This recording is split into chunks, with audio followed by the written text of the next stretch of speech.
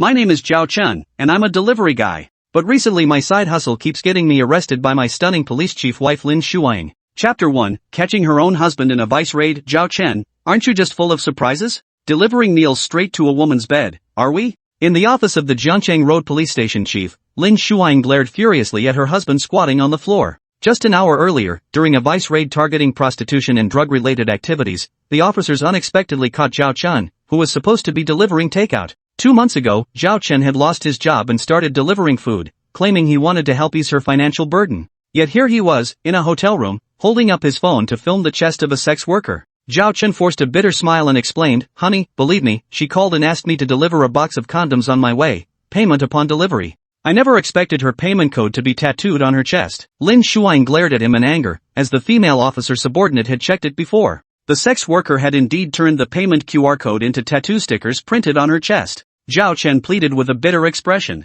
"Honey, I'm one of the victims too. You can't possibly detain me for 48 hours like interrogating a criminal suspect, can you?" Lin Shuang sneered and questioned. "Yesterday when we were catching a thief, you rode an electric bike carrying the thief and fled while resisting arrest, causing my colleague to get injured. You explained that the thief had a critically ill father and needed to see him one last time. Then what about today? You were busted again during the prostitution raid. Isn't it a bit too much of a coincidence?" "Heh, I'm just a delivery guy after all. When the system assigns an order, I gotta deliver it. Plus, I wanted to help share some of your burden, you know?" Zhao Chen grinned broadly. He and his wife were desk mates in high school, and after graduation, they met again and developed into a romantic couple. After marriage, Zhao Chen was deeply grateful to the Lin family for never looking down on his ordinary background and always strived to prove himself. After losing his job, he resolutely started delivering takeout. The night before last, Zhao Chen accidentally activated the Divine Detective check-in system. The system refreshes daily check-in locations based on criminal activities within a 100-mile radius. Just arrive at the scene and sign in to receive a basic reward chest, which may randomly contain money, skills, or special items.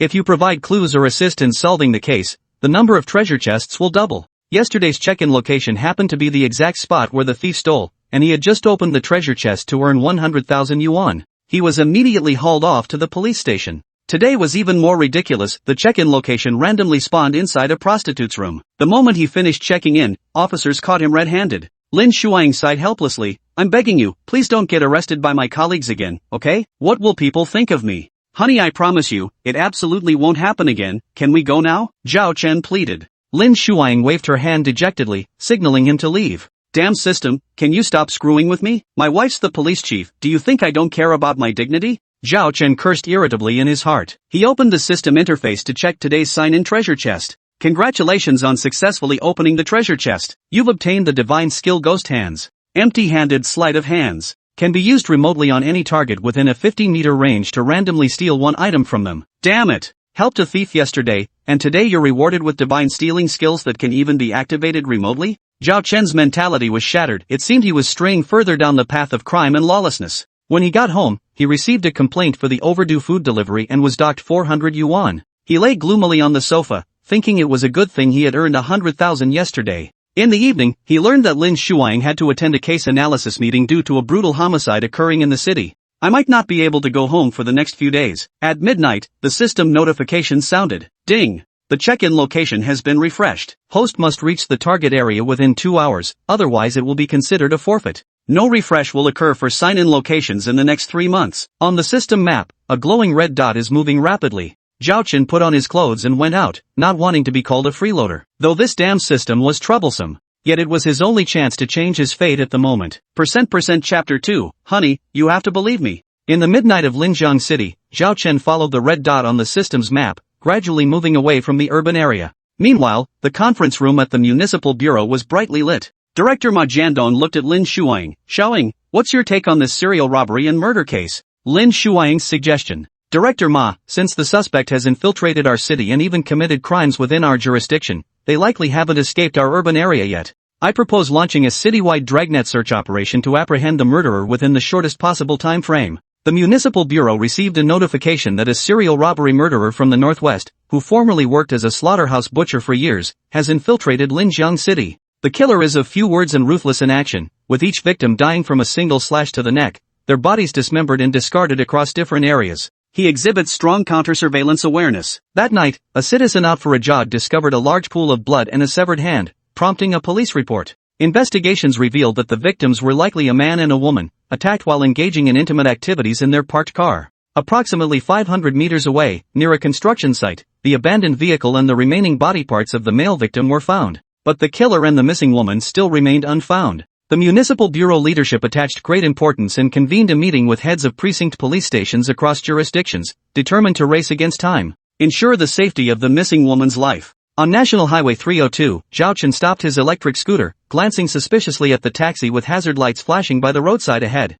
He suspected the check-in location was in the taxi. When he arrived, he saw a figure dragging a heavy suitcase out of the car and disappearing into the orchard. Zhao Chen curiously approached the taxi and glanced through the window. The next second, he was scared half to death by what he saw. A middle-aged man was seen hunched over the steering wheel in pain, clutching his stomach tightly. Seeing someone outside the vehicle, the middle-aged man tremblingly extended his blood-covered left hand. "Damn it, you fucking system, are you kidding me?" Zhao Chen was terrified only on his third check-in and already stumbling upon a murder case. He pulled open the car door, frantically checking the driver's injuries, and said nervously, "Master, hold on, I'll call an ambulance for you first, then I'll help you call the police." He thought to himself, if he could provide his wife with critical clues, he'd both earn more treasure chests and help her solve the case, killing two birds with one stone. "Thank you." The driver struggled to utter two words before lying completely still. Zhao Chen took out his phone, photographed the license plate number and the driver's condition, and immediately sent them to Lin Shuang. He was worried his wife would be too busy, so he called her again.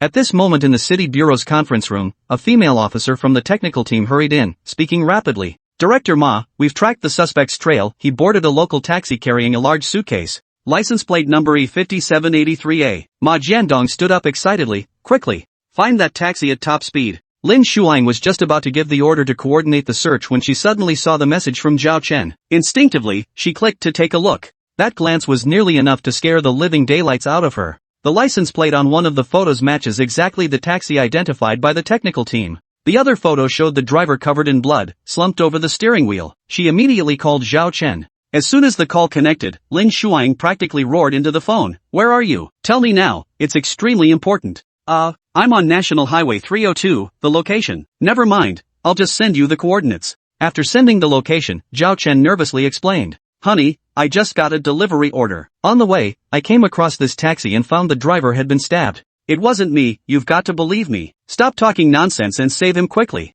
The ambulance will take at least 20 minutes to arrive. I don't know first aid, what should I do?" Zhao Chen asked with a bitter smile. "By the way, I also saw someone dragging a suitcase sneaking into the nearby orchard. He might be the murderer. Do you want to send someone over to investigate?" Percent in the conference room, all eyes turned to Lin Shuang. She hastily said to Ma Jiandong, "Chief Ma, the suspect's location has been identified, 800 meters ahead of the gas station on National Highway 302. He has already entered the orchard by the roadside. I request immediate police dispatch to search and apprehend him." Ma Jiandong asked in shock, "Where did this news come from? Is it accurate?" "Very accurate, except..." Lin Shuang instantly choked up with guilt, fearing to admit that it was her husband who discovered it while delivering a late-night errand order. "No one will believe this." In urgent circumstances, Ma Jiandong roared, "Just what? Spit it out." Chapter 3. Don't accuse me of something I didn't do. Lin Shuang took a deep breath and explained clearly, "Chief Ma, the information came from my husband. He's a delivery driver who spotted the taxi involved in the case while running an errand. He just sent photos of the scene to my phone." She then showed Ma Jiandong the two images sent by Zhao Chen. After confirming the information was accurate, Ma Jiandong immediately issued orders. He directed nearby police stations to deploy officers and conduct an urgent search of the target area. As for why Lin Shuang's husband had ventured out of the city in the middle of the night to run errands, it became an oversight unconsciously overlooked by everyone. Lin Shuang breathed a silent sigh of relief and immediately called the station to dispatch officers for backup. She then tried calling Zhao Chen to remind him to stay safe, but no one answered. Could he be out trying to catch the killer himself? A sense of foreboding made Lin Shuang's heart race. She immediately boarded a vehicle from the municipal bureau and rushed to the crime scene.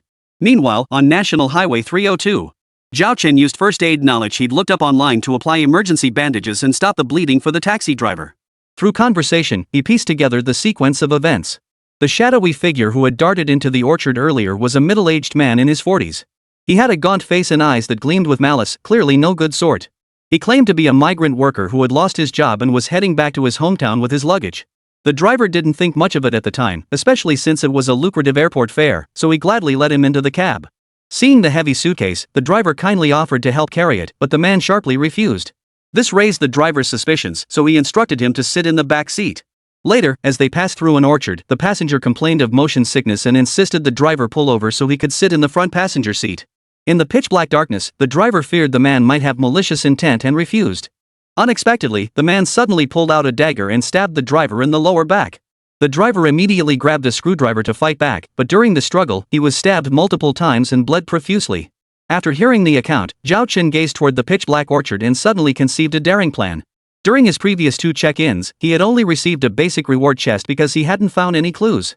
This time, however, he was dealing with a deliberate assault case with a clear direction for pursuit. If he could catch the perpetrator, wouldn't he be rewarded with dozens of treasure chests? Even if it wasn't for the reward, helping his wife solve the case would be a major achievement.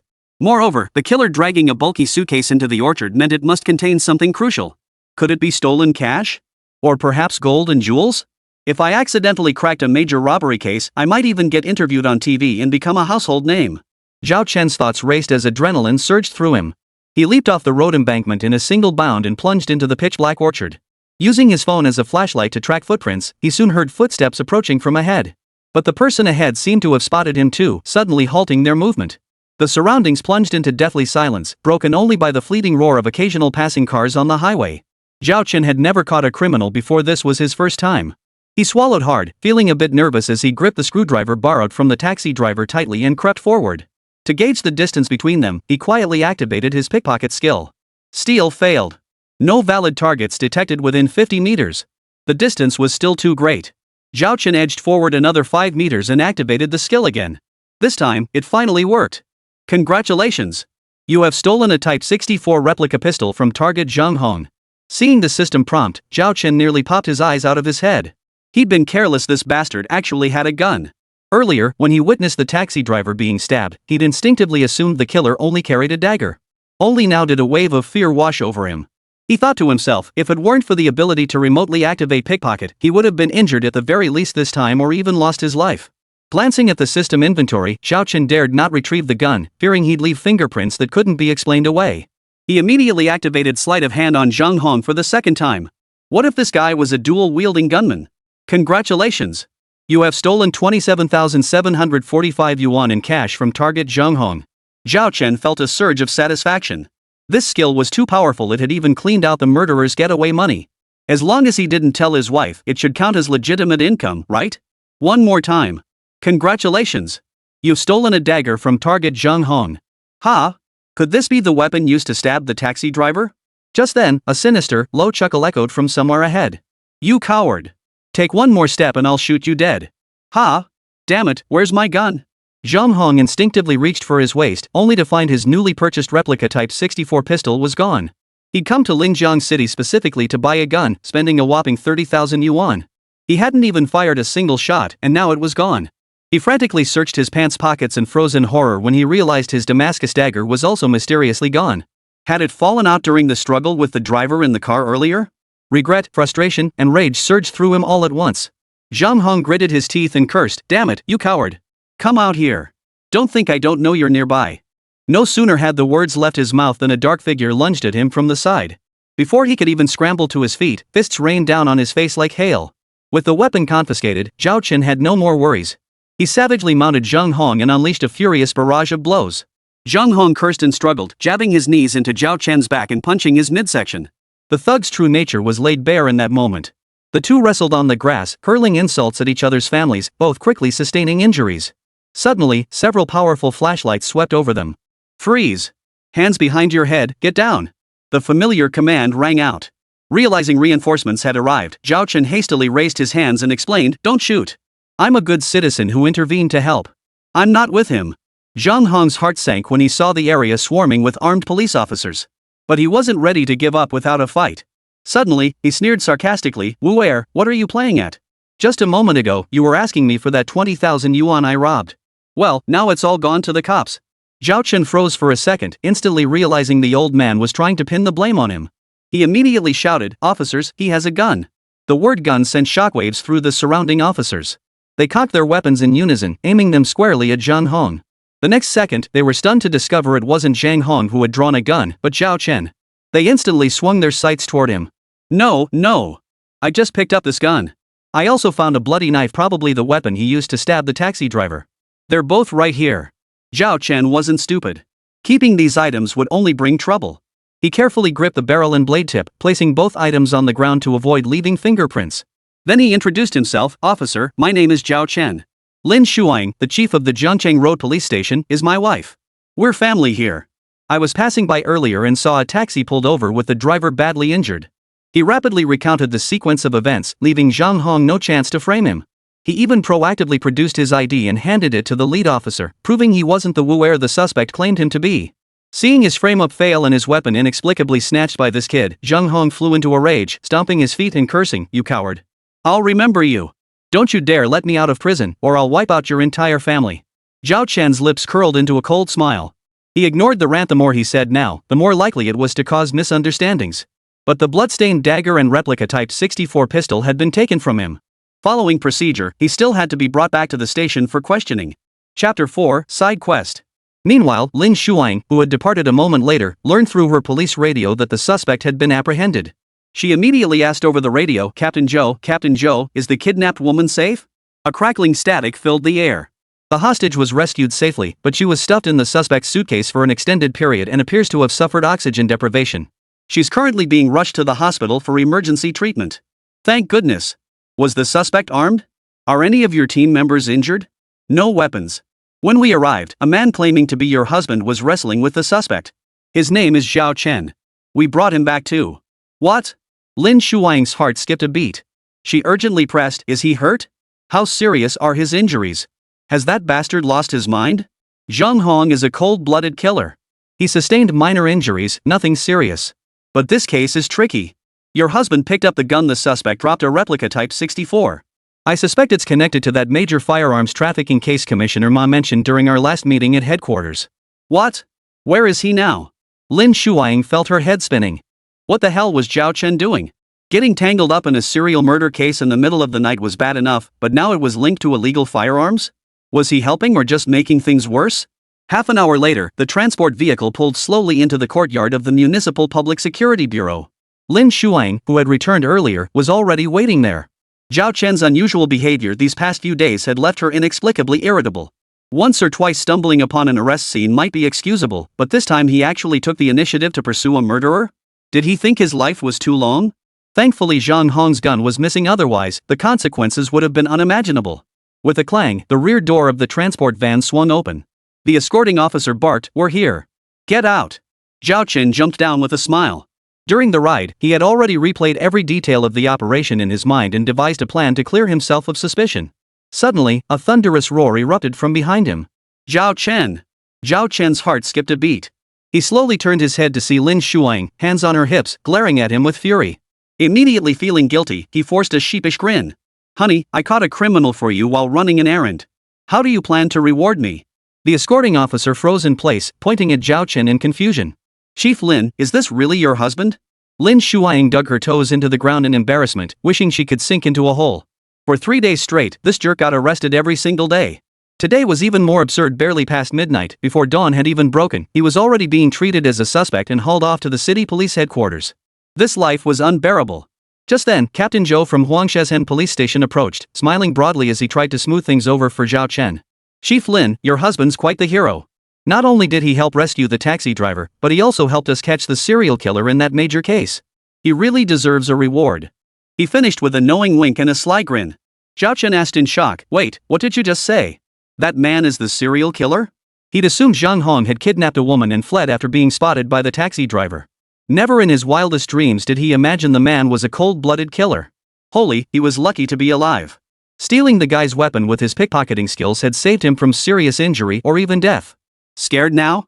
Lin Shuang angrily tugged his ear and whispered, "Spill it. What were you doing on National Highway 302 in the middle of the night?" Years of police experience told her something fishy was definitely going on. National Highway 302 passed through only a few villages along the way, making it completely unsuitable for delivery runs. Moreover, no one would be willing to pay dozens of dollars in delivery fees for takeout. What was most suspicious was that this guy wasn't even wearing a delivery uniform. Zhao Chen sighed with feigned hurt. "Oh, honey, you've got it all wrong. I made dinner for you this evening, waiting for you to come home. But you said there was a major case, that a special task force needed to be set up, and you wouldn't be back for days. I just didn't want you to overwork yourself and ruin your health." I heard an old man in Kyoto village raises some hens over 3 years old, so I went to buy two to stew a pot of soup overnight. I plan to bring it to you first thing tomorrow morning. Never imagined I'd run into a taxi driver getting stabbed on the way. Right then, I thought, my wife is the most beautiful cop in Linjiang, I can't let her down. So I charged into the orchard on impulse and got into a fight with that old guy. Lin Shuang chuckled softly, giving him a reproachful glare. I appreciate the thought, but you can't be so reckless next time, you know? What if that guy still had his gun? You could have been in real danger. Her husband's tender concern struck the softest spot in her heart, instantly dispelling all her doubts. Zhao Chen nodded repeatedly, chuckling as he offered more reassurance, but inside he was secretly gloating. He had already prepared his story during the drive to the police station, knowing full well this was exactly what his wife would fall for. After a brief statement, he successfully cleared his name and was free to go home. Lin Shuang walked him to the entrance of the bureau compound and urged, "Go home and rest. The bureau will be interrogating Zheng Hong through the night and investigating the gun's origin, so I might have to stay here tonight." "Ha? Leaving me alone in an empty house again?" Zhao Chen sighed with a wry smile. "Take care of yourself, then. Grab some sleep when you can, don't wear yourself out. I'll make you a pot of chicken soup at home. It'll be ready when you get back." "Got it. You go home now." A contented smile spread across Lin Shuang's lips as she turned back to her work. Zhao Chen didn't rush off. Not only had he assisted the police in solving the case, but he'd personally apprehended Zheng Hong. He hadn't even checked his system rewards yet. "Congratulations on successful check-in. You have obtained a basic reward chest X1. Participated in emergency rescue during this check-in, contribution plus 20. Discovered escaped criminal Zheng Hong during this check-in, contribution plus 50. Rescued kidnapped woman Zhang Lin during this check-in, contribution plus 50. Participated in apprehending Zheng Hong during this check-in, contribution plus 100. Final settlement reward, 220 contribution points. Redeemable for 22 reward chests or in-game items at the store. Ding! Your contribution points have exceeded 100, successfully unlocking the store feature. Ding! Congratulations on triggering the side quest, destroy the illegal gun workshop. Mission details, locate the hidden gun-making den within the city and check in at the location. No new check-in locations will spawn until this side quest is completed. A flurry of system rewards left Zhao Chen overjoyed. 22 system chests were already substantial, but he never expected to unlock the shop feature and receive a side quest on top of that. He hurriedly opened the shop interface to check it out, only to have his face darken instantly. Damn it, what a ripoff! The cheapest item, the Eye of Insight, cost 100 contribution points equivalent to 10 treasure chests. Other items like X-ray glasses and cloaks of invisibility cost several hundred contribution points. It was practically robbery. Forget it. Better open the chests first. Zhao Chen immediately exchanged for 12 treasure chests, saving 100 contribution points for emergencies, then launched into rapid tap mode. Chest opened successfully. Congratulations on winning a cash reward of 5,000 yuan. Chest opened successfully. Congratulations on winning a cash reward of 80,000 yuan. Chest opened successfully. Congratulations on obtaining the rare item Paralyzing Spear. Chest opened successfully. Congratulations on winning a cash reward of 11,000 yuan. After opening 12 chests in a row, he only got one special item. Zhao Chen couldn't help but curse under his breath, then quickly checked the item. Snowball of Stasis, within a 100-meter range, remotely fires a stasis snowball at any target. The immobilized target enters a state of time suspension, completely unaware of external surroundings. Duration, 30 minutes. Note, after firing, the snow gun enters a recharge state and cannot be used again for 24 hours. Holy crap, this damn thing is practically a pedophile stream weapon. After reading the item description, Zhao Chen's eyes widened in disbelief as he mentally cursed. Plunging the target into a state of time stopped unconsciousness, completely unaware of the outside world. Wouldn't that mean you could do whatever you wanted? Though half an hour felt a bit short to him, it'd likely be plenty for most other guys. This damn system really knows how to stir up trouble.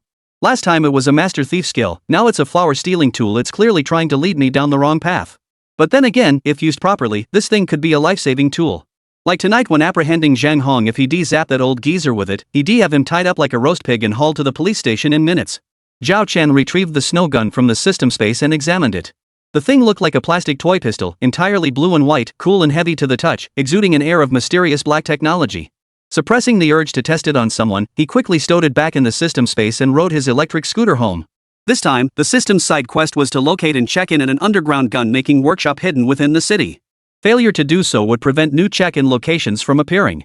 The problem was, he'd never heard of any illegal gun-making dens in Linjiang City before. Fortunately, this didn't stump him. His wife had just mentioned interrogating Zheng Hong overnight to investigate the gun's origin. Perhaps he could coax some useful clues out of her. Early the next morning, Zhao Chen bought a butchered free-range chicken at the market. He returned home, cut it into small pieces, added seasonings, and simmered it over low heat for over 2 hours.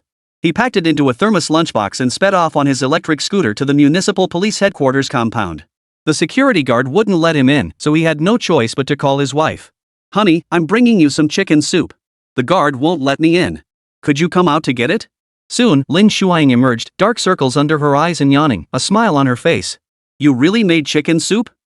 It smells so good. Did you interrogate him all night?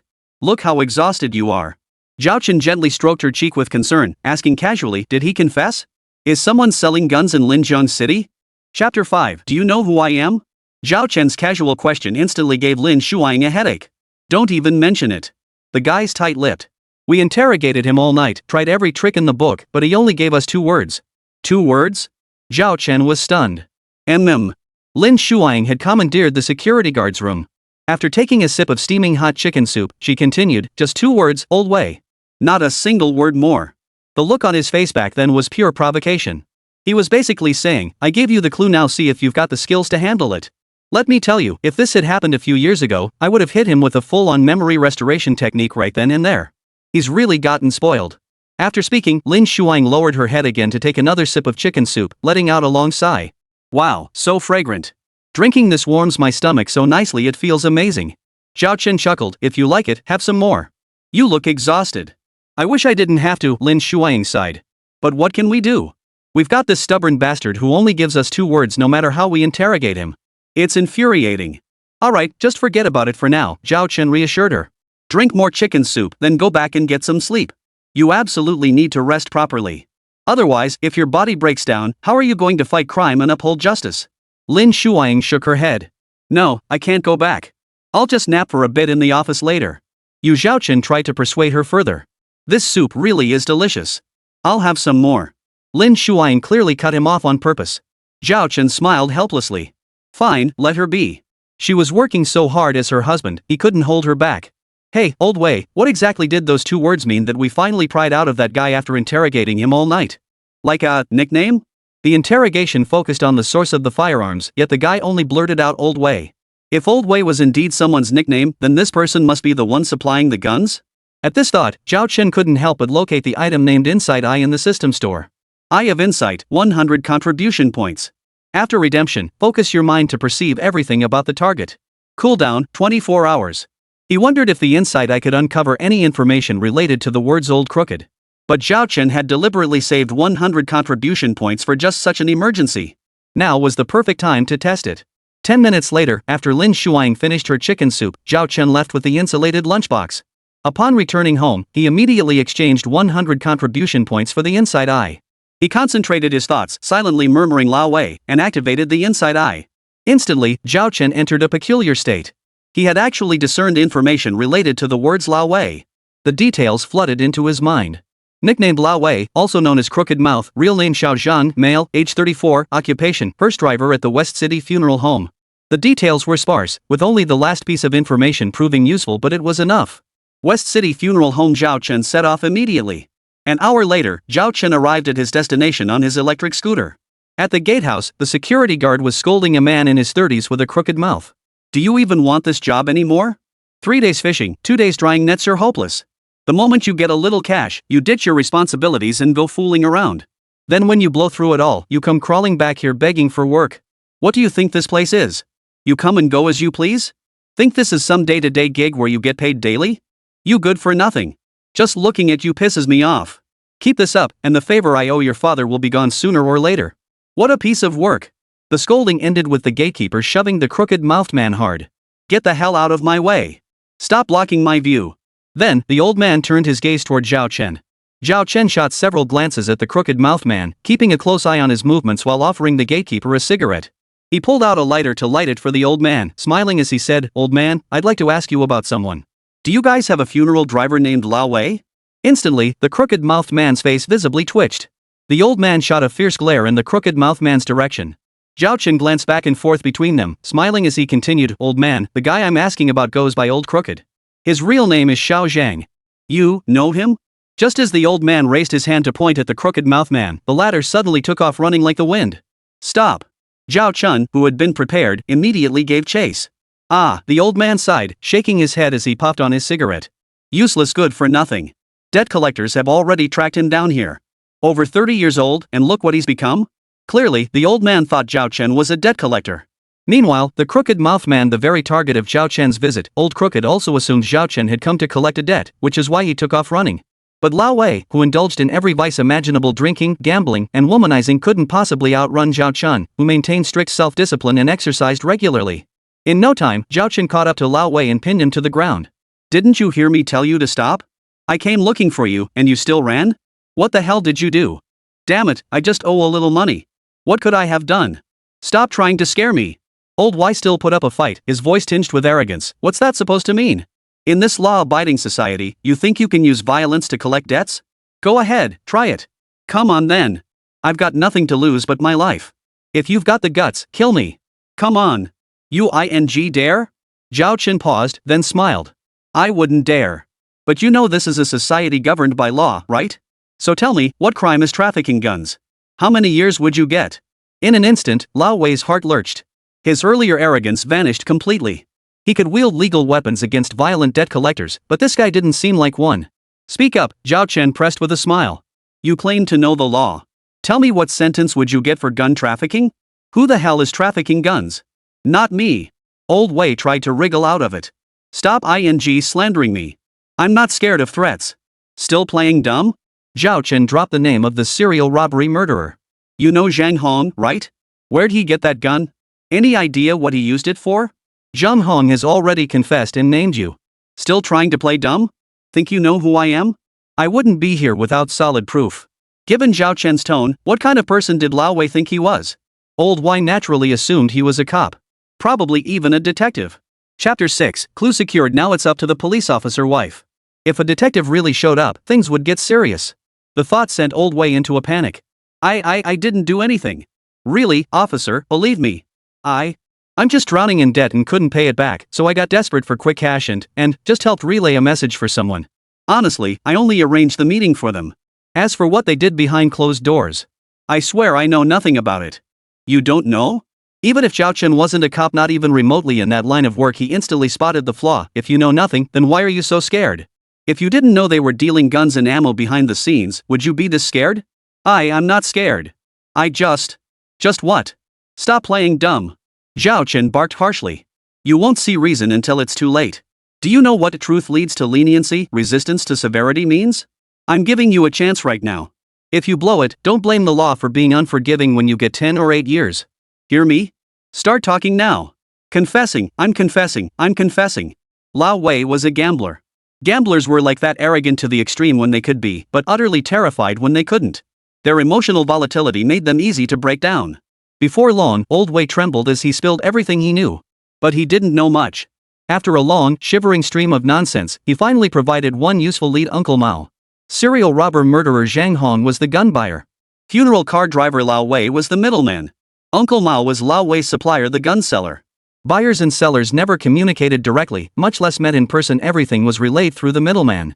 For Zhang Hong's Type 64 replica pistol plus 6 rounds of ammunition, Zhang Hong paid 30,000 yuan. Lao Wei handed 18,000 yuan to the seller, Uncle Mao, and would later take a 10% cut, an 1,800 yuan commission. First pocket 12,000 yuan, then earn another 1,800. It was indeed easy money. But Zhao Chen had no interest in this, nor was it any of his business. Now he had to find this Uncle Mao. According to Lao Wei's account, this so-called Uncle Mao was the night watchman at the funeral home Lu Damao. The night watchman only worked after dark, and Lao Wei didn't know where Lu Damao lived, so Zhao Chen had no choice but to wait until evening. That evening, Lin Shuang was working overtime at the police station again and hadn't gone home. Zhao Chen didn't need to explain anything. He went straight to the funeral home, found the night watchman Lu Damao, and immediately used his pickpocketing skill. Congratulations! You have stolen a cell phone from target Lu Damu. Congratulations! You have stolen a key to the funeral home employee locker from target Lu Damiao. A locker? Zhao Chen paused briefly before immediately searching for it. It didn't take long to find it. Using the key, Zhao Chen opened the locker and found 2 pistols wrapped in oil paper along with 2 boxes of ammunition. Perfect. This confirmed it. Lu Damia was the key to uncovering the city's hidden gun-making operation. Then he could check in and claim his rewards. Ugh, forget about checking in and claiming rewards. Helping his wife solve the case was the most important thing. Right, time to pull out now. He'd find an opportunity later to pass the clues to his police officer wife, leaving the rest to her. After all, the police had far greater manpower and investigative reach than he did. Continuing this solo investigation was downright dangerous, and progress was too slow. It was time to cut his losses and leave. But just as he was about to leave. Damn it! Where the hell is my phone? Lu Damao's voice suddenly echoed. Zhao Chen jolted upright and hurriedly ducked into a nearby room. No, not a room. It was the morgue. Lu Damiao was the night watchman at the funeral home, and his area of activity was precisely these nearby morgue rooms. Fortunately, the mortuary's storage area differed from a hospital morgue. As far as Zhao Chen could see, rows of refrigerated cabinets lined the space.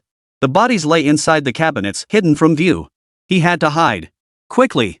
Scanning the area, Zhao Chen spotted a pile of boxes in the corner, a possible hiding spot.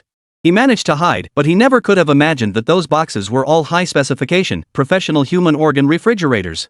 Shortly after evading Lu Damao and leaving the funeral home, one of those boxes was taken away. Soon after, a freshly harvested heart was placed inside. The next day, Zhao Chen prepared a feast, waiting for Lin Shuang to come home for dinner. He did wait for her return, but Lin Shuang came home looking gloomy and preoccupied with work troubles, with no appetite whatsoever. No appetite? Zhao Chen picked up on her words immediately. Still fretting over that gun source issue? Yeah. Lin Shuang splashed water on her face and sat down at the dining table. Looking at the feast spread before her, she admitted frankly that Zhang Hong really is stubborn as a mule. He's as thick-skinned as a dead pig in boiling water. All he keeps repeating is old way.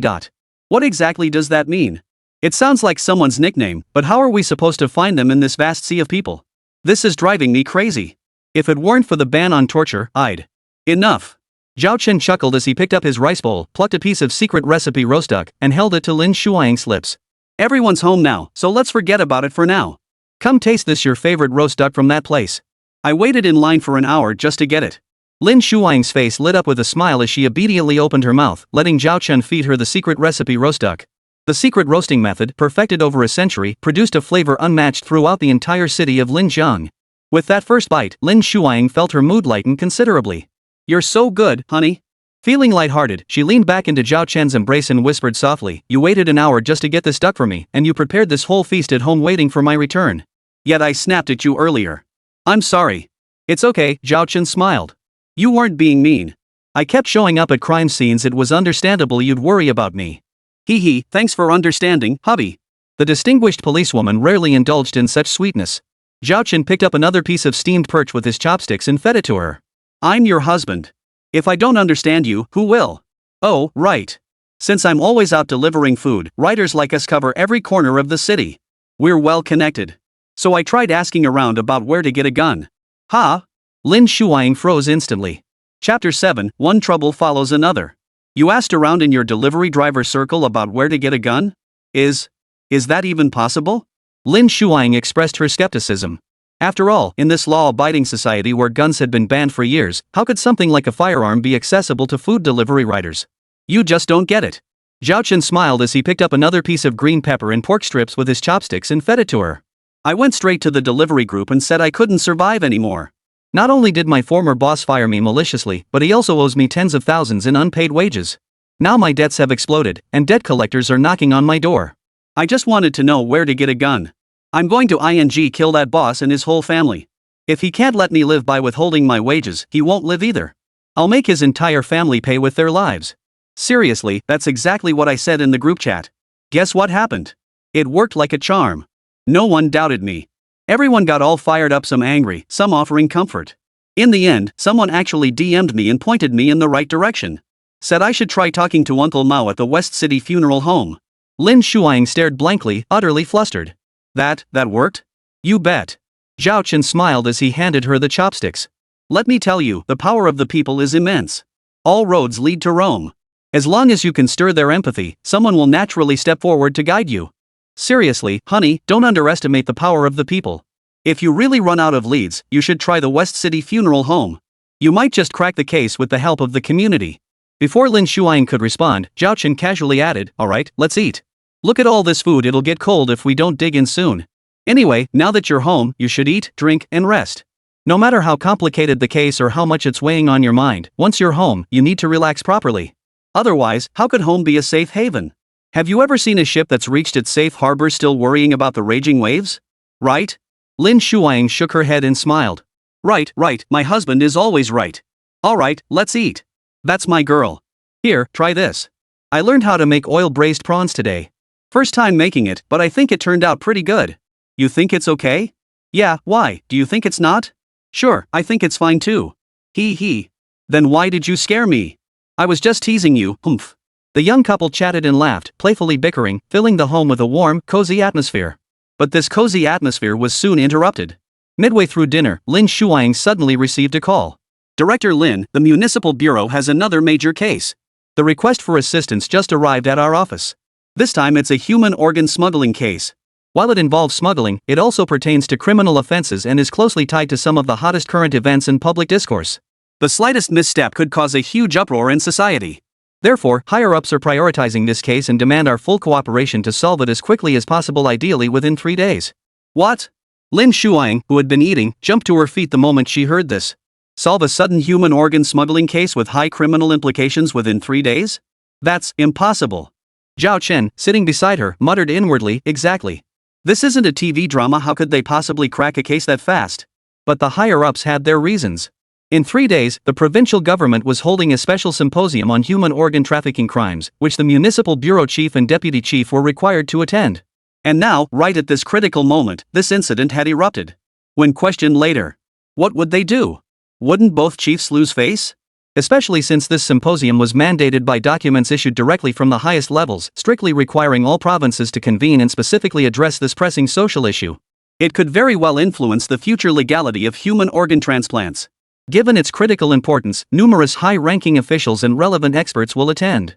If the 2 bureau chiefs were to be mentioned in connection with this sudden case during the symposium, it would be. Sigh. After hearing all this over the phone, Lin Shuang couldn't help but sigh. Alright, I understand. I'll head back to the station immediately to convene an emergency meeting and discuss this thoroughly. With that, she hung up and turned to Zhao Chen with a look of helplessness. Zhao Chen greeted her with a smile. It's fine, honey. Don't worry about me. I'm not a 3-year-old. I'll be just fine at home alone. But you haven't eaten much yet. Finish your meal quickly. I'll go downstairs and get the car ready. I'll drive you there myself. You can catch some shut-eye in the car, at least rest your mind so you can work better later. Lin Shuang felt a wave of warmth wash over her, but also a deep pang of guilt. I'm sorry, honey. It's fine, no need to apologize. As a police officer, your work comes first. How could I, as your husband, not support you in your job? Zhao Chen said as he picked up the car keys. I'll head out first. Honey, just come downstairs and wait at the community gate. The entrance was right downstairs, and driving to the Jiangcheng Road police station would take them past it anyway. However, exiting the underground garage required a detour, so Zhao Chen was doing this to save Lin Shuang some time so she could eat a bit more. Lin Shuang felt utterly touched. While worrying about Zhao Chen, she couldn't help but smile softly. Marrying this man had truly been worth it. Back when they married, she hadn't accepted a single cent in dowry. Instead, she'd even contributed a wedding home as her dowry. Many relatives had called her foolish, saying she was doing charity work, rushing into it as if she were unmarriageable. But now, reality proved she hadn't misjudged him at all. 10 minutes later, Lin Shuang descended the stairs and slid into the car. Zhao Chen floored the accelerator, speeding toward the Jiangcheng Road police station. Why'd you come down so fast? I told you to eat a few more bites. You never listen. There wasn't enough time, Lin Shuang pouted, indulging in a rare moment of petulance. The station called again just 2 minutes after you left, urging me to hurry. They even sent a bunch of photos and related documents for me to review immediately. Ugh. Alright, I won't bother you anymore. Drive carefully, safety comes first no matter how rushed we are. I'll start reviewing the materials now. Lin Shuang took a deep breath after speaking, then began carefully examining the photos and materials on her phone. Zhao Chen shook his head, helpless. What else could he do? He could only offer his unwavering support. He hoped his detective check-in system would become increasingly useful. With a man like him, equipped with such a system, backing her up, what major, critical, or unsolved case could she possibly fail to crack? Suddenly, Lin Shuang frowned as she stared intently at one photo on her phone.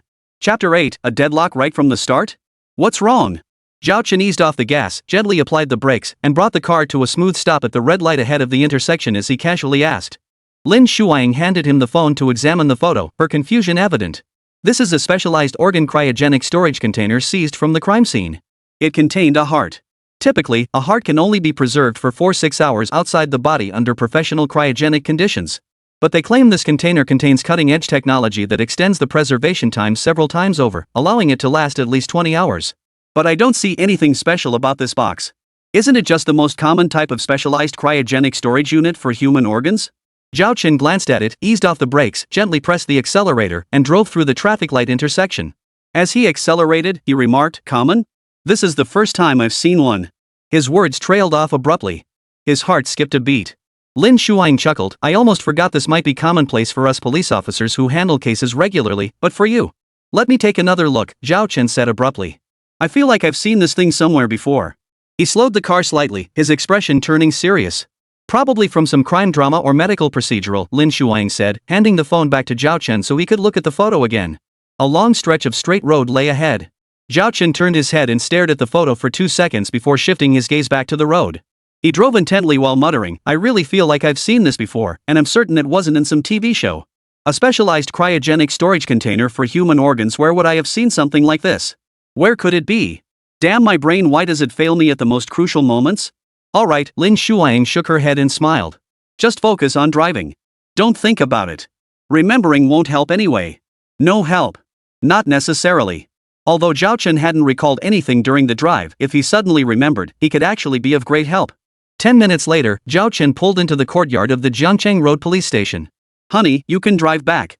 I'll just take a taxi later," Lin Shuang said thoughtfully as she got out of the car. "It's fine." Zhao Chen got out immediately. "I'll walk back. Might as well try to remember where I saw that box before." "Oh, you," Lin Shuang sighed with a helpless smile. "Fine, I'm going in now. Drive carefully on your way back." "Car keys." Zhao Chen tossed them over. Lin Shuang caught the keys, waved goodbye, then turned and jogged into the office building. Soon after, Zhao Chen left the police station and walked along the road, facing the evening breeze. He walked the entire way, racking his brains and thinking hard. Meanwhile, Lin Shuang had just arrived at her office when she called an emergency meeting. "Chief Lin, should I begin?" "Yes, begin." "Alright, I'll start by detailing the full circumstances of the case." At 1:14 a.m. this morning, a traffic accident occurred on North-South Middle Road. One driver died instantly, another was critically injured and unconscious. A passerby called the police. When traffic officers arrived, the critically injured driver had regained consciousness and was staggering away, clutching a box. Seeing the officers, he became visibly panicked. Something was clearly off. The responding officers immediately recognized the box as a professional organ transport cooler. The man flatly denied it, blatantly lying to the officers. Suspecting something was amiss, the officers seized the box and arranged for specialized analysis. Before the results came back, the man fled, claiming it had nothing to do with him and that he was just a delivery driver. "Was he driving a truck?" the head of the second criminal investigation team suddenly asked. The officer explaining the case shook his head. "No, it was just an ordinary sedan. He called himself a delivery driver because the heart inside that box was the cargo. Someone was waiting for him to deliver it for a heart transplant." Hearing this, everyone present frowned. After a few seconds of silence, the officer continued, "But he only claimed to be a driver. He knew the box contained a heart and that someone was waiting for it to save their life. Beyond that, he claimed to know nothing else." It's worth noting that he said he knew it was a heart because his boss told him. The boss wanted him to understand the cargo's value, to be extremely careful, and to never delay the delivery, otherwise it could cost someone their life. The boss he mentioned is actually the client. They've never met in person. He gets hired for deliveries when there's work, and when there isn't, he drives an unlicensed taxi. At this point, the captain of Criminal Investigation Unit 3 spoke up. "So he was essentially an unlicensed taxi driver?" "Correct," the officer replied. "An unlicensed driver who moonlights as a courier."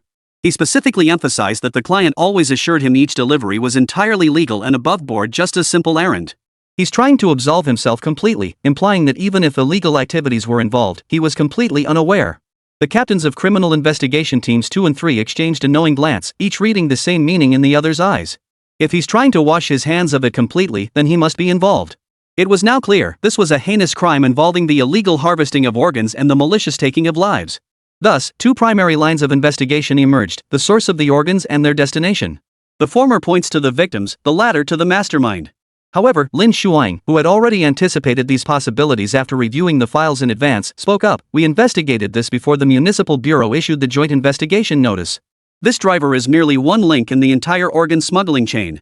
In short, he received the cargo from the previous driver and delivered it to the next one. This layered handoff significantly complicates our investigation. Clearly, the mastermind behind this is extremely cautious and meticulous. Currently, the driver who ended up in our custody due to an accident claims he didn't notice the previous driver's license plate or appearance. Given it was nighttime and he was in a hurry, the reason at least sounds plausible. He also stated the client only provided the delivery address, with no information about the next driver. He himself had no prior knowledge of the previous driver's details before receiving the cargo. This seems credible, further highlighting the mastermind's meticulous planning. The entire smuggling operation is intricately interconnected, leaving no room for error. So now that this driver has run into trouble, it's highly likely the mastermind knew about it immediately and took remedial measures. Which means the previous driver is most likely already on the run or in hiding, and we have no leads to track him down. Chapter 9, Squad Leader Yi Qingfan. As for the next driver, we have absolutely no leads. We can't track down the victim, nor can we track down the mastermind. It's as if both leads have been cut off. And we still have to solve the case within 3 days. What do we do? Alright, everyone, share your thoughts. As Lin Shuang finished speaking, the room fell silent. After all, Lin Shuang had stated both leads were dead ends. Where could they possibly start? How could anyone offer suggestions now? You can't make a silk purse out of a sow's ear, and right now it felt like they didn't even have a direction. How could they proceed? But this large group couldn't just sit there staring blankly. Finally, the second squad leader broke the silence. I think we still need to focus on the driver. After all, he likely knows something but is withholding it from us. We need to find a way to get him to talk. As soon as the second captain finished speaking, the third captain chimed in. Getting a breakthrough from this driver assumes he actually knows something. But the problem is, he might have already spilled everything he knows. With their tightly knit smuggling operation, a driver like him probably doesn't know much beyond his own role. At most, he knows the box contained organs. He knows he's breaking the law but chose to take the risk anyway. After all, fortune favors the bold. But while he seeks wealth, the mastermind behind this seeks both wealth and stability. The safest approach is to ensure every driver in the smuggling chain remains ignorant of their predecessors or successors. That way, even if one driver gets caught, it won't implicate the others. That's exactly why we're stuck in this deadlock now. That may be true, Deputy Captain Air interjected, but we have to try, right? Right, Lin Shuang nodded. We definitely have to try, but don't forget we're only assisting. That driver isn't in our custody. The Municipal Bureau is surely already working on ways to get him to talk. Then what about us? What can we do now? How can we alleviate the Municipal Bureau's burden and aim to crack this case within 3 days? Solve the case in 3 days. Those words plunged the conference room into silence once more, for under the current circumstances, solving the case within 3 days was virtually impossible. Who wouldn't be frustrated? Sigh, if only Captain E were here, someone murmured softly. Hearing this, the second team leader shook his head with a bitter smile. Don't even think about it. Her father passed away. She's been at the funeral home these past few days. Even if the sky fell, she couldn't come. Team leader 3 added, yeah, she and her dad were estranged for nearly a decade. Now he's suddenly gone. Sigh, what can you say? She simply can't be here right now. Of course she couldn't come. Did Lin Shuang not understand Captain Yi Qingfan's situation? If she could have come, Lin Shuang wouldn't be so troubled and anxious right now. After all, squad leader Yi Qingfan's capabilities were. Suddenly, Lin Shuang's heart skipped a beat. She asked, which funeral home is Qingfan at? Squad leader 2 looked puzzled. Director Lin, why are you suddenly asking about this? Lin Shuang's abrupt question stemmed from the word funeral home, jolting her memory of something Zhao Chen had mentioned earlier. West City Funeral Home, Uncle Mao?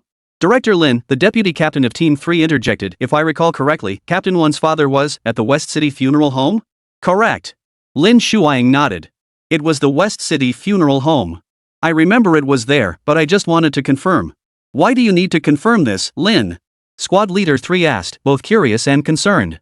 Oh my god, you're not seriously going to drag Squad Leader 1 back to help, are you? While she is exceptionally capable, she's currently at the funeral home mourning her father. After a decade of estrangement that kept them apart, their reunion was only to be separated by death. Perhaps we should not disturb her?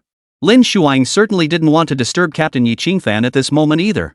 But with the meeting at a standstill and everyone stuck in silence, unable to come up with any solutions, she couldn't help but consider trying Zhao Chen's suggestion to see if they could trace the source of the firearm used in the other case. After all, that was another major case weighing heavily on her, causing immense pressure and headaches. If they could truly find something at that funeral home, it would lighten her load considerably. In any case, just a few minutes later, the police chief herself dialed Yi Qingfan's number. After a few words of comfort, she got straight to the point. Qingfan, I hate to bother you for help at a time like this. I know it's not right, but since you happen to be at that West City funeral home, could you just, if you have a moment, could you just take a look and see if there's someone there named Uncle Mao? Please? Qingfan, please, I'm begging you. I'll make it up to you later, I promise. Will you do it? Uncle Mao? On the other end, Yi Qingfan, dressed in mourning attire and standing alone by his father's altar, furrowed his brow slightly before asking, are you referring to Lu Damao, the night watchman at this funeral home? Lin Shuang looked stunned.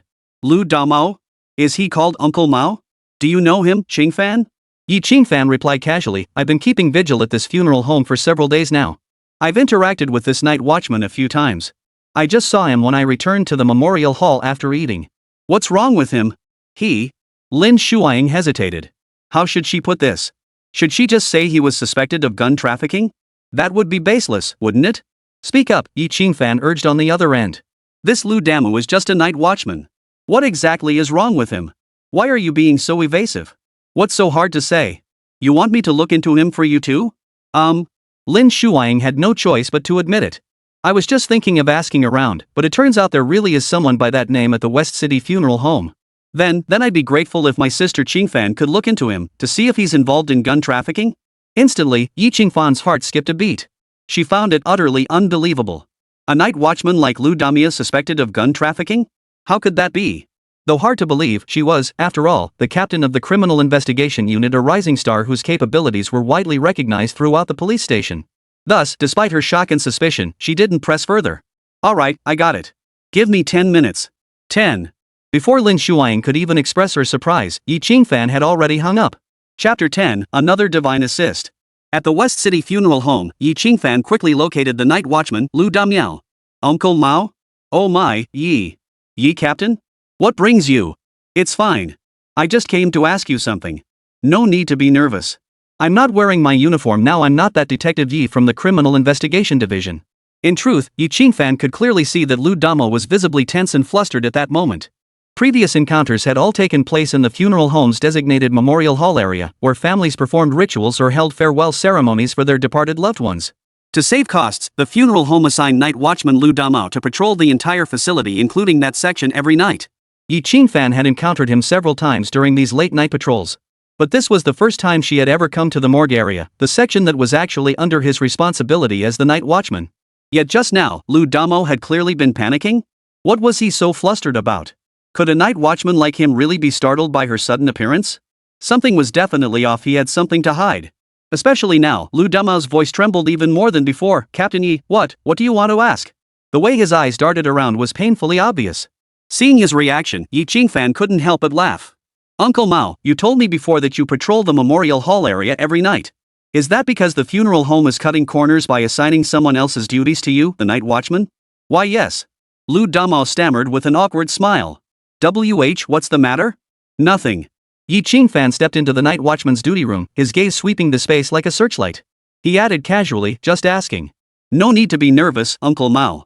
I've been guarding my father's memorial hall for days now. It's so boring and stifling, so I came out to walk around, look around, and find someone to chat with. Uncle Mao, you're doing all this work alone. The funeral home is exploiting you like this. Haven't you ever thought about suing them? Ha? That watch looks expensive. Is it a Rolex? No way. Lu Damo suddenly lunged forward, snatching the Rolex from beside the drawer and frantically covered it up. It's worthless, absolutely worthless. Someone like me couldn't possibly afford a Rolex. Captain Yi, don't joke like that. Yi Qingfan smiled without comment. After all, how could she possibly mistake a Rolex? Night watchmen like Lu Damiao actually earned decent wages. After all, not just anyone could handle a job like his. It required guts and connections. All these factors meant the monthly pay easily reached tens of thousands. Even she, Yi Qingfan, couldn't match that.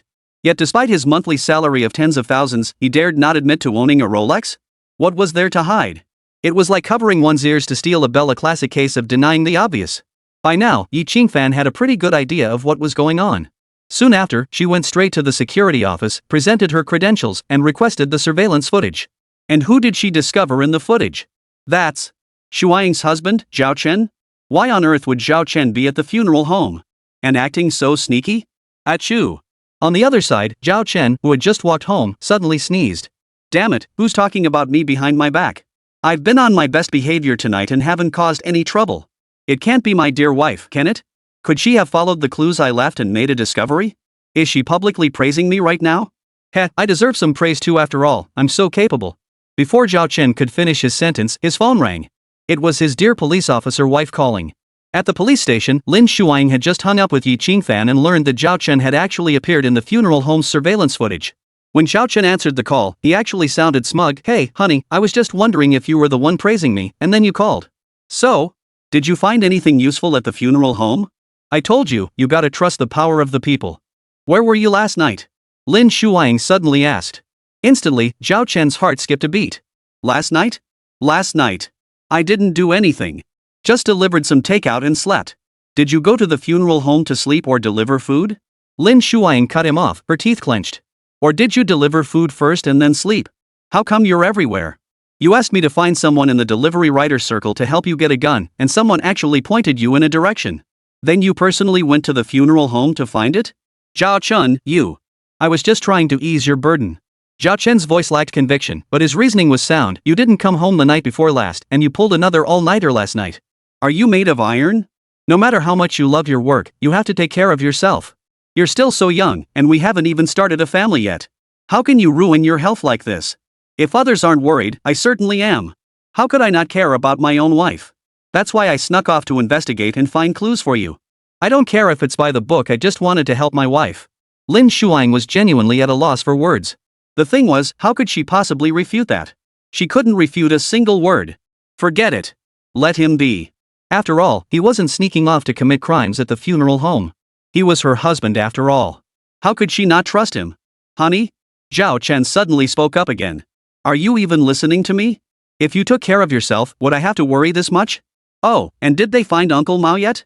Is he really the gun dealer? Does that mean we've traced the source of the firearms? Lin Shuang shook her head and smiled. Don't worry about it. You're not allowed to do this anymore. I know you mean well, but you always drag me into this. Fine, I promise there won't be a next time. I'll listen to my wife. Is that okay? Zhao Chen said this, but how could there not be a next time? For now, they'd only guided the police to the gun seller, Lu Dumao. The actual gun-making workshop remained undiscovered, the final piece of the puzzle. Just as he was about to hang up, he suddenly slapped his thigh. Damn it, I remember now. Honey, wait. Don't hang up yet. Remember when I mentioned seeing that box before? The one for human organs? I remember where I saw it. Lin Shuang hadn't taken it seriously at first. After all, just because her husband had seen that kind of box didn't mean anything, right? But the next second. At the funeral home. I saw that kind of box at the West City funeral home. In that instant, Lin Shuang's heart skipped a beat. The West City funeral home? Could this be a coincidence? Chapter 11, The Clash of Good and Evil. Lin Shuang's brows gradually furrowed as she murmured softly, a funeral home? A specialized organ freezer? Both appearing together? It seems unlikely. Of course it's unreasonable, Zhao Chen said gravely. What kind of place is a funeral home? And what about a specialized human organ freezer? Under normal circumstances, how could these two things possibly appear together? Even in legitimate organ donation, shouldn't the organs be retrieved at the hospital while the donor is still alive? Would they really wait until the body is already at the funeral home? If that's the case, it can only be described as unethical and illegal, something that can't see the light of day. Isn't that illegal organ harvesting that takes lives?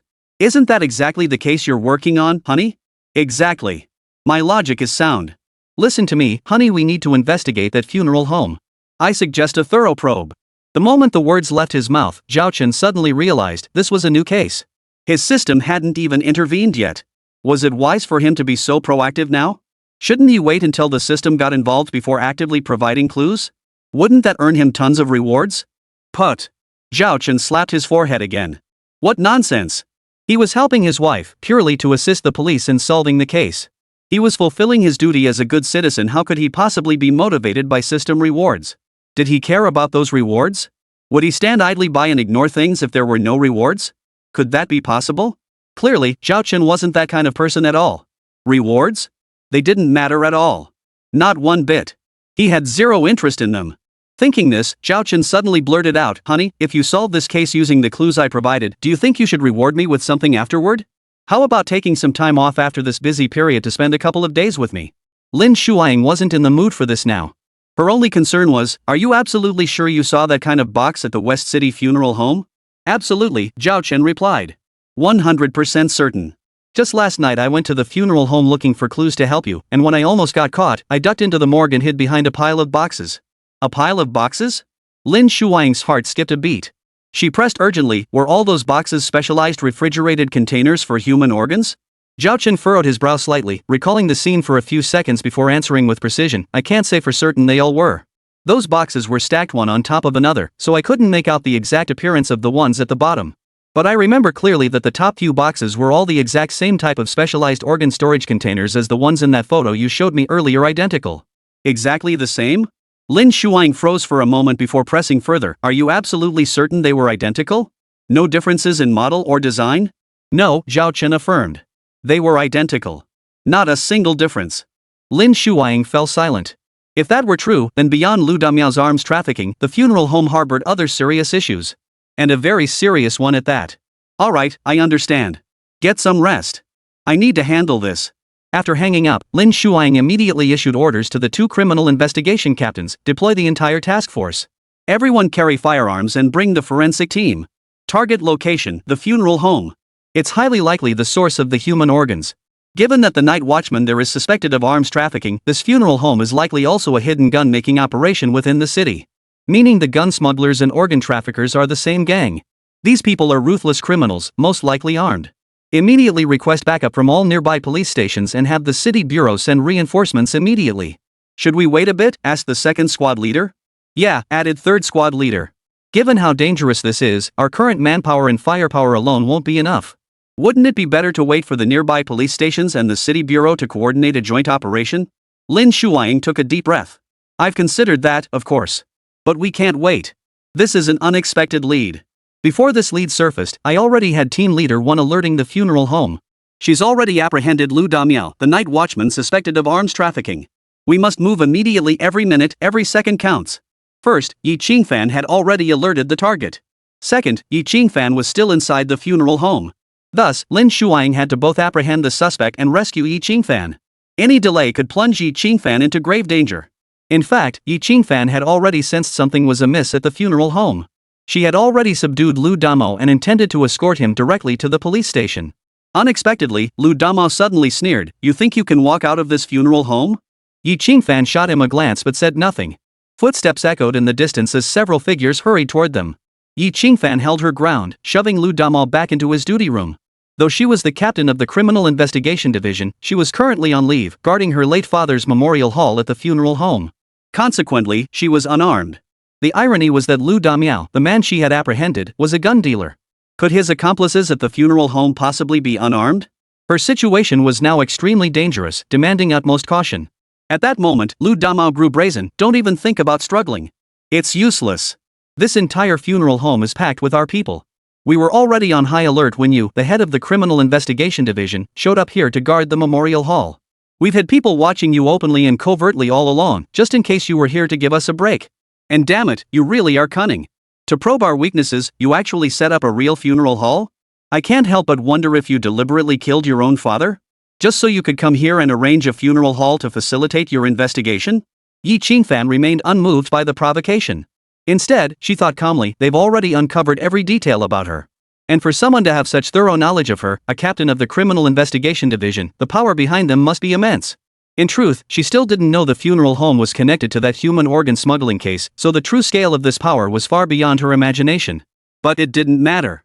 At least for Yi Qingfan, it made no difference. After all, she was Yi Qingfan, the legendary figure of the police force. Hadn't she always ventured into danger alone? And hadn't she always emerged unscathed? This time would be no different except. Chapter 12, the system that preys on chaos. This time might be slightly different. Because at that moment, Zhao Chen suddenly heard the system notification sound at home. Ding! Hidden check-in task triggered.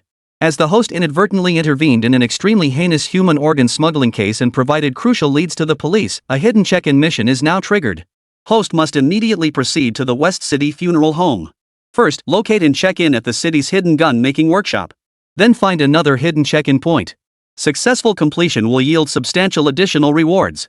If the host fails to complete the mission before police solve the case, both the original check-in task and the hidden mission will be deemed failed. As punishment, no new check-in locations will be refreshed for the next 2 months.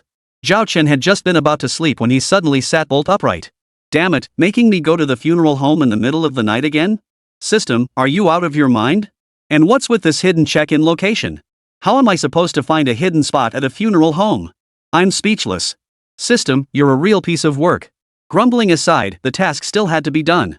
After all, the rewards were generous. Just think about his previous job at that crappy company, working his ass off day in and day out, getting bossed around and yelled at by his superiors, only to earn peanuts in the end? Last time, he'd snagged nearly 100,000 yuan from those system reward chests. Wasn't this way better than working like a slave at that company? Not to mention, divine tier skills like sleight of hand were priceless. And what about that rare item, the immobilizing spear, or the insightful eye he'd exchanged for in the system shop? Could you buy those with money? So now he really had no choice, he had to keep that damn system happy. Soon, Zhao Chen headed downstairs and hopped on his electric scooter. Why not just take a cab? Riding this e-scooter probably won't get me there in time. My wife should already be on her way. I need to hurry and get moving. Yeah, take a cab. We'll get reimbursed by the wife later. A cab would cost $30 at most and he'd reimburse it. But this time, he really did come through in a pinch. When he arrived at the funeral home by taxi, he had barely stepped out when gunshots rang out. Bang! The gunshot echoed through the night, deafeningly loud. Clearly, Yi Qingfan was already locked in combat with those men inside. Wait, Yi Qingfan wasn't holding a gun. The other side had opened fire, and Yi Qingfan was relying on his agile movements to weave through the funeral home, evading the relentless pursuit of those vicious criminals. She had even employed a flanking maneuver, suddenly leaping out for close combat and taking down 2 of them outright. But the enemy had superior numbers and firearms. Taking out 2 by surprise was already her limit. She still hadn't managed to seize a gun. If she'd been even a second slower, she would have died. How could she have snatched a gun? Holy? Zhao Chen froze in place for 2 seconds, hesitating. Given the current situation, should he go in? He had the god-tier skill Thief's Touch and the rare item Stun Gun, but would that be enough? Damn it, shots were already being fired inside. Was this something he could get involved in? Especially since his immobilizing gun could only be used once, followed by a 24-hour cooldown. That would leave him with only Thief's Touch. Its range was 50 meters, and he could only use it 3 times on the same target. Meanwhile, a single bullet from the enemy could end his life. No, I can't go in. No matter how tempting the rewards, I have to prioritize staying alive right now. I can't act recklessly. Quick, call my wife. She needs to come over immediately. Hey, honey, where are you? There's a major incident at the funeral home. A gunfight broke out. Why haven't you guys taken action? I didn't see any police cars at the entrance. At the police station, Lin Shuang had no intention of answering Zhao Chen's call. All the officers dispatched had been blocked on the road, and she was already frantic. But she accidentally pressed the answer button instead of hang up. The moment she heard the call, she froze. The funeral home? Gunfight? Zhao Chen, where are you? Where am I? I told you there's a gunfight at the funeral home. Where else could I be? Honey, don't ask questions. Just send reinforcements over immediately. Zhao Chen, are you trying to get yourself killed? What the hell are you doing at a funeral home in the middle of the night? Didn't I tell you to get some sleep? You. Bang. This time, Lin Shuang could even hear the gunfire echoing from inside the funeral home through the phone. Instantly, she grasped the gravity of the situation. She no longer cared why Zhao Chen was caught in a funeral home shootout. What should we do? Qingfan is still inside the funeral home. No wonder she hasn't answered my calls. She must be in danger right now. Our people are blocked on the roads. Multiple lanes have sudden chain reaction accidents. Police cars can't get through, and there's no time to escape. Zhao Chen, you. Lin Shuang had intended to ask Zhao Chen if he could think of a solution, but the words died on her lips as she realized that even she, the chief of the police station, was helpless. What could Zhao Chen, an ordinary civilian, possibly do? What did you say? Qingfan is inside? You mean your best friend and head of the Criminal Investigation Division, Yi Qingfan? Zhao Chen asked, his voice filled with shock. Lin Shuang remained silent. She was too frantic with worry for Yi Qingfan, desperately trying to think of a solution, to even register what Zhao Chen was saying on the other end. After waiting several seconds for a response, Zhao Chen hung up the phone. Then, the system voice activated. Ding. Detecting host intent to risk personal safety. Considering host's weakened condition, a life-saving option is now offered. Invisibility cloak, shop item. Required contribution points, 450. Host may now redeem this item by borrowing triple the contribution points. The cloak will be reclaimed afterward until the host repays 5 times the contribution points, including interest. Shall the host proceed with the exchange? The system's voice faded, leaving Zhao Chen utterly baffled. Initially, he'd been genuinely excited, thinking this system was remarkably considerate. Little did he expect. Damn it! The system wants him to overdraw 3 times his contribution points just for an early exchange? And then repay 5 times the amount with interest?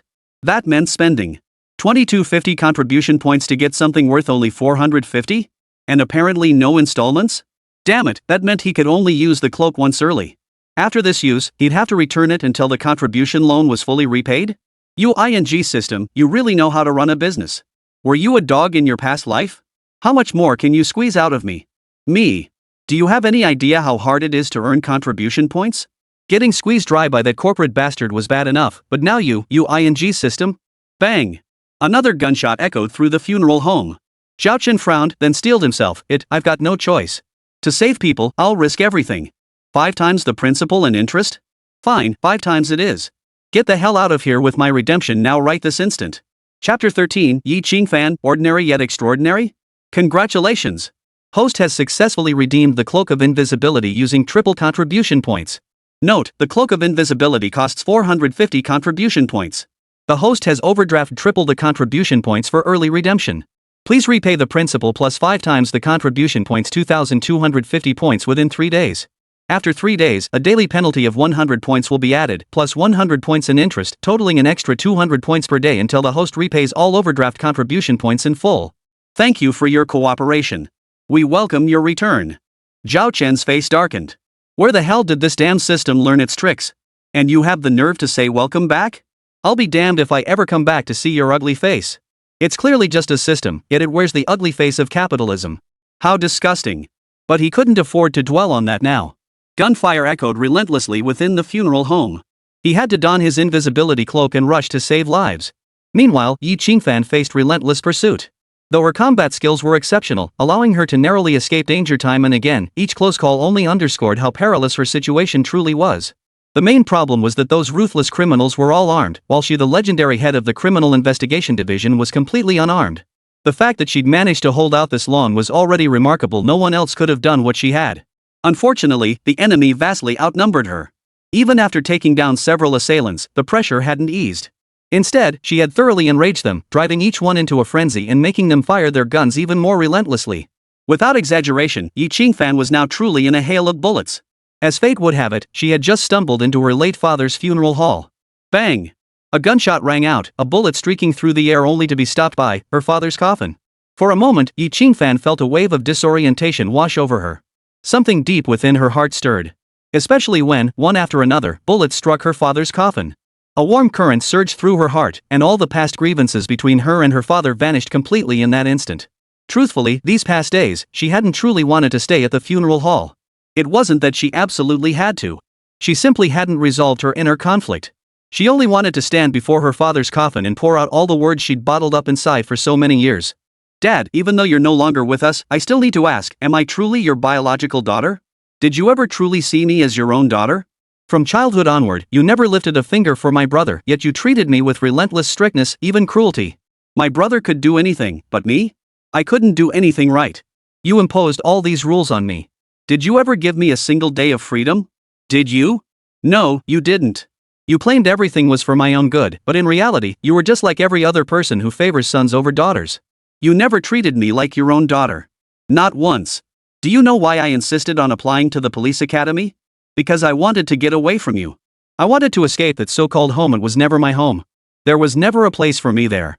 All I could think was, once I became a cop, you'd never control me again. The more you tried to stop me, the further down this path I'd go. I wanted to show every single one of you that I could prove myself on my own without relying on any of you. Now I've succeeded. I've carved out my own place in the world and successfully cut ties with all of you. At such a young age, with 2 bars and 2 stars, I'm already a second-class police superintendent. Do you know what it means to be a second-class superintendent at my age? Do you have any idea how hard I've had to work? 7 third-class meritorious service awards, 4 second-class, 2 first-class plus 5 second-class collective awards and 3 first-class collective honors. Every single one of these I earned with my life. Time and again, I survived death's door because I gritted my teeth and told myself, I cannot lose. I cannot die. Yi Qingfan will make every single one of you see just how exceptional I truly am. Outstanding. In truth, Yi Qingfan wasn't merely outstanding, she was a legend in the police force.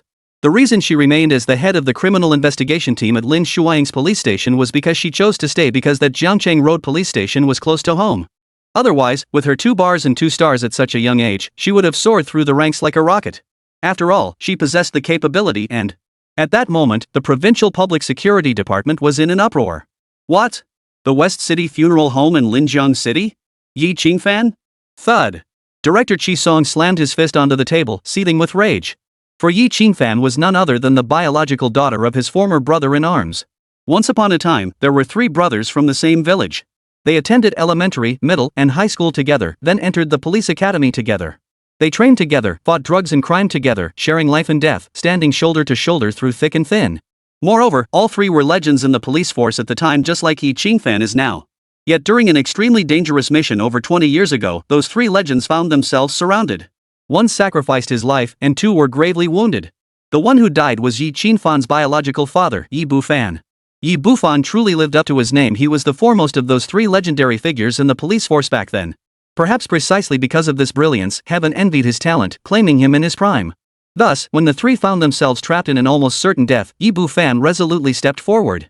He single-handedly drew the enemy's fire, buying his two brothers a sliver of hope for survival. This is an order. I command you two to break through the encirclement and deliver the intelligence back while I draw their fire. Survival isn't important. I know you two aren't afraid of death, just like me. But what matters is the intelligence. This intelligence will allow us to wipe out the world's third-ranked transnational crime syndicate in one fell swoop. Understand? Now, execute the order. I entrust my unborn daughter to you both. I've even chosen her name. I call myself unparalleled, always striving to be number one. Perhaps I truly did reach the top, but in the end, I was too conspicuous. That's why I named her Yi Qingfan. I don't need her to be outstanding in the future. I only hope she lives safely. Tell her later that her father has already fought for all the glory she should have, made all the contributions she should have, and even sacrificed my life for the people and the nation. Let her embrace ordinary life, approach everything with a calm heart, and not be as sharp and outspoken as I was. Besides, I've already failed this family and her mother. Her mother has lost far too much. She absolutely cannot lose her too. Whatever happens, I beg you both don't let my daughter follow my path. This is Yi Bufan's final request. It is a request and also my dying wish. Chapter 14, Clash of Good and Evil, Confrontation at the Memorial Hall. Yi Bufan's final wish. His two brothers were doing everything in their power to fulfill it. Back in the day, the legendary trio of police officers Yi Bufan, Qi Song, and Yi Haisheng faced a deadly ambush. The eldest drew the fire and ultimately sacrificed himself. The second and third brothers managed to break through, but both were gravely wounded, especially the third. Third brother Yi Haisheng took 4 bullets. His life was truly snatched back from the jaws of death. After recovering, Yi Haisheng developed severe post-traumatic stress disorder and voluntarily requested retirement. Later, through unknown channels, news leaked out. An 83-year-old head nurse at the hospital learned of Yi Bufan's sacrifice. While gossiping about it, she was overheard by Yi Bufan's wife, who happened to be passing by. Struck by the sudden devastating news, the heavily pregnant woman already 10 months along suffered a sudden surge of emotion that overwhelmed her. She fainted on the spot. She nearly lost the baby. It nearly cost both their lives. Later, though both mother and child survived, Yi Bufan's wife suffered severe psychological trauma. The shock of learning her husband's death just as she was about to give birth was devastating. It took her a full 3 years of intensive therapy to gradually recover. During those 3 years, the child, Yi Qingfan, was cared for by Yi Haisheng and his wife. Once Yi Qingfan's birth mother finally recovered mentally, she refused to stay in the place that held such painful memories. She left for a foreign country and has not returned to this day. In truth, both Qi Song and Yi Haisheng understood her resentment toward Yi Bufan, her anger that he had abandoned this family, that he had abandoned her. She was not at fault, nor was Yi Bufan. Caught between family and country, who would choose such a path? Yi Bufan didn't want it either, but he had no choice. His very name meant extraordinary, and having chosen that path, he was bound to fulfill his duties to the utmost. The result was that his daughter, Yi Qingfan, lost her father before she was even born. After her birth, she barely spent any time with her biological mother and gradually became a child of Yi Haisheng's household. Thus, Yi Haisheng treated her with strictness and meticulous demands, not out of favoritism, but from an overwhelming desire to protect her. Conversely, Yi Haisheng neglected his own son, the one Yi Qingfan referred to as her brother. Now, that son spent his days aimlessly, wasting away with no prospects for the future. For this, Yi Haisheng faced constant reproach from his wife. How could he show such favoritism? How could he pour all his attention into Yi Qingfan while neglecting his own son? Yet his response remained constant: my life was given to me by her father. Without him, you wouldn't even see me here today. Do you know how much I wish it had been me who sacrificed myself back then? Yi Haisheng's wife was understanding. Whenever she heard this, she would simply fall silent. In truth, she treated Yi Qingfan, her adopted daughter, exceptionally well. While Yi Haisheng was strict and demanding at home, it was this adoptive mother who provided Yi Qingfan with the warmth and tenderness she craved from a family. Had Yi Haisheng not repeatedly blocked her and insisted on keeping it secret, she would have told Yi Qingfan the truth long ago. Yi Haisheng had concealed those matters from Yi Qingfan all this time because he didn't want the girl to feel even a shred of guilt. He'd rather she hate him for the rest of her life. Thus, on his deathbed, Yi Haisheng's final wish was, never, never, never tell her. Before he could finish the sentence, Yi Haisheng drew his last breath. His wife wept inconsolably, then for the first time since Yi Qingfan's birth, she sternly commanded her daughter, you must come back. You must return to mourn your father in mourning clothes and guard his funeral hall. You must personally see him off on his final journey. You must. Deep into the night, gunshots echoed through the funeral home, bullets relentlessly striking Yi Haixing's coffin. Hidden behind the coffin, Yi Qingfan's delicate brows furrowed in complex thoughts. Though she didn't know who was responsible, she silently murmured, "Dad, are you protecting me, your disobedient daughter who never listened to you? Cease fire." Outside the memorial hall, a man with a vicious scar across his face suddenly ordered the shooting to stop. Damn it, still not stopping? Can't you see the bullets are hitting the coffin? What the hell, do you have unlimited ammo? Is it free or something? Move. Everyone, follow me inside. Not a single man under the scarred man's command stirred. Follow you inside? Then you damn well better lead the way. You think we're stupid? With all of us surrounding him, how many has the Yi Qingfan already taken out? Hell no, I'm not walking in front. Damn it. The scarred man yanked someone by the collar and kicked them into the memorial hall. Still not moving? Can't I even command you anymore? You lot, get in there too. So many of us, guns and all, what the hell are you scared of? A lanky guy tried to reason, "Hey, boss, maybe we should pull out. This isn't worth it." "Yeah," chimed in another man with a face full of fleshy rolls. "Most of it's already destroyed anyway. It's time. If we don't leave now, it might be too late." Too late? The scarred man glared fiercely. What the hell do you mean too late? She destroyed this entire base by herself. Do you have any idea how much we're losing because of this? And do you know who she is? I just got word she's Yi Bufan's daughter. That's why she has to die tonight. In that instant, everyone around the scarred man felt a chill run through their bones. Yi Bufan's daughter? Yi Bufan, the foremost of those three legendary figures in the police force over 20 years ago? In an instant, the atmosphere in the room shifted sharply, becoming oppressive and suffocating. It was as if the very mention of Yi Bufan's name had touched upon some forbidden taboo, causing people to involuntarily reveal fierce, menacing glances in their eyes. Behind the coffin, Yi Qingfan stared in shock and confusion. Yi Bufan? What are these people talking about? What Yi Bufan? Who is Yi Bufan? She had never heard the name Yi Bufan before, yet at that moment, she could distinctly sense the killing intent from those outside growing even more intense. Seconds later, the group stormed into the funeral hall, guns drawn. "Yi Qingfan, you come out here. You're dead today, no matter what. There's no escaping it. Damn it, the higher-ups gave a death order. If you don't die, we'll die when we get back. So we have to take you out before we leave, just because you're Yi Bufan's daughter." Bang! A sudden deafening crack echoed as the coffin lid at the back of the funeral hall abruptly shifted.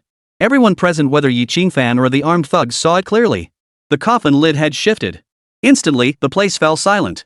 The atmosphere turned utterly eerie. Yi Qingfan, stunned, couldn't help but think, "Dad, are you showing your presence? Did they say I'm Yi Bufan's daughter, making you so anxious you had to jump out of the coffin?" The scarred leader among the thugs regained his composure and gritted his teeth. "Bull. Playing ghost tricks? Yi Qingfan, you think this scares me? Listen up, I'm not some pushover." Smack! A sharp crack echoed as Zhao Chen, cloaked in invisibility, arrived just in time and delivered a resounding slap to the scarred man's face. Chapter 15, You're forcing me to show my true power? In that instant, the scarred man was utterly stunned. Who the hell is hitting me? Who the hell is it? You better show your face. Damn you for playing ghost tricks. I've got a gun in my hand. Smack! Another sharp crack echoed as the scarred man took another slap. Instantly, everyone under his command scrambled backward, frantically retreating from the memorial tablet on the altar table in the spirit hall. The scarred man felt a chill run down his spine, his entire body stiffening in place. The first blow had stunned him, but the second brought him back to a jarring clarity. He'd been struck out of thin air.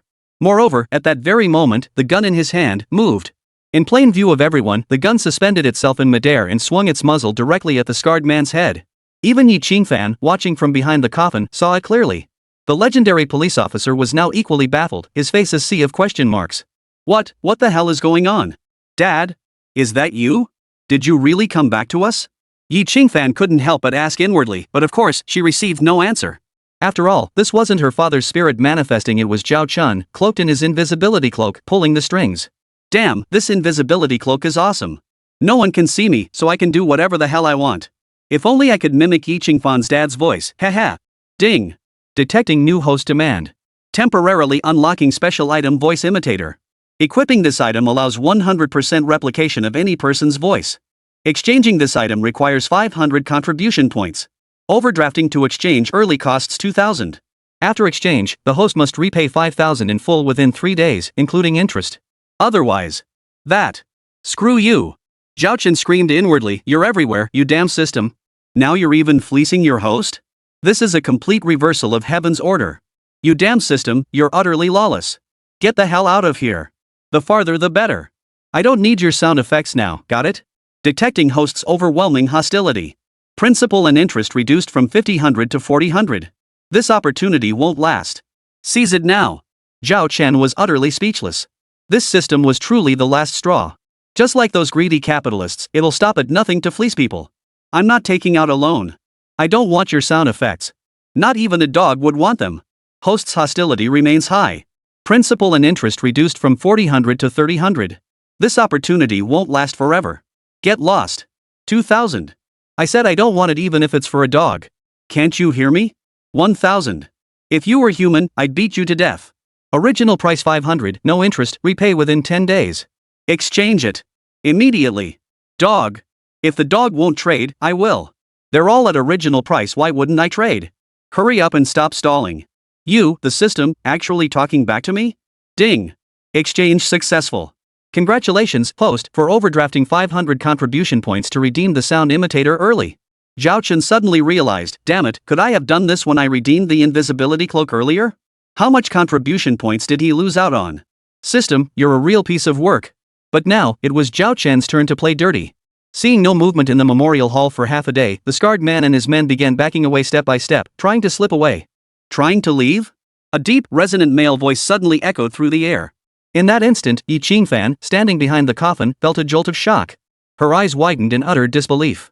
It was her father's voice. It was truly the voice of her father, Yi Haishang. The scarred man turned ashen, sweat pouring down his face, his soul nearly leaving his body. Especially when Zhao Chen, using the newly acquired sound-mimicking device, continued, you tried to kill my daughter in my own funeral hall, and now you think you can just walk away? I didn't enjoy much happiness in life, and now I can't even rest in peace after death. Look what you've done to my coffin. Bullet holes everywhere. Don't you understand the importance of respecting the dead? This is outrageous. Zhao Chen suddenly roared, instantly terrifying the scarred man into falling to his knees.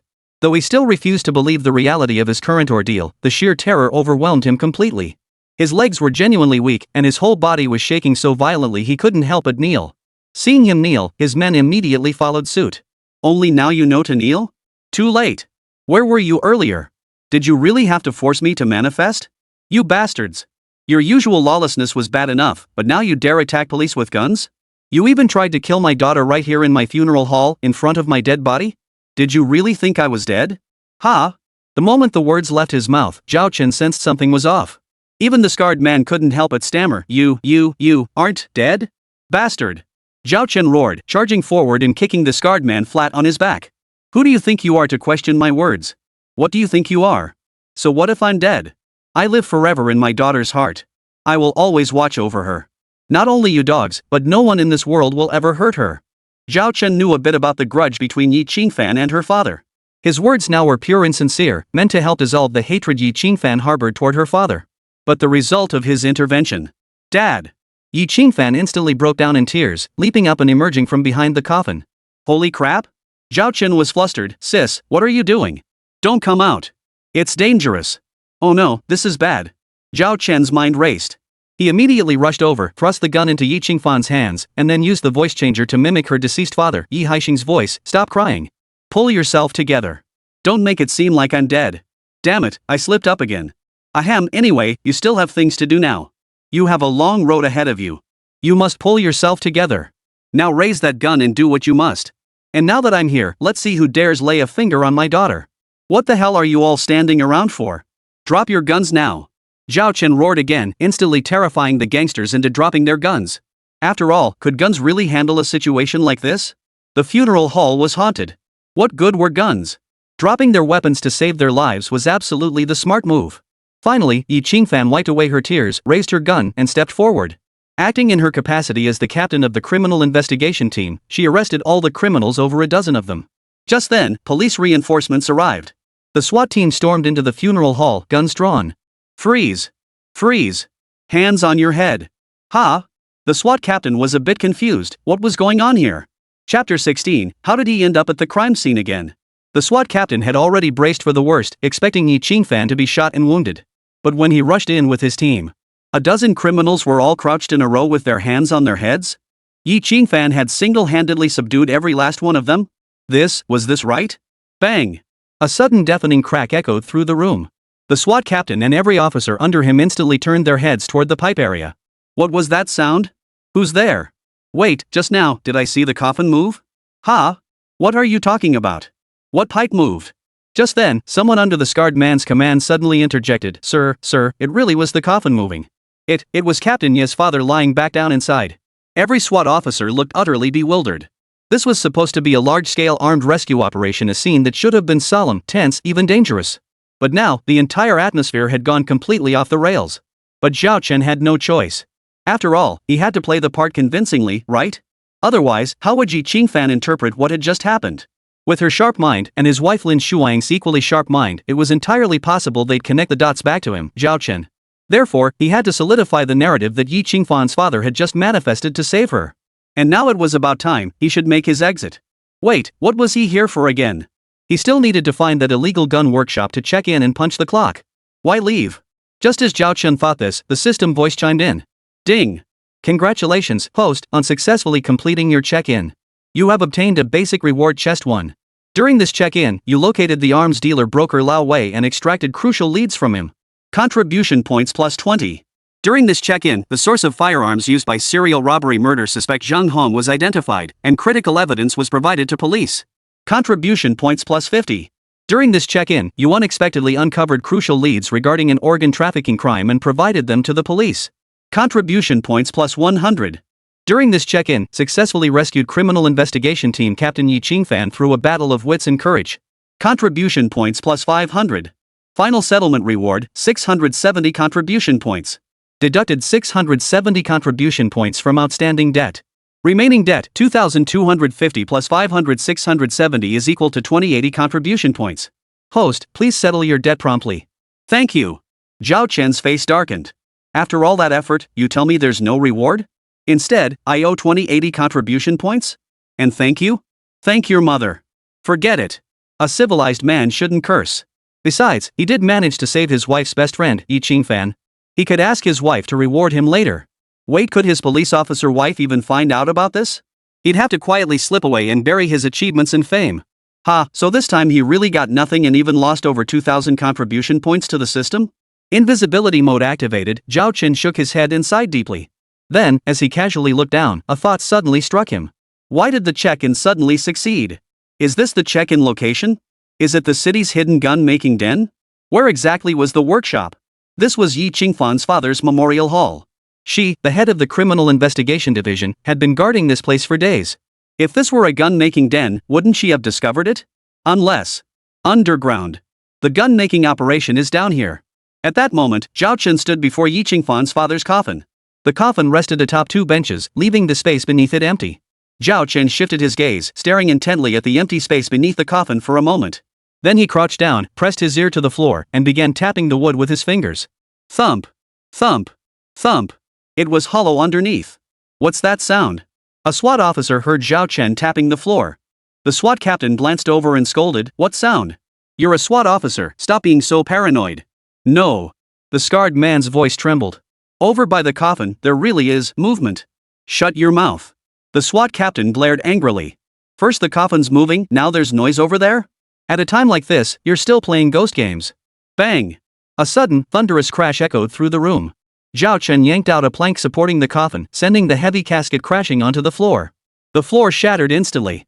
It wasn't real flooring at all, just a thin layer of wood for camouflage easily shattered by the heavy coffin's impact. Uncle, I truly meant no offense. I had no choice but to use the weight of your new home to smash through this floor disguise. Please forgive me, forgive me. I'll have Sister Qingfan burn extra joss paper for you later. Lin Fan silently apologized in his mind as Yi Qingfan and the SWAT team closed in. The moment they arrived, they discovered the floor disguise shattered by the coffin. It's empty underneath. A gun-making workshop? Quick, move the coffin. Be gentle, don't jostle my dad. Right, easy there. Careful now, the old man's helping us crack this case. We can't shake him up. What old man? My dad isn't old. This was the first time Yi Qingfan had ever defended her father. Regardless, Zhao Chen's mission was now complete. Ding! Congratulations, host, for successfully locating the hidden check-in location, the Organ Black Market Base. Hidden check-in task successfully completed. Reward, Intermediate Treasure Chest 1. Contribution points plus 100 for assisting in locating the Organ Black Market Base and providing crucial leads to police during this check-in. Contribution points plus 400 for assisting police in cracking a major organ smuggling case during this check-in. Hidden check-in task rewards 2. Final settlement rewards, intermediate reward chest 2, 1000 contribution points. Offsetting 1000 contribution points of debt. Remaining debt, 2081,000 is equal to 1080 contribution points. Host, please settle your debt promptly. Thank you for your cooperation. Zhao Chen's face darkened again. This damn system was even hounding him for debt now? He'd helped crack 2 major cases, yet received no rewards whatsoever and now owed 1080 contribution points? Who could he even complain to about this? Sigh. With a heavy sigh, Zhao Chen silently walked away. But the moment he stepped out of the funeral home, the invisibility cloak he'd prematurely exchanged for overdrawn contribution points was reclaimed by the system. The moment he became visible again, what did he see? As far as the eye could see, police cars everywhere. Dozens of gun barrels were trained right here. Freeze. Hands up. Hands on your head, get down. Hurry up. The police were already shouting orders at him. Zhao Chen felt bitter beyond words. This damn system. Why the hell did it have to take away my invisibility cloak right now? Are you out of your mind? What the hell do you gain by screwing me over like this, you TIE system? Ha! In the distance, the deputy captain of the Criminal Investigation Division at Jiangqing Road Police Station suddenly recognized Zhao Chen. Holy! That's Chief Lin's husband, Zhao Chen? Ha! Captain 3 beside him froze in shock. Holy crap, it really is him? What's he doing here? Chapter 17, These Damned Bastards. At the Jiangqing Road Police Station Command Center, Lin Shuang finally exhaled a long breath of relief. Reinforcements had arrived in time. Yi Qingfan was safe and sound, and they'd even successfully located the city's hidden gun-making workshop and organ black market base. It was a resounding victory, truly cause for celebration. Now she could finally relax. The nerves that had been stretched taut lately could finally unwind. However, Director Lin, your husband Zhao Chen is at the scene again. Lin Shuang had barely relaxed for a few seconds when she suddenly heard this sentence over the walkie-talkie.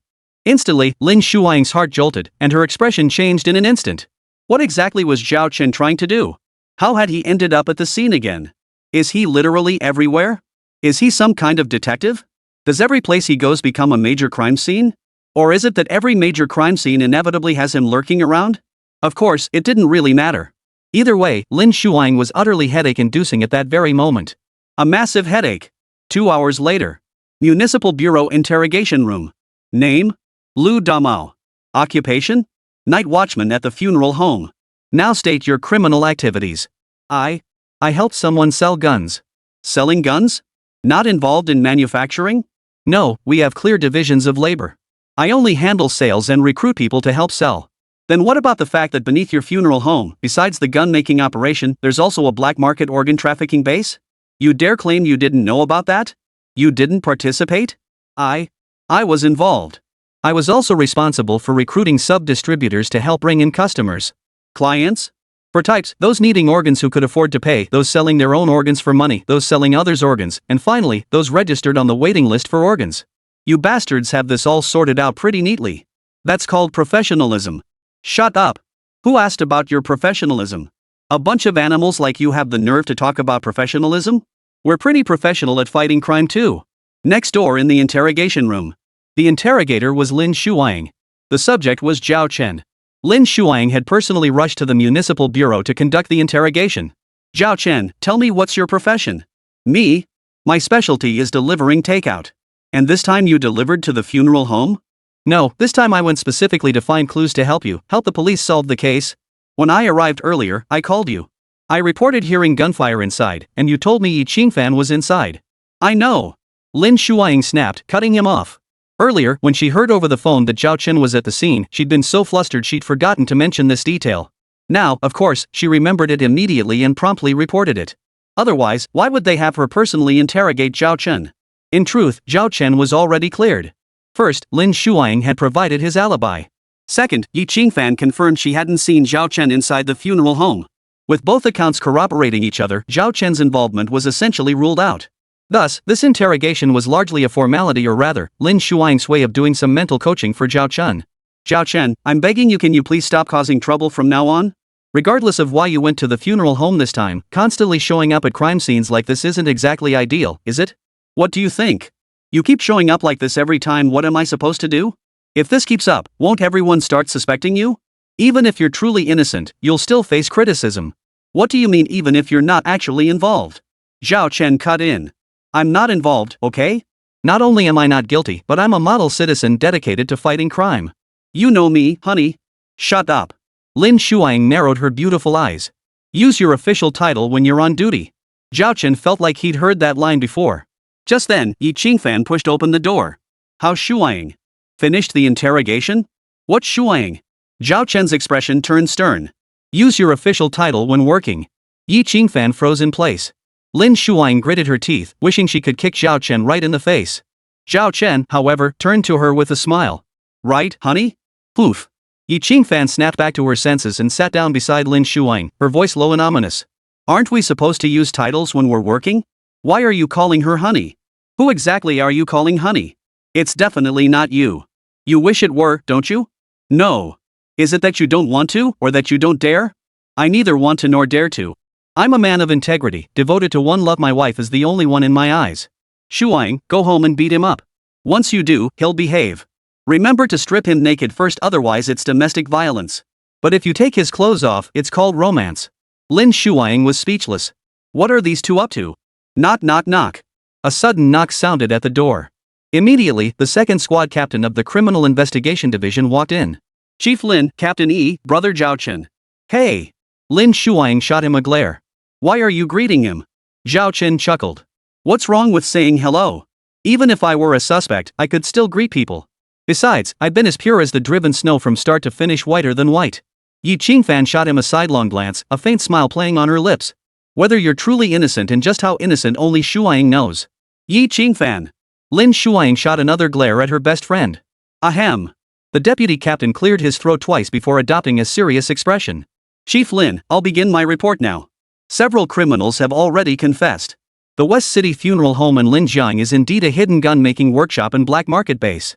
They manufacture firearms while harvesting organs, using their homemade weapons and ammunition to form a private militia that facilitates their illicit organ trafficking operations. In essence, this is an enormous criminal syndicate. They manufacture and sell firearms while colluding with hospitals to harvest organs for their clients. Organ donors are administered anesthetics by hospitals while still alive, declared brain dead, and then sent directly to the funeral home for organ harvesting under various pretexts without family consent. Hearing this, Zhao Chen's brow furrowed deeply as he inwardly cursed, those damned bastards. Regardless, both cases had reached a temporary conclusion for now. The police had ultimately achieved a resounding victory this time. Lin Shuang and Yi Qingfan were both awarded at least second-class meritorious service. The next day, Lin Shuang personally paid to book a restaurant for a celebratory banquet to reward everyone at the Jiangcheng Road police station. She could certainly afford it. Her salary was low, but her family was wealthy. Truth be told, her husband Zhao Chen wasn't short on money either. He certainly had access to funds. His decision to deliver takeout stemmed purely from a desire to stay active, to demonstrate his hard-working nature, to prove he could endure hardship and that he relished it. Chapter 18, New Check-in Task, The Massacre. At the celebration banquet, Lin Shuang brought along her relative. When people asked why he was still delivering takeout, that was his explanation. Lin Shuang promptly grabbed a piece of food with her chopsticks and stuffed it into his mouth to shut him up. Just eat. Can't a table full of food shut you up? Beside them, Yi Qingfan smiled sweetly. Looks like you didn't beat him up like I told you to, Shuang. Otherwise, he'd have learned his lesson long ago. How could he still be acting like this? Huh? What kind of talk is that? Zhao Chen swallowed the food in one gulp and retorted, what's wrong with this? Did I say anything wrong just now? The reason I'm still delivering takeout is because I can endure hardship and love to work hard. I just love striving relentlessly. Whether I have money to spend or not, I have to shine and give my all. Zhao Chen was about to continue his passionate speech when suddenly, the system voice suddenly chimed in. Ding! Check-in location refreshed. Host must arrive at Restaurant 3F Room 301 within 20 minutes to sign in. Zhao Chen's heart skipped a beat. Restaurant 3rd floor, Room 301? This restaurant? This was a well-known upscale, trendy restaurant in the city. The first floor lobby was completely open to the public, the second floor private rooms were reserved for members only, and the third floor was exclusively for VIP guests. Their celebratory banquet was currently taking place in room 201 on the second floor. Now the system was instructing Zhao Chen to go upstairs to room 301 for check-in? Was something about to happen in room 301 upstairs? Actually, not about to happen, it was happening right now. At that very moment, in the VIP private room 301 upstairs, a middle-aged man who had remained silent since entering suddenly spoke up. You don't seriously think I just invited you all here for a simple dinner, do you?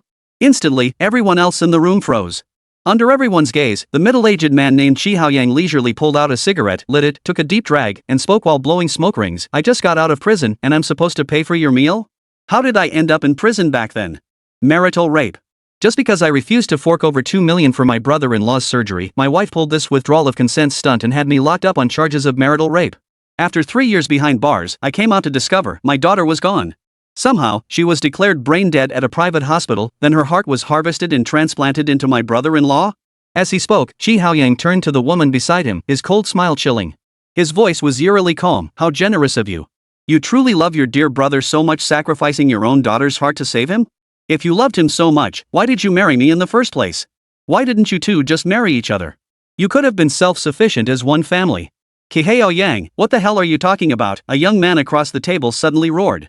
The next second, Shi Haoyang leaped onto the table and charged forward, snatching a wine bottle and smashing it down on the young man's head. Crash! The bottle shattered, blood gushing from the youth's head. Before the youth could even cry out in pain, Shi Haoyang shoved the jagged, razor-sharp shard of broken glass into his mouth. In an instant, the young man was overcome with excruciating pain. But Shi Haoyang pressed down on his head and slammed it hard against the table. Crash! The thick glass tabletop shattered with a deafening roar. The entire room froze in shock, everyone present stunned into silence. But this was only the beginning. It was merely the beginning. I could have let it slide when your family incited my wife to frame me for marital rape and send me to prison. But making my daughter sacrifice her heart to save your son? Today, I'll make every single one of you pay with your lives. His voice was as cold as ice, effectively sentencing everyone present to death.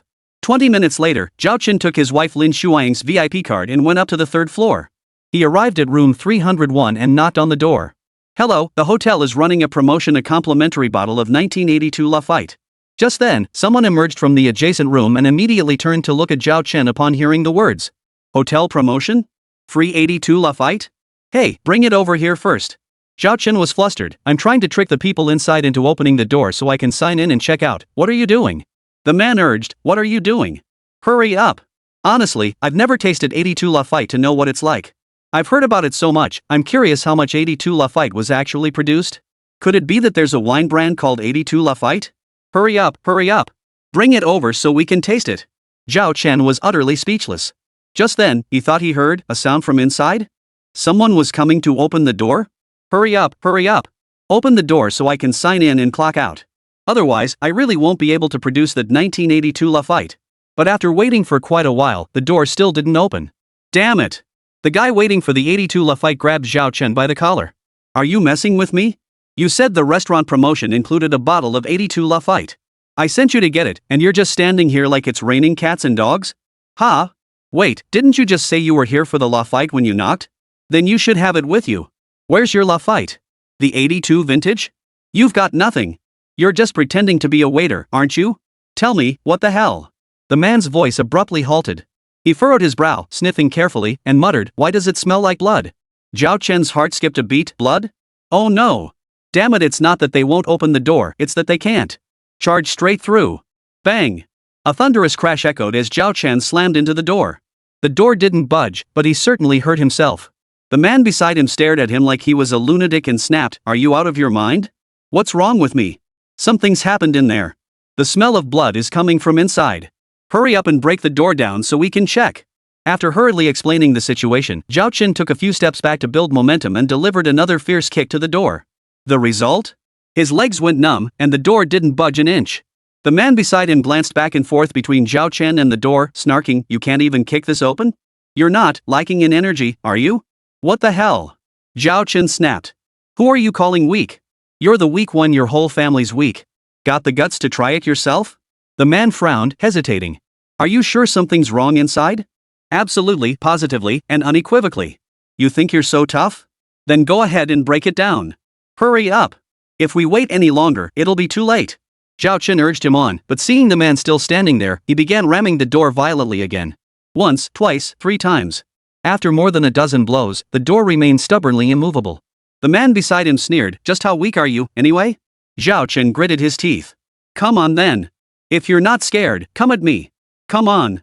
Chapter 19, How could such a thing exist? The man hesitated, then shook his head. Forget it. I'm not doing it. Kicking down doors is just wrong. Besides, I don't believe anything's really wrong in there. Maybe the smell of blood is just an illusion. Illusion? Zhao Chen was flabbergasted. Illusion my ass. This was the check-in location the system assigned him. The door was locked from the inside right now. How could the smell of blood be an illusion? Something was definitely wrong in there and it was serious. Otherwise, how could the smell of blood be seeping out through the door crack? Unfortunately, the gap was just a tiny sliver. Zhao Chen had already tried peering through the bottom crack. There was no way to see inside. No choice. The door wouldn't budge. He'd have to find a waiter with a key to open it. Simultaneously, Zhao Chen called Lin Shuang, "Honey, stop eating. Bring people up immediately.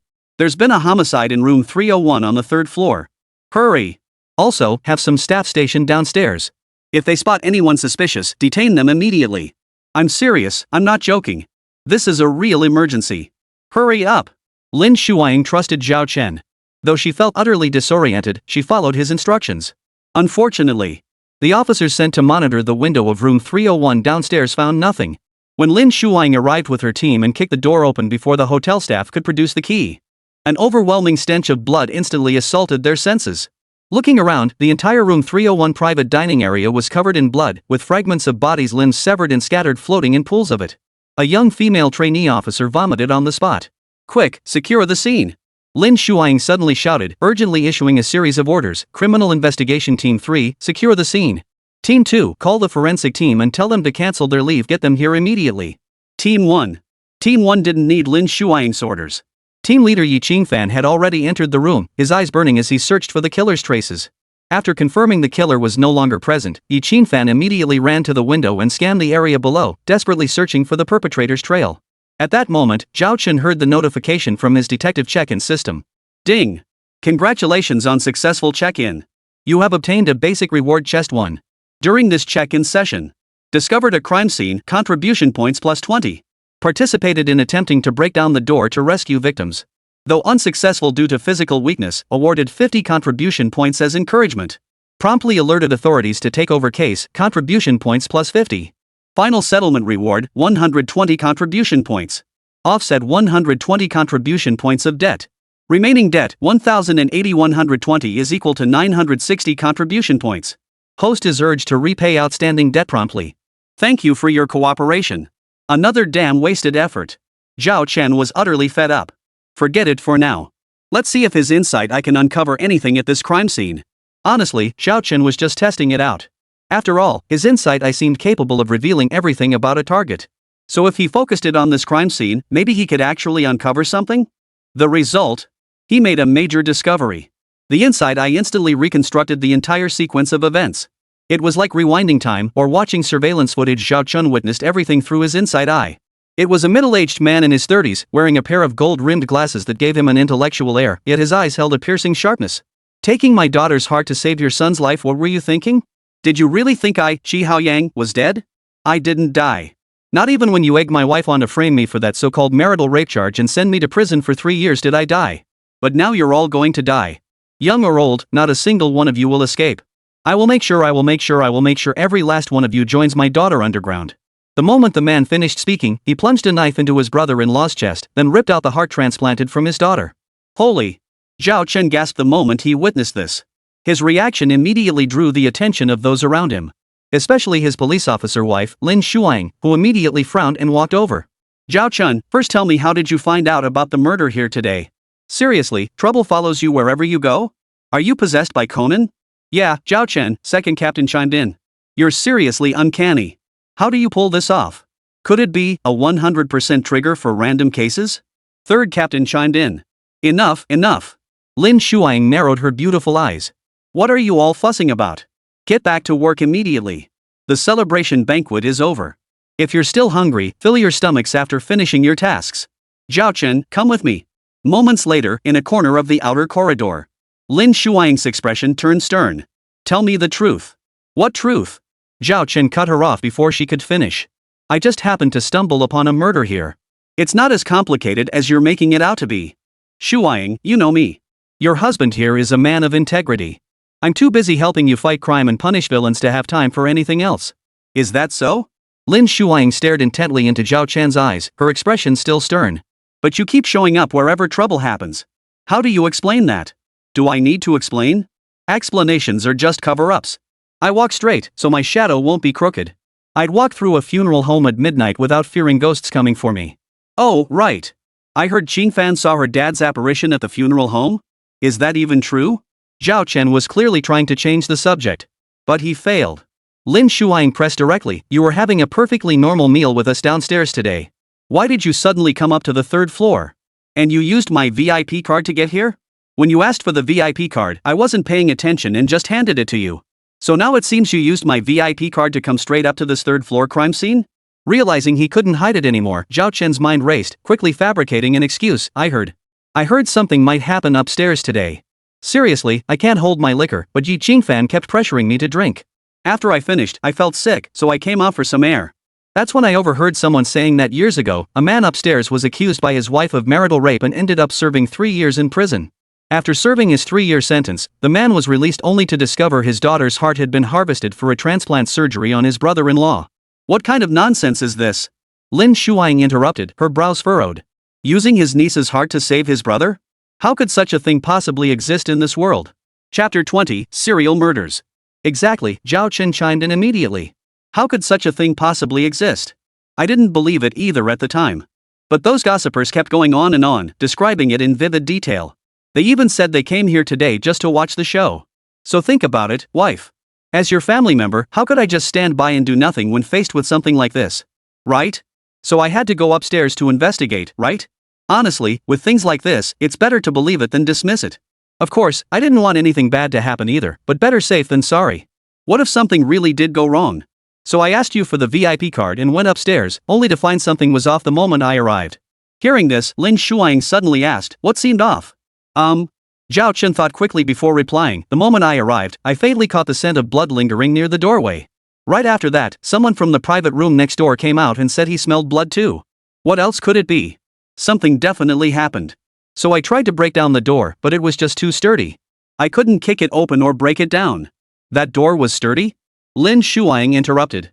"Didn't I kick it open in one go when I arrived?" Zhao Chen stammered, "How could I compare to you? You graduated from the police academy and train regularly." "True. You could use some exercise too." Lin Shuang dropped that line with a meaningful look, then turned and entered the private room. Zhao Chen froze in place. Wait, what did she mean by that? After all, he was the first to discover the crime scene. Reporting it promptly to the police counted as some contribution, right? How could she treat him like this? Half an hour later, the police gathered some information from the restaurant staff. Qi Haoyang, male, 34 years old, businessman. But he ran a small operation, had some money, but not much. His net worth was around a few million. He used to be a regular at this restaurant, but 3 years ago, his wife had him imprisoned on charges of marital rape. He was only recently released, and today marked his first visit in 3 years. The people who came with him, now reduced to body fragments, were all known to the restaurant manager. They were Qi Haoyang's wife, father-in-law, mother-in-law, brother-in-law, and others. In short, all the victims were members of Qi Haoyang's wife's family. Another crucial point is that 3 years ago, Qi Haoyang's brother-in-law fell gravely ill, requiring 2 million yuan for surgery. Qi Haoyang's wife demanded he cover the entire amount alone. When he refused, she withdrew her marital consent at her family's urging and subsequently had him imprisoned on charges of marital rape. Shortly after Qi Haoyang's incarceration, his 10-year-old daughter was hospitalized for unknown reasons. After a prolonged stay, she was declared brain dead. The child's mother, Qi Haoyang's wife, then signed organ donation papers, donating the child's heart to her uncle. Lin Shuang furrowed her brows. This matched Zhao Chen's account perfectly? So he really did go to the third floor after overhearing gossip? But why did she still feel something seemed off? The main thing was that her husband was always at the scene of the crime, and he always had a legitimate reason. Was that right? Director Lin? Director Lin? Ha? What? Director Lin. Deputy Captain Air took a deep breath. Based on the clues we have so far, it's highly probable that Qi Haoyang killed everyone in his wife's family to avenge his daughter. Everyone? Yi Qingfan's sharp mind registered the implication. His wife's entire family is here? Third captain frowned. Captain Yi, what are you implying? What I mean is... Yi Qingfan's eyes flickered with a strange light as he pondered aloud. If not all of his wife's family members were here, might he continue his crimes next? Instantly, every heart in the room skipped a beat. A serial killer? There are already 10 victims here. Could more people be killed? Judging by the crime scenes here, it's likely exactly that. Yes, the 10 victims here include an elderly couple, 2 young men. Hold on. Yi Qingfan suddenly interrupted. An elderly couple, 2 young men, 2 young women, and 4 children, 10 people total. That's what the restaurant staff reported, and the surveillance confirms it. But these 10 aren't necessarily the victims. Don't forget the scene is littered with body parts, not a single intact corpse. Until the coroner arrives and reassembles all the remains, we can't definitively say how many victims there are. As Yi Qingfan finished speaking, the others exchanged glances. After a moment, Lin Shuang asked, Qingfan, are you suggesting that among those 10 people, there might be an accomplice of Qi Haoyang? It's possible, Yi Qingfan replied. I can only say it's possible, and that possibility is based on the premise that Qi Haoyang is the murderer. But who can be absolutely certain Qi Haoyang is the killer? Just because the VIP card registered at the restaurant was his? Because he hosted this gathering? Because he had a motive? But these are all just speculations. In criminal investigation, we require substantive evidence. Everything hinges on the evidence. Therefore, until we find concrete evidence, we cannot determine what truly happened. Don't forget we're the police, especially the Criminal Investigation Division. We must maintain neutrality in our assessments. Subjective assumptions are forbidden, or we risk being led astray at the slightest misstep. Who could argue with that logic? It doesn't make sense, Zhao Chen muttered to himself outside the door. One problem hasn't been resolved and another pops up? Why is there another check-in task now? Could it be the system sees me as in debt, so it keeps refreshing tasks non-stop, trying to make me pay off that contribution point debt quickly? Whatever. The newly updated check-in location isn't far anyway. Might as well go take a look first. Better to clear the contribution debt sooner rather than later. No debt, no worries. Pay it off fast, earn some contribution points, and exchange them for treasure chests. That's the way to go. Alright, new check-in spot, let's go. Soon after, Zhao Chen greeted the young female intern officer who had just returned from another bout of vomiting and happened to cross paths with him. I've got things to attend to, so I'll be heading out. Could you kindly pass along my thanks to Chief Lin for me? Much appreciated. Brother Chen, aren't you waiting to leave with Chief Lin? Nah, she's swamped. Probably won't have time for me for days. Sigh, tough life. It was indeed tough, because at that very moment, while Zhao Chen was rushing to his check-in location, another brutal family massacre was unfolding. Chapter 21, Honey, I'm at another crime scene. Director Lin. In the makeshift conference room requisitioned from the hotel, someone suddenly reported, there's a situation I feel compelled to bring to your attention. Our interrogation team discovered that the hospital where Qi Haoyang's daughter was admitted 3 years ago has close ties to the West City Funeral Home. In other words, that hospital is implicated in human organ trafficking crimes and is currently under investigation. Therefore, 3 years ago, Qi Haoyang's daughter was suddenly hospitalized for no apparent reason and declared brain dead shortly after admission. It's highly likely this hospital intentionally killed her to harvest her heart for a transplant surgery on Qi Haoyang's brother-in-law, thereby charging exorbitant fees for massive personal gain. Moreover, we discovered that the hospital charged over 5 million yuan for that transplant surgery performed on Qi Haoyang's brother-in-law. The entire room fell silent in shock. 5 million? Deputy Captain Air frowned deeply. How could that possibly be necessary? There must be some shady dealings involved. Not necessarily, Captain 3 interjected. But it strongly suggests Qi Haoyang's daughter was murdered 3 years ago, not a natural death from illness followed by heart donation. Others chimed in, so you're saying Qi Haoyang's wife actually killed her own daughter to save her brother? But surely she was forced into it? What do you mean forced? If she truly didn't want to, who could force her? What era are we in? Couldn't she have called the police? Could her in-laws really coerce her? So it seems she didn't die unjustly after all? Ahem, mind your place and watch your words. Hold on, even if I'm not in a position of authority, I'm still a human being. And I just feel like no decent person would ever do something like this. Sigh. Anyway, let's get back to the investigation. Investigate? But these cases keep piling up, one after another, all interconnected. There's no end to it. The matter at the West City Funeral Home isn't even fully resolved yet. If anything, we've only dismantled one nest. Many of the underlying connections and individuals remain unidentified. Now, another massacre case has surfaced, linked to it. And this massacre had only just occurred when another murder followed immediately. At the very location where Zhao Chen was about to arrive for his check-in, Qi Songyang plunged a knife into the heart of a private hospital's vice president. Smuggling organs? You took my daughter's heart to save someone else, all for that measly money? People die for wealth. Today, I'll make your entire family join my daughter in the underworld to atone. Rest assured, you'll go first. Your parents, wife, and children will follow shortly. I'll make sure your entire family is together. With that, Qi Songyang began his rampage. Men, women, old, young, not a single soul spared. He even went so far as to. His methods were utterly brutal. He truly killed without batting an eye, never even bowing his head. Just 5 minutes after Qi Songyang had wiped out an entire family and walked away calmly, Zhao Chen arrived. Zhao Chen had even passed him in the elevator.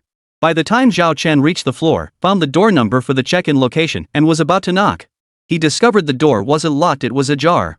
Instantly, an overwhelming sense of dread washed over Zhao Chen. When he stepped inside, he froze in shock. What did he see? Blood flowed like a river, corpses littered the floor. Ding! Congratulations, host, on successfully completing your check-in. You have obtained a basic reward chest 1. During this check-in process, discovered a crime scene, contribution points plus 50. Narrowly avoided the murderer will surely provide valuable clues to police in the future. Contribution points plus 100. About to notify police to arrive at the crime scene, contribution points plus 100.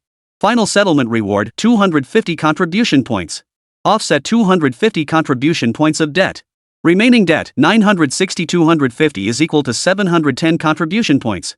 Host is urged to repay outstanding debt promptly. Thank you for your cooperation. So much for another wasted life.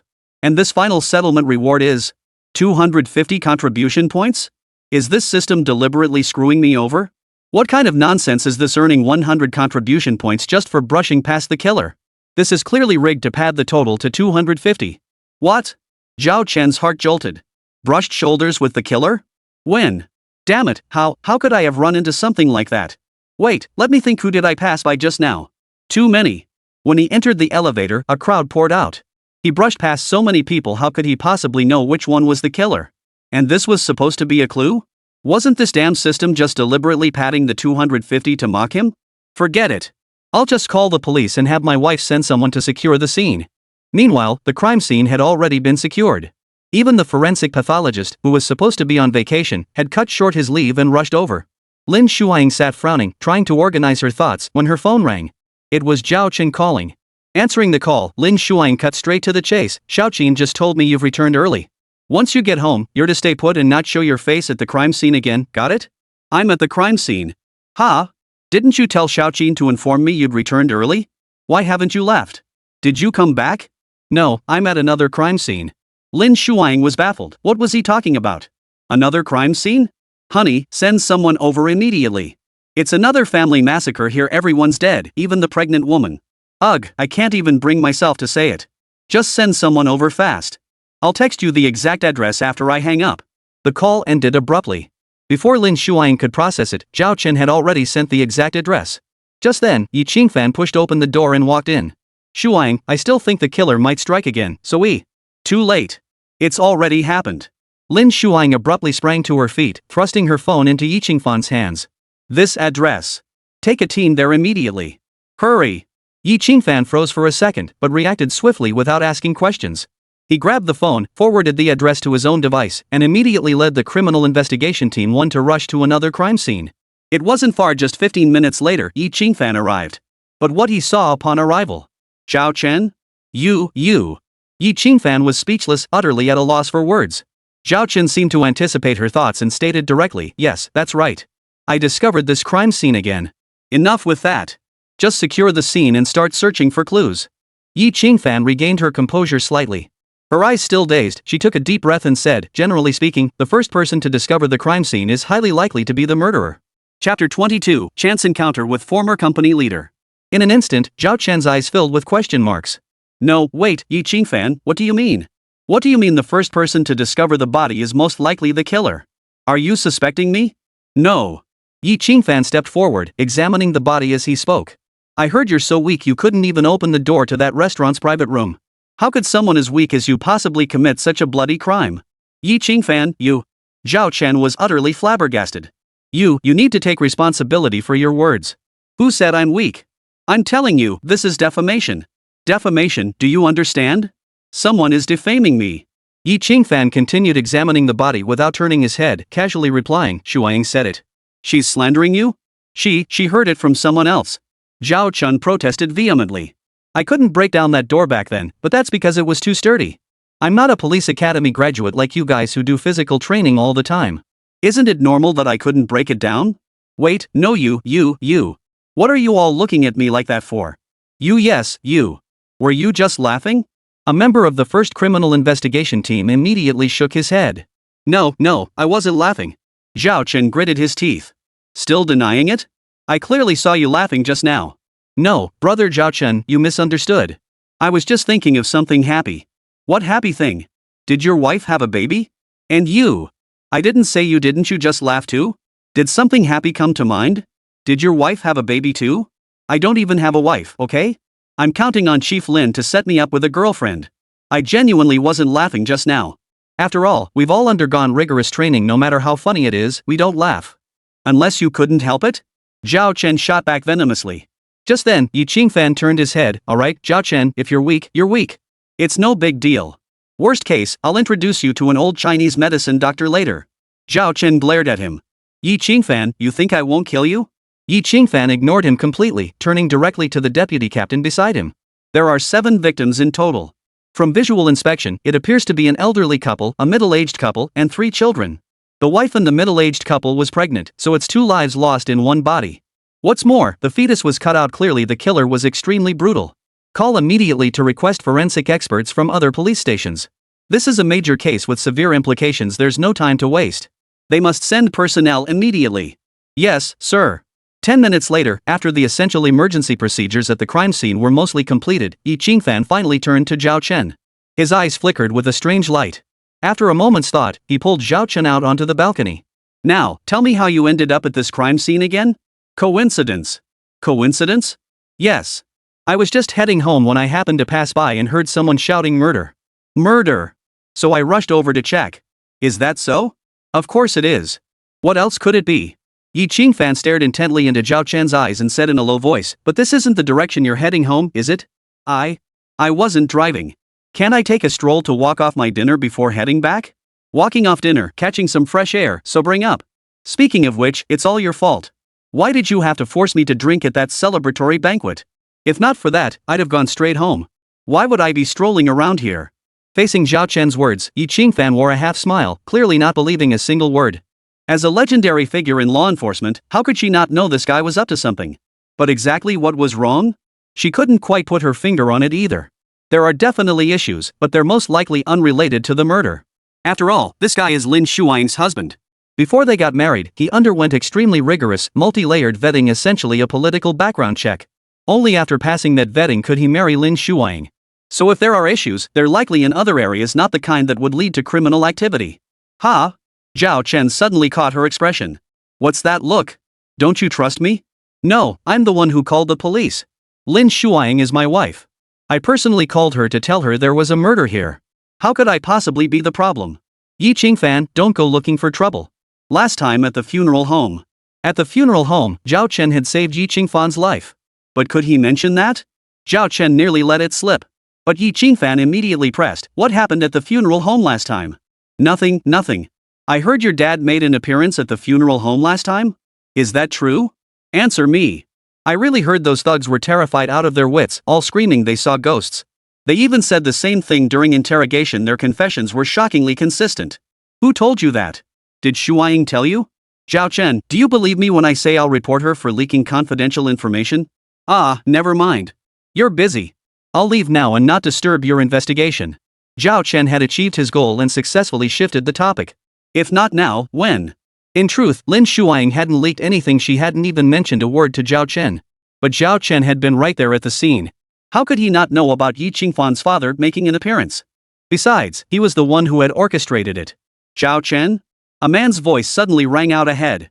Zhao Chen looked up in surprise, his brow instantly furrowing. His former company leader, Zhang Feihong. He was the one who had fired him back then. Well, it really is you. Zhang Feihong stood there in a sharp suit, wearing a smug grin. What a coincidence. I almost thought I'd mistaken you for someone else. Zhao Chen, what are you doing here? Can you even afford to live in a high-end neighborhood like this? Ha! You wouldn't be here to see me, would you? What, can't find work after getting fired? Thinking of crawling back? So you came all the way here to beg me? Ha! What did I tell you back then? At the company, you were nothing but a dog. Whatever I told you to do, you had to do. Whatever I told you to be, you had to be. And you, scum like you, dared to defy me? Didn't get your monthly bonus? Only half your salary paid out? Let me make this clear, I'm withholding the other half. What are you gonna do about it? What can you possibly do to me? You dog-like creature dared to oppose me? You think you're worthy? Now you come begging? Too late. Smack. Zhao Chen raised his hand and slapped Zhang Feihong across the face. And it was a hard slap. Why the hell should he be polite to scum like this? Zhao Chen, you dare hit me? Zhang Feihong roared, clutching his face. So what if I hit you? Zhao Chen casually delivered another slap, followed by a kick aimed squarely at Zhang Feihong's groin. Deduct my bonus? Cut my pay? I'll make you pay for it. With that, Zhao Chen unleashed another barrage of punches and kicks. Chapter 23, Not a brawl, just me beating him. Zhao Chen, what the hell are you doing? Yi Qingfan arrived after hearing the commotion. Seeing the scene, he immediately frowned. I'm right here, and you're brawling with someone?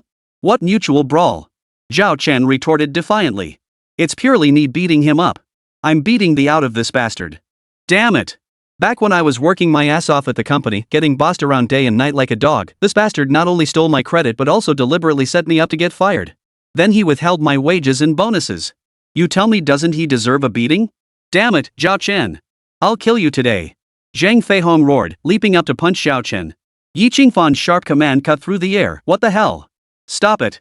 Zhang Feihong's fist froze mid-air. His eyes filled with venom as he glared at Yi Qingfan, grinding his teeth. Who the hell do you think you are? You tell me to stop? I'm going to kill him today. If I don't, I'm not Zhang Feihong. The roar barely faded before Zhang Feihong lunged forward again. But then, Yi Qingfan stepped forward swiftly, flashing his credentials. Chief Yi Qingfan of the 1st Criminal Investigation Squad, Jiangcheng Road Police Station. Instantly, Zhang Feihong's eyes widened in shock, his mind going blank.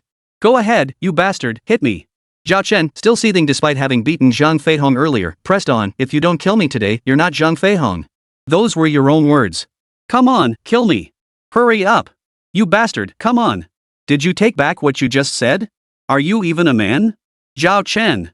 Yi Qingfan shot him a fierce glare and snapped, what do you think you're doing? Rebelling?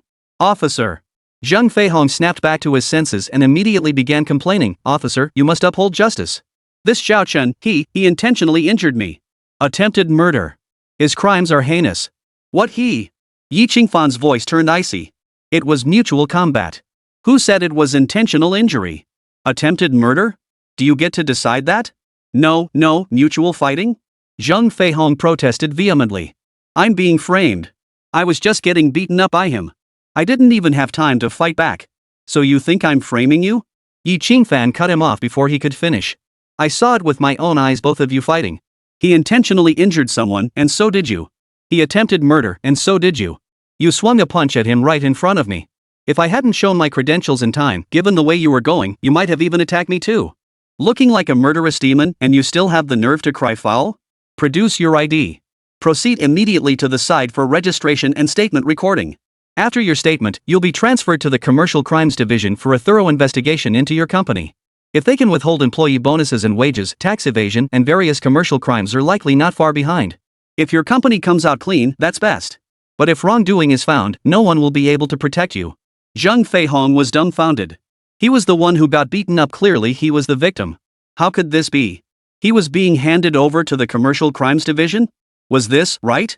Wait, officer, you must have it wrong. I was the one who got beaten up just now by this Zhao Chen. How could you? What about me? Yi Qingfan cut him off again. You need to file a report and give your statement. Zhao Chen has to do the same. I saw both of you fighting. If you insist you were the only one hit, then produce the evidence. Evidence? Zhang Feihong looked utterly bewildered. What evidence? What else could it be? Yi Qingfan frowned. Evidence that you were the only one getting hit, of course. How could you possibly make a case without proof? Without evidence, even if you drag this to court, no judge will believe you. The key question is, how exactly do you plan to prove you were the sole victim just now? Got it? Understand? Zhang Feihong gritted his teeth, silent and defiant. Zhao Chen was equally defiant. No way. It wasn't mutual fighting, it was purely me beating him up. That capitalist bastard was just getting his ass kicked. Captain Yi, do whatever you need to do. I'm not afraid to take this to court. A capitalist scum like him, ugh, does he even count as a capitalist? He's nothing but a lackey. Anyway, I'm in the right and I'm not afraid. In this society governed by law, I refuse to believe there's nowhere to seek justice. Zhao Chen. Yi Qingfan shot him a fierce glare. I'm investigating a homicide here. What are you doing stirring up trouble?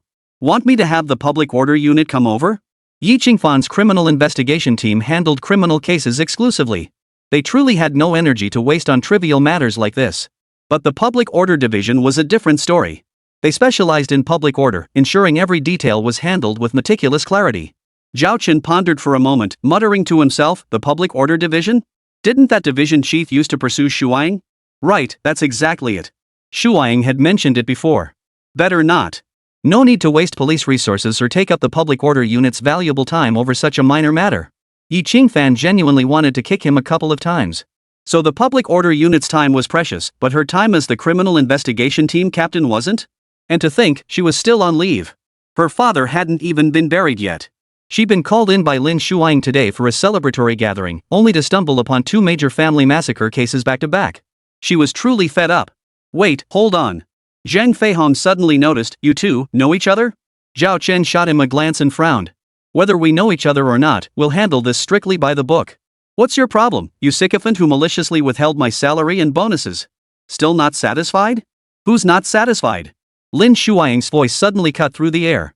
Not far away, at the elevator entrance, Lin Shuang, the chief herself, had arrived with a team. In an instant, she stood before Zhao Chen and demanded, what did you just say about not being satisfied?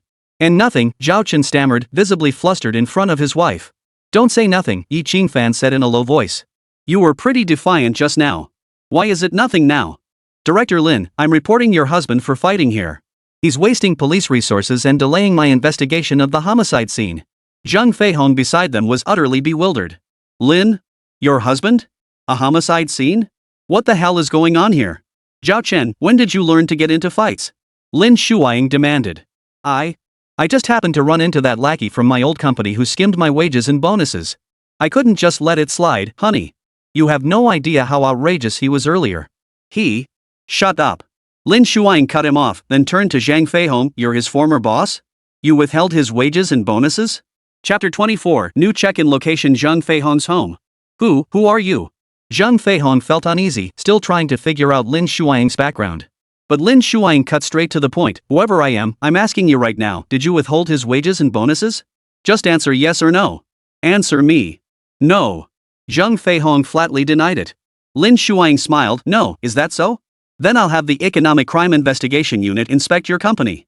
I'll bring along representatives from the Banking Regulatory Commission, the Tax Bureau, and the Fire Department.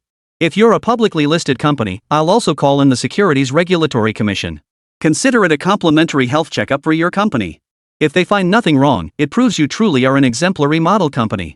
No, you, who the hell are you? Zhang Feihong was already panicking. I already told you, Lin Shuang said. Whoever I am, some things either exist or they don't. You just need to tell the truth. Why keep fixating on my identity? Does whether I'm withholding employee bonuses and wages maliciously, or if your company is breaking the law, have anything to do with who I am? Zhang Feihong was utterly bewildered. Despite her smile, Lin Shuang radiated an undeniable aura of authority. After all, she was the director. Didn't a director command some dignity? Now answer me, did you maliciously withhold Zhao Chen's bonuses and wages? Yes means yes, no means no. Speak. Yes. I did. I'll return all the bonuses and wages withheld from him immediately. Finally, Zhang Feihong caved. He had no choice. If he really provoked the Banking Regulatory Commission, the Tax Bureau, the Fire Department, and others to come investigate the company, it could easily turn into a major scandal. If Zhang Feihong caused such a huge mess, how could he possibly keep his job? Not only would he lose his job, but he'd likely be beaten up by the company leadership. After all, this was a real estate company. Could the leadership of such a company be anything but ruthless? If Zhang Feihong dared cause trouble, wouldn't it be as easy as the company bosses sending someone to the construction site to find a few desperate for cash workers willing to do anything to beat him up? Especially concerning Zhao Chen's bonus and wages, the company's finance department had settled those payments. The financial statements clearly recorded that it was Zhang Feihong who had secretly withheld them from everyone. Even last year's year-end bonus was the same. Did you secretly withhold my year-end bonus last year too, you bastard?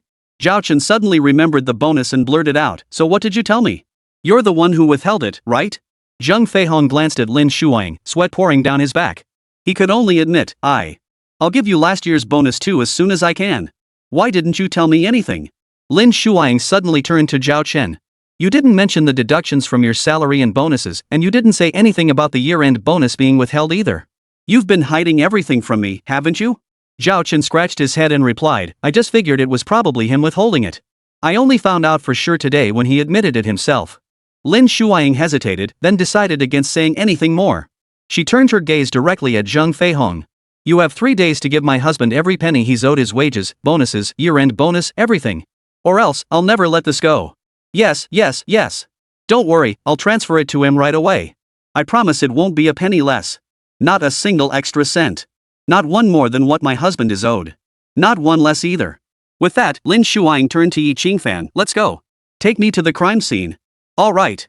Oh, and the third squad just sent word they've figured out why your father's coffin was placed directly above the entrance to that underground hideout at the funeral home. Oh? What exactly happened? I've been puzzling over this for ages. They shouldn't have been so careless. It was negligence, but not entirely. Mainly, the Memorial Hall area at the West City Funeral Home has been completely full lately. So, an employee not involved in the case used a hall that wasn't normally open to the public as a memorial hall for your father. As a result, they just happened to place the coffin on the floor covering the entrance to that underground hideout. By the time this exchange ended, Lin Shuang and Yi Qingfan had already walked far away. Zhang Feihong withdrew his gaze and turned to Zhao Chen with a sheepish look. Zhao Chen, I'm really sorry about that earlier. It was all a misunderstanding. Bull. Zhao Chen desperately wanted to curse, but managed to bite his tongue at the last moment. After all, as the family member of a law enforcement officer, he had to watch his words and actions. Still, he couldn't be bothered to engage Zhang Feihong further. He cut straight to the point, transfer the money you owe me as soon as possible. As soon as he finished speaking, Zhao Chen turned to leave. But just then. Ding. Check-in location refreshed. Host, please proceed to Zhang Feihong's residence immediately. Ha? Zhao Chen froze. Check-in at Zhang Feihong's house? Now. System, are you serious? Does this mean something's about to happen at Zhang Feihong's place? Well, I suppose I should go take a look. Watching the show would be great. Hey. You there, Jen? Wait a minute. Don't go just yet. Come on, let me come over to your place for a bit. You're coming to my place? Yes, I'm coming to your place. Isn't it on this floor? No, that's not it. What the hell? Zhao Chen frowned. You don't live here? Then how did you end up here today? I came to visit my goddaughter. Goddaughter? Yeah, some fortune teller said she needed to find a godfather whose elements complement hers. Bull. A college girl as your goddaughter? 5 elements compatibility? Just admit you're sneaking around with your mistress. 5 elements my ass. Come on, take me to your place now. Hearing this, Zhang Feihong immediately grew anxious. Hold on, I finally found time to come over. Even if you're pushing me to pay those overdue wages and bonuses, it can't be that urgent. Zhao Chen's expression turned stern. Not urgent, huh? I'm warning you if something happens at home and you don't feel the urgency now, don't blame me for not giving you a heads up. Home? Zhang Feihong was confused. What do you mean? What could possibly happen at my home? Cut the nonsense. Zhao Chen couldn't be bothered with small talk and urged him directly, just take me to your place already. I'm doing this for your own good. Are you going to keep stalling? The character for lust carries a knife. If you let this mistress ruin your family today, you won't even have time to cry about it later. Truthfully, Zhao Chen couldn't care less whether Zhang Feihong cried or not. But he had to follow the system's instructions and hurry to Zhang Feihong's house to check in. What else could he do? Truth be told, he could only check in. Stopping whatever was about to happen at Zhang Feihong's place was definitely too late. No, not about to happen, it was happening right now. Chapter 25, Sowing Evil Seeds, Reaping Evil Fruits. Zhang Feihong was notorious for skimming bonuses and wages from his subordinates at the company, and his wife, Lu Shangwan, was no different. In fact, she was even more ruthless than him. Over the years, the couple had siphoned off millions from the same company through deductions from bonuses, salaries, and year-end payouts. After all, it was a real estate company where performance bonuses were already generous, and year-end bonuses routinely reached hundreds of thousands. Siphoning off 10 or 20,000 here, another 10 or 20,000 there, how easy was that? They even went so far as to withhold every last cent, something the couple had actually done before. This time, however, Lu Shangwan had gotten herself into trouble precisely because of such practices. At that very moment, inside Zhang Feihong's home, Lu Shangwan had been pinned to the floor by old Wang, a company employee who'd barged in. No amount of pleading helped, she was beaten mercilessly. Damn it! I've already thrown caution to the wind and given up on getting paid, and now you're talking about money with me? Where the hell were you earlier? Aren't you so capable? Aren't you so tough? Now you're crying your eyes out? You called me a dog? Said I wasn't worthy to fight you? You think you can just say whatever you want? Do whatever you damn well please? Fine. Today I'll see just how powerful and capable you really are, you. You son of a. You. The roar echoed as old Wang slammed a fist into Lu Shengjuan's abdomen. In that instant, Lu Shengjuan felt like she was dying from the pain. Originally a salesman at the company, old Wang had been deliberately sidelined by Lu Shengjuan 6 months prior and transferred to manual labor on a construction site. He worked on the construction site, but his salary was still paid by the original company. Lu Shengjuan had him completely under her thumb. But none of that mattered now. What mattered was that old Wang had gritted his teeth and endured 6 months on the construction site, building up a solid physique. He was now muscular and brimming with strength, a far cry from the soft-spoken, suit and tie salesman he once was. His endurance had earned him a body of sinewy muscle, all thanks to Lu Shengjuan. Now he unleashed his fury on her, punching and kicking until she was beaten to a pulp, her face a bloody mess, barely clinging to life. Before long, Lu Shangwan was begging for mercy, barely able to utter a sound. But old Wang wasn't done yet. In fact, he had only just begun. Suddenly, he pulled out a knife, grinning savagely. Just yesterday my wife passed away from her illness because I couldn't get the money for her surgery in time. She's gone, and the baby in her womb is gone too. My whole family is destroyed now. Money means nothing to me anymore. That money could have saved my wife and child, but you, Lu Shangwan, refused to give it to me. I don't want it now. I'll make sure you live to earn it but die before you can spend it. With that, old Wang slashed a knife across Lu Shangwan's face. First disfigure her, then kill her. He must kill her and break her spirit, making her die slowly, bit by bit. She must not die too quickly. And so, half an hour later, when Zhao Chen rushed Zhang Feihong to the scene, Lu Shangwan was still alive. Zhang Feihong's parents and his young son were also still alive, barely clinging to life. The living room was drenched in blood. Everyone was slashed. Especially Zhang Feihong's wife, Lu Shangwan. Her face was slashed beyond recognition, bloodied and mangled beyond all hope of identifying her original features. Moreover, her hands and legs bore multiple deep cuts. I did it on purpose, old Wang sneered, his face twisted in a vicious grin as he saw Zhang Feihong arrive, his eyes filled with terror and defeat. I deliberately cut her so many times, deliberately making each wound non-fatal. I wanted her to live just long enough for you to come back and see this with your own eyes. Did you see the dozen calls on your phone? I made them all, hoping you'd hurry back. I was afraid you wouldn't make it in time. But you never answered. I thought you'd miss it. Then you suddenly showed up. You're back just in time. Perfectly timed? What's so perfect about it? Zhao Chen suddenly snapped, his voice rising in fury. Old Wang, do you even know what you're doing? Zhao Chen and old Wang had worked at the same company before, so they knew each other. They weren't particularly close back then, but they still interacted regularly. In Zhao Chen's memory, old Wang was the epitome of an honest, hard-working soul, diligent. He never complained, never fought back when criticized. Truthfully, he wasn't cut out for sales. He only took the job because he had to push himself. After all, jobs were hard to come by, and sales offered high performance bonuses if you delivered results. Plus, it didn't require much education. So this honest man forced himself into the field. Surprisingly, he succeeded. His honest, unassuming demeanor never retaliating when criticized won over many clients. He often made the mistake of analyzing problems from the client's perspective, pointing out flaws like this property isn't cost-effective or that one has hidden issues. They say real estate sales rarely get repeat customers, but old Wang genuinely did, and plenty of them. Many high-value clients, after buying a home for their son, would return to buy for their daughter, or even set one aside for future grandchildren. They wouldn't go to anyone else, they specifically requested Wang Songtao. Wang Songtao is old Wang. He's not actually old, just over 30. But he looks so honest, that face radiates sincerity, and he truly is a genuinely honest person. This honest guy gradually became known as Old Wang. But now, old Wang locked eyes with Zhao Chen for 2 seconds, his face still twisted in fury, his gaze still wild. His voice dripped with malice. Of course I know what I'm doing. I came here today to kill every last one of them, the entire family. Not a single one will be spared. I want them all dead, and I want them to die slowly, suffering every torment imaginable before they finally perish. They withheld my wages and bonuses from 6 months ago when I was a salesman. They withheld my hard-earned money from 6 months of grueling labor on the construction site. And they told me that once I stepped onto the site, I had to follow the site's rules, that wages could only be settled once a year. My wife is sick, and she's pregnant. If anything happens to her, it'll be 2 lives lost. I knelt on the ground, crying, and called out to her, Lu Shangwan. I begged her for 100,000 yuan for an emergency. The total is 178,245 yuan. I only need 100,000 for my wife's surgery. I don't want the rest. But Lu Shangwan still refused. No matter how I begged, it was useless. Now it's too late. My wife and child are gone. They both passed away yesterday. Before, for my wife and the baby in her womb, I worked like a beast of burden outside, enduring everything without complaint. Now I have no weaknesses left. I'm alone in this world and care about nothing. I don't have to endure anyone anymore. Labor laws can't protect my rightful earnings, and criminal law won't save the lives of every single member of that family. Am I right, Zhao Chen? Chapter 26, One desperately saves, one relentlessly sends. What's right about it? Zhao Chen's expression turned solemn as he retorted, they're the ones who made the mistake. They're clearly in the wrong. Why should you punish yourself for their error? Old Wang, calm down and listen to me. I understand how you feel, truly. You're not the only one at the company whose bonuses and wages were withheld by that couple.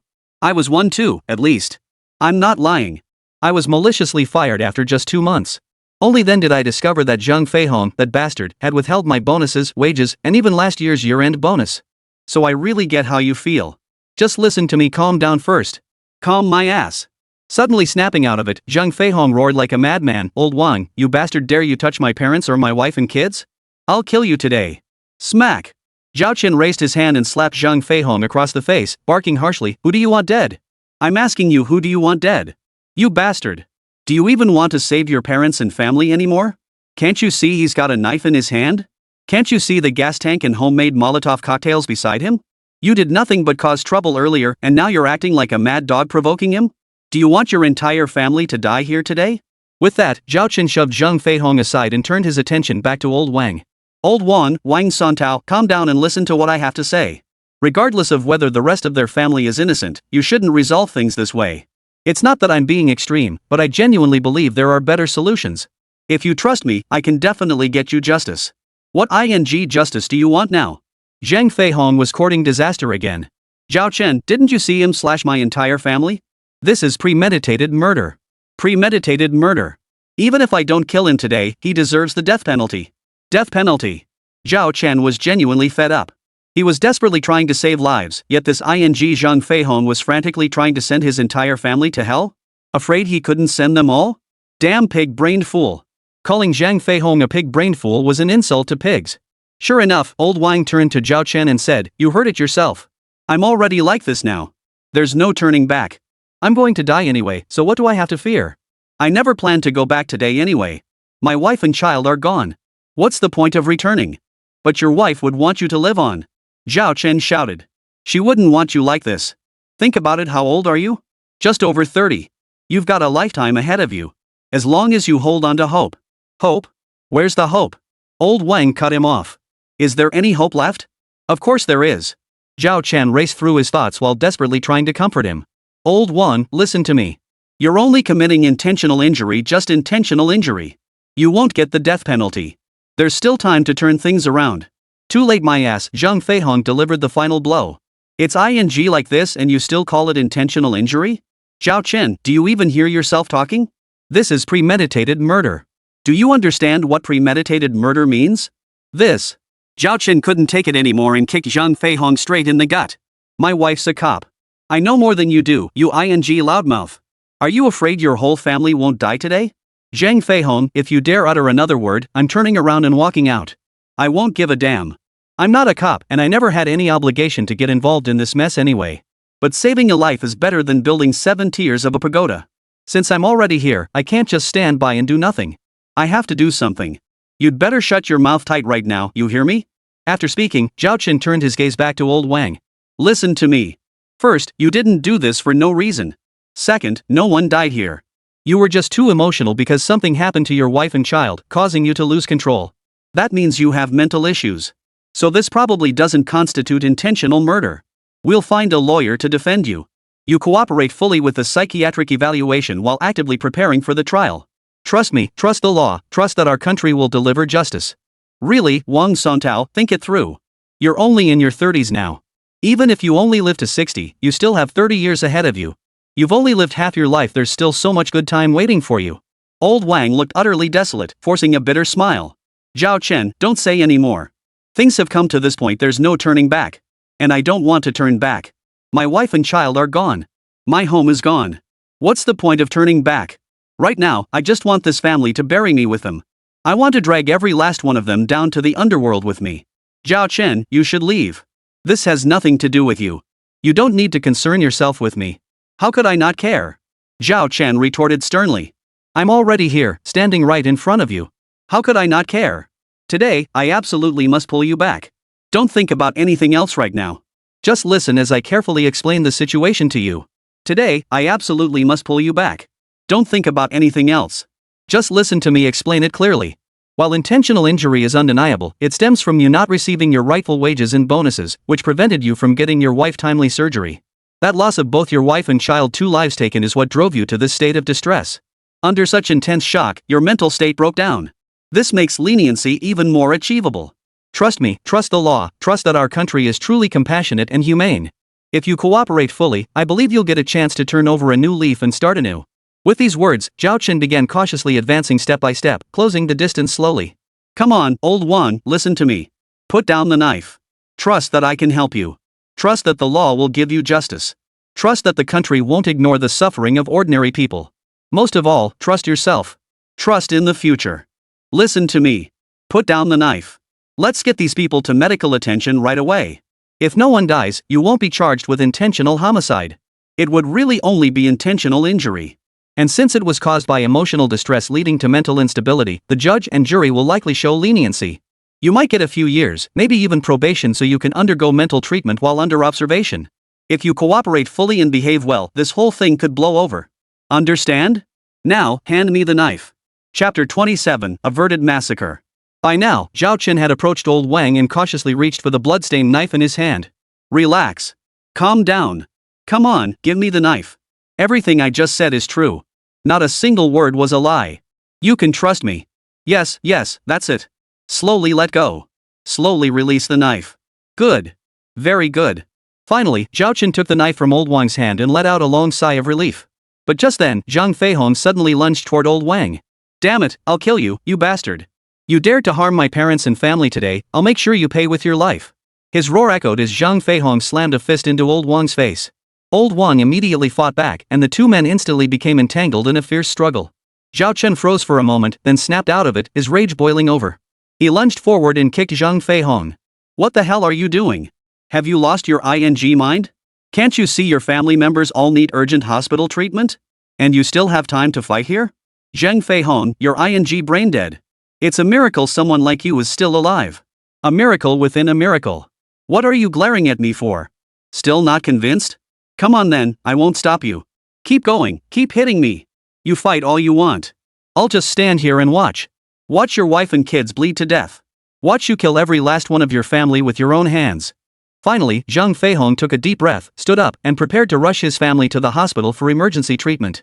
Zhao Chen glared at him twice before turning to old Wang. Come on, old Wang, lend a hand. Get them to the hospital for emergency treatment, no matter what. Come on, what are you waiting for?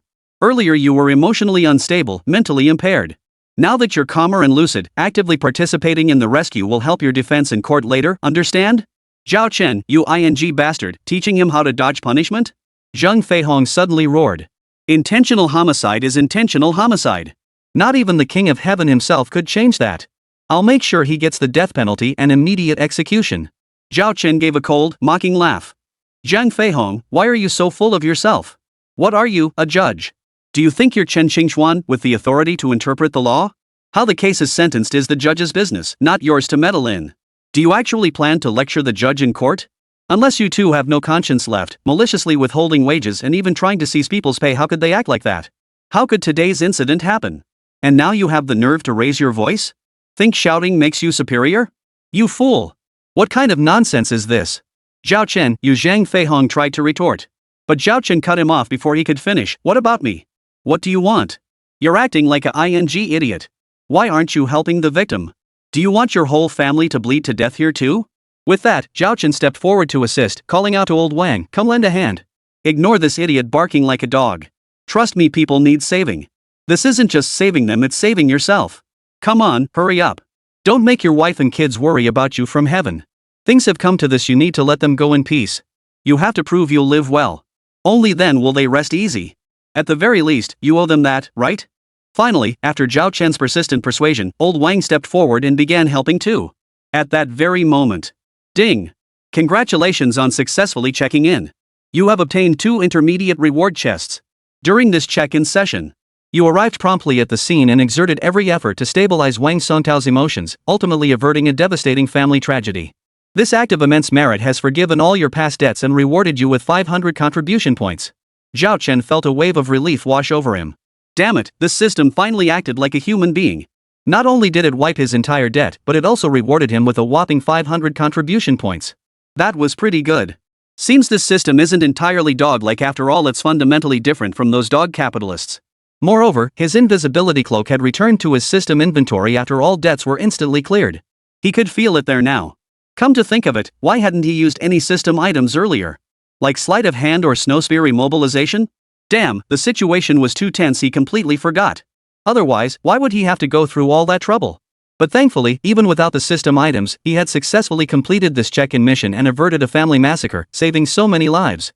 Granted, Zhang Feihong and Lu Shangwan weren't exactly upstanding citizens, and the rest of their household probably wasn't much better. But that was a separate matter. After all, this was a society governed by law. Especially since Zhao Chen was family to Lin Shuang, the police chief, he naturally had to abide by the law and maintain order through legal means whenever possible. And as it turned out, just as Zhao Chen had told old Wang, the current legal system was remarkably humane and considerate. The following evening, Lin Shuang returned home for dinner and deliberately mentioned at the table, "We've thoroughly investigated Wang Songtao's case. There were extenuating circumstances. He suffered severe psychological trauma that caused his mental state to deteriorate. Therefore, it likely doesn't constitute intentional homicide or attempted murder. We've already arranged for him to be taken to a psychiatric hospital for further evaluation and treatment. Once the results are in, he will most likely avoid prison. For intentional assault, he'll likely receive a sentence of 3 to 5 years, followed by a 2-year probationary period for treatment at the psychiatric hospital. If he cooperates fully, achieves complete recovery, and demonstrates sincere remorse, early release isn't out of the question. In short, the judicial authorities will certainly grant him an opportunity for rehabilitation. If he can turn over a new leaf, his future remains bright. After all, Lu Shengwan will definitely be ordered to repay all wages and bonuses that rightfully belong to Wang Songtao with interest. On top of that, she'll have to compensate for emotional distress, mental health treatment costs, and damages resulting from contractual violations. The total amount will likely exceed 400,000 yuan. Over 400,000 yuan would significantly improve Wang Songtao's living conditions going forward, providing the material foundation to ensure he could live properly. However, just as Zhao Chen breathed a sigh of relief, Lin Shuang suddenly lifted her head to look at him, a faint smile playing on her lips. She asked softly, "Shouldn't you explain how you knew about the incident at Zhang Feihong's home this time?" Chapter 28, God-tier physique finally no longer a liability? Zhao Chen had, of course, prepared his explanation for this question long ago. "Honey, you know that old Wang Songtao, I mean. We used to work at the same company. We weren't exactly close back then, but we were colleagues nonetheless. Well, yesterday I saw someone in a colleague group chat I never left mention that old Wang was going to take drastic measures, and that Zhang Feihong's family was probably going to suffer. So I figured I'd go check it out. I didn't take it too seriously at first. I figured it's better to believe such things exist than to dismiss them outright, but it would be best if nothing happened when I got there." Who could have guessed?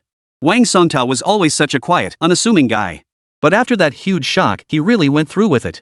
Sigh, what a mess this has become. Never mind. Old Wang's had a rough time. Let's not gossip about him here.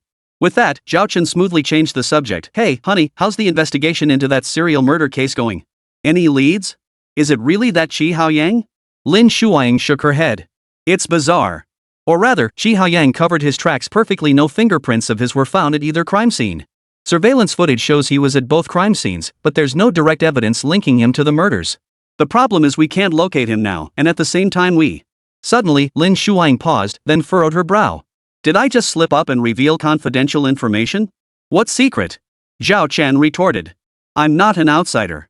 I was the first person to discover both crime scenes. According to your criminal investigation team 1 Captain Yi Qingfan, the first discoverer is highly likely to be the murderer. Doesn't that mean I'm connected to both cases? Plus, I'm family to you, Director Lin. It's only natural I'd care about you and try to help analyze the cases, right?" All right. Lin Shuang shook her head and smiled. "Just eat your meal. Don't pry into the murder case. And I don't want you showing up at any crime scenes either. From now on, you'd better behave yourself. If you can't manage that, then quit delivering food. We're not exactly strapped for cash, and even if we were, it wouldn't be because of your meager earnings." "What are you saying?" Zhao Chen's expression turned serious. "Honey, listen to yourself. Is this really about money? You know, if a person just sits around doing nothing, they'll get sick from idleness, right? At least I'm able-bodied. I should be useful somehow. How can I just sit around at home relying on you to support me? Do I look like someone who leeches off others? My stomach's perfectly fine. I don't need to leech off anyone, and I don't like it anyway." Lin Shuang chuckled and shook her head again. "Fine, I give up on you. Do whatever you want. Just let me know if you run out of money." "Oh, right." Lin Shuang suddenly remembered. "I just got my salary and bonus today. I'll transfer 10,000 yuan to you right now." "Transfer? No need. Honey, don't do that. Seriously, I don't need it. I still have money left." Zhao Chen was serious, but Lin Shuang couldn't care less whether he had money or not. She casually grabbed her phone and transferred 12,000 yuan to him. "Here. I genuinely don't want you involved in any more cases. If it comes down to it, quit delivering food altogether. If you don't want to stay home idle, just find any company to work for. Delivering food is exhausting anyway." "Tiring?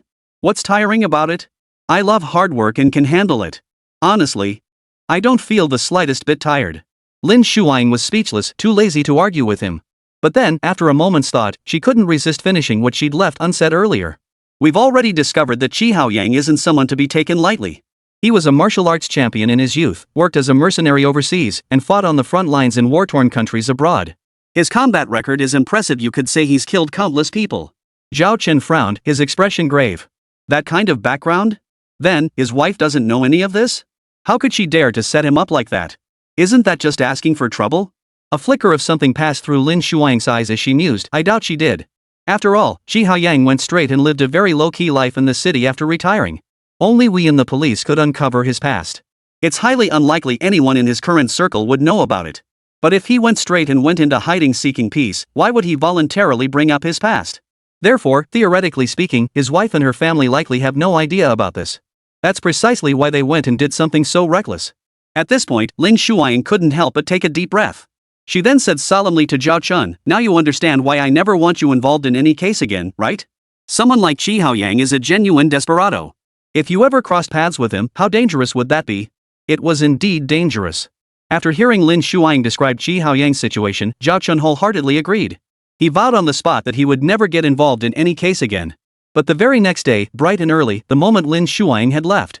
Ding! Check-in location refreshed.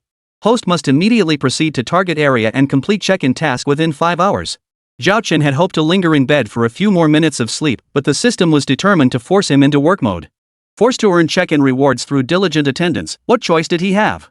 The rewards are truly substantial. Basic treasure chest opened successfully.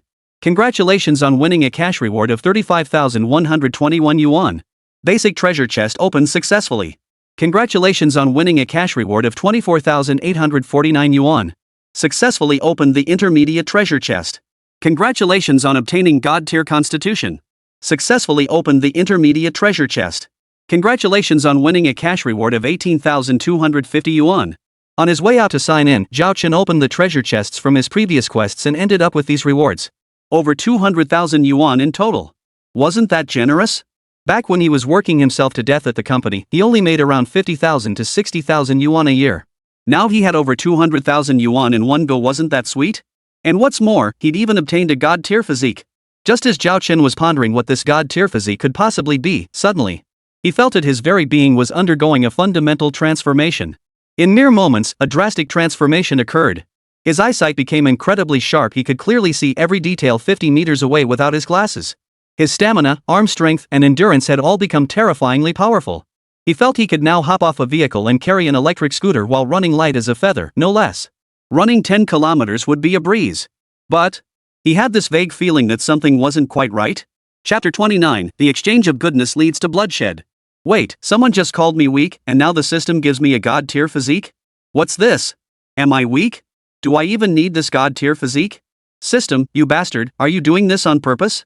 Who do you think you're looking down on? Come on, speak up. If you've got the guts, take this God tier physique back. My body's perfectly fine. I don't need your so-called God tier physique at all. Not even a dog needs it. Ding! Detecting host dissatisfaction with the divine grade physique reward from the intermediate treasure chest.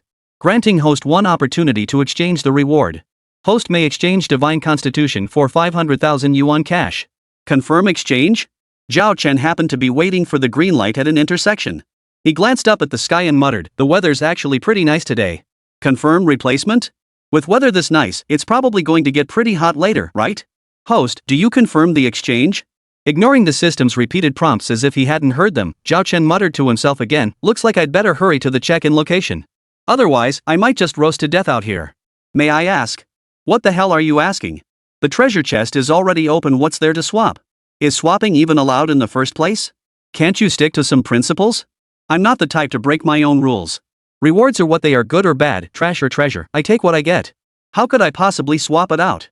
You're a system, for crying out loud. You expect me to swap just because I'm dissatisfied? Is that how it works? If you insist, I won't swap it.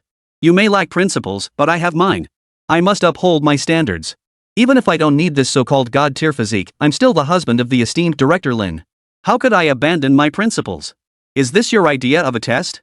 Who could withstand such a trial? Testing. At that moment, the location he opened for his daily check-in was indeed testing someone's humanity. It was a restaurant. A customer had ordered a table full of lobster and king crab, then suddenly asked the waiter, "Can I not pay?" The waiter froze. "Excuse me?" The customer chuckled. "I said, can I eat without paying?" Instantly, the waiter's face darkened. "You blind bastard, daring to try to eat for free here?" Bang! The burly waiter, who happened to be the restaurant owner's younger brother trying out life on the front lines, heard someone wanted to eat for free. His temper flared instantly, and he slammed his fist down on the table. "Try not paying today, you bastard." But the customer wasn't someone to mess with. He was a fishing video blogger with millions of followers, famous for pulling stunts like this, eating without paying up front, then promising to repay the favor the next day with whatever he caught while fishing, guaranteeing the restaurant wouldn't lose out. But this time, he ran into a hothead. The server happened to be the owner's own brother, who wasn't intimidated at all. Hearing someone try to dine and dash, he rolled up his sleeves, flipped the table, and was ready to fight. No, bro, let me explain. What I meant was, who cares what you meant? No freeloading allowed. Bro, just hear me out. I was thinking. What? You come here eating and don't even know who owns this place?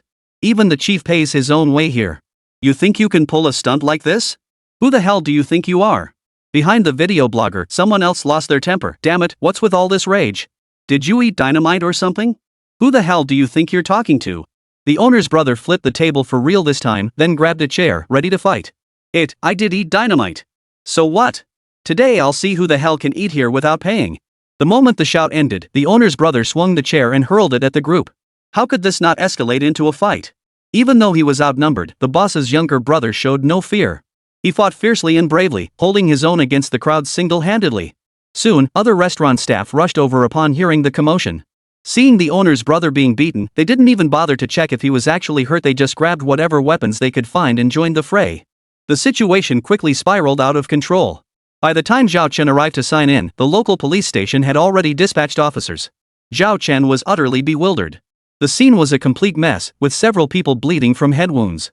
"Ha? Brother Zhao Chen?" The police sergeant in charge spotted Zhao Chen immediately and recognized him, walking straight over to greet him. "Brother Zhao Chen, you really are.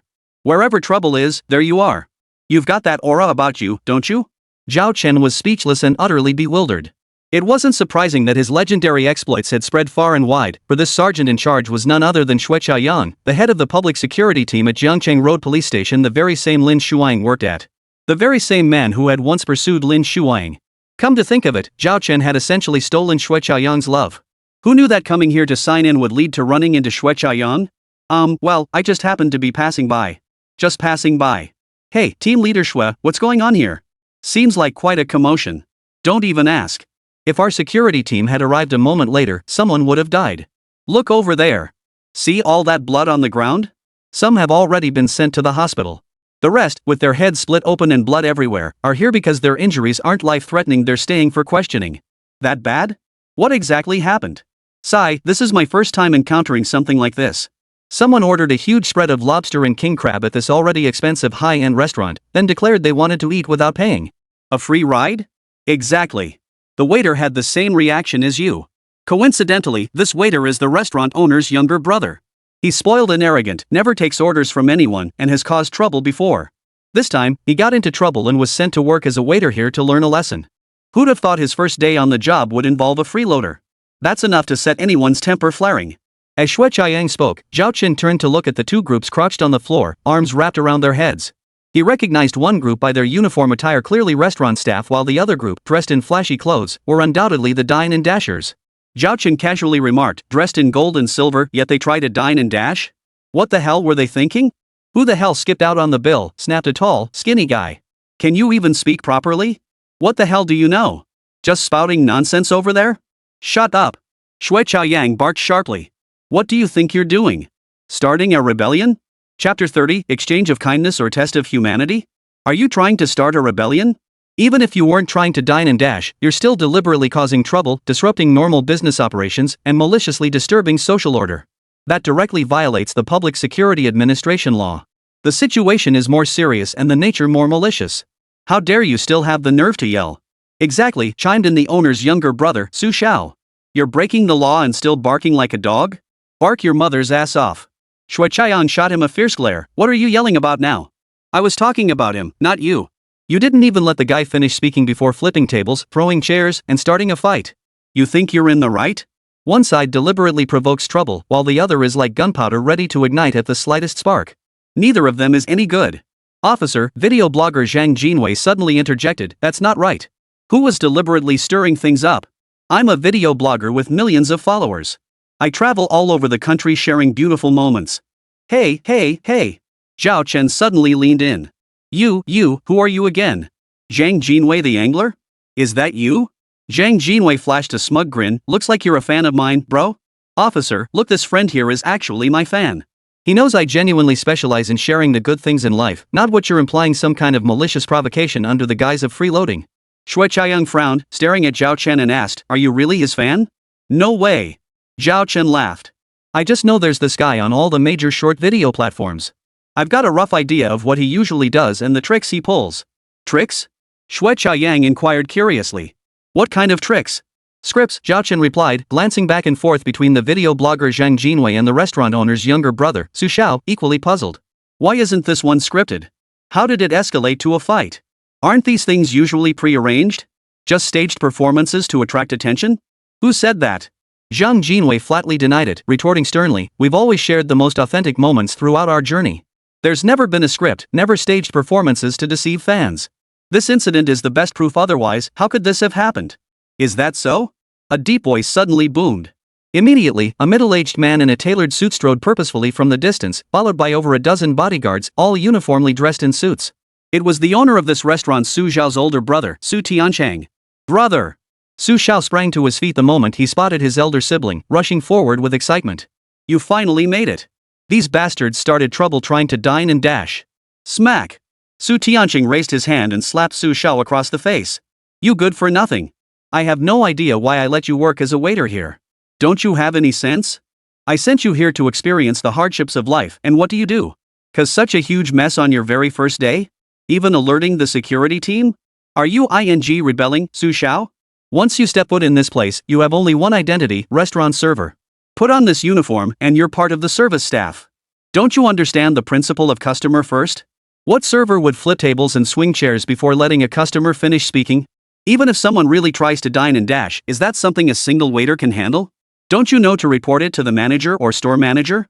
I sent you here to toughen up, yet you don't even know your place or what you're supposed to do. You're useless. Get lost. Su Tianchang shoved his younger brother Su Xiao aside, glared at the video blogger Zhang Jinwei, and strode forward. His voice was deep and stern. What did you just say? Exchange beauty, capture authenticity? Never staged, never scripted? Then why did you keep asking me out? Zhang Jinwei frowned in protest. When did I ever invite you? Su Tiancheng gave a cold laugh, his voice flat. This is a chain restaurant. We're somewhat well known domestically. You're not the only influencer who's thought of staging gimmicks here.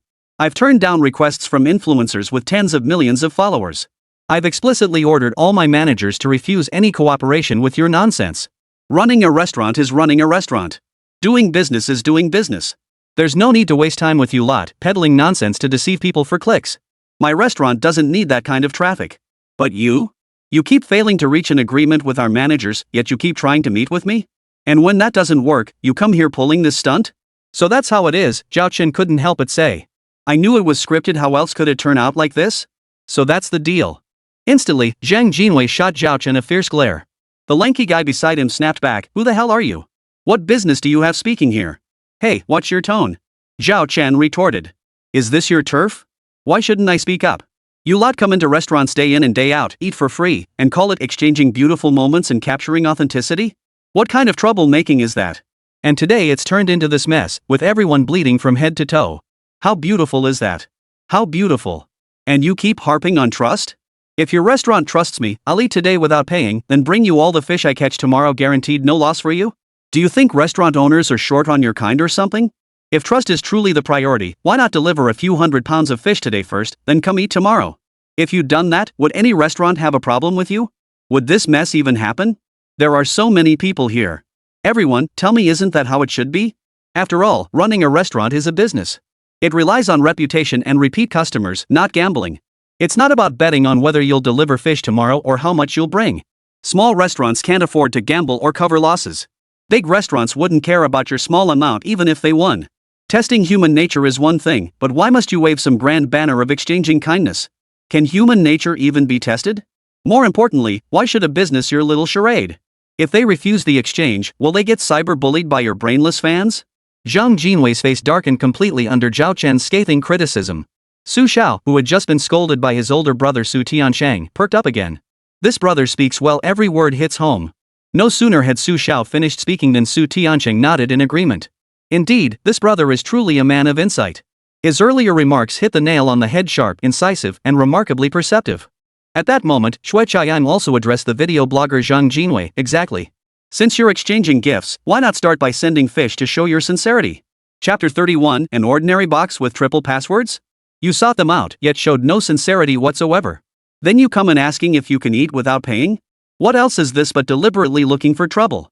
Using the guise of mutual trust and exchanging kindness as a pretext to pull these stunts that test people's humanity just to attract traffic, isn't that exactly what you're doing? You'll do anything for that little bit of traffic, yet you still have the nerve to preach about exchanging kindness and spreading positive energy? What positive energy? Look at yourselves now, bloodied and bruised. Satisfied?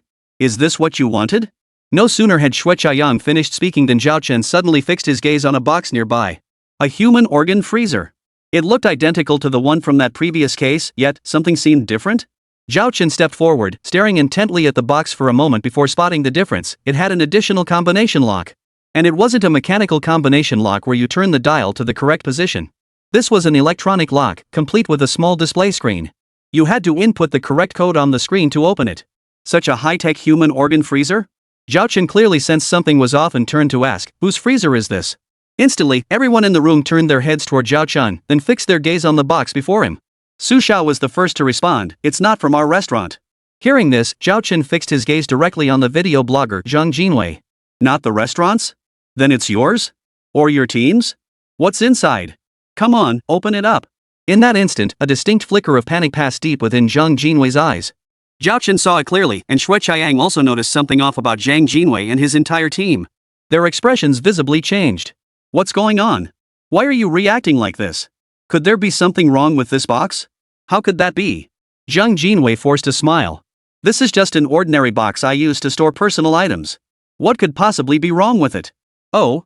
Is that so? Shui Chiang stepped forward, standing beside Zhao Chen and scrutinizing the box for several seconds. The result? He didn't notice anything amiss. After all, he was the security team leader, not part of the criminal investigation squad. He hadn't been involved with that case and didn't recognize the box before him as one specifically designed for human organs. Finally, Shui Chiang turned and shot Zhao Chen a puzzled look. Zhao Chen stated directly, this is a specialized freezer for human organs, and it's identical to the one used in that recent case that shook the entire city. No, I should correct myself, it's not exactly the same, but it's been upgraded from the original design. Upgraded? Shui Chiang was confused. What do you mean? How could this box be upgraded? Zhao Chen pointed, it's got an electronic lock now. Much fancier. Why would there be a distinction between basic and high-end models for specialized human organ freezers? I suppose the contents inside this unit are rather extraordinary, huh? Or perhaps the person whose life depends on this organ for a transplant is someone with an extraordinary status? You're talking nonsense. Zhang Jinwei shouted angrily. What human organs? What transplant surgery? Who's special? You spout nonsense without a second thought? This is just an ordinary freezer, I have no idea what you're talking about. Then open the box and show us, Shui Chiang demanded bluntly. Zhang Jinwei froze, frowning. Why should I? What crime have I committed? Do you have a search warrant? Even if I'm cooperating with law enforcement, you need a legitimate reason. Just because he's spouting nonsense, you think there's something wrong with my box? Where's the evidence? You need proof, right? Evidence? Proof? Zhao Chen didn't have either of those. But a sudden memory flashed through his mind. On his way here, he'd opened a treasure chest and found cash in both denominations and bills. 35,121 yuan, 24,849 yuan, 182,500 yuan. At the time, he'd wondered, what was the system playing at? At the time, despite his curiosity, Zhao Chen couldn't make heads or tails of it. But now, a thought struck him, could these be the combination for that safe?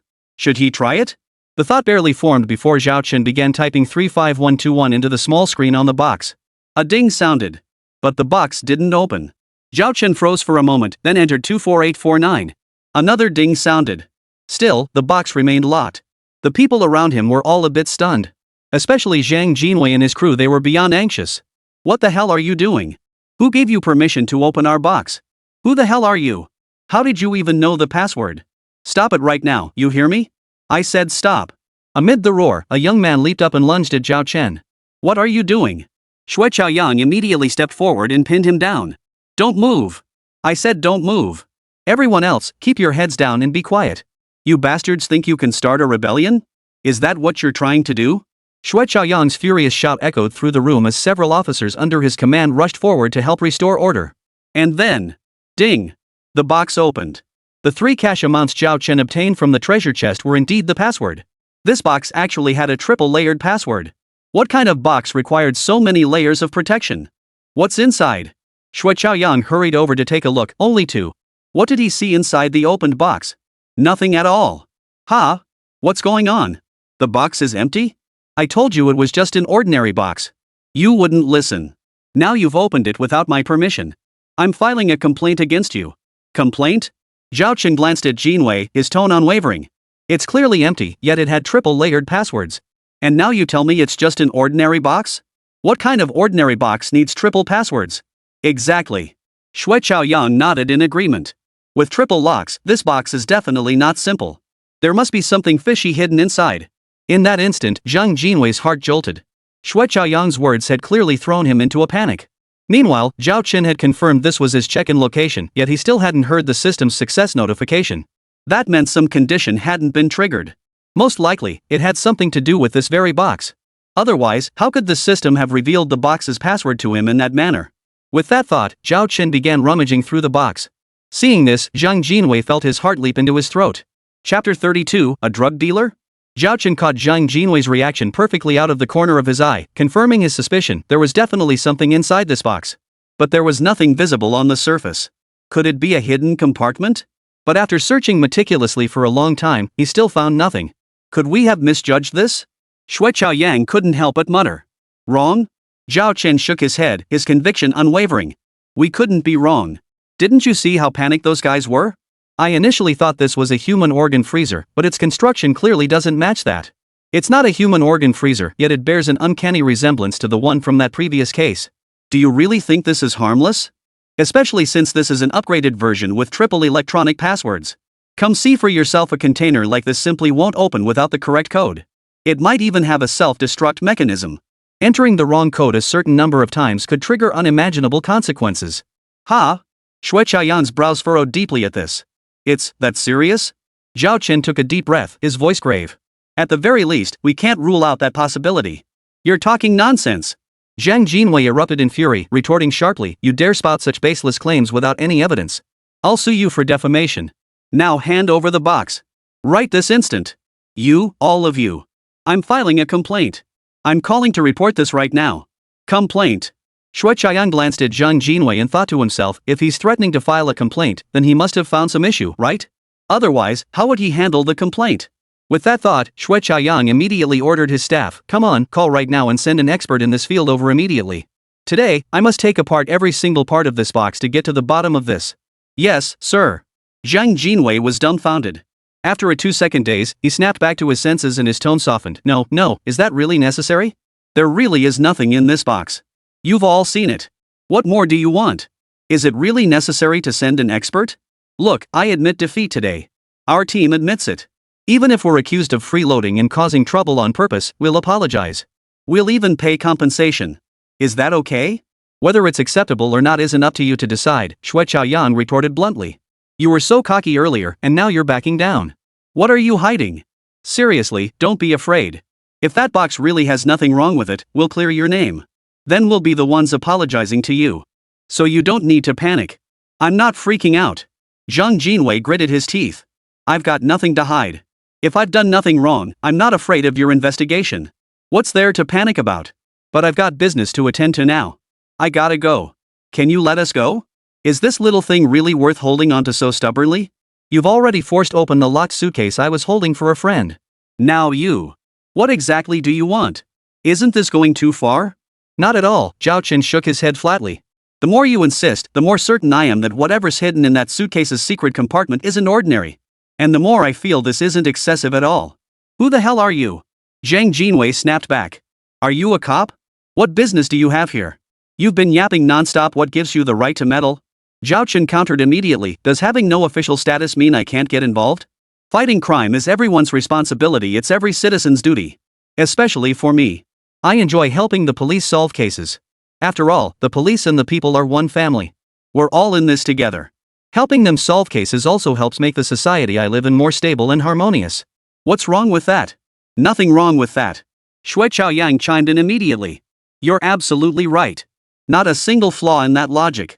If only everyone had your level of awareness, our jobs would be so much easier. Less trouble. But this security team leader was about to have a lot more trouble on his hands. Just half an hour later, experts dispatched from the nearby police station dismantled the box and discovered a hidden compartment. And inside that hidden compartment was bag after bag of pure white powder. In that instant, Shui Chaoyang's heart jolted. He immediately drew his gun, shouting, "Nobody move! Handcuff them now! Quick! Call for backup! Get the nearby narcotics bureau to send reinforcements immediately! You take your men and seal off the scene. From this moment on, no one is allowed to enter or leave the restaurant. You retrieve the surveillance footage and identify every suspicious individual captured on camera." Shui Chaoyang rapidly issued a series of commands. At that very moment, Zhao Chen received the long-awaited notification from his system. Ding! Congratulations, host, on successfully checking in. You have obtained an intermediate reward chest 1. During this check-in process, discovered a box containing drugs. Contribution points plus 50. Contribution points plus 50 for unlocking the box using the password. After discovering the box was empty, did not give up but persisted in investigating the issue. Contribution points plus 100. Successfully assisted police in uncovering a drug trafficking operation. Contribution points plus 120. Final reward settlement 320 contribution points. Redeemable for 32 basic reward chests, 10 intermediate reward chests, or in-game items. Truthfully, Zhao Chen had little interest in rewards. He wasn't driven by them, he simply wanted to help the police combat crime. Well, being Lin Shuaing's husband, he just had that kind of high sense of duty. Still, free rewards were free rewards. Taking them wouldn't hurt, and they might even help him fight crime more effectively. So he decided to open a few chests to see what they contained. What he got wasn't important, he'd be perfectly happy even without any rewards. Ha! Chest opened successfully. Congratulations! You have gained the system's admiration 1. Chest opened successfully. Congratulations on obtaining System Admiration 1. 5 chests in a row, and 5 consecutive System Admiration points? Zhao Chen cursed inwardly, damn system, you're acting up again, aren't you? What the hell is System's Admiration? Who the hell cares about your damn admiration? You're trying to fool me with this worthless crap? Did you pocket my Real Treasure Chest rewards? Note, System Admiration is a universal exchange voucher for the system store, redeemable for any item of equivalent value. The sudden notification from the system left Zhao Chen stunned. Had he cursed too soon? Had he raised his voice too much just now? Chapter 33, A Concert Without Showing Your Face? Name? Zhang Jinwei. Occupation? Fishing video blogger. When did you start dealing drugs? Drug trafficking? I didn't do that, officer. You didn't deal drugs? Then you must have been transporting them for someone else? There was no drug trafficking either, officer. This really is just a misunderstanding. I honestly don't know how this happened. While the box belongs to our team, we genuinely had no idea drugs were hidden inside it. We didn't even know the box had a secret compartment. Wait, the box belongs to your team? But earlier you claimed it was yours? You even said it contained only your personal belongings? Where are your personal belongings? When we opened the suitcase, it was empty. Then we found several kilograms of drugs in the hidden compartment. So where did your personal belongings go? Could it be that you didn't even know what was inside your own suitcase? Or are you saying those several kilograms of drugs in the hidden compartment were your personal belongings? No. How could that be? Those drugs definitely aren't mine. I'm being framed. By then, the narcotics bureau agents had arrived. The restaurant was completely sealed off, and the private room became a makeshift interrogation room. Several narcotics officers were intensely questioning the prime suspect, Zhang Jinwei. Zhao Chen was also being questioned. Name? Zhao Chen. Occupation? Wait, Shui Chaoyang, what's this about? You're doing this on purpose, right? Settling a personal score? Ha? What do you mean, settling a personal score? Don't read too much into it, okay? I'm just following procedure here. After all what? Don't think I don't know you used to chase after our Shuang. She always gave you the cold shoulder but ended up marrying me and becoming my wife. Now you're settling a personal score. Shui Chaoyang looked utterly helpless. What are you thinking? I'm genuinely just following procedure here, okay? Then why am I interrogating you and taking the statement myself? No narcotics officers were called in, and there isn't even a stenographer. Isn't this purely because you know the box's password and you want to get to the bottom of it? Zhao Chen looked stern. I thought I made myself perfectly clear earlier. I don't know why, but that sequence of numbers just popped into my head. I tried it, and wouldn't you know it, I hit the jackpot. What was I supposed to do? You're suspecting me over this? Come on, that's ridiculous. If I were really involved, why would I voluntarily open the box and insist there was something inside? Am I crazy? Tell me, am I crazy? No. Shui Chaoyang sounded even more helpless. Brother Zhao Chen, don't get worked up. I know you're definitely not involved in any crime. But the problem is. No problem, Zhao Chen cut him off. If it weren't for me, would you have uncovered their drug stash and trafficking operation? Would you have scored such a big win? Regardless, I helped the police crack a drug trafficking case. I'm a law-abiding citizen. You have no right to suspect me and interrogate me like a criminal. Shui Chaoyang shook his head and took a deep breath. Alright, let's leave it at that. You'll have to explain yourself to Chief Lin later. Zhao Chen retorted casually, are you kidding? Do Shuang and I even need to explain? Doesn't she trust me? 5 minutes later. Zhao Chen stepped out of the restaurant and received a call from Lin Shuang. Honey? Wait, no, let me explain. I really have nothing to do with those people. If I did, why would I turn them in? Makes sense, right? The password? I don't know the box's password. I just stumbled upon it by pure luck. Shuang, you have to believe me. You know me, I've always been honest and trustworthy. How could I possibly be involved with drug-related criminals? He promised Shui Chaoyang he wouldn't explain, but the moment his wife called, he found himself explaining for ages. There was nothing to be done. Lin Shuang certainly didn't want to doubt him. In truth, she trusted him completely. But the problem was, how did he know the combination to that drug smuggling box? How could that be? But how could she not ask and get to the bottom of it? As Shui Chaoyang had said, when something like this happened, they absolutely had to follow protocol and go through every step of the process clearly. In the end, it was actually for Zhao Chen's own good. In the end, even though Lin Shuang couldn't get a clear answer out of Zhao Chen, she had at least done her best to question and investigate him. She found no evidence of any wrongdoing on his part. In fact, he should probably be credited for his role. Therefore, the matter of how he knew the box's password, while not something that could be swept under the rug, had to be shelved for now. Ding! Check-in location and refresh. Host must immediately proceed to target area. Failure to comply will be considered forfeiture, resulting in no further check-in locations being refreshed for the next 3 months. Zhao Chen had been about to head home when this system check-in task popped up again. Damn it, one after another? Not even a moment to catch my breath? This time the check-in location is Times Square? That place seems to be hosting a concert? Actually, it wasn't just like Times Square was indeed hosting a concert by a female internet celebrity with 20 million fans. A concert where she doesn't show her face. Zhao Chen had come across related videos before, so he had a vague recollection. But it was only a vague memory. Anyway, when he arrived at Times Square, he found he couldn't get in. You needed a ticket. Then, when he tried to buy one, he discovered.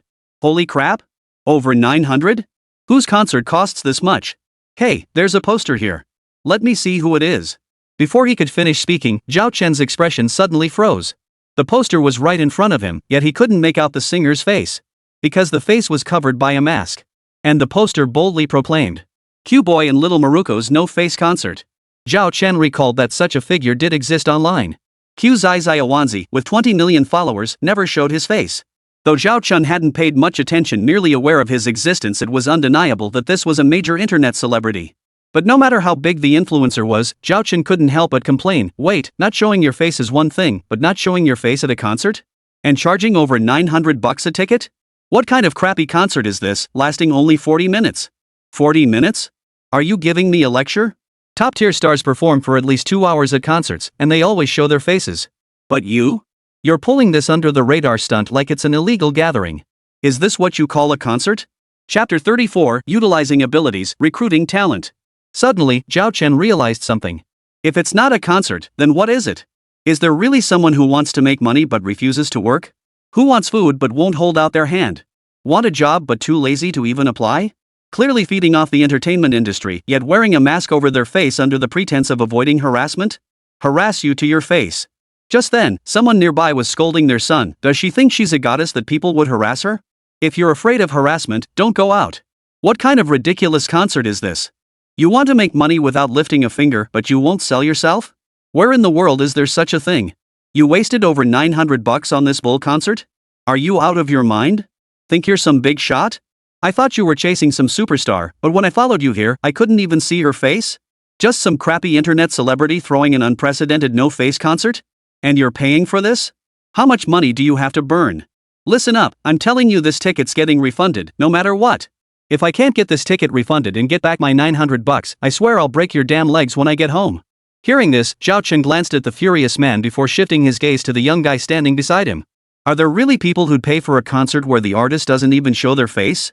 Zhao Chen sensed something was off big time. After all, there couldn't be that many brain-dead people in the world, right? Otherwise, what the hell was he doing here today? Why did the system make him check in here?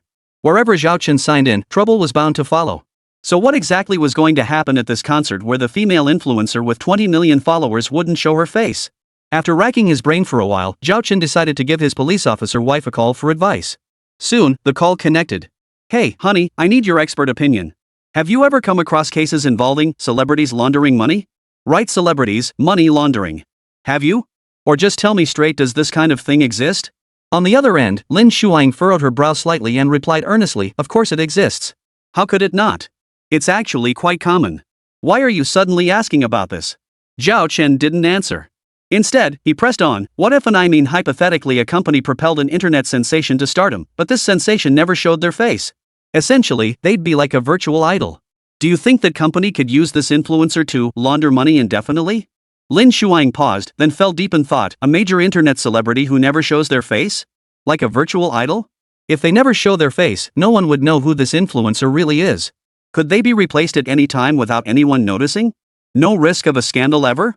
If used for money laundering, wouldn't that be far easier and more convenient than cultivating a real person who must constantly appear in the public eye? And even if caught by the police, they could just find someone else to take the fall? Theoretically, yes, but not very feasible, right? After all, what major influencer doesn't show their face? Which big influencer doesn't reveal their identity? You don't even show your face, no one can see what you look like. Who's going to buy into you? When Lin Shuang said this, Zhao Chen laughed outright. You know what? There really is such a mega influencer out there, and they're holding a concert right now, a concert where they don't show their face. I'm actually at the concert venue right now. Look at this line of people waiting to buy tickets, quite a crowd. Hang tight, honey. I'll buy a ticket and check it out. Might just help you crack another financial crime case. Lin Shuang stared blankly, her eyes filled with question marks. Before she could even process it, Zhao Chen had already hung up.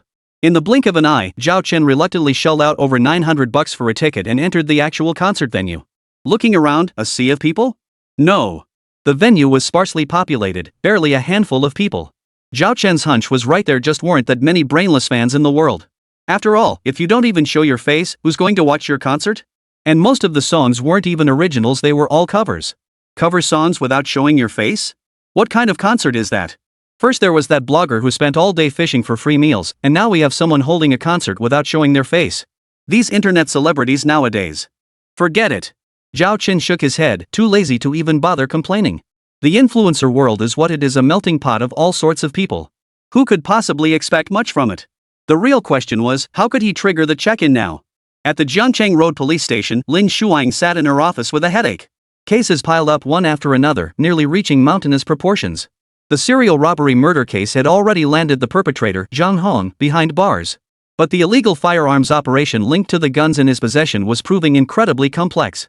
Although the West City Funeral Home served as the city's hidden gun-making den and simultaneously functioned as a black market base for human organs, there were even larger criminal syndicates lurking behind it. Then there was the potential connection to Qi Haoyang in the serial family massacre case, plus today's newly surfaced video of fishing blogger Zhang Jinwei's drug possession and trafficking case. Good grief, every single one of these cases has some connection, big or small, to her husband, Zhao Chen. The Municipal Bureau has already noticed this connection, and the Municipal Bureau's thinking is peculiar. They don't suspect Zhao Chen himself, but rather want to exploit him? As long as he's sufficiently clean, why not utilize him? While he carries many unexplained mysteries, hasn't he consistently assisted our police in solving cases? Since he's helping us, why dig deeper? What exactly are we trying to uncover? For someone who has no criminal motive, no criminal suspicion, and has consistently assisted us in combating crime in various ways, shouldn't we show more tolerance? I've handled countless cases and encountered bizarre situations and individuals. I know this world holds many unexplainable phenomena. Perhaps Zhao Chen truly possesses some extraordinary ability? So my recommendation is this: conduct another comprehensive due diligence investigation on Zhao Chen. If the report still finds no issues, then recruit him and utilize his abilities. Is that clear? These were the exact words from headquarters. And these were the exact words of Chi Song, Director Chi of the provincial department. At this very moment, Director Chi was at Lin Shuang's home, or rather, at her parents' home, playing chess with her father. Back in the day, the legendary trio of Yibu Fan, Chi Song, and Yi Haixing in the police force were led by Lin Shuang's father. Additionally, Lin Shuang's grandfather had been their immediate superior, back then a full department-level official poised for promotion to deputy minister rank. Chapter 35, Recruited as Special Talent? Grandfather Lin Tiannan had 4 students back then, 3 of whom became legends in the police force. At the Jiangbei Provincial Public Security University, Lin Tiannan served as a professor while concurrently holding the position of Provincial Public Security Bureau Director. His son, Lin Jinwei, along with Yibu Fan, Chi Song, and Yi Haixing, were all graduate students personally mentored by Lin Tiannan. While Lin Jinwei wasn't as outstanding as the other 3 no police legend, he was 2 years their senior. This meant he entered the field earlier, had greater seniority, and was no slouch himself. He was a drug enforcement hero who had survived multiple gunshot wounds, narrowly escaping death. Thus, upon graduating, Yibu Fan, Chi Song, and Yi Haixing were led by their senior classmate and fellow disciple, Lin Jinwei. Truth be told, Lin Jinwei played no small part in the trio becoming legends in the police force. He had truly nurtured them with great care. He was not only their senior and mentor but also like a second father. He was both their superior and a brother who had shared life and death experiences with them. Lin Jinwei had charged into battle alongside them, fighting side by side in the lair of international drug traffickers, facing mortal danger together. Whether as a senior colleague or a superior, Lin Jinwei proved himself exceptionally qualified. He never once acted with superiority, despite being the son of Lin Tiannan. Otherwise, how could he have repeatedly led teams deep into the lion's den, risking his life to support his 3 juniors? It was no exaggeration to say that without Lin Jinwei's godlike support, Yibu Fan, Chi Song, and Yi Haixing would never have become legends in the police force.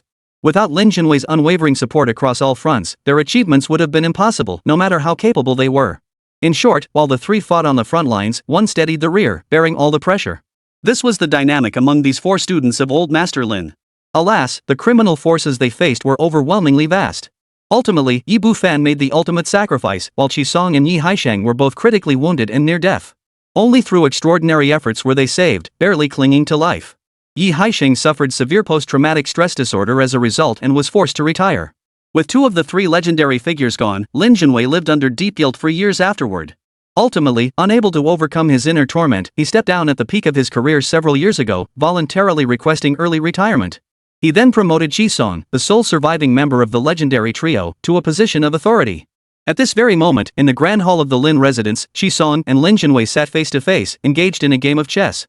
Amidst the game, the conversation turned to Zhao Chen. "I hear you want to recruit my son-in-law?" "Ha? Your son-in-law?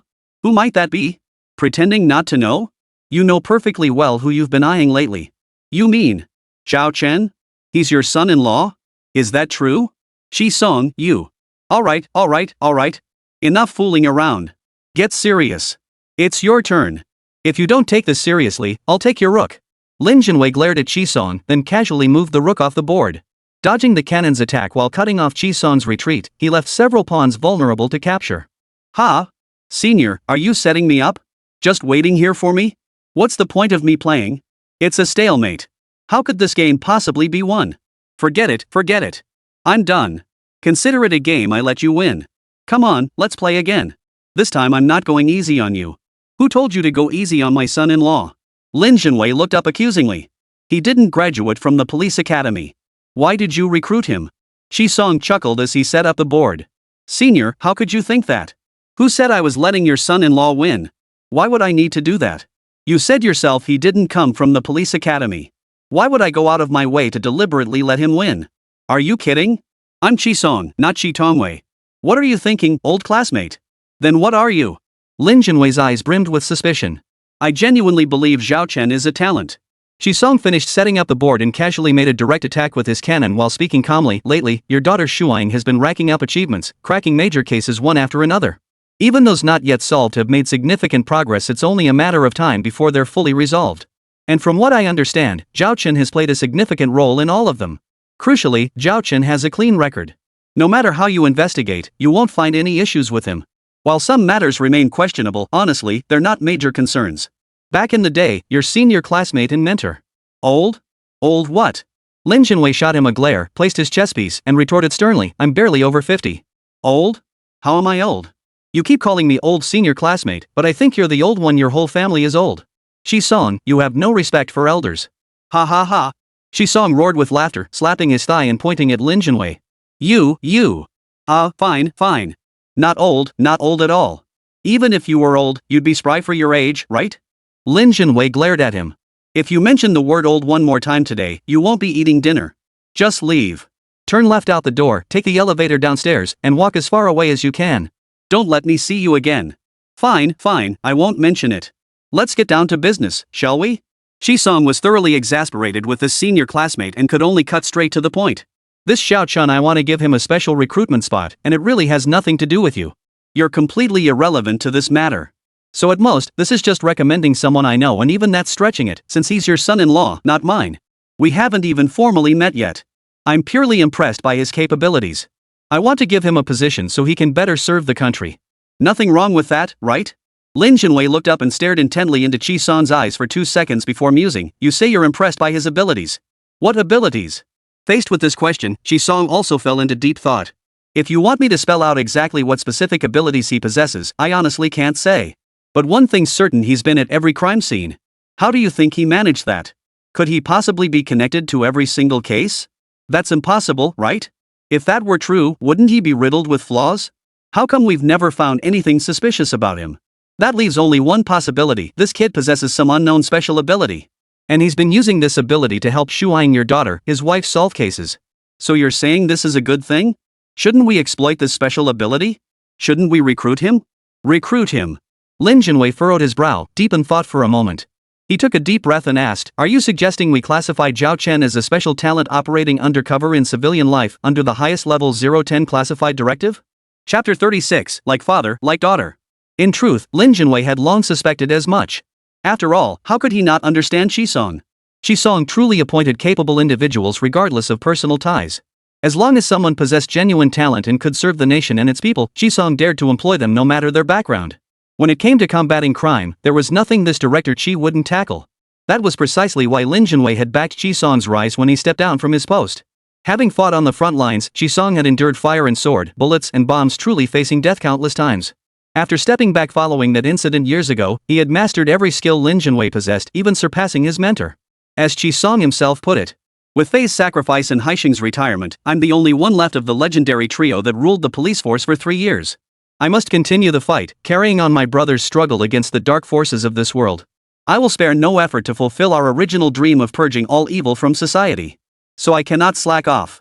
I must stay alert at all times, constantly reminding myself, Bu Fan watches over me from heaven and Haisheng keeps a watchful eye on me. I must keep moving forward step by step. I carried both their aspirations on my shoulders. How could I dare to relax even for a moment? These words were not mere empty promises from Song. Over the years, he truly lived up to them. Even before becoming the provincial bureau chief, he had worked tirelessly. After assuming the role, he managed countless affairs daily, truly dedicating every ounce of his energy to his work. He did it not just for himself, not just for the people, but most of all for those 2 brothers. Especially now that Yi Haisheng had also passed away, the legendary trio of brothers from the police force truly had only Song left alive. Earlier, during Yi Qingfan's vigil for Yi Haisheng, Song, who never touched alcohol, took leave to drink himself into a stupor at home. After drowning his sorrows, he wept bitterly, his grief wrenching his heart. A man may shed tears, but he does so with dignity, especially one who holds the position of Provincial Public Security Bureau Chief. Brothers in life and death, yet he couldn't even bring himself to visit Yi Haisheng's wake or accompany his brother on his final journey. Because of his position, countless eyes were watching him. If he went, those deranged villains might dig Yi Haisheng out of his grave over matters from years past. Then Yi Qingfan would be implicated too. The slightest misstep could bring certain death upon him. He couldn't let Yi Haisheng rest in peace after death, nor could he allow Yi Qingfan to face any danger. Unexpectedly, Yi Qingfan had indeed nearly met with trouble at that funeral home. It seemed that among those criminals, someone had already discovered Yi Qingfan's connection to the 3 legendary figures of the police force from years past. Given this, how could Song stand idly by? At this very moment, he was telling Lin Junwei, earlier at the funeral home, Qingfan encountered her father's apparition alongside those armed thugs. You've heard about it, right? What do you make of it? Was it truly her father's apparition? Lin Junwei, a ghost? Bull. Song pressed, but the armed criminals all gave consistent statements. Yi Qingfan also said her father did indeed manifest to save her life. How do you explain that? Are you suggesting Yi Qingfan colluded with those criminals? Is that even plausible? If it wasn't her father's apparition and she didn't collude with the criminals, then, as Sherlock Holmes would say, once you eliminate the impossible, whatever remains, no matter how improbable, must be the truth. Hearing this, Lin Junwei looked puzzled. What are you trying to say? Shi Song's gaze grew deep, his voice taking on a solemn tone. Zhao Chen was also at the scene back then. I feel that the matter of Qin Fan's father appearing is connected to him. Of course, I have no idea how he managed it, nor can I fathom it. But this is truly the only explanation. And this explanation is far more plausible than any supernatural nonsense, wouldn't you agree? Crucially, if that's the case, he saved Qin Fan's life. How could he be a bad person? So why shouldn't we make good use of his abilities? Mind you, I'm talking about utilizing his abilities, not exploiting you as my son-in-law. I've always valued talent. We're only using his skills, is that a problem? Lin Junwei fell silent. After all, he was Qi Song's senior classmate and former superior. If Qi Song could see through the situation, could Lin Junwei possibly be blind to it? He had known from the start what Qi Song's true purpose was in coming here, yet he had consistently feigned ignorance. Ultimately, he didn't want his son-in-law to enter law enforcement. In fact, he had even tried to dissuade his own daughter from applying to the police academy. Just as Yi Haisheng had fiercely opposed Yi Qingfan, Lin Junwei also didn't want his children to follow the same path as their generation. Not for any other reason, simply because it was too dangerous. Even in times of prosperity, there were madmen. Those lawless criminals were truly deranged, capable of anything. Take He Bufan, take Yi Haisheng, both had bright futures ahead, yet. Sigh. Lin Junwei let out a heavy sigh and said solemnly, if I could, I wouldn't want the son-in-law to set foot in law enforcement. I even want to pull Shuang out too. Serving the people is noble, but being a public security officer is ultimately too dangerous. Anyone on the front lines faces real-life threatening risks. Back when I was young and headstrong, full of drive and unwilling to admit defeat, fearing nothing under heaven, I weathered countless storms and hardships along the way. I did accomplish some things. But after experiencing so much, now I might truly be getting old. My courage has diminished. I've grown fearful. My resolve isn't as strong as it once was. I just want Shuang to be safe. I'd rather she live an ordinary life than face the possibility that one day. But she's already chosen her own path, hasn't she? Shi Song interrupted. And Qingfan is the same. Qingfan is Yi Bufan's daughter, raised by Yi Haisheng, while Shuang is your daughter. Don't you see how similar they actually are? Similar to whom? To Yi Bufan? To Yi Haisheng? To you? To me? To us? They both possess that fearless spirit we once had the courage to dream, act, and fight for what they believe in. The point is, they're both exceptional, just as exceptional as we were back then. What's this called? Like father, like daughter. The bloodline of a martyr inevitably carries the shadow of their ancestors. Hold on. Lin Junwei suddenly frowned. What martyr? I'm not dead yet. How is Shuang suddenly carrying the bloodline of a martyr? Shi Song, you really are. You haven't changed a bit over the years, still so nitpicky. Poof. You've already labeled me a martyr. How could I not be picky? Meanwhile, on the other side, Lin Shuang was also getting worked up. Another new case had arrived, the files just delivered. It was a celebrity money laundering case. Chapter 37, multiple cases investigated simultaneously. There were some things Lin Shuang didn't want to believe, but she had no choice but to take them seriously. Zhao Chen had just mentioned the big influencer's masked concert tour, specifically asking if any celebrities were involved in money laundering. And now she was assigned this very case? How exactly do celebrities launder money? Yi Qingfan, who was present, glanced through the files and asked the head of the Economic Crime Investigation Unit. The head explained directly, when it comes to money laundering, celebrities have it easiest. Take a concert, for instance. Who really knows how many tickets were sold? And those tickets selling for thousands? Who's buying them? Are scalpers really driving up the prices? Take any concert with 10,000 attendees, ticket revenue might only be a few 100,000 yuan, yet their financial statements show millions or tens of millions. Where does that money come from? Isn't it a breeze to launder tens of millions in dirty money into millions or tens of millions of clean money through this method? Of course, this is just a simple example. The actual operation is undoubtedly more complex, as it involves numerous factors. And for celebrities, this is just the most basic entry-level method. It's practically obsolete now. They've got simpler ways to launder money. Yi Qingfan cut straight to the point. Like what? The head of the Economic Crimes Unit smiled meaningfully. Take filmmaking, for instance. Who really knows how much a movie actually costs to produce? And who can accurately track how many tickets were sold in the end? But take any weight loss movie, no matter how terrible or unwatched it is. Just claim it cost $1 billion to make and pulled in billions at the box office. And sure enough, the actual box office does hit billions. As for where those billions came from? Who really knows? Anyway, after one movie, you've got billions in clean money, right? Yi Qingfan was a bit baffled. After all, she was a criminal investigator. She really didn't know much about economic crimes. Hearing the Economic Crimes Unit chief explain it now, Yi Qingfan could only think, these people make money way too fast. No, wait, what money making? That's money laundering. Who knows where that money even came from? Speaking of which, why was she, a criminal investigation captain, involved in this celebrity money laundering case? Because this case is intricately linked to the previous illegal firearms manufacturing case and the black market human organ trafficking case. In short, these cases all stem from the same massive international crime syndicate. They arm themselves with guns to better facilitate their illegal organ trafficking operations, then launder all the illicit profits to make them look legitimate. This is a fully integrated black market industrial chain. Xingfan. Suddenly, Lin Shuang looked up at Yi Qingfan and asked, "Did you know there's a major internet celebrity with tens of millions of followers holding a no-face reveal concert today?" Huh? Yi Qingfan looked utterly confused. A concert without showing their face? What the hell is that? The economic crimes squad leader beside them was equally curious. What kind of concert doesn't show faces? Is it that shameful? Why even hold a concert then? Lin Shuang corrected him seriously, "We shouldn't jump to conclusions.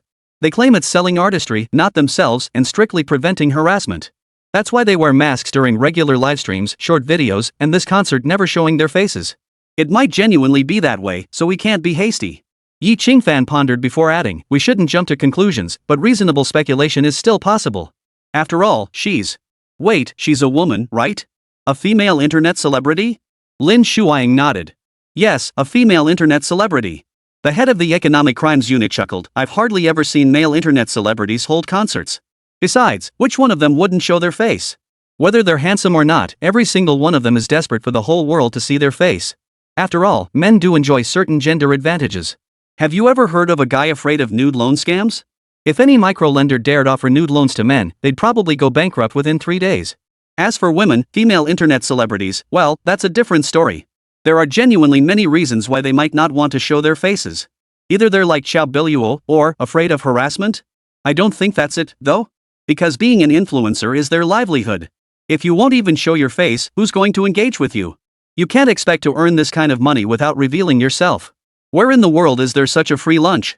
It's like us if we were cops who never investigated cases or served the public. How could that work? It's just like those people who take the dowry but refuse to marry, then break off the engagement without returning the money. Both are freaks. Exactly.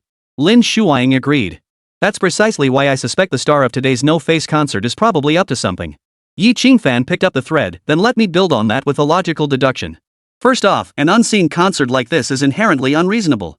So this female influencer probably isn't afraid of harassment, she's afraid of something else, something far worse than harassment. Like money laundering. If investigated, she could always find someone to take the fall since she never showed her face, right? Lin Shuang snapped her fingers. Exactly. So for this celebrity money laundering case, I plan to start my investigation with this female influencer. We don't have any leads anyway. We can't just stare blankly at these files, can we? Xingfan, you're heading to that concert venue right now? Me? Yi Qingfan looked puzzled. I'm a criminal investigator. Wouldn't it make more sense to send the economic crimes unit? You're going too, Lin Shuang replied. The economic crimes unit is going, and so are you. After all, this celebrity money laundering case is connected to the illegal firearms manufacturing case and the organ trafficking case. You could face extremely vicious criminals at any moment, so the economic crimes unit needs your criminal investigation team's support and cooperation. Also, her voice trailed off. Lin Shuang furrowed her brow, hesitating for 2 seconds before continuing. Zhao Chen is also at the scene. While you're there, keep an eye on him and see what shenanigans he's up to. Yi Qingfan was genuinely baffled. What does that even mean? How is Zhao Chen at the scene again? Could it be he provided some clue again? That's why Lin Shuang is targeting this female internet celebrity hosting a no-face concert? Yi Qingfan thought about it, then asked again. It really was. She couldn't help but vent. Shuang, your husband is unbelievable. Is he literally everywhere? But I can't help but wonder, does trouble follow him wherever he goes, or does trouble arise wherever he appears? Shuang, don't you think this guy is getting weirder? Is he hiding some secret? Chapter 38, the lawyer becomes the concert's MVP? Secret? Yi Qingfan asked her, Lin Shuang, but who could Lin Shuang ask? She wanted to know more than anyone else what was really going on with Zhao Chen. But Zhao Chen wouldn't talk and she couldn't uncover anything through investigation. What could she do? She could only focus her energy on the case for now. As for Zhao Chen, sigh. As long as he didn't cause trouble and wasn't a criminal suspect himself, she'd just turn a blind eye for now. Annoying. So damn annoying. Meanwhile, at the concert of Qu Zai Zaiwanzi, the female internet celebrity with millions of fans, someone had come to disrupt the show. And it wasn't just one person, it was a full team of professional lawyers. The moment they arrived, they stormed the stage and halted the entire concert. Ms. Qu Zai Zaiwanzi, hello. We are attorneys from Grand Law Firm, specializing in cultural and artistic copyright matters. Today, we've been commissioned by multiple clients to come specifically to discuss certain matters with you. Now, may I ask, are the songs you just performed at your concert your original compositions?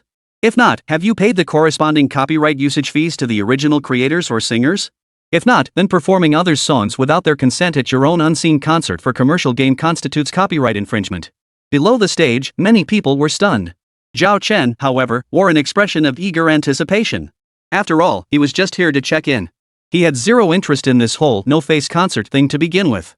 Besides, that Qzai Xiaowanzi wasn't exactly a powerhouse singer. She was just okay, definitely better than him, Zhao Chen, who was tone deaf, but at best, she was just KTV-level karaoke queen material. As for uniqueness? Non-existent. She relied entirely on that falsetto to satisfy her falsetto fans. Zhao Chen didn't dislike the falsetto itself, he actually enjoyed it. But he couldn't wrap his head around how a female internet celebrity who solely covered others' songs with that falsetto had become famous. Even this offline concert where she never shows her face was entirely built on covers of other people's work. She only had 1 or 2 original songs, and even those were suspected of plagiarism, so it was almost as if she had no original content at all. How did she get popular? Is it really true that even pigs can fly when the wind is right? Anyway, with a team of professional lawyers here to disrupt the show, Zhao Chen was happy to watch the drama unfold. Even if he didn't get signed today, it wouldn't have been a wasted trip. Infringement? On stage, the masked Q-boy Chibi Maruko-chan retorted sternly, "What infringement? You just decide it's infringement? Take the song I just sang, I had the original artist's permission." Original artist's permission, the lawyer cut in. Which original artist? What you're referring to is probably just a cover version, right? What cover? She's the one who made this song famous. She's the original artist. Q-chan Maruko declared with righteous indignation. But in this confrontation, the well-prepared legal team delivered their arguments with even greater force. Ms. Qzai Xiaowanzi, are you genuinely unable to distinguish between a cover and an original artist? Who told you that whoever sings it most popularly is the original artist? In the age of viral hits, it's common for originals to flop while covers take off. Does someone else popularizing my song automatically invalidate my original copyright? Come on, tell me who taught you this? Did you even graduate elementary school? Do you even know what original copyright means? After all this, you still don't even know who the original singer is? And you're holding concerts? Using other people's work for your own no-face showing concerts? Then you go and pass off covers as originals? How do you expect the original artists to keep their dignity? No wonder they sued you for infringement. You're using someone else's work to milk your own family for money, then outright deny their original copyright? What exactly are you trying to accomplish with this whole scheme? Blatantly provoking them? Qzai Maruko tried to argue back. But the opposing lawyer had no desire for further discussion, cutting him off abruptly. "Excuse me, please take this legal notice. Within 3 days, you must publicly apologize to our clients and pay the corresponding song copyright fees. Oh, and one more thing, when you apologize, kindly remove that mask from your face. We don't care what your reasons or motives are for wearing it, but you must show your face during the public apology. Only then will it demonstrate sincerity. Failure to comply will result in a court summons. We'll see you in court." That concludes our statement. We wish you well and shall not disturb you further. Good day. With that, the legal team turned and walked away. The moment they were gone, Qzai Xiaowanzi grabbed the microphone and shouted at fans, "Ignore them. They're just jealous competitors sent to cause trouble and make my life miserable. Now you understand why I've always refused to show my face? This is exactly what I've been afraid of. If this is what happens without showing my face, I can't even imagine the level of harassment I'd face if I did. Besides, I truly only want everyone to appreciate my music." "Your music?" A booming voice suddenly cut through the air. Zhao Chen and many audience members turned to see holy cow, that lawyer had returned, microphone in hand. Standing there, he boomed, "Do you even have any musical works? How many songs in your concert setlist today are your original compositions? Only 1 or 2, and even those are suspected of plagiarism. And you still have the nerve to say you just want people to appreciate your music? Earlier, I spoke to you as a lawyer representing my client. Now, I'm setting aside my lawyer's role to speak as an ordinary audience member and say a few words of fairness. Fans shell out hundreds to come here, only to see no singer's face and hear no original vocals, just some muffled, tinny sound coming from a mask. Your fans treat you like a human being, but you treat them like Japanese people? Isn't the entire influencer scene being corrupted by people like you? Your greed is disgusting. You'll stop at nothing to milk fans dry. The only thing missing is you directly demanding they transfer money to your account." Zhao Chen couldn't help but laugh at this point. Truth be told, today's masked concert was actually quite entertaining. Who would have thought a lawyer would become the MVP of this concert? You're absolutely right. A young man not far from Zhao Chen suddenly stood up and shouted, "This lawyer is spot on, damn right. I must be crazy to spend over $900 to listen to your bull concert. Ask yourself, what the hell were you singing? Nothing but whiny falsetto. Hearing your voice and seeing that mask on your face is disgusting. Refund. Give us our money back." Chapter 39, Remove your mask and cooperate with the investigation. The demand for refunds instantly ignited the crowd. Yeah, refunds. I want my money back. Exactly. They better give us our money back. I thought I was coming to a concert, but those young punks at the company dragged me here instead. What the hell kind of bull concert is this? Damn it, I'm firing every last one of those young punks when I get back. I got tricked into coming too. Turns out it's a damn masked concert? If you won't show your face, why the hell are you even putting on a concert? If you're so ashamed to be seen, what the hell are you doing in showbiz? Fans turning on them, fans turning on them. What the hell kind of live performance is this? Turns out all those short videos online were heavily edited. Can't be bothered with editing here, huh? All they can do is whine and moan with that damn pitch correction crap? This is hilarious. A perfectly good concert gets interrupted by the artist's lawyers demanding rights enforcement. With such a shady background, don't they have any self-awareness? I've been to countless concerts, but this one had the highest ticket price and the worst experience. I demand a refund. Refunds. Refunds. The crowd roared in unison, even Zhao Chen couldn't resist joining in with a couple of shouts. After all, his ticket cost over $900, how could he not feel the sting? Money doesn't grow on trees, so getting a refund would be ideal. Ha! Wait a minute, Zhao Chen suddenly remembered, didn't he have that god tier skill, sleight of hand? Could he use the skill to remove the Q Kid's dumpling face mask? See what she really looks like? After all, he'd shelled out over $900 for this ticket. Now he was stuck with zero experience, couldn't even see the singer's face. What if he couldn't get a refund? Would he just be here to watch a show? Spending over 900 yuan just to watch a play? That felt like a ripoff. After all, 900 yuan could buy several years of membership on any video streaming platform, giving him access to countless TV shows and movies. Yeah, he had to get that mask off and see what she really looked like. With that thought, Zhao Chen sprang into action. He rose amidst the chaos and pushed forward, closing the distance to within 50 meters of his target on stage. Without hesitation, he activated his skill. Congratulations! You have stolen a mobile phone from Target Xiaomaning. Congratulations! You have stolen a mobile phone from Target Xiaomaning. Zhao Chen froze. A phone both times? This Xiaomaning.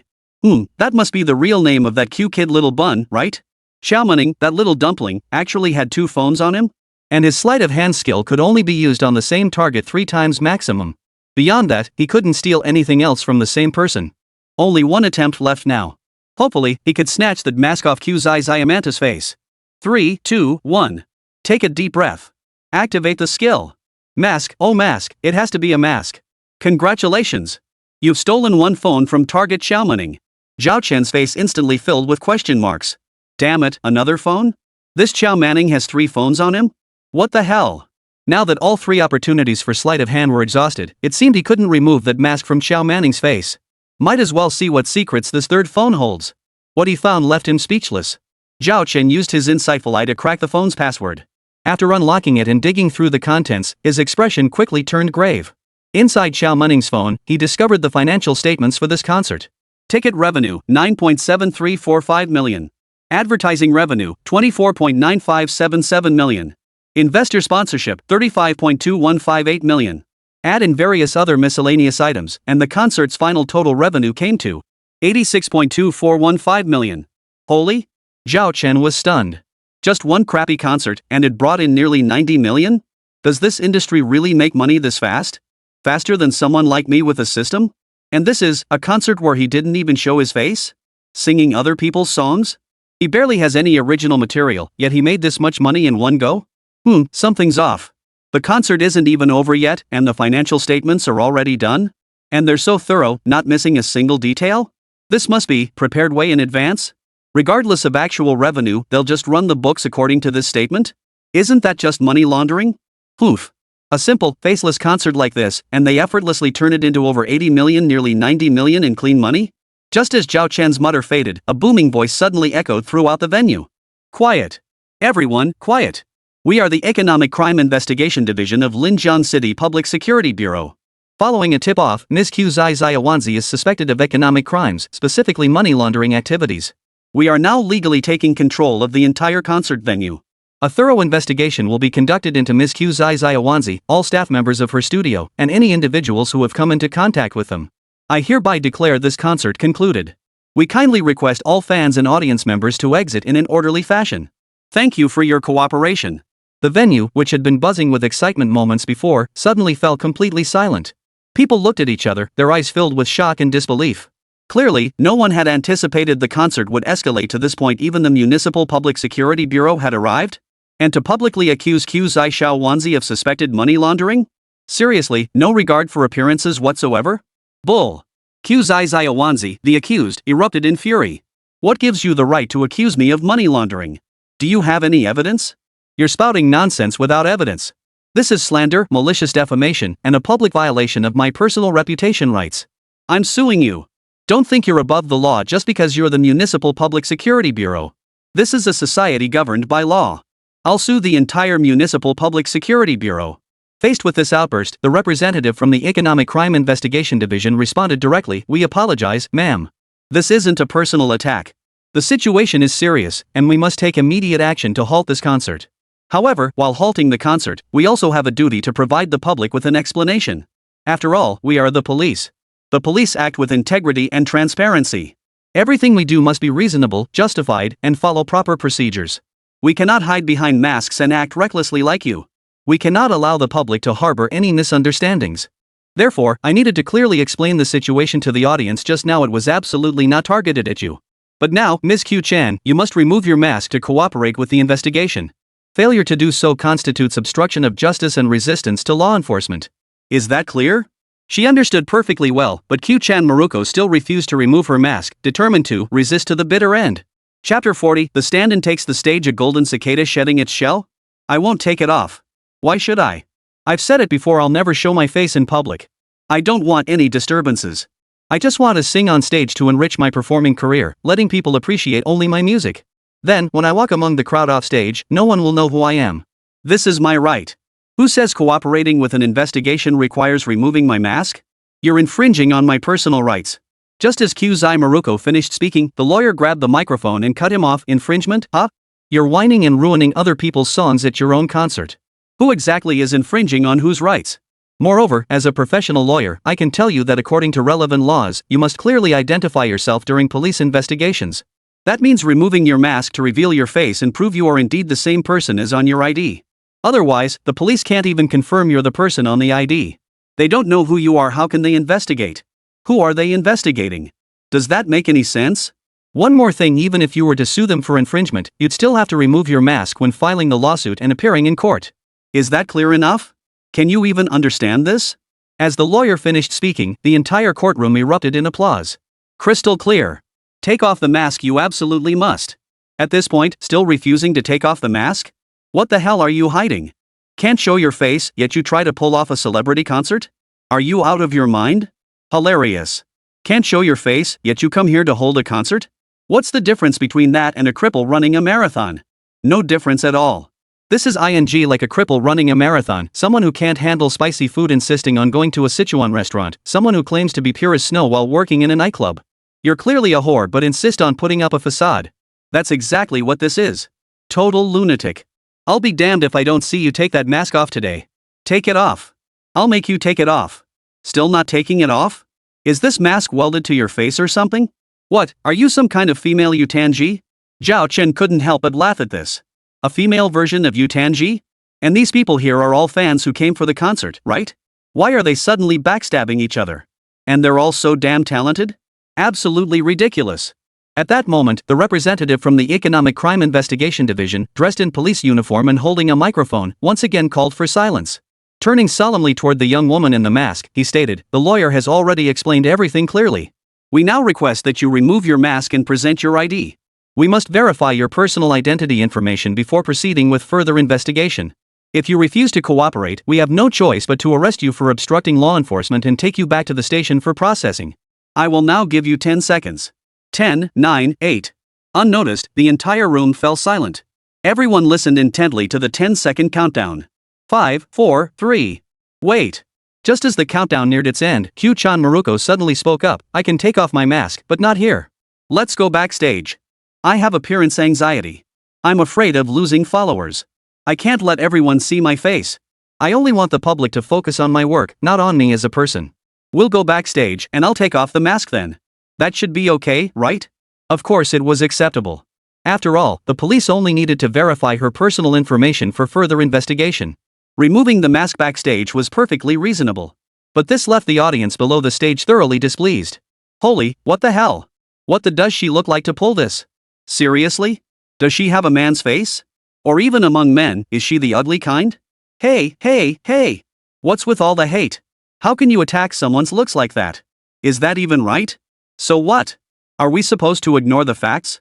She's not at fault at all? Ignore the facts? How can we ignore the facts? I don't think we're attacking her looks. After all, she can always get plastic surgery, right? Exactly. Didn't she expose someone's WeChat ID to incite cyberbullying, saying it couldn't be changed? So what if we criticize her looks today? She can always get plastic surgery, right? Oh my gosh, you guys are logical geniuses. You're absolutely right, haha, so true. We criticize her looks, but she can always get plastic surgery. This is hilarious, haha. This time, many people actually laughed.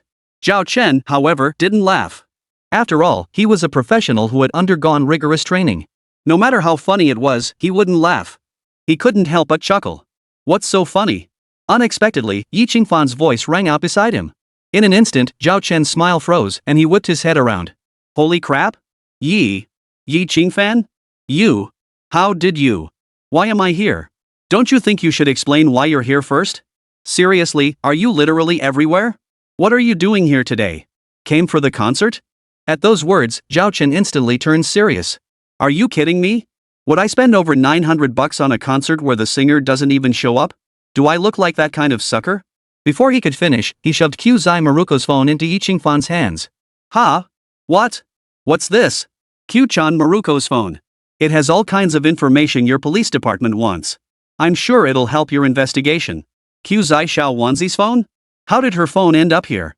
Well, Zhao Chen was about to say he'd accidentally found it, but his voice suddenly cut off as he stared intently at a woman emerging from backstage in the distance. Her face, well, it was hard to describe. To put it nicely, it was hard to describe. To be honest, it was downright ugly. But Zhao Chen knew that was Qzai Xiaowanzi herself Xiaomaning. Earlier, he'd used his inside eye to crack Qzai Xiaowanzi's phone password. In the process, he'd glimpsed her face beneath the mask, so he already knew what she looked like. Otherwise, why would he have laughed just now? It was because people had truly hit the nail on the head. The face beneath Q-chan's mask was genuinely hideous. Otherwise, how could someone with his rigorous training have failed to suppress a laugh? Of course, he wasn't laughing at Qzai Xiaowanzi's face. After all, how could he possibly discriminate against someone's appearance? Could Zhao Chen possibly be that kind of person? Chapter 41, Qzai Xiaowanzi's true face. He was merely laughing at how those people had truly spoken the unfortunate truth. But none of that mattered now. What mattered was that Qzai Xiaowanzi had no police escort. She was all alone, clearly playing the shell game, trying to slip away. She must have found a body double backstage to swap places with her. Quickly stop that person. She's Qzai Xiaowanzi herself. Ha? Who? Over there. See her? She's trying to slip away. Yi Qingfan, hurry up and go. Quick. Seeing Zhao Chen didn't seem to be joking, Yi Qingfan immediately took it seriously. He swiftly followed Zhao Chen's pointing direction and intercepted a woman. Ma'am, may I see your ID? With that, Yi Qingfan promptly presented his criminal police credentials and law enforcement badge. Instantly, panic washed over the woman's face. She hesitated, refusing to reveal her identity. What have I done wrong? Why do I need to show my ID? I'm just here for a concert. There are so many people here. Why are you singling me out? Is it because my face is unattractive? Are you targeting me just because of that?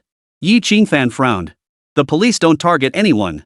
But you're acting suspiciously, and someone has exposed you as Qzai Xiaowanzi herself. We must verify your identity. Please present your ID now. Your cooperation is appreciated. I don't have my ID. You didn't bring it? Yes, I didn't bring it. Just then, someone emerged from backstage. At first glance, it was none other than Q-chan Maruko-chan from the stage earlier. He was wearing the exact same outfit Q-style little Maruko had worn on stage, only without the mask. It was a very beautiful face. The concert audience was now being guided out in an orderly fashion by the police. Suddenly, a clear and pleasant female voice rang out from the stage. Hello everyone, I am Q-style little Maruko. After careful consideration, I've decided to remove my mask and reveal myself to my fans. This way, I can put an end to the rumors and malicious slander. Instantly, the crowd below the stage, who had been exiting in an orderly fashion, all turned their heads toward the stage in unison. Soon, gasps erupted. Is that Q-chan Maruko? Holy crap, she's this beautiful? Her face is stunning. Why did she refuse to show it before? Wait, did we really misunderstand her? Could it be she genuinely didn't want to show her face because she feared harassment? I can't shake this feeling, something just doesn't add up. It doesn't make sense. If she's this stunning, wouldn't she be eager to show her face? Could she really hide such a face under a mask for so long? The entire crowd was buzzing with similar discussions, a mix of awe and skepticism. Awe at the stunning beauty on stage, skepticism about why someone so beautiful had hidden her face all this time. Quiet. Yi Qingfan suddenly snatched the microphone from a colleague, loudly signaling the crowd to quiet down. Then, Zhao Chen, come here. I called you over. What are you standing there for? You yourself said the one standing before me is the real Qzai Zaiwanzi. Now someone else has emerged from backstage wearing Qzai Zaiwanzi's previous outfit, claiming to be Qzai Zaiwanzi. So explain this to me, what exactly is going on with this fake Monkey King drama unfolding before our eyes? Zhao Chen was speechless. I was trying to help you out, and this is how you repay me? Throwing me under the bus? Damn this system too, why hasn't the check-in triggered yet? Looks like I really need to do something to trigger the check-in and get the reward? I'm speechless. Exasperated yet helpless, he steeled himself to proceed. Under the watchful eyes of the crowd, Zhao Chen walked up to Yi Qingfan and the disfigured woman with scars covering her face. You're the Q kid, not the one on stage. You're talking nonsense. I'm not some Q kid or chibi Maruko-chan. I'm just an audience member here for the concert. Your excuses won't work. I've uncovered all your secrets. You, Q-chan little Maruko-chan, had your face disfigured 5 years ago when your boyfriend threw sulfuric acid in your face after you refused to return the betrothal gifts following the broken engagement. That's why your once passable face is now like this. Xiao Manning's eyes widened in shock, her entire being frozen in utter bewilderment. Because what Zhao Chen said was the truth. But how did he know all this? Well, that was because when he used his inside eye to unlock Xiao Manning's phone earlier, he'd taken the opportunity to peek beneath her mask at her face and in the process, uncovered some of her most crucial secrets. Zhao Chen hadn't intended to bring it up, especially not in public. After all, it was her private business, why should he meddle? But now he had no choice. She was trying to use a stand-in to slip away like a golden cicada shedding its shell. Could Zhao Chen just stand by and watch? Did she still want to trigger the check-in and claim her reward? But the moment he did this, the crowd erupted in a frenzy. Holy, so she's the real Q-chan Maruko all along? Damn it, I knew that chick on stage couldn't be Q-chan. If Q-chan really had a face that pretty, would she ever hide it? Turns out we were right all along. That has been hiding behind a mask because she's hideously ugly. Hilarious. She refused to return the dowry after breaking off the engagement, so her boyfriend threw acid in her face. Guess she got what she deserved with that monstrous face now, haha. Hey. What's going on? Why are you attacking her looks again? So what? We criticize her looks, but she can't get plastic surgery? Are we really attacking her looks? We despise her character, okay? She broke off the engagement but refused to return the dowry, trying to freeload off someone else. Getting splashed with acid and ending up looking like this, isn't that just what she deserved? It might not be as simple as deserved. Because right then, the stand-in on stage suddenly turned on us too. I can prove she is Qzai Zaiwanzi herself, and I'm just a stand-in. What that handsome guy just said is all true. Xiao Manning's face is like this because she was doused with acid after refusing to return the dowry when she broke off the engagement. But her original face wasn't anything special either, at best average, certainly not beautiful. Jiang Shuriwei, shut up. Shut up. Xiao Manning suddenly went berserk, roaring at the stand-in on stage. A hysterical, furious scream. On stage, the stand-in Jiang Shuriwei sneered coldly, shut up? Why should I shut up? Things have come to this. Xiao Manning, do you really think you can still control everything? Chapter 42, Zhang Feihong, you're truly finished this time. You orchestrated all of this. You're the one exploiting this faceless concert to rake in cash, fleece the public, and launder money for others. I'm merely a stand-in ready to take the fall for you at any moment. I haven't participated in any illegal activities. Now is my best chance to break free from you. Jiang Shuriwei. Xiao Manning's eyes were bloodshot, on the verge of losing his mind. Hello, everyone. On stage, Jiang Shuriwei began reintroducing herself. My name is Jiang Shuriwei. I'm a contracted female streamer for the company behind Qzai Zaiwanzi. Though they call me a contracted streamer, I'm really just here to take the fall for her. And it's not just me, several other female streamers at the company are in the same situation. Qzai Zaiwanzi, Xiao Manning, has prepared countless stand-ins for herself. She tricked us into signing exploitative contracts with hidden agreements. We make her money, yet she won't even pay us basic wages. She sues everyone left and right, acting like she's trying to get rich through lawsuits. She even exposed her fans' WeChat accounts to incite cyberbullying, claiming it was just revealing WeChat IDs. But can't people change their WeChat IDs? When she fell out with that fan, she bragged, "You didn't even spend $1 million on me, so why should I give you the time of day?" Her point was that even fans must spend $1 million to earn the right to speak with her. Dare to stop spending, and not only do you lose that right, she'll expose your WeChat and cyberbully you. This is the person headlining today's no-face concert. Every word I've said is true. Every single word and sentence can be used as evidence in court. I take full legal responsibility and am not afraid of accountability. In an instant, the entire venue erupted. Many were furious. Xiaomaning, you ing piece of. I must be blind to have bought a ticket to this Thai concert today. God damn it, you make me sick to my stomach. What kind of dog parent could possibly give birth to this piece of?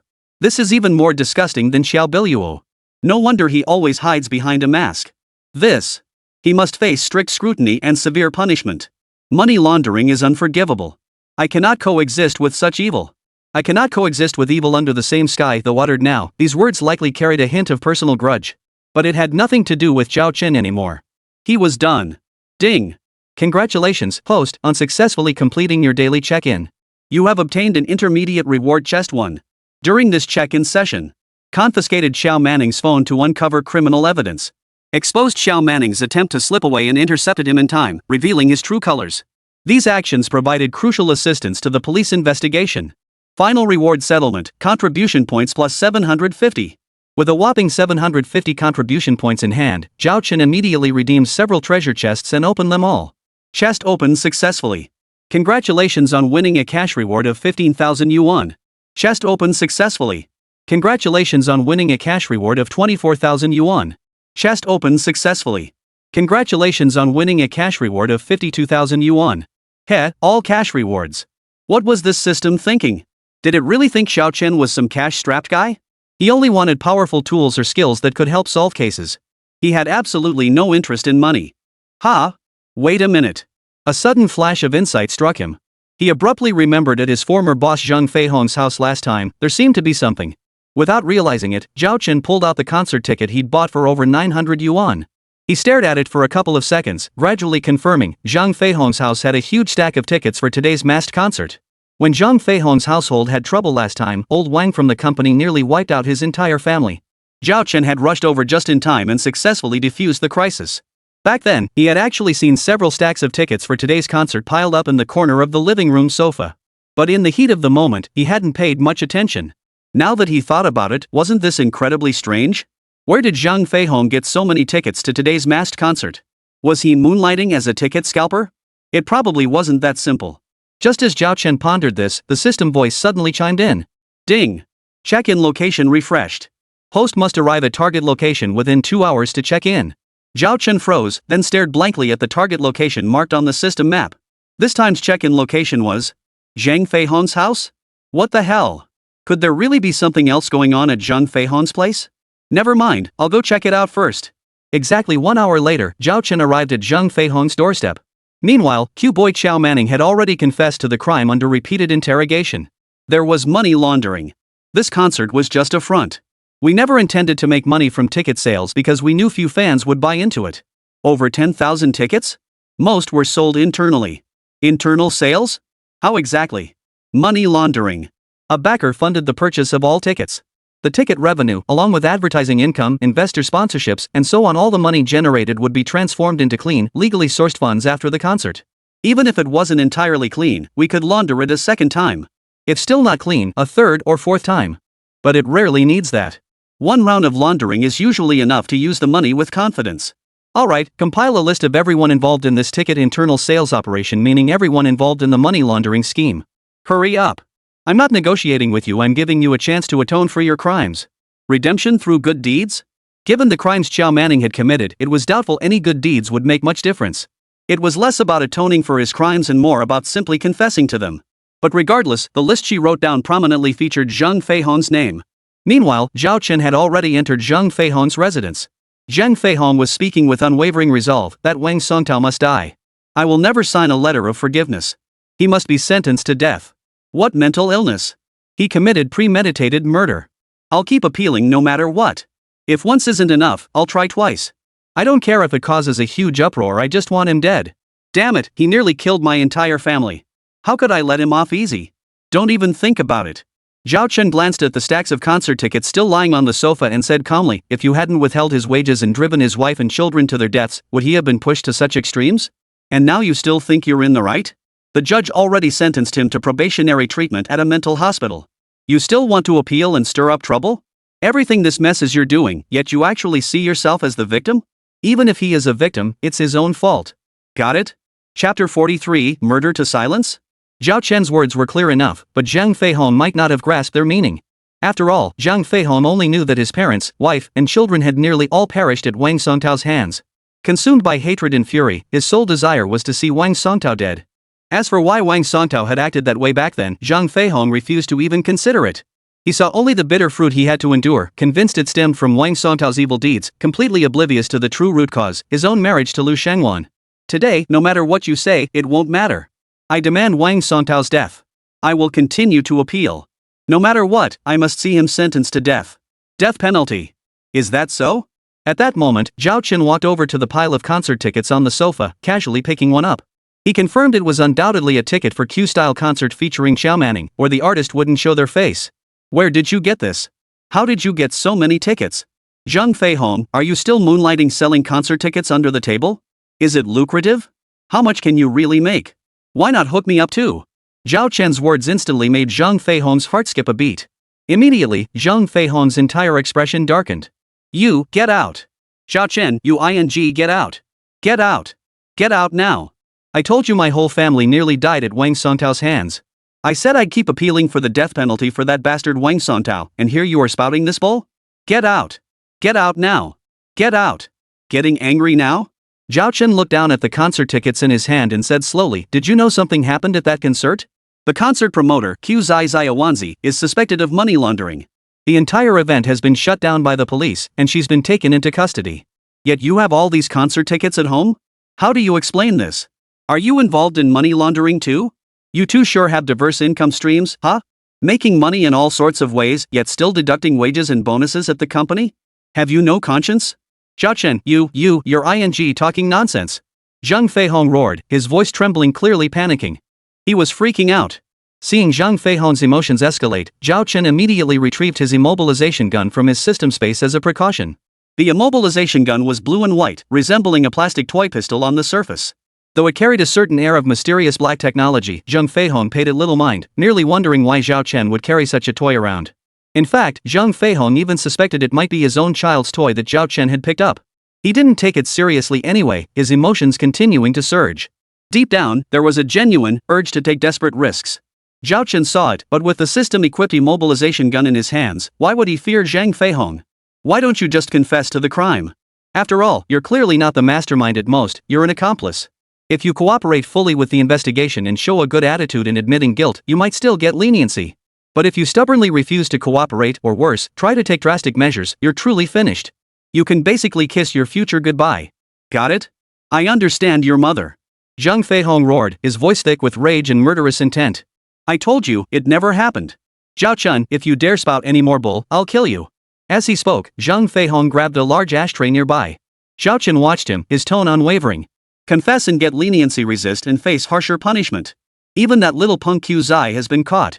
What good will your lies do now? You know full well whether you've gone too far in certain matters. And you should also be aware that we now live in an era where the net of justice is vast yet inescapable. Do you really think you can pull the wool over everyone's eyes and evade legal punishment? Confessing your crimes is your only way out.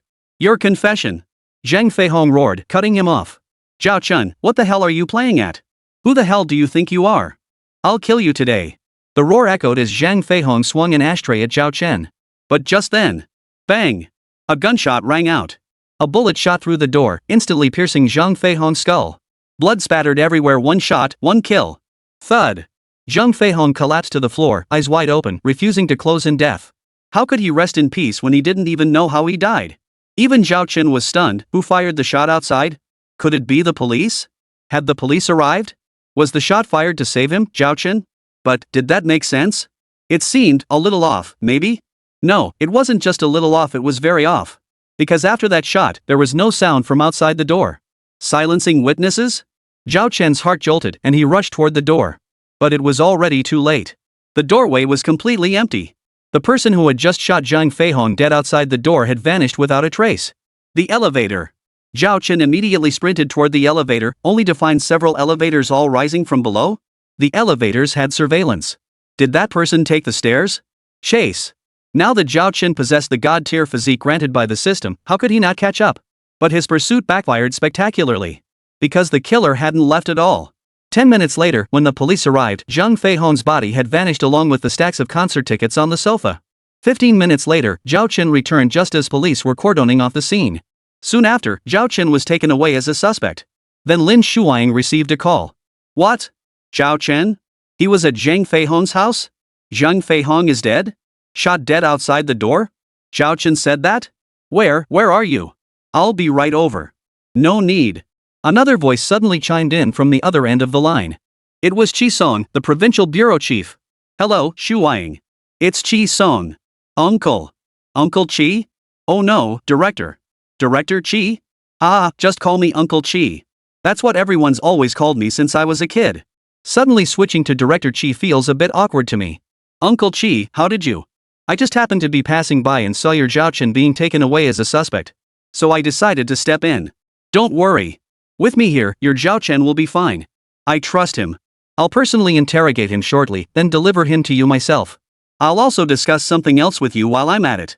That's all. Just trust me, Shuang. Everything will be fine. Shisong hung up after finishing his sentence. Lin Shuang stood frozen in place, her mind in disarray, unable to recover for a long while. Chapter 44. I just love serving the people and dedicating myself to the nation. Meanwhile, Shisong hung up and walked over to Zhao Chen. Uncle Chi. Zhao Chen had met Shisong at Lin Shuang's wedding but didn't know his identity. Even now, knowing he was Director Chi of the provincial department, he still addressed him as Uncle Chi. Shisong smiled and replied, use my official title when we're working. Zhao Chen was flustered. Work? But I'm not part of your system either. Fine, I'll stick to the title then. Director. Director Chi. Everyone out. Shisong turned and ordered, everyone. All of you. Out. Yes, sir.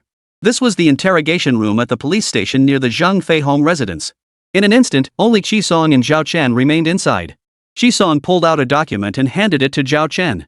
I'm 47 years old now, with over 20 years in the force. Even before graduating from the police academy, I was already working undercover on the front lines. My entire career has been dedicated to narcotics enforcement and organized crime suppression. In this seemingly peaceful era, I've endured countless firefights and witnessed innumerable separations and deaths. To describe my past as 9 deaths and 1 life is no exaggeration. Do you know why? Because of me, Qisong, Yi Bufan, Yi Haishang. The legendary trio of the police force for 3 years. Now, only I remain. At this point, Qisong lifted his hand to brush back the hair from his forehead, revealing a highly conspicuous scar. See this? It's a gunshot wound. To this day, a bullet remains lodged in my brain, impossible to remove. The surgery is too risky. Even the world's top neurosurgeons can't guarantee its success. The best they can offer is a 10% chance. One wrong move and I'd either die or end up paralyzed. So the surgery has never been done. Every month, there are a few days when the headaches are unbearable and I can only rely on medication to ease the pain. And these headaches are getting worse, hitting more often. So I figure I won't last much longer as director. Wouldn't you say I've been through hell and back? Isn't it remarkable I've survived this long? And do you know what's kept me going all this time? As soon as Qisong finished speaking, Zhao Chen shook his head instinctively. Taking a deep breath, Qisong continued solemnly, Yi Bufan is Yi Qingfan's biological father. Yi Haishang is her adoptive father. In that instant, Zhao Chen was struck dumb with shock, his eyes filled with utter disbelief. Earlier, when Qisong mentioned the names Yi Bufan and Yi Haishang, Zhao Chen hadn't paid much attention. Only now did it suddenly dawn on him, wasn't Yi Qingfan's father named Yi Haishang? But now Director Qi was saying, Yi Haishang was only Yi Qingfan's adoptive father? And her real biological father was named Yi Bufan? Yi Bufan? Wait, that name. Hadn't Zhao Chen heard it somewhere before? Holy crap! Zhao Chen suddenly jolted awake, exclaiming, the funeral home? Didn't those people at the funeral home mention the name Yi Bufan at Yi Qingfan's father's memorial service? Qisong lifted his head, his gaze fixed intently on Zhao Chen's eyes. He smiled faintly and murmured, I heard about that too. But as far as I know, you weren't present at the time, were you?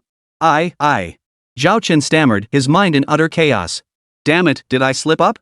How was he supposed to explain this? No need to explain. Qisong clearly saw through his thoughts and stated directly, everything I just said was to make it clear that I've seen it all over the years, including all kinds of extraordinary individuals. Like you, ordinary and unremarkable on the surface. Unremarkable? Zhao Chen couldn't help but interrupt.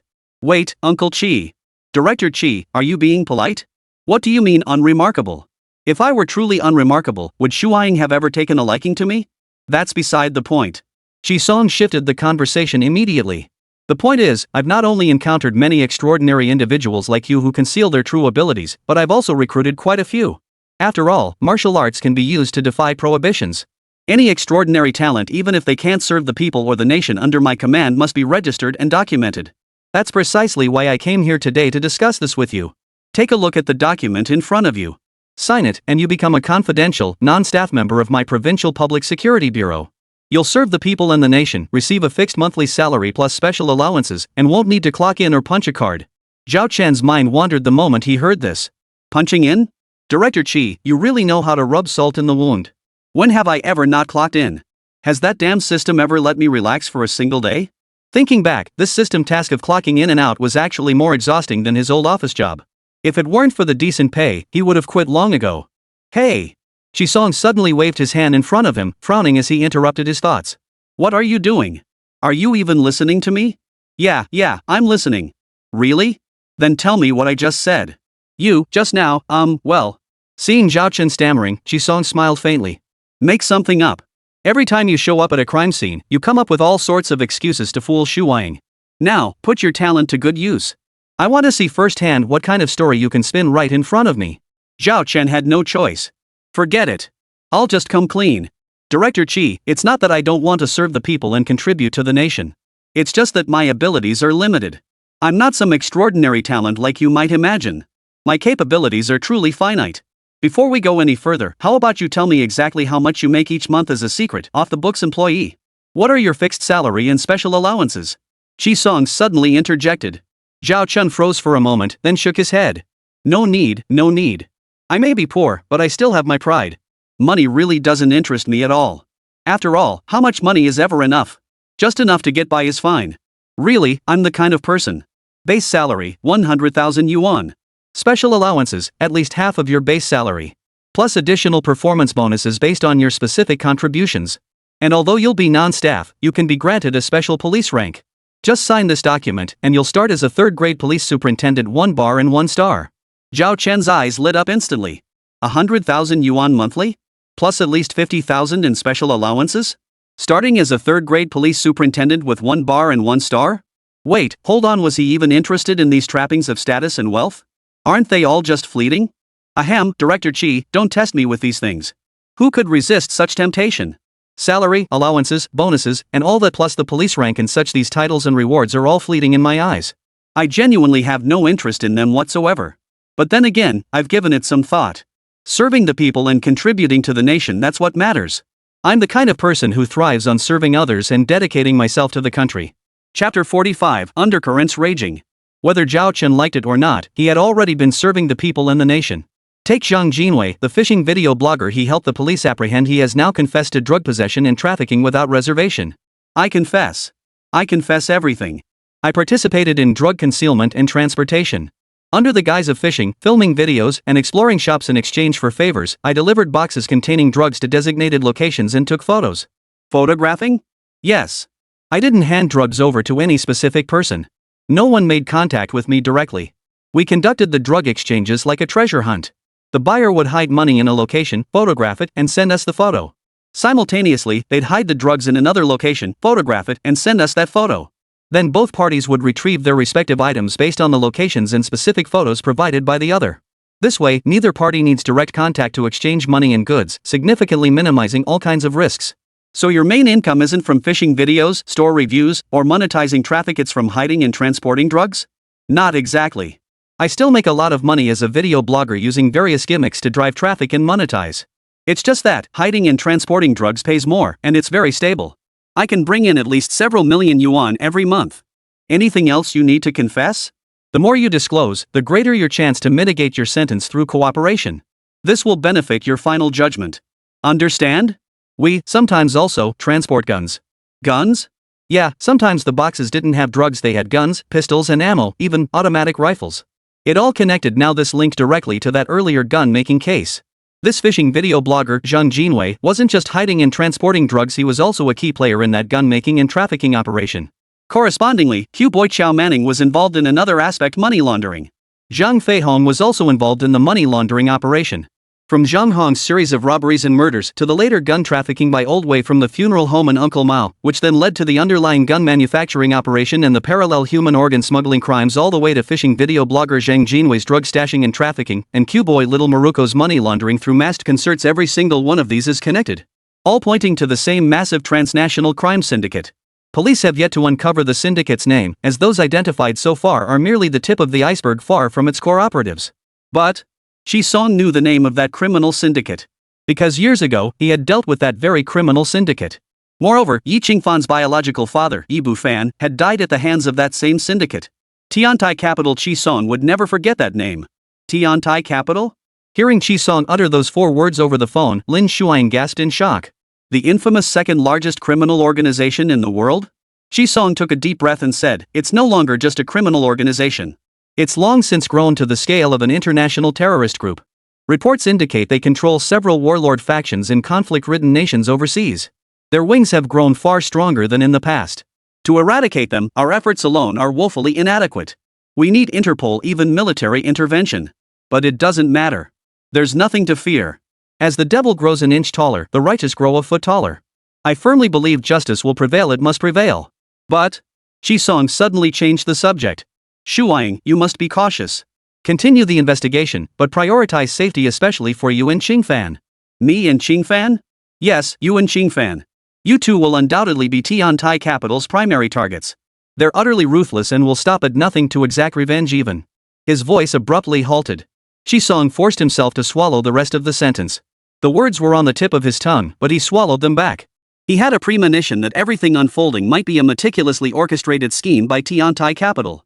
The ultimate goal of this scheme was to dig up the descendants of the 3 legendary figures from the police force back then, and eliminate them.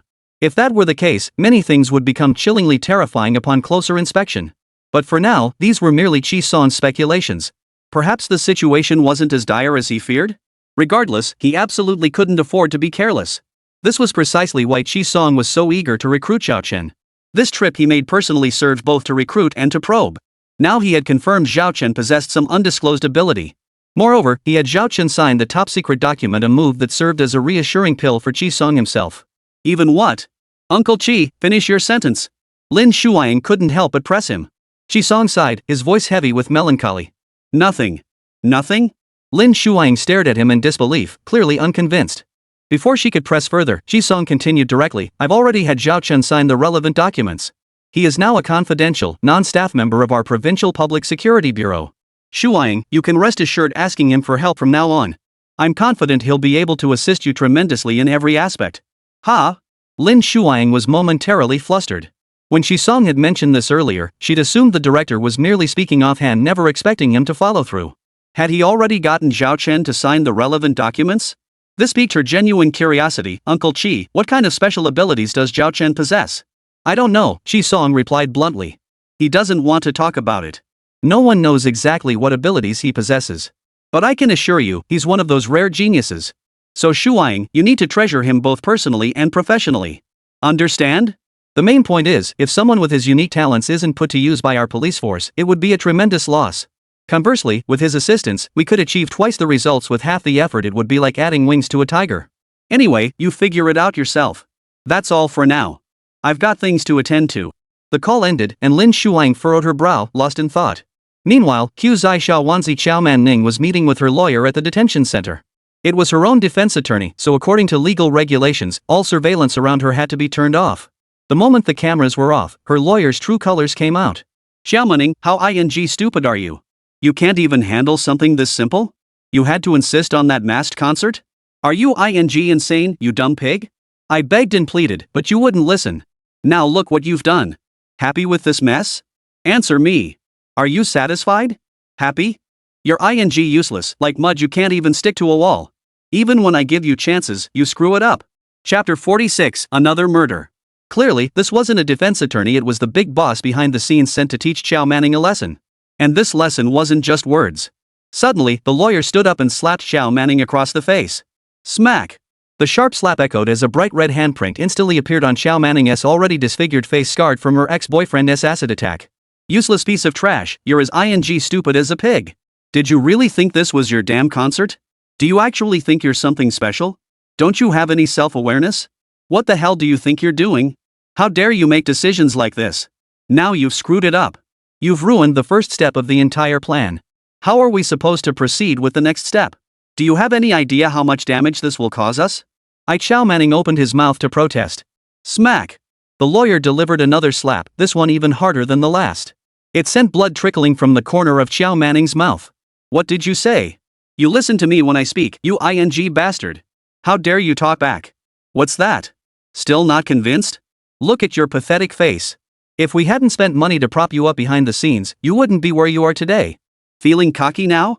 Try flying away, you bastard. Now answer me this, did you withhold those streamers' wages and bonuses? Did you expose fans' WeChat accounts to incite online attacks? Did you and your mother lead a mob to block someone's door? I won't give you the time of day until I hit 1 million views. Did you really say that? Xiao Manning, you're something else, acting like you're some big shot? If things hadn't turned out this way, I'd never have known you were such a big shot, Xiao Manning. What's your deal? Are you some kind of underground kingpin? How'd you get so powerful? You've lost all sense of who you are. Don't you have the slightest clue about your own worth? You're just a streamer, a half-assed music blogger doing self-media. How dare you act so cocky? Alright, Xiao Manning, you're impressive. You're really something. You've played a major role in escalating this mess to where it is today.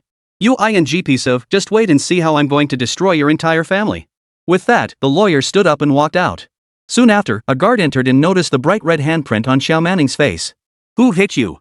Was it that guy from earlier? Isn't he your defense attorney? It was my defense attorney. I made a mistake, so I hit myself. Xiao Manning could only say this. How could she dare reveal the truth? After all, what kind of people had she gotten involved with? Didn't she know full well those people were capable of anything? If she dared say more now, trouble would surely come to her family soon. No, she'd already made such a mess of things. What room was there for redemption? Even if she kept her mouth shut, trouble would still find her family. It was already too late to plead leniency or beg for protection. Just then, as Zhao Chen was about to head home, that familiar system voice suddenly sounded again. Ding! Check-in location refreshed. Host must immediately proceed to target area to sign in. Failure to comply will be considered forfeiture. Damn it! Zhao Chen was utterly exasperated. He'd barely stepped out of the police station and now had to rush off to check in again? Was this ever going to end? Did they really intend to give him no rest whatsoever? Sigh, money's hard to earn and hard to swallow. Fine, let's go. Time to punch in. This is the life of a laborer. Keep pushing, kid.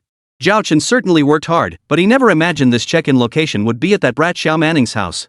Intruders had already broken into Xiao Manning's home, and one of Xiao Manning's mother's fingers had been severed with a knife. Blood spilled everywhere. The severed finger lay on the floor. Xiao's mother wailed in agony, only to be kicked down by the assailant. Next, the killer grabbed a nearby chair and smashed it into Xiao Manning's mother's face. Crash! The chair shattered into pieces, and Xiao's mother's head gushed blood. The killer stomped on her chest, sneering, "So tough, huh? I told you to manage your account properly and keep a low profile, but you couldn't even do that? Who taught you to withhold streamers' wages? How desperate for money are you too? And who taught you to storm someone's home in the dead of night with a mob? What exactly do you think you're doing? Running a crime syndicate? If you hadn't acted like this, would we have been stabbed in the back by our own people? Would all our future plans have been ruined? The higher-ups have spoken. Neither of you will live. I'm here today specifically to finish you off. As for your daughter, rest assured she'll die in prison soon enough." With that, the killer swung the knife again, severing all of Xiao's mother's remaining fingers with brutal, savage precision. Finally, he slit her throat and severed her head. Half an hour later, Zhao Chen arrived. The moment he entered, the stench of blood assaulted his nostrils. Immediately, Zhao Chen witnessed the horrifying, nauseating scene. Holy! I'm gonna die, ugh. This time, Zhao Chen actually vomited. The crime scene inside was so brutally gruesome that he was still retching when he called the police to report it to Lin Shuang. Honey, ugh. Ha? Zhao Chen, what's this about? Why are you vomiting on my call? No, it's, murder. Honey, you gotta send someone over immediately. Another homicide here. And the killer's methods are incredibly brutal. The scene's littered with body parts, and there's a dog eating. God, I can't. I just can't talk about it. Anyway, honey, send someone over fast. I gotta go throw up. Before he could finish, Zhao Chen vomited all over the floor again. On the other end, Lin Shuang was reeling. Another homicide? Zhao Chen, he went to another crime scene? Seriously, what kind of superpower does this guy have? Everyone else is 100% good at catching knives with their bare hands, but he's 100% guaranteed to show up at crime scenes? Regardless, she had to send someone immediately to take control of the scene. Meanwhile, in a distant city, at a talent agency secretly controlled by Tiantai Capital, the company boss suddenly raised his hand and slapped a popular female singer in the industry across the face. After the slap, the boss grabbed the singer by the throat. Are you insane? Popping up now to back that little brat Q's eye and support her? What the hell are you fighting for the original singer title when it's clearly someone else's original work? Are you insane? Seriously, are you insane? You're an adult and don't know how to spell copyright? The rights are in someone else's hands. What the hell are you fighting for? And what kind of star are you anyway? What's that cute kid Maruko even worth? You're dragging her down with you? Don't you feel like you're devaluing yourself? Where's your dignity? Are you shameless? I'm asking you a question, answer me. Boss. The female singer's manager stepped in to plead, boss, calm down. Thud. The boss spun around and kicked the manager flying across the room. Calm my ass. Is this the artist you've trained? Did she even graduate elementary school? Does she have a brain? Chapter 47, The Self-Made Trap of the Big Influencer. The roar echoed as the company boss grabbed the female singer by the throat. Rage surged through him, murderous intent radiating from his every pore. He genuinely looked like he was about to wring her neck. Do you even know why we spent so much money training you? You actually think you're a star? Think you're something special? You don't even know what your place is or what you should be doing. How the hell can someone like you be a star? Now tell me, why did you go support that Xiao Maning? What did she give you? How could you even think of competing with the original artist over some sole original singer title? And what did you get out of it? Huh? Now that Xiao Maning's behind bars, you think the cops won't trace it back to you? What value do you think you have left? Let me tell you, if this drags the whole company down, I'll make sure you don't even know how you died. You look all shiny and pretty on the outside, like you've got it together. But deep down, you're barely capable of taking care of yourself. You do things without a single thought in your head. You're no different from a ing pig. With that, the company boss delivered 2 resounding slaps across the face of the famous, popular female singer. Simultaneously, he dispatched everyone to report the situation to Lin Shuang. Director Lin, we've noticed a popular female singer in the entertainment industry who seems to have a close relationship with this Xiao Maning. Should we follow the trail and investigate her as well? A famous female singer? Who? Qin Bidong. She has a hit song that Xiao Maning loves to cover. Every time he covers it, he insists Qin Bidong is the original singer. But in reality, that song isn't hers, it belongs to another famous male singer in the industry. Both the lyrics and composition were by this male singer. He and Qin Bidong had collaborated for nearly a decade, writing numerous songs for her free of charge.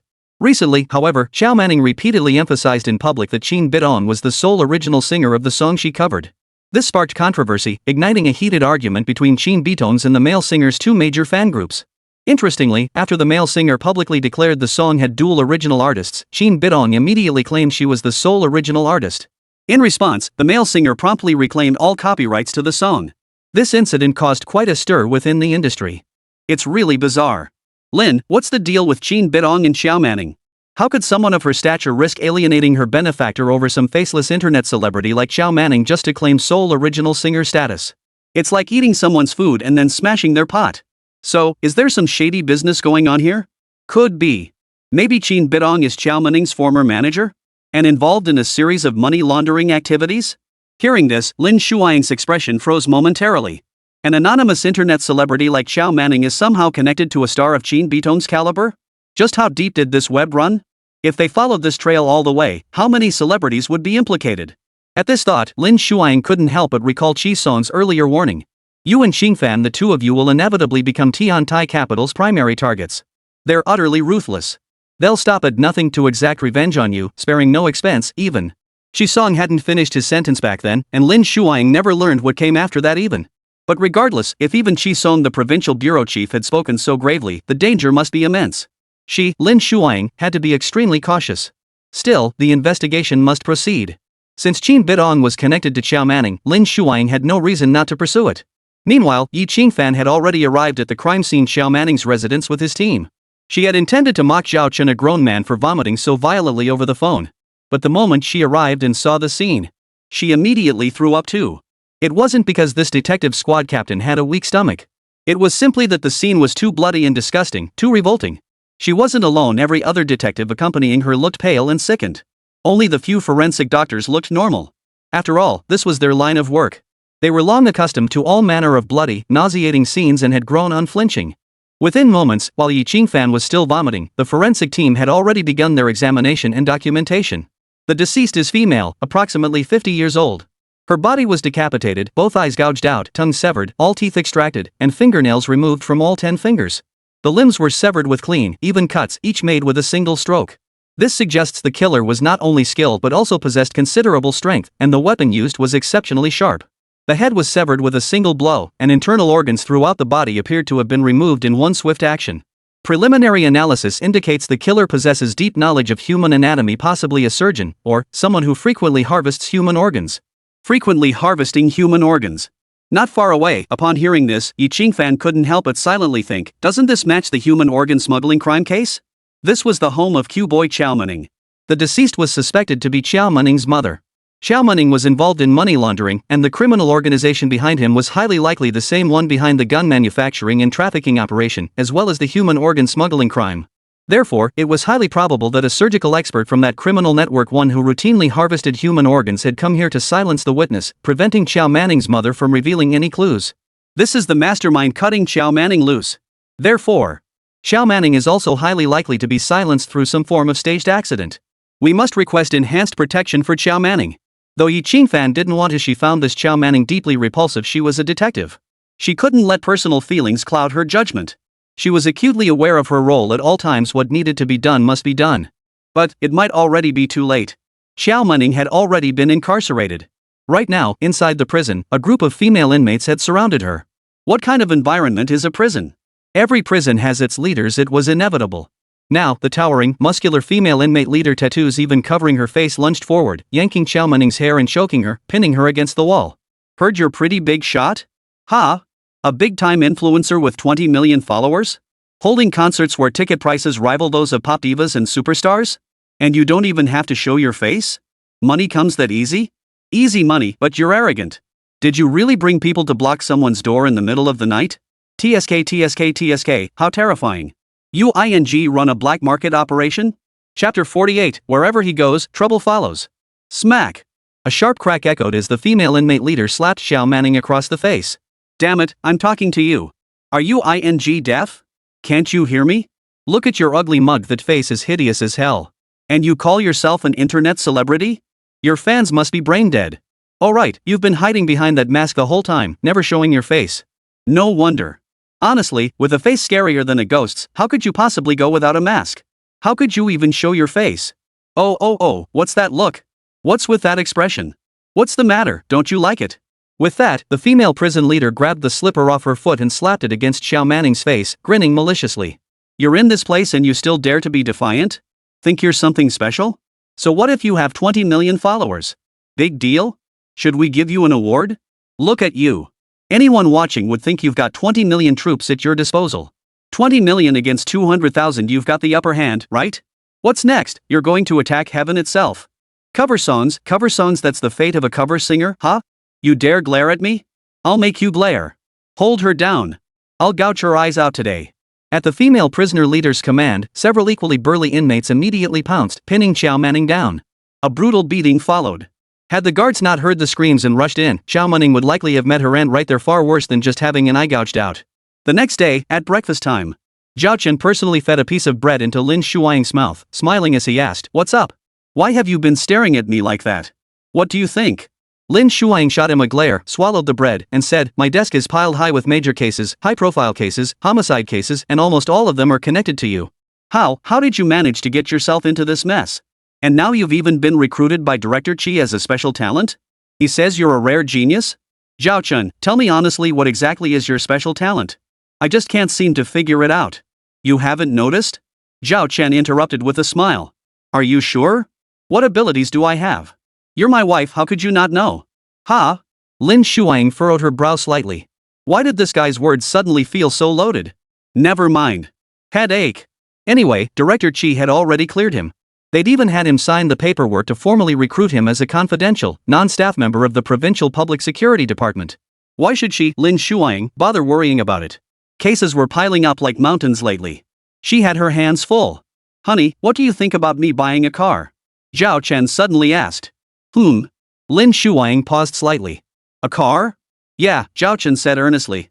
Look, I'm now officially recruited by your Chief Chi as a confidential non-staff member of the Provincial Bureau. That means I have a police rank too. I'm practically one of your own. Having a car for transportation would make handling matters much more convenient, don't you think? Lin Shuang furrowed her brow, deep in thought. Running errands? So while he's ostensibly delivering food, he actually has a whole bunch of business to attend to? Like always showing up at crime scenes first? So none of it had ever been coincidence? How exactly did he manage that? What unknown abilities did this extraordinary man possess? Honey? Seeing Lin Shuang lost in thought, Zhao Chen waved his hand in front of her face to snap her out of it. Don't worry, I have my own money. If you agree, I'll pay for a cheap car myself on a mortgage. It's purely for convenience. Convenience for what? Lin Shuang cut him off again. If you have money, why do you need my approval? And if you're wealthy, why would you need a mortgage for even an inexpensive commuter car? What I? Here. Lin Shuang thrust a bank card directly at him. Ha? Zhao Chen was stunned. This is? If you're buying one, get a decent one. Save me the embarrassment when we go out. Lin Shuang stood up. Breakfast was nearly finished and it was time to head back to the station to handle those cases. Honey, no need. I told you I have money. Besides, how could I use your money to buy a car? Zhao Chen pushed the card back into Lin Shuang's hand. Lin Shuang narrowed her beautiful eyes. What do you mean yours or mine? I told you to take it, so take it. How could you have any money from delivering takeout? Did Director Chi give you an advance on your salary and special allowance? Well, no, not exactly. Then what are you wasting time here for? You're not seriously thinking of taking out a loan for some crappy used car worth a few thousand, are you? What if people start saying the husband of the station chief has to finance a beat-up old car? How would that reflect on me? Fine, I'm off to work. If you want to buy a car, go ahead, but it better not be less than 100,000 yuan. Otherwise, don't even show up in front of me driving it. With that, Lin Shuang stormed out the door, leaving Zhao Chen no chance to refuse. Truth be told, Zhao Chen wasn't short on cash right now. After all, how much money had he already pulled out of those system reward chests he got from clocking in and checking in? Buying a car should be a breeze, right? But now Lin Shuang insisted on handing him her bank card. He couldn't refuse, leaving him no choice but to take it for the time being. Soon after, Zhao Chen headed straight for the dealership, only to encounter traffic control en route. Ha? What's going on? Oh, so today's the college entrance exam? Good luck, kids. Afternoon, at the dealership. Zhao Chen went to buy a car, only to unexpectedly run into his ex-girlfriend's parents. He never imagined the elderly couple were both employees at this dealership. What a ing coincidence running into them here of all places. Oh, Zhao Chen? What brings you here? This is a 4S dealership. Are you here to buy a car? Can you even afford one? Ha! Him buying a car? This is a 4S dealership. We don't deal in those crappy used cars costing a mere 10 or 20,000. Exactly. So Zhao Chen, you must be in the wrong place, huh? Sigh, it's been years since you and Wenqing broke up and you still haven't made a name for yourself? Looks like she made the absolute right call dumping you back then. So right, ha ha ha. Damn it. Zhao Chen instantly lost all desire to buy a car. If he was going to buy one, he'd have to find a different dealership. Change it. Immediately. But before he could even leave the dealership to find another one. Ding. Check-in location refreshed. Host, please remain stationary to complete the check-in task. Ha? Zhao Chen was puzzled. Stay for a moment? Does that mean check-in right here? What does that even mean? Is something about to happen here? No way. This dealership is in the suburbs. There aren't even any cars parked outside. What could possibly happen? Chapter 49, Another Murder Case. Zhao Chen glanced around and spotted a traffic cop nearby. The officer had flagged down the only car passing through the area. Hello, sir. Hello, do I need to show my driver's license, vehicle registration, and ID? Did I violate any traffic rules? No, sir, you've misunderstood. Today is the college entrance exam. I have a student here who overslept during his afternoon nap. The exam venue isn't far, but he definitely won't make it on his bicycle now. Would you be willing to give him a ride? I'm sorry, I can't. No? Yes, I can't. Is that not acceptable? But sir, the college entrance exam only happens once. It's incredibly important for this student. It could affect his entire future. If it's that important, how could he oversleep? If it affects his life and he doesn't take it seriously, he should pay for his mistake. Sir, you. Look at him yawning non-stop. Does he look like he overslept? Probably got too caught up in gaming and lost track of time. The traffic officer turned to look at the student and realized the driver was right. The kid was yawning constantly and looked utterly exhausted. It seemed the story about oversleeping during lunch break was indeed a lie. But regardless, the traffic officer still felt compelled to help. Sir, can't you really give him a hand? The test center isn't far, just a 10-minute drive. He's running late, and cycling there won't get him there in time. But if you could give him a ride. I already said no. Then I'm sorry, but this vehicle I'm temporarily requisitioning. You just commandeer it like that? Sir, according to national regulations, to ensure students can smoothly take this crucial exam, all vehicles are obligated to cooperate. I refuse to cooperate. What are you going to do about it? The air grew tense. Clearly, this was the first time the traffic officer had encountered such a situation, leaving him genuinely at a loss for what to do next. Just then, the impatient student snapped, "What's with all this nonsense about requisitioning my car? Do you even know what requisition means? How can a grown man not know how to spell that word? I'll have your license revoked, you hear me? Now, either you open the door and take me to the exam center immediately, or you get out of the car. Do you hear me?" The examinee was quite aggressive. But the driver he encountered was even more defiant. By then, Zhao Chen had arrived. He stood nearby, his eyes fixed intently on the driver's face as his mind raced, carefully piecing together memories. Suddenly, Zhao Chen's heart jolted. He recognized the driver instantly. Shi Haoyang. The very same Shi Haoyang who had been sent to prison by his wife for marital rape, only for his daughter to have her heart harvested for a transplant into his uncle's body shortly after his incarceration. The very same Shi Haoyang suspected of multiple family massacre murders. It was likely him who had slaughtered everyone in his wife's family at the restaurant earlier. Zhao Chen had seen his photo from Lin Shuang. Moreover, while rushing to the second massacre scene, he had crossed paths with him at a stairwell entrance. Back then, the system had even mentioned that he had brushed shoulders with the killer. He hadn't realized it then, but later, upon seeing Shi Haoyang's photo from Lin Shuang, it clicked. At this very moment, he was absolutely certain the driver of that Mercedes-Benz standing before the traffic police and the examinee was none other than Shi Haoyang. Roar! The engine roared to life as Shi Haoyang slammed his foot down on the accelerator. The Mercedes surged forward, crushing the examinee completely under its wheels. "What are you doing? You bastard! Stop! Stop the car! Stop!" The traffic cop roared in fury, but it was utterly useless. Shi Haoyang was repeatedly running over the examinee with his Mercedes. What the hell? Zhao Chen was so stunned he forgot to pull out his system item, the immobilizing snow spear. Had he used the snow gun to freeze him immediately, he might have prevented this tragedy. At the very least, he could have saved the examinee's life. But by the time Zhao Chen snapped out of it and was about to activate the snow gun, Shi Haoyang had already finished. He slammed the gas pedal and sped away, vanishing from Zhao Chen and the traffic cop's sight in an instant. All that remained was a pool of blood in the candidate, already a mangled, bloody mess. The traffic officer rushed over to check on the candidate. But after just a glance, his heart sank.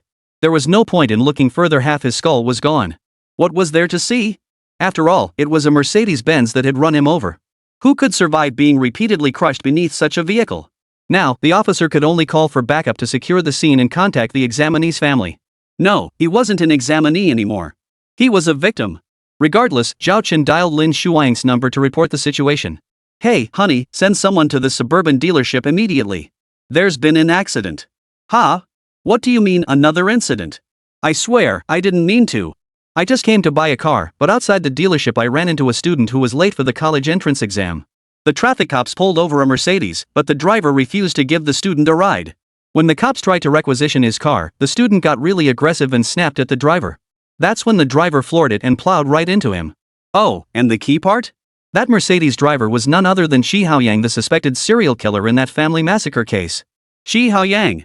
On the other end of the line, Lin Shuang shot to her feet, startling several colleagues nearby. After hanging up, Lin Shuang immediately ordered, "Have Yi Qingfan lead a team to the forest dealership in the northern suburbs right away. Shi Haoyang has been spotted, and he just ran over a college entrance exam candidate." Within a minute, Yi Qingfan led his team out.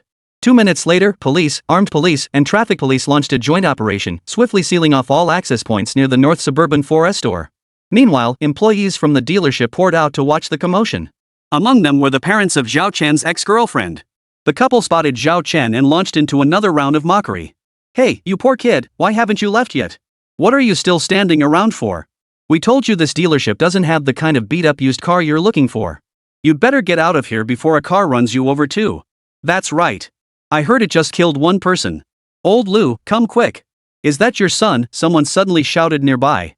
Instantly, the couple Zhao Chen's ex-girlfriend's parents felt a jolt in their hearts, their expressions freezing in shock. "Lu Wenfeng's parents are here?"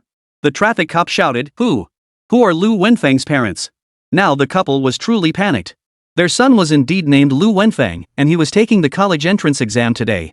When they heard about the high school student killed in front of the shop earlier, they had thought, serves him right. One less competitor on the exam field if he gets hit. But then. Chapter 50, in the game, there's only win or lose, no room for regret? The couple never imagined that the student killed in the crash was their own son. Now their son truly had no rivals left because he wouldn't be taking the exam at all. No one competes on the road to the underworld at most, souls jostle to be reincarnated once they reach the netherworld. Son, wah. A heart-wrenching wail suddenly pierced the air. The couple had confirmed that the mangled, motionless body lying on the ground, half its head gone, was indeed their son. Zhao Chen never imagined that the arrogant teenager who demanded a ride to the exam hall moments ago would turn out to be his ex-girlfriend's younger brother. What a coincidence. An unbelievable coincidence. But his ex-girlfriend's brother getting into this mess today had absolutely nothing to do with Zhao Chen. The guy had been so arrogant asking for a ride to the exam hall, only to get hit by a car that slammed on the gas and then repeatedly ran him over. Who could blame anyone for that? Especially since the driver was Qi Haoyang, a serial killer responsible for an entire family's murder. Wait, maybe that's not quite right. The case wasn't closed yet, so Qi Haoyang was only a prime suspect. Could there be more to the story? Who knows? Anyway, Zhao Chen had completed his daily check-in task. Ding! Congratulations, host, on successfully completing your check-in. During this check-in process, witnessed the crime scene, identified Qi Haoyang suspect in the serial family massacre and promptly notified police, assisting in establishing roadblocks for his apprehension. Final reward settlement, plus 400 contribution points. Another 400 contribution points. Zhao Chen immediately redeemed several reward chests. Chest opened successfully. Cash reward, plus 13,000. Chest opened successfully. Cash reward, plus 19,500. Chest opened successfully. System admiration, plus 1. Ha! Zhao Chen's heart skipped a beat. Wait, something's off here. The victim's family is wailing and lamenting over there, and he's opening treasure chests here? Was this appropriate? If people found out, wouldn't they think he was gloating and celebrating? What exactly was he celebrating? No, he couldn't open this treasure chest. He needed to act solemn and grave. Otherwise, if he accidentally laughed out loud upon finding something valuable, the misunderstanding would be huge. But misunderstandings were inevitable. After the police arrived, Zhao Chen was questioned as an eyewitness and roughly recounted the situation. I saw the traffic police officer politely request the Mercedes driver to take the delayed student to the exam venue. But the Mercedes driver refused, saying that if the student didn't take something as important as the college entrance exam seriously, they should bear the consequences. Bull. Suddenly, the victim's family, Zhao Chen's ex-girlfriend's parents, turned on him in unison, bellowing, "Zhao Chen, what nonsense are you spouting? Who doesn't care? My son just overslept by accident. Now he's gone, and you're still talking rubbish. Are you even human? Zhao Chen, you bastard. If you dare say another word about my son not taking it seriously, I'll..." "Shut up." Zhao Chen couldn't help but interrupt. "I didn't say your son didn't take the college entrance exam seriously. That's what the Mercedes driver said, okay? I'm just stating the facts, trying to reconstruct what happened. Why are you yelling at me? What's wrong with yelling at you? I'm not just yelling at you, I suspect you and that damned driver conspired to run my son over. Because you dated my daughter years ago and she dumped you, and we just had a few words about it inside, so you harbored a grudge and killed my son, didn't you? It's definitely true, Zhao Chen. You're the murderer who killed my son. You cops better arrest him right now. Hurry up. Don't let him get away." Ha! Zhao Chen couldn't help but laugh. Are these two crazy? Like father, like son, every single member of this family was a freak. Honestly, Zhao Chen couldn't muster a shred of sympathy now. After all, that kid rushing to his college entrance exam was clearly in the wrong. He had something to ask of the Mercedes driver, yet he acted like that? Acting like the other person owed him something? Honestly, Zhao Chen couldn't help but agree with what the driver had said back then. If you don't take the college entrance exam seriously yourself, who else can you blame? Why should someone else be obligated to give you a free ride? He'd probably fail anyway. What good grades could someone like that possibly get? Of course, regardless of the past, one thing was clear, that Mercedes driver wasn't just anyone, he was Qi Haoyang, a major criminal suspect. Therefore, Zhao Chen still had to do his best to assist in the manhunt. He knew right from wrong. Meanwhile, Qi Haoyang had already cut through shortcuts to reach the highway, picking up another person along the way. "What happened?" the person asked Qi Haoyang. "There's blood on the hood." "What did you do?" Qi Haoyang flicked a cigarette into the air, stepped on the gas pedal to accelerate, took a deep drag, and blew smoke rings as he replied, "Killed someone on the way here. The guy missed his college entrance exam and insisted I take him to the test center. He was pretty aggressive about it. You think I could let him live? I'll tell you what, people like that, even if they got to the exam hall, it'd be pointless. They're good for nothing but leeching off their parents and being a burden on society." Hearing this, the passenger in the front seat couldn't help but laugh. So by your logic, you ran him over to rid the world of a menace? What else? Shi Haoyang retorted casually. If I'm not ridding society of a menace, does that mean I'm just slaughtering the innocent? Have I? When have I ever killed innocent people? Every single one who died by my hand deserved it. The passenger chuckled and asked, this whole mess is bound to alert the police, right? I bet public security officers are already working with traffic cops to set up roadblocks everywhere. How do you plan to escape? Shi Haoyang didn't respond, his eyes showing no trace of panic. It was as if he wasn't afraid of being caught at all. No, it wasn't as if he truly wasn't. It wasn't reckless confidence, it was utter fearlessness. He seemed to see through everything, facing whatever lay ahead with utter composure. In his eyes, this was nothing more than a game. Regret was impossible because in games, there's only winning or losing, no room for remorse. Besides, Shi Haoyang felt he might not lose after all. And indeed, the police failed to apprehend him this time.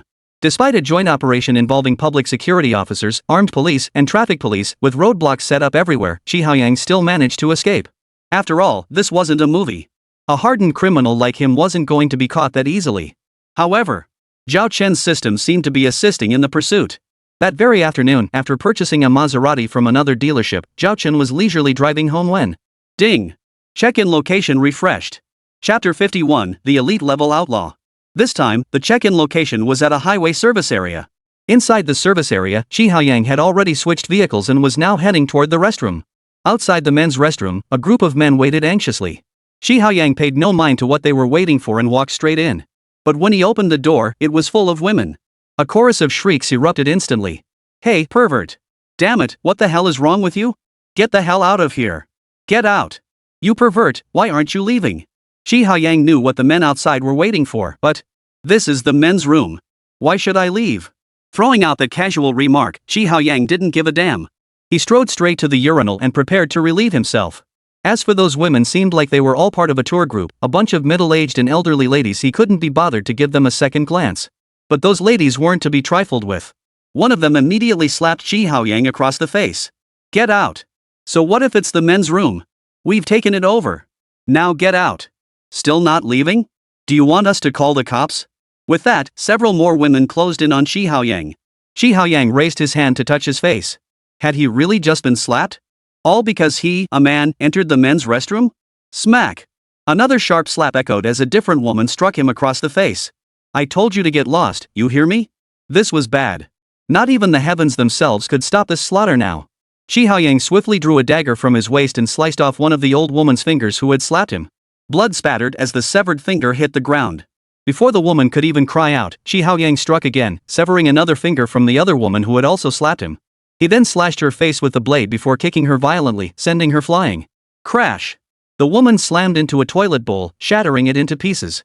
The next second, Shi Haoyang drew a gun, a real firearm, and instantly chambered a round. Bang! Bang! Bang! Gunshots rang out in rapid succession. Shi Haoyang emptied one magazine, instantly switched to another, and emptied a second magazine, taking down every woman in the men's restroom. Wails and screams filled the air, cries for help echoing in chaotic confusion. But the men waiting anxiously outside, upon hearing the commotion, were all left utterly dumbfounded. What the hell? How are there still gunshots? Damn it, what's going on in there? This sounds like a major incident. Should we call the cops? You call them. I can't hold it anymore. I need to find a place to relieve myself right now. Same here. I've been holding it in outside this men's room for ages. Never happened to me in my 30+ years. I can't hold it anymore. I'm out of here to find a place. You guys call the cops, make sure you call them. Call the police. Before long, every man at the entrance had vanished without a trace. Not a single one called the police. Inside the men's restroom, Shi Haoyang stowed his knife and gun, then began to urinate all over the faces of the group of middle-aged women. Half an hour later, Zhao Chen arrived. He'd come to sign in, only to find the service area lobby in complete chaos. A group of middle-aged women lay on the floor wailing in pain, while the service area's medical staff administered emergency treatment. Service area police officers were interviewing witnesses and taking statements. Damn that bastard. How did he even get a gun? He shot my leg clean off. That bastard was completely unreasonable. We only temporarily used the men's restroom, and he went berserk with knives and guns. He chopped off fingers, broke legs, and then, he even urinated on our faces. Oh my goodness, how am I supposed to live like this at my age? Why? How am I supposed to live? How? I've lived decades and never encountered anything like this. Several lightly injured women wailed and screamed in unison, their cries rising and falling in a cacophony. It took Zhao Chen a while to make out the gist of their complaints. As for these women's malicious occupation of the men's restroom leading to a murder, Zhao Chen, unaware of the full picture, refrained from judgment. He only wanted to know, was the killer Qi Haoyang? A knife and a gun, acting decisively and ruthlessly, it had to be Qi Haoyang, right? Regardless, he had to act fast. With that thought, Zhao Chen immediately dialed Lin Shuang's number. Hey, Shuang, I'm at the Wanshan Road Highway service area. Something's happened again. Right, trouble again. Shuang, listen to me first. This time, the killer is very likely Qi Haoyang. Make arrangements, immediately set up roadblocks at all highway exits centered around this service area. Hopefully, we can still catch him. Zhao Chen desperately hoped it wasn't too late, but the problem was, the moment he hung up, he suddenly spotted something in the distance. Wasn't that Qi Haoyang's Mercedes-Benz parked over there? The system had previously rewarded Zhao Chen with god-tier physical attributes, granting him exceptional eyesight. Even from the service area lobby, he could clearly make out the Mercedes-Benz parked in the distant lot. Wasn't that license plate number Qi Haoyang's? Holy crap! Zhao Chen immediately sprinted over, then confirmed beyond doubt it was Qi Haoyang's Mercedes-Benz. But where was Qi Haoyang?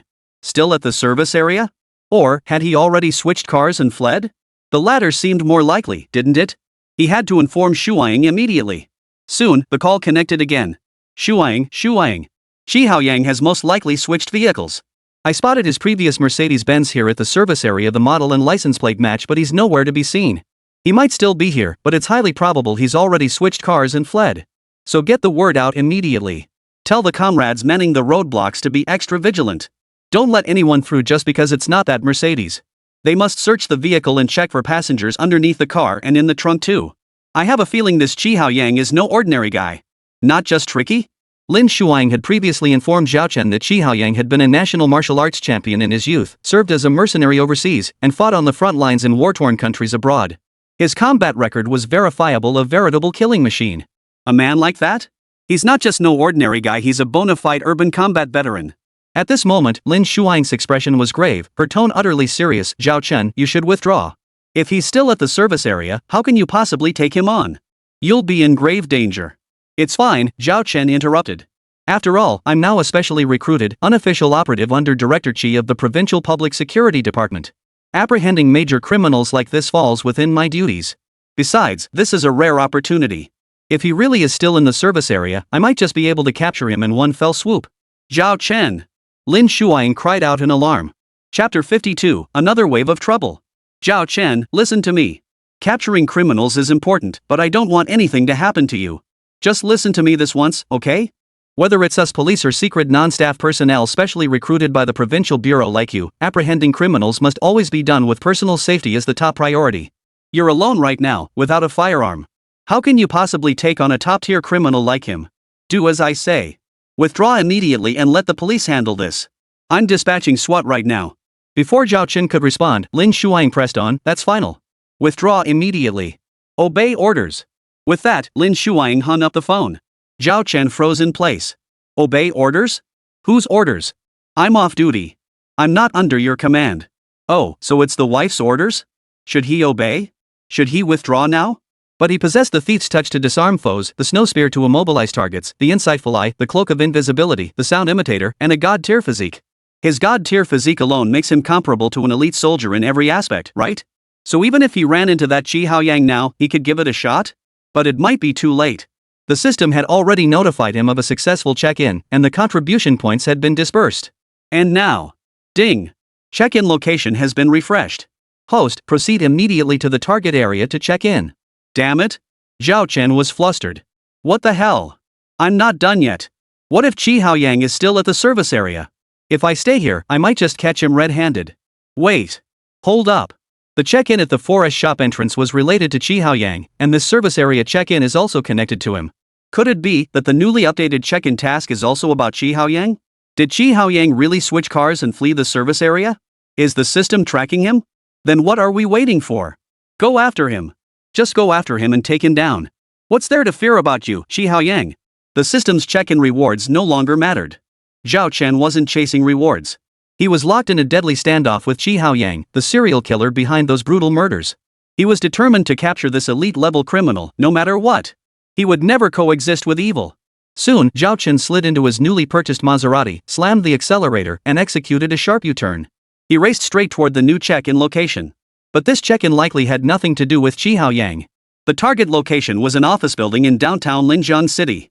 At that very moment, in the general manager's office of a company within the building, the GM was in a heated argument with a female employee. "You're pregnant after just 1 month on the job? I remember asking you during your final interview. I explicitly asked if you plan to have children in the next 3 years, and you swore up and down that you didn't. And now, barely a month and no, not even a full month, just over half a month, you announce you're pregnant and request maternity leave? What, did you come here specifically to take paid leave? And have our company pay you maternity benefits while you're at it? That's quite the scheme you've cooked up. Think you can take advantage of our company? So what?" the female employee retorted defiantly. "I'm pregnant now. According to the labor law and the maternity protection law, you can't fire me. You must grant me maternity leave. And during my maternity leave, besides my regular salary, you must also pay me the additional maternity allowance that all company employees are entitled to during pregnancy. In short, every benefit I'm entitled to must be provided." "Is that so?" the general manager interrupted with a cold laugh. "You're not even pretending anymore? Openly extorting us and committing fraud? What fraud?" The female employee glared, her anger flaring. "Who's deceiving you? What did I deceive you about? If I hadn't said that during the interview, would you have hired me? If I'd said I was already pregnant back then, wouldn't you have sent me home immediately to wait for further notice? Do you think I don't see through your little tricks? Why should I sacrifice my right to have children? This is workplace discrimination. Workplace discrimination." The general manager silently lit a cigarette. "Put that cigarette out," the female employee snapped. "Don't you know pregnant women can't be around smoke? Put it out now, right this instant."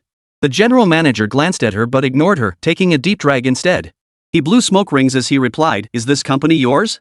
What, are you the general manager? Should I hand over my seat to you? If you can't stand smoke, go home. It's your house, you make the rules. You could even forbid your husband from breathing. You could demand all your neighbors turn off their routers. After all, routers emit so much radiation, right? It's terrible for the fetus, isn't it? If you want to go home, do whatever you want. No one's stopping you. But this is the company. The company isn't a place for you to run wild, especially someone like you." The female employee covered her mouth and nose with her hand, her brows tightly furrowed. Her voice darkened. "Someone like me? What do you mean by that?" The general manager took another drag on his cigarette and chuckled. "You're in a technical position. Do you know where the last technician in your role went? She got pregnant and went home on maternity leave. She worked here for over 3 years. Back then, she said she had no plans to get pregnant within 3 years. 3 years meant 3 years. Now that the 3 years were up, she figured it was time to have a baby. So she came to me hoping to discuss it. I agreed without hesitation because it was a reasonable request. As you just said, it's her legal right to bear children, and no one can take that away. So now she's taking 10 months of maternity leave plus 6 months of postpartum recovery leave. Add in her accrued annual leave, and that's a full 17 months off. During that time, she'll continue receiving her full salary of over 10,000 yuan, plus several thousand yuan in maternity and postpartum subsidies. Everything she's entitled to, not a single benefit is missing. See? You follow the rules, and our company follows the rules. After all, we live in a society governed by law. Everything must proceed according to the rules, everything must be done as it should be. But you're two-faced, hiding the truth. You applied for a technician position but only wanted to freeload off our company. Now, at this critical stage of the project, you suddenly tell me you need maternity leave? A project worth hundreds of millions, you, as a technician, just abandon your post at this critical moment? Walk out on us? And expect me to keep paying your salary? Still want maternity leave benefits? Is that okay with you? You're the one who's wrong. The female employee remained defiant, even aggressive. I'm taking maternity leave, period. I'm already pregnant. It's a done deal. What are you going to do about it? What can you do? Fire me? You wouldn't dare. Listen, you're granting this maternity leave whether you like it or not. If my salary or benefits are shortchanged by a single cent during my leave, I'll have my lawyer's letter ready for you. Chapter 53, Digging Her Own Grave. A lawyer's letter. The general manager couldn't help but laugh. He'd seen tough employees before, but never one this brazen. The key was, no matter how defiant they were, he, as general manager, always had ways to handle them. Fine. I approve your maternity leave. Your salary will be paid in full, and your benefits will be provided as usual. Plus 6 months of postnatal recovery leave and your annual vacation. The employee pressed her advantage. You said it yourself, nothing that should be provided can be withheld. The general manager stared at her for a few seconds, then smiled. Fine. Not a single thing will be withheld. Would you dare to withhold anything? The employee remained completely unaware of the danger approaching. The result? 10 minutes later, Zhao Chen arrived to clock in and happened to see A group of kids zooming down on skateboards at breakneck speed collided with the pregnant employee just exiting the building. The one in front knocked her down, and those behind couldn't brake in time. They all took off from a ramp and crashed into her mid-air, slamming hard into her pregnant belly. Over a dozen kids collided with her over a dozen times. The wails of agony pierced the air, utterly heart-wrenching. Realizing the situation was dire, the kids scrambled to flee one by one. Zhao Chen immediately called an ambulance and kindly took the pregnant woman to the hospital. The pregnant woman herself was fine, but the baby inside her was undoubtedly lost. My baby? My baby, wah wah wah. It was you. You hit me. You owe me my child. You owe me my child. In the hospital ward, the pregnant woman's words caused all the medical staff to turn their gaze toward Zhao Chen.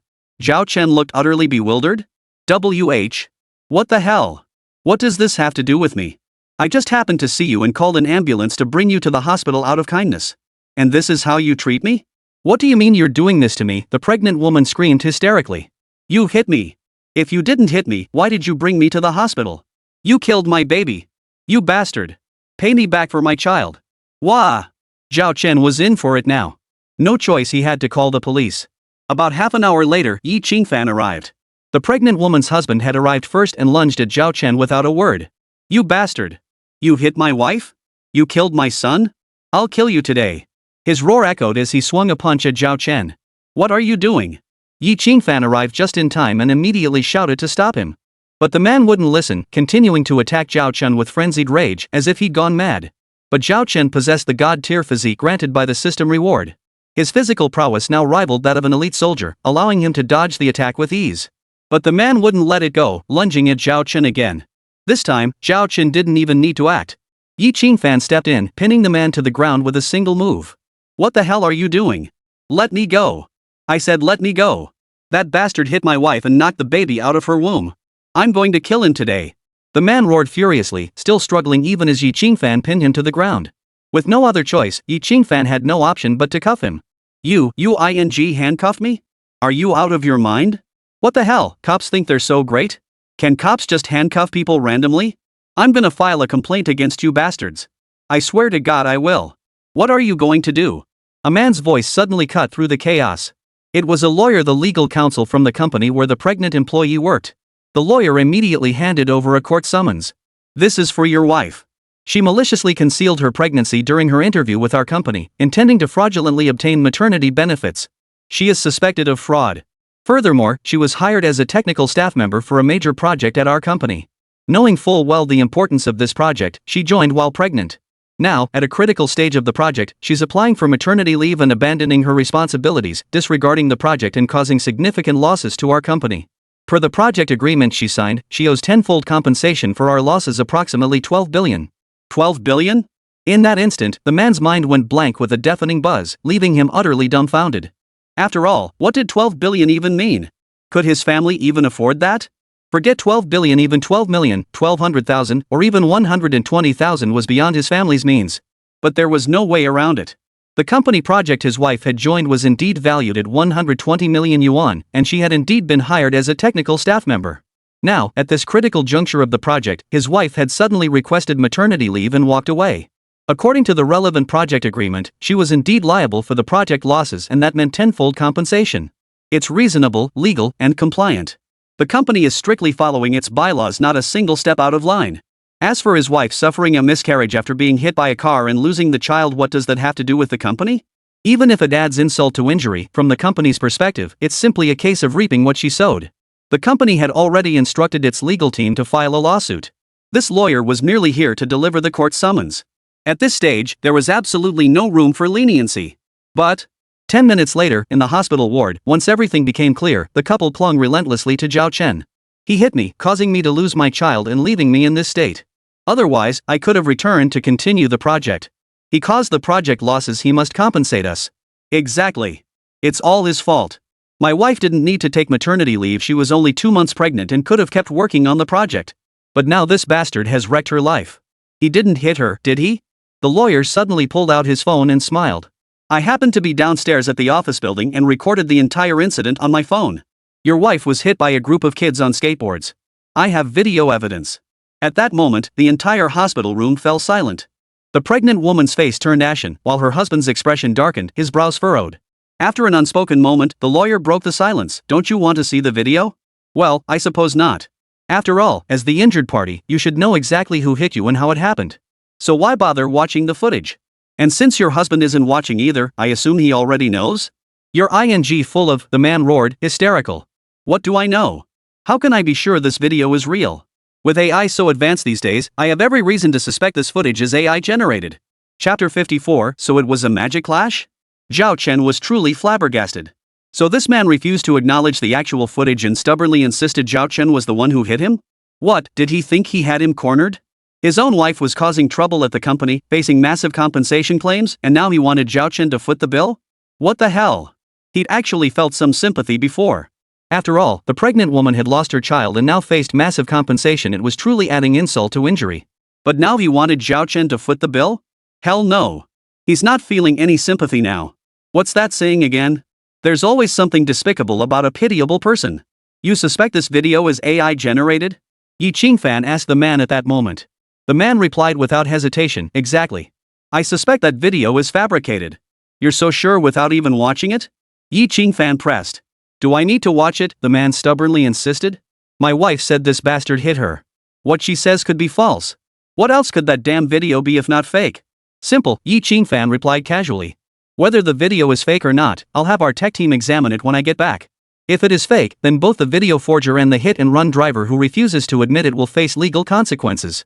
If the video is genuine, then your wife will be charged with false accusation and intentional extortion. The law shows no mercy. In such cases she'll face the consequences. Don't try to play the victim card about losing your child while facing massive compensation and prison time. Are you trying to drive me to death? The female employee suddenly roared. Is this how you plan to push me over the edge? Is this how so many people gang up to bully my husband and me? There's no justice in this world. The police are colluding with the company to bully us. Who will stand up for us and seek justice? Wah! The drama began, first crying, then screaming, then threatening suicide. Zhao Chen frowned, but Yi Qingfan remained resolute. Crying and fussing won't help. Before the law, only evidence matters. That's the rule. Without rules, there's no order. You can't break the rules just by throwing a tantrum. Right now, you can still admit you were hit by a group of kids on skateboards. You won't face charges of false accusation or extortion. But if you keep this up, we'll proceed directly through legal channels. Hearing this, the female employee stopped crying and gritted her teeth in admission. Yes, that group of kids hit me. So what? I'm still holding them accountable. They'll pay for all the damages to the company project. Don't think you can pin this on me. Before she could finish, the company lawyer cut in. I'm afraid that won't work. Those children are all under 18 minors. The video shows it wasn't intentional. This was simply an accident. So pursuing legal action against them won't work. You're protected under maternity laws and they're protected under juvenile laws. Got it? The couple was dumbfounded. At that moment, Zhao Chen suddenly understood. So this was the real showdown? Minor protection law versus maternal protection law. This was a straight-up clash of legal magic? This is interesting. Just as Zhao Chen was pondering this, his phone rang. It was his ex-girlfriend Lu Wenqing, whom he hadn't seen in years. The moment he answered, Lu Wenqing launched into an accusation. Zhao Chen, what do you think you're doing? Unhappy with me, so you hired someone to run over my brother? And you did it on the day of my brother's college entrance exams? Are you even human? Are you crazy? Zhao Chen gave her no quarter, snapping back, who the hell ran over your brother? Which eye did you see it with? Stop spouting nonsense. Speak with evidence. Do you have any proof? Without proof, you're making false accusations. Did you even graduate elementary school, Lu Wenqing? Do you even know how to spell false accusation? You brainless piece of trash. Zhao Chen, you on the other end of the line. Lu Wenqing was furious. She truly hadn't expected Zhao Chen to dare speak to her like this. But this wasn't the past anymore. Zhao Chen was married now, deeply in love with his police officer wife, Lin Shuang. Suddenly facing false accusations from his ex-girlfriend, how else could he react? Could he possibly be polite? Polite my ass. Anyway, he cut off Lu Wenqing's furious rant immediately. What should I do? Did I give you too much leeway? Your parents say I hired someone to run over your brother? Do you just believe whatever they say? If they told you to die, would you just die? If they told you to marry a 90-year-old man, would you just marry him? Damn it, I was just a witness back then. That traffic cop at the scene can vouch for me. What proof do you have that I hired someone to run over your brother? Answer me. Struck dumb? Lu Wenqing, you're usually so talkative, now you're playing deaf and dumb? Zhao Chen, how dare you talk to me like that? Lu Wenqing gritted her teeth, her voice trembling with rage. Zhao Chen chuckled casually. What's wrong with talking to you like this? Who do you think you are? You're a fickle, promiscuous woman. Not even Pan Jinlian could match your shamelessness. The fact I'm even taking your call and talking to you is a blessing in itself. And now you dare to yell at me? What gives you the right to raise your voice? Zhao Chen, you. What do you mean, what? Get lost. Zhao Chen hung up immediately and promptly blocked Lu Wenqing's new number. He'd already blocked her original one long ago. Had he known it was Lu Wenqing, he never would have answered. But now, after hanging up, he looked up. Everyone present was staring at him. Yi Qingfan's voice drifted over, eerily calm. Ex-girlfriend? A fickle woman who cheated. Looks like back then. Got nothing better to do? Zhao Chen cut him off sternly. Idle? You, the chief detective, here listening to gossip? What are you standing around for? Get back to work. With that, Zhao Chen turned and walked away. What a rotten day. What the hell is going on today? No, he couldn't just leave like this.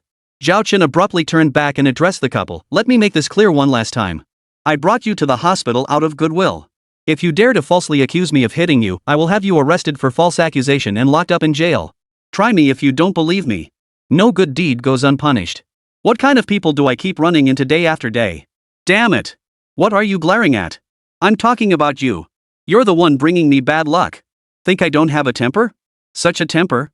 A familiar voice suddenly cut through the air. So what? I'm in a bad mood today. Zhao Chen's voice abruptly cut off. He whipped his head around and saw Lin Shuang. Holy crap, my wife? You? How did you? Why are you trembling? Yi Qingfan's voice was eerily calm. Go on then. You're so hot-tempered, aren't you? Keep going. It's fine. Let your dear wife see just how big your temper really is. Chapter 55, Reaping What You Sow, Making a Big Mess. What temper? Zhao Chen replied solemnly. Shuang knows I've always been perfectly calm. Right, Shuang? He asked for confirmation but didn't give Lin Shuang a chance to respond, immediately shifting the topic. By the way, Shuang, how did you end up here? And why did you bring so many people? As he spoke, Yi Qingfan glanced behind Lin Shuang. Indeed, there were many people and they were all armed to the teeth. Seeing this spectacle, Yi Qingfan couldn't help but ask, Shuang, you came personally and brought such a large force? What happened? Lin Shuang took a deep breath, then turned to face the pregnant female employee causing trouble at the company, who was lying on the hospital bed. She stepped forward and asked gravely, is the child in your womb yours? In that instant, several people froze in shock. A heavy silence fell, the atmosphere growing oppressively tense. Suddenly, the pregnant employee's husband roared furiously, what the hell are you saying? If the baby in her belly isn't hers, whose the hell else could it be? Zhao Chen also snapped to his senses. If the baby wasn't the husband's, who else could it belong to? But how could it not be hers? Being pregnant with a child that wasn't hers. Holy? A flash of insight struck Zhao Chen. He suddenly realized, surrogacy? What? Yi Qingfan gasped. Surrogacy? That's right. Lin Shuang nodded, then produced an arrest warrant. She addressed the pregnant employee with even greater solemnity. Ms. Luo Xiaowan, we have sufficient evidence proving you have been engaged in illegal surrogacy for profit. Furthermore, you are implicated in drug trafficking, gambling, and aiding overseas fraud operations in human trafficking. Each and every one of these is a serious crime. This arrest warrant was personally approved by the Municipal Public Security Bureau. We now request your cooperation in accompanying us. In that instant, Luo Shizhuan's mind went blank with a deafening buzz. Her husband was no better. He collapsed to the floor, his face ashen, eyes filled with terror, his entire body trembling. It was clear her husband knew about these activities and had even participated in them, all the while clinging to a false sense of security, believing he could evade justice. Little did he know that justice is swift and inescapable. With the sudden turn of events, the couple instantly felt as if the sky had fallen. This doesn't add up, Zhao Chen murmured in confusion.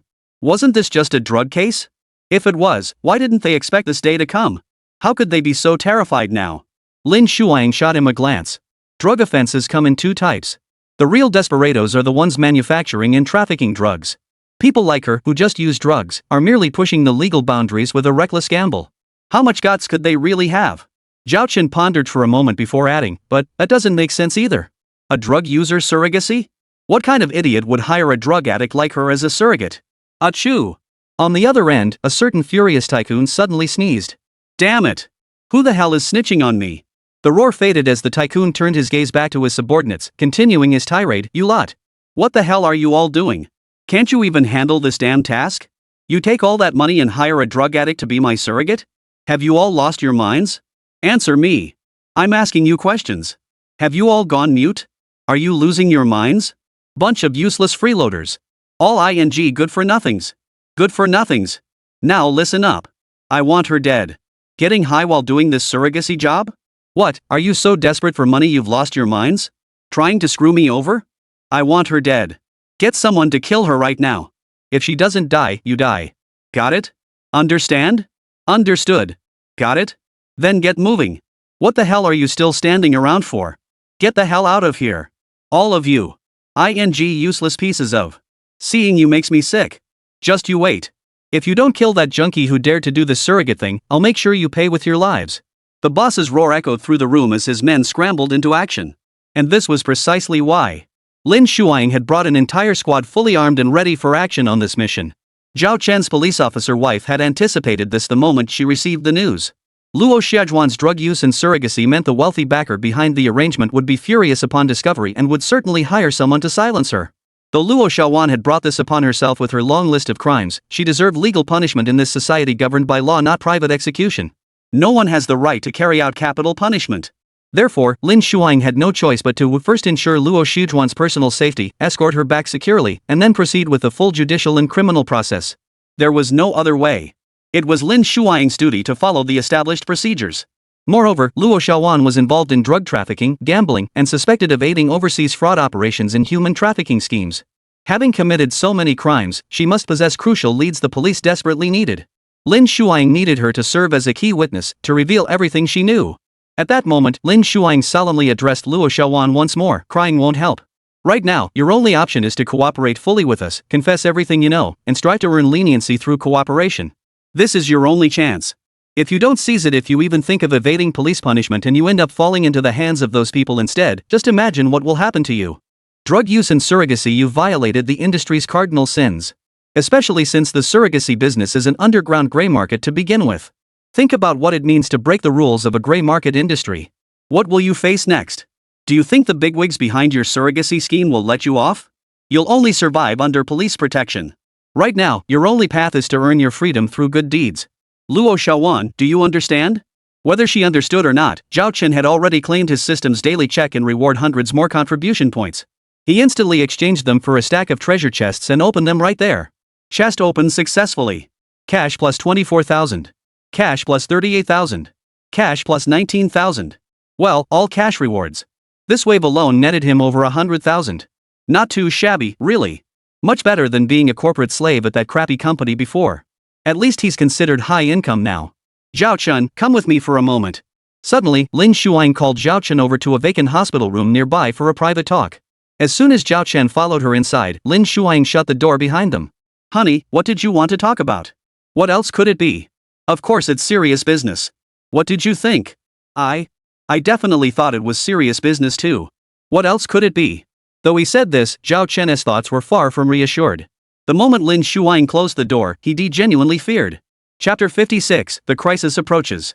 He thought it was that thing. Nothing good, anyway. Even Lin Shuang could tell she knew this guy was definitely thinking dirty thoughts. But she had no time to dwell on it now because something serious was happening. You really possess some extraordinary abilities, which is why Director Chi personally recruited you as a secret non-staff member, right? Yeah. Then will you join us in escorting Luo Xiaowan back later? Huh? Escort her? That's fine, but you've brought so many people, all armed to the teeth, just to escort one Luo Xiaowan? And you want me to help escort her too? Something feels off about this. Of course it's not right. Director Lin Shuang personally leading the team just for Luo Xiaowan? How could it be right? In fact, Luo Xiaowan was hiding other secrets. And their top secret. Secrets even Luo Xiaowan herself was unaware of. The dossier Lin Shuang possesses was delivered directly to her from the provincial bureau. It bypassed the municipal bureau entirely. One could imagine just how top secret this was. The fewer people who knew, the better. When Lin Shuang revealed this to Zhao Chen, he was even more stunned. This serious? What other secrets is Luo Xiaowan hiding? Facing Zhao Chen's question, Lin Shuang's expression grew even more grave. After taking a deep breath and hesitating for 2 seconds, she finally said, the fetus she's carrying isn't ordinary. It's a toxic infant, a bioengineered toxic infant. Zhao Chen was completely dumbfounded. A biotoxic infant? Honestly, this was the first time he'd ever heard that term. It was a term that felt both unfamiliar yet somehow instantly comprehensible. Under his unblinking gaze, Lin Shuang continued, it's a fetus that has undergone targeted gene editing through genetic engineering technology. Viruses have been introduced into it to make the fetus born with antibodies against those specific viruses. In short, this is an utterly depraved, severely inhumane, and severely criminal experiment. It's a top-secret biochemical genetic weapon program orchestrated by hostile foreign forces and executed by the transnational criminal syndicate Tiantai Capital. Luo Xiaowan is merely the tip of the iceberg in this scheme. Even the financial backer behind her surrogacy was kept in the dark. So can you grasp how grave this is? Those people won't let Luo Xiaowan fall into police hands. They'll stop at nothing to eliminate her and take her body with them. Consequently, we'll likely face multiple obstacles, even terrorist attacks, while transporting Luo Xiaowan back. The armed police and SWAT teams are already in position, tasked with escorting Luo Xiaowan safely to our police safe house. In theory, it should be manageable, but Director Qi insists that, just to be safe, you should assist with the escort. Hearing this, Zhao Chen couldn't help but stare blankly. The situation was escalating rapidly, and he couldn't process it all at once. It was simply too much information to process. Maybe we should just forget it. Suddenly, Lin Shuang spoke unexpectedly. Honestly, I don't want you involved. Even though you're now a confidential non-staff member of the Provincial Bureau, I want you to stay out of this and not get involved at all. Because it's dangerous. The more I think about it, the more I want you to stay away. Stay away? Zhao Chen cut her off. You want me to stay away, but what about you? You said it yourself, it's dangerous. You want even a big guy like me to stay away. How could I just abandon you? At a time like this, shouldn't I be fighting alongside you? Even if we can't bring Luo Xiaowan back safely, I have to at least guarantee your safety. No. Lin Shuang took a deep breath and cut him off again. If you do get involved, then you must guarantee Luo Xiaowan's safety. That is the ultimate goal of our mission. No way. Zhao Chen didn't hesitate for a second. Your safety comes first no matter what. If I can't even protect my own wife, what good is protecting anyone else? You. Lin Shuang started to retort sternly, but when she looked up and saw Zhao Chen's utterly serious expression, she froze for a moment before bursting into laughter. What's with you? Do you really have to be so serious? Zhao Chen replied solemnly, how could I not be serious about this? I hadn't fully grasped the gravity of the situation before, but after what you just said, I absolutely must participate in this escort mission. Nothing else matters. I'll personally ensure your safety. You guarantee mission success, and I guarantee you come home safe with me. Everything else? I can't be bothered with that. Lin Shuang's face showed helpless resignation, but inside, waves of warmth surged through her. After all, who wouldn't feel sweetly touched by a husband who cared about nothing else but her safety? Still, she couldn't help but voice her concern. Maybe you shouldn't join after all. You said you wouldn't interfere with the mission. What good would your involvement do? Useless is best, Zhao Chen replied casually. If I can't contribute, it means everything's going smoothly, no problems at all. Isn't that a win-win? But what if something does happen? I'd risk my life to fight a bloody path out with you. This time, Lin Shuang was genuinely exasperated. What are you talking about? It's not that serious. It'd be best if it weren't that serious. I genuinely hope my involvement won't even give me a chance to prove myself. Zhao Chen's words were absolutely sincere. Lin Shuang was utterly at a loss with him. Sigh. Just then, the voice of the SWAT team leader downstairs suddenly crackled through the walkie-talkie earpiece Lin Shuang carried. Lin. Situation's bad. Large numbers of armed personnel appear to be surrounding the building. They're likely heavily armed like us. Don't come out yet. We'll assess the situation first. Remember, do not come out under any circumstances. Downstairs, the SWAT captain issued orders immediately after finishing his transmission. Team 3. For a clock direction, check out those delivery guys and see what they're up to. Team 3, copy that. Team 5, 7 o'clock direction. Check on those taxi drivers. If they're genuine drivers, tell them to get their vehicles moving immediately. Team 5, copy that. Sniper 7, lock onto your 9 o'clock position. Target that couple pretending to be lovebirds. They're likely S-level professional assassins on the most wanted list, almost certainly armed. Once confirmed armed, fire without hesitation. Aim for a one-shot kill. They're dangerous and could fire at your position instantly. You only get one shot. Understood? 7 copy, understood. Chapter 57, is this system serious? Downstairs, the entire situation had rapidly grown tense without anyone noticing. Upstairs, Zhao Chen suddenly asked Lin Shuang, there's something I don't get. If Luo Xiaowan is so important, then why, how should I put it? Why would someone that important go and freeload off a company for 10 months of maternity leave? That seems a bit unreasonable, doesn't it? Faced with this question, Lin Shuang countered directly, then what do you think would be more reasonable? Zhao Chen paused slightly, then pondered before replying, if I were the mastermind behind all this, wouldn't someone as crucial as Luo Xiaowan at least require round-the-clock protection? Or even lock her up? Lin Shuang chimed in. Exactly. Zhao Chen clapped his hands. That's it. After all, the mastermind behind this isn't exactly a saint. If they're capable of such a depraved plan as creating a biochemical poison baby, what else wouldn't they do? Wouldn't it be more reasonable to just imprison the test subject? It certainly makes more sense, Lin Shuang agreed, but immediately added, but it's also dangerous. Dangerous? Zhao Chen frowned in confusion. What do you mean? Where's the danger? Lin Shuang took a deep breath, her tone growing solemn. Editing genes and fusing them with viruses to cultivate antibodies through the fetus's natural development. The core of this plan lies in those antibodies. Why go to such extraordinary lengths to cultivate antibodies? Because this virus is extremely dangerous. Especially during the cultivation process, all sorts of unforeseen complications could arise. For instance, the virus could mutate or even evolve. If that happened, it would spiral out of control. What then?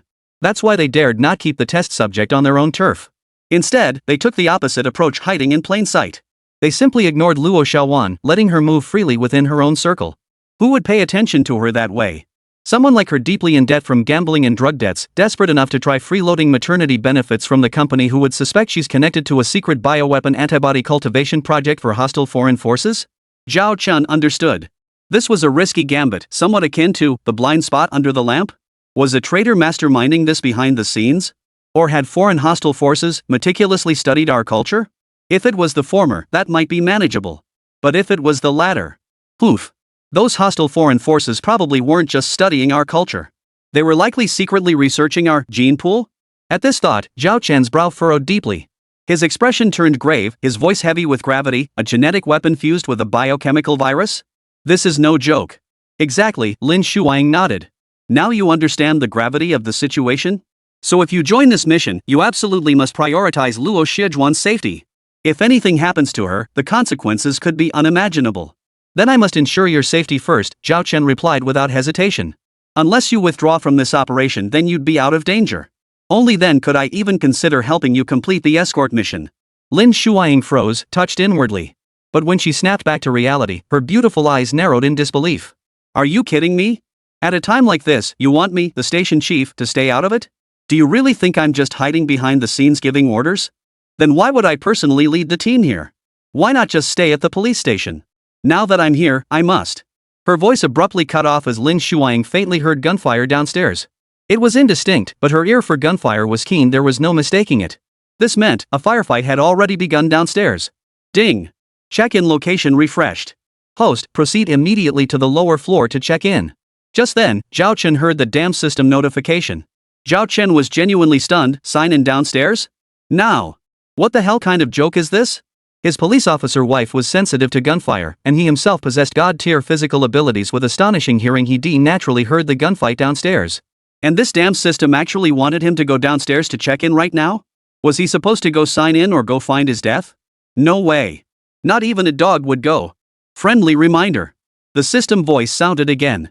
For this check-in task, the host may use the god-tier skill sleight of hand unlimited times. Zhao Chen was baffled once more. Unlimited use of sleight of hand? Is the system serious? Wouldn't he be unstoppable going downstairs? If he could just take all the guns right out of those criminals' hands, couldn't he easily stop a shootout? How many unnecessary casualties could he prevent? Saving one life is better than building 7 pagodas. How many pagodas would his actions have built? Forget it, if a dog won't do it, Zhao Chen will. Such a crucial mission absolutely must be completed by him, and only he can pull it off. As for the system's daily check-in rewards, they don't matter anymore. He had no interest in rewards now. All he wanted was to save lives. Where are you going? Lin Shuang suddenly grabbed her husband, who was trying to slip away. I'm just going to the bathroom. Zhao Chen couldn't very well tell her he was heading downstairs into a hail of bullets to stop a police criminal shootout. Would Lin Shuang agree to that? She had no choice but to hold him back. After all, how could she bear to let him put himself in danger? Instead, Lin Shuang stared at him suspiciously for a few seconds before saying, "There's a shootout downstairs and you're thinking about using the restroom? I thought you were going to stop them." Well, I got my hopes up for nothing. Zhao Chen was a bit confused. Why didn't he quite get her meaning? Wait, what? Honey, what are you talking about? You want me to go down there into that hail of bullets to stop them? Are you kidding me? How exactly was I supposed to stop them? And you're happy about this? Don't you care if something happens to me? Not afraid at all. Lin Shuang replied casually, "Aren't you a special, unofficial operative personally recruited by Director Qi of the Provincial Public Security Bureau? You're incredibly capable, so capable that Director Qi personally recruited you. Surely you must have a way to stop the gunfight downstairs, right? Zhao Chen was genuinely confused by her words. Was his police officer wife speaking in reverse?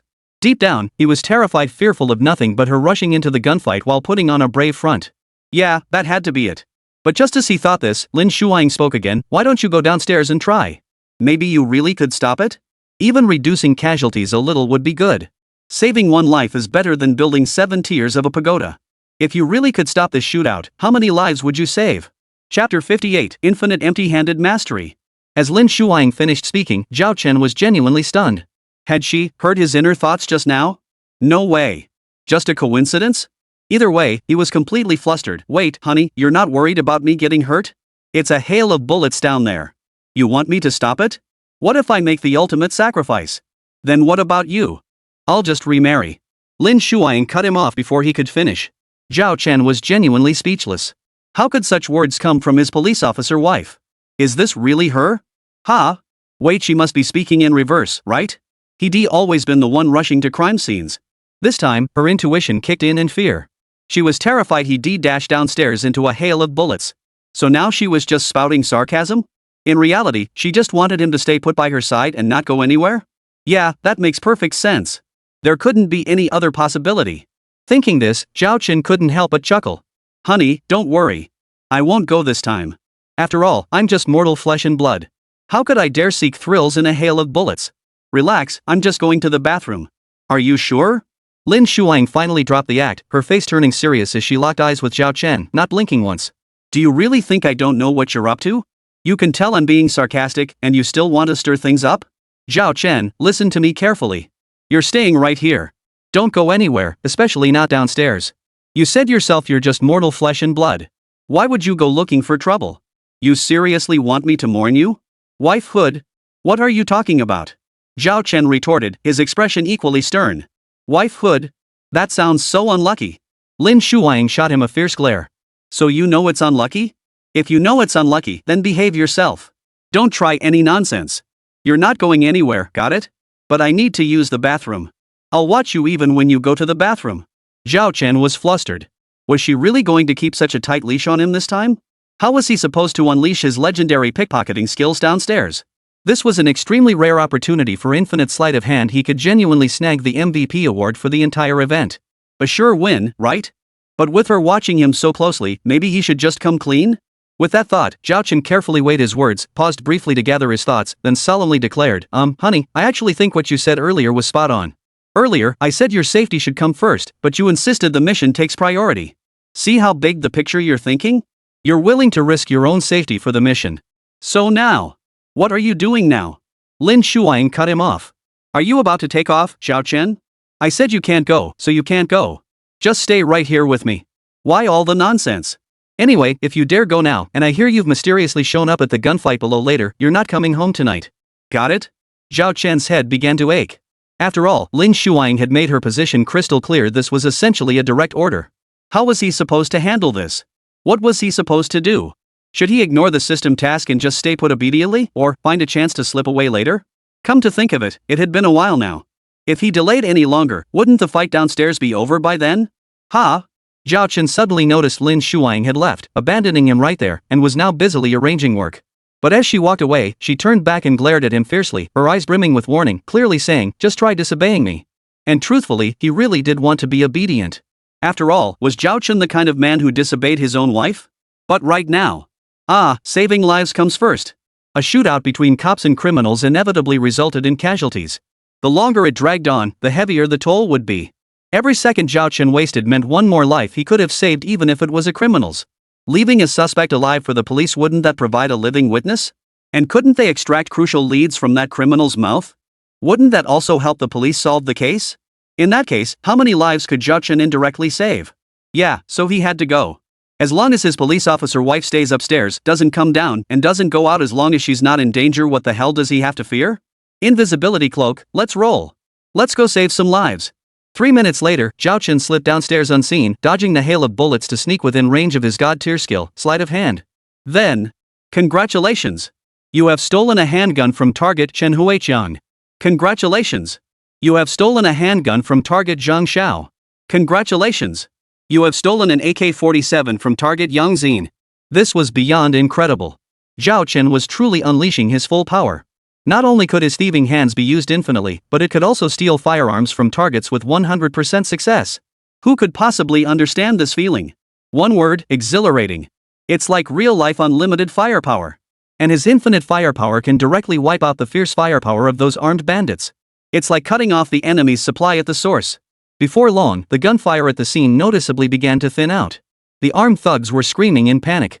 What the hell? What's going on? Where's my gun? This is like seeing ghosts in broad daylight. My ing gun's gone? Damn it, what the hell is going on? My gun just vanished right out of my hands. We're screwed. What do we do now? What the hell do we do? What else could they do?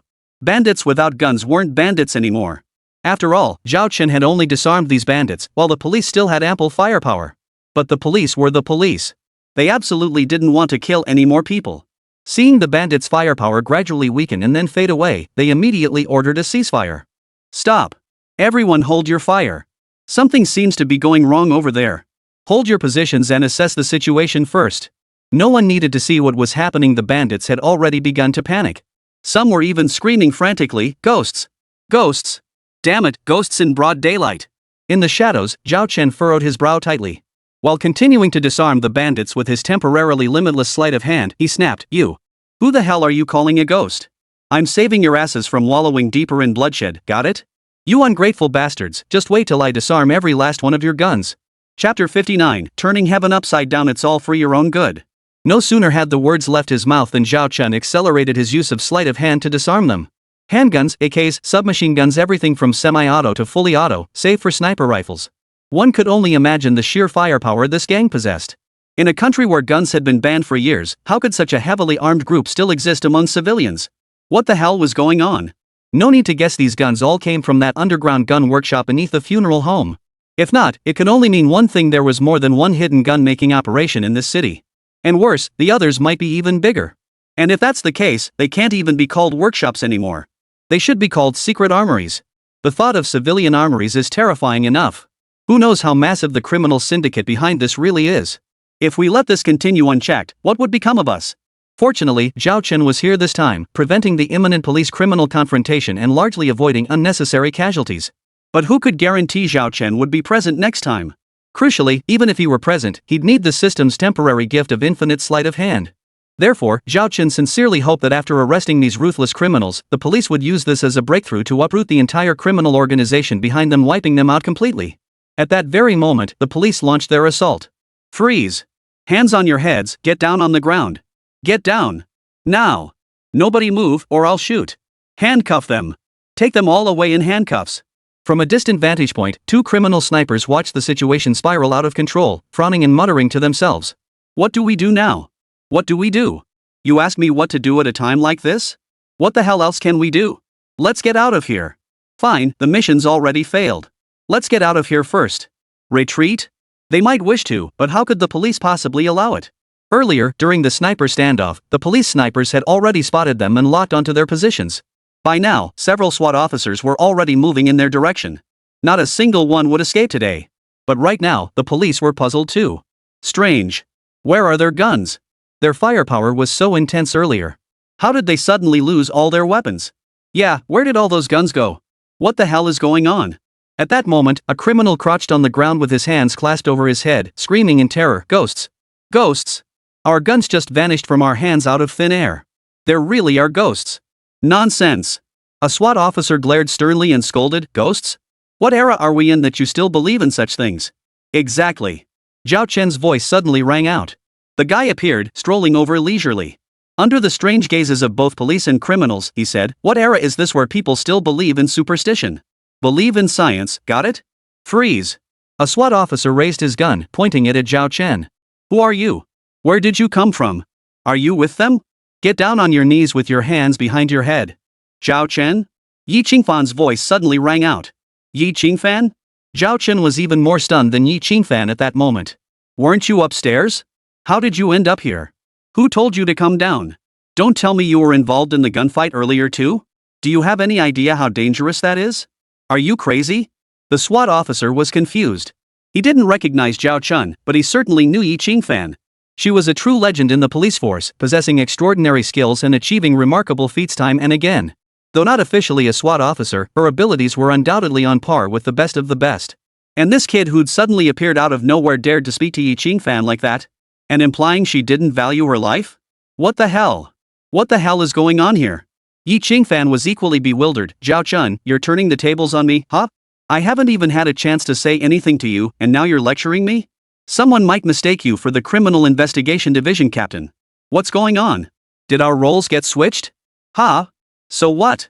Zhao Chen retorted, utterly unapologetic. Isn't turning the tables all for your own good? You're a detective, not a SWAT officer. Even SWAT has to prioritize safety, right? Safety always comes first, no matter the situation. Safety is paramount. Professional tasks should be handled by professionals. Your expertise lies in criminal investigation. Is this hail of bullets the right place for you to confront violent criminals? Did you see how fierce those bandits' firepower was just now? If something happened to you, what about your biological father and adoptive father in the afterlife? Zhao Chen stopped mid-sentence, swallowing the rest of his words. He already knew Yi Qingfan's biological father was Yi Bufan, and the recently deceased Yi Haisheng was his adoptive father. Beyond that, he understood Yi Bufan, Yi Haisheng, and the current provincial bureau chief Qi Song were legendary brothers in the police force back in the day. He had pieced together the entire story from years past. Moreover, provincial bureau chief Qi Song had specifically requested, though request might not be the right word. Perhaps it was more of an unreasonable favor? At the time, Qi Song's exact words had been, I have a favor to ask. If possible, I hope that while you take care of your own shuang, you could also help me look after Qingfan as much as you can. She still knows nothing about those events from back then, unaware that her biological father was Yi Bufan. His dying wish was that she never enter the police force, especially never be on the front lines. Yi Bufan had already made every possible contribution he could for her. His only wish was for her to live a peaceful life, never facing the constant dangers we did back then, never risking her life like we did. It's a shame. Her father was a legend in the police force, and so is she. Like father, like daughter. We tried everything to stop her from enrolling in the police academy, joining the force, and constantly putting herself on the front lines. Truthfully, we already feel terribly guilty toward her father. Neither I nor her adoptive father, Yi Haisheng, could fulfill his one final wish. I wonder how Yi Haisheng faces Yi Bufan now, even in the afterlife. That's precisely why I think. No need to think about it. Zhao Chen cut him off immediately. Commissioner Qi, rest assured. I understand what you mean. Leave it to me. I promise I won't let you down. You dedicated yourselves wholeheartedly to the nation and its people, serving until your dying breath. Now it's our generation's turn to repay our homeland. I will not let anything happen to her. While I cannot promise to sacrifice everything, I will do everything in my power. Do everything in my power. That was Zhao Chen's promise to Qi Song, the provincial bureau chief. So how could Zhao Chen not be anxious now? If something truly happened to Yi Qingfan, how could he possibly explain it to Director Qi? Chapter 60, how could this be explained? Regardless, Zhao Chen's expression was grim at that moment. Yi Qingfan, when exactly did you come downstairs? Did you get permission from your Chief Lin, the criminal investigation team captain? Could it be that your Chief Lin sent you? Does she have the authority to issue such an order? Participating in this operation without proper authorization, is that even by the book? Moreover, the upstairs operation is equally critical. After all, those ruthless criminals are targeting the person upstairs. Shouldn't you, as the criminal investigation team captain, be upstairs ensuring that person's safety? Instead, you go and act on your own initiative. You're completely lacking in organization and discipline. Zhao Chen, you think I won't beat you up? Yi Qingfan suddenly snapped through gritted teeth. What did you say? Zhao Chen frowned, his expression even more stern than before. I'm doing this for your own good, and you want to beat me up? Ahem. The SWAT officer nearby couldn't help but clear his throat twice before asking Yi Qingfan, Captain Yi, who is this? Don't know him, Yi Qingfan replied bluntly. Who knows where he crawled out from? Might be in cahoots with those ruthless bandits. Just arrest him. Zhao Chen was dumbfounded. Wait, how could she do this? He'd genuinely been concerned for her safety just now. He was just panicking out of care, okay? Honestly, if it weren't for Director Qi from the Provincial Bureau specifically instructing him, would he have gone this far? At the end of the day, wasn't he just trying to complete the difficult task assigned to him by Director Qi? And now Yi Qingfan was claiming she didn't know him and wanted him arrested? What the hell? Is this even acceptable? Absolutely outrageous. Captain Yi, are you sure? The SWAT officer asked Yi Qingfan again. Zhao Chen immediately interjected, what's there to confirm? Can't you see she's just sulking at me? Alright. Get back to work. Handcuff those truly vicious criminals and take them back. You don't need to worry about me. Hey, what are you standing around for? Get moving. You don't seriously think I'm going to cause any more trouble, do you? You're the one with the big problem. Yi Qingfan suddenly snapped. Earlier, you asked me why I came downstairs. Shouldn't I be asking you that instead? With all that gunfire just now, did you come down here to get yourself killed? How many lives do you have, Zhao Chen? Do you want Shuang to become a widow at such a young age? At a time like this, you're not upstairs with her, but you come down here to cause trouble. What exactly are you trying to do? Is that even appropriate? And you had absolutely no reason to come down here. That gives me every reason to suspect you're connected to those people. You should be handcuffed and taken back for a thorough interrogation. Faced with this, Zhao Chen was genuinely impressed. He couldn't help but be impressed by Yi Qingfan. After all, the reason that exceptionally intense police-criminal standoff ended so quickly was entirely because he, Zhao Chen, had used his infinite sleight of hand to disarm all the criminals. Otherwise, it would still be raging on right now, and could even have escalated further. How many people had to die? So how many people did he save this time? With such immense merit, Yi Qingfan actually dares to try and arrest him? Does that make any sense? Is there any justice left in the world? This is utterly. Zhao Chen! Lin Shuang's furious shout suddenly rang out. The next second, Lin Shuang strode over, her face flushed with fury. She glared at Zhao Chen and launched into a tirade. What do you think you're doing? Rebelling? Who gave you permission to come down here? Do you have any idea how dangerous it was just now? Zhao Chen, you really treat my words like they're falling on deaf ears. You truly won't listen to reason at all, will you? What if something happened to you? What would I do then? Have you even considered me at all? Zhao Chen tried to defend himself. But Yi Qingfan cut him off immediately. What do you mean? What? You did something wrong and now you're trying to justify it? Disorganized and undisciplined, look at yourself. You have zero sense of discipline. You're completely out of control. Lin Shuang turned to look at Yi Qingfan, her brows furrowing tightly as she demanded in a deep voice, Yi Qingfan, what are you doing? I was talking to him, not you, right? Didn't I explicitly forbid you from coming down? Do you even remember what task I assigned you? So when exactly did you sneak down here? Where's your sense of discipline? And you have the nerve to lecture others? Exactly. Zhao Chen chimed in. Yi Qingfan, how can you even look at yourself in the mirror? I'm not part of your unit anyway. Unlike you, I'm not the captain of the criminal investigation team. So me coming down to join the fun is one thing, but you? What about her? Lin Shuang suddenly grabbed Zhao Chen's ear. Ow. Ow. Ow. Easy there, honey. We're in public, spare me some dignity. You don't even care about your life, yet you still want face? You nearly lost your life, what face do you need now? And you have the nerve to bring her up? Neither of you is easy to deal with. When we get back, she'll have to write a self-criticism and you'll have to sleep on the couch. Yi Qingfan seized the chance to interject. Making him sleep on the couch is the right call, right, Shuang? Lin Shuang whipped her head around and shot Yi Qingfan a fierce glare. She was truly fed up with these two. Not a single one of them was easy to deal with. One was her husband, the other her best friend, and both insisted on making her worry? No way. This time, they're getting punished big time. Otherwise, neither of them would learn their lesson. If they dared do this again, how could that be tolerated? Lin Shuang had no intention of living in constant fear over these two. Chief Lin.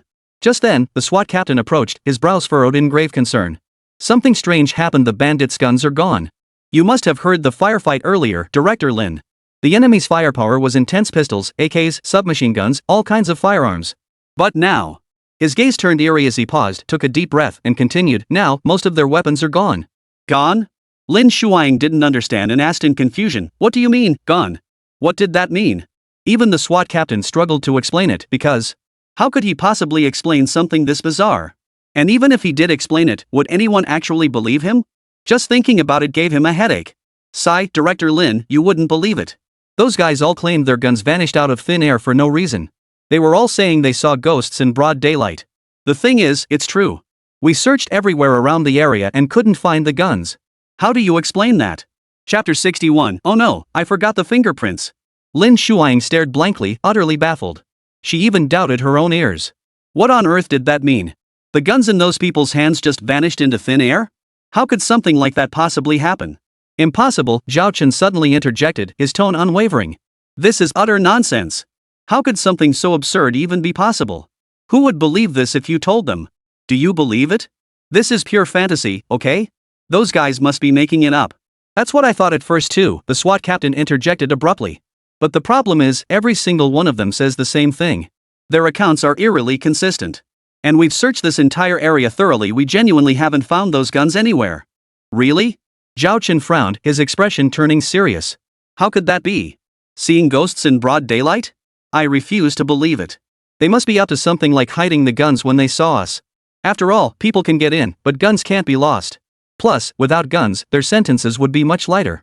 But you just said they genuinely didn't have guns? And you didn't find any? How do you prove they had guns earlier? Even though the shootout happened, surely some people still have guns now? If the majority of them are missing their guns, won't they all be sentenced as if they never had them? Think about it, doesn't that make sense? They hid their guns to get lighter sentences, right? We'll find them. I'll help you search. I refuse to believe they're gone. With Zhao Chen on the case, how could they not find the guns? After all, he used his sleight of hand to make them vanish. They were now safely tucked away in his system space. Under the watchful eyes of everyone present, Zhao Chen began a thorough search, moving with deliberate precision. Lin Shuang and Yi Qingfan kept their eyes fixed on him the entire time. Clearly, both women shared an intuition. Perhaps Zhao Chen really could find those vanished guns. In fact, the gun's bizarre disappearance might not be unrelated to this guy. Meanwhile, not far away, several bandits continued to mutter, "Damn it, this is like seeing ghosts in broad daylight. There's no other explanation. Trust me, you have to believe me. The gun in my hand just vanished into thin air all of a sudden. It's too bizarre, absolutely bizarre. I've never seen anything this strange in my entire life." It was indeed bizarre, but simultaneously, the police now faced another grim reality. As Zhao Chen had mentioned earlier, if the gun couldn't be found, the criminals would be sentenced as if they hadn't been armed. Armed versus unarmed, the difference in sentencing is like night and day. Even if the robbers now claim their guns mysteriously vanished instead of admitting they never had them, the problem is, words alone are no proof. For the police to convict them based on armed robbery, they need a complete chain of evidence. Now that the guns themselves can't be found, how can they prove the bandits were armed in the first place? Just because they say the guns vanished? Will the judge believe that? Would the public believe it? Today's judicial system is highly sophisticated. Not a single link in the chain can be questionable. Once doubt arises, the consequences are severe. At best, they'll be sentenced as if the robbers weren't armed. At worst, it could lead to accusations of torture and coerced confessions. That would be disastrous. Who could shoulder such responsibility? Therefore, the gun must be found immediately. Found it. Suddenly, the moment Zhao Chang slipped out of Lin Shuang and Yi Qingfan's sight, he shouted, "The gun isn't here? Look at all these piles of firearms. I told you it couldn't have just mysteriously vanished. It's obvious they're up to no good, and you still don't believe me? Come see for yourselves, are these not guns? Handguns, AKs, submachine guns, semi-auto, fully auto, every type imaginable. No wonder those lunatics had such devastating firepower earlier." No sooner had Zhao Chen finished speaking than Lin Shuang, Yi Qingfan, and the SWAT captain sprinted over. They stared in disbelief. All three were utterly flabbergasted. Soon after, the rest of the SWAT team gathered around, and one by one, they too were stunned. Holy crap! The guns are really here?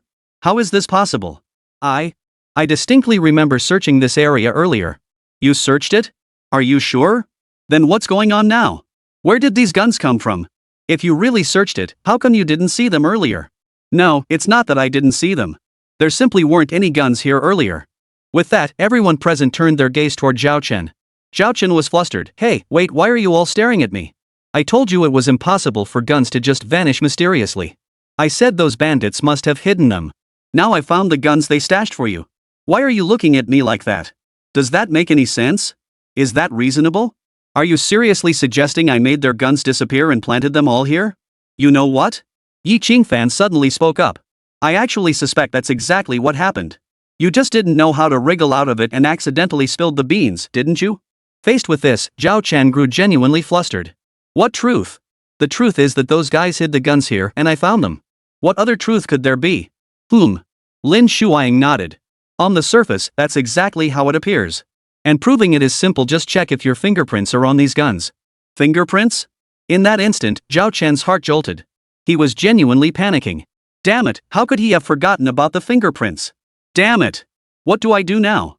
He'd stolen every single gun with his sleight of hand. Didn't every one of them have Zhao Chen's fingerprints on them? When they trace them back, how the hell is he supposed to explain it? Could he possibly explain it clearly? Especially when Yi Qingfan added, "You haven't touched these guns, right? So none of them should have your fingerprints on them, correct?" Before Zhao Chen could respond, Lin Shuang immediately chimed in, "Of course not. He just found these guns and called us over right away. How could he have touched them? So there's absolutely no way his fingerprints are on them. It's a no-brainer." Zhao Chen was flustered. So these two had been waiting for him? Fine, whatever. For now, he could only grit his teeth and say, "Of course there wouldn't be my fingerprints. I just stumbled upon these guns by pure luck. How could my fingerprints possibly be on them?" Chapter 62. The police officer wife stakes her career on it. If you ask me, there's no need for any investigation. Just take these guns and those bandits back to the station, problem solved. That was exactly what Zhao Chen wanted to say. If they investigated, his fingerprints would be found without a doubt. So what to do? The only option was to skip the investigation entirely. Only then could he slip through the cracks. Therefore, he had to divert attention now. Seriously, the situation is already crystal clear. These heartless bandits hid the guns to get a lighter sentence, even going so far as to fabricate some nonsense about the guns suddenly vanishing from their hands. On the surface, it seems like they're confessing to assaulting an officer with a firearm, but what's the reality? If I hadn't helped you find these guns, would the evidence chain be complete? When this goes to court, won't the judge demand to know where the guns went? With no guns found, yet every criminal claims they had one, isn't that blatant fabrication to frame you for confessions extracted under duress? This is an unsolvable trap. As long as those guns aren't found, isn't this an impossible situation? How vile. These people deserve to be executed for their treachery. You. Suddenly, a bandit nearby roared in anger, "Stop spouting that bull. Why the hell would we suddenly hide our guns like we're crazy when we had such heavy firepower? We were in the middle of a firefight, and suddenly we just stopped? All for a few years off our sentences? Listen to yourself, you're talking nonsense. It makes no sense, and you're spouting all this bull analysis? Are you out of your mind? Shut your mouth." The SWAT captain barked coldly. "What are you yelling about? Put your hands on your head and get down on the ground. I said get down. Come on, take them all away." With that, the police began escorting the criminals away one by one. Meanwhile, Lin Shuang pulled Zhao Chen aside to a secluded spot and asked, "Did you really do it?" "What?" Zhao Chen feigned confusion. "What do you mean, really did it? Honey, what are you talking about? I only helped find those guns. You don't suspect me of being involved with those criminals, do you?" "No, I'm being framed. Cut it out." Lin Shuang glared at him, cutting him off. "I've known something was off with you for a while. When Qingfan said she saw her father's spirit at the funeral home last time, I knew something was wrong. And now this? Guns disappearing from so many people's hands just like that? And then you found every single one? You dare claim there aren't any of your fingerprints on those guns? Why wouldn't I dare?" Zhao Chen tried to hold his ground. "How could my fingerprints possibly be on those guns? I walk tall and hold my head high. If you're innocent, you have nothing to fear. Then let's go back right now for fingerprint matching." Lin Shuang cut straight to the point. Instantly, Zhao Chen's heart lurched and his entire body went cold. "Fingerprint comparison? Are you kidding me? Wouldn't that expose him immediately? Still not telling the truth?" Lin Shuang pressed. What truth? Zhao Chen was truly at a loss. He could only keep up his tough act. In that instant, Lin Shuang genuinely wanted to slap him.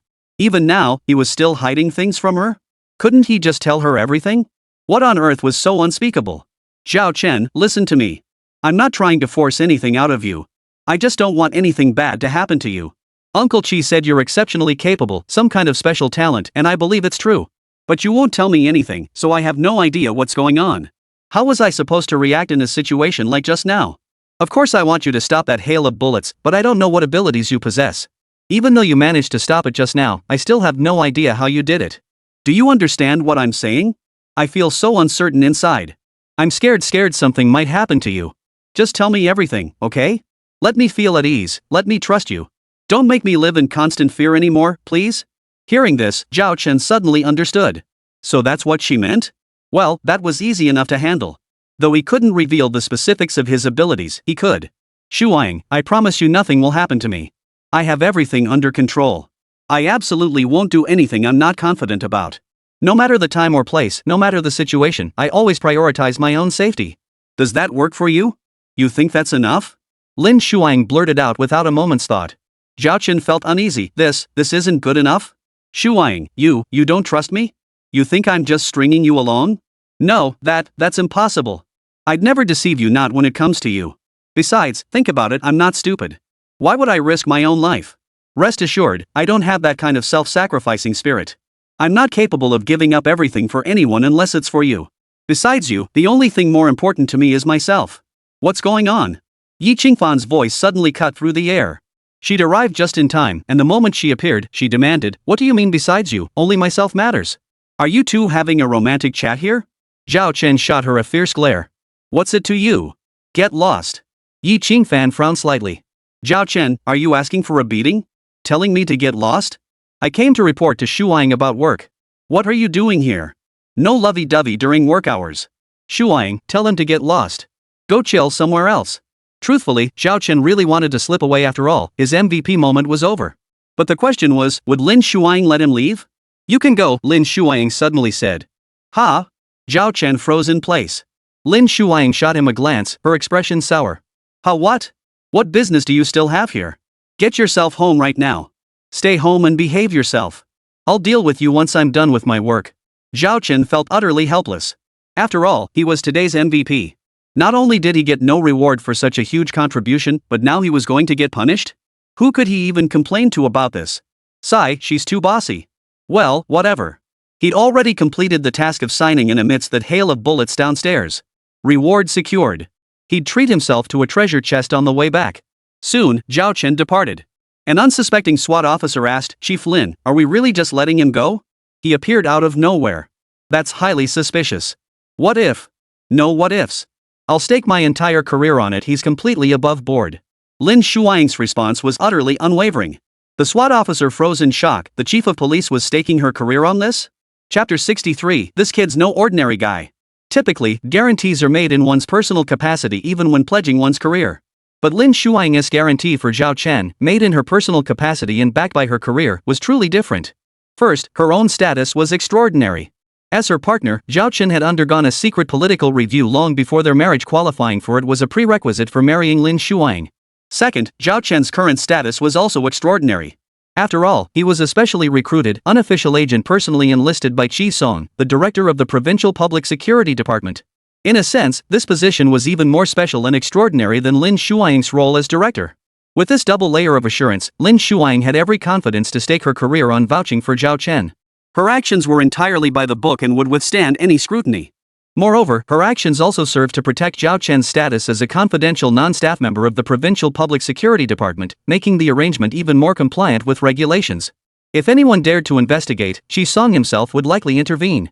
Regardless, the police would not pursue Zhao Chen further at this juncture. Their focus must shift to matters of genuine urgency. After all, this time they had gone head-to-head with that massive transnational crime syndicate.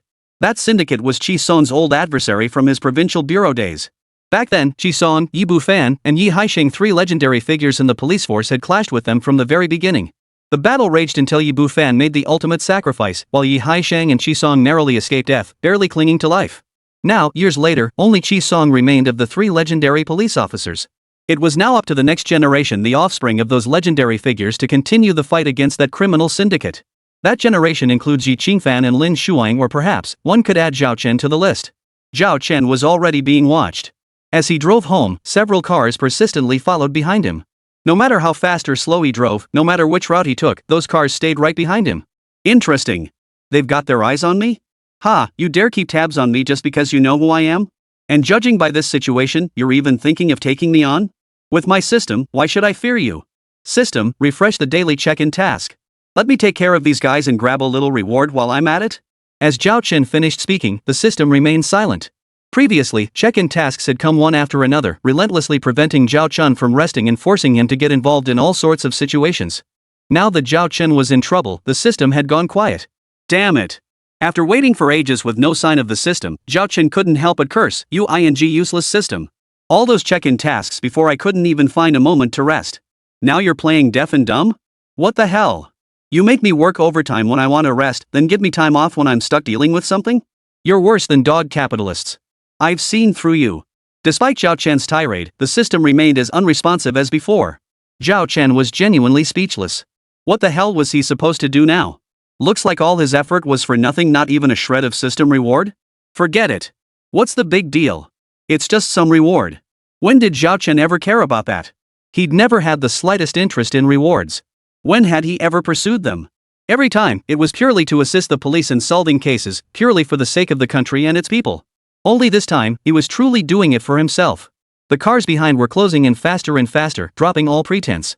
They weren't even bothering to act anymore. It was clear they intended to take him down today. In fact, the people in the trailing vehicles had already drawn their guns and chambered rounds. There were over a dozen people in total, meaning over a dozen guns. Right now, they were communicating through walkie-talkies. Find a chance to force him to stop. He has to die today, no matter what. He's ruined our plans time and again. If he doesn't die, who will? Yeah, if he doesn't die, we won't sleep easy. The higher-ups won't let us off lightly. That's true, but honestly, I still don't get how this kid is messing with us. Exactly. I'm wondering too, was he the one messing with us down at the hospital earlier? Could he really have made all our guns disappear? That's impossible, right? Heh. If he really had that kind of power, how could we handle him now? He could just make our guns disappear too. Without guns, how could we take him down? Then the question remains, if he doesn't have that kind of power, why are we going after him? Don't you know? He's the one who sent Luo Xiaowan to the hospital. Otherwise, why would we go to such lengths to snatch someone from the police? And before that, Zhang Feihong and Xiao Manning, basically, you could say this kid was the one who dug them up. And that fishing video blogger Zhang Jinwei, you know about him, right? No need for me to elaborate. In short, every single incident is connected to Zhao Chen. Doesn't that prove the point? Even that funeral home incident, it's tied to him. How weird is that? It's like he's been watching us the whole time. How could we not take him down? Clearly, it wasn't just the police who noticed Zhao Chen's peculiarity, even criminal organizations had taken notice. That's the downside of standing out. Too much trouble always seems to find you. But he wasn't afraid. He deliberately veered his car onto a side road, pulled over at a deserted spot, and instantly donned his invisibility cloak. In an instant, 6 cars surged forward, encircling Zhao Chen's vehicle. In the blink of an eye, over a dozen men armed with guns emerged from the vehicles. Get out! Get the hell out! Damn it, I'll see if you live to see tomorrow. Ha! The door's open? The door was indeed open, but the car was empty. Seconds later, the dozen armed thugs collectively froze in shock. What the hell? Where's he gone? Where did he disappear to? Impossible. We were all watching. No one got out just now. How the hell did he vanish? I don't know if you were watching, but I was. I'm 100% sure he didn't get out. But now the car is definitely empty. What the hell? Did we run into ghosts in broad daylight? A living, breathing person just vanished into thin air? Another ghost encounter? When our guys' guns vanished before, that was already spooky enough. Now we're stuck with this too? Damn it, could it be that Zhao Chen really has something special? Ha? Got something going for him? What do you mean by that? Hard to say. But I just feel like the higher-ups wouldn't send so many of us to take him out if he wasn't something special. Now this happens, and it just proves the kid's no ordinary guy, right? Chapter 64, Sneaky Moves Under the Cloak of Invisibility. He was definitely no ordinary guy. After all, they were dealing with Zhao Chen, a man with a system. How could he be ordinary? He was already standing outside the car, cloaked in invisibility. He'd stepped out just as he opened the door moments ago. In the blink of an eye, he'd already yanked the keys from all 6 of their vehicles. First, he pulled the keys. Then, he locked the doors. Just then, a sudden, faint thud echoed. Instantly, everyone turned around, each of them stunned. What's going on? What was that noise just now? Damn it, this is freaking crazy. Wasn't our car door open just now? How come it's closed now? Is someone in the car? One of us? Our own people? Did you not see how many of us are here? Did anyone not get out? Anyone? So someone else closed our car door? Are you sure? I feel like... Bang! Suddenly, another loud bang. The same car as before, another door slammed shut. Earlier, people had only heard the sound, none had seen it. But this time, they really did, every single one of them saw it clearly. The damn door just slammed shut on its own? Holy? What the hell is going on? Are we really dealing with something unclean? No, that can't be. How the hell is that even possible? You know what? It's dusk right now, and the sky's gloomy, perfect timing for those things to show up. Bull. What era are we in that people still believe this crap? I got 6 years of compulsory education. I'm a staunch materialist. I don't buy this nonsense. What the hell? 6 years of compulsory education? You idiot, compulsory education is 9 years, okay? I never went to middle school. How the hell would I know it's 9 years? Bang! Another loud slam as another car door slammed shut. Well, that settled it. Whether it was 6 years or 9, elementary school or junior high, everyone was completely baffled now. Beyond bewilderment, they were gripped by fear. Unconsciously, many held their breath, not daring to breathe a single breath. Meanwhile, Zhao Chen, relying on his invisibility cloak, began slamming the doors of the other cars one by one. Bang! Bang! Bang! The sound of doors slamming echoed incessantly, each thud sending a jolt through the hearts of those present. Several of them were already weak in the knees, barely able to stand steady. Of course, there were also the bold ones who had already raised their guns. Bullets were already chambered. Logically, no carbon-based lifeform could withstand that. And if that ghostly thing could close doors, it must have a physical form, one they simply couldn't see? If it had substance, then it should be vulnerable to bullets. If it could be hit, then it was manageable. After all, they possessed considerable firepower. But the problem was, once they raised their guns, they didn't know where to aim. After all, they couldn't see it. Who knew its exact location? They had a general idea it was likely near one of the doors that had just slammed shut. If they fired the moment a door closed, could they hit it? Someone was tempted to try it, they couldn't just stand there doing nothing. Unfortunately, before anyone could act, Zhao Chen had already slammed all 6 car doors shut. Then, using the keys for each vehicle, he locked them all dead tight. The sound of locking doors immediately captured everyone's attention. Zhao Chen seized the moment to slip away from the last door he'd been near. Now, who could possibly know where he was? Moreover, he activated his sleight of hand ability at that very moment. In an instant, the gun in someone's hand across from him vanished. Holy? Well, what the hell? My gun? It's gone? Just vanished into thin air? What the is this? No way. We actually ran into this too? Are you kidding me? We're dead. I'm seriously scared. Let's get the hell out of here. We've run into something evil. What filthy thing? Where'd this filthy thing come from? I refuse to believe in this nonsense. His voice abruptly cut off because the gun in his hand vanished just as suddenly. Of course, it was Zhao Chen who had used his sleight of hand to snatch the gun away. But even Zhao Chen hadn't expected this sleight of hand to feel so effortless and natural, just like back when he could use it infinitely, hitting every target without fail, taking whatever he wanted. One more try. This time, however, what he snatched wasn't a gun, but a Durex condom. Worse, the man noticed immediately. He frantically felt his pocket, his face a blank question mark. Holy? My condom's gone? This damn thing is seriously messed up. Why the hell is it curious about a condom? What the hell does it want with that? Screw it, I gotta get out of here before my heart gives out. Trying to run? Upon hearing this, Zhao Chen immediately drew his immobilizing snow spear. Just as the man tried to make a run for it, Zhao Chen activated the snow spear of immobilization, freezing him in place instantly. Ha? Holy? What the hell is this? Why can't I move? Aha, I swear to God I can't move. I'm frozen solid? Damn it, it's not even dark yet. Don't do this to me. I'm really scared. The others were all dumbfounded. Given the current situation, who wouldn't be stunned? They couldn't even move? They were literally frozen in place? How could this be explained? Unnoticed, a chilling atmosphere swiftly spread, transforming the entire space into an unbearably tense environment.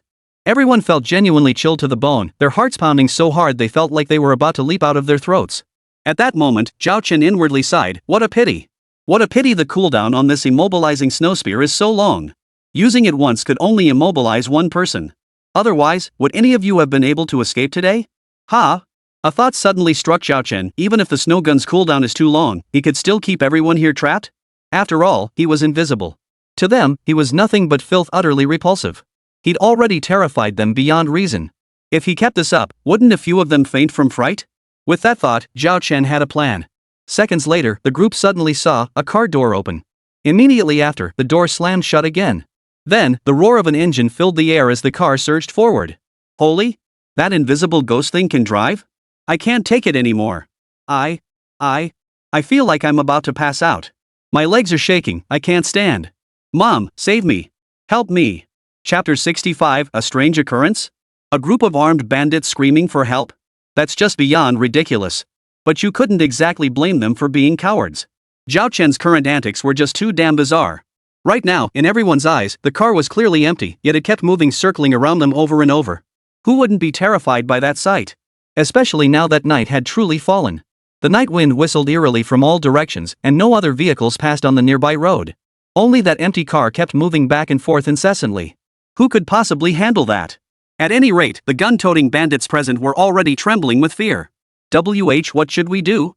Should we call the police? The police? Would that even work?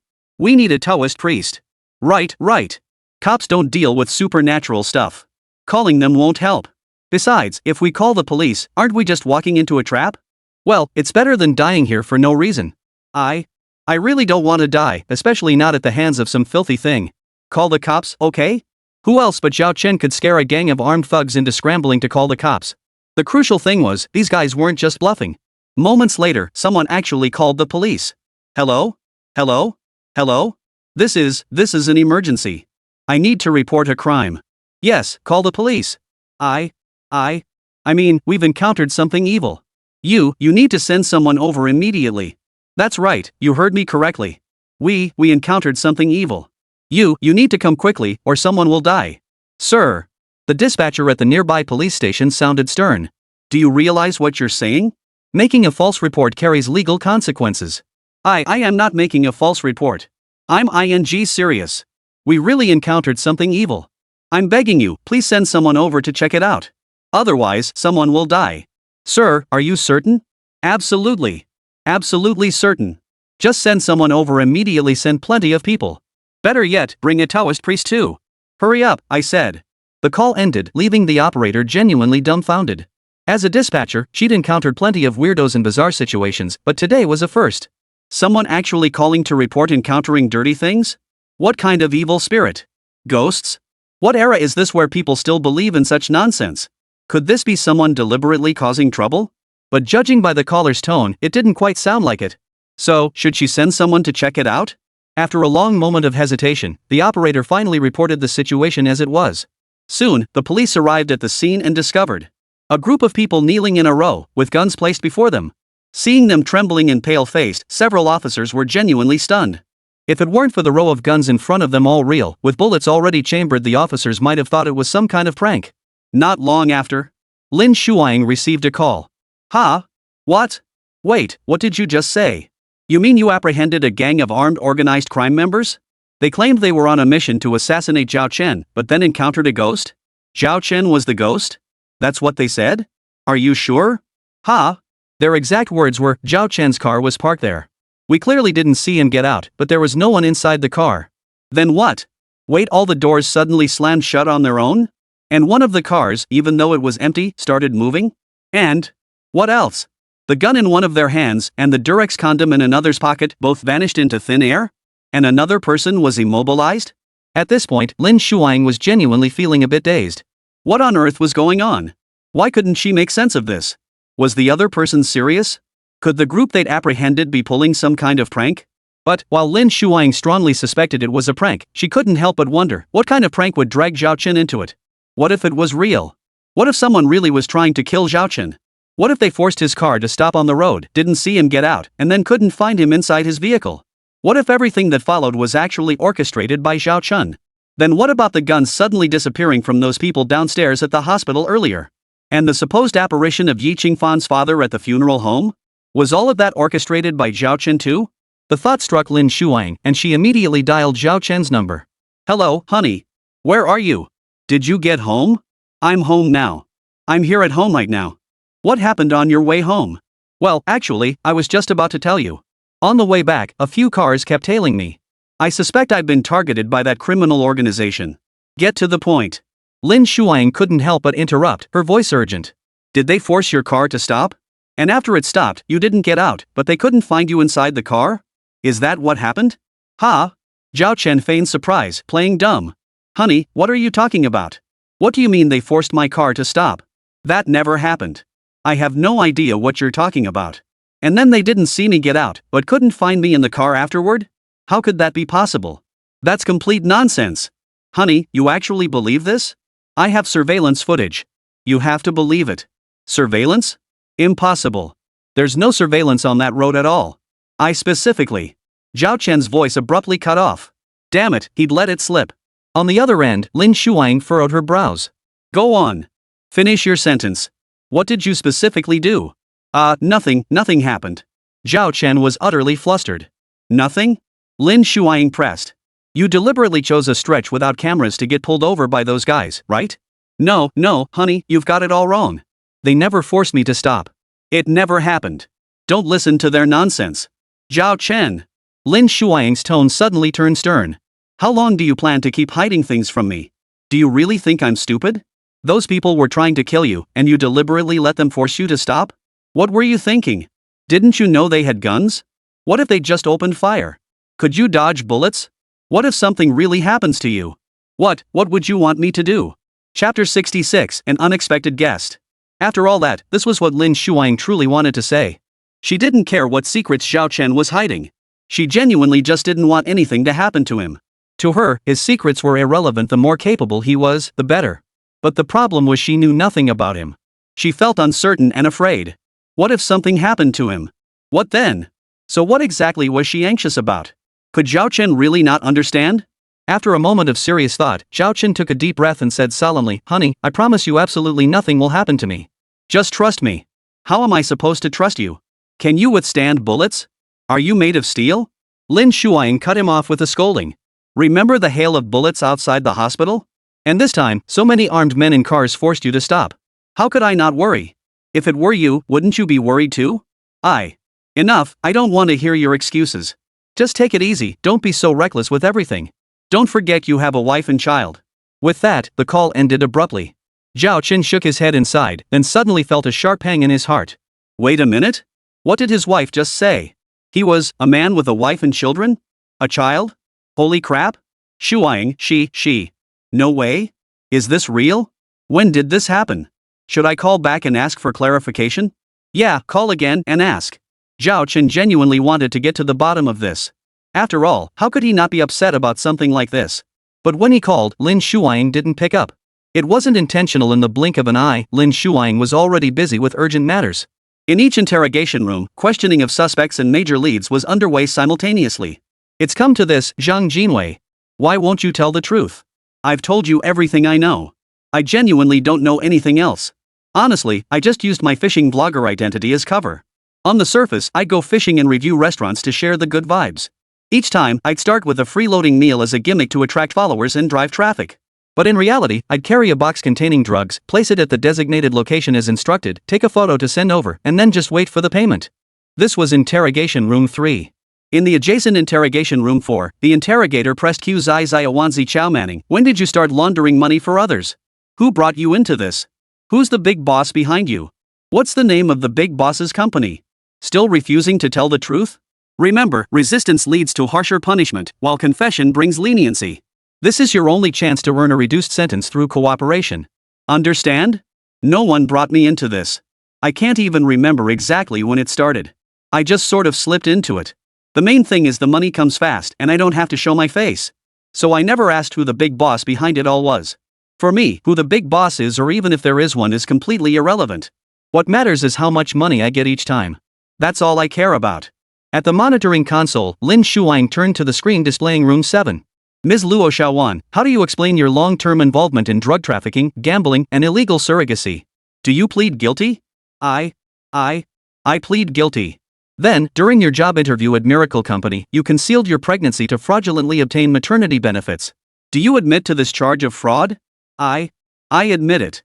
Very well. It seems you understand your current predicament and the consequences you face. Those armed thugs downstairs at the hospital dared to openly confront the police. They were after you. In truth, only we, the police, can protect you now. Prison isn't a prison for you, it's the best sanctuary in the world. Xiao He. Lin Shuang suddenly interrupted over the walkie-talkie. Watch your language. Your last statement sounded threatening. Explain that part specifically. In the interrogation room, the interrogator nodded toward the end of the surveillance feed before addressing Luo Xiaowan. Ms. Luo, I'm reminding you and making it crystal clear that you have no other choice right now. Full cooperation with the police is your only way out. Do you understand? Luo Xiaowan truly didn't understand. She racked her brain but couldn't fathom how her involvement in drugs, gambling, and surrogacy, even if fraud were added, could possibly draw the attention of such a large-scale armed terrorist group. How dare they engage in such intense firefights with the police over her? Was this some kind of movie?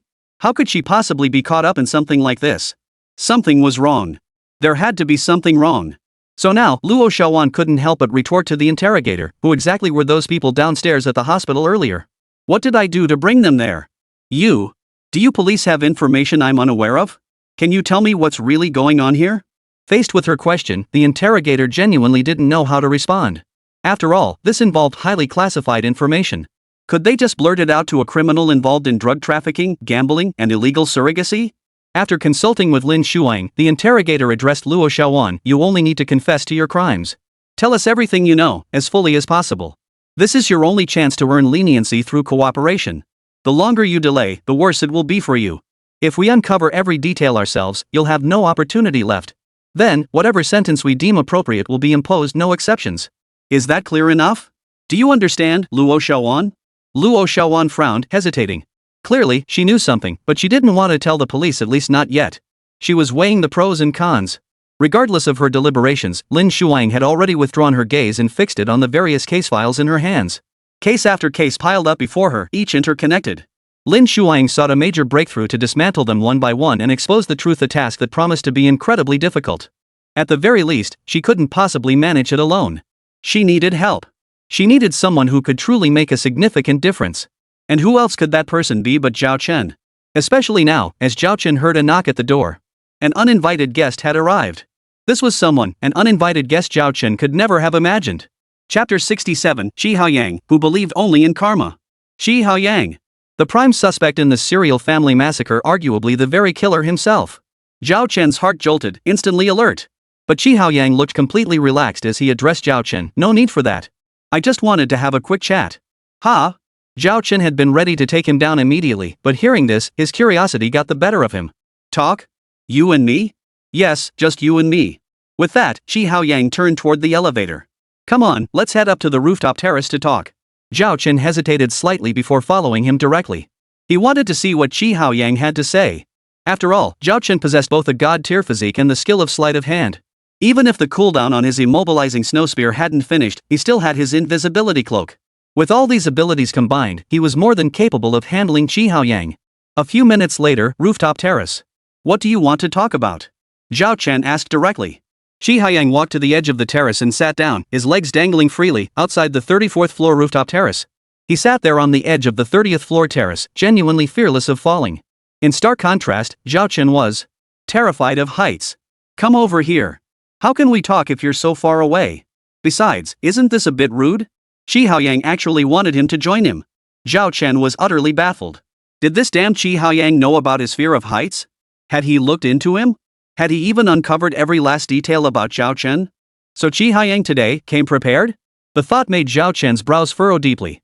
He took 2 steps forward, took a deep breath, and said, "Why should I be polite to you, the serial killer responsible for these family massacres? Get on with whatever you want to talk about. I'm curious to see what we possibly have to discuss." No sooner had Zhao Chen finished speaking than Shi Haoyang cut straight to the point. Don't you think those people I killed deserve to die? So you admit you killed them all? Zhao Chen cut straight to the point. Shi Haoyang smiled and countered. What? Did you record it? Recording? Zhao Chen hadn't. But he had no connection whatsoever to that serial family massacre case, meaning he could provide credible testimony as a witness. As long as Shi Haoyang dared to admit it. I killed them. At that very moment, Shi Haoyang truly confessed. Zhao Chen's expression turned stern. Since you've admitted it, I'm officially confirming it. In court, I can effectively testify that you are the murderer because you admitted it yourself. Shi Haoyang smiled indifferently. So what? A person like me, my heart died long ago. Now only this body remains, wandering this mortal world like a walking corpse. I've long seen through everything. Life or death means nothing to me. Were it not for certain matters that must be resolved, I would have departed this world long ago. And these matters you speak of are murder? Zhao Chen declared with righteous indignation. Regardless of whom you've killed, or whom you intend to kill next, regardless of whether those people truly deserved it, you are wrong. For every nation has its laws, every family its rules. Wherever you go, without order there can be no structure. Enough. Shi Haoyang cut him off. Why are you telling me this? I've heard it all before. Do you really think I'll believe you? Where were the rules when my daughter was dragged onto the operating table by her own mother and grandparents to have her heart removed for her uncle's surgery? If rules couldn't protect my daughter, how could they possibly protect those who truly commit evil? Rules and laws, they're all man-made. And man is far from perfect. People have selfish motives. I don't trust anything created by those with selfish motives. So telling me about rules and laws is useless. In this world, I trust no one and nothing, only karma. They harmed my daughter, that was the cause. I killed them, that was the effect. It's as simple as that. A gentle breeze swept across the rooftop. Zhao Chen took a deep breath, stepped forward twice, and said, "Your daughter took one life. Must so many others pay with theirs? Have you even tried pursuing legal channels?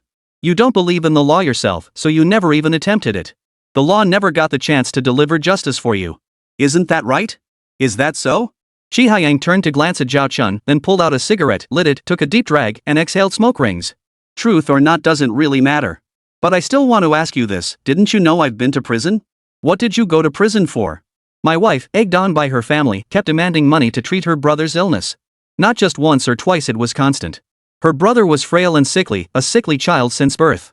When we got married, I spent the entire $1,000,000 dowry on his treatment. It was precisely because of him that she demanded such an exorbitant sum. At the time, I wasn't short on money, so it didn't matter to me. I just gave it to her. But later I realized it wasn't like that. After we got married, she started asking me for money every few days, and almost every time it was to treat her brother. It was like the ancient saying, today I see 5 cities, tomorrow 10, just to sleep peacefully one night. But when I wake, Shin's armies are already at my borders. She demanded 50,000 today, 100,000 tomorrow. I'd barely wake from sleep before she'd be at my door again, pleading for her brother's medical expenses. After we got married, I gave her at least 2 million yuan. She spent it all on her brother, and then she didn't even have money to buy her own daughter a new outfit? At this point, Shi Haoyang couldn't help but let out a bitter laugh. He turned to look at Zhao Chen and said, "What is she doing? What does she take me for?" Zhao Chen opened his mouth but hesitated, unable to find the words. Faced with what Shi Haoyang had just described, he genuinely didn't know what to say, leaving him with nothing but silence. After a long, quiet pause, Shi Haoyang continued, "I only found out later that her brother has a congenital genetic disorder. It was inherited from her parents. They discovered it during their premarital medical checkup. Both carried the recessive gene for that congenital disorder. But since they were both dominant carriers, neither developed the disease themselves. But if they had children together, the next generation was uncertain. If the recessive genes for that disease combined in their offspring, the child would inevitably be born with the condition. It was extremely difficult to treat, and the child would be born sickly. At least a 70% chance of dying young. The doctor repeatedly warned them then, urging caution and advising against having children. If they did have a child who inherited both recessive genes for the congenital disease, they would have to choose between abandoning their inheritance or abandoning the child." Chapter 68, Are They All Despicable People? Of course, they didn't really have much of an inheritance to begin with. Perhaps precisely because of this, they were resolute both when they married and when they decided to have a child. Fortunately, their daughter was fine. She didn't inherit both recessive genes for the disease and remained healthy. But they weren't satisfied. They had a son, and sure enough, this child was born with the disease. From the moment he arrived, he became a bottomless pit, draining the family's finances relentlessly. Hearing this, Zhao Chen suddenly noticed that Shi Haoyang was utterly calm at that moment. So calm it was as if he were recounting someone else's story, as if it were completely irrelevant to him. But was it truly irrelevant? Wasn't everything he described precisely the root cause that had led Shi Haoyang to his current predicament? Then why did he speak of it so casually now? It could only mean one thing: Shi Haoyang had already decided his path forward, and no one could stop him. The thought made Zhao Chen want to interrupt him, but unexpectedly. "Let me finish," Shi Haoyang said, as if anticipating his move. "No need to rush. I'm sitting here on the edge of the rooftop on the 30th floor. You really think I'm going to run away? Just be patient and hear me out. Of course, you can share your thoughts too. Like, what do you think people like them are thinking? Knowing they carry recessive genes for a congenital disease, knowing they themselves only narrowly avoided being born with it, yet they still choose to have children? One child, and then another? Just because the first one was a girl? What's wrong with girls? I have a daughter too, and I never saw any difference between daughters and sons. I felt having one daughter was enough. After all, given my circumstances, I could only guarantee one child a truly privileged life. Adding another would mean costs skyrocketing exponentially. But my in-laws? They don't care about any of that. They'd have kids even if it meant risking their own health. Having a daughter isn't good enough. They absolutely must have a son to inherit the family business. Family business.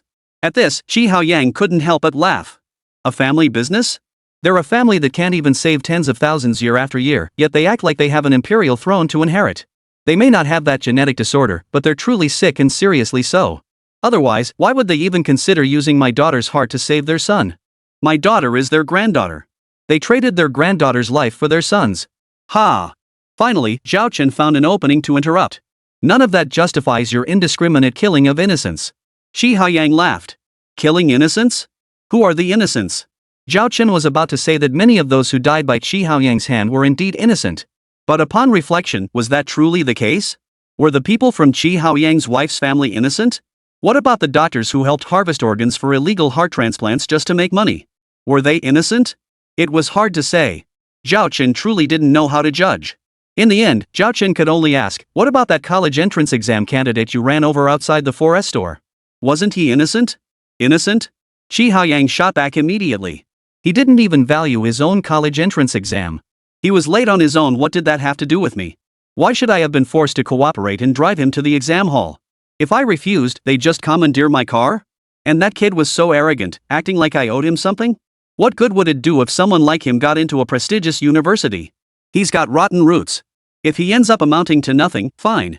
But if he does achieve anything, don't you think he'll wield his tiny bit of power like a feather as a command, using it to make life as difficult as possible for ordinary people? That's called nurturing a future threat. People like him need to be nipped in the bud. Since he crossed paths with me, it must be fate calling him to account. This is his karma. Zhao Chen frowned and stared at Shi Haoyang for a few seconds before speaking again. What about those women in the highway service area restroom? How do you explain that? Explain? Shi Haoyang chuckled. What do I need to explain? Guess why I pulled over at that service area? Wasn't it to switch cars and make a getaway? Zhao Chen shot back instantly. Shi Haoyang paused slightly before nodding. Right, that was indeed part of it. But I also needed to use the restroom. A bunch of those ladies had taken over the men's room and had the nerve to tell me to get lost. How could I just let them get away with that? Oh, right. Speaking of which, I can also tell you that a few days ago, I casually took out a mother and son on the high-speed train. What? Zhao Chen's face froze. How many crimes had Shi Haoyang committed? Had he lost his mind? But Shi Haoyang wasn't crazy at all. Quite the opposite, he was perfectly lucid. At the time, that kid wouldn't stop screaming. I tried to calmly tell him to be quiet. Guess what happened? The kid threw a tantrum and started kicking my seat. Then his mother started yelling at me, asking how I could pick a fight with a child and calling me a man-chicken. So I stabbed her son right in front of her and asked, "Is that manly enough for you?" "Not manly enough?" I stabbed her son again and asked, "Is that manly enough?" The woman went berserk and tried to fight me, so I stabbed her 19 times. 19 stabs, none of them fatal. I wanted her to watch her son die right before her eyes, then make her suffer a slow death herself. Don't you think that's cruel? Zhao Chen couldn't help but blurt out when he heard this. But Shi Haoyang couldn't help but laugh upon hearing his words. Cruel? What are you talking about? What cruelty? She couldn't even protect her own child. What was the point of her being born? Bringing life into the world only to abandon it, that's a sin. So this is me helping both her and her child find release. It's ridding the world of a menace, preventing this mother and son from harming others in the future. What? Zhao Chen, do you think I'm wrong? You? Zhao Chen instinctively wanted to retort, but found himself momentarily speechless. Whether it was sheer anger or something else, he genuinely couldn't utter a single word. Shi Haoyang, however, quickly continued, "Every person I've killed deserved it. If you're talking about indiscriminate killing of the innocent, I've never done that. I do have my limits, though. It's just that my boundaries differ from yours. But that's only natural, we're not cut from the same cloth. By all logic, those who follow different paths shouldn't conspire together. We never should have crossed paths. But I imagine you're incredibly eager to help that Lin Shuang capture me, aren't you?" Chapter 69, The Model Vertical Saw? A breeze swept through as Zhao Chen took a deep breath, his voice solemn. It's not about what she wants or what I want. Every citizen has a duty to assist the police in bringing a deranged murderer like you to justice. Understand? No matter how silver-tongued you are, you can never change the fact that you broke the law. No matter how you spin it, wrong is wrong. The cause and effect you speak of is this: wrongdoing deserves punishment. Wrongdoing is the cause, punishment is the effect. But if you kill others for their mistakes, what about your own? Me? Shi Haoyang chuckled. What about me? Right and wrong? That's just your perception. Or rather, you think so. Just because everyone believes something is right doesn't make it so. And just because everyone believes something is wrong doesn't make it so either. In fact, the truth often stands in stark contrast to the beliefs of the vast majority, because truth is always held by the few. Faced with this statement, Zhao Chen naturally wanted to refute it, but before he could, Shi Haoyang cut straight to the point. You want to refute me? Refute what? You don't believe truth lies in the hands of the few? Then tell me, why do 20% of people always hold 80% of the wealth? And why is that 80% of wealth then controlled by the top 20% within that 20%? The higher an organism is on the food chain, the fewer there tend to be. Nature demands balance, and the pyramid shape perfectly illustrates what nature is all about. It's like climbing a mountain. The higher you go, the fewer people you see, yet the more breathtaking the views become. Yet only a tiny fraction ever take in the vast majority of those vistas. Animals are like this, and so are humans. Ultimately, there is no difference between humans and livestock. Indeed, humans kill without cause, always striving to control everything. But animals don't. Tigers, leopards, jackals, and wolves hunt solely to fill their bellies purely for survival. Yet many humans are simply evil. Zhao Chen fell silent. Moments ago, he had been ready to argue, but now he felt no urge to counter. Because he knew Shi Haoyang was absolutely right. Human desires are boundless. Driven by such cravings, people can truly lose all humanity and commit every conceivable evil. Regardless, this was an undeniable truth.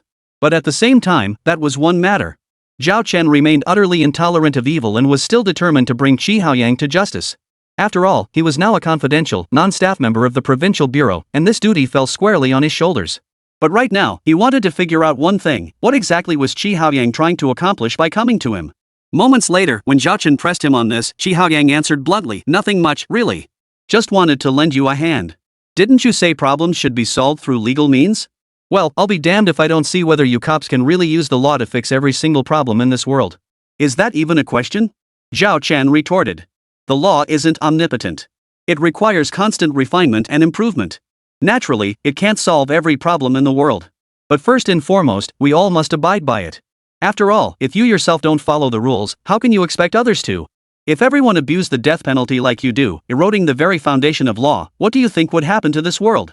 How many more tragedies like what happened to your daughter would occur? Are you lecturing me on the law? Shi Haoyang stood up, took 2 steps toward Zhao Chen, and held out his hands. No need for lectures. Come on, arrest me right here. Zhao Chen frowned, his eyes narrowing with suspicion. You think I can't arrest you? Of course not. Shi Haoyang's lips curved into a mysterious smile as he murmured softly, I just think you're right. So I'll let you arrest me. Trading my one life for 100 others? That's a bargain. Zhao Chen froze, then his brow furrowed even deeper, his vigilance heightening. What do you mean? What have you done? Nothing much. Shi Haoyang still smiled, but this time it wasn't mysterious, it was utterly confident and composed, as if everything was under his control. He Haoyang, what exactly did you do? Zhao Chen demanded, his voice tinged with obvious urgency. Because at this very moment, Shi Haoyang's smile gave him an undeniably ominous feeling. If he wasn't mistaken, Shi Haoyang must have done something utterly depraved to come here and provoke him. And this wasn't a provocation aimed at Zhao Chen himself, it was a provocation aimed at Lin Shuang behind Zhao Chen, a provocation aimed at the police. Though Zhao Chen still didn't understand why Shi Haoyang would use him to provoke the police, that wasn't important now. The crucial thing was to figure out what Shi Haoyang had done, or else. Who knows what disaster might unfold? Unexpectedly, Shi Haoyang actually told him directly at that very moment. Truthfully, I haven't done much. Just kidnapped a few people who deserve to die anyway. Among them were a bank president, a corporate chairman, a lawyer, and several doctors. That sort of thing. About 100 people in total. I locked them in a secret chamber. They had to find clues and pass through layer upon layer of traps to survive and escape. Of course, every trap in that room was meticulously designed by me. It's dangerous and brutal, even I could lose an arm or a leg in an instant if I wasn't careful. Are you imitating Jigsaw? Zhao Chen interrupted, his brow furrowed. Jigsaw, that was the mastermind behind the series of gruesome locked room murders in the horror film Saw. Under the guise of upholding justice and punishing evil, he employed various forms of capital punishment, always judging people in his own way and imposing the ultimate penalty. Wasn't Shi Haoyang doing exactly that? So how could this not be imitating Jigsaw? Shi Haoyang didn't even try to hide it, admitting outright, yes, I'm imitating Jigsaw. But... He abruptly shifts his tone. But... Zhao Chen was stunned. But what? A flicker of something strange danced deep in Shi Haoyang's eyes as he declared with confidence, the pupil surpasses the master. I'm imitating Xu Jian, but I'm surpassing him. After all, unlike Xu Jian, who was terminally ill, I'm able-bodied and in the prime of my life. There are many things Xu Jian couldn't do that I can. Ha? What's wrong? Don't you believe me, Zhao Chen? Zhao Chen shook his head, then took a deep breath, his expression solemn. This isn't about belief. I'm not interested in whether you can surpass vertical saw either. Right now, I just want to save people. Save people? Shi Haoyang laughed.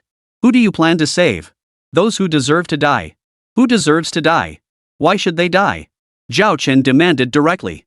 Chapter 70, Karma. Facing Zhao Chen's confrontation, Shi Haoyang was quite candid. The local commercial bank president embezzled depositors' funds, misappropriated charitable donations, and conspired with others to use bank capital to build a stalled construction project. With pre-sales totaling over 10 billion yuan, the developer absconded with the money. Home buyers were left without homes yet still had to continue repaying their mortgages. When borrowers defaulted, the bank president deployed debt collection agencies that resorted to every possible tactic: threats, kidnappings, nothing was off limits. He used depositors' money to build a skeleton structure, sold it to depositors for over 10 billion yuan, then found a scapegoat to fake embezzlement in flight. He walked away clean, bearing no responsibility whatsoever. Then he forces those depositors who bought homes to keep making mortgage payments. If they can't pay, their families are ruined. Does someone like that deserve to die? He certainly deserves to die, Zhao Chen replied without hesitation. But he shouldn't die by your hand. You should report it to the police and pursue legal channels. Legal channels? Shi Haoyang smiled, cutting Zhao Chen off. Did you study law? Why do you keep bringing it up? I imagine you've never been in a situation where you were utterly desperate, with nowhere to turn for help, right? Those who've never faced hardship naturally see the world as perfect, believing the law can solve everything. But what's the reality? My own wife used legal means to have me thrown in prison, charging me with marital rape. The truth? I simply refused to pay for her brother's medical treatment. Is this the law you speak of, Zhao Chen? Honestly, I've always followed the rules. But the problem is, while I play by them, others constantly exploit loopholes. They manipulate regulations to achieve their own hidden agendas. Ever played chess? Go, Chinese chess, whatever game, it has rules. Every player, no matter rank, uses those rules to win. You find that amusing? I don't. I can't be bothered to study those rules. All I know is that anyone who dares touch my daughter must die. One death isn't enough. Every last member of their family must be buried with my daughter. I may not win at chess, but I can smash the board right into my opponent's face. I can make all the rules meaningless. Hearing this, Zhao Chen finally understood what kind of man Shi Haoyang truly was. He held no reverence for the law, no reverence for life, no reverence for anything that should be revered. Because he believed in nothing, only himself. Such a man possessed an incredibly strong yet utterly twisted inner core. Devoid of any faith, he knew no constraints. He was truly capable of anything. The extremes he could reach far surpassed the imagination of ordinary people. In short, he's extremely dangerous. Logically, Zhao Chen should have kept his distance from such a person. The farther, the better. After all, he was a man with a wife and soon-to-be child. He hadn't even had time to call and confirm if his police officer wife was truly pregnant yet. He certainly didn't want to fall victim to Shi Haoyang. After all, men like Shi Haoyang were far more dangerous than mere desperados. They simply defied conventional logic. Yet at the same time, as the husband of Lin Shuang, the police chief, and as a specially recruited secret non-staff member of the Provincial Public Security Department, he felt he had a duty to apprehend someone like Shi Haoyang. Unconsciously, Zhao Chen found himself genuinely conflicted. Meanwhile, in the meticulously prepared secret room Shi Haoyang had arranged, the crowd inside was experiencing far more than mere conflicted thoughts. They were genuinely terrified out of their wits. Among them, the president of a local commercial bank was being interrogated by an AI. How will you prove your identity? How will you prove you are you? How will you prove your father is your father and you are his son? You have 3 minutes to answer. A correct response grants immediate passage to the next stage. An incorrect answer will result in you severing your own tendons as punishment. Failure to comply will condemn you to eternal confinement here, preventing you from reaching the third stage to rescue your wife and children. They will face the slow torture of Ling Qi. Begin your response now. 3-minute countdown starts. The bank manager's face was filled with question marks, utterly dumbfounded. What kind of question was this? How could anyone answer it? And he only had 3 minutes? And if I get it wrong, I have to sever my own tendons? 180. 179. 178. The AI's countdown began. In the blink of an eye, the bank manager was overwhelmed and drenched in sweat. But what could he do?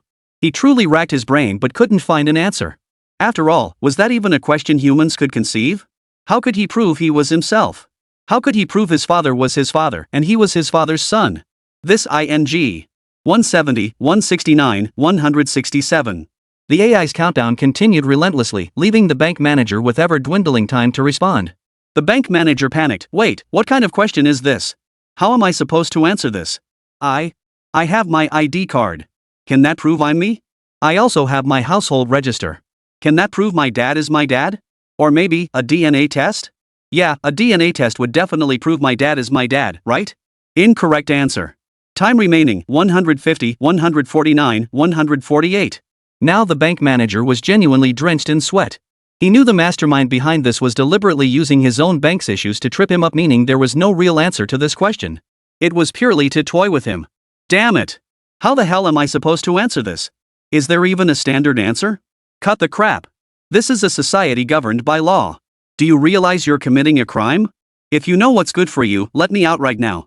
Let me out, and I'll send every last one of you to jail. Suddenly, the screen on the door switched to surveillance footage. In the surveillance footage lay a man, his head split open and bleeding, his skin torn and lacerated. There was scarcely a single intact spot left on his body. Even worse, all 10 fingernails had been ripped off, and every tooth in his mouth had been pulled out with steel pliers. And it was the man himself who had done it. Who could possibly fathom the agony, the sheer ferocity, and the resolve required to endure such torture? In any case, the moment the bank president saw that person, his expression changed instantly, his pupils contracted sharply, and his mind buzzed with a series of whirring sounds. He was utterly stunned. Because the person in the surveillance footage was none other than his own business partner. It was this very person who had taken out a bank loan to build a skyscraper. Construction reached halfway, with pre-sales hitting 10 billion yuan, before the project was abandoned midway. He then absconded with the funds. The real estate tycoon absconded with his wife and the bank's funds. The bank president continued to pressure the victims who had purchased the unfinished properties to repay their loans. Those who refused faced relentless collection tactics, and if all else failed, legal proceedings would be initiated to send them to prison. Chapter 71, Capturing the Major Criminal? Capital weaves its traps, each link interlocking seamlessly, leaving no room for escape. Driven solely by profit, they stop at nothing to achieve their goals, with schemes far beyond anyone's imagination. Regardless of what kind of person Shi Haoyang himself is, at least what he said was true. Perhaps it was merely a difference in approach to handling problems. He intended to punish those individuals in his own way, while Zhao Chen, naturally, sought to resolve matters through legal channels whenever possible. There was no other way. After all, Zhao Chen's spouse was a law enforcement officer. How could he not abide by the law? How could he not strive to resolve every issue using legal means? Even when some problems seemed nearly impossible to resolve, he still had to try. Take the current situation, for instance. No matter what, he had to attempt to apprehend Shi Haoyang right before him. After all, it was part of his duty as a confidential, non-staff member of the provincial department. But he hadn't expected. Come on, Shi Haoyang said unexpectedly.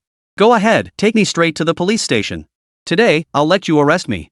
Zhao Chen frowned, his voice laced with caution. Are you sure? Shi Haoyang smiled. What's there to be uncertain about? After all, even if you do arrest me, what difference would it make? I care nothing for life or death, nothing at all. Once you lock me up, who knows when I might smash my head against the wall and die in prison. For me, it would be a release. But what about you? You'll have to face the public backlash, won't you? What would the public say? That you tortured me to death in prison? How will you silence the public outcry then? How will you convince anyone? Then the trouble will be all yours. You'll have to station guards watching me around the clock while I eat and drink as usual. When I'm ready to die, I'll simply smash my head against the wall or bite through my tongue. After all, if I truly want to die, how could you stop me? Could you even stop me? His words were undeniably true. But Zhao Chen replied, your desire to die is your business. My duty is to bring you to justice. We keep things separate. I can't just let you, the serial killer responsible for those family massacres, slip away because you've given up on life. I arrest you because you've broken the law. Regardless of whether those you killed deserved it, regardless of your state of mind, I must ensure you face the legal consequences you deserve. After all, rules are rules. The law knows no mercy. There's no room for reason here. Shi Haoyang smiled. You're right. The law knows no mercy. Come on, take me to the police station. I'll go with you. As it turned out, Shi Haoyang wasn't joking.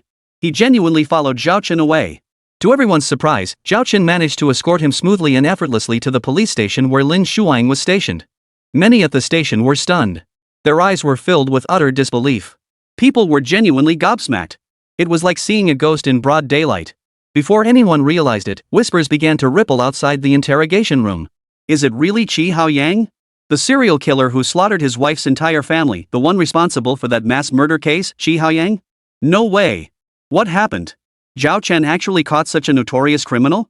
Good heavens, is Zhao Chen really that capable? He truly lives up to being Chief Lin's husband, doesn't he? I heard Zhao Chen kept showing up at crime scenes before linked to nearly every recent case. Apparently he was investigating on his own to lighten Lin's workload. I wondered if something fishy was going on, but now it seems. You're right. It seems Zhao Chen has been assisting Director Lin with investigations all along, truly shouldering his wife's burdens.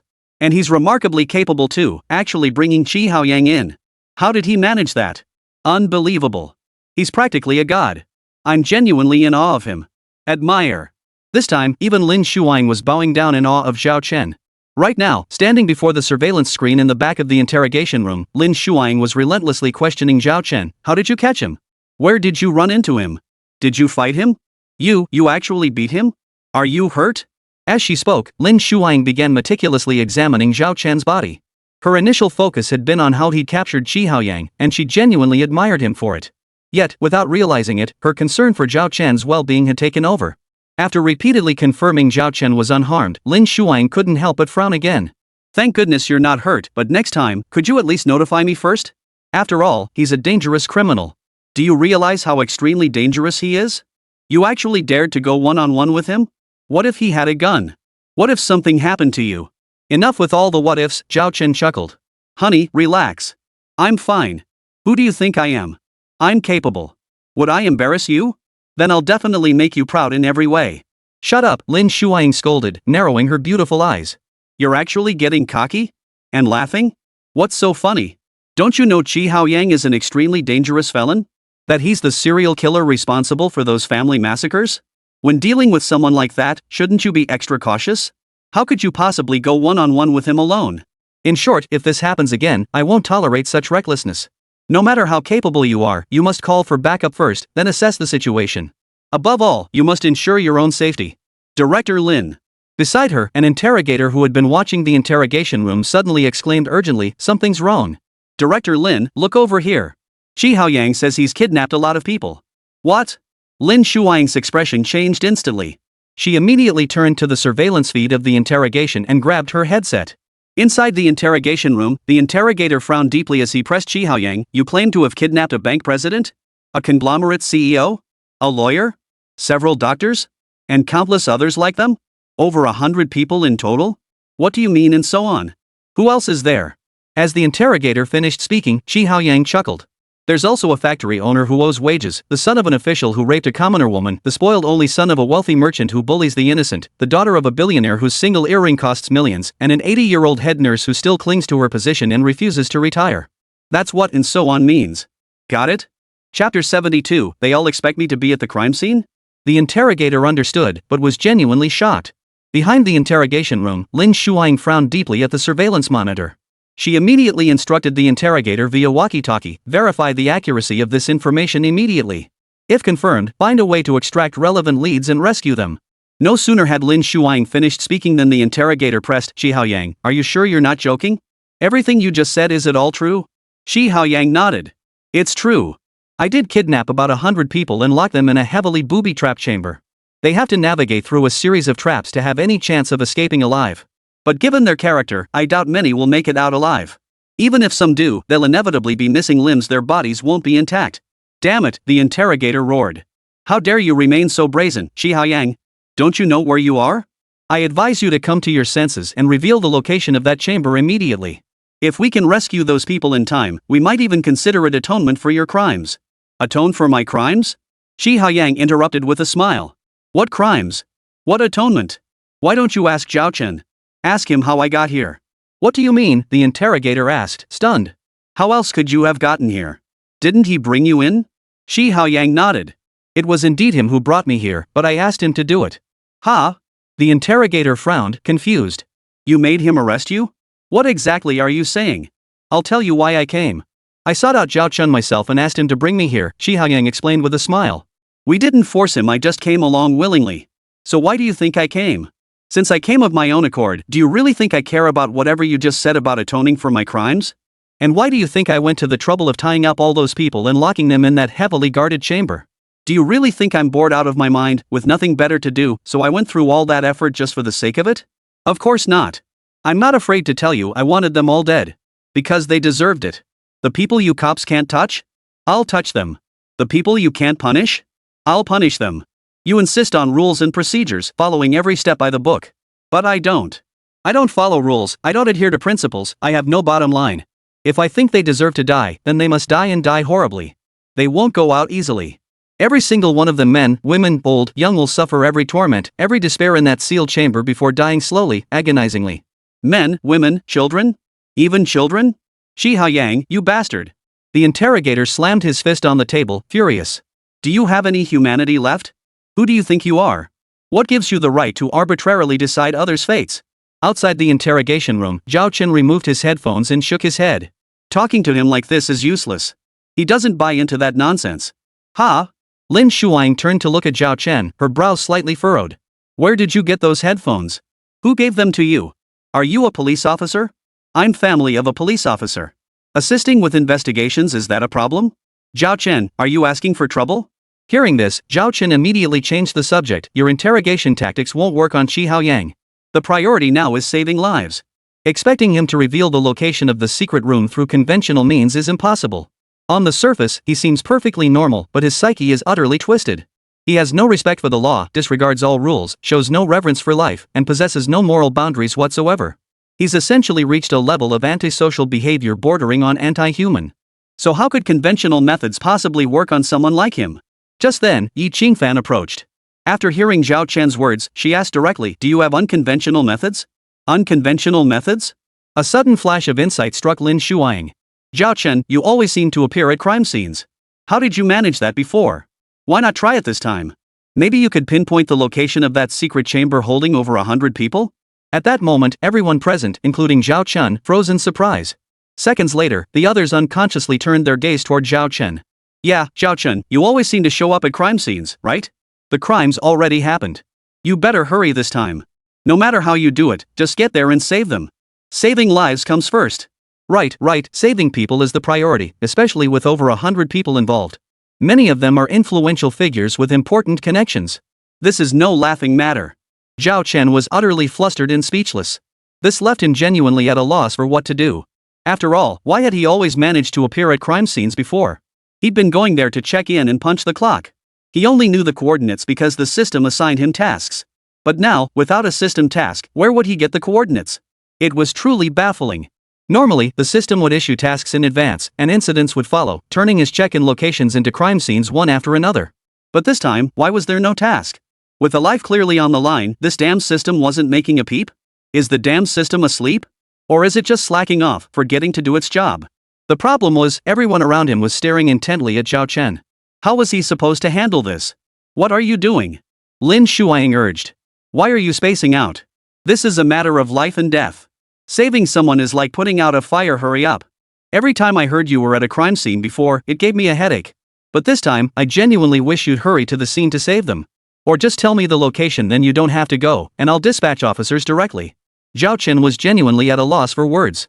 The problem was, the system hadn't made a peep. How was he supposed to know the location? This time, he was truly at a loss. Ding! Check-in location refreshed. Host, proceed immediately to the target location for check-in. Target area, abandoned factory building, Doffing Factory, North City New District. What the hell? Zhao Chen's eyes lit up, it actually happened? But was this the same secret room where Qi Haoyang was holding the hostages? Regardless, he'd go check it out first. Chapter 73, too late after all. Going was a given, but the question was how he could possibly explain himself now? A moment ago, he'd been utterly clueless. Now, in full view of everyone, somehow he suddenly knew where Qi Haoyang was holding the hostages? Wasn't that a bit too bizarre? He had to come up with some excuse to muddle through. After pondering this, Zhao Chen carefully crafted his words before saying, well, actually, I was just taking a shot in the dark before. It was pure luck, like a blind cat stumbling upon a dead rat. I used my unique skill to figure it out. The 5 elements feng shui divination method, fortune-telling, physiognomy, seeking dragons and finding misfortune, to put it plainly, it's all esoteric stuff that can't hold water. Everyone who heard this was utterly baffled. So all this time, he'd been using feng shui mysticism to figure things out? And he was that accurate? Relying on this, he could actually show up at every crime scene? Was this real? Could anyone possibly believe this? Are you sure you're telling the truth? Lin Shuang was the first to snap out of it. Then do a reading right now. Quickly figure out where Qi Haoyang is holding those hostages so we can rush over and rescue them. I already did, Zhao Chen hesitated. Just now, I calculated a location with a high probability of being the secret room where Qi Haoyang is holding the hostages. But, this is still mysticism. Before, it was just blind luck, a lucky shot. And before, I always acted alone. Zhao Chen, what are you talking about? Lin Shuang cut him off abruptly. What do you mean? You've been acting alone before, so you want to go it alone again this time? Are you planning to go off on your own to play the hero again? No. Zhao Chen hurriedly explained. Are you kidding? What heroism could I possibly achieve? What I mean is, my methods are nothing to boast about. I've always worked alone before, and I'm not a law enforcement officer. So even if I make a mistake, it doesn't matter, I won't be held responsible. But what if I make a mistake this time? That would waste police resources and delay rescue efforts. That's why I was thinking. It doesn't matter what you think. I won't let you go alone. Lin Shuang clearly feared for his safety and interrupted before he could finish. Over 100 hostages. How do you plan to rescue them by yourself? Qi Yang won't assign guards? If you make a mistake, it's one thing, at least you won't face danger. But if you find the right place? You'd be charging into a den of tigers and dragons alone. Do you think you can handle that? Have you no regard for your life? How could I possibly feel at ease? Clearly, Lin Shuang hadn't forgotten that she was both a police officer and Zhao Chen's wife. She had to rescue the people, yet she also had to ensure her husband's safety. She couldn't abandon either, both had to be prioritized. At that moment, Yi Qingfan suddenly spoke up. I'll lead a team to go with him. Right, Zhao Chen chimed in. That's exactly what I meant. Have the police send a team with me to assess the situation first. Meanwhile, keep interrogating Qi Haoyang. We still need to break through and get him to reveal the location of the secret room himself. Two-pronged approach. We can't afford to waste police resources on my dubious mystical methods and delay the main operation.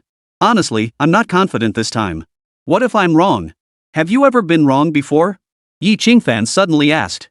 Zhao Chen froze, then replied, well, no, I haven't, but I can't guarantee I won't be wrong every time. After all, my methods aren't exactly scientific. Before, I worked alone. If I made a mistake, it didn't matter. No one held me accountable. But this time, I'm directly collaborating with the police force, and we're tasked with saving lives. If I mess this up, how embarrassing would that be? You might even be suspected of deliberately wasting police resources and obstructing rescue efforts, right? It's fine. Yi Qingfan smiled faintly. I trust you. I trust you too, Lin Shuang added immediately. You've never been wrong before. Why would you suddenly make a mistake this time? So the location you're heading to is most likely where Qi Haoyang is holding the hostages. It's bound to be guarded by numerous armed thugs, a veritable den of danger. That's why having just Qingfan lead a team with you won't be nearly enough. We absolutely must bring in the SWAT team. I'll call them right now to assemble immediately. Before Zhao Chen could say another word, Lin Shuang had already dialed the SWAT team's number. Zhao Chen was flustered. This truly had him on edge. He hoped the system wouldn't screw him over, that this check-in location was indeed where Qi Haoyang was holding the hostages. In fact, the system hadn't let him down. His check-in location, the abandoned factory building of Dafeng Factory in North City New District, was indeed where Qi Haoyang was holding over 100 hostages. The problem was, by the time Zhao Chen and Yi Qingfan arrived with a large contingent of fully armed SWAT officers, it was already too late. Inside the sealed room, blood pooled everywhere, bodies littered the floor. In desperate attempts to save themselves, some had severed their own tendons, others gouged out their own eyes, and still others used steel pliers to rip out every single one of their fingernails. Furthermore, to pass certain stages, participants had to pull out every single tooth from the designated target's mouth. The entire series of rules was designed to force the 100+ prisoners into mutual slaughter, otherwise, no one could pass any stage. Even if one managed to pass a level at the cost of blood, an even more brutal level awaited. The further they progressed, the more difficult the stages became, and the methods for passing grew increasingly brutal, bloody, and downright perverse. In short, the mastermind behind it all never intended for any of them to leave alive. Not just dead, but brutally tortured to death, suffering agonizingly until their final breath. The mastermind behind it all was, of course, Qi Haoyang. According to Qi Haoyang, he couldn't let them die too easily. Those people deserved to die, but to take their lives in one swift blow would be far too lenient. The law cannot punish those people, so Qi Haoyang will punish them himself. The police must consider every angle, but Qi Haoyang has no such reservations. He didn't even care about his own life. What else could he possibly fear? You're a complete bastard. Inside the interrogation room, the interrogator erupted in fury after hearing Qi Haoyang's words. Qi Haoyang, you're devoid of humanity, utterly depraved. You're not human, you're a beast. Animal? Qi Haoyang replied with a smile. Is that so? Do you truly believe that? Then tell me, what exactly have I done? Chapter 74, the son of an overseas official? What exactly had Qi Haoyang done? Needless to say. At that moment, Zhao Chen had already stormed into the secret chamber, a converted abandoned factory, alongside the SWAT team. Seeing the blood-soaked floor everywhere, a question arose in Zhao Chen's mind. Why had he arrived a step too late? Why hadn't the system issued this check-in task earlier? If it had, he could have arrived sooner and saved them. But that damn system seemed to be doing it on purpose, deliberately making him arrive a step too late? What the hell? Was the system trying to kill those people? Wait, this is the detective check-in system, not some villainous program. Every mission it assigns requires Zhao Chen to assist the police in solving cases, right? Solve? Could it be, the key lies in the word solve, not prevent? Solving cases requires a case to begin with. If you prevent it from happening, nothing occurs. What use is the system then? It's like a divine physician who can instantly diagnose a disease and cure it before symptoms even appear. If the illness is eradicated before it manifests, who can verify its authenticity? So even if you recognize the illness and its cause, even if you could cure it effortlessly, you must wait until the illness manifests before treating the patient. Otherwise, who would know you're a divine healer? This damn system is the same? It could have prevented it, but it had to be one step too late, letting the tragedy happen just so it could look impressive through me? Damn it, UING system, is this how you operate? Just as Zhao Chen finished muttering this to himself, Yi Qingfan approached. Shall I take you back first? This place is now a crime scene. The entire abandoned factory area will be cordoned off with police tape. It's not safe for you to stay here. Plus, considering there might be people lurking nearby, going back alone could be dangerous. No problem. Zhao Chen replied bluntly. Danger suits me just fine. If anyone dares show their face now, I'll capture them alive. Maybe I can crack the case wide open, pull out the radish and the mud together, and round up this whole gang of criminals in one fell swoop. Truthfully, Zhao Chen had no intention of leaving. His system hadn't signaled completion of the check-in yet. This meant the current matter wasn't concluded yet. He had to stay here, searching for clues until the check-in triggered. But he also wanted to operate alone. Having someone tag along would inevitably be inconvenient. Yet at that moment, Yi Qingfan had already set her sights on him. You wouldn't happen to be thinking of leaving, would you? You say you don't need me to send someone to escort you back, but really you want to feign returning and then go off on your own? As it turned out, Yi Qingfan, the beautiful police captain, was spot on in her assessment. She had just laid bare Zhao Chen's true thoughts. But how could Zhao Chen admit it? Whoa, what are you talking about? What do you mean I want to go solo? We're all late. It's already over. Even if I wanted to get involved, there's no need for me now. The rest is all your homicide squad's job. So why would I stay? What solo action do I need? Is that so? Yi Qingfan fixed her gaze firmly on Zhao Chen's eyes. You say that, but I doubt that's what you're thinking inside, right? I still think I should find someone to take you back. Or why don't you stay with me? We can investigate this crime scene together. No way. Zhao Chen shook his head immediately. You said it yourself, this is a crime scene. What exactly would I be doing here? I know nothing about criminal investigation, and I can't stand seeing such bloody scenes. So please spare me. Just let me go back. Yi Qingfan had indeed intended to send him back first, but just then, Lin Shuang called personally. Qingfan, new developments. There's a survivor at the scene. There must be more, and it's highly likely the son of a certain high-ranking official. Ha? The son of a high-ranking official? Yes, but I can only say it's highly probable, not 100% certain. This is what Qi Haoyang claimed. He said he kidnapped the son of a high-ranking official and hid him here, demanding 100 billion yuan ransom from that official. 10 billion? Yi Qingfan was stunned. Has Qi Haoyang lost his mind? What kind of official could possibly come up with 10 billion? On the other end of the line, Lin Shuang furrowed her brows, took a deep breath, and replied, an overseas official. Ha? Yi Qingfan froze, utterly stunned. Oh, overseas, high-ranking official? Lin Shuang nodded, took another deep breath, and replied with a complex tone, of course it's an overseas official. At least that's what Qi Haoyang claimed. He just wants to see if this overseas official dares to involve Interpol. Qi Haoyang said that once Interpol gets involved, someone will quickly eliminate the hostage torturing the official's son to death. But if Interpol doesn't get involved, meaning the official chooses to pay the 100 billion ransom, then Qi Haoyang will have leverage over him. After all, what kind of official could possibly come up with 100 billion yuan? So this presents a dilemma for the official. Either choice is devastating: lose his son or lose his career. Qi Haoyang is forcing him to choose between himself and his son. But we can't rule out that this is all a fabrication. Perhaps no such overseas official exists at all. It's possible Qi Haoyang concocted this entire scenario to sow confusion, disrupt our investigation, and mislead us. Still, regardless, since he's made this claim, I must err on the side of caution. We must do everything possible to find this overseas official's son in the abandoned factory. As Lin Shuang finished speaking, Yi Qingfan frowned thoughtfully before asking, this abandoned factory is quite large, and it's full of traps. We're currently dismantling the traps step by step as we advance. To find a single person here within a short time frame, I can only say we'll try our best. I can't guarantee we'll succeed, especially since I suspect Qi Haoyang wouldn't have brazenly revealed this unless he had something to fall back on. We must be wary of traps here. Don't rush into anything. We need to be extremely cautious. Otherwise, we'd be playing right into Qi Haoyang's hands. On the other end of the line, Lin Shuang pondered carefully before taking a deep breath. Caution is essential, safety comes first. You and Zhao Chen must prioritize your own security above all else. But at the same time, sigh. We must try our best to rescue them. If Qi Haoyang hadn't hidden the son of that high-ranking overseas official in the abandoned factory, that would be ideal. But if he has, then we must spare no effort to save him. Otherwise, things could get very complicated. Do you understand what I mean, Qingfan? Chapter 75, The Eye of Insight Sees All. Lin Shuang's words seemed to carry hidden meanings, leaving Yi Qingfan feeling somewhat confused.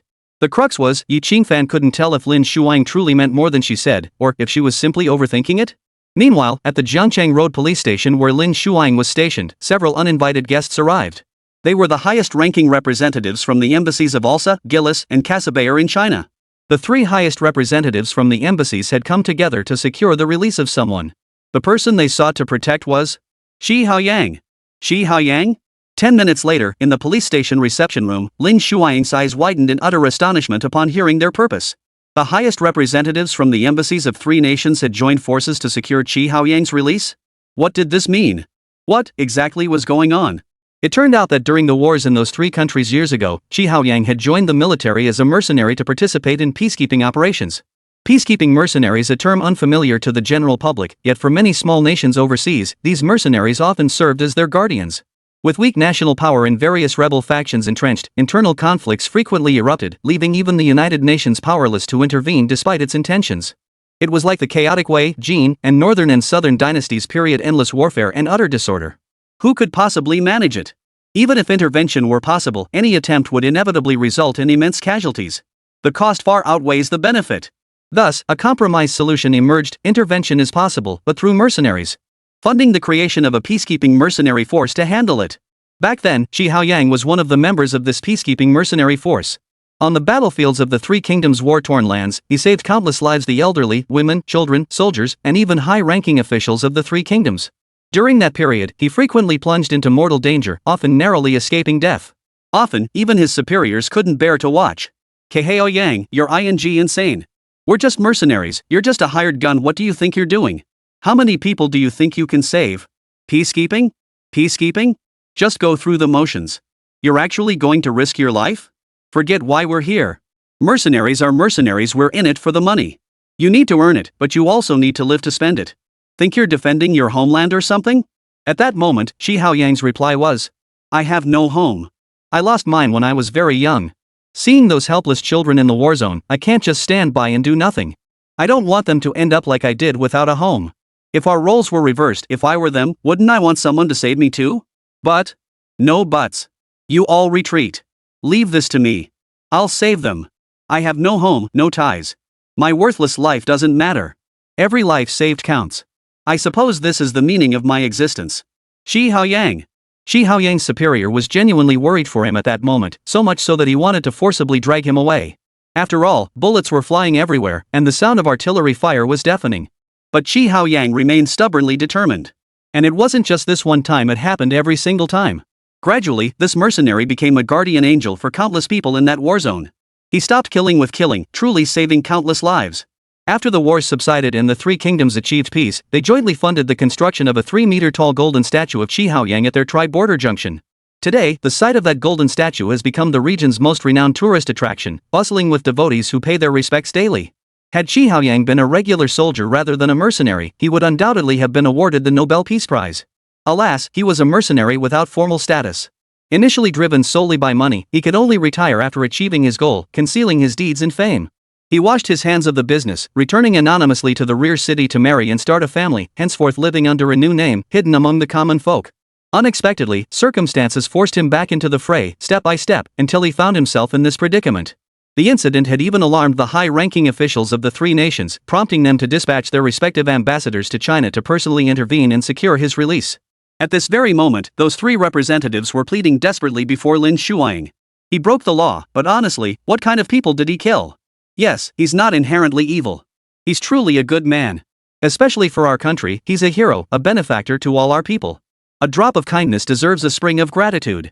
When our benefactor faces hardship, we must spare no effort to save him. Of course, we understand this is China, and he violated Chinese law within Chinese territory.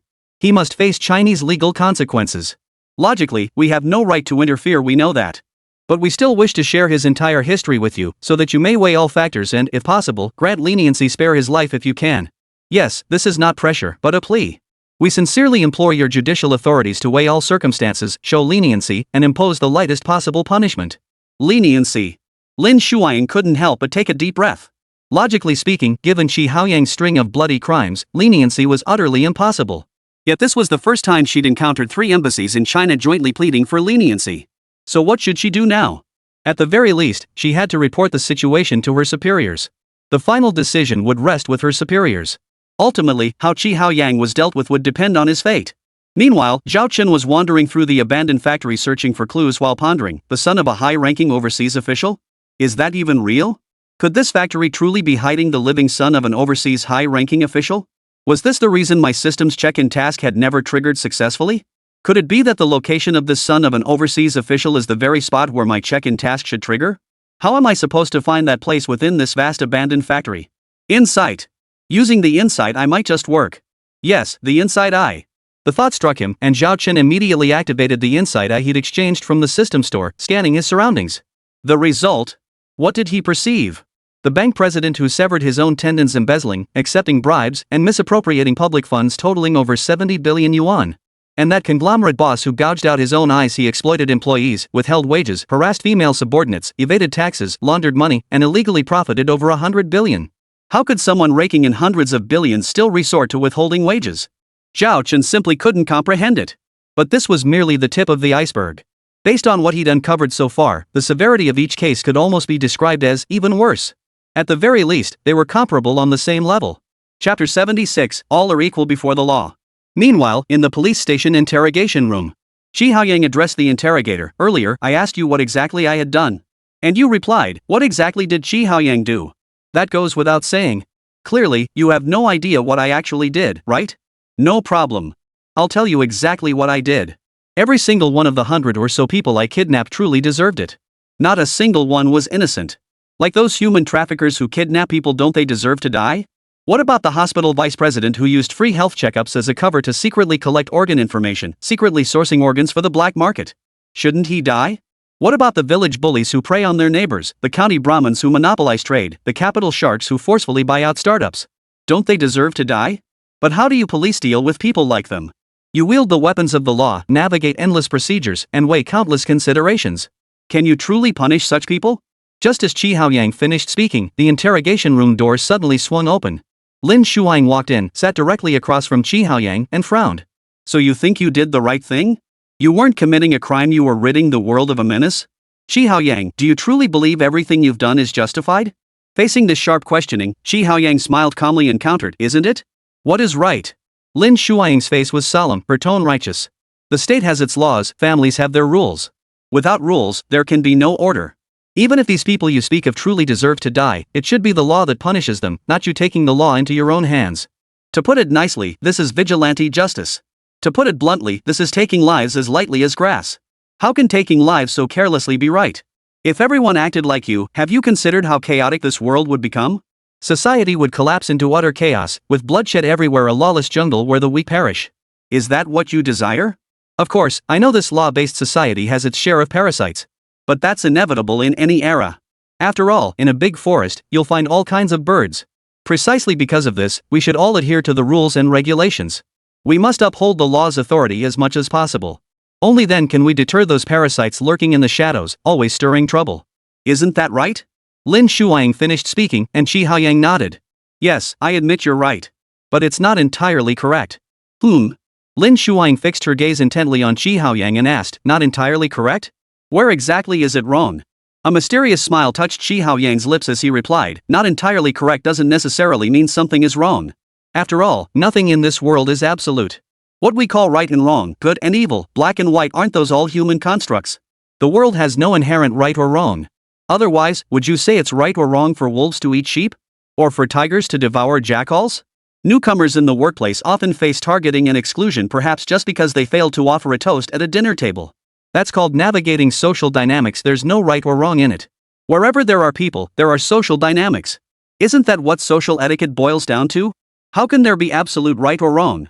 If there's no absolute right or wrong, why insist on binding people with absolute laws?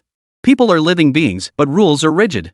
From the moment any rule is created, it inevitably provides convenience, even privilege, to those who break it. Isn't that true?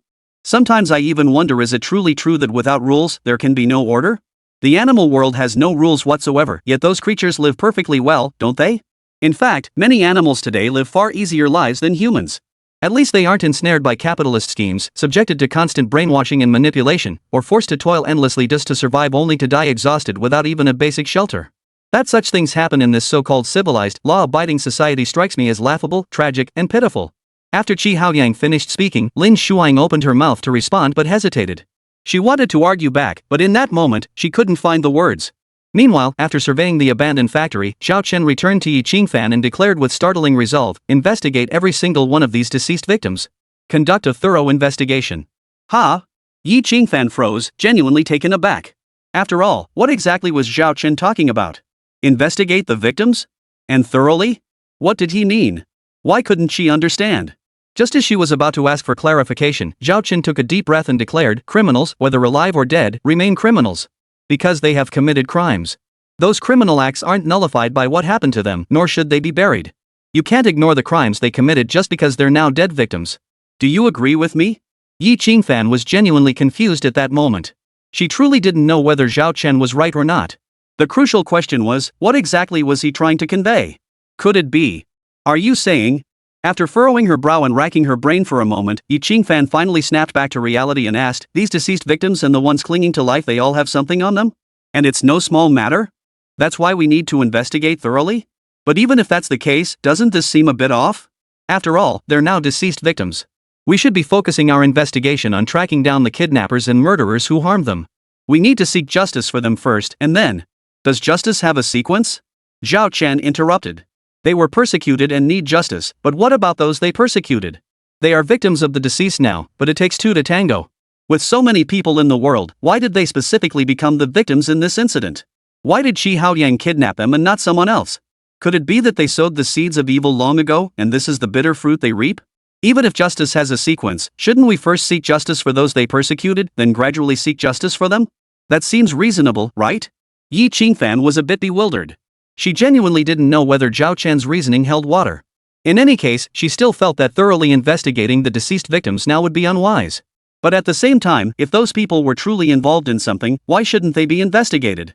After all, each case should be handled separately. Whether perpetrator or victim, anyone who breaks the law must be investigated. The net of heaven is vast, yet nothing escapes it. All are equal before the law, no exceptions. Chapter 77, The Young Man Gone Mad. The law shows no mercy, yet this world holds more than just the law. Beyond the law, there are countless intertwined and complex factors. Perhaps Chi Haoyang was right. Police investigations require evidence and must consider numerous factors. Only with a complete chain of evidence can a person be convicted. Take Chi Haoyang himself, for instance. Even if he were to confess to all the crimes now, he still couldn't take the blame. The chain of evidence is incomplete. Not a single fingerprint of Chi Haoyang was found at any of those horrific family massacre scenes. Moreover, except for the restaurant, surveillance footage near the other crime scenes did not capture him. While he lacked an alibi, the police currently possess no direct evidence proving his presence at the scenes, much less incriminating him as the perpetrator. Under these circumstances, what good would his confession do? Criminal proceedings follow a strict protocol. A flaw in any single step could raise suspicions of torture-induced confessions. However, justice may be slow, but it never fails. At one of the mass murder scenes, police discovered a survivor hidden inside a cabinet. It was a child who could testify against Chi Haoyang. But the problem was, I didn't see the killer. I was scared and hid in the cabinet right away. I didn't see the killer. So I can't identify him. I don't know if this Chi Haoyang is the killer. Wait, you first said you didn't see clearly, then you said you didn't see at all? Did you not see clearly, or did you not see him at all? I can't remember. I don't know if I saw him but couldn't make him out clearly, or if I didn't see him at all. I was terrified, my mind was in chaos. I really can't remember. I just can't. He's lying. He must have seen the killer at the scene, and it's highly likely that killer was Chi Haoyang. But why would he lie? If it really was Chi Haoyang, then Chi Haoyang killed his entire family, yet he'd lie to cover for his own family's murderer? Why? That doesn't make sense. It doesn't make sense. But I've reviewed the case files carefully. This family massacre had nothing to do with Chi Haoyang's personal grudges. Chi Haoyang had absolutely no connection to this family whatsoever. Furthermore, this is the only one of Chi Haoyang's numerous bloody crimes where Zhao Chen was not present at the scene. Huh? What are you trying to say? What I'm saying is, this massacre is unusual. From what we know, Chi Haoyang had no grudge against this family. Instead, it was the child, the sole survivor, who had endured prolonged domestic violence and abuse at home. Her body was covered in scars, old and new wounds everywhere. She was utterly neglected by her parents and grandparents, and constantly bullied by her brothers simply because she was the only girl among the children in that household. Prioritizing males over females? Exactly. So, Chi Haoyang was seeking justice for her? Hard to say. At least, that's only our one-sided speculation. There's currently no evidence to prove it. Furthermore, Chi Haoyang committed numerous crimes. In every case where Zhao Chen was present at the scene, Chi Haoyang's motives were almost always personal grudges. But in this one massacre, Zhao Chen wasn't at the crime scene. Could that be evidence suggesting this case wasn't driven by Chi Haoyang's personal vendetta? At this point, the detectives all fell silent. First, could Zhao Chen's absence from the crime scene truly serve as any kind of evidence? Second, would that girl really shield the killer of her family? Or was Chi Haoyang genuinely trying to seek justice for her? The only person who could identify Chi Haoyang was someone who owed him a debt of gratitude? What should we do? How should this case be investigated? Should we start with that girl, persuade her to reveal the truth and implicate Chi Haoyang, or simply shift the investigative focus? The law knows no mercy, yet people are bound by emotion. Even between the sole survivor of a massacre and the murderer. Several veteran detectives, despite years on the force, had never encountered such a situation before. They might need to consult their mentors. This case was genuinely tricky, with questions they simply couldn't resolve. Meanwhile, on another motorway, a young driver sat in his car, his face worn with exhaustion and devoid of any spark of energy. He too was utterly baffled.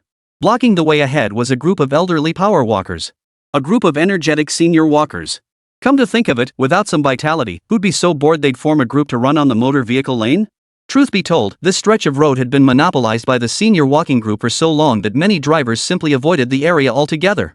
But this time, they encountered a young man who had worked over 30 straight hours and was desperate to get home and rest. Though young, the guy looked utterly drained. His eyes were bloodshot, his face worn out, his bank account balance hovering around 3 or 500, his phone buzzing with a rent reminder from his landlord and a breakup text from his girlfriend. Facing this group of seniors who had blocked his path for over 10 minutes, his mind was in chaos, and anger began to rise.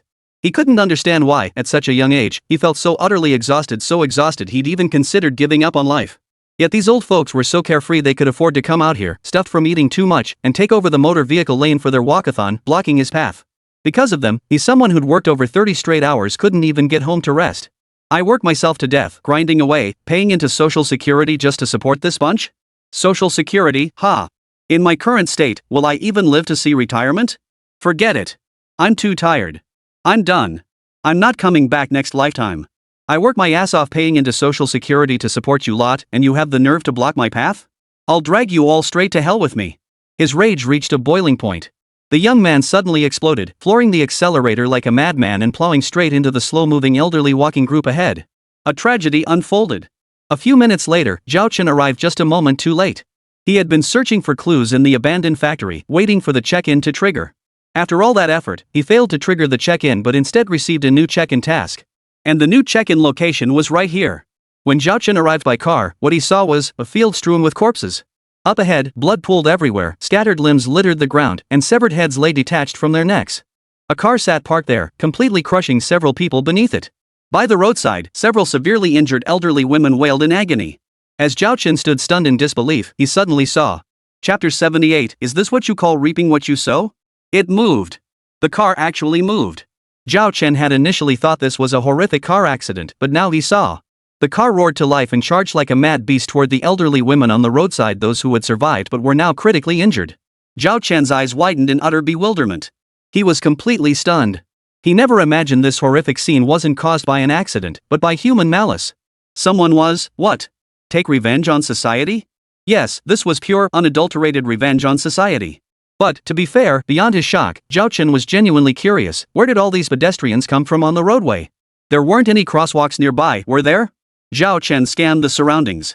He didn't spot any crosswalks, but he did notice numerous paths that shouldn't have existed, winding through the small groves on either side of the roadway. These were paths formed where the grass had been trampled flat.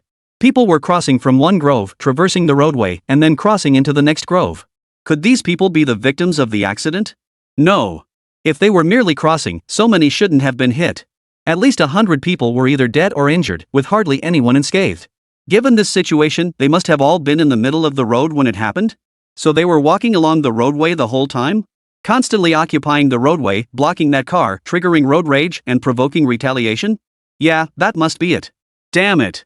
Zhao Chen snapped back to reality with a start, slapping his forehead. Right, what the hell am I analyzing here? Hurry up and save them. He'd almost forgotten he had the immobilizing snow spear. He needed to use it immediately to freeze the car in place and stop the driver from continuing their reckless retaliation. With that thought, Zhao Chen jumped out of the car and raised his snow gun, aiming it at the vehicle. What are you doing? A blood-soaked middle-aged woman suddenly lunged forward, shoving Zhao Chen hard. What kind of time is this to be playing around? You're a grown man, acting like a clown. What are you doing here with a toy gun, trying to stir up trouble? Call the police. Dial 120 for an ambulance. Hurry up, do you hear me? Honestly, I'm speechless. I'm talking to you. I told you to call the police and an ambulance. What are you standing there spacing out for? Ha! Zhao Chen hadn't been spacing out. He genuinely intended to save someone. But just as he'd aimed his immobilizing snow gun at the car head, that woman lunged forward and shoved him hard. Caught off guard, the gun slipped from his grasp and clattered onto the roadside. Just as he was about to go pick it up, the old lady grabbed him again. What the hell are you doing, you jerk? Still fiddling with that damn toy gun? Don't you have any sense of public duty? Are you even human? Don't you know how to save someone? I'm fed up with young people these days. How can you be so cold and heartless?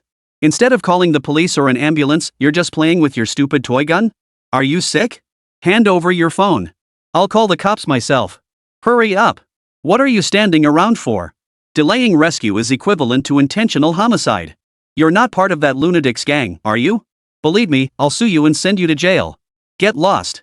Zhao Chen snapped, shoving the inexplicably obstinate woman aside. He dashed to the curb, grabbed the immobilizing snow rifle, and immediately aimed it at the vehicle plowing through survivors. Just as he was about to fire the immobilizing shot, But at that critical moment, another bloodied woman rushed forward, snatched the immobilizing snow rifle from Zhao Chen's hands, and hurled it far away. What the hell? Zhao Chen was dumbfounded. The old lady kept yelling at him, "You're a complete jerk. I see you drove here, but are you mentally ill or something? Are you out of your mind? Playing with a toy gun at a time like this? You're a grown man, look perfectly normal, yet you act like a brain-dead moron? Should I call the cops? Got a phone? Talking to you is such a waste of breath. You're nothing but a brain-dead lunatic." With that, the woman lunged to search him, intent on finding a phone to call the police. "Get lost." Zhao Chen exploded with rage, shoving the woman away violently as he roared, "Even if I had a phone, I wouldn't call the cops or an ambulance. So what? You think you can bite me? Damn old hag, you people deserve it." Of course, these were words spoken in anger.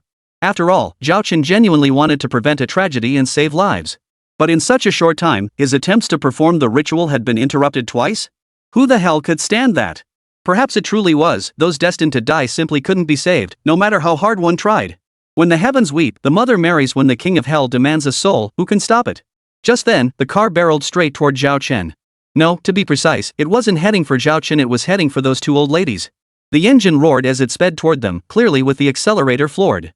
Zhao Chen, a mere mortal with flesh and blood, dared not attempt to block it with his physical body. Even with the god-tier physique granted by the system, it was utterly impossible. No matter how desperately he wanted to save them, he wasn't foolish enough to risk his own life. His own safety came first. Therefore, not only did he not attempt to block it, he quickly dodged out of the way. As for those two elderly women, that car was heading straight for them anyway. They were elderly and already bleeding from head injuries. How could they possibly dodge? Even if Zhao Chen had reacted half a beat slower, he would have been hit by that car. Naturally, the two elderly women were each struck squarely by the vehicle. Two thunderous crashes echoed as the steel beast hurled both women 7 or 8 meters through the air. Inside the car, the killer grinned savagely, already in a frenzy. Just then, Zhao Chen tried to pick up the immobilizing snow spear to subdue the killer. But at that very moment, the car spun around and was heading straight for him. Damn it! Zhao Chen had no choice but to dodge. He managed to dodge, but the immobilizing snow spear he'd dropped by the roadside was crushed flat under the vehicle's wheels. The system voice sounded immediately. Ding! Snow spear of immobilization damaged. Repair time, 3 days. Unusable for 3 days. Zhao Chen was stunned. What the hell? This is ed up. How the hell am I supposed to handle this now? Use pickpocket? Maybe he could snatch the car keys from that guy? Right, give it a shot. Even if his pickpocketing skills might not land him the keys, and even if a running car might not stall after the key was pulled, he was out of options. He had to try. But then, the guy took off, jumped in his car, and sped away at breakneck speed. Zhao Chen didn't breathe a sigh of relief. His expression grew even more grim, for the situation on the scene was dire, utterly hopeless. Many people were genuinely on the brink of sudden death. Chapter 79, a bloodbath over a few eggs? Under normal circumstances, he would have immediately pursued the killer in his car. But now, with no other options, he could only call an ambulance and monitor the scene. Of course, he also called the police immediately, dialing Lin Shuang's number directly. Soon, traffic police arrived first, followed closely by criminal investigators, and then the ambulance. Zhao Chen spent a few minutes explaining the situation and giving a brief statement. Just as he was about to join the traffic and criminal police in examining the scene and assisting with the rescue. Ding! Check-in location refreshed. Host, proceed immediately to the target area to check in. Zhao Chen froze. Again? He hadn't even completed the check-in task at that abandoned factory yet. He'd only just finished the check-in task at this massive man-made car accident scene, and now a new check-in task was popping up? Oof. He'd already figured out this system was downright shady. Earlier, when he desperately needed to know where Qi Haoyang had hidden the hostages, the system dragged its feet on assigning a task. It waited until the last possible moment when rescue efforts were already underway to finally release the task and reveal the check-in location. Now it was bombarding him with tasks? What the hell? But regardless, since the task was here, he had to go now. Excuse me, officers. I have an urgent matter to attend to. Could I be excused for now? But don't worry, Lin Shuang, the chief of the Zhengcheng Road Police Station, is my wife. I just called her to have you come over. There's absolutely no problem on my end. So if you need to contact me about anything later, feel free to reach out anytime. You won't have trouble finding me. But I genuinely have an urgent matter right now and must leave first. You see. No problem. The detective chuckled. Brother Zhao Chen, if you've got urgent business, go ahead. I know you well, you've been making quite a name for yourself in our circles lately. Like Conan, you always seem to show up at crime scenes just in time. Maybe you're off to another new scene now. We wouldn't dare hold you up, huh? Zhao Chen felt a bit helpless. Had word of his little habit really spread? The thing was, his urgent matter right now was probably, most likely another trip to a new crime scene. Sigh. The system dictates it. With a mission at hand, there's no way around it. Who could blame him for ending up with this detective check-in system? Before he knew it, rushing from one crime scene to the next had become routine. One wave of trouble barely subsided before another crashed in, one case after another, relentless and overwhelming. Meanwhile, Lin Shuang was even more overwhelmed. Right now, Lin Shuang was sitting in her office, utterly overwhelmed by the mountain of case files piled before her. Cases kept piling up, and they weren't minor matters. Most were major, high-profile cases involving all sorts of sectors and fields. And in nearly every one of these cases, Zhao Chen had been present at the scene. Oof. Honestly, no one else would dare ask to take these cases off her hands.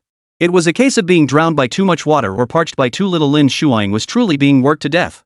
Take the recent major vehicular homicide case on the motorway, for instance. Although detectives from another precinct were currently investigating the scene, it would inevitably be transferred to her desk. After all, Zhao Chen reported it to her. She only asked the neighboring station for help because she was short-staffed. How could they possibly take credit for her work? Credit is one thing, but this case is genuinely thorny. A rampaging elderly group had seized the motor vehicle lane, provoking a furious young man's violent retaliation. Over 100 people were killed or injured, with more than 70 confirmed dead so far. Just hearing about it was heart-wrenching. Behind each of those over 100 people were over 100 families. Oof. Just thinking about it gave Lin Shuang a headache. Meanwhile, at the next check-in location Zhao Chen was about to reach, a seemingly ordinary couple faced far more than just headaches. Over a few eggs, the long simmering tensions between husband and wife erupted violently. Are you crazy? Is this really about a few eggs? I make 10 to 20,000 a month. Do you think I'd squabble over eggs with your damn kids from your parents' place? What are you glaring at me for? Got a problem with that? Or don't you understand? What's the deal with these two brats? Aren't they from your family? I work my ass off all day to support my own wife and kids. That's my duty. But why do you keep dragging these two brats from your family over here? Don't they have parents of their own? What's the deal with them? This isn't the first or second time. I've put up with you for far too long. Every summer vacation, you bring them over to stay for 2 whole months. At every meal, you don't even look after your own kids. You're only concerned with your 2 nephews? Those 2 brats can't even sit or stand properly. They eat like starving ghosts, practically fighting over food. There are 5 of us here. Shouldn't 5 eggs mean 1 each? Why do they each take 2? Don't they know any manners? If they're too young to understand, don't their parents teach them? Or do they not have parents at all? What about you? Can't you teach them? I spent my hard-earned money to please your family. Didn't I pay a dowry when I married you? I gave them 200,000 yuan. Did you bring a single penny in dowry? Did you? And now you've got the nerve to get angry? Picking a fight over eggs? Saying a grown man like me is nitpicking with kids over a few eggs? What the hell am I really nitpicking about? Don't you have a single clue?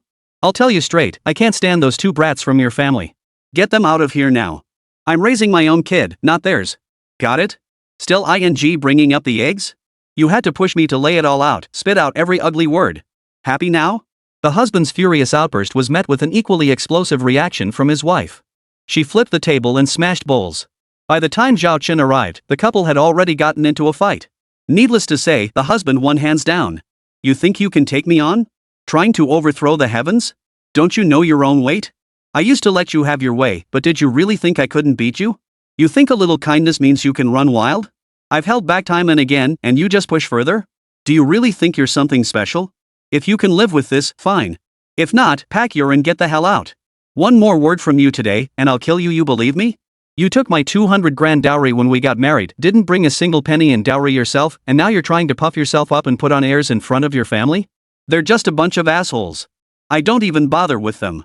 Talking to them is a waste of breath. What are you trying to prove to them? Do they even treat you like a human? What, are you planning to spend the rest of your life living with them? Chapter 80, Solving the Murder Case Without a Trace? Have you grown a brain?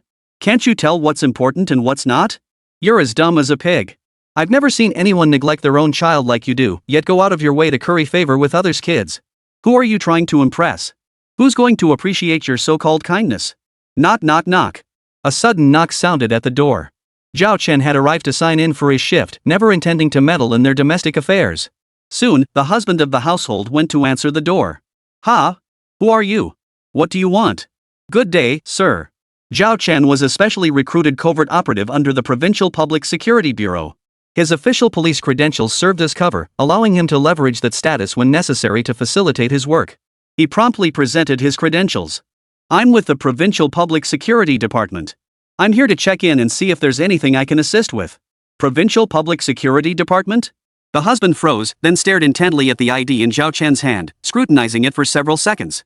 Provincial Public Security Department Special Investigation Unit, Zhao Chen, position, Senior Investigator, Police Rank, Second Class Police Superintendent, Police ID, SSS 208. That was the information displayed on the badge. Though this identity was a cover, it was based on a real position that could be verified, and his rank of Second Class Police Superintendent was genuine.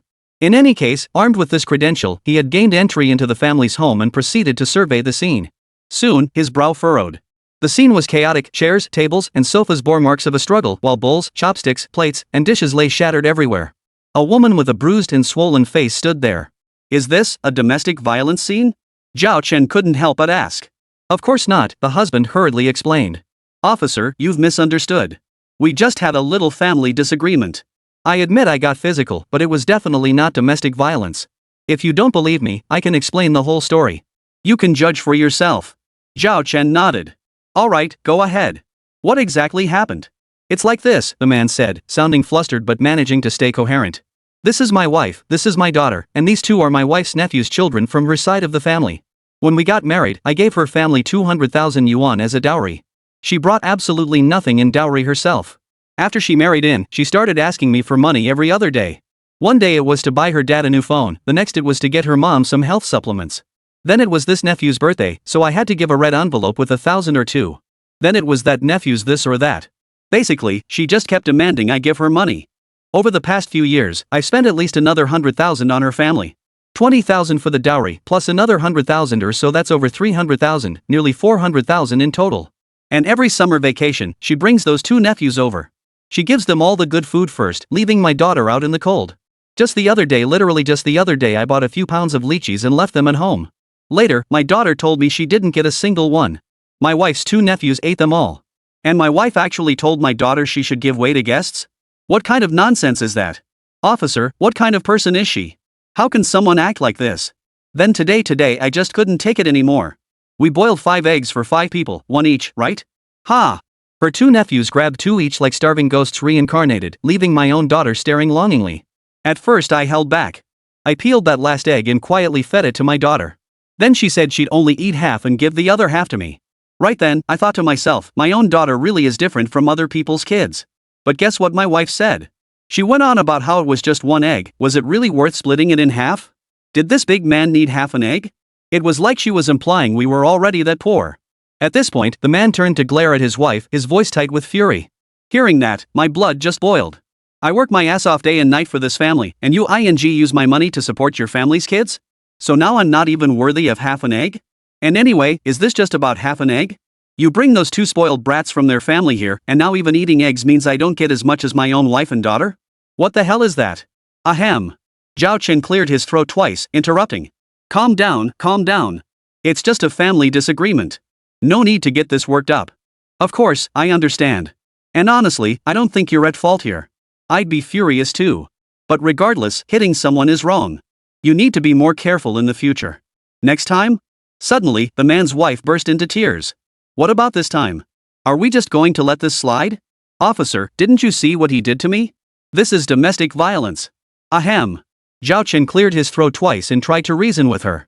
I don't think this qualifies as domestic violence. Your husband wasn't drunk, and he didn't attack you out of nowhere. Didn't he just say you flipped the table and smashed the bowls first? Is that right? I did flip the table first, but... The woman tried to protest. Zhao Chen cut her off. No buts. If you started it, it's mutual assault. And given your marital status, mutual assault becomes a domestic dispute. Of course, as I said earlier, no matter what, hitting someone is definitely wrong. He needs to change that. But you need to change too. You should reflect on yourself and look for reasons within yourself. After all, a harmonious family brings prosperity. Your family, so you can't turn against each other. If outsiders cause marital discord, what kind of situation is that?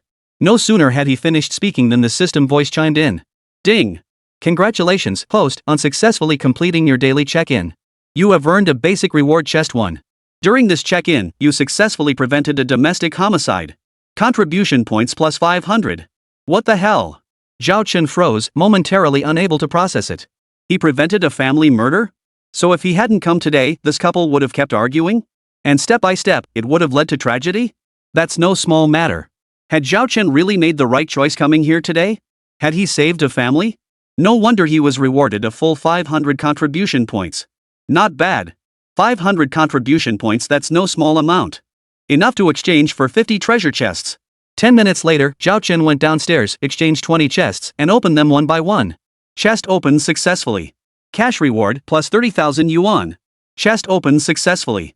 Cash reward plus 48,000. Ding. Emergency situation, urgent check-in task issued. Check-in location, 20 meters straight ahead. Chapter 81, The Brutal Truth. Zhao Chen froze in shock. 20 meters straight ahead? His god-tier physique granted him superhuman vision, allowing him to see everything clearly 20 meters away. But all he saw was a group of middle-aged women dancing in the square, nothing particularly noteworthy. Ha! Suddenly, Zhao Chen's heart jolted. His gaze instantly locked onto a young man with a face worn down by exhaustion. Doesn't this guy look like the hit-and-run driver from that major case where someone deliberately ran over people on the motorway? Holy crap, it really is him? Yep, the system just issued an emergency check-in task for me to go there. He just showed up at the exact spot where that hit-and-run driver caused the crash. It's almost certainly him. The thought struck him, and Zhao Chen hurried over. Upon reaching the vicinity, he saw the young man still sitting there as calmly as before.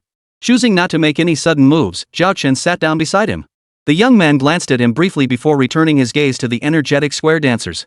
A gentle breeze blew by as Zhao Chen tentatively struck up a conversation. Did something happen to you? The young man froze, turned to look at Zhao Chen again, then gave a wry smile. Still watching the square dancers, he said, it feels like every misfortune in the world has come my way. Their generation enjoyed the benefits of several generations, while ours suffers the hardships of several generations. Why should that be? All the good things go to them, and all the bad things come to us. We work ourselves to death day in and day out, yet we still have to chip away at our hard-earned money to support these old farts. As a result, they don't have to lift a finger, they're bursting with energy, and they spend their days stuffed to the gills.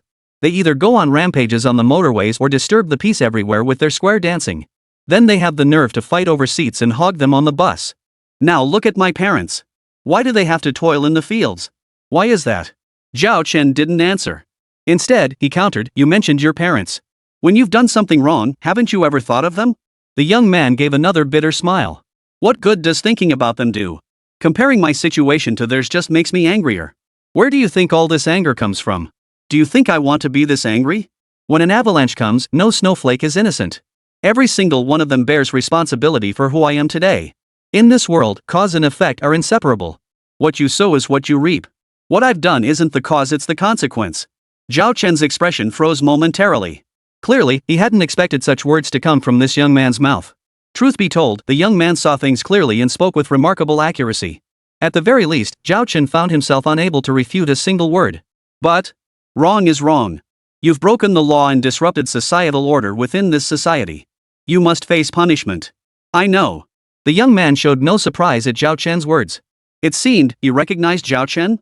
Zhao Chen stared at him intently for a few seconds before blurting out, do you know who I am? Have we met?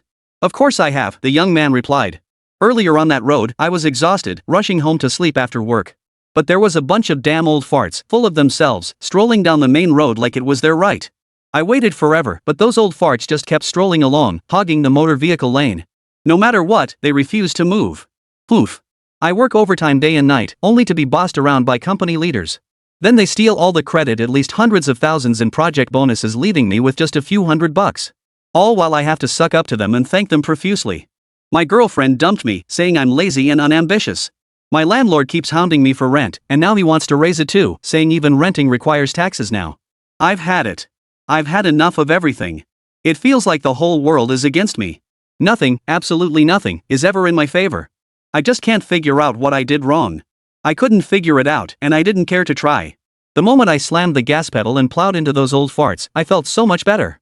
An unprecedented sense of ease and exhilaration. It felt like my whole being had become transparent, liberated suddenly, nothing mattered anymore, not even my own life.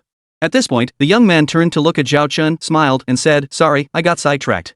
When I said I'd seen you before, it was on that very road. I almost got run over by you back then, Zhao Chen replied. You weren't meant to die. Somehow you dodged it, the young man said calmly. When you're blinded by rage, you don't think about it. Whether someone deserves to die or not, they die. You didn't die. That means you're lucky. And since you're about my age, you're definitely different from those old farts. It's good you didn't die. Really good. Zhao Chen stared at him for a few seconds before taking a deep breath. In that situation, you probably didn't get a good look at me. Yet you remember me. Seems like you have a pretty good memory. Your brain must be sharp. Were you a top student back in school? Top student? The young man gave a bitter laugh, his voice turning sour. You could say that, but even I've almost forgotten I was ever one. Teachers favored me, classmates envied me. Looking back, that top student aura really granted me plenty of privileges. It made life carefree and easy. But what good did it do? No matter how brilliant my grades were in school, no matter how capable I became in society, my decade plus of grueling study couldn't compete with the accumulated advantages of generations behind others. It truly proves that saying, in this world, ability alone is useless. You need family connections and background. Otherwise, what good is being talented? You're just a beast of burden. Workhorses are just workhorses. Even if you're exceptionally capable, you're still just a workhorse that does its job well. In the end, you're still led by the nose. People like us, our fates were sealed even before we were born. Back then, the population was booming, and I had an older sister. As the second child, I was born into hiding. In the end, we were fine anyway. It felt like my very existence was a mistake. And now? I don't have children of my own, yet I'm forced through various means to pay money, effectively helping others raise their kids and support their elderly? I never catch a break, only bad luck. And my monthly salary is calculated down to the last penny, barely enough to scrape by. I can't save a dime, sometimes even having to borrow just to get by. Everything is calculated and controlled. Isn't that just like being a tethered ox or horse? Chapter 82, Nip Tragedy in the Bud. As the young man finished speaking, Zhao Chen opened his mouth to say something, but hesitated, swallowing his words before they could escape. Amidst the gentle breeze and the surrounding square music, Zhao Chen fell silent, genuinely at a loss for words. Yet he had to say something now. After all, he had to steer this young man back from the path of folly, didn't he? Sigh. With a long sigh in his heart, Zhao Chen paused briefly before finally saying, when it rains, it pours. Misfortune always seems to target the unfortunate. I understand you. Murphy's Law, whatever you dread most is bound to happen.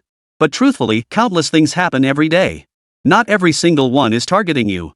It's just that in your current state, you're hyper-focused on the things that seem hostile toward you, while overlooking the things that are friendly toward you, or simply irrelevant to you. Gradually, you start feeling like everyone and everything is against you. But that's not the case. No one is targeting you. It's your state of mind that needs adjusting. You need to shift your focus to relax this tense state you're in.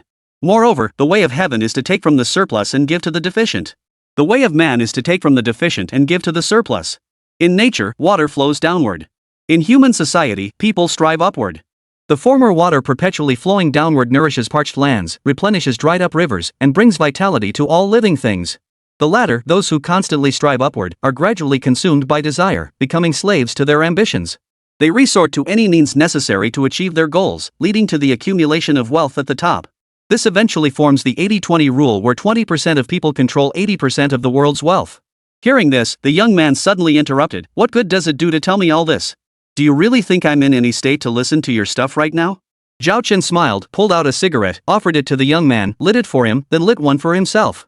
Taking a deep drag, he blew out smoke rings and said, "You can't hear what I'm saying because you don't yet understand what it all means." Playing a game? Every game has its rules.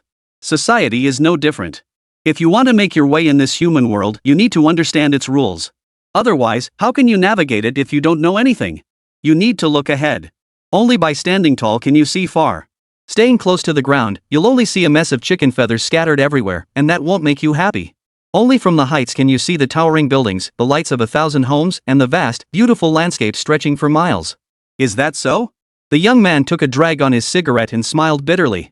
Even if it is, do you think I still have a chance now? Zhao Chen paused, pondered briefly, then nodded. True. After all, your mental state is off right now. You need to recuperate. Once you're fully recovered and your mental health is restored, only then can you stand on high ground and see those towering buildings, the lights of countless homes, and the magnificent landscape stretching for miles.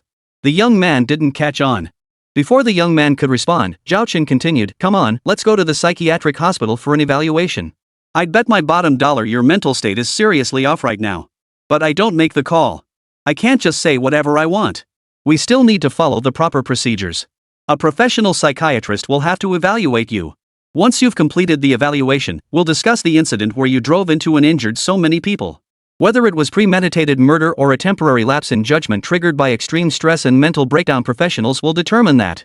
The bottom line is, I want to help you. Because I've been there too, lost, suffering, even broken and desperate.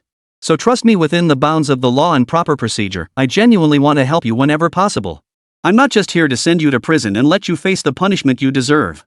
The punishment won't be light, but I'd rather help you find genuine remorse, turn back from your path of error, and start anew. I've given you this chance. Now it's up to you whether you're willing to cooperate. Cooperating with me is helping yourself. You should know that besides me, there probably aren't many people who would offer you such sincere advice. What do you say? As Zhao Chen finished speaking, the young man's expression gradually froze. The square dance of the elderly women continued, the persistent, disruptive music echoing endlessly. Yet the air between the two men was now eerily still. This silence lasted about a minute. Finally, the young man nodded, took a deep breath, and whispered, "All right. I'll go with you." Ding! Congratulations, host, on successfully completing your daily check-in. You have earned an intermediate reward chest 1. During this check-in, successfully persuaded a misguided youth to abandon extremism, preventing a nationwide sensational indiscriminate mass killing incident at the square. Contribution points plus 750. Zhao Chen froze in shock, a major indiscriminate killing spree in the square? Nationwide sensation? Was this system serious? Had he, Zhao Chen, truly prevented such a nationwide indiscriminate mass murder? So that young man was genuinely planning something major? Only to be dissuaded by Zhao Chen's gentle persuasion, thereby abandoning those extreme thoughts of indiscriminate killing? Holy crap! Zhao Chen couldn't help but suck in a sharp breath. Thinking about it now, it still sent a chill down his spine. After all, if not for him, how many more lives would have been lost? Thankfully, the system had delivered twice now, truly impressive. First, it let him avert a family tragedy, then prevent this massive indiscriminate massacre. Issuing the check-in task early had nipped the tragedy in the bud. That was genuinely excellent. Though this made it seem like he, Zhao Chen, hadn't done anything at all.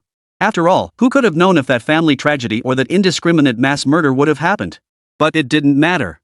For Zhao Chen, the fact that they hadn't happened was the best outcome regardless. Surely it wouldn't be right to let such immense tragedies and massacres occur just to make him look useful? Could that possibly be acceptable? He'd rather be completely invisible than let such tragedies take root. Yet some tragedies simply cannot be prevented. At this very moment, inside a local commercial bank nearby, a voice rang out coldly from the teller window. "What did you say? Your bank invested my money in funds? And now those funds have lost everything? Not only did I lose my entire 200,000 yuan, but I can't withdraw a single cent now? Instead, I owe your bank several hundred yuan? Is that right? Chapter 83, Crime Syndicate? Rubbish. Yes, sir, the bank clerk replied. But I must correct a few points. First, it wasn't our bank that used your money to buy the fund. You purchased it yourself. We called you at the time and obtained your consent. So the fund was your own purchase, we merely facilitated the transaction. Second, you're not unable to withdraw a single cent. There's simply no money left in your account. You lost all 200,000 yuan in the fund, so of course there's nothing left. How could you withdraw anything? Third, you actually owe our bank several hundred yuan. This amount is the fund purchase handling fee you're obligated to pay us. Off, the man suddenly roared. Playing word games with me? You think you're qualified? Do you know what I do? You're trying to launder dirty money through me?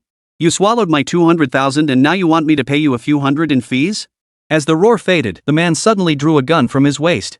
It was a real gun, one he'd bought from that illegal gun workshop at the West City funeral home. And it was fully loaded. He had at least 5 magazines on him. But the bank clerk didn't believe it, thinking the man was just brandishing some kind of toy replica. Sir, who are you trying to scare? This is a gun-free country. How could you possibly have a gun on this land? You think I believe that's a real gun? Go ahead, shoot me if you dare. I told you it was your own investment fund. We merely managed it for you. Funds are investments, and investments involve gains and losses. You just had bad luck and lost all 200,000 yuan. Now you expect the bank to cover your losses? You think waving some toy gun around will intimidate me? Let me tell you, this is a bank, not your playground. If you've got the guts, pull the trigger. Here, aim right here, this is my temple. 1 shot, 1 kill. Come on, do you dare? Why aren't you shooting? Is the gun out of bullets? Or do you not even know how to fire it? You're just a dead rat pretending to be a hunter. You get a toy replica gun and think you can scare people? All this fuss over a measly 200,000? Looks like you're stuck like this for life. Look at you, such a loser. Bang! The gun fired. The man aimed at the bank clerk's temple and pulled the trigger with all his might. In an instant, blood spattered, and the bank clerk was dead. Outside the bank, not far away, Zhao Chen, who was about to drive the young man away, suddenly looked up. A gunshot? With his god-tier physique and extraordinary hearing, he was certain he hadn't misheard. That was a gunshot, coming from inside the bank. But how could there be gunfire inside a bank? Could someone actually be robbing a bank in this day and age? Zhao Chen stared in utter disbelief, his face frozen in shock. But then, he truly saw it. Several people inside the bank were screaming and rushing out like madmen. Something's really wrong. Zhao Chen didn't hesitate to get out of the car. As he stepped out, he instructed the young man, "Wait for me in the car." He didn't dwell on whether the young man would wait for him in the car. With the situation urgent, his sole focus was rushing into the bank to take control and save lives. After all, he was a specially recruited, off-the-books operative for the Provincial Bureau, a bona fide second-grade police superintendent. His badge number, SSS 208, was verifiable across the national public security system. Faced with this situation, he had both the duty and obligation to act. There was no reason to stand idly by. But it seemed too late to save anyone. The man inside was firing his gun like a madman. Bang, bang, bang. 6 bank security guards, 1 lobby manager, and 3 tellers, 10 people in total lay dead in pools of blood. Damn it. More people than me? More money than me? What's so great about running a Thai bank? Is this the only ING bank in the world? I deposit my money with you out of respect, and you actually think it's yours? You dare steal my money? Swallow my 200 grand and still ask me for fees? You know where my money comes from? You bastards, ever heard of the meatpacking crime syndicate? I kill people like it's nothing, and you dare steal my money? As the voice faded, the killer began firing additional shots into the already collapsed teller, deliberately targeting sensitive areas. 2 shots to the chest, 1 below the waist. When finished, he flipped the body over and fired another shot into the buttocks. But just then, Zhao Chen arrived. Wearing his invisibility cloak, Zhao Chen delivered a flying kick that sent the killer flying through the air. Thud! The killer slammed into the wall, his gun clattering to the floor. Who the hell is that? Tired of living to make a sneak attack? The roar abruptly halted as the killer's heart skipped a beat. Because he looked up and saw no one. The space before him was empty. Then who had ambushed him just now? What the hell? Seeing ghosts in broad daylight? What the hell just happened? Nobody ambushed me? I just flew across the room and slammed into the wall on my own? How is that even possible? Damn, this place is cursed. I gotta get out of here fast. Trying to leave? Zhao Chen, cloaked in invisibility, frowned. There was no way he'd let that killer escape. Especially since he'd clearly heard the killer claim to be part of the meatpacking crime syndicate. The meatpacking crime syndicate, 7 members in total, specialized in setting traps to kidnap and extort money from fallen women working in massage parlors, KTVs, and nightclubs. They brutally murdered their victims after draining them of every last penny, their methods utterly savage. Truly, their crimes were heinous. Nationally wanted for years, and today he, Zhao Chen, had actually encountered one of them. Could he possibly let them go? This was easily a second-class merit award. Of course, Zhao Chen cared little for medals or recognition. He sought only to strike down crime. He and evil were sworn enemies. At that very moment, Zhao Chen picked up the gun the man had dropped, shed his cloak of invisibility, and pressed the barrel directly against the man's forehead. Freeze! Hands up! Get down on your knees with your hands behind your head. Now! You, where the hell did you come from? How come I didn't see you just now? I said get down on your knees with your hands on your head. Now! Immediately! Hurry! Damn it, do you know who I am? I'm part of the meatpacking district crime syndicate. Bang! Zhao Chen suddenly charged forward, delivering another fierce kick that sent the man flying. Zhao Chen showed no mercy to scum like this. He charged in again, unleashing a barrage of punches and kicks, beating him mercilessly. Crime syndicate, huh? So impressive? Should I give you an award? You bunch of bullies who pick on the weak. A pack of animals who only dare to bully defenseless women. You call yourselves the crime syndicate? Put. You're nothing but sewer scum. Even real criminals look down on scum like you. You're trash. Get up. Aren't you so tough? Where's that arrogance now? Where's that viciousness you show when your crime syndicate bullies women? Chapter 84, Getting Dragged into Trouble. Zhao Chen was actually a reasonable man. But right now, he didn't feel like reasoning. There was simply no logic to be found with these so-called crime supergroup members. He just beat them senseless, then sent them to the police station. Should he send them to Yiqing Fan's police station? This was a second-class merit award. Could he really hand it over to someone else? Right. He, Zhao Chen, could forego the credit. He had no interest in it, but he certainly wouldn't hand it over to complete strangers. With that thought, Zhao Chen immediately pulled out his phone and dialed Lin Shuang's number. Hey, honey, just caught a big fish, one of those meatpacking plant scumbags from the so-called criminal supergroup. Nationally wanted felon. Get Yiqing Fan over here ASAP. That's right, one of those damn crime syndicate members. That beast usually just bullies women, but today he must have lost his mind. He actually went berserk in the bank and killed several people. The place is littered with bodies now. I've got him under control. Get Yiqing Fan here to take charge of the scene. I'll check if there are any survivors needing medical attention. That's all. Hanging up now. After hanging up, Zhao Chen casually landed another punch on the man. The iron fist instantly sent stars dancing before the man's eyes, his head buzzing with a deafening roar. You piece of trash. What else can you do besides bully women? Today I'll deal with you. Later, I'll round up the rest of your gang and bring them all to justice. Ding. Check-in location refreshed. Host, please proceed immediately to the North City meat processing plant to check in. Zhao Chen's expression froze. Meat processing plant? So that damn crime syndicate really is at the meat processing plant? This system sure knows how to make things interesting. But right now, shouldn't he save people first? However, Zhao Chen stood up and surveyed the scene. Those lying in pools of blood all seemed thoroughly dead. There was no need to save them. Did that mean he had to wait for Yi Qingfan to arrive with reinforcements and take control of the scene before leaving? Forget it. Might as well just call her directly. After all, the check-in is important. Ugh, check in my foot. What's important is rounding up the rest of that meatpacking crime syndicate and bringing them to justice. System check-in rewards? Those were meaningless. He couldn't care less about them. All he felt now was a burning desire to fight crime. This was genuine service to the nation, ridding the people of scourges. Still, after calling Yi Qingfan to explain the situation, while driving toward the slaughterhouse, Zhao Chen couldn't resist using his contribution points to redeem a pile of treasure chests from the system store. Chest opened successfully. Congratulations on receiving a cash reward of 66,666 yuan. Chest opened successfully. Congratulations on receiving a cash reward of 50,000 yuan. Chest opened successfully. Congratulations on obtaining the God tier skill X-ray vision. Suddenly, Zhao Chen's heart skipped a beat. X-ray vision? The system store did offer this ability, but it required hundreds of contribution points or one system admiration token to redeem something he'd never been willing to part with. Who would have thought he'd actually get it from opening a treasure chest? This was seriously awesome. After all, it was X-ray vision. Who wouldn't want that? Of course, he wasn't getting this to spy on people. Was Zhao Chen that kind of person?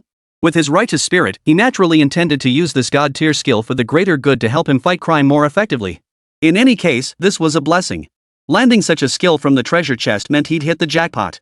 But at the same time, he couldn't help but wonder, could it be that the upcoming meat processing plant check-in task is extremely dangerous? Was that why the system specifically gave him this X-ray vision skill now, to boost his self-defense capabilities? Honestly, knowing the system's temperament, that was exactly what was likely going on. He'd better tread carefully on this mission. Once he arrived at the location, he put on his invisibility cloak the moment he stepped off the vehicle. But it would still take a while to get there. And right now, one member of the meatpacking plant crime syndicate was about to strike again. It was a man nicknamed Xiong San. Outwardly, he appeared honest and simple, but in reality, he was ruthless and cunning, with a long list of crimes to his name. He had already dismembered over a dozen victims. Xiong San had just returned from outside and was heading toward the meatpacking plant. Passing by the street, he noticed a girl, or woman. To be precise, she had the age of a girl, but her height and weight both hovered around 150 pounds, making her too square-shaped to look like a typical girl. She could only be described as an 18 or 19-year-old woman, short and plump, dressed plainly, an utterly ordinary-looking person. Xiong San didn't know what came over him. He'd been staring at his phone, but suddenly felt compelled to glance at the woman. And that's when trouble found him. What are you looking at? Never seen a pretty girl before? Look at you, short, ugly, and broke. You dead loser trying to take my picture? Hand over your phone so I can check it. Let me tell you, if I catch you taking pictures of me, you're dead meat. Hand it over. The woman cursed and swore as she snatched Xiong San's phone right out of his hands. You pathetic losers are the worst. All you do is take secret photos all day long. I honestly don't know why people like you are even alive. You should all be rounded up and shot. Her voice abruptly cut off, and her entire expression froze in an instant. She had genuinely believed Xiong San had been secretly filming her, so after snatching the phone, she immediately opened the photo gallery. What she saw? Xiong San's gallery was filled with bloody, dismembered body parts. The images were gory and horrifying. Terrifying beyond belief. In the gentle breeze, the woman froze rigid, her face turning deathly pale.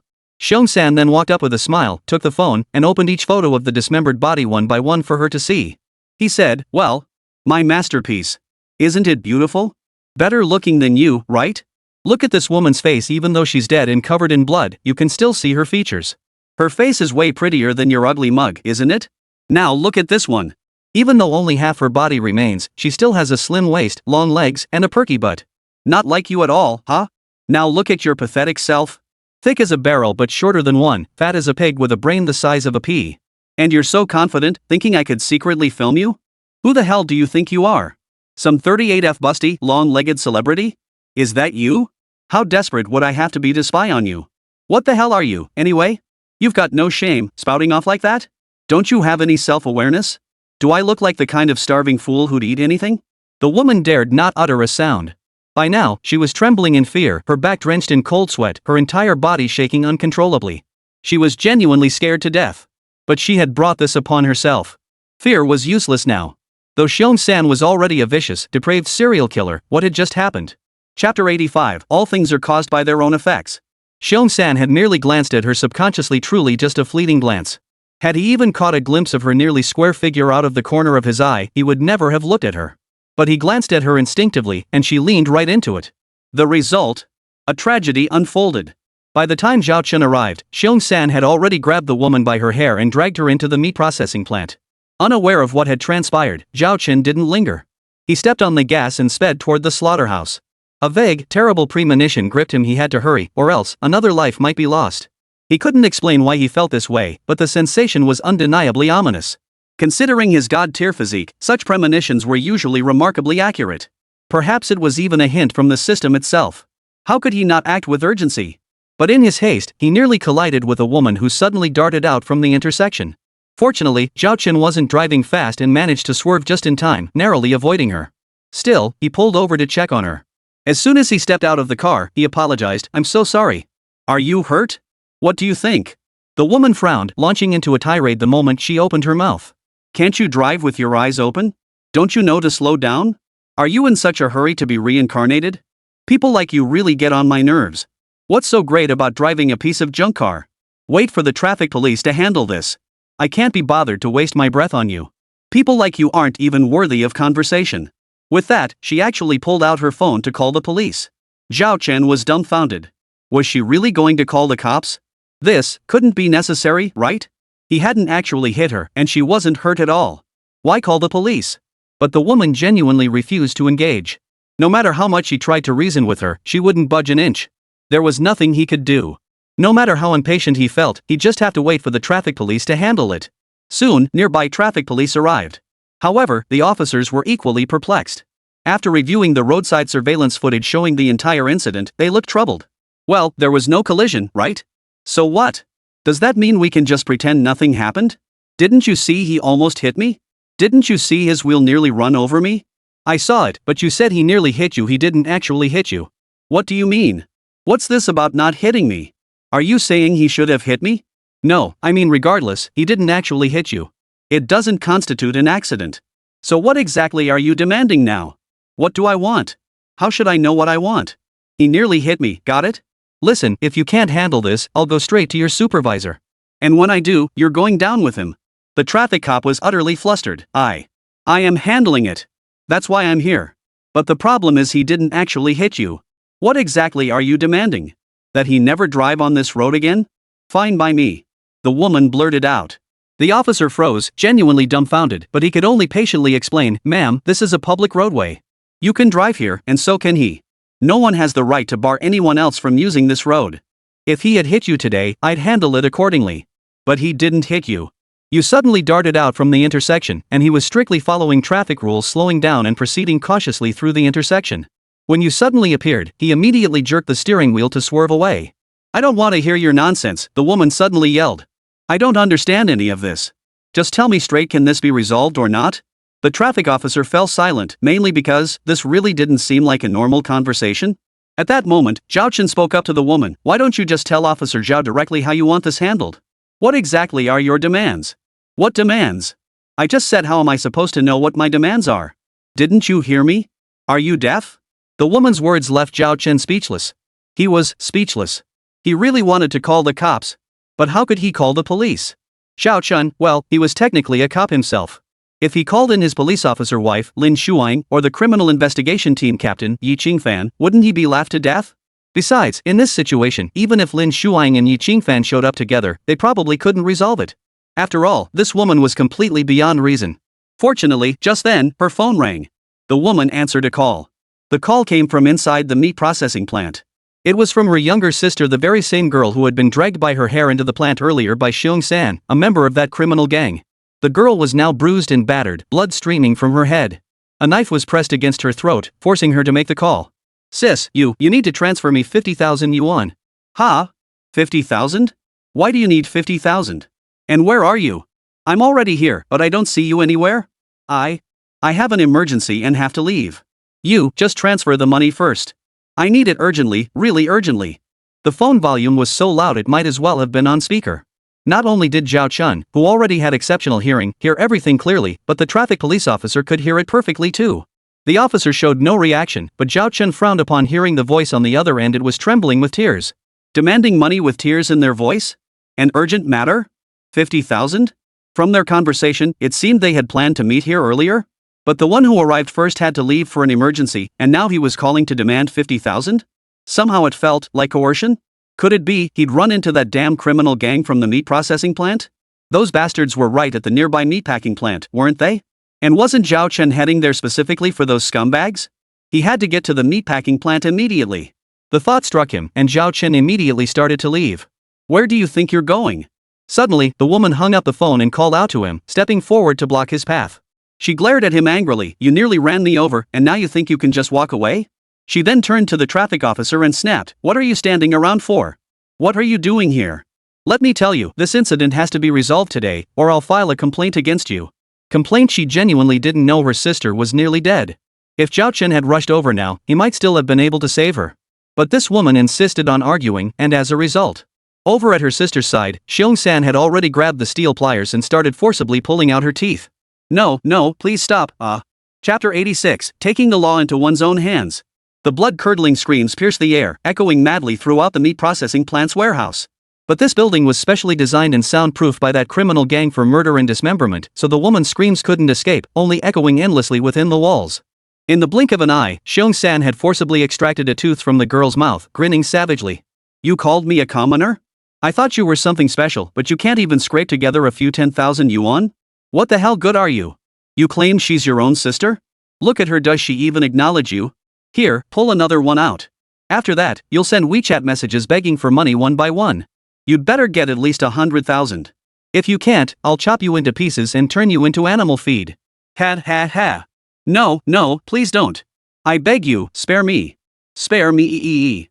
The agonized wails echoed once more as Xiong-san forcibly extracted another tooth from the girl.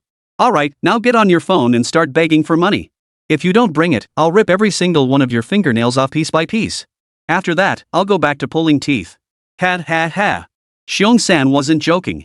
He was capable of doing exactly that. After all, he was a deranged, fugitive criminal. What did this little incident matter to him? It was just a pity. Zhao Chen could sense trouble brewing. He desperately wanted to rush to the meat processing plant to check on the situation, but that woman stubbornly blocked his way, refusing to let him go. You think you can just walk away without resolving today's incident? Dream on. I didn't even bother with my own sister when she said she had an emergency earlier. I have to handle this first before anything else. Or did you really think I'm easy to push around? Try picking a fight with me? Ma'am, the traffic officer couldn't help but ask again, what exactly do you want? How do you want me to handle this? How should I know how you'll handle it? The woman snapped back. That's your job, not mine. You'd better give me a satisfactory solution, or I'll file a complaint against you. Go ahead and file your complaint. Zhao Chen's expression darkened as he met her glare coldly. Go ahead and file it. Sue me. Drag me into court. We'll settle this in court. Whatever the judge decides, I'll accept it. This is exactly what happens when you're spoiled rotten. Listen to yourself. You called the police but don't even know what you want? You walk into a cafeteria and don't know what to do? You go into a bathroom and forget why you're there, so you end up eating on the toilet seat, is that it? If your brain doesn't work, stay home. With your state, you don't even need someone to bump into you. What if that bump actually made your brain function? Wouldn't that be doing you a huge favor? The woman was about to explode. But Zhao Chen cut her off before she could respond. What? I said you're brain dead. So what? You brain dead moron. You don't even know what you want to do, yet you call the police? People like you waste so much police manpower and public resources. You look like a normal person, but you can barely take care of yourself. It's a shame that in this day and age anything can survive and grow up. Someone like you would have died before age 2 in ancient times. No sooner had the words left his mouth than Zhao Chen slid into the driver's seat, floored the accelerator, and sped away. The woman stood frozen in place while the traffic cop silently gloated, serves you right. If he weren't a traffic cop, if he weren't wearing that uniform, he would have cursed them out long ago. That's exactly how you deal with people like that. Especially for Zhao Chen, that woman had genuinely delayed his rescue efforts. Of course, he still didn't know what was happening inside the meat processing plant, nor did he know what was about to unfold. But he could feel it, that ominous, foreboding warning growing stronger by the second. That's why the moment he parked at the slaughterhouse entrance, he slipped on his invisibility cloak, jumped out, and dashed inside. He truly believed someone was about to die. Saving one life is better than building 7 tiers of a pagoda. He had to hurry and find the crime scene, or rather, the check-in location. But he didn't need to search. Following the coordinates provided by the system, he arrived at a factory building. The moment he kicked the door open and burst inside, he saw the deranged Xiong-san dismembering a body. The girl who had been alive just moments ago had been reduced to pieces by Xiong-san. Ha! Xiong-san looked up, staring at the doorway in shock. No one? Then how the hell did the door open? Did I forget to lock it? No way, I'm sure I locked it. Damn it, is this a ghost? With that, Xiong-san rose to investigate. At that very moment, Zhao Chen lashed out in fury, charging forward and unleashing a flying kick. In an instant, Xiong-san was sent flying, crashing hard into the wall far away. What the hell? What's going on? Who the hell is ambushing me? Is this ING haunted? Why can't I see anyone? Who the hell is playing tricks here? Get your ass out here. Don't you know who I am? I've killed countless people. What the hell, am I afraid of some damn ghosts or spirits? Damn it, don't make me drag you out here, or else. The roar abruptly cut off. Xiong-san had barely gotten back up when Zhao Chen delivered another brutal kick, sending him flying once more. This time, Zhao Chen didn't stop at kicking him. He charged forward, unleashing a brutal barrage of punches and kicks. Xiong-san was beaten until he howled in agony, blood streaming from his head. He began begging for mercy frantically. But begging was useless. After all, how could Zhao Chen show mercy to such a depraved monster? He must be beaten into a half-crippled state before facing justice. Anything less would be letting him off too easily. But just then, Xiong-san's accomplices arrived, namely the other members of the meatpacking plant crime syndicate. 3 men and 1 woman, plus Xiong-san. All 5 of them were now present. What's going on? Xiong-san, what are you yelling about? Ha? Holy? Why's your head all bloody? How did you get beaten up like this? Who did this? Damn it, there's someone else here? Who? Where? Show yourself. Wait, there's no one else here. Did you guys see anyone? See what? There's no one else here. Then how did Xiong-san end up like this? Did he hurt himself? Beat himself up? Ha, who knows what kind of madness he's in. Look at those body parts, he must have done it. Wonder whose little girl he chopped up this time. Hearing this, Zhao Chen, still cloaked in invisibility, immediately wanted to strike again. What the hell kind of talk is this? How can these people even say such things? And so casually, as if discussing some trivial matter? Did they truly hold human life in such contempt? Had they grown so desensitized to murder and dismemberment? What bastards! These people are no better than beasts. Today, Zhao Chen would take justice into his own hands. Chapter 87, Trade 1 life for 3,000? Justice in heaven's name. Shi Haoyang had said the same thing. The highest representatives from the embassies of Ulsa, Gillis, and Hasabayer in China jointly pledged to protect him. Yet when he met with those 3 nations' representatives, he said, "Go back. I don't need your protection, and you can't protect me anyway. I've already stepped onto this path of no return. Resolute and unwavering, I never intended to live from the moment I set foot on it. Truthfully, I didn't have much time left anyway. Terminal illness. At most, a year to live. In this final year, I'm staking everything. I'll trade my life for 3,000. How many have fallen so far? Barely 200 lives. This game has only just begun. Watch closely, the real spectacle is yet to come." Shi Haoyang. Lin Shuang suddenly roared, "Don't get too cocky. You really think we can't handle you? Cure?" Shi Haoyang smiled calmly. "How exactly? What do you have to cure me with? Cure my illness? I have a terminal condition. There's no cure. Treat my condition? Before all truths are revealed, you can't close this case or convict me. I'll live until you do, roughly a year from now." "Is that so?" Lin Shuang retorted coldly. "You're that confident? You're seriously underestimating the police force." Shi Haoyang smiled again, murmuring softly, "I don't know if I underestimate you, but I understand human nature. You should also know that the police aren't omnipotent. There are always things in this world beyond your control. You have too many rules, too many reservations. But I have no rules, no reservations. I have no weaknesses, no vulnerabilities. No one can touch me. I fear nothing, not even death. From the very beginning, this plan was destined to end with my death. So tell me, what is there for me to fear?" Hearing these words and meeting Shi Haoyang's unwavering, piercing gaze, Lin Shuang found her brows furrowing tightly without conscious effort. Vaguely, she realized that the most terrifying adversary of her entire life had already appeared. Right before her eyes, this Shi Haoyang. This man embraced death, feared nothing, and scorned all. He truly had no weaknesses. How could she possibly confront someone without weakness or vulnerability, who trampled the law underfoot, resorted to force, and treated human life as worthless? And at the same time, how would that high-ranking overseas official respond? At that very moment, in an oceanfront villa overseas, the high-ranking official residing there received a package. Inside the package lay 10 blood-soaked fingernails. The fingernails of his 10-year-old son. Ripped off by force. The kidnappers demanded 100 billion in ransom, and he had already paid it. A full 15 billion. But the kidnappers clearly wanted more than just money. They wanted the life of this high-ranking overseas official. Now his wife, daughter, younger son, son-in-law, and young grandson, his entire family, were all in the kidnappers' hands. He was now utterly alone, every vulnerable point held firmly in the kidnappers' grasp. No matter how great his power, it was utterly useless. Because his opponents refused to play by the rules, they didn't challenge him to a chess match, but instead smashed the board right into his face. Thus, no matter how skilled he is at chess, even a chess master is useless. His power, no matter how vast, could not touch them in the slightest. The other is a madman, fearing nothing, despising all, possessing no weaknesses, utterly untouchable. Even with all the schemes and strategies this high-ranking overseas official possessed, none of them mattered now. Before life and death, all are equal. The man had trampled every rule underfoot, forcibly dragging this high-ranking official overseas onto the same level through a life or death gambit. How could he possibly respond? Meanwhile, inside the meatpacking plant, Zhao Chen had already launched his heavy assault, striking the criminal syndicate in stealth mode. One punch, one takedown, every blow landed with brutal precision. In an instant, they were all knocked down. He couldn't be bothered with such trivialities. He couldn't care less what these people would say during their interrogations. All he knew was, these people were depraved, their crimes piled high, and they all deserved to die. This was merely a taste of his punishment. They were getting off easy. If Zhao Chen still found Chi Haoyang somewhat inscrutable, then when it came to this so-called meatpacking crime syndicate, he saw them as clear as day, a bunch of genuine scoundrels. He had no intention of showing these sewer scum, who bullied the weak and feared the strong, any courtesy whatsoever. After all, Zhao Chen was ultimately just an unofficial operative, a secret one at that, not publicly acknowledged. So why should he play by any rules? Why should he worry about any repercussions? He had to teach these men a harsh lesson first, then send them to prison to face legal punishment. Thus, at this moment, he struck without the slightest hesitation. Ah, my hand. My hand's been severed. What the hell is going on? Is this place haunted or something?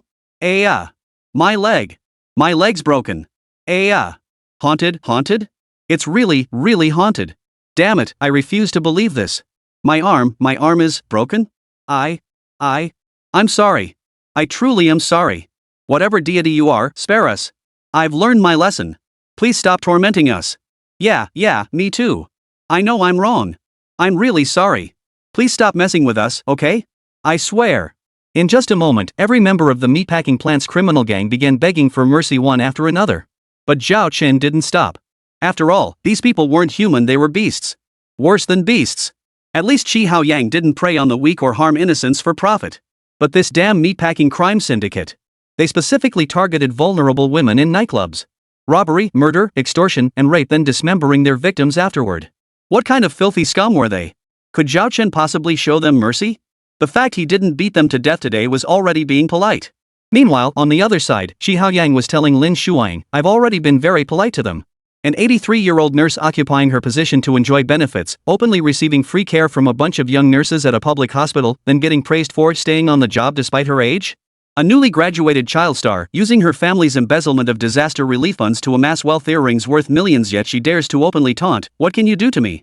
A child barely in their teens watched a movie and bluntly asked, why did those robbers go to such lengths to steal 10 million? My family's villa alone is worth over 100 million. Such examples are everywhere. What do you call this? Feasting in the mansions while corpses freeze on the streets. What do you say, Director Lin? Chapter 88, Major Murder Case Solved. What do I think? Lin Shuang replied without hesitation. You only see these things. What else do you want me to say? Across the vast land, amidst all its splendor, you see only the ugliness? So you admit those are bad things? Chi Haoyang countered. If you admit they're bad, then you admit they exist. And if you admit they exist, what can you actually do about it? Facing this, Lin Shuang showed no hesitation. Without a moment's thought, she retorted, we in the police force have always strived to uphold social order and dedicated ourselves to building a beautiful, harmonious society. This world has both sun and moon. Where there is day, there must be night. Among all things and all people, some negative elements are inevitable. It's up to each of us to strive against them. After all, our current rule of law society was hard won. It's the result of everyone's collective effort. Chi Haoyang, have you studied history? Do you know about those thousands of years of feudal society? Wheat has ripened thousands of times, but long live the people is a first. This land has only uttered the slogan long live the people for the first time in thousands of years. Isn't that so? Why do you only fixate on the negative? Can't you see the beauty in people and things at all? Can't you see those who've been struggling tirelessly under heavy burdens to build this rule of law society? Do you know the dangers of drugs? Do you know how ruthless drug traffickers are? Do you know our narcotics officers often risk their lives? Fire and water show no mercy. Have you ever rushed into a raging inferno to save lives? Have you ever participated in flood relief efforts? Every soldier of our people's liberation army stands ready at all times to ensure the safety of the people. Do you think this rule of law society just appeared out of thin air? Many of us are carrying heavy burdens. I haven't had a proper rest in ages, and that's nothing compared to the truly hardworking and admirable people on the front lines. Front lines. Shi Haoyang suddenly spoke up, cutting off Lin Shuaying's voice. He seemed sensitive to the term front lines. Perhaps he couldn't help but be sensitive because he himself had once fought on the front lines of that overseas tri-border war zone. That was the real front line of war, a hail of bullets and shells, a barrage of artillery fire. There, Shi Haoyang had killed many and saved many. Those days felt like yesterday. Yet what was past was truly past. Now, what he was thinking was, I've never dismissed those fighting on the front lines. On the contrary, I once fought there myself. I've always held frontline personnel in the highest regard. But Director Lin, do you only see the good side of the world? Your father is a high-ranking official. You grew up in a privileged environment, living in luxury and comfort, enjoying everything without effort. Have you ever seen the harsh realities of life? So many people toil day and night just to stave off hunger, working themselves to the bone only to barely scrape by. So many people come into this world for barely over 20 years, yet they're saddled with 30-year mortgages. Do you know why the strong never complain about their circumstances? Because the entire environment was created by the strong. They control heaven and earth, seeking to dominate everything. They shackle people with heavy chains, tethering them like beasts and locking them in cages. The lower classes toil themselves to death while the upper classes revel in gold and paper. Do you truly believe the feudal dynasties of millennia past have ended? No, they have not. That seemingly distant feudal slave society never truly ceased to exist, it merely persists in a different form. After all, everything changes. Humans always reinvent themselves, and demons and monsters know how to disguise themselves too. Disguise. Shi Haoyang's words were absolutely correct. Take that criminal gang from the meat processing plant that Zhao Chen had already subdued. In their daily lives, each member blended in seamlessly, appearing utterly unremarkable. Lost in a crowd, they would never draw attention. Yet this very group had committed a series of brutal murders and dismemberments, specifically targeting nightclub women who worked hard for their money. Now, all of them lay beaten to the ground by Zhao Chen, unable to even stand. Zhao Chen finally shed his cloak of invisibility, then stomped his foot on Xiong San's head, roaring, "You cowardly bastards who prey on the weak! You sewer scum dare call yourselves a criminal gang? You think you're worthy? All you ever bullied were those nightclub girls. But the moment you faced a real man like me, you all went down? Weren't you all so tough? Yet the moment you met me, you all became useless? Damn it, you all look so innocent on the surface, yet behind closed doors you commit those heinous, dismemberment murders that make both heaven and earth cry out in outrage. You call yourselves human? I don't think you're human at all. Ha? What's that supposed to mean? You dare glare at me? What's that supposed to mean? Got a problem?" No sooner had the words left his mouth than Zhao Chen kicked the long-haired man beside him. That was the leader of the meatpacking plant's criminal gang, a ruthless bastard. Unfortunately, Zhao Chen didn't know him and couldn't be bothered to learn his name. All he needed to know was that this entire group was made up of utterly depraved scum. He'd teach them a lesson first, then hand them over to the police. Oh right, he should call Yi Qingfan. Poor Yi Qingfan was still at the bank handling Zhao Chen's previous case report. Before he could finish processing it, Zhao Chen called again. "Ha? Zhao Chen, what did you say? Where are you? The meatpacking plant? You caught the whole meatpacking crime syndicate? You really caught them all? Which meatpacking plant? I'm heading over right now." "Alright, wait there and secure the scene. I'll bring reinforcements immediately." Though he was already swamped, Yi Qingfan couldn't help feeling excited. After all, the meatpacking gang were major fugitives. Zhao Chen had managed to round them all up. This was absolutely fantastic news. Especially since Zhao Chen had just mentioned that the bank robbery was also committed by one of the meatpacking gang members. That meant the case was essentially solved. And it would directly lead to solving the meatpacking plant crime syndicate's dismemberment case, a major murder investigation. While the major achievement spoke for itself, Yi Qingfan genuinely cared little for personal credit. Her true concern was that crime and she were sworn enemies. As for Zhao Chen, he certainly counts too, though he was mostly helping his police officer wife. After all, if he didn't pitch in, how overwhelmed and stressed would his wife be? Especially now, how many cases had he dumped on her? They were practically piling up like mountains. He really ought to. Wait, hold up, how did he end up making his wife even busier? Is that right? Chapter 89, Crime is Crime. Right or wrong, it all comes down to one thing, whether the case can be solved. If every case gets solved, then no matter how busy it gets, it doesn't matter. But if they can't be solved, then Zhao Chen really is just piling trouble onto Lin Shuang. But with Zhao Chen's current abilities, solving all those cases one by one wasn't something he feared. After all, he possessed the ability to become invisible, see through objects, wield the immobilizing snow spear, and boasted a god-tier physique. With all these skills combined, his current abilities were truly beyond ordinary comprehension. At any rate, the case involving the meatpacking plant crime syndicate was now completely solved, with every criminal member apprehended. Yet during subsequent interrogations, the investigators kept furrowing their brows. Why did I go crazy and kill people in the bank? You ask why? Ask those bank people what kind of scum they really are. I deposited my money in the bank, and they used it to buy funds? Then they lost everything and still wanted me to pay them hundreds in fees? What kind of nonsense is that? They used my money as their investment capital? If they made money, I'd never even know about it, but if they lost it, I have to foot the bill? Hold on. From what we understand, they called you beforehand and got your consent. Is that true? Oh yeah, I actually thought this whole thing never happened. But now I remember it did happen. Only it wasn't me who took the call. My brother answered it. He doesn't know anything about sports. He just mumbled something and hung up. So the bank just took my money to buy funds? This doesn't even require my signature? They didn't even verify if it was me who answered the call? Is that even allowed? Is that compliant? It definitely wasn't proper. It was a clear violation of procedures. After a few seconds of frowning and deep thought, the interrogator could only say, even if it was their mistake, you shouldn't shoot an innocent person. Innocent, the other man cut him off. Who's innocent? When an avalanche hits, not a single snowflake is innocent. Do you understand? And what the hell am I supposed to be? If I don't take out these bastards myself, am I supposed to go through legal channels? Walk straight into a trap? What sense can you make with these self-righteous bastards?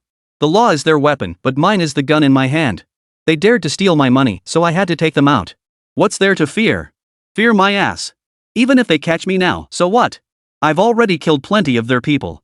Are those bastards going to come back to life? The interrogators fell silent. This was clearly the mindset of a desperate criminal, brimming with viciousness. At the slightest provocation, he'd kill someone. What sense could there be in reasoning with him? They'd even brutally murder and dismember nightclub girls who'd never provoked them. What hope was there for those who crossed them? Xiong-san, one of the gang members, perfectly illustrated this point. Right now in the next room, Xiong-san faced interrogation and declared bluntly, I was just walking by, glanced at that woman, and she accused me of taking her picture. Called me a loser, then snatched my phone to check my gallery. Who the hell does she think she is? She looks like a pig, and she calls me a loser? Like I'd take a picture of her? I wouldn't touch her for free. Even if she threw herself at me, I'd kick her away. Take pictures? Then who else should have died if not her? So you killed her and still think you're in the right, the interrogator snapped. Xiong-san retorted, you know what? Except for her, everyone else I killed might have been wrongfully accused. But her? She deserved it. I don't regret killing her one bit. I even think I did society a favor. You bastard. The interrogator slammed his fist on the table. You call that ridding the world of a menace? Listen to yourself. I know exactly what I'm saying, Xiong-san chuckled. You say I brutally murdered those nightclub girls, robbing them, raping them, then dismembering their bodies? I admit it. I was deranged. I owe them. Sending me to hell to atone for my sins is perfectly justified. But that woman I secretly filmed? She deserved to die. Killing her was the right thing to do. I'll say the same in hell. Hell, I might even kill her again up there and make sure her soul vanishes completely. Shut up. The interrogator glared furiously. You're still bragging at a time like this? Even if that woman did something wrong, it wasn't a capital offense. Not deserving death? Xiong-san cut him off. Are you sure? She just happened to cross paths with me, so I killed her. But if she'd run into some honest soul? She'd have made false accusations, launched a cyberbullying campaign, ruined their entire life. That kind of thing happens, doesn't it? People like her deserve to die. I'm a scourge, but she's no better than me. At least I know exactly what I am. I have a clear understanding of myself. Now you want me to confess? I will. But someone like her? Not so sure. I dare say she'd die without ever knowing where she went wrong. You believe that? The interrogator was genuinely silenced this time, genuinely at a loss for words. Fortunately, another interrogator entered to back him up. As soon as he sat down, he cut in, so what if she doesn't know where she went wrong? Does that mean she deserves to die? Does she even know how to write the words not deserving death? Wrong is wrong, crime is crime. What justification could you possibly have? If you were truly reasonable, would you prey on those women in nightclubs? You depraved monster, and you still have the nerve to stand here so brazenly? Now you'd better confess. Tell us everything you've done, every single thing. Behind the interrogation room, Lin Shuang pulled her gaze away from the surveillance monitors and turned to Zhao Chen beside her. How did you know these people were at that meat processing plant? Did you figure it out too? Right, exactly. Zhao Chen's wife was truly amazing as she asked the question. She'd already prepared his response for him. Without needing to think, he immediately replied, of course it was calculated. The I Ching, the 8 trigrams, yin yang, and the 5 elements, physiognomy, fortune-telling, and birth chart analysis, though they're all esoteric arts, they've proven quite useful for me, haven't they? At least it got all those depraved criminals arrested and brought to justice. Hey, honey, solving a major homicide like this should at least get me a second-class merit award, right? Lin Shuang glared at him with her beautiful eyes. You start spouting mysticism the moment I ask a question? A second-class merit? Also, this is a police station. Keep your shouting to yourself. Use your official title when working, got it? Chapter 90, Joint Petition? I'm not your subordinate. Why should I use your title? You. Fine, so you don't have to use your title since you're not my subordinate, huh? Then get out. Then I'll wait for you outside? Wait for what? Go home and stay put. It's late at night and I won't be able to sleep alone. Get out. Got it. He left immediately, but Zhao Chen didn't go straight home. He ended up waiting in the lobby for Lin Shuang to return together. While waiting, he used his contribution points to redeem a large number of treasure chests from the system store. Chest opened successfully. Cash reward plus 52,000 yuan. Chest opened successfully. Cash reward plus 13,140 yuan. This system was something else. Opening a treasure chest and pulling this stunt? 52,013.14? What was it trying to imply? A pile of treasure chests, all cash. He ended up with over 200,000 yuan in total. Could the system be hinting he should get his wife a gift? Brother Zhao. Suddenly, a uniformed police cadet hurried over and said, someone wants to see you over here. Would that be convenient? Ha? Zhao Chen frowned. Someone wants to see me? Who is it? The guy who hit and killed a bunch of people in that elderly walking group on the street. You were the one who brought him in. We've finished questioning him now. Finished? What's the outcome? How are you planning to handle it? Well, he's been quite cooperative. He's confessed to everything he should have. We're preparing to follow the standard procedure next. Follow the procedures? You mean send him to a mental hospital for evaluation? Ha? A psychiatric evaluation? Yeah, he was clearly traumatized at the time. His mental state was unstable. Otherwise, how could he have done something like that? Is that how it is? How could it not be? Didn't he say he was so traumatized that his entire mental state went haywire? He didn't say that. That kid. Zhao Chen sighed, his head throbbing. Which interrogation room is he in? Come on, take me to see him. Right, this way. Hold on. Yi Qingfan's voice suddenly cut through the air. Immediately, Yi Qingfan strode over and handed Zhao Chen a joint petition. Zhao Chen frowned in confusion. What's this? It's a joint petition from some concerned drivers, Yi Qingfan explained. Word has spread about that young man ramming into and killing members of the elderly walking group. Many drivers have called involuntarily to share details. That section of road has been constantly blocked by that group, severely disrupting traffic and causing major delays. It's an extremely egregious offense that deserves severe punishment. Therefore, the young man's actions in hitting and injuring so many members of the elderly walking group are somewhat understandable. Truthfully, those drivers had long wanted to do something like this. If not for their children and families, they would have run over the entire group long ago. These are the drivers' exact words, backed by recordings. They've stated they'll take legal responsibility for every word and have signed a petition requesting leniency for the young man. Since you were at the scene and brought the young man back, he now wishes to see you. Here's the petition, it's in your hands. You decide what to do. Zhao Chen froze, then looked utterly bewildered. Wait, what? What do you mean? Handle it as you see fit? I'm just an outsider. How could I possibly decide this?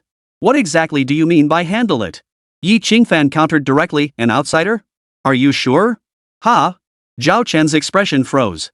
What did she mean by that? She must have learned from Lin Shuang about his status as a specially recruited, unofficial personnel member at the provincial bureau. Was she suggesting he intervene in this matter using that unofficial status? Was that even possible? Was it by the book? Zhao Chen was a law-abiding citizen who followed procedures to the letter. He did what was required and never acted recklessly. Still, whatever the case, he'd head to the interrogation room first. See what happens. Soon, in the interrogation room, Zhao Chen sat across from the young man. During the interrogation, didn't you say you were under stress at the time and your mental state was compromised? Or did you forget? No. I just didn't want to struggle anymore. Everything felt meaningless. Whatever. Huh? What do you mean? What do you mean you didn't want to fight back? What were you fighting back against? If you were in your right mind at the time, then you deliberately ran people over and killed them and killed many people at that. How could you possibly fight back? Listen carefully.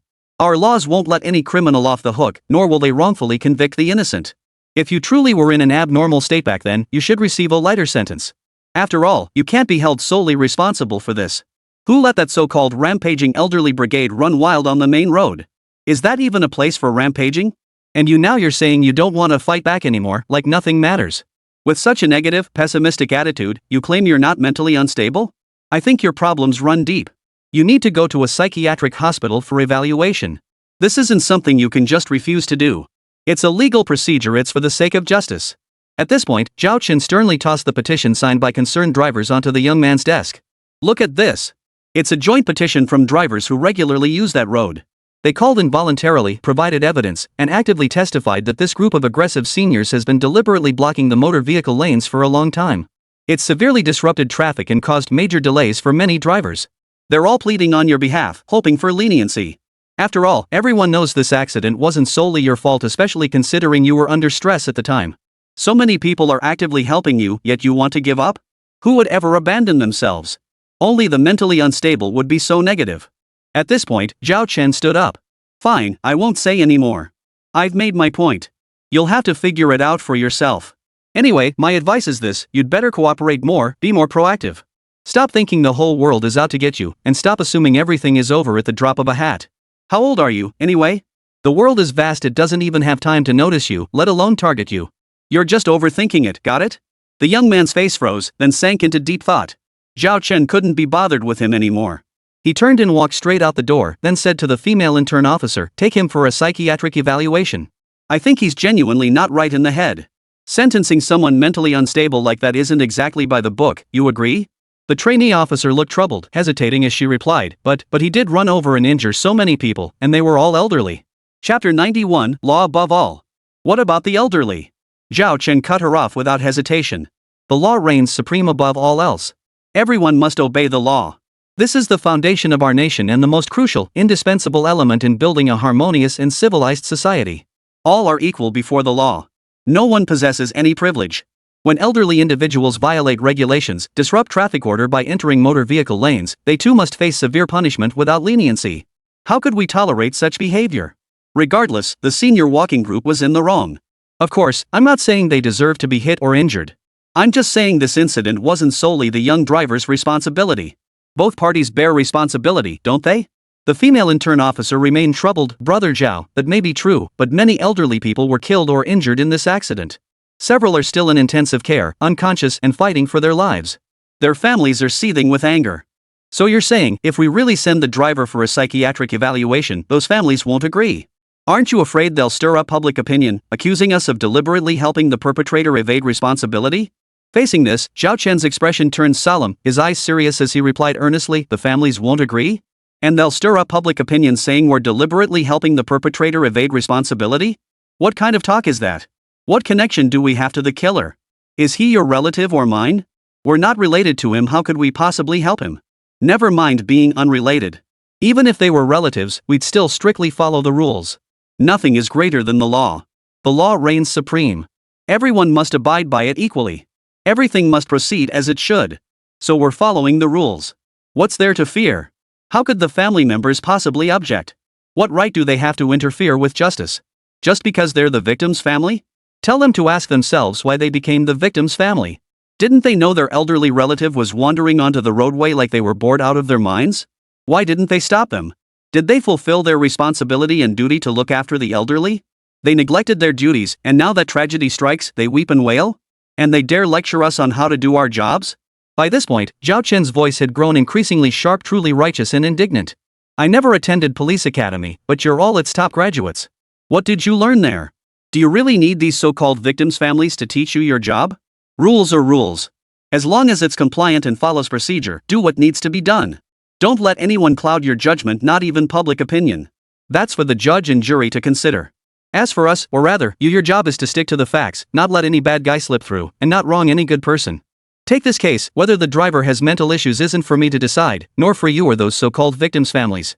Only after a professional psychiatric evaluation can a qualified psychiatrist determine the driver's true mental state.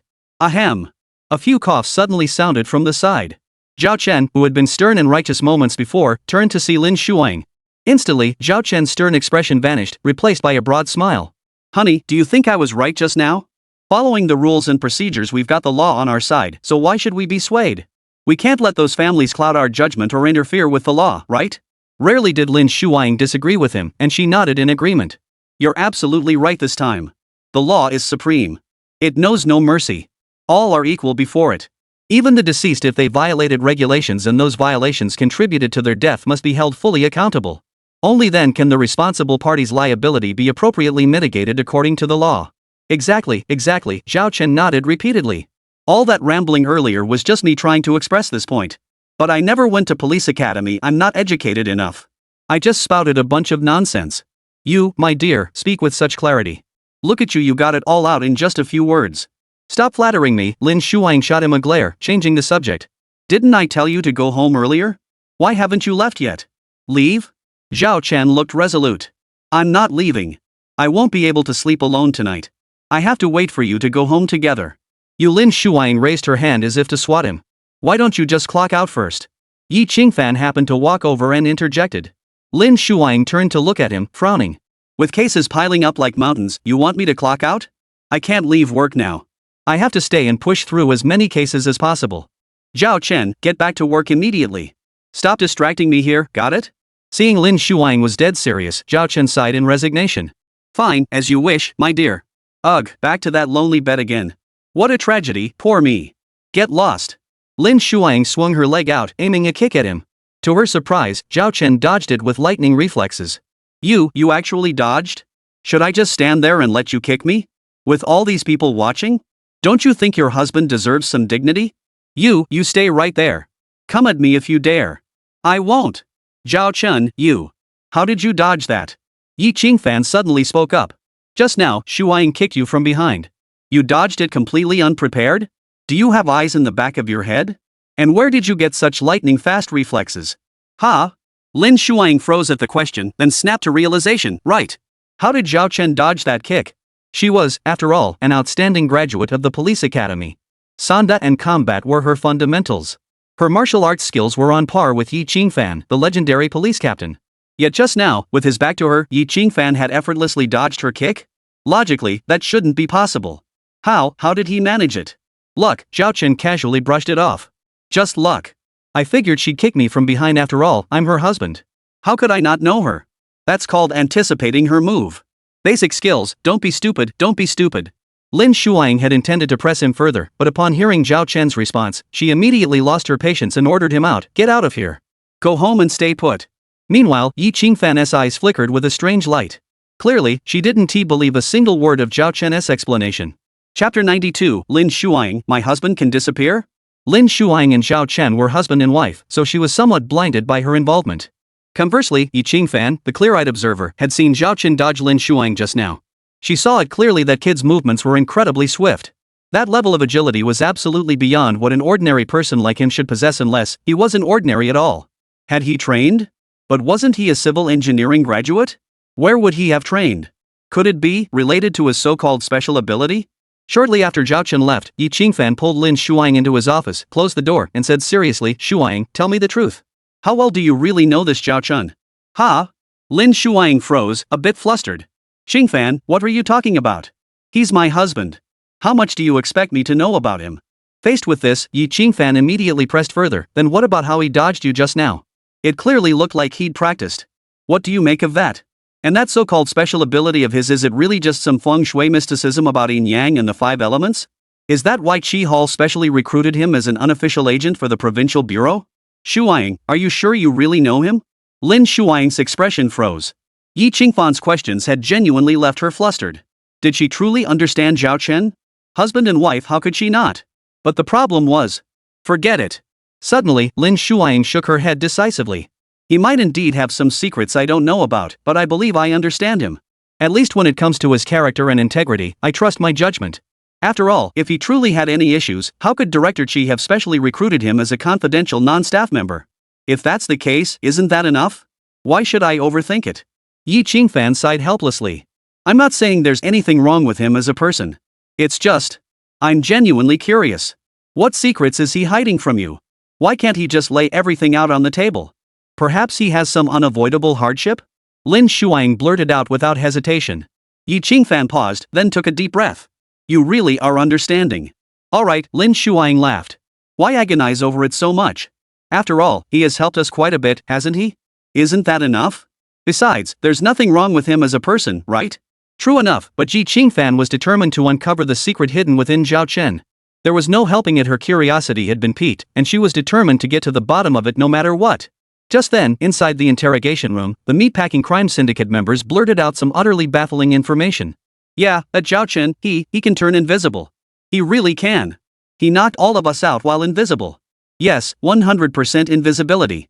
Otherwise, how could someone with my build lose to him? I've trained, after all.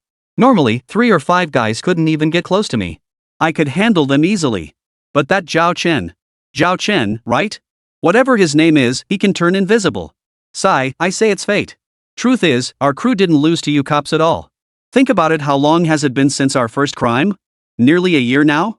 We even called ourselves the Meatpacking District Crime Syndicate. Meatpacking District. That was practically shouting at you guys. Yet you couldn't find us? Didn't you only catch us now? And it wasn't even you who caught us. We were all nabbed by that Zhao Chen. Damn, you actually managed to find a special powers guy who can turn invisible to help you out? Nice. Pretty impressive. Guess we're pretty lucky to have you guys deploying an invisible psychic against us. Must be because you're really at a loss, huh? So desperate you had to bring in someone with special powers to help? Right? Ha ha ha ha. At that very moment, in several separate interrogation rooms, some laughed wildly while others sighed. Every member of the Meatpacking Crime Syndicate was utterly convinced Zhao Chen could turn invisible. Soon, interrogators from the various rooms gathered to share their findings, each visibly bewildered. Invisibility? Zhao Chen? Can we really believe it? Lin's husband can turn invisible? Is that even real?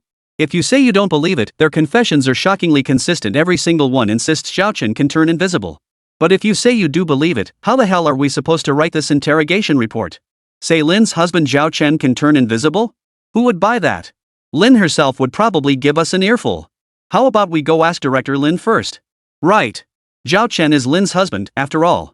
She should know whether her husband can actually turn invisible, right? I find that suspicious. If Zhao Chen truly possessed such extraordinary abilities and Lin had known all along, wouldn't she have recruited him as a special talent long ago? Special talent? Hey! That actually reminds me, hasn't Zhao Chen kept showing up at crime scenes? You could even say trouble follows wherever he goes. Right, last time a group intercepted his car, pulled guns, and tried to kill him. But after stopping his vehicle, they claimed they never saw him get out, yet couldn't find him inside the car at all. And now this meatpacking plant crew claims Zhao Chen can turn invisible. Holy crap, this all fits together, doesn't it? Instantly, the interrogators all felt a jolt in their hearts, followed by a sudden flash of insight. It fits. It really fits? Lin's husband, Zhao Chen, was truly a special talent. Could he really possess such extraordinary abilities as invisibility? This actually explains everything? Let's go. Suddenly, one of the interrogators leaped to his feet, visibly agitated. We need to report this to Director Lin immediately. Let's go. Their report left Lin Shuang utterly bewildered. Minutes later, in the chief's office, after listening to the interrogator's report, Lin Shuang felt completely numb. Her thoughts were in complete disarray. Invisibility? Zhao Chen? Psychic powers? What on earth was going on? She and Zhao Chen were husband and wife. She had even accidentally become pregnant with his child. How could she not know he possessed psychic abilities? And invisibility, of all things a practical, almost godlike ability? She didn't even know what to say to the interrogators about this. Forget it. She just called Zhao Chen directly. She put the call on speakerphone the moment it connected, letting Zhao Chen confront the interrogators himself. Chapter 93, Invisibility? I can see through things too. Believe it? Hey, honey. We finished interrogating those meatpacking plant criminals. Now the interrogators have some questions for you. Answer truthfully. Ha? The interrogators have questions for me? Brother Zhao, it's like this. The meatpacking plant guys all said. Brother Zhao, you can become invisible? Invisibility? Zhao Chen's heart skipped a beat on the other end of the line. His expression turned serious as he replied solemnly, Are you kidding me? Invisibility? That's pure fantasy. Who in their right mind would believe that? Who can turn invisible these days? Animals can't even become spirits anymore, let alone invisibility? What the hell am I supposed to hide? The interrogator looked troubled. But that's exactly what they all said. And their statements are remarkably consistent. Even if they'd coordinated their stories beforehand, they wouldn't need to make up such nonsense to deceive anyone, right, Brother Zhao? That's true. Zhao Chen first affirmed, then shifted his tone, but what they're saying about invisibility is clearly nonsense. They're messing with you, bro. If I really could turn invisible, wouldn't I have been doing whatever I wanted all along? Huh? Lin Shuang immediately asked, Zhao Chen, what did you say?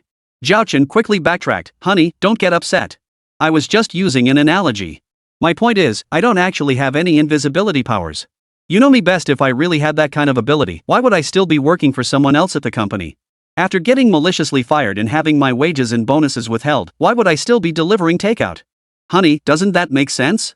Cut the nonsense. Lin Shuang adopted the same solemn tone Zhao Chen had used earlier. Those deranged serial killers who dismembered bodies at the meat processing plant are clearly desperate criminals who don't care about the consequences. Would such desperate criminals even bother coordinating their stories in advance just to frame you for invisibility? Zhao Chen, don't you think this is absurd? Zhao Chen immediately chimed in, it is absurd. I can't fathom why they do this. Honey, what possible benefit could they gain from this? I've been pondering this very question all the way home. Officer Zhao, here's the coffee you asked for.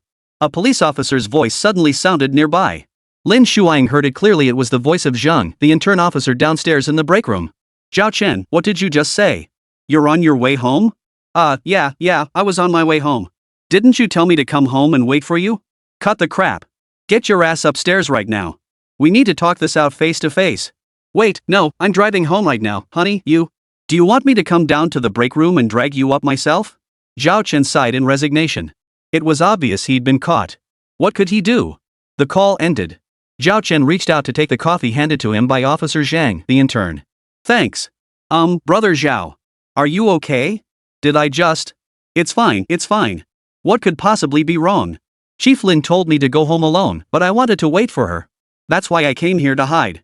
Even if she found me, it's no big deal. No need to be nervous.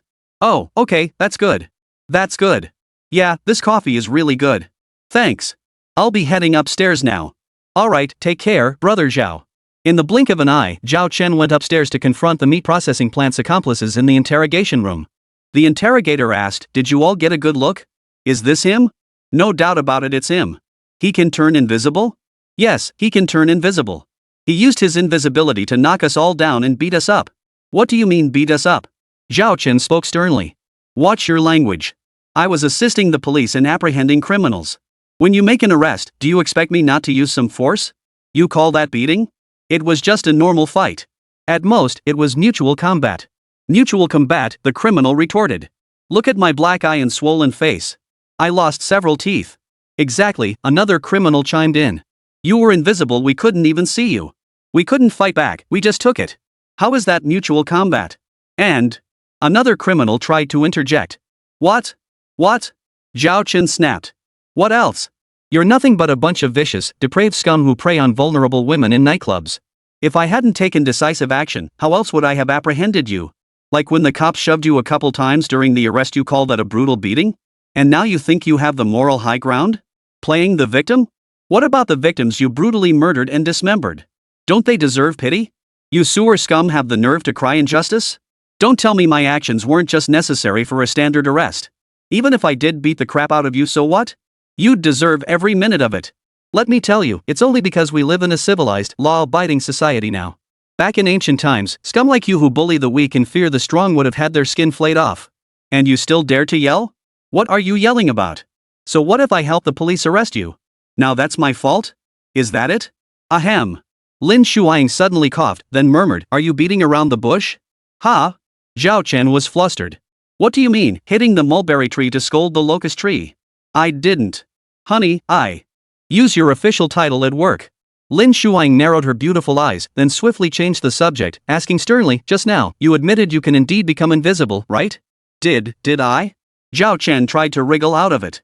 Did I admit it? Impossible. I can't turn invisible at all. Why would I admit to something I can't do? No, this isn't about admitting or denying anything. How could their invisible nonsense possibly be true?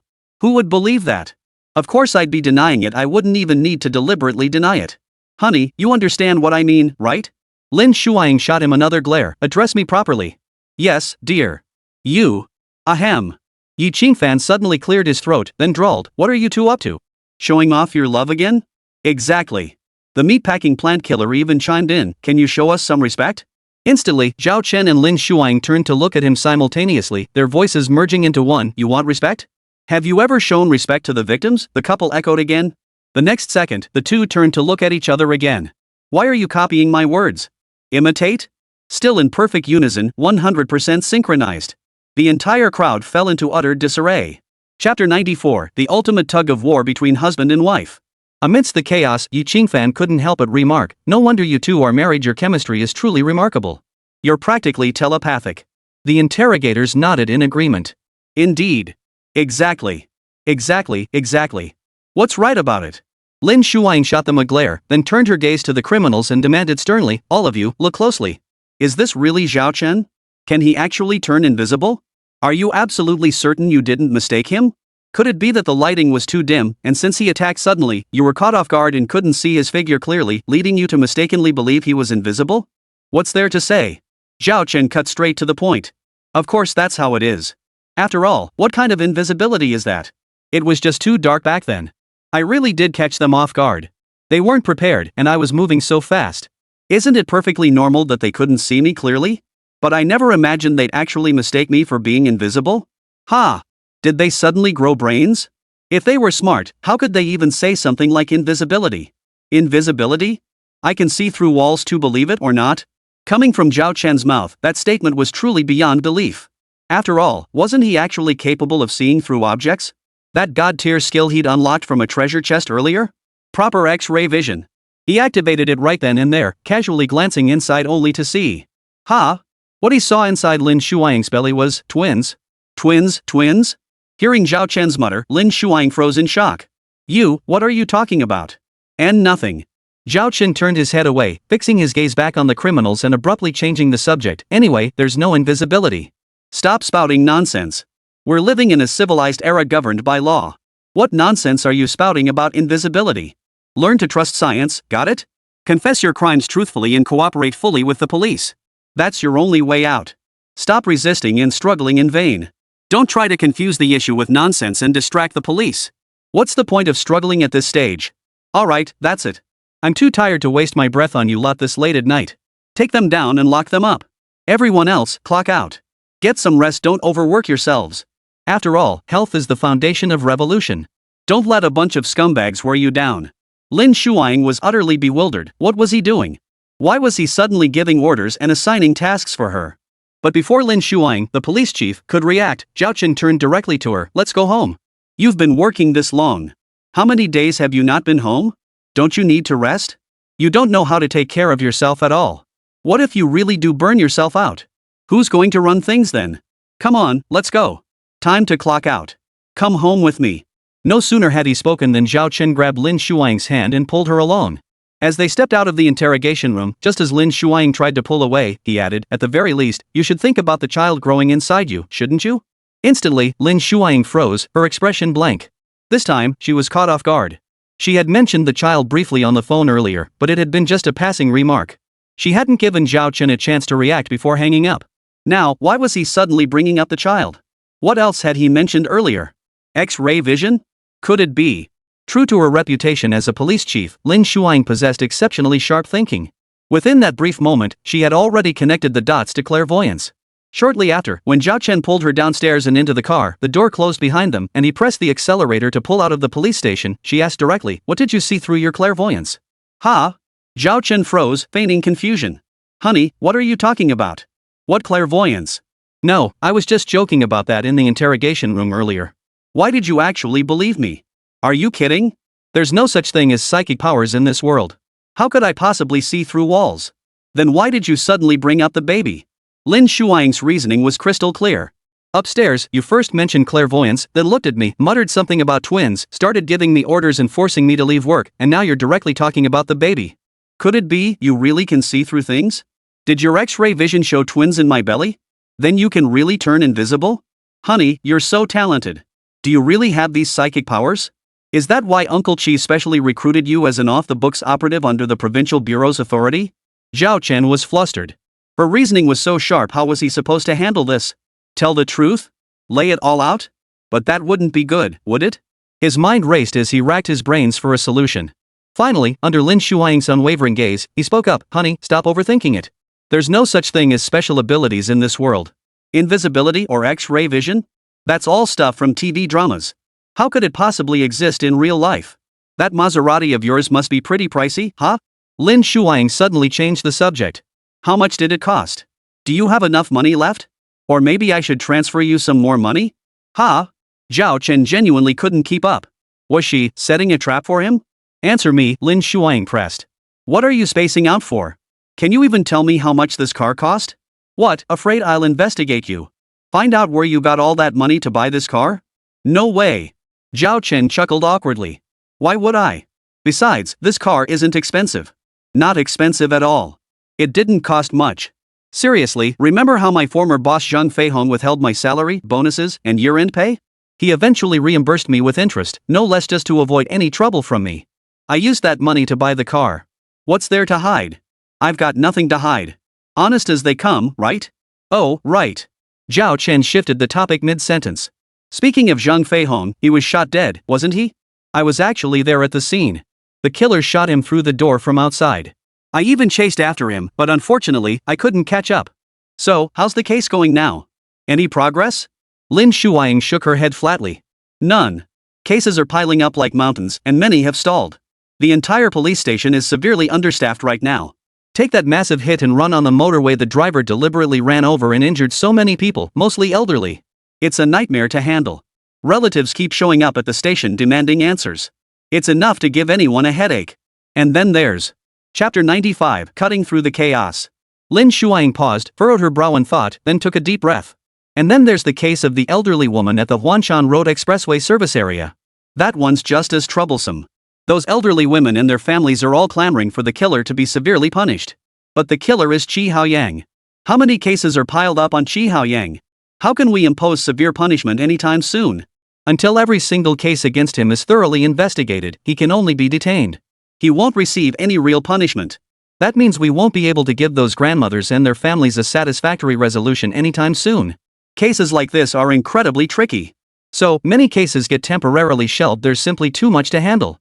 At this point, Lin Shuang suddenly changed the subject. How about, you come help me? Me? Zhao Chen paused slightly, then smiled. What are you talking about? Haven't I always been helping you? Lin Shuang shot him a withering look.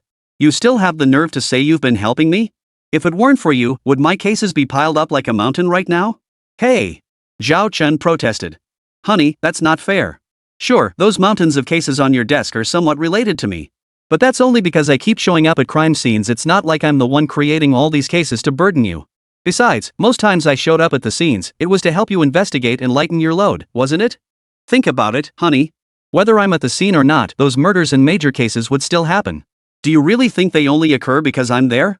Besides the cases on your desk, there are countless others in this world, right? I wasn't present at the scenes of those cases.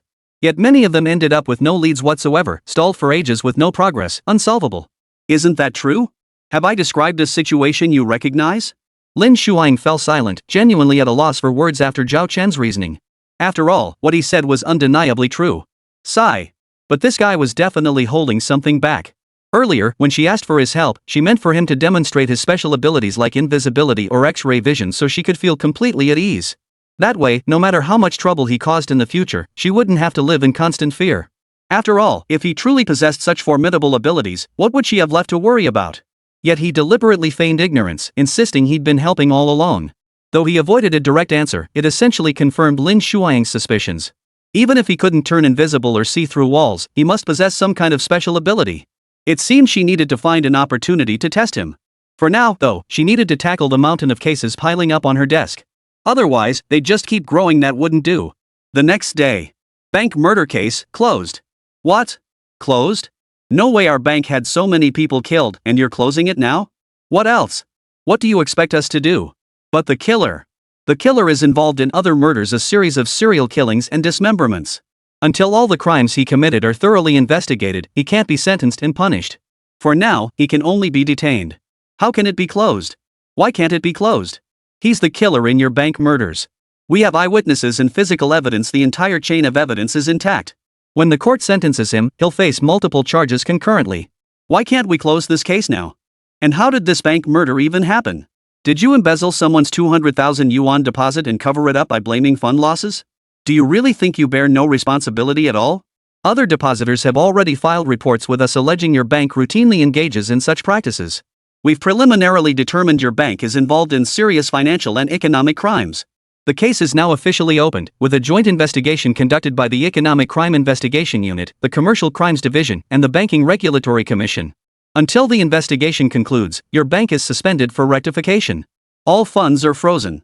Every executive and mid-level manager below the president must cooperate with the investigation at all times and are prohibited from leaving the city.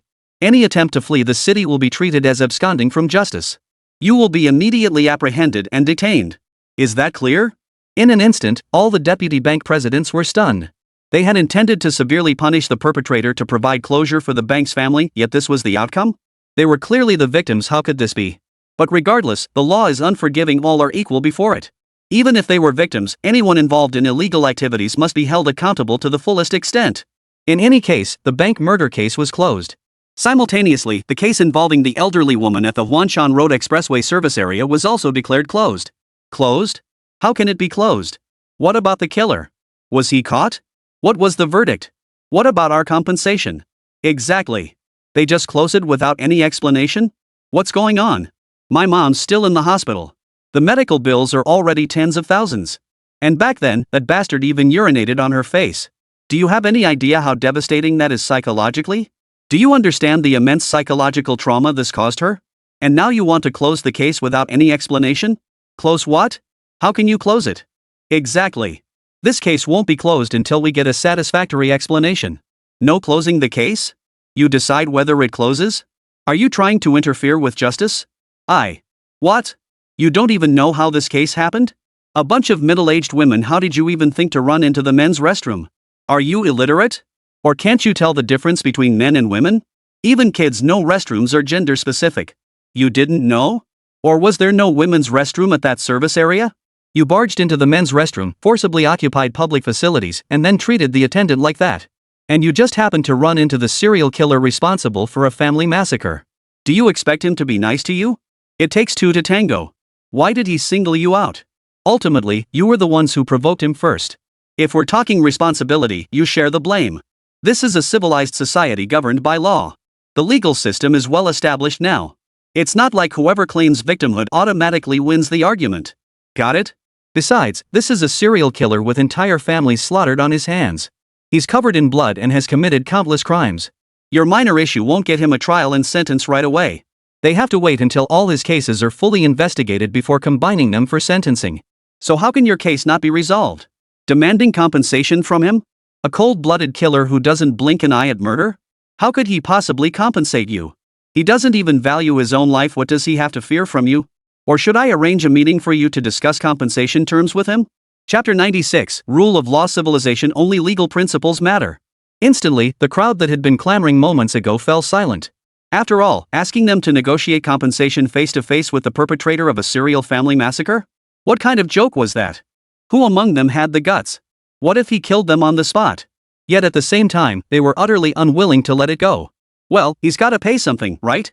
Otherwise, it just doesn't make sense. Yeah, my mom's in her 60s, and she got shot in the leg during this mess. She can't even get out of bed now. Then some grown man peed on her face. I mean, come on.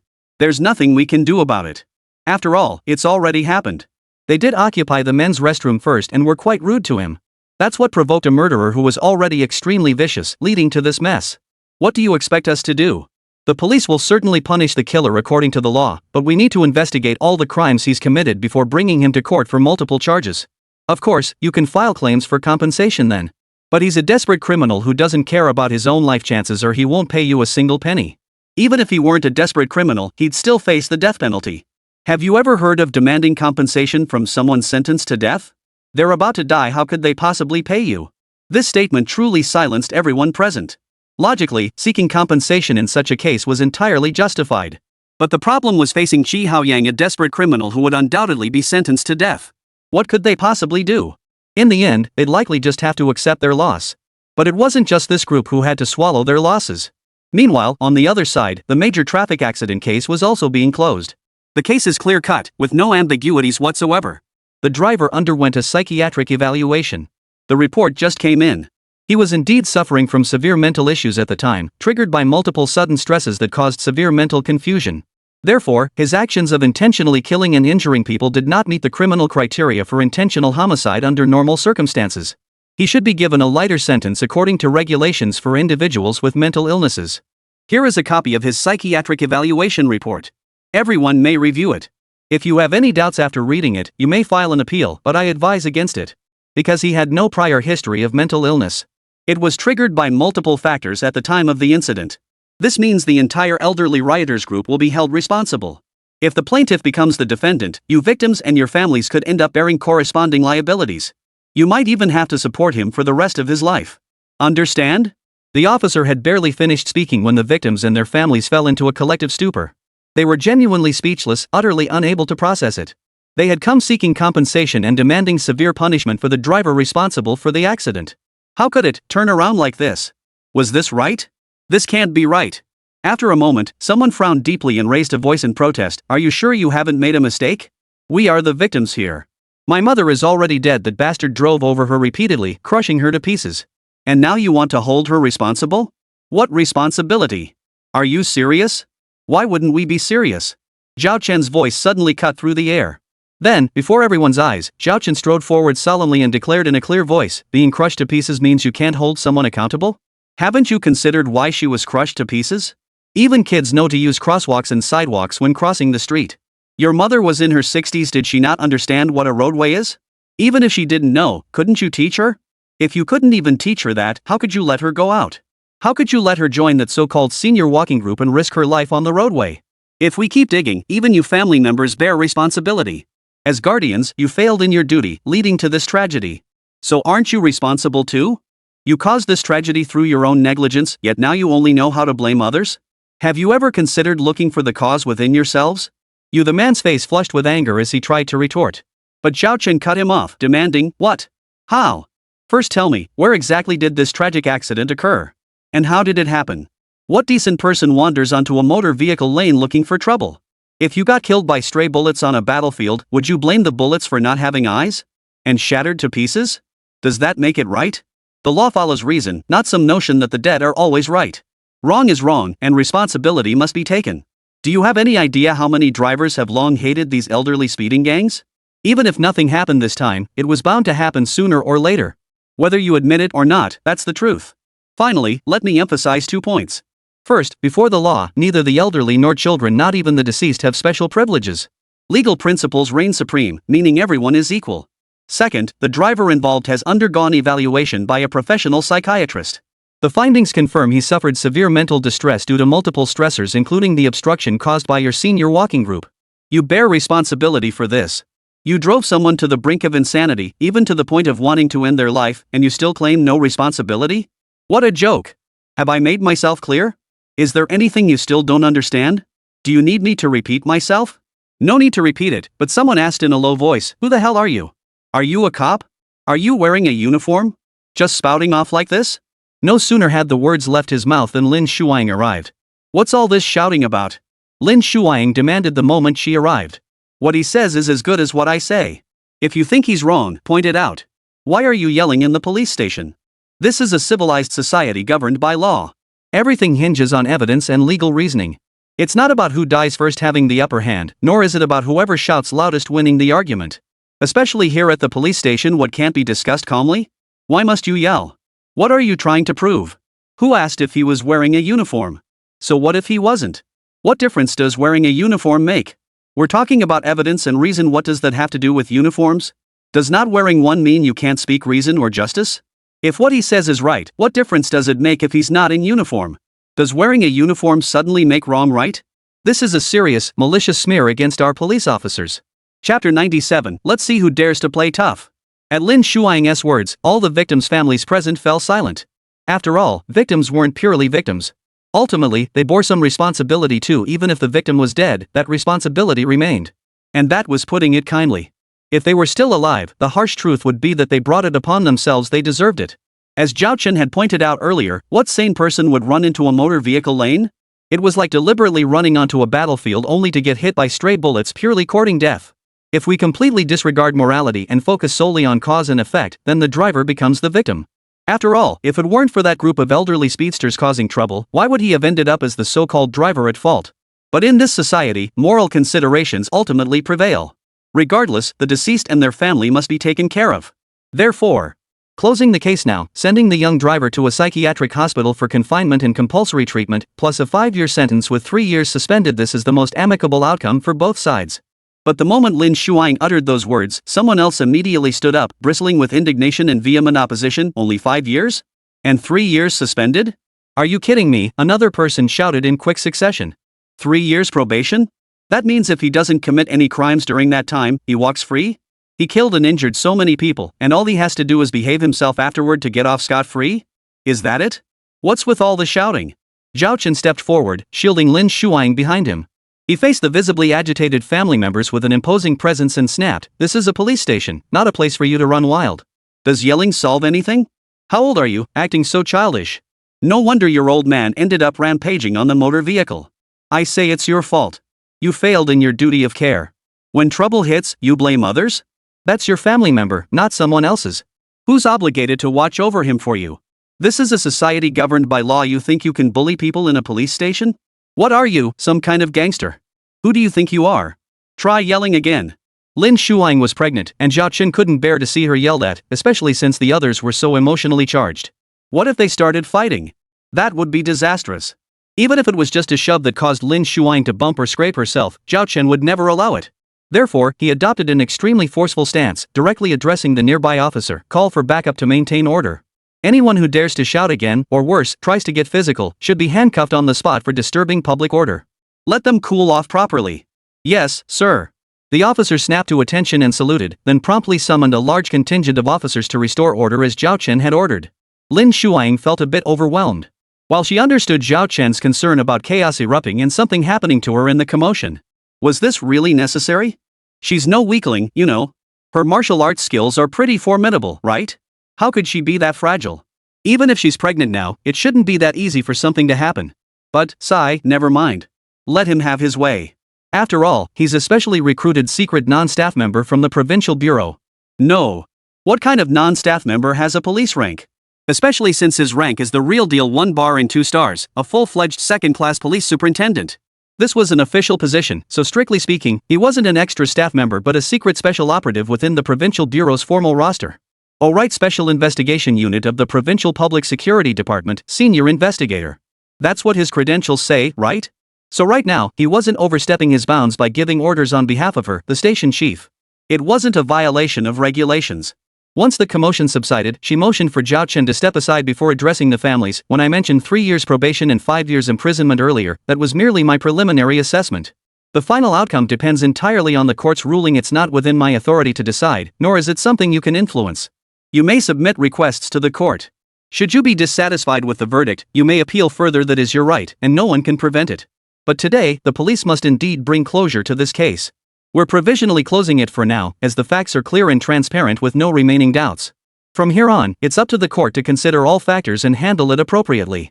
We have other cases to attend to, and we hope you all understand." Understand? The so-called victims' families probably won't understand a single bit of that. And it wasn't just them.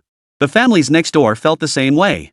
2 groups of families, one representing the woman murdered and dismembered by Xiong San, a criminal from the meat processing plant, the other representing Lu Wenfeng, the college entrance exam candidate deliberately run over and crushed to death outside the 4S store by Chi Haoyang. Both groups were seething with indignation, voicing their grievances incessantly.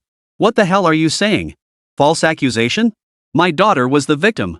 She's dead. Her body was cut into pieces.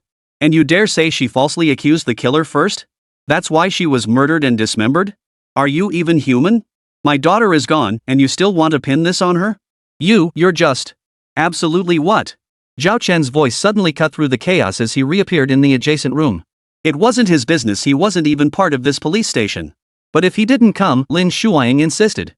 She decided to cut through the chaos quickly, resolving simpler, less complex cases first to free up resources. That way, the station could focus its manpower on major, high-priority cases.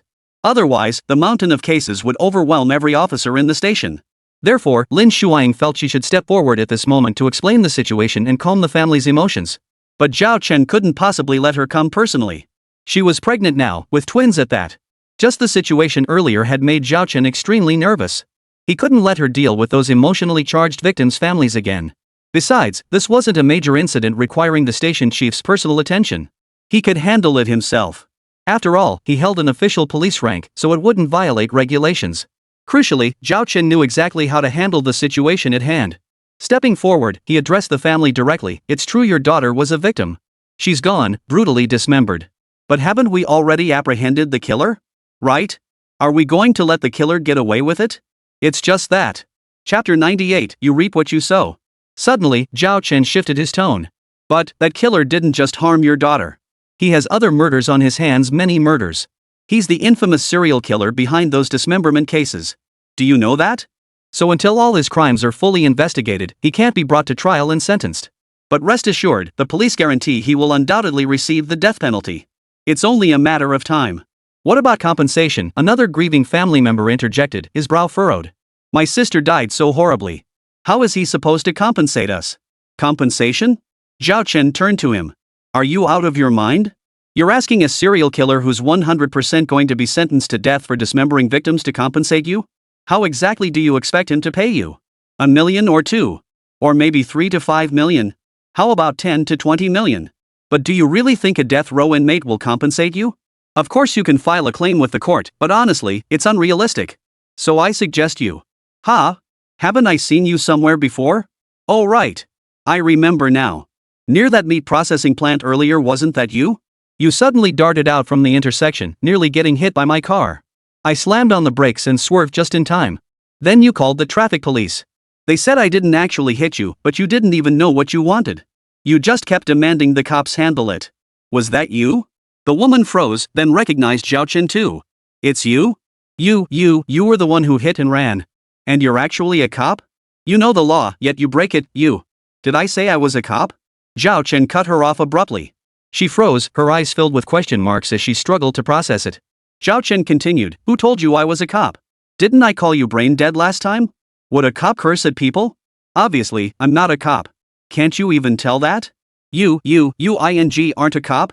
Then what the hell are you babbling about? The woman was nearly driven mad with rage, just like last time. Who the hell is babbling nonsense? Zhao Chen frowned. Babbling nonsense? What do you mean? Just because I'm not a cop, does that mean I can't babble nonsense here? Are you taking a shot at me? Who exactly are you calling a babbling fool? The moment Zhao Chen spoke, several officers nearby shot the woman strange looks. The woman immediately panicked. You're talking nonsense. I didn't mean that. If you didn't mean it, then shut up, Zhao Chen said coldly. Your sister's body isn't even cold yet. Instead of burning paper money for her at the funeral hall so she won't go around falsely accusing people of taking photos in the underworld, you come here demanding compensation? Have you ever seen a death row inmate compensate the victim's family? Are you out of your mind? Last time you called the police, you didn't even know what you wanted. Now you come to the station demanding compensation from a serial killer who's been sentenced to death for dismembering victims? What do you expect? How exactly do you plan to keep him alive? Have him earn money to pay you after release? Do you think you make the laws? Do you decide whether such criminals deserve the death penalty? You two sisters are something else. One starts accusing people of taking secret photos, the other calls traffic police to the scene for nothing, then demands action without even knowing what she wants. You really are sisters, both complete oddballs. The woman was about to explode with rage again. But Zhao Chen cut her off, pressing on, What about me? Do you even know what you want now? You want money from a death row inmate? Your own sister died so horribly, and instead of burning her some paper money, you're trying to profit off her death? Are you even human? And you know what? I sensed trouble brewing at that meat processing plant. I was rushing to investigate, but you kept pestering me, blocking my way time and again. And what happened?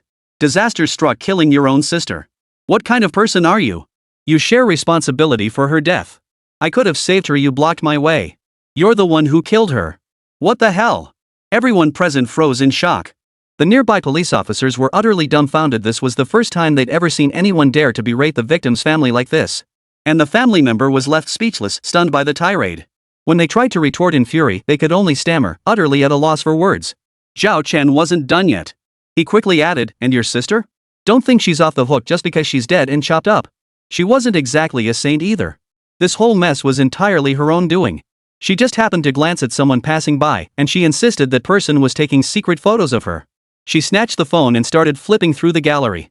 Then she saw the dismembered body photos in there. Do you seriously think that person would let her off? Of course they had to silence her. You tell me, didn't she bring this on herself? Nothing was wrong at first, but she had to act up, thinking she was some kind of beauty that everyone wanted to take secret photos of? Did she really have no clue what she actually looked like? Ahem. An officer nearby offered a friendly reminder. Brother Zhao, don't do that. She's dead now. You can't attack the deceased's appearance. I'm not, Zhao Chen declared solemnly. Why would I attack the deceased's looks? Do you understand how deeply this pains me? This tragedy could have been entirely avoided. First, if the deceased hadn't falsely accused someone of taking photos, nothing would have happened. Second, if her family hadn't stubbornly tried to block my way, I could have arrived in time to save her. But no, both sisters were brain dead. They stubbornly teamed up to kill one of them, leading to this tragedy. It's pure self-inflicted misery. Aren't you heartbroken? Honestly, such a tragedy doesn't deserve sympathy. I'm outraged. We need to reflect on why this happened. If we don't examine the root causes, do you think such tragedies won't repeat themselves? What? You don't believe it? Zhao Chen suddenly fixed his gaze on the woman, then shifted it to the middle-aged woman beside her. His brow furrowed as he said sternly, "You're the deceased's mother? You don't believe it either? None of you believe it? You all think I'm spouting nonsense, right? Well, I'm not the least bit curious why such tragedies happen anymore. Because with people like you, this kind of tragedy is bound to happen sooner or later. Enough. I'm done wasting my breath on you lot." Zhao Chen turned directly to the officers beside him and ordered, "Close the case. Send them home to await further notice." Chapter 99. In a civilized society governed by law, you still think you can pull this stuff? Any demands can wait until the trial. For now, they just need to wait until all the other murders linked to this killer are fully investigated. No sooner had Zhao Chen finished speaking than the officers replied in unison, "Got it, Brother Zhao." Clearly, none of them seemed to find anything remotely problematic about this. Nearby, Yi Qingfan happened to pass by the doorway and couldn't help but feel flustered. This Zhao Chen, how did he start bossing people around here? Was this not quite by the book? At that moment, Zhao Chen walked straight over to another side, beginning to handle another case that was also nearing closure. What's the problem here? Don't you want to close this case either? Hand over the case files. Here you go, Brother Zhao. Zhao Chen, do you still need to review the files? Suddenly, a family member spoke up, addressing Zhao Chen directly by name. It was a young woman named Lu Wenqing, Zhao Chen's ex-girlfriend. Her brother, Lu Wenfeng, was the college entrance exam candidate who had been hit and repeatedly run over by Qi Haoyang outside the forest store earlier. Why wouldn't I need to review the case files? Zhao Chen glanced at Lu Wenqing as he flipped through the documents. Can't you see how busy I am? With so many cases on my plate, do you expect me to remember every detail? How could I recall the specifics of that incident without reviewing the files? But honestly, after reading this file, I see there's nothing unusual about this case at all. So why can't it be closed? As he spoke, Zhao Chen lifted his head to face Lu Wenqing and her parents, his expression solemn and serious. We've already apprehended the perpetrator. He's a vicious repeat offender with a long history of crimes and multiple murders. Outside the car dealership, it was a spur-of-the-moment act. He was provoked by the victim and slammed the accelerator into him. I was at the scene. I believe this was entirely preventable. After all, the victim himself had missed his college entrance exam. The staff had no obligation to drive him to the test center. Yet he became enraged, acting all high and mighty, as if they owed him something. Then I ran into a real bully. Turns out he was Qi Haoyang, the serial killer responsible for those family massacres. Do you think Qi Haoyang would just let him get away with it? He floored it and rammed right into him, then ran him over multiple times. I was standing right there watching it happen. You just watched? Lu Wenqing demanded furiously. That was my own brother, my only brother. You just stood there and watched, doing nothing? Ha? Zhao Chen frowned and shot back without hesitation. What are you talking about? So what if he's your brother? Big deal? Should we give you an award for that? Lu Wenqing, get a grip on where we are. What does it matter to me that he's your only brother? It was a car that hit him, a Mercedes, no less, packed with horsepower. What exactly did you expect me to do? Stand there watching? Or charge in front of the car myself? Am I Superman? In that situation, even if I'd risked my own life, I couldn't have saved him. And why should I risk my life? Who is he? Just because he's your brother makes him special? And who are you? You're a grown man and you speak without thinking? Do you really believe the whole world revolves around you? That we all have a duty to risk our lives saving your brother whenever something happens to him? Don't you think you're taking yourself way too seriously? Zhao Chen, Lu Wenqing was furious. But Zhao Chen didn't give her a chance to explode. He cut her off immediately. What about me? Am I not right? This is a police station. A place for reason and the rule of law. And you? You skip reason altogether? What do you think you're doing? Rebelling? Zhao Chen, shut your mouth. Lu's father suddenly roared. What the hell do you think you're doing? Who the hell are you to lecture my daughter? What do you think you are? You were nothing back then. My daughter did the right thing kicking you to the curb. And now you think you can take revenge? You think you're worthy? I know you hired someone to run over my son. I'll make sure you rot in prison until you get the death penalty. No sooner had Lu's father finished speaking than several police officers burst in and handcuffed him. Lu's father froze in shock. What are you doing? Lu Wenqing cried out in panic. The officers looked stern. Publicly insulting police officers, provoking trouble, and disrupting the normal order of the police station. 7 days of detention. Now Lu Wenqing was bewildered too. What police officers? Lu's mother stepped forward, shouting, Who are the police officers? Which police officer did my husband insult? Are you guys out of your minds? Zhao Chen, are you a police officer? Lu Wenqing finally caught on. Zhao Chen didn't waste words, immediately flashing his credentials. Lu Wenqing saw clearly that the badge read, Provincial Public Security Bureau Special Investigation Unit, Zhao Chen. Position, Senior Investigator. Rank, Second Class Police Superintendent. Police ID, SSS 208. In that instant, Lu Wenqing's mind went blank. She was utterly dumbfounded. How could she have imagined that her ex-boyfriend was now part of the Provincial Public Security Department? Titles like Senior Investigator and Second Class Superintendent were irrelevant. The mere mention of Provincial Public Security Department spoke volumes about his standing. At that moment, Lu Wenqing and her parents, the entire Lu family of 3, were all left speechless, frozen in shock. Zhao Chen tucked away his credentials, his tone calm. I tried to reason with you and explain the law, yet you still insulted me? If you have questions, voice them. If you're dissatisfied with me, follow proper channels to file a complaint. In this era of rule of law and civilization, why are you coming to this police station to act tough? How can you be so barbaric? Do you even know how your son, Lu Wenfeng, died? If he had been polite to Qi Haoyang back then, even if Qi still refused to drive him to the exam site, he wouldn't have ended up getting run over by a car, let alone being repeatedly run over. Lu Wenfeng himself didn't take the college entrance exam seriously and missed the time window. Then he demanded the driver take him to the exam site, only to get aggressive? That's the attitude he had when asking for help. It speaks volumes about the level of education in your family. To put it bluntly, what kind of behavior is this? He has a life but no one to teach him, purely uncultured. Enough. I won't waste words with you lot. Those who instigated trouble will be detained for 7 days. If any of you have grievances against me or think I'm unfair, go file a complaint. Don't worry about it being dismissed. As long as you have evidence, you'll receive fair treatment. But here's a friendly reminder, don't go around yelling and acting tough like you just did. Remember, this is a civilized society governed by law. Tough talk won't get you anywhere. Got it? Can you understand plain English? Chapter 100, No Smoking in the Smoking Area?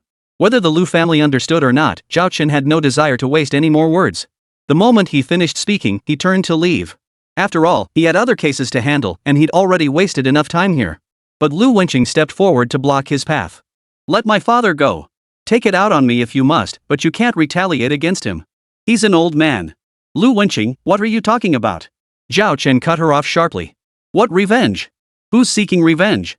In a society governed by law, who dares to settle personal scores at a police station? I warn you not to speak recklessly. There are surveillance cameras here. Everything your father said earlier and everything you're saying now can be retrieved from the footage as evidence. You're accusing me of retaliating against your father? Have you even thought this through? Do you have a brain? I'm a full-fledged second-grade police superintendent. Me retaliating against him? Just based on what you just said, the disciplinary commission can immediately launch an investigation into me. If they find I'm truly at fault, I'll be dismissed and imprisoned, no questions asked. But if they find out you made those accusations out of thin air, slandering a second-class police superintendent with false charges, do you believe it'll start at 3 years? Add a charge of maliciously undermining police credibility, and you're looking at 5 years minimum. Granted, I'm no legal expert, but dare repeat those words again, and I guarantee professional lawyers will handle it. Every legal provision and sentencing basis will be laid out crystal clear for you all, strictly lawful and procedurally sound. Lu Wenqing's brows knitted tightly. Furious and hysterical, she screamed, Zhao Chen, you're trying to make a big deal out of this, aren't you? My brother is gone, my only blood brother. He was killed in a hit and run during his college entrance exams, and it was such a horrific death. My brother was the victim, and my parents and I are the bereaved family. Now you refuse to punish the killer properly. You want to lock my father up for 7 days, and you're nitpicking me?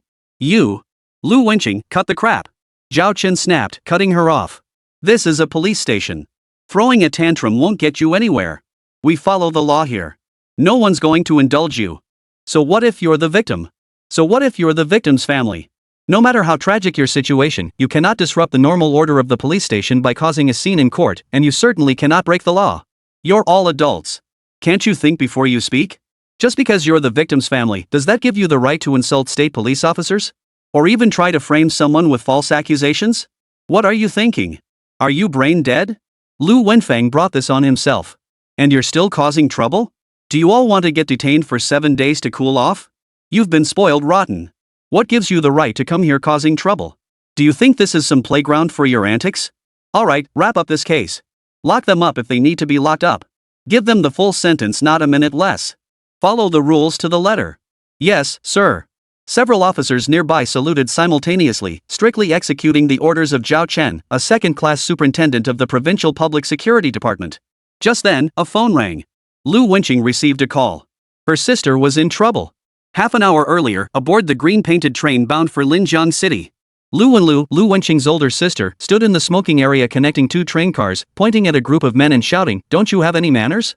Don't you know smoking is prohibited in public places? Especially on a train. Who gave you permission to smoke here? You're all grown men with no manners whatsoever. Selfish jerks. Would skipping a few puffs kill you? Now put those cigarettes out." The men exchanged glances, all falling silent. None responded to Lu Wenlu. But Lu Wenlu wouldn't let it go. She snatched a cigarette from one man's hand, threw it on the ground, and stomped it out with her foot. Smack! The man slapped Lu Wenlu across the face. You think you're so special? What kind of freak comes to a smoking area and tells us we can't smoke? Are you out of your mind? You dare hit me? So what if I hit you? The man delivered another slap. I'm hitting you. So what? You pathetic little thing, look at your pathetic face. You're clearly unwanted by men in your personal life and despised at work. Every company fears you'll embarrass them with your pathetic appearance. You're a complete social outcast, crawling here to feel important? Like you matter? And you dare snuff my cigarette? This pack costs over 2,000, each stick $100. I rode this greenskin train just to get a couple puffs, and you stop me? If you're so awesome, why not fly private? You come to the smoking section of this greenskin train to lecture me? I don't even put up with my 38E model secretary, why the hell should I put up with you? You got some nerve, you bastard. Get the hell out of my face. The roar barely faded when the man kicked Lu Wenlu again. There was nothing she could do. This time, Lu Wenlu had truly encountered a formidable opponent, a man who was genuinely dangerous. Jin Hongsheng, son of the chairman of Puling Capital, a textbook rich playboy. Since smoking was banned on high-speed trains and planes, Jin Hongsheng had deliberately chosen this greenskin train for that very reason. After all, he wasn't in a hurry. With several 38E Cup model secretaries by his side, the slow pace of the green train didn't bother him in the slightest. He was thoroughly enjoying himself, relishing the chance to experience the local customs and atmosphere of the common folk. Just moments ago, he'd been chatting animatedly with an elderly migrant worker, even having his secretaries fetch several bottles of Feitian Maotai for the old man to drink freely. Overall, this wealthy young master was genuinely easygoing and approachable, a stark contrast to those arrogant, self-important scions of privilege. But he did have his temper. And now that temper flared. Being scolded for smoking in a designated smoking area, what difference was that from being told not to fire a gun on the battlefield? How could he not lose his temper? The result? Lu Wenlu summoned both the train attendant and the police officer. It's him, and these guys too. Does smoking on a train suddenly make sense? Do you think it's okay to smoke on this car? I put out his cigarette, and he hit me 2 slaps and a kick. I demand justice today. An explanation. This truly stumped both the conductor and the train police. After all, this wasn't a high-speed train or an airplane, it was a greenskin train. The area connecting 2 cars on these greenskin trains had always been designated as a smoking zone. Right at that moment, right next to Lu Wenlu, there was a sign that read smoking area. So how should we handle this? Ma'am, the conductor finally said diplomatically, I'm terribly sorry, but our train does have designated smoking areas where smoking is permitted. You see. Chapter 101, Meddling in Everything Leads to Trouble. What's there to see? I won't look at it. Lu Wenlu immediately started shouting. I don't care about your smoking area or whatever. All I know is this is a train, and smoking is not allowed on trains. Stop telling me it's always been this way. Smoking bans are being enforced nationwide now. The rules on this train need to change too. We should follow the national call and enforce the ban completely. Smoking should be prohibited in all public places, understand? As her words fell, the men led by Jin Hongsheng all stared at Lu Wenlu with looks that said she was an idiot. Jin Hongsheng lit another cigarette, took a deep drag, then stepped forward and blew smoke rings directly into Lu Wenlu's face. You bastard. Smack. A sharp crack echoed as Jin Hongsheng delivered another solid slap across Lu Wenlu's face. Oh no. Over there. Murder. Murder. What? Murder? Yeah.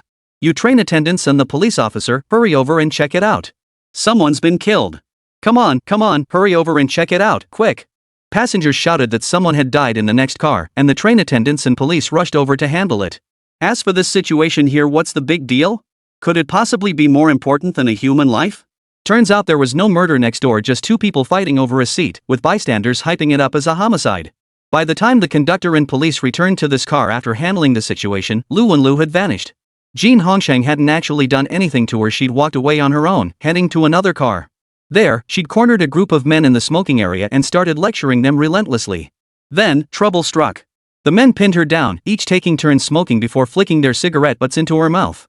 10 minutes later, the train arrived at the station. The men disembarked, their mouths full of cigarette butts. Lu Wenlu, her tongue and throat severely scalded and burned, was barely clinging to life when she finally broke free from their grasp. Only then was she discovered and rushed by the train attendant and police officer to receive medical attention. But the treatment came too late. Though her life was saved, her tongue and throat were severely burned by the cigarette butts. Lu Wenlu will most likely lose her voice permanently. The railway police had now issued a wanted notice for the perpetrator and contacted the victim's family member, Lu Wenqing. Upon hearing the news over the phone, Lu Wenqing was utterly devastated. How could this happen? How did this even occur? What the hell were your train attendants and police officers doing? How could they let this happen? You bear full responsibility for what happened to my sister on your train. Not only must you severely punish the perpetrator, but you must also cure my sister. She must be cured. Ms. Lu, we sincerely apologize. We understand your distress, but the responsibility truly lies elsewhere. According to eyewitness accounts, your sister deliberately provoked trouble on the train, enraging those individuals and leading to this tragedy. We deeply regret this, but the fault is not ours. We had clearly announced that smoking was permitted in the designated areas, yet your sister. My sister was the victim. She's already dead, and now you want to pin the blame on her? Are victims suddenly guilty now? Is that what you're saying? Lu Wenqing screamed hysterically, her emotions spiraling out of control. After all, the devastating news had come one after another. First, her younger brother had been struck and killed by a vehicle during his college entrance exam year, then repeatedly run over until his body was crushed beyond recognition. Now her father had been detained for 7 days, and her sister had suffered this terrible fate.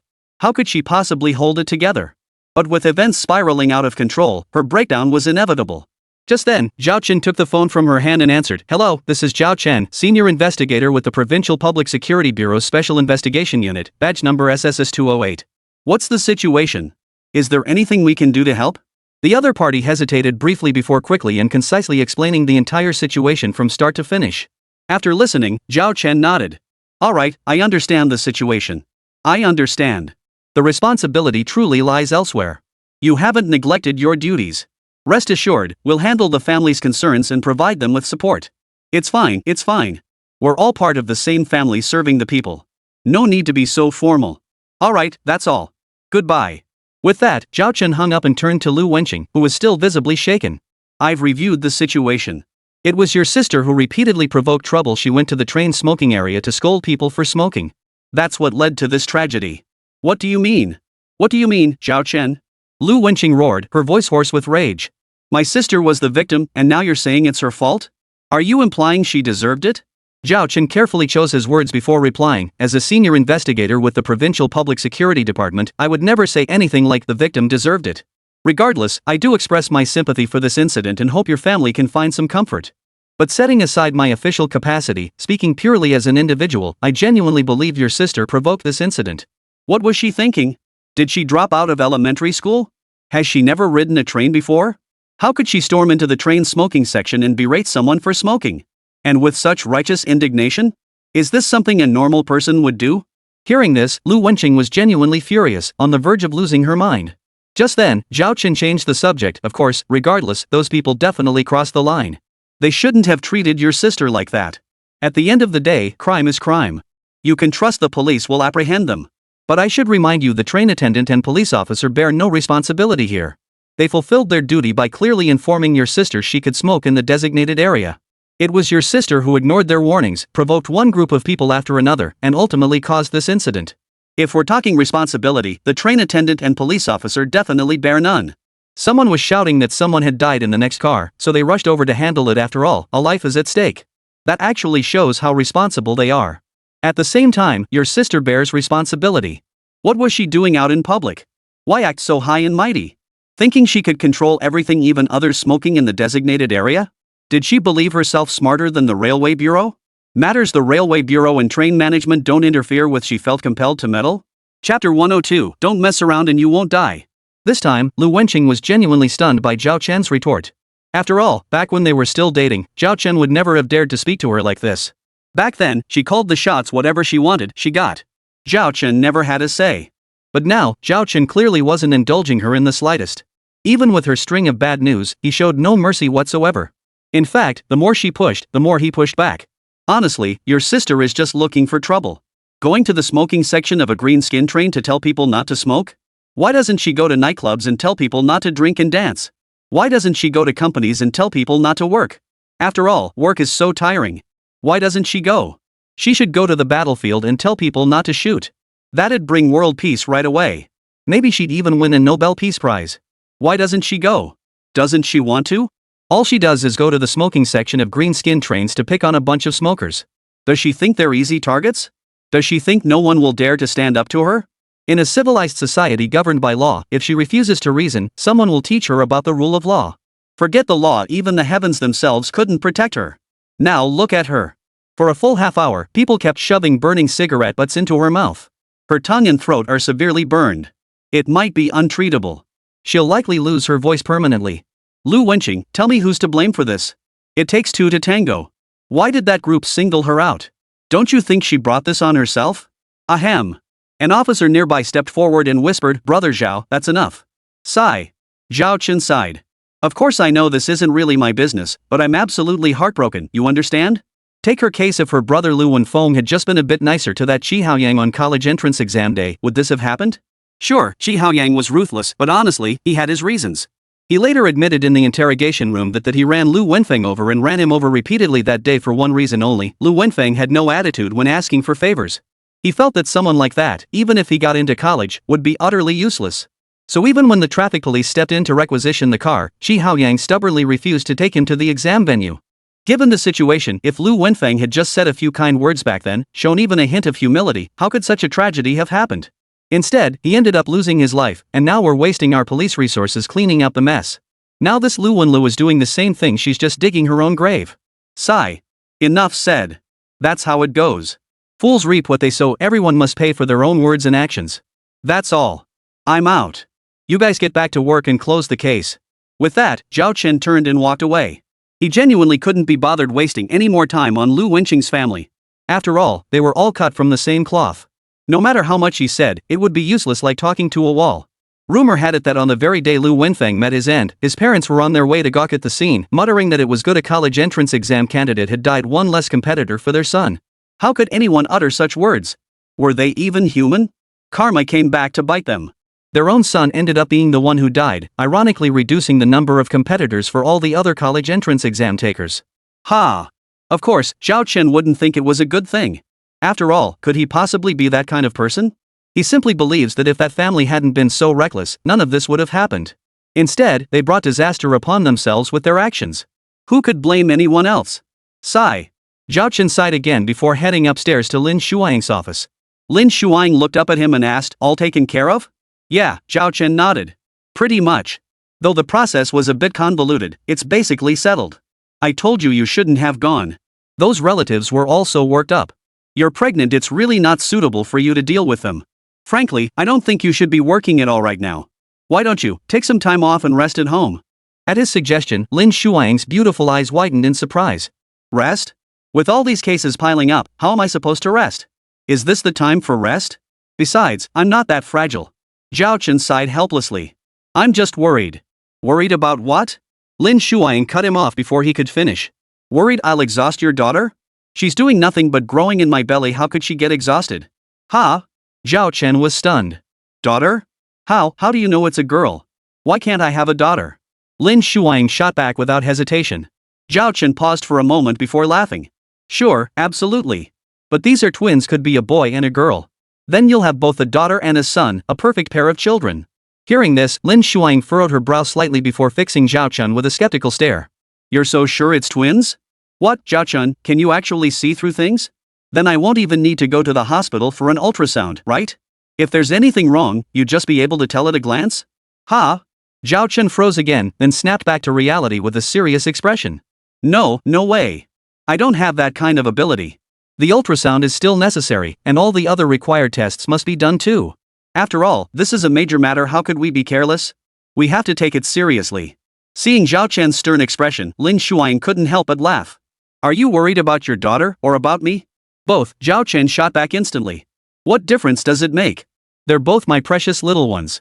Of course I care about both of you. I have to make sure you're both safe and sound. Anyway, if you have any tasks lately that don't absolutely require your personal presence, just have me handle them for you. Try to minimize field work and outings as much as possible. Stay put here at the police station and relax. After all, your husband here is so capable. Shut up, Lin Shuang cut him off. Let's get down to business. That abandoned factory where Qi Haoyang held the hostages, the son of that overseas official he mentioned, still hasn't been found. And no high-ranking officials from other countries have gotten involved or made inquiries. So what do you make of this? Is Qi Haoyang just laying a false trail and creating confusion, meaning there never was any son of an overseas official to begin with? Or, is this overseas official really that patient? Without hesitation, Zhao Chen responded to Lin Shuang's question. I'd say the latter is more likely. After all. Chapter 103, trying to pin the blame on me?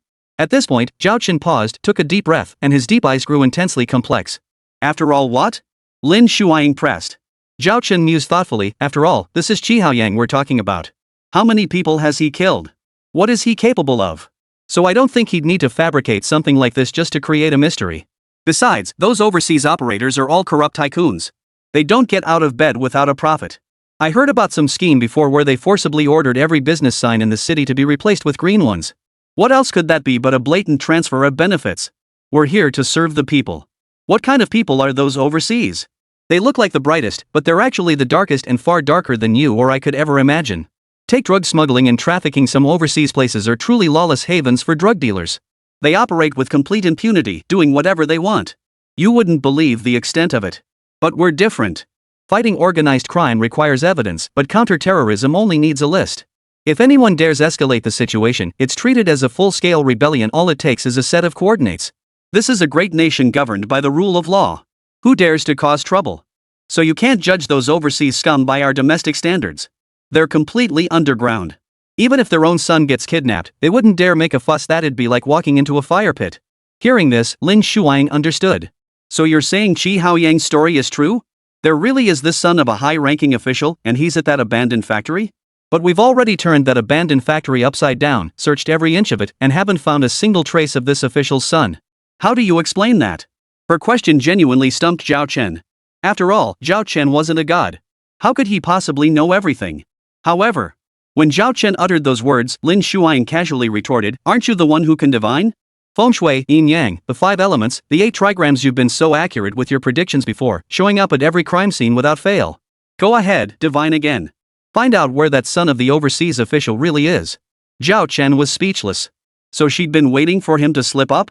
But how could he possibly predict? That damn system who knew what was wrong with it? It had successfully checked in at that abandoned factory last time, but since then, nothing. Not a single hint about that son of some overseas official. How was he supposed to handle this? It was pretty frustrating, really. After all, without the system's intervention, could he solve cases on his own? He was completely at the mercy of the system. Sigh. Ding. Check-in location refreshed. Host, proceed immediately to the target area to check in. The system's voice chimed in just then, making Zhao Chen's heart skip a beat. So timely? Could this be related to that overseas official's son? Given the system's usual behavior, it probably is. He had to hurry. Honey, I need to step out for a bit. Where? What for? I'll tell you later. Zhao Chen, you. Lin Shuang tried to stop him, but hesitated mid-sentence. After a moment's thought, she decided against it, swallowing the words back down. After all, her husband was no ordinary man. His sudden departure likely meant new developments, perhaps even a breakthrough in a case? Though she couldn't quite grasp the logic behind it all, she ultimately felt it was better to let him go. After all, as a specially recruited officer for the Provincial Public Security Department, he could accomplish real work far more than those who merely occupied positions without fulfilling their duties. And indeed, that was the case. Zhao Chen could have made it in time to save someone this time, but the moment he reached the building's entrance, his ex-girlfriend Lu Wenqing intercepted him. Zhao Chen, stop right there. My sister's in trouble again. While she was being treated at the hospital, someone threw a lit cigarette butt into her mouth. She's fighting for her life now. Hold on. Zhao Chen cut her off before she could finish. What does this have to do with me? Why are you telling me this? Aren't you a cop? Send someone to protect my sister. Investigate the perpetrator thoroughly. Zhao Chen frowned. Why hasn't anyone investigated the perpetrator? When incidents like this occur, authorities naturally handle them. What right do I have to interfere? Under what capacity would I get involved? Is this even my jurisdiction? It's not your jurisdiction, but couldn't you just help me? My sister got hurt in the hospital this time. What were those medical staff even doing? And the railway bureau, my sister was first injured on their train. They didn't even send anyone to check on her? They just abandoned her in the hospital? And now this? They're claiming the person who stuffed that cigarette butt into my sister's mouth is mentally ill? A mentally ill person would do something like this? Who are they trying to fool? This is clearly deliberate bullying. Lu Wenqing grew angrier as she spoke. Zhao Chen couldn't help but interrupt. What kind of talk is this? What do you mean deliberately bullying someone? Who's bullying whom? Are you implying the railway bureau or the hospital deliberately set your sister up? What nonsense are you spouting, Lu Wenqing? They've already said it was a mentally ill person. This was just a coincidence. How could your sister have been unlucky enough to run into such a coincidence? What can you do about it? It's like those people smoking in the train's designated smoking area who'd expect to get scolded for smoking in the smoking section? This time it just happened to be your sister. How unlucky is that? Zhao Chen, Sorry, I accidentally spoke a couple truths and upset you again. But I really didn't mean to attack anyone personally. I just want to say this time your sister ran into a mentally ill person who threw a cigarette butt into her mouth. It was purely a coincidence. You shouldn't overthink it. Don't feel like someone's really targeting your sister. After all, who'd be so bored they'd go out of their way to target your sister? What good would targeting your sister do them? Your sister had bad luck running into that lunatic who shoved a cigarette butt in her mouth. What can you do when something like that happens? Zhao Chen, are you still being sarcastic with me? Lu Wenqing was furious, her anger boiling over. At a time like this, when I'm already suffering enough, you're still spouting cold, sarcastic remarks at me? What do you mean, got nothing better to do? Are you saying my sister was just wasting her time when she went to the train smoking area to scold people for smoking in public? Are you saying she deserved it? Zhao Chen, you bastard. Zhao Chen was flustered. Holy crap, what are you talking about?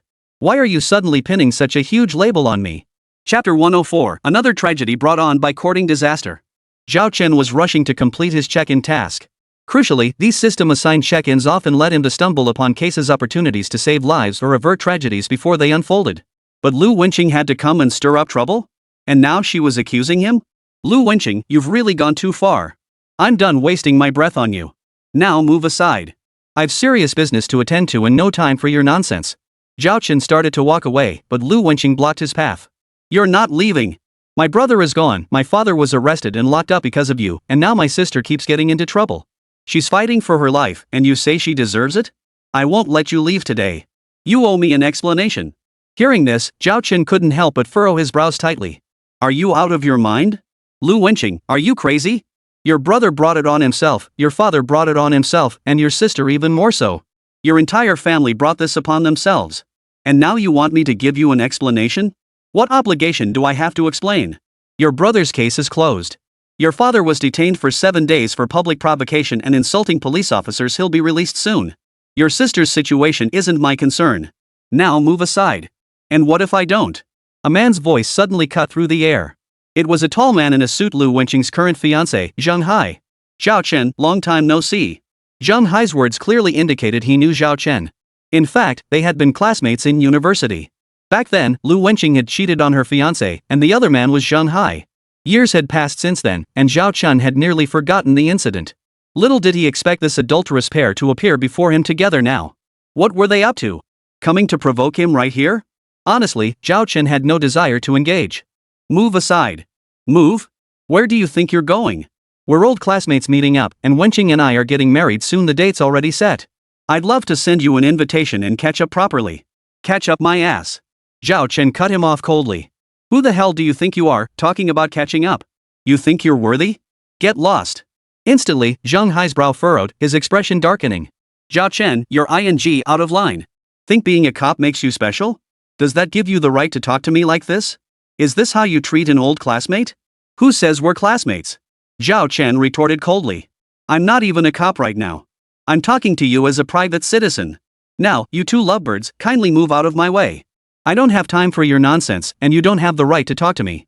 Zhang Hai sneered coldly, personal capacity? Then what gives you the right to tell us to move? Who do you think you are, huh? No family enters a house together. At that very moment, on the other side, at the location where Zhao Chen had signed in for his system task, a middle-aged woman was being surrounded by a crowd. This middle-aged woman was none other than Zhang Hai's older sister, Zheng He.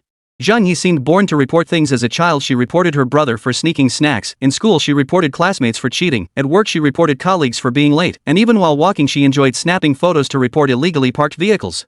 Just moments ago, she had reported the mural of Zhou Shuren at the scenic area, claiming that the figure depicted holding a cigarette could encourage minors to smoke, creating a negative influence. She insisted the smoking gesture should be replaced with a clenched fist. The scenic area staff responded that if it truly had a negative impact, the mural could be replaced. However, doing so would require the entire wall to undergo re-inspection, or even be demolished and rebuilt, with all renovation costs borne by the contractor. Coincidentally, that wall was newly constructed, and the mural had just been painted. The entire project related to it still had outstanding payments.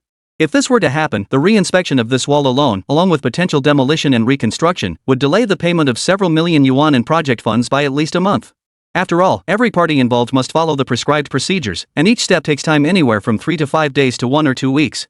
If several million yuan in project payments were truly delayed by a month, the contractor might be fine, but the workers they hired would absolutely refuse to stand for it.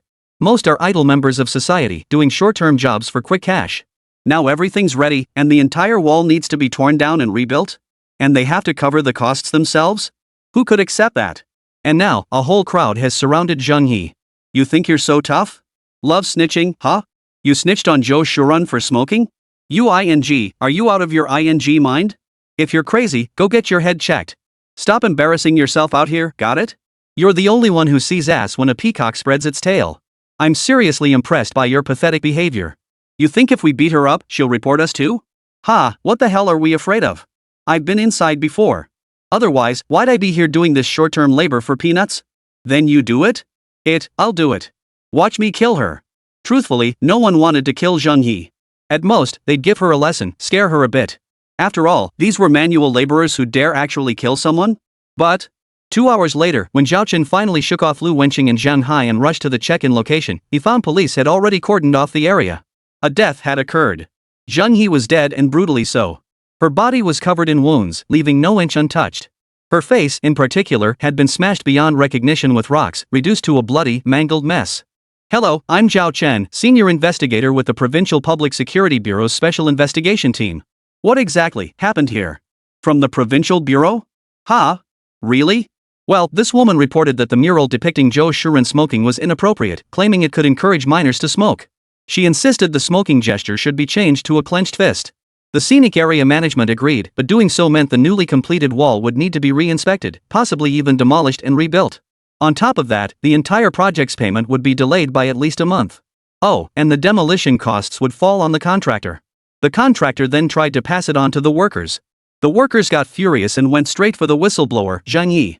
They just wanted to teach her a lesson, scare her into withdrawing the complaint. But she fought back fiercely, struggling desperately. That's when one hothead lost his temper. Sigh. Who knows what she was thinking? In that situation, all she had to do was bow her head and apologize. Why did she, a woman, go and fight for her life against a bunch of burly men? Did she really think she could win? Chapter 105, Who's the Mysterious Force at Work? Poof. I bet she saw some self-defense techniques online and thought she was ready for anything. Then this happened, and she figured she could take them on head-on. Well, look how that turned out. Ha! What a mess this turned out to be. What good are those so-called emergency self-defense techniques anyway? When it comes down to a life or death struggle. Ah, never mind. Anyway, that's how it went. Senior investigator, what do you think? Just call me Zhao Chen. Right. Comrade Zhao Chen, what do you think? Does this fall under your provincial bureau's jurisdiction? Ha! Zhao Chen froze for a moment before shaking his head. No. I was just passing by and curious, so I asked a few questions to understand the situation.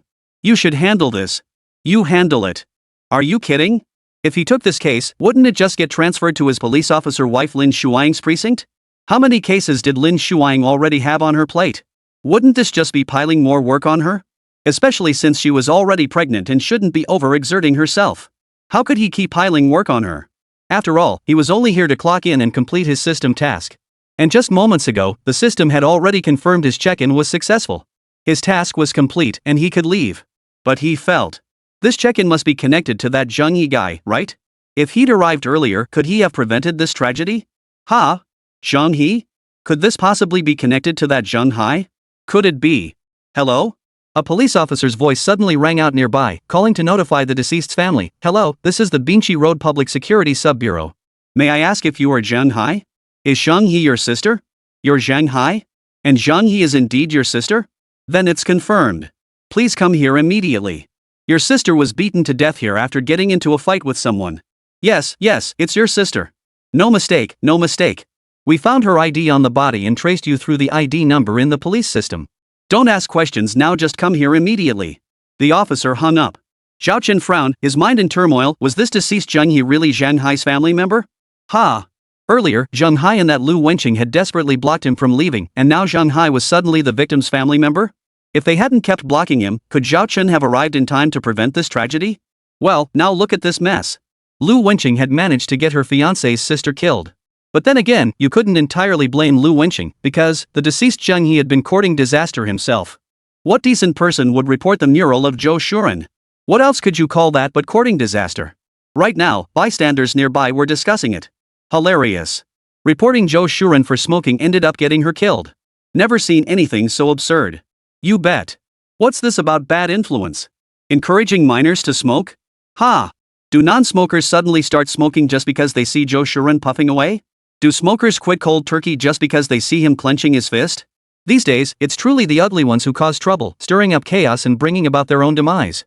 If you ask me, those construction workers actually did the public a favor this time. Who knows, maybe cartoons like Happy Lamb and Grey Wolf got taken down because of reports like this.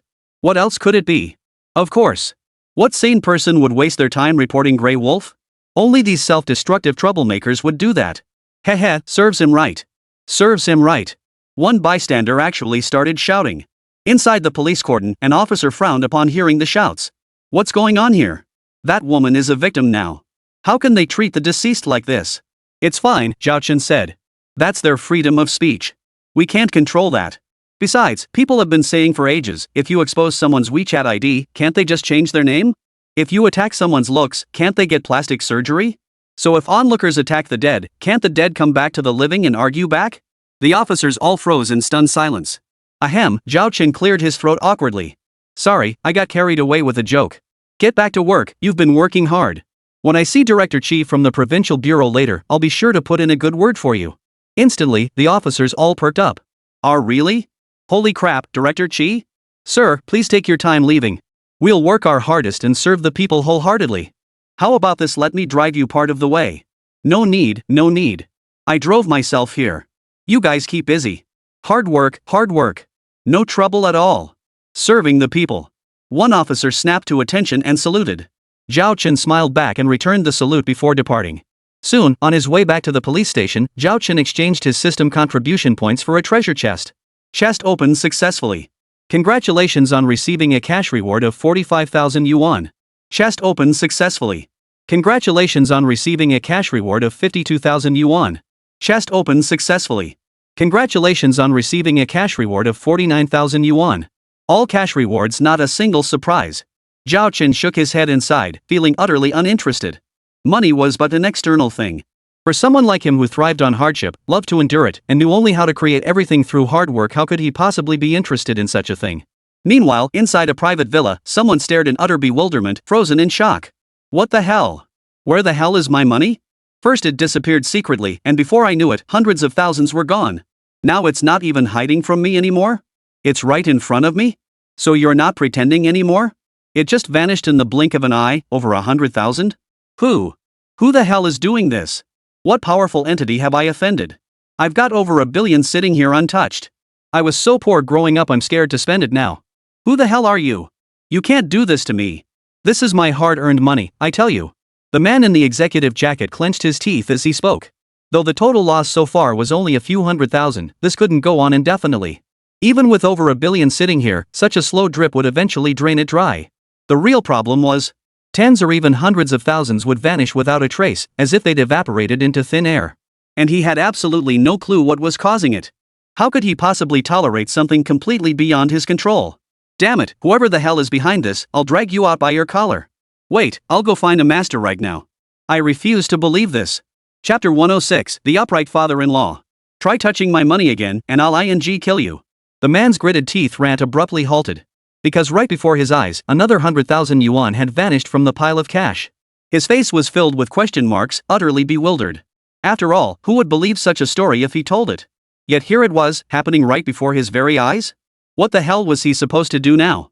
Meanwhile, Zhao Chen finished opening all the exchange chests and shook his head with a sigh. Nothing but money. What the hell am I supposed to do with all this cash? I have no concept of money. Do I look like someone who likes money? Perhaps he wasn't truly averse to money, but on the other hand, Lin Shuaing's father, Lin Jinwei, was genuinely uninterested in it. Just then, a relative arrived at the Lin residence and handed Lin Jinwei a bank card containing over 1 million yuan. Lin Jinwei flung the card to the floor and roared, "What the hell? Are you trying to get yourself killed, Lin Yaohui? Your son gets into trouble, shows no remorse, and you, his father, don't know what to do? You actually come here asking me to smooth things over? And you bring me money? This is outrageous. What do you take me for? Back then, I could have climbed higher but chose not to. I retired precisely to live in peace. And now you come offering bribes? Forget a measly million, even 100 billion wouldn't tempt me. Mark my words, not everyone chases fame and fortune. I couldn't care less about these material things. Even if I haven't reached the point of viewing money as dirt, I won't compromise my principles for your measly sum. Right this instant, take your money and get out as far away as possible. Don't ever set foot in my house again, or I'll have you arrested for bribing a retired official." "Brother!" Lin Yaohui cried out in panic. But his cry only provoked Lin Jinwei to raise his hand and slap him across the face. Smack! The sharp crack echoed as Lin Jinwei instantly left a clear handprint on Lin Yaohui's cheek. "Are you awake yet? Did this slap wake you up, you good for nothing? We share the same grandfather. My father and your father were blood brothers. When grandfather lay dying, we knelt together at his bedside to hear his final words. Do you remember what he urged us to uphold? Be upright in life, be incorruptible in office. Always carry yourself with integrity. No matter what, we must never betray our conscience. Where's your conscience? Did the dogs eat it? Now your son dares to rape a young girl? And even make her disappear? After causing such a scandal, you have the nerve to come begging me for mercy? What favor? Cover for him? What the hell are you thinking? Lin Yaohui, let me make this clear, I may be retired now, but back in my day, I'd have had you and your son thrown in jail on the spot. Today, I won't let you walk free. I'll personally see you locked up for shielding a criminal and accepting bribes. But I am retired now. Out of respect for the old man, I can let you off. We can pretend none of this happened. But there's one condition, you, Lin Yaohui, must send your son to turn himself in. Do you hear me?" Hearing this, Lin Yaohui panicked again. Turn himself in? But, that's impossible, bro. He's my only son. And he's still so young, just a kid. Off. Lin Jinwei kicked him hard, sending Lin Yaohui crashing to the floor. He then yanked Lin Yaohui up by the collar, slamming him against the wall. His eyes blazed with fury. "Child? You have the nerve to use that word? Trees need bark, people need dignity. Where's your dignity, Lin Yaohui? Failing to raise your adopted son properly was your mistake to begin with. Now you dare say he's just a child?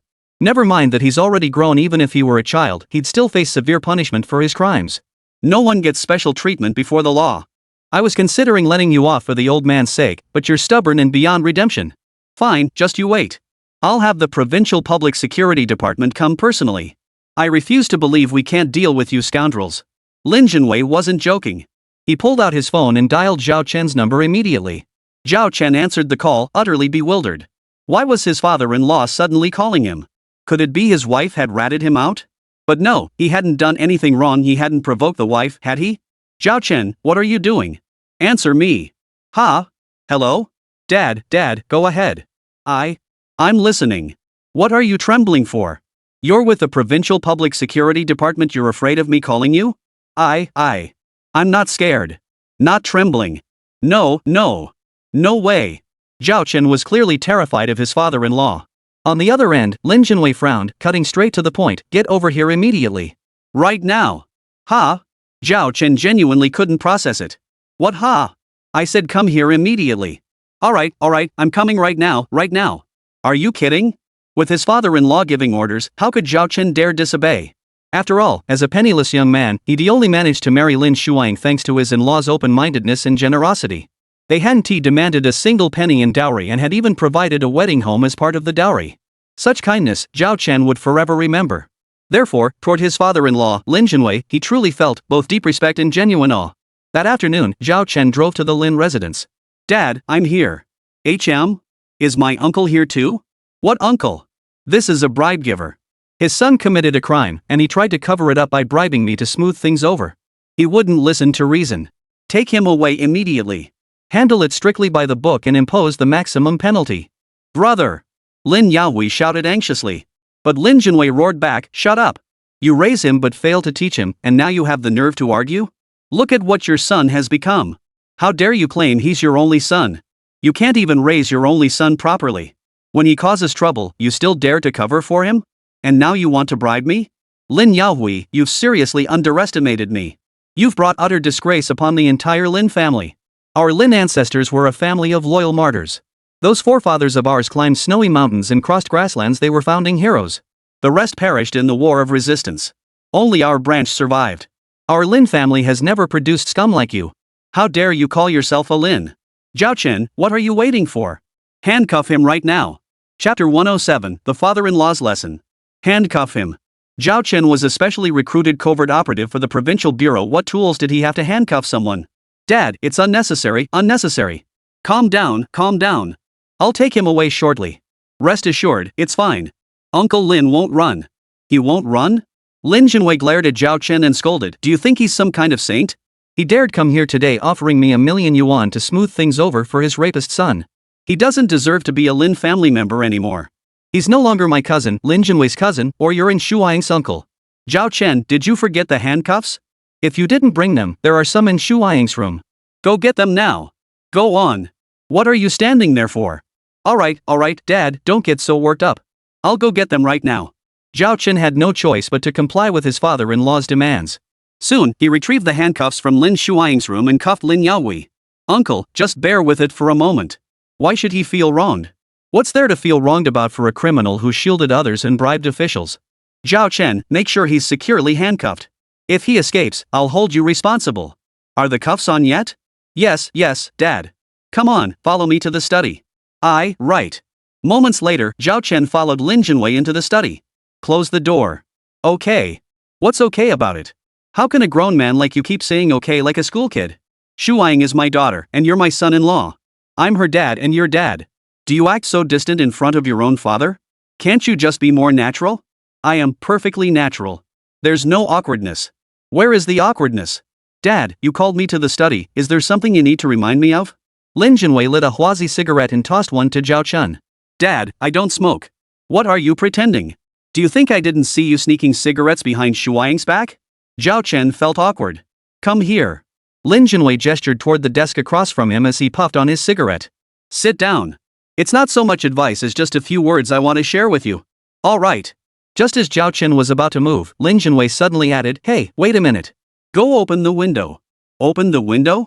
Zhao Chen was puzzled but complied. Meanwhile, in the living room, Zhao Chen's mother-in-law Lin Shuang's mother, Song Yume had just returned from work. Ha? Yaohui? You? What?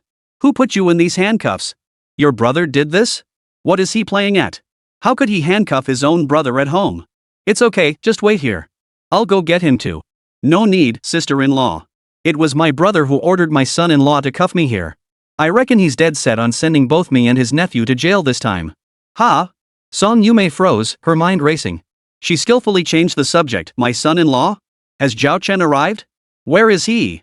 Hey, that kid didn't even give me a heads up about coming. I could have had him bring Shuang along to visit too. Did Shuang not come with him? I knew it. Is Zhao Chen in the study? I'll go find him. Song Yume headed toward the study. A former top student in the law department, she was now a senior judge at the city's High People's Court. Her mind worked at lightning speed, and she'd gleaned a wealth of information from Lin Yaohui's earlier words. She immediately made an accurate assessment. If Lin Junwei had Zhao Chen handcuff Lin Yaohui, then Lin Yaohui must have done something wrong, and it was no small matter. She couldn't linger here chatting with him. After all, her husband Lin Junwei was retired, but she, as a sitting judge, was still on the job. Certain matters were sensitive and had to be avoided. Sis-in-law, Lin Yaohui, tried to call her back. Song Yume gave him no chance to speak, replying immediately, Yaohui, wait a moment. I'll see what that kid Zhao Chen is up to. What was he doing? Zhao Chen was in the study, about to light a cigarette. But he hadn't bothered to lock the door, and then, the moment Song Yume abruptly pushed open the door, Lin Jinwei's heart jolted. He quickly flung the cigarette from his hand onto the floor and stomped it out. He'd just taken a drag, but now, under Song Yume's gaze at the doorway, he couldn't exhale the smoke. Song Yume furrowed her brow as she stepped forward, confronting Lin Jinwei directly. Where's that cigarette smell coming from? Me, Zhao Chen immediately replied. Mom, it's me. My craving hit, and I couldn't resist taking a couple of puffs. You? Song Yume glanced at the unlit Huazi cigarette in Zhao Chen's hand and smiled. You're saying there's smoke smell before you even lit it? Zhao Chen was instantly flustered, and Song Yume turned her gaze back to Lin Jinwei. Come on, open your mouth and say something. Speak up. There's no one else in this room, and Zhao Chen's cigarette isn't even lit. Where on earth is this smoke coming from? Could it be your cousin Lin Yaohui? Was he smoking in the study earlier? Right. Zhao Chen quickly chimed in. I can vouch for it, my uncle was smoking in the study just now. Song Yume cut straight to the point. So he was smoking in the study, and that's why your dad had you cuff him up, right? Zhao Chen wanted to slap himself. He shouldn't have said anything. Just then, Lin Jinwei rose and walked to the window. With his back to Song Yume, he blew smoke rings outside before taking another deep drag. He turned back, his expression stern and serious. Is the study a place for smoking? If he dares smoke in the study, I dare handcuff him. Nothing wrong with that. Zhao Chen was flustered. Dad, you actually said that. How could he possibly get away with that? Fine. Song Yume unexpectedly said, Lin Yaohui was handcuffed because he smoked in this study, right? Alright, Zhao Chen, go unlock your uncle. It's just smoking, no need to make such a fuss. After that, if there's anything else, you can do whatever you want once you've eaten and left this house. The implication was clear. No matter what Lin Yaohui had done, they were family first. Eat dinner, then handle business outside the Lin household. There was no faulting that logic, and even Lin Jinwei found it hard to argue. So Zhao Chen went and unlocked the handcuffs from Lin Yaohui's wrists. Song Yume instructed the maid to prepare dinner, then turned to Lin Yaohui. Don't go running off anywhere. We're family, let's not make a big deal out of this. Don't put your brother in a difficult position. Yes. Lin Yaohui sighed and nodded. I understand. I'll listen to my sister-in-law. A few minutes later, in the study, Lin Jinwei spoke earnestly to Zhao Chen. Before Qi Song specially recruited you as a provincial department special agent, he sought my opinion. Truthfully, I never wanted you to take this path, and not just you, but Shuaing too. When you're in a position, you must fulfill its responsibilities. Your identity dictates your actions. Once you put on that uniform, you must live up to the trust of the party and the people. Do you understand, Zhao Chen? Chapter 108, A Journey of Great Benefit.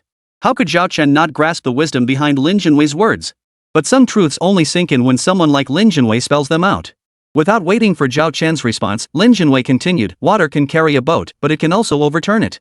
The vast ocean endures, yet even those massive ocean liners, though they may not be phased out overnight, can be hollowed out by a single termite, slowly riddled with holes until they sink without a trace into the depths. My grandfather was once a full minister-level official, and he could have risen even higher. But he hesitated for a long time and ultimately never took that final step. He could clearly feel his heart growing restless and inflated. If he didn't step back while still at the peak, if he didn't withdraw in time, he would lose control. He would likely be consumed by greed step by step, without even realizing it. He would become a slave to his own desires, making mistake after mistake until he was beyond redemption. During my father's political career, and later during my own, grandfather always emphasized, no matter what, one must stay true to one's core principles. If you feel your heart beginning to stir, don't hesitate, step back immediately. Otherwise, power will inevitably turn against you. The debtor finds freedom in debt-free living. The official finds freedom in office-free living. Grandfather said that officials must serve the people. Otherwise, what does holding office matter? The path of officialdom has no end. When you gaze into the abyss also gazes back at you. One misstep, and there is no turning back. But today, what I truly wish to discuss with you is not these matters. Not these things? Zhao Chen's expression froze. Then what do you want to tell me? Lin Jinwei glared at him and scolded, what are you so tense about, kid? Can't you relax a bit? I treat you like my own son, yet you treat me like a superior? What's the point of this? No, Dad, you've got the wrong idea. Alright, listen to me. Alright. Dad, go ahead. I'm listening. Lin Jinwei took a deep breath, then fixed his gaze on Zhao Chen for several seconds before speaking earnestly. I called you here today to tell you something important. Being a police officer is a tough and dangerous job. It means you'll be facing all kinds of scum and villains, risking your life at any moment. Don't be fooled by the peaceful times we live in now. Beneath the surface of peace and prosperity, there are always dark currents swirling.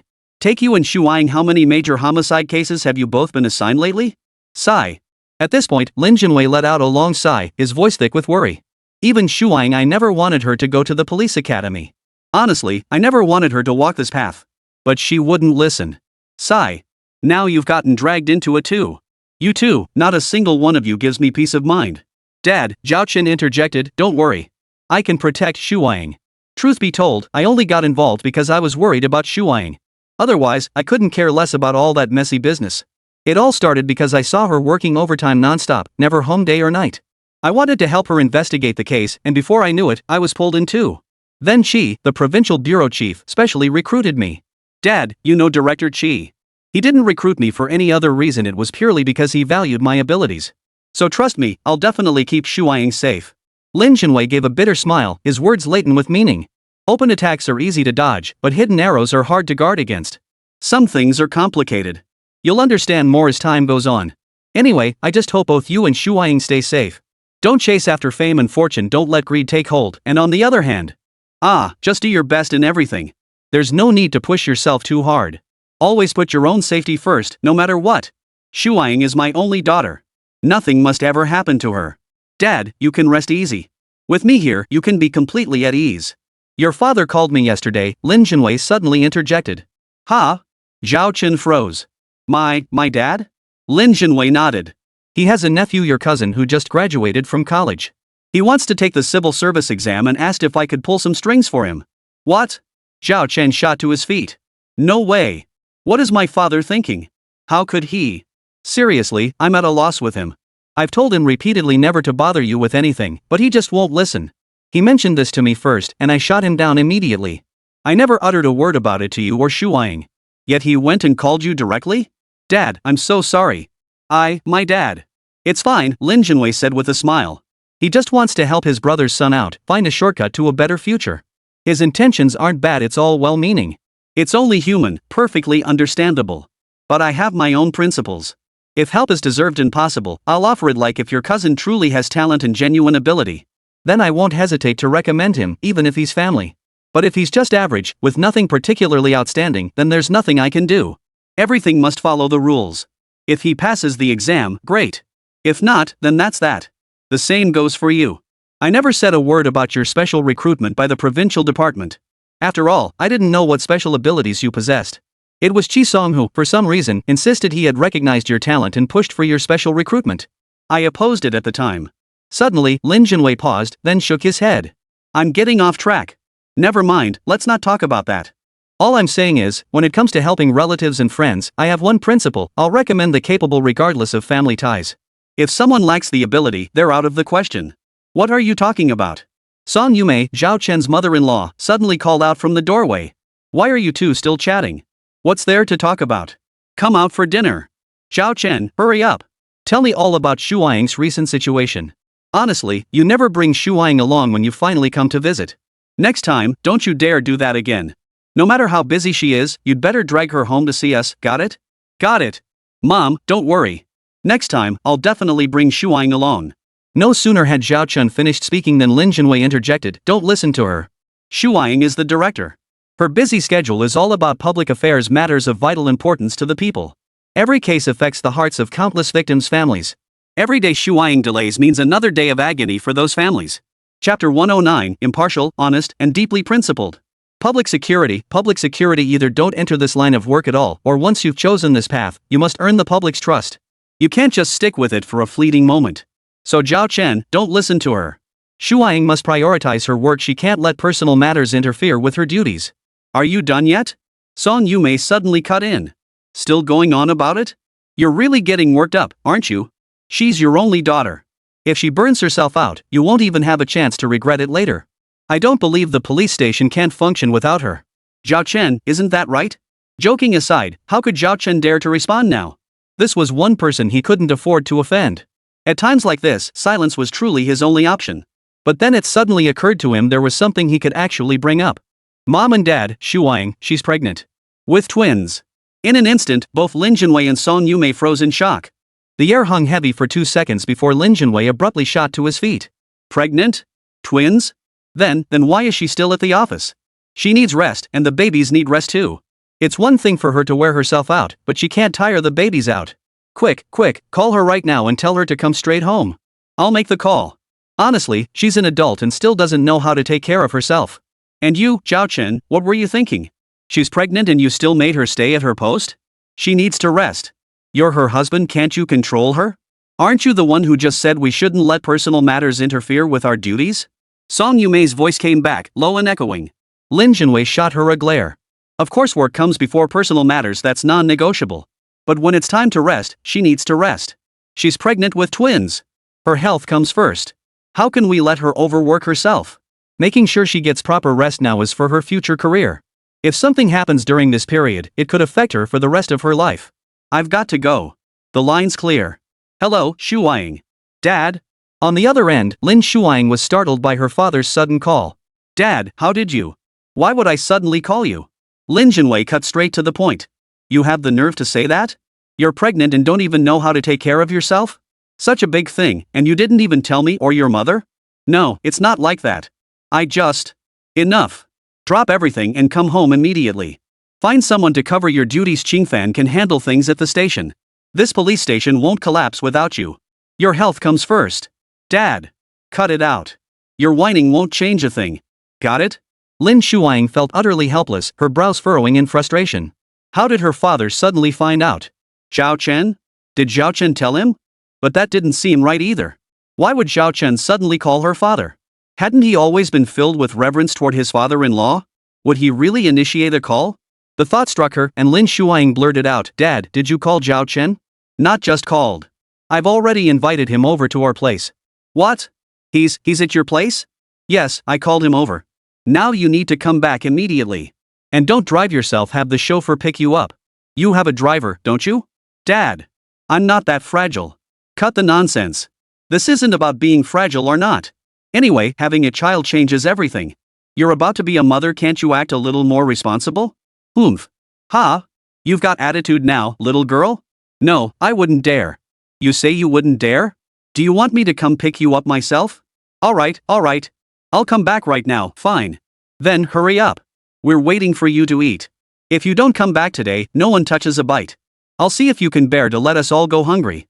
Ha? Dad, what are you doing? You. Fine, I'll be right back. You really get me. Joking aside, Lin Junwei was a bona fide veteran leader, but not an old man. He simply stepped down at the peak of his career, retiring early. Could Lin Shuang's petty tricks really work on him? More often than not, Lin Shuang found herself genuinely unable to help but admire her father. And if even his own daughter felt this way, imagine how much more awe his son-in-law Zhao Chen must have for him. Just then, Lin Junwei hung up the phone and returned to his desk. Without delay, he shifted the topic to Lin Yaoi. If you still consider yourself part of the Lin family, have your son turn himself in immediately. Don't wait until the police come knocking before you regret it. Do you even know the difference between surrendering and being arrested? In this modern, law-abiding society, you think you can commit a crime and get away with it? Where do you plan to run? Do you really think you can escape? Have you no brain? Besides, you must own up to your mistakes and face the consequences. Every person must take responsibility for their actions. Stop telling me he's just a child. What about being a child? Does that mean he can do whatever he wants? Let me tell you this, human nature is inherently evil. Goodness must be taught from childhood, while turning to evil takes but a single thought. Evil is our true nature. The younger the child, the more you must make him understand that wrongdoing demands a price, consequences must be faced. Only then will he learn his lesson. Otherwise, your constant indulgence isn't helping him, it's pushing him straight into the fire. You must understand, my Lin family is but a drop in the ocean. Even if I can help him today, what about tomorrow? The day after? Can I keep bailing him out time and again? If he doesn't mend his ways, if he doesn't rein himself in before it's too late, he might not even know how he met his end one day. Would you be happy then? How old are you, needing me to teach you these lessons? Tell me, is this how an adult should behave?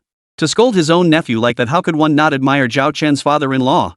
Upon reflection, it was precisely because of his father-in-law's consistent fairness, integrity, and profound sense of justice that he had never haggled over the dowry in the first place.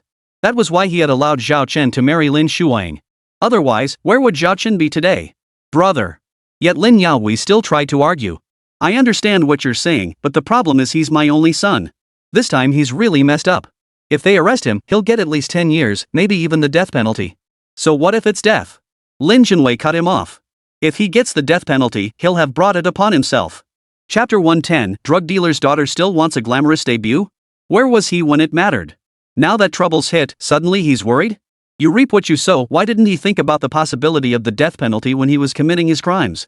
If you, as his father, had disciplined him properly, would he have turned out such a scoundrel today?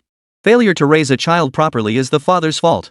Lin Yaohui, you bear significant responsibility. Why should I be the one to pay for your mistakes? You neglected proper discipline all along. Now that trouble's struck, you expect me to fix it for you? Forget that I'm retired now. Even if I were still in office, my authority comes from the people. You're one of the people, your son is one of the people, and that young girl your son harmed is one of the people too. Why should I side with you? You want me to use the power the people gave me to help you commit crimes? What are you thinking? This isn't about helping your son, you're trying to drag me down with you.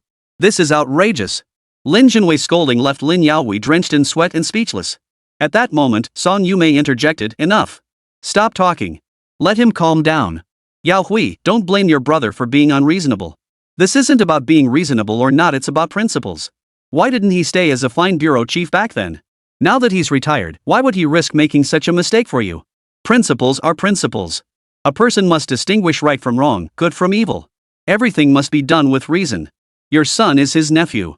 If his nephew is in the right, truly in the right, and yet being bullied by others, do you think he could just stand by and do nothing? But the problem is he doesn't have the right to interfere. Sister-in-law. Lin Yaohui suddenly spoke up. You're a judge. See if you can. Shut up. Lin Junwei roared suddenly. Lin Yaohui, what the hell do you think you're doing? Trying to make your sister-in-law make a mistake? Trying to drag her down with you? You're ridiculous. The roar barely faded as Lin Junwei leapt to his feet. I don't think you should stay for dinner. You're unworthy of being a Lin. You're unworthy of stepping through this door. Zhao Chen. Handcuff him. Call the local police station immediately and have them take him away. Now. Right this instant. You think I can't handle you? Your son commits a crime, and you have the nerve to come here trying to pull some shady stuff to get him off the hook? Mark my words, every single thing you've said and done today will be relayed to the court. The judge and jury will use your statements to prove your son didn't act on impulse. They'll see he was raised without discipline, that he's inherently vicious, with severe violent tendencies, a deliberate murderer. If he gets the death penalty, you'll be at least half to blame. Ha? Zhao Chen, what are you standing there for? I told you to cuff him. Yes. Dad, calm down. I'll cuff him right now. And you may not a word about this in court. You're not involved in any part of this. You must avoid any conflict of interest. Stay far away from this case to prevent influencing the presiding judge and jury's impartiality in their final verdict. Song Yumei desperately wanted to retort. After all, did he really need to tell her this? As a sitting judge, didn't she know how to handle herself? But she held her tongue. After all, he was in a rage right now. Why push him further? Just then, Lin Junwei received another call. It was a former subordinate seeking his assistance. Lin Junwei immediately snapped at the caller. That thing from last time, right? What did I tell you then? Are you deaf, or do you just not understand human speech? What's so special about a female celebrity? Is she some kind of big shot? Should we give her an award or something? Lu, you're a complete asshole. Didn't you know her husband is a drug dealer? The children of narcotics officers have to hide, yet the daughter of a drug dealer wants to parade around in public? And you want to help her? Help with what? How much did she pay you? You bastard, did you take her money? No? Fine.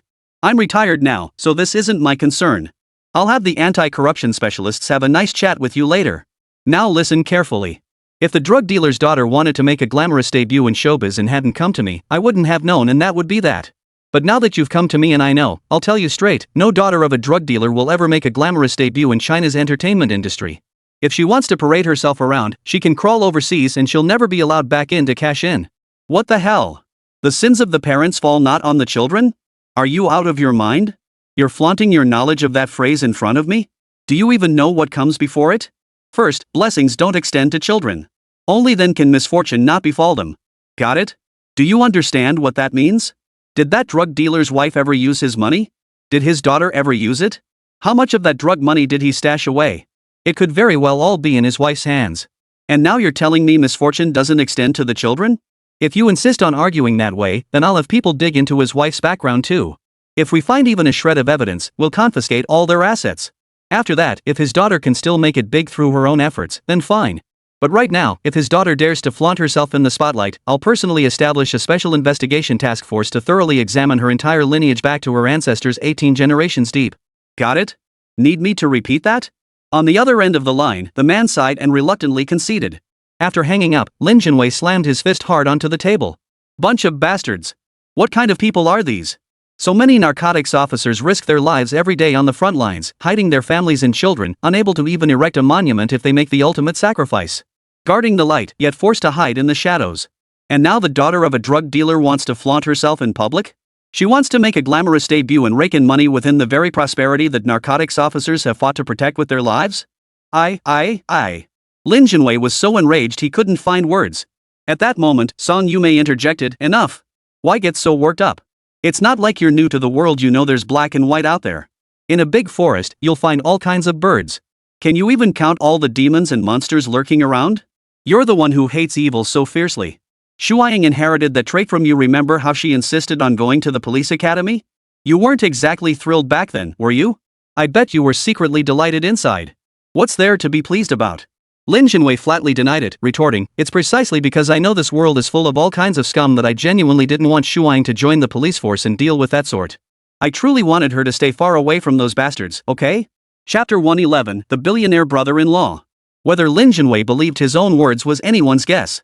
Song Yumei certainly didn't buy it for a second. After all, if Lin Junwei had truly been dead set against his daughter attending the police academy, how would Lin Shuaiying have ever gotten the chance? Others might not know, but Song Yumei certainly did. She knew perfectly well that beneath his outward reluctance, he was secretly proud of his daughter's choice to attend the academy. She just couldn't be bothered to call him out on it. Meanwhile, on her way home in the private car, Lin Shuaiying called out her best friend on the phone. "Hold on a second. We haven't seen each other since college graduation years ago, and you suddenly call me just to brag about your rich fiancé? When I got married, you claimed you had something important keeping you from coming back. Now you're back and immediately calling my husband to criticize him? Su Xinyao, are you out of your mind? Zhao Chen and I got married ages ago. He's my husband now. You call me to pick apart every flaw in him, making him sound utterly worthless. What exactly are you trying to accomplish? You're putting down my husband to elevate your fiancé? Su Xinyao, are you out of your mind? We were best friends, and now you're pushing me to snap at you?" On the other end, her best friend Su Xinyao sounded deeply hurt. "Shuaiying, what's gotten into you? I didn't provoke you, okay? I just spoke a couple truths. Besides, I'm only concerned about you. Seriously, think about it, Shuaiying. That Zhao Chen didn't give you a single penny as a dowry. That's basically freeloading, right? At the very least, he should have given you 3 or 40,000 yuan as a token of respect. He clearly doesn't value you at all. Think about it, he hasn't sacrificed anything. How could he possibly cherish you? Shuaiying, you know this makes sense, right?" As soon as Su Xinyao finished speaking, Lin Shuaiying shot back with a cold laugh. "Dowry? Su Xinyao, do you even know what kind of people need a dowry? Everyone needs a dowry. It's a custom, representing the values of the South. No, it's not a custom. It's just the price for selling yourself. Shuaiying, what are you saying? Wasn't I clear enough? The dowry you demand, whether it's hundreds of thousands or millions, even tens of millions from your fiancé, is nothing but the price of your body. Because you have nothing, no money, no skills, you feel insecure. That's why you need such a huge dowry to bolster your confidence.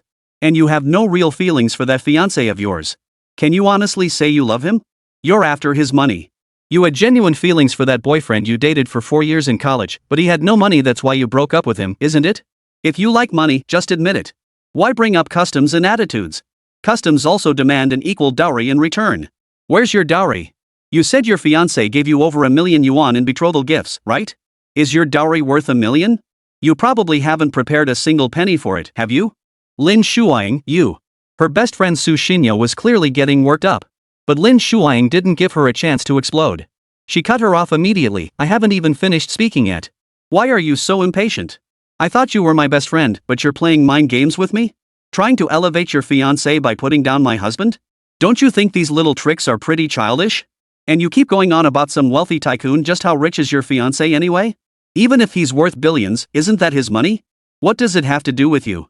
Do you really think someone like you, barely squeezing into a wealthy family, will get any benefits? Do you think they'll spoil you rotten? Dream on. Anyway, I didn't need my husband to pay any dowry.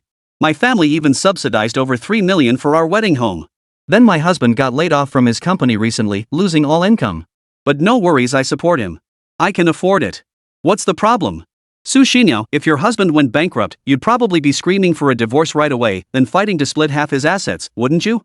And you come here bragging? I seriously don't get what you're so proud of. With that, Lin Shuang hung up the phone and promptly deleted Su Xinyao from her contacts. She had genuinely considered Su Xinyao a close friend. But after years apart, this once dear confidant had transformed beyond recognition. What was there left to say? They were never on the same level. Perhaps they should never have been best friends in the first place. Back then, Lin Shuang was a police academy student, while Su Xinyao was a teacher training student at the neighboring university. They met at a freshman mixer during their first year and remained best friends for 4 years. 4 years deepened their bond. But after graduation, one entered the police force while the other stepped into society. From then on, they embarked on 2 entirely different paths in life. Gradually, without realizing it, they drifted apart, growing farther and farther apart. That evening at the Lin residence, after listening to Lin Shuang recount this, Zhao Chen hesitated. So, you two were so close back then, and now you're really cutting ties? Is it because of me? I'm fine, really. Shuang, why don't you just add her back? After all, you were best friends for 4 years, you were practically sisters. That was then, Lin Shuang cut him off. We were once sisters in spirit, but now we're strangers. We're no longer on the same path. If we were still on the same path and shared the same heart, would she be bad-mouthing you to me? Well, it wasn't exactly bad-mouthing. She just didn't know the whole story, and I did end up not giving the dowry. Just shut up. I won't tolerate anyone bad-mouthing my husband in front of me, got it? Fine, whatever you say, my queen. Zhao Chen feigned resignation, though inwardly he was overjoyed. To find such a devoted wife in this day and age, he couldn't fathom what good deeds his ancestors must have done. He must have saved the galaxy in a past life. Shuang. Song Yumei's voice suddenly rang out from outside the room. Shuang, hurry up. It's your brother's video call. Brother? Lin Shuang froze, then lit up with excitement. Her brother, Lin Yuanfan, a business prodigy and group director, resided overseas with a net worth of 10 billion. The wedding home she'd used as her dowry was paid for in full by Lin Yuanfan, a whopping 3.68 million yuan. Additionally, Lin Yuanfan had provided 3 million yuan as startup capital for the newlywed household. He had even intended to secure Zhao Chen a job with a starting monthly salary of at least 100,000 yuan. But Zhao Chen, too proud to accept such generosity back then, stubbornly refused. Within months, he regretted it bitterly. Chapter 112, SSS 201, First Class Police Superintendent. During that period, Zhao Chen genuinely regretted not accepting the high-paying, cushy job offered by his billionaire brother-in-law. He ended up suffering for the sake of his pride. But to be fair, he genuinely not known much about Lin Yuanfan back then. It wasn't until later that he learned. Lin Shuang's brother was no ordinary talent, a true prodigy. At just 15, in his first year of high school, he'd received an early admission offer from MIT. By his sophomore year, early admission offers from world-class universities like Harvard, Cambridge, and Oxford had all arrived. He skipped his senior year because he'd already solved every single Gaokao exam paper from the past 20 years. Excluding one top score of 749 and one bottom score of 745, his average score across the rest was 748. Moreover, his average completion time for each exam was a mere 50 minutes. With such mastery, what need was there for the Gaokao? Thus, he skipped his senior year and went straight to MIT. Within the following year, he earned a PhD in finance from Harvard, a PhD in theoretical physics from Cambridge, and 7 level 10 certificates in ancient languages from Oxford. Another year passed the year Lin Yuanfan turned 18 and he founded his own company.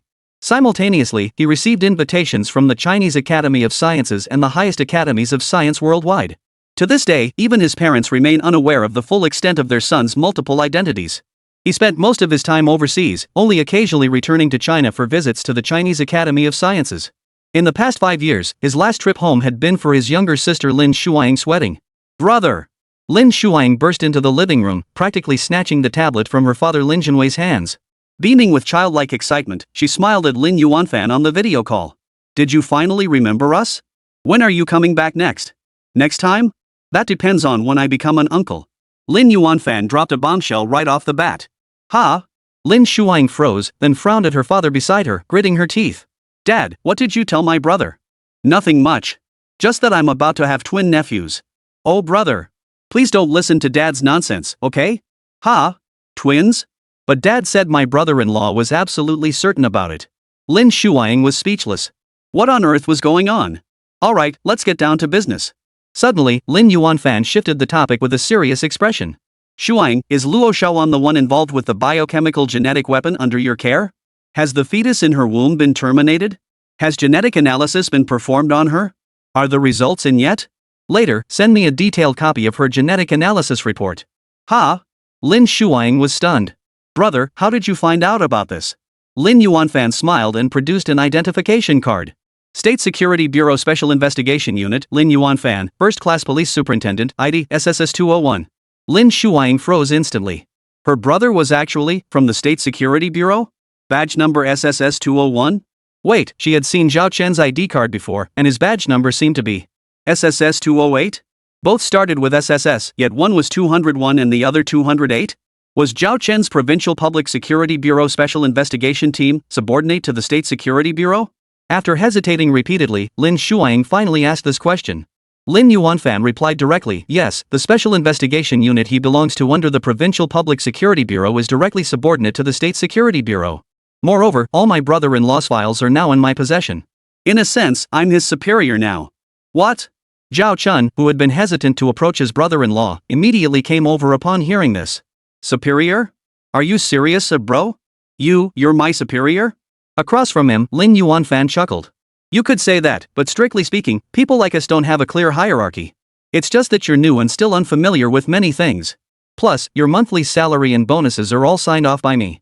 In fact, the money comes directly from my company to pay your wages. Ha!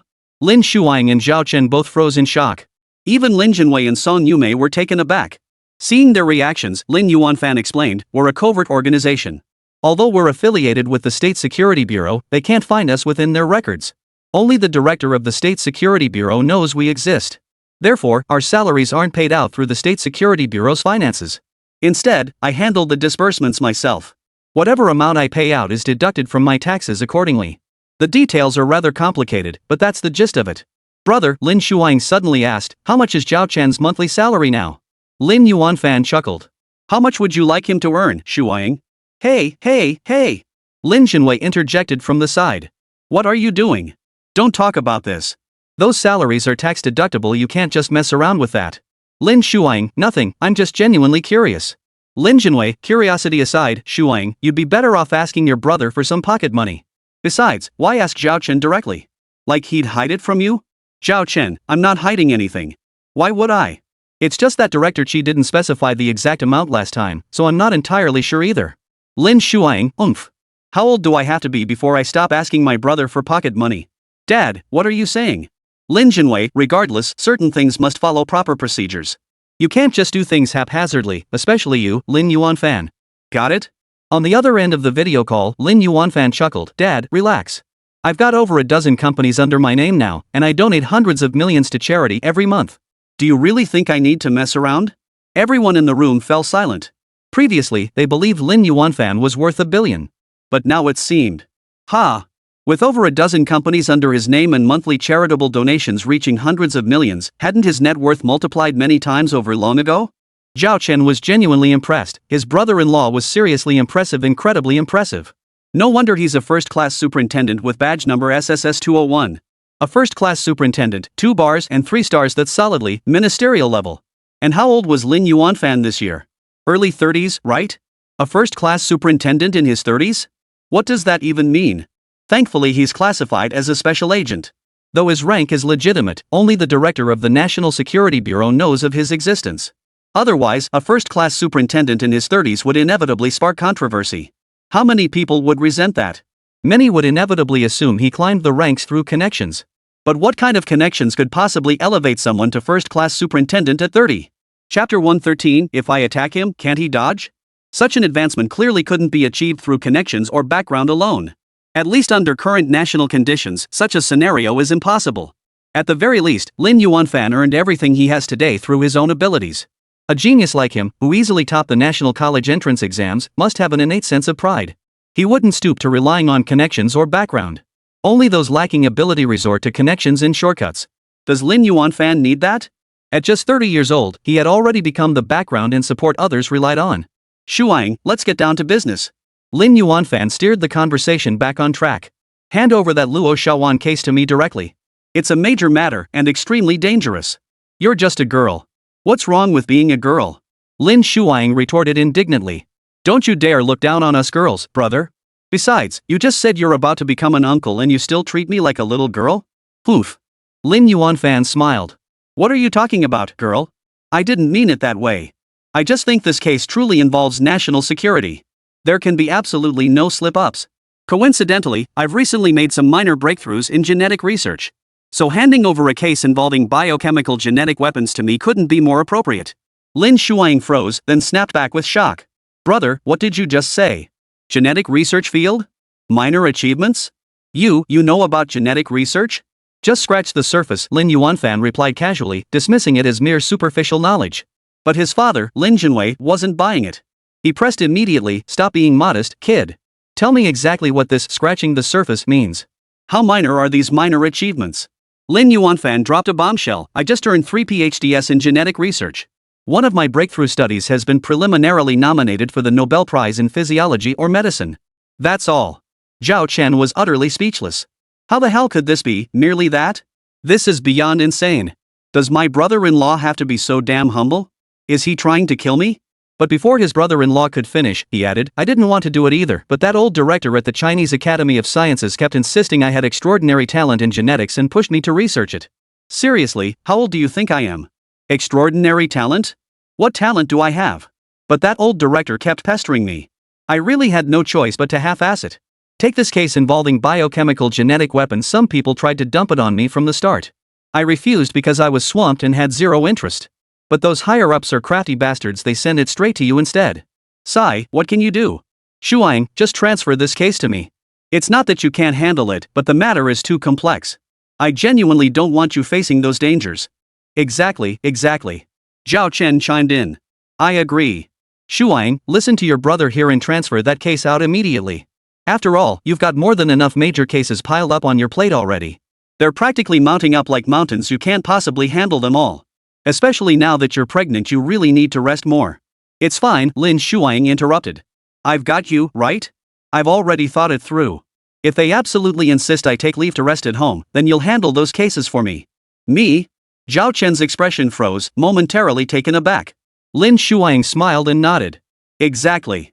You're a specially recruited agent assigned by the Provincial Bureau, and you're even under the State Security Bureau.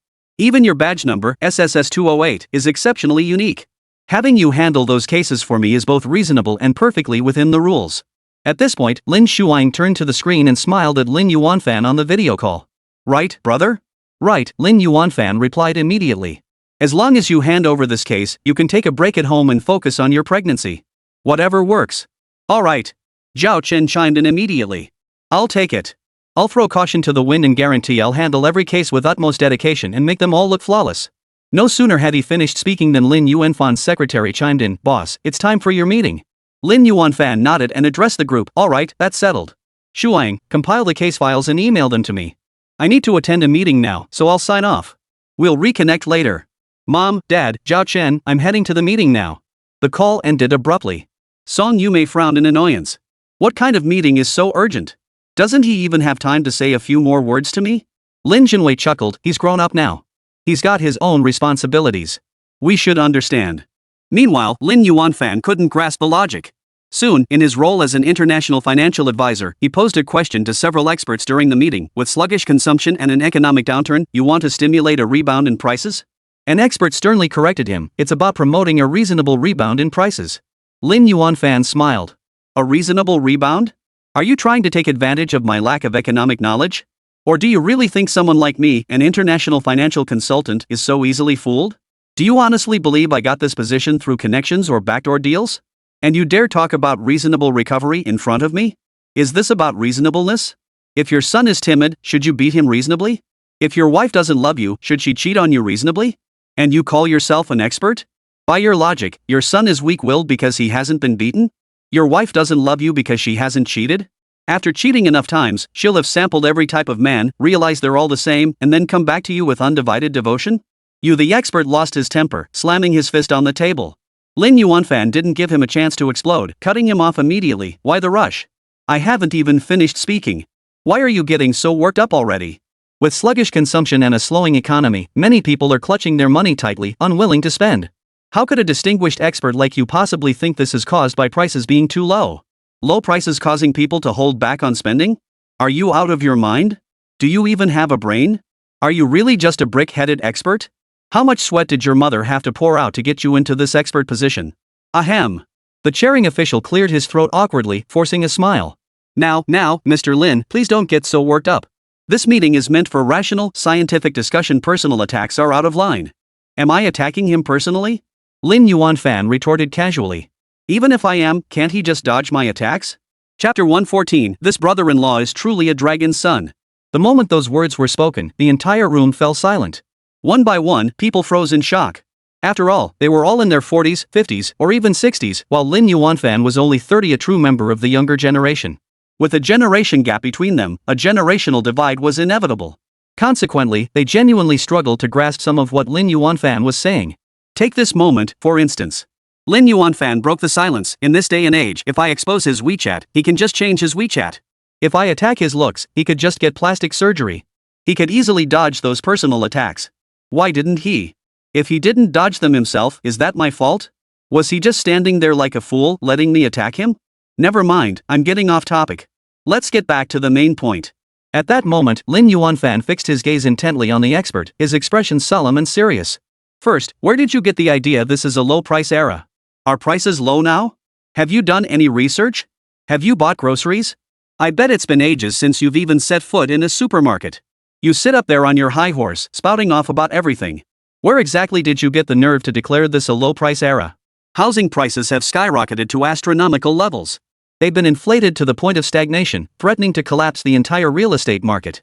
And you keep harping on about a low-price era? Who doesn't need a home? Housing is a basic necessity, the foundation of survival. Even in the dead of winter, I could go 3 days without food inside a house. But without shelter, I'd freeze to death in a single night. Yet even this basic shelter, this fundamental guarantee of survival, has been inflated to astronomical prices. And you tell me this is an era of low prices? I bet your low-price era means you never pay for anything out of your own pocket. Everything's reimbursed by the company. You just eat, drink, and maybe even gamble or visit prostitutes. Someone else picks up the tab. Why would you care about prices? Is that how your low-price era works? Bang! The expert exploded, slamming his fist on the table and leaping to his feet. He screamed hoarsely, "You're spouting utter nonsense. This is blatant slander. You're defaming me. Defaming me. Look at you, getting worked up again." Lin Yuanfan remained perfectly composed, calmly cutting off the other man's hysterical outburst. "How old are you? Why are you always so impatient?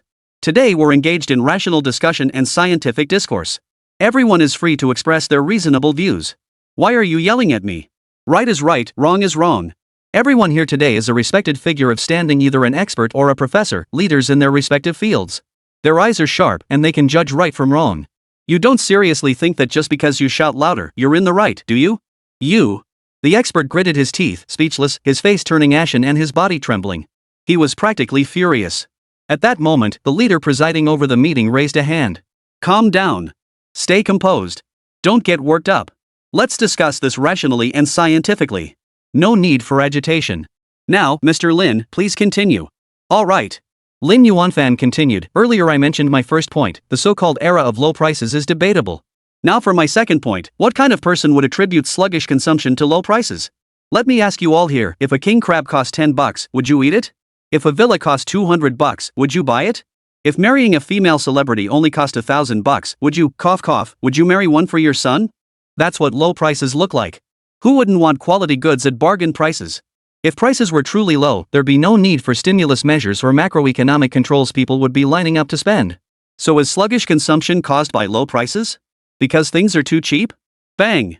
Lin Yuanfan suddenly slammed his fist on the table, his voice booming like thunder. It's because people's pockets are empty. The thunderous roar struck everyone present like a bolt from the blue. The room fell deathly silent. Clearly, Lin Jinwei's son had not disappointed him. He had not brought shame upon the Lin family.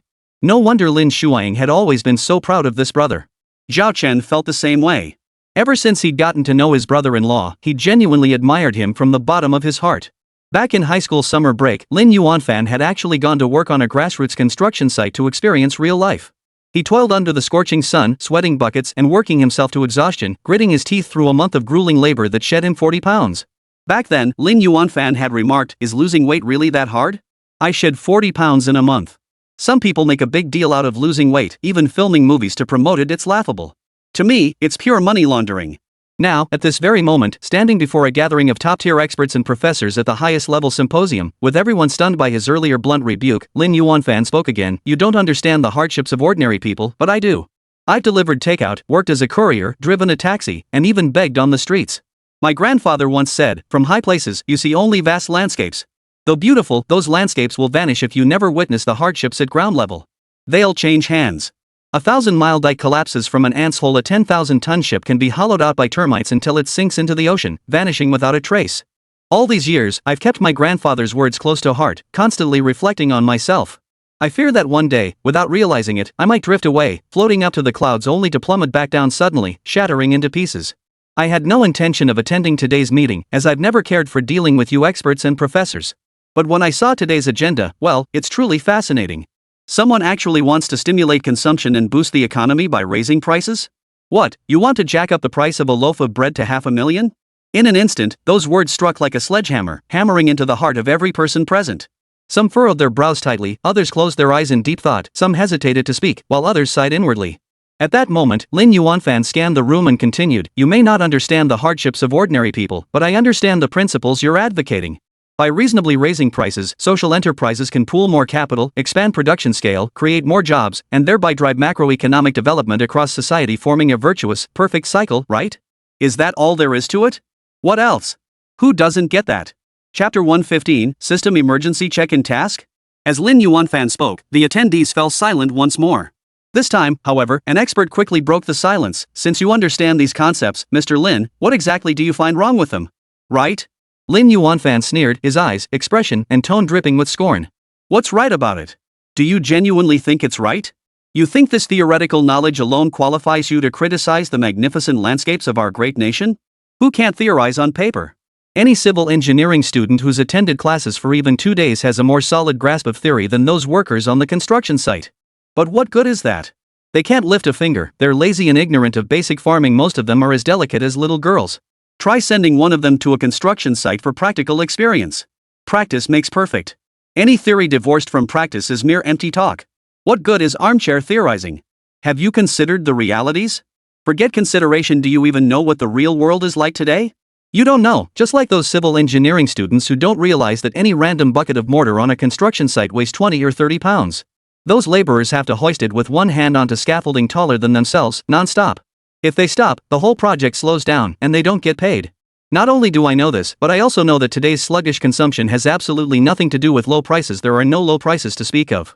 Your so-called theories are pure nonsense, utter rubbish. And you call yourselves experts? Purely laughable. At this point, Lin Yuanfan stood up and delivered his conclusion. "In short, I reject your plan. I will submit a report detailing just how naive this proposal truly is. That's all." Meeting adjourned. No sooner had Lin Yuanfan finished speaking than he turned and walked out without pausing for a moment. Immediately, several experts and professors present furrowed their brows tightly, their eyes blazing with anger. Clearly, they were extremely dissatisfied with Lin Yuanfan, the international financial advisor. Before long, someone couldn't help but vent, "What the hell? Who does he think he is? Exactly. So young and already so arrogant. Does he really think he's the top dog? And he calls himself an international financial advisor? He's here to make a fool of himself. Ahem." The leader presiding over the meeting suddenly spoke, his tone calm and his voice measured. "Please mind your words, everyone. This advisor, Mr. Lin, is not someone you can disparage." "Disparage?" a professor immediately retorted. "What disparagement? Who disparaged him? We were merely..." The leader waved his hand, signaling the professor to stop. He continued, "He serves as a financial advisor to 27 countries overseas. To date, the series of financial plans he has implemented for those nations have generated at least 3 trillion in economic output, significantly improving their overall economic conditions.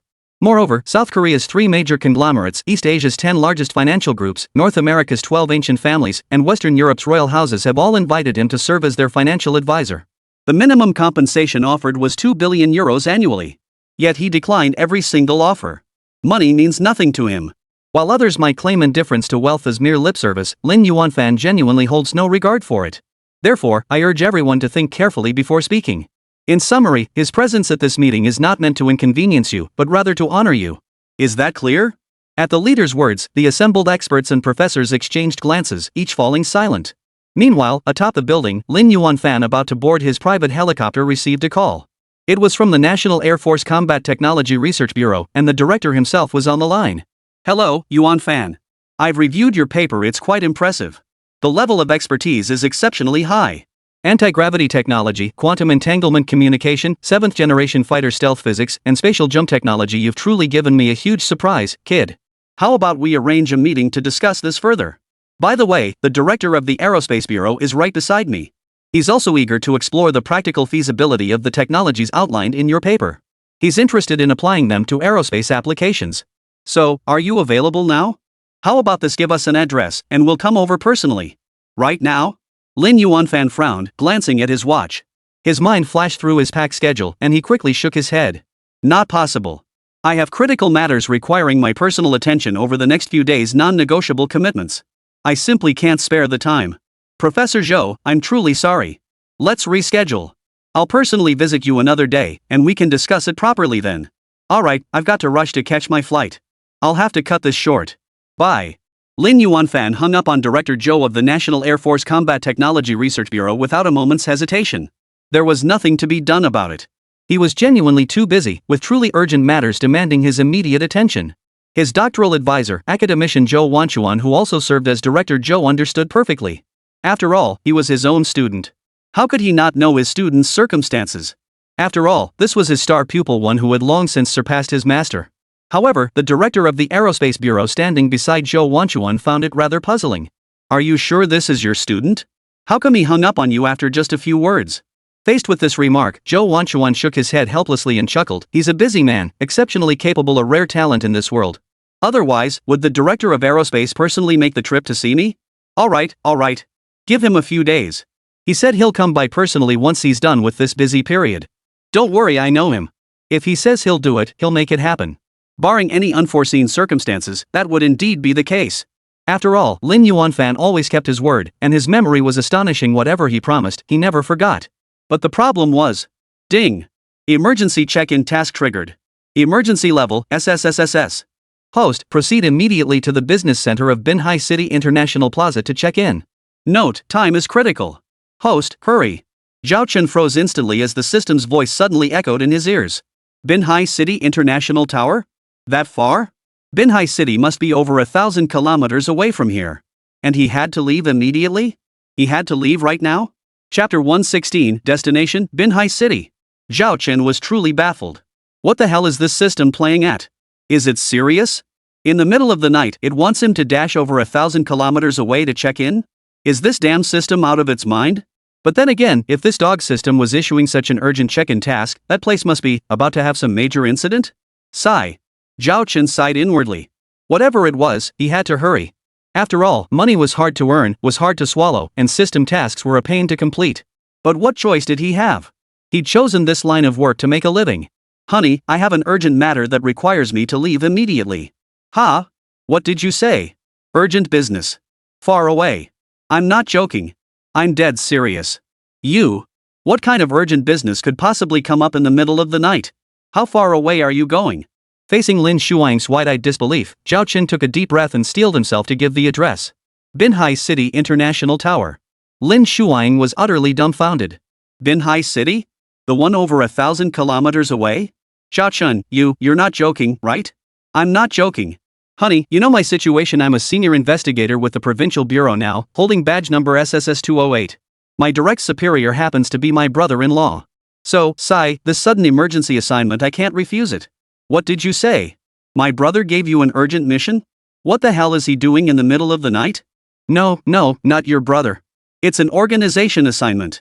I have to follow orders, you know. But don't worry, it won't be dangerous. I really need to leave immediately though. I have to go now. Lin Shuang shot to her feet, her delicate brows furrowed. Is it really that urgent? But how are you going to get there in the middle of the night? You won't even have time to buy a ticket. Right, a ticket. Zhao Chen quickly grabbed his phone to check flight availability. As luck would have it, there was a direct flight to Binhai City departing in exactly 1 hour and there was still one seat left. This must be the system's doing, right? How else could such a coincidence happen? Damn it, the system really is all-powerful? Never mind, buy the ticket first.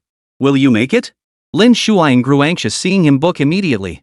The flight leaves in an hour, and it'll take you at least 40 minutes to get to the airport now. We'll make it, Zhao Chen declared firmly.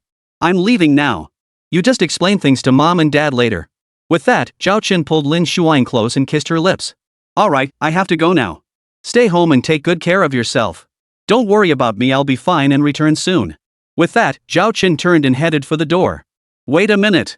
Lin Shuang glared at him while quickly pulling out a full set of clothes from the wardrobe. You can't go out wearing just your pajamas. Come over here and change immediately. Oh, right. Oh my, what was I thinking? Hurry up and take it off. Quickly, I'll help you put it on. Alright.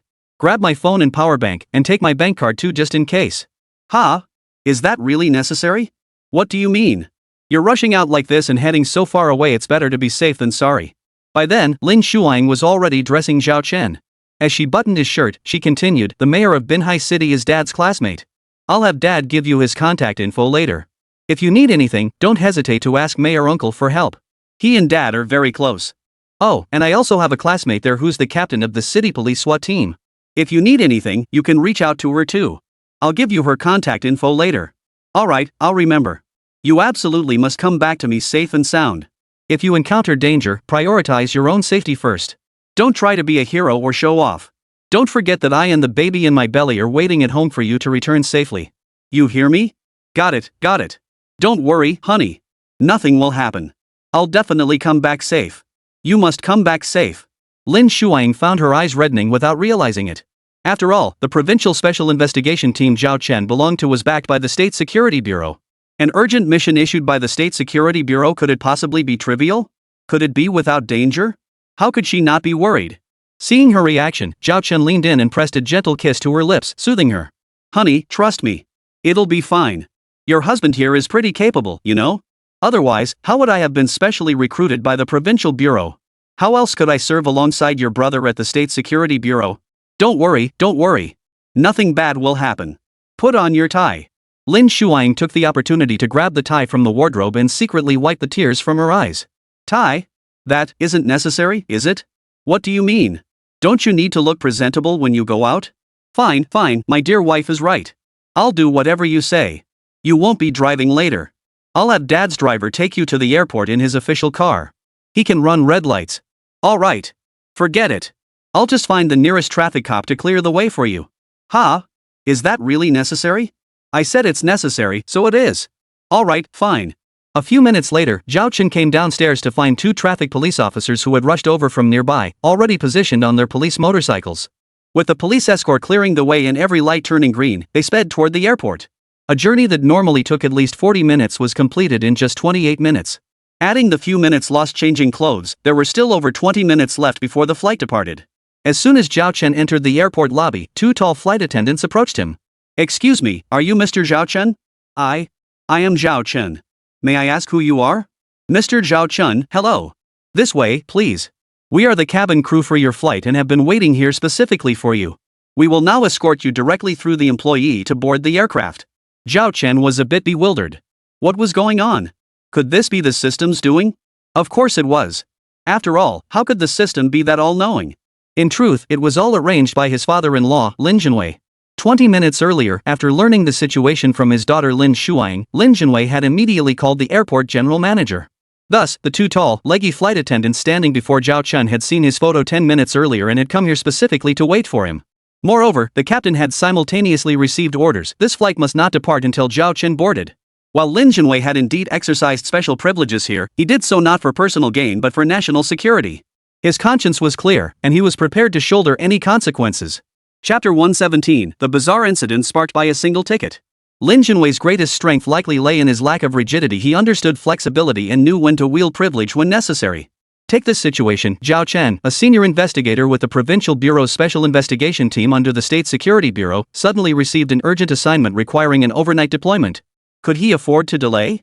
What if missing the flight caused a major setback? That would be disastrous. Thus, without hesitation, Lin Jinwei had someone call the airport general manager directly. He issued a firm order: no matter what, Zhao Chen's flight must be held. It could only depart after Zhao Chen had boarded.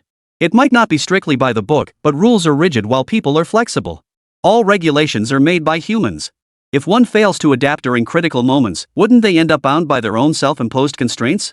If one stubbornly clings to rules out of fear of responsibility, only to delay important matters or even cause major disasters, then that person is not a qualified leader. As a leader or law enforcement officer, one must possess the ability and courage to adapt to changing circumstances. You must be willing to take responsibility.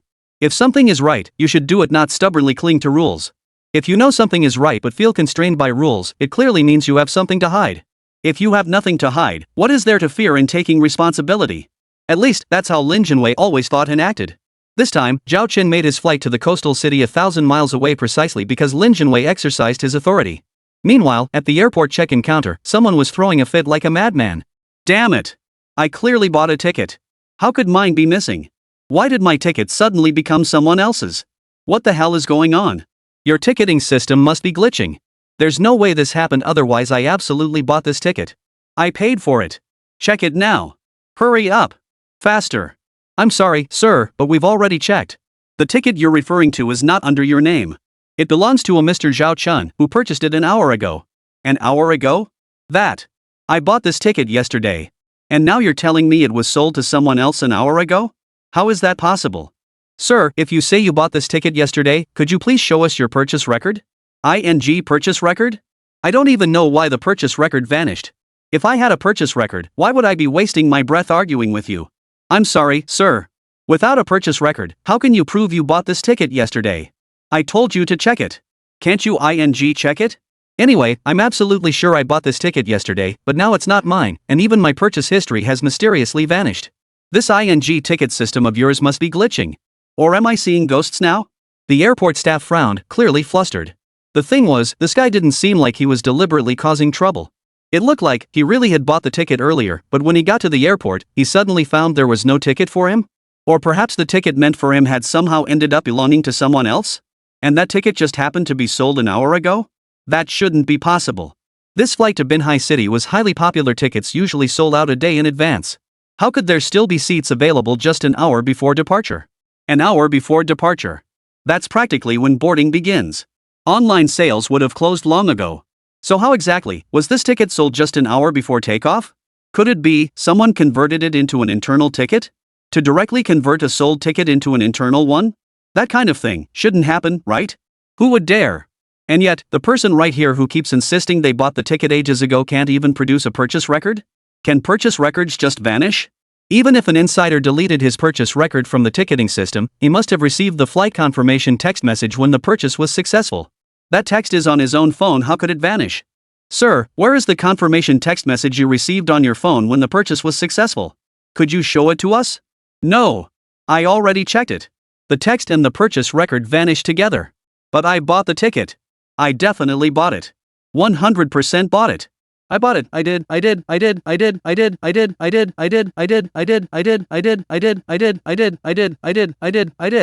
The well-dressed, pot-bellied man was clearly losing control, on the verge of complete breakdown. Just then, officers from the Municipal Anti-Corruption Bureau arrived. Alongside them were officers from the Municipal Criminal Investigation Brigade. Mr. Luo Songping, you are suspected of embezzlement, bribery, and misappropriation of public funds, with a total involved amount of 1.4 billion yuan. Please come with us now. This is the court's arrest warrant. Please cooperate. In that instant, Luo Songping's mind went blank. He was completely stunned. Meanwhile, the Anti-Corruption Bureau and criminal investigation officers were all panting heavily. They had rushed over at breakneck speed, as if in a life or death emergency. Logically, they should have been too late, as Luo Songping's flight had already taken off by this time. Yet here he was, still present after the flight had departed, a truly unexpected surprise for both the Anti-Corruption Bureau and the Criminal Investigation Brigade. Who could have predicted that his long-purchased ticket would mysteriously vanish? At that moment, Lin Junwei was unleashing a torrent of rage at the person on the other end of the phone. The damn flight's already taken off. The guy's gone. And you're just now thinking to call me? What the hell are you doing? You can't even catch a corrupt official like this? You actually let him escape? Couldn't you just send someone to notify the airport to ground the flight? Shut up. You bastard, stop spouting procedures and rules to me. Rules are rigid, they're made by people. How many years have you been chief at the Municipal Bureau, yet you still cling to inflexibility like before? Well done. You didn't break any rules, but by rigidly following them, you let a criminal involved in a 1.4 billion yuan case walk free. You're a complete asshole. And you have the nerve to call yourself my student? You have the audacity to even call me? Now that the guy with the 1.4 billion yuan case is gone, what good is your call? Rest assured, Professor Lin. He won't get away.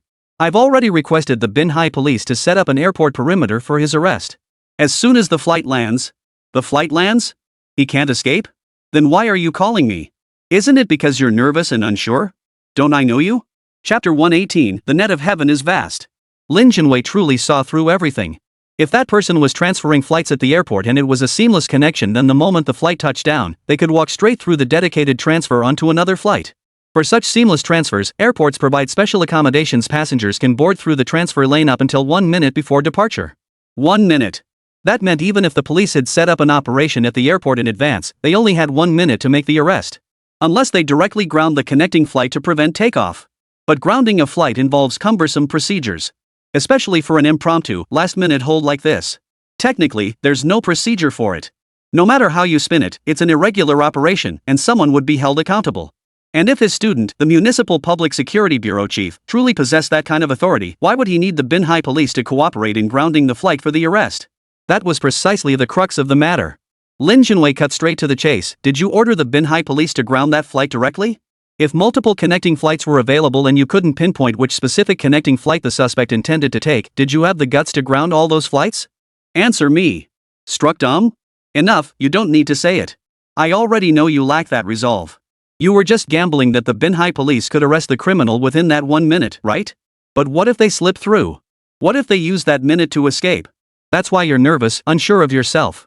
That's why you called me to ask if there's any way to fix this, right? Teacher Lin, you see. Enough. I'll tell you this, if you fail to apprehend Luo Songping this time, if he actually escapes, there will be no remedy. You'll have to resign in disgrace.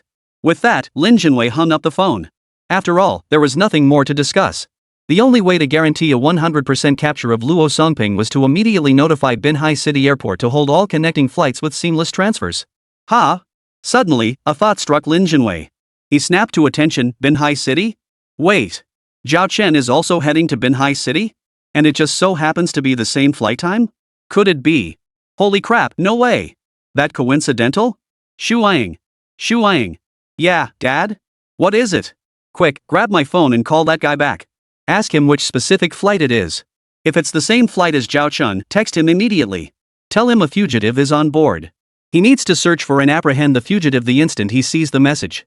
He can leverage his status as a senior investigator with the State Security Bureau to forcibly ground all connecting flights scheduled to depart without delay.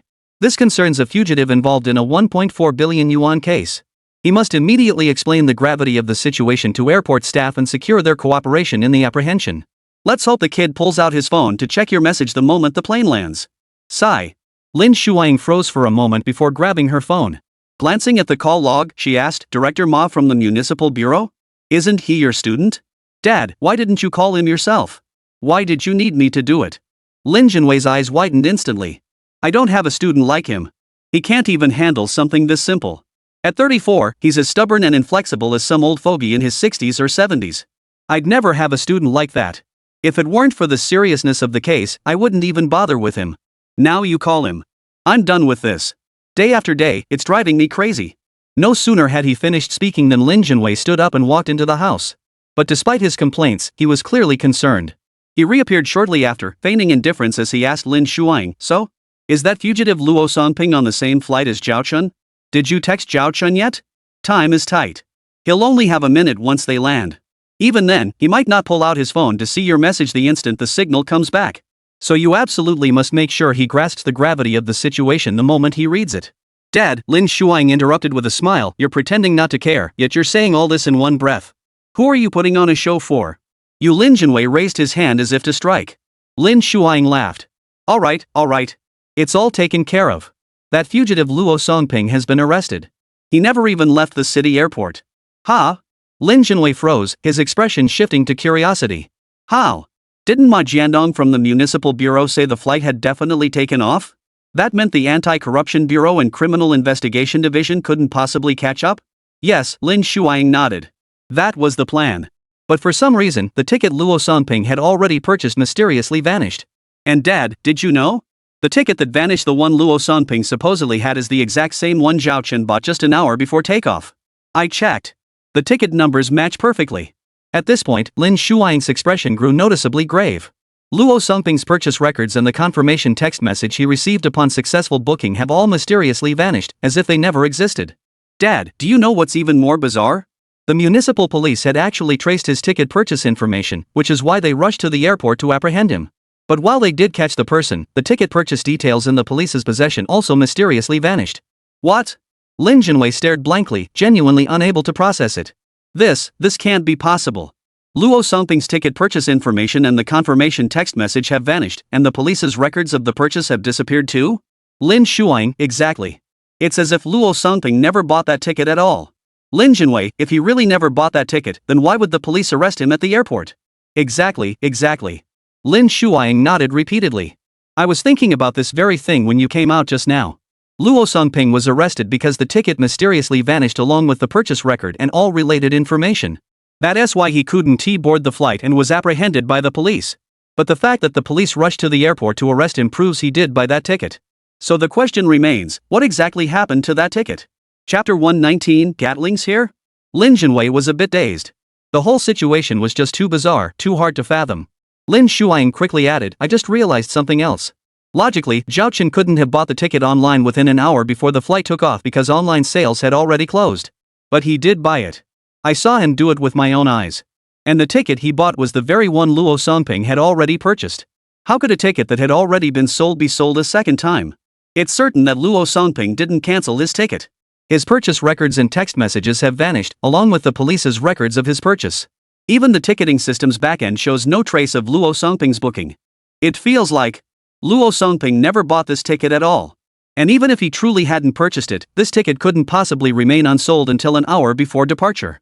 After all, it's a flight to Binhai City tickets for those usually sell out a day in advance. Hearing this, Lin Jinwei interjected, but somehow Zhao Chen managed to buy the ticket from Luo Songping just 1 hour before departure. So, the problem lies with Zhao Chen? So Zhao Chen needed that ticket, which is why the ticket in Luo Songping's possession mysteriously changed from sold to unsold and ended up in Zhao Chen's hands? But how did Zhao Chen manage that? Could it be his special ability? Lin Shuang's heart skipped a beat. Special ability? What kind of special ability was this? But she had been right beside Zhao Chen at the time and hadn't seen him do anything unusual. Moreover, she clearly remembered the genuine surprise on his face when he discovered the last available ticket on his phone. It didn't seem fake. If he really had used some kind of special ability, would he have needed to act so surprised? Unconsciously, Lin Shuang's thoughts began to spiral into confusion. She was utterly baffled. An hour and a half later, the flight landed in Binhai City. Zhao Chen hailed a taxi and headed straight for the international building. It was the middle of the night and a gunfight was erupting inside the international building.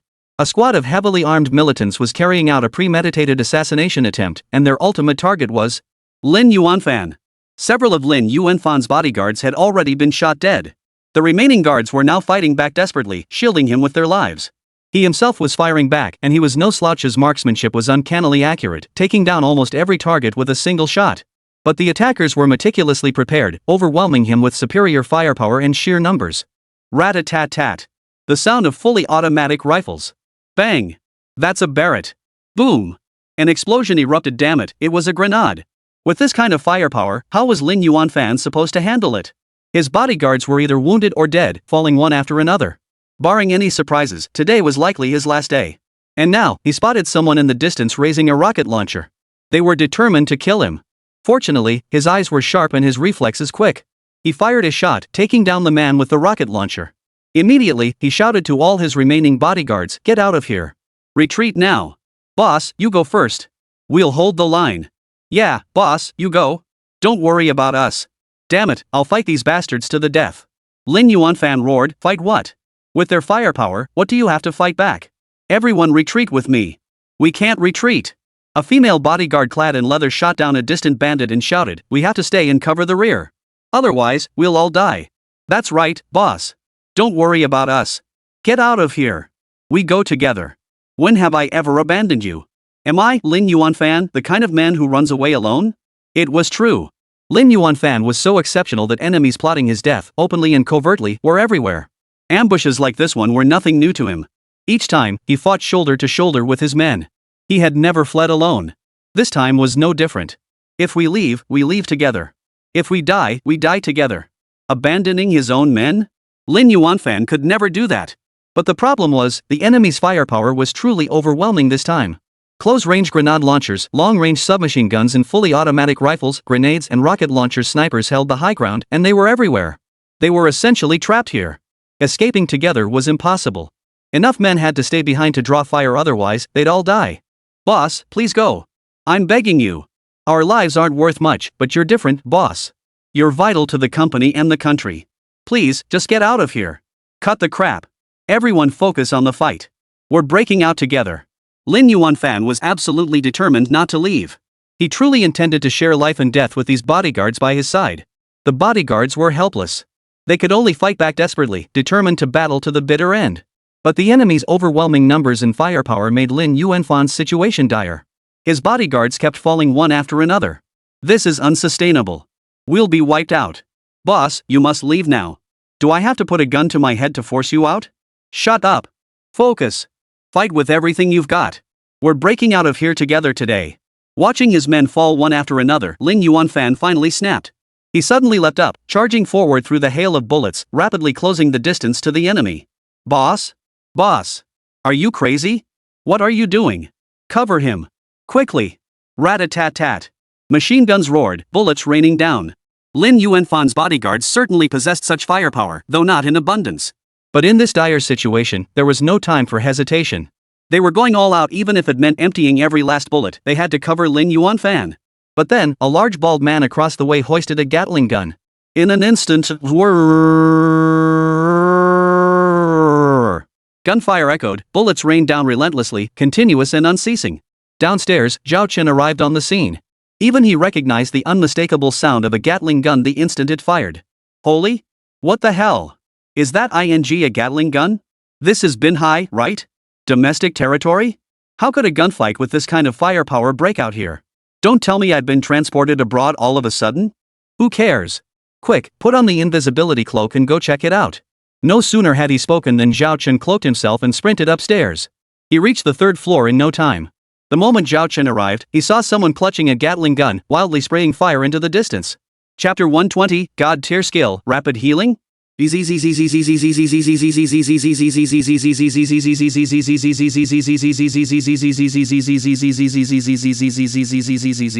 distinctive sound of gunfire, the signature roar of the life-saving Gatling gun. The bullets were flying like they were practically free. But Zhao Chen's immediate concern was how to successfully complete his system check-in task this time. Surely it couldn't mean ending this gunfight? Forget it. Even without the check-in task or system rewards, he still had to stop this heavy firearmed conflict. How many lives would be lost otherwise? Saving a life is better than building 7 tiers of a pagoda. Compared to saving lives, what did a measly system reward matter? Was he the type to care about system rewards? He had no interest in rewards whatsoever. Act now, save lives. Smack! A sharp crack echoed as the bald man clutching the Gatling gun was suddenly slapped across the face. The bald man stared blankly, utterly bewildered. The Gatling gun froze instantly. Who the hell hit me? Ha! A towering figure beside him turned his head. What the hell? We're shooting at the enemy over there. Who the hell hit you? Damn it, someone just slapped me in the face. Was it you? The bald man fixed his gaze on the tall guy. The tall guy frowned. You're holding your left cheek, but I'm on your right side. The bald guy froze, realizing it seemed to make sense. Then he turned his head toward his left side. Smack! Zhao Chen immediately slapped him on the right cheek. What the? The bald guy instantly whipped his head back to glare at the tall guy. Damn it, it was you. This time it's definitely you. The tall guy was baffled too. He'd heard the thunderous slap, and even saw the bald guy's face twitch just like someone had smacked him hard across the face. But there was no one else here. Seeing the bald guy's menacing expression, the tall guy quickly protested, No, it wasn't me. Why the hell would I hit you? Then who the hell else could it be? The bald man roared. The moment the bald man's roar faded, Zhao Chen struck again. This time, he kicked the bald man flying with a single blow. Immediately after, he delivered another flying kick straight to the tall guy's face. Both burly men flew backward in quick succession, leaving the rest of their group utterly bewildered. What the hell? What's going on? Lin Yuanfan hasn't even arrived yet. Yeah, I saw Lin Yuanfan dodging my bullets just a second ago. Who the hell knocked those two flying? Is there another expert here? Who is it? Come out. I've got my eye on you, show yourself. Zhao Chen's brows knitted tightly. Lin Yuanfan? His brother-in-law, Lin Yuanfan? It couldn't be someone with the same name, could it? Ha, no wonder the system suddenly issued such an urgent mission. Rushing all night to this coastal city 1,000 miles away, Zhao Chen had made the right call. How dare these bastards lay a finger on his brother-in-law? Especially since his brother-in-law works for the State Security Bureau. A bunch of lawless thugs, they're asking for it. Zhao Chen was furious and immediately launched into a fierce fight. He wasn't trained in martial arts, lacking the skills of Yi Qingfan, Lin Shuang, or Lin Yuanfan. But he possessed a god-tier physique unlocked from a system treasure chest, boasting top-tier attributes in strength and agility. So while lacking technique, his speed was blinding and his punches landed with brutal force, simple, brutal, and every blow connected with bone-crunching impact. Crucially, he was invisible. Who could anticipate his attacks? The only reason he didn't shoot them dead was his refusal to kill. Otherwise, he'd have mowed them down in seconds. Even without firearms, his bare hands proved overwhelming. His opponents couldn't withstand the onslaught and were swiftly taken down one by one. After all, they couldn't even see him. What could they do? They could only take the beating passively. Especially with his tactics weakening their firepower, Lin Yuanfan seized the chance to charge forward. This guy was no pushover, he fought with both fists and guns. Many of Lin Yuanfan's bodyguards had already been killed or wounded, and Lin Yuanfan was seething with rage. His rage boiled over, his killing intent palpable.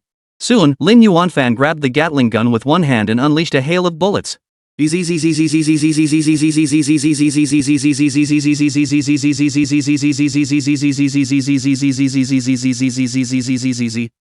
rained down, mowing down the enemy in waves. Many were riddled with holes like sieves. At that moment, his bodyguards charged forward, relentlessly pursuing the survivors, leaving none behind. Oh, wait, they did spare a few survivors. But only after crippling their legs and arms, leaving them alive for interrogation. Anyway, the battle was over. Zhao Chen claimed MVP honors for the entire arena. Just as he was contemplating whether to reveal himself and meet his brother-in-law. "Zhao Chen, is that you?" Lin Yuanfan suddenly shouted. Zhao Chen's heart skipped a beat. What was his brother-in-law doing? How could he possibly know it was him? Was he really that good? "It's definitely you, no mistake. Come out here." Lin Yuanfan bellowed again. "I've heard rumors you're capable of invisibility. Just now, I witnessed it firsthand. Come out and hurry up." Zhao Chen was flustered. What the hell was going on? Still not coming out? Lin Yuanfan tossed aside the Gatling gun, his tone stern. "We've got casualties here. Get out and help treat them. Every life saved counts. Hurry up, stop messing around." Sigh. Zhao Chen sighed inwardly before finally stepping out from behind the corner. "Bro, there's no such thing as invisibility. You gotta believe in science." Lin Yuanfan paused slightly, turned to stare at Zhao Chen, and chuckled. "Science my ass. Got any other tricks up your sleeve? Like rapid healing or something? If you do, get moving and help me save people. I've got a bunch of guys shot and critically wounded, fighting for their lives. This is no joke." Zhao Chen froze, utterly flustered. "I don't know anything about rapid healing." "You don't?" Lin Yuanfan didn't buy it. "For crying out loud, bro, you think I'm some kind of god? Even invisibility is pure fantasy and you want rapid healing too?" Zhao Chen was genuinely exasperated. "Seriously, don't give me that look. I really don't have that ability." "You don't know? If I had rapid healing and didn't use it to save people, I'd be a dog." Ding. Congratulations, host, on successfully completing your daily check-in. During this check-in, you participated in a major rescue operation with invaluable contributions. As a reward, you have been granted the god-tier skill Rapid Healing. Rapid Healing instantly treats external injuries, alleviates pain, and prevents infection. Wounds heal completely within 12 hours. Usable 20 times daily, with uses reset at midnight each day. As the system's voice faded, Zhao Chen's expression froze. This system. This time he couldn't exactly call the system useless. After all, this god-tier skill, Rapid Healing, had arrived at a truly opportune moment. Hurry and save them. Come on, let's go save them. I don't know how to use Rapid Healing, but I can try something else. Other methods? What methods? Lin Yuanfan asked, puzzled. Zhao Chen, I learned basic first aid bandaging during my 2 days of military training in college. First aid bandaging? Lin Yuanfan retorted immediately, you're pulling my leg, kid. What university military training teaches that? Chapter 121, who would believe you don't have some special abilities? Of course, university military training wouldn't teach that, and Zhao Chen certainly didn't know how either. Before long, as he bandaged the wounds of the people under Lin Yuanfan's command, the results were utterly disastrous. Lin Yuanfan couldn't help but snark, are you sure you know how to bandage? From university training? You might as well not have learned at all. Lin Yuanfan's leather-clad female bodyguard couldn't help but add her own criticism. No. The man whose wound Zhao Chen was dressing looked astonished. It's working. I don't feel the pain anymore. Really, it's not as bad as before. I feel much better now. Lin Yuanfan and his bodyguard were both stunned. Zhao Chen chuckled. See? I told you. I learned it and I've refined it myself. It works wonders. With that, Zhao Chen moved to tend to another casualty nearby, applying medicine and bandages. Before long, that patient too was exclaiming in surprise, it really works. It really doesn't hurt much anymore. Holy crap, how did you do that? You didn't look like you knew how to bandage, but after you did it, the pain really did go away? Seriously? Lin Yuanfan couldn't help but ask. Just bandaging a wound can actually stop the pain? And your technique looks so clumsy you're not even wrapping it properly yet it still works like magic? You must have secretly used some special ability again, right? Ha! Zhao Chen flatly denied it. What special ability? I don't have any. I'm just an ordinary person. Where would I get special abilities? Bro, don't believe those rumors. They're all just nonsense people spread around. You gotta believe in science. Lin Yuanfan smiled. The provincial director, she, personally called me to say you might have special abilities like invisibility and telekinesis. You think he'd just make that up? Zhao Chen quickly backtracked. Well, he probably didn't make it up, but he heard it from others who did, so he mistakenly believed it. Honestly, there's no such thing as special abilities. Really, bro, you gotta believe me. Like hell I believe you. Lin Yuanfan cut him off. How did you know something would happen here tonight? And know it in advance? And manage to get here in time to back me up? And just now, you didn't even have a gun. How did you take down so many people? Those guys had all kinds of heavy firepower. How did you take them down so easily? At that moment, Lin Yuanfan suddenly remembered, oh right, among those you took down, there seemed to be one survivor. I'll bring him over right now so you can interrogate him yourself. Ahem, Zhao Chen cleared his throat twice. Save them first, bro, help save them. Saving lives is the priority. Nothing else matters. That was true. For Lin Yuanfan, saving lives was indeed the priority. After all, he genuinely cared about his bodyguards. Otherwise, he would have fled alone earlier instead of staying behind to fight alongside them, sharing life and death. Alright, rescue first. We'll deal with the rest later. Come on, everyone lend a hand. No sooner had Lin Yuanfan spoken than the wail of police sirens echoed from below. The SWAT team has arrived. Neither Lin Yuanfan nor Zhao Chen had called for backup. The entire building's signals had been jammed by advanced technology, specifically designed to prevent Lin Yuanfan from summoning reinforcements. Zhao Chen had joined the fight immediately upon arrival and hadn't even considered calling the police before entering the building's signal block zone. It was a concerned citizen nearby who made the call. Upon receiving the report of a heavy gunfight, police immediately dispatched SWAT while simultaneously alerting hospitals to send ambulances. Thus, SWAT had just arrived when several ambulances hurriedly followed suit. Shortly after, Lin Yuanfan descended the stairs and immediately identified himself. I'm Lin Yuanfan, Executive Director of Grand Technology. Who's in charge here? You're the SWAT team leader? Come this way, let's talk. No need to be nervous. Look at this. Ha! National Security Bureau Special Investigation Unit, First Class Superintendent? Shoo, keep your voice down. Don't make a scene. The next second, the SWAT captain snapped to attention and saluted, Good morning, sir. Lin Yuanfan returned the salute and said, Someone tried to kill me. We were caught in a meticulously planned heavy-fire terrorist attack. Several terrorists survived, but I can't hand them over to you. I need to take them for personal interrogation. If there are any issues. Sir, rest assured, no problem. Very well. You take your men and check if any other attackers are still alive. Save them if possible. I'll take the confirmed survivors with me first. Yes, sir. Soon, Lin Yuanfan led his men away. Then he noticed something peculiar. No matter how severely injured his bodyguards had been moments before, they were now moving freely. Even those riddled with multiple gunshot wounds, who had been unable to stand, now moved as if nothing had happened. Is this some kind of miracle? Zhao Chen, you still claim you don't have any special abilities? Ha? What special abilities? I don't have any. None. They're all acting like nothing happened. Could your elementary school level bandaging really be that miraculous? What do you mean as if nothing happened? Their wounds still hurt, the bullets haven't even been removed yet.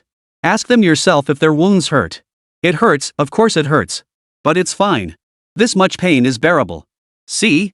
The wounds still hurt. We're just keeping them alive for now.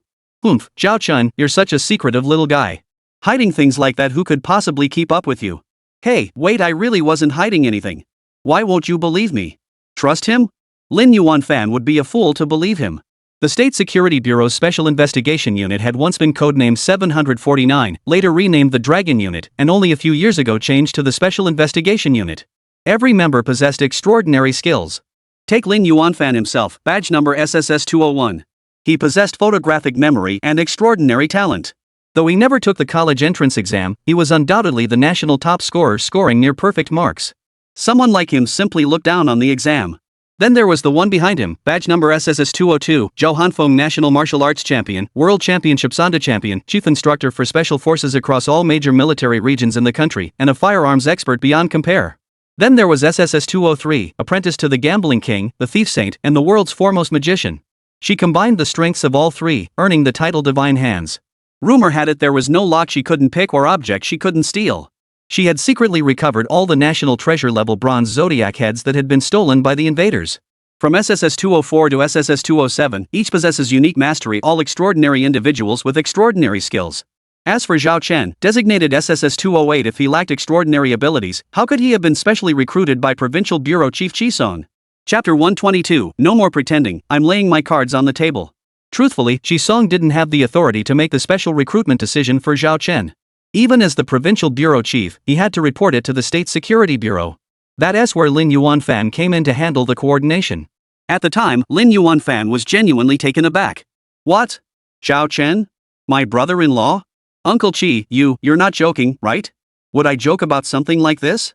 He genuinely shows up at every crime scene without fail. Especially this latest incident. Qingfan was trapped in a hail of bullets behind her father's funeral altar at the mortuary. Guess what happened? Her father's spirit appeared, and that's how she was saved. Lin Yuanfan was utterly baffled, his face a map of question marks. He couldn't process it at all. Although the special investigation team he led at the State Security Bureau was brimming with talent, each member possessing extraordinary skills that often bordered on the supernatural, they certainly didn't have psychic abilities involving ghosts or mysticism. So when Yi Qingfan claimed her father manifested at the memorial altar, how could Lin Yuanfan possibly believe it beyond sheer astonishment? Manifested? Did Yi Qingfan say that herself? Not just her, the criminals present at the time all said the same thing. They all claim it was her father's apparition? That's right. Then Uncle Chi, what do you make of this? What else could I think? Do you really expect me, the director of the Provincial Public Security Department, to believe in such supernatural nonsense? In my opinion, it's almost certainly your brother-in-law, Zhao Chen, who was pulling some kind of trick to save Qingfan's life. Zhao Chen? Yes, Zhao Chen. He was at the funeral home too. When he slipped away after the incident, he was caught red-handed by the police as he left the premises. What are the odds of that? What was he doing at the funeral home in the dead of night?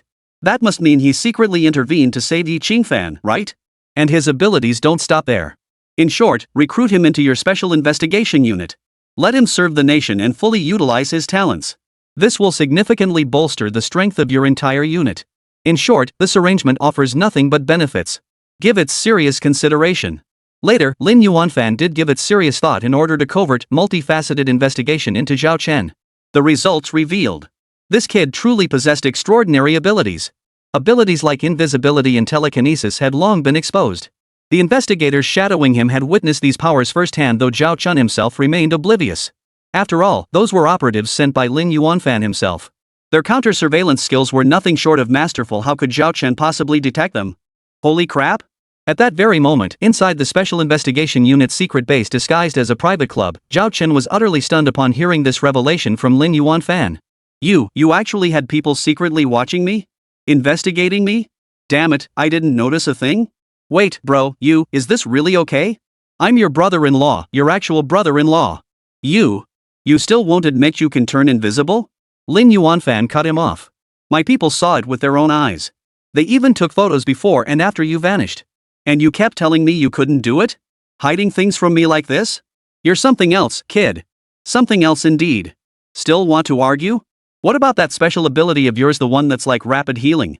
Care to explain that too? Faced with this, Zhao Chen couldn't help but give a sheepish laugh. What rapid healing? I genuinely don't have that ability. Why would I need to argue? Seriously, I don't have it. I've always been honest and straightforward, never lied. You know me, bro. Lin Yuanfan raised his hand and gave Zhao Chen a light tap on the forehead. Still pretending?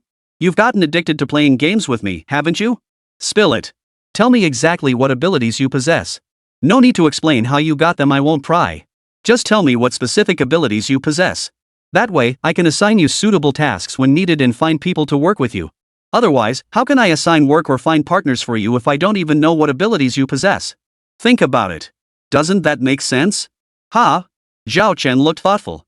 Upon careful consideration, not having to explain the origins of my abilities? Well, that might actually work. Right. Since it wouldn't expose the system, there was nothing to it.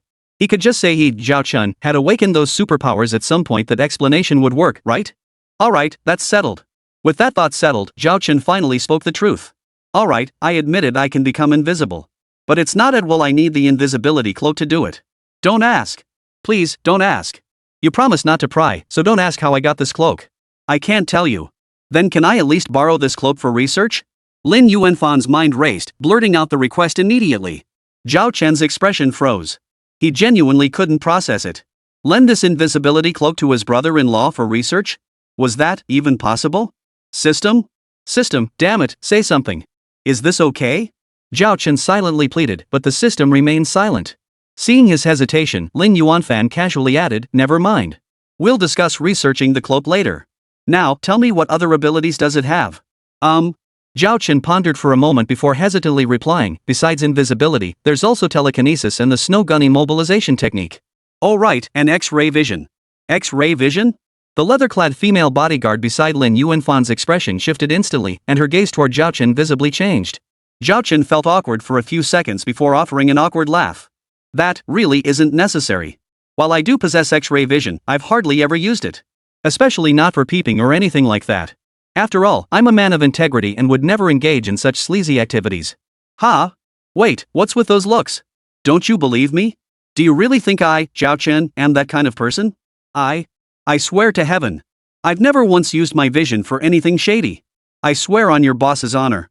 Alright. Lin Yuanfan quickly cut him off. Stop swearing. Swearing on my character?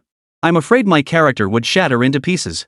Besides what you just mentioned, is there anything else? Like rapid healing? Zhao Chen slapped his forehead. He had almost forgotten about that. Chapter 123, wanting to do charity but lacking the ability. Rapid healing. It instantly relieves pain, prevents infection, and ensures wounds heal completely within 12 hours. But for gunshot wounds like yours, you still need to get the bullet removed. This is just a temporary fix to save critically injured people. You'll still need proper medical attention later. Before Zhao Chen could finish, Lin Yuanfan cut in, this is already amazing. Often, on-site medical conditions are inadequate. Your skill could be incredibly useful, saving countless lives. Why don't you join my team? Ha? Zhao Chen froze for a moment before shaking his head firmly. No. I have to get back. Shuaing has so many cases on her plate. I have to help her handle them, right? Otherwise, she'll be swamped again and won't get any rest. So at this critical juncture, I absolutely must keep a close eye on her. I can't let her overwork herself under any circumstances. Lin Yuanfan smiled. Alright, we'll talk about it later then. Oh, right. Suddenly, Zhao Chen asked, what exactly happened this time? Do you know who tried to kill you? They were bold enough to make such a big commotion. Hearing this, Lin Yuanfan furrowed his brow slightly. After a moment's thought, he took a deep breath and said, to put it simply, there are many who want me dead both openly and covertly, across various circles. This isn't my first assassination attempt, but this time I nearly bit the dust. Thankfully you arrived in time. I owe you my life. Why bring that up? Zhao Chen cut him off. Is that what I want to hear? You're Shuaing's brother, my brother. I saved your life. Why are you being so formal with me? The wedding apartment Shuaing and I live in now? You bought that for us. I've got nothing to repay you with. And now you're talking about owing me your life? Are you trying to shame me to death? Lin Yuanfan chuckled, patting Zhao Chen's shoulder before his expression turned serious as he changed the subject. Lately, there aren't many who've been so desperate to kill me. Just a handful. Just recently, I attended a conference where, as an international financial advisor, I rejected those experts' proposal to boost the economy by raising prices. That would inevitably cut into many people's profits, even sever their income streams entirely. Birds die for food, men die for wealth. Cutting off someone's income is like killing their parents. Naturally, some will take desperate measures, willing to risk everything to eliminate me. But I can't be certain, at least for now. It's merely a possibility I'm considering. After all, I've offended far too many people. My previous proposal alone led to the seizure of over 100 charitable organizations nationwide, freezing assets exceeding 300 billion yuan. You must understand that while this 300 billion appears to be charitable donations, at least 90% of it inevitably finds its way into private pockets through various channels. So, do you think those people aren't desperate? Naturally, they're eager to kill me to vent their fury. Simultaneously, I helped enact legislation to overhaul hundreds of commercial banks nationwide. Half of them have been completely shut down, with all funds confiscated. How much capital loss does that entail? Oh, and then there are those experts who want to claim ancestral heirlooms as their own. While these treasures may be priceless, they don't quite reach the level of national treasures. After all, national treasures require multidimensional authentication, not just valuation. Take gold and diamonds, they're highly valuable, right? But can they be national treasures? Same principle. Each of those heirlooms is worth over 1 billion yuan. If auctioned internationally, they could fetch tens of billions. Yet they don't meet the criteria for national treasures, so they don't need to be surrendered. But those experts, paying lip service while acting otherwise, sought to illegally seize private property under the guise of national policy. They severely damaged the nation's image. I sent them all to jail. Naturally, the interest groups backing them all want me dead now. Hearing this, Zhao Chen couldn't help but blurt out, "Holy crap, how many people did you piss off? No wonder things have come to this. You've pissed off so many people, and none of it was small stuff. Of course they all want you dead. Honestly, bro, it's practically a miracle you're still alive." Lin Yuanfan chuckled. "What can you do? Some things just need to be done. If people like us didn't exist in this world, wouldn't chaos reign supreme? Our forebears sacrificed their lives and shed their blood to build this law-abiding, civilized, harmonious society we have today. How could we not cherish it? How could we not risk our lives to protect it? Take my Lin family ancestors, a lineage of loyal martyrs. Some scaled snowy mountains and crossed grasslands, sacrificing themselves one after another in battle after battle. In the end, only one remained. We were so close to being completely wiped out. Yet even then, our ancestors charged forward without hesitation. They truly cast life and death aside, pouring their very blood to protect this land, willing to sacrifice everything. They had their faith, and so do we. This faith has been passed down through generations to ours. How could we possibly let those martyrs down? Zhao Chen, you agree, right?" Right. Zhao Chen nodded repeatedly. "Indeed, we're no lost generation. We won't let our forebears down. Serving my country has always been my duty. Though my position is lowly, I dare not forget my nation's troubles.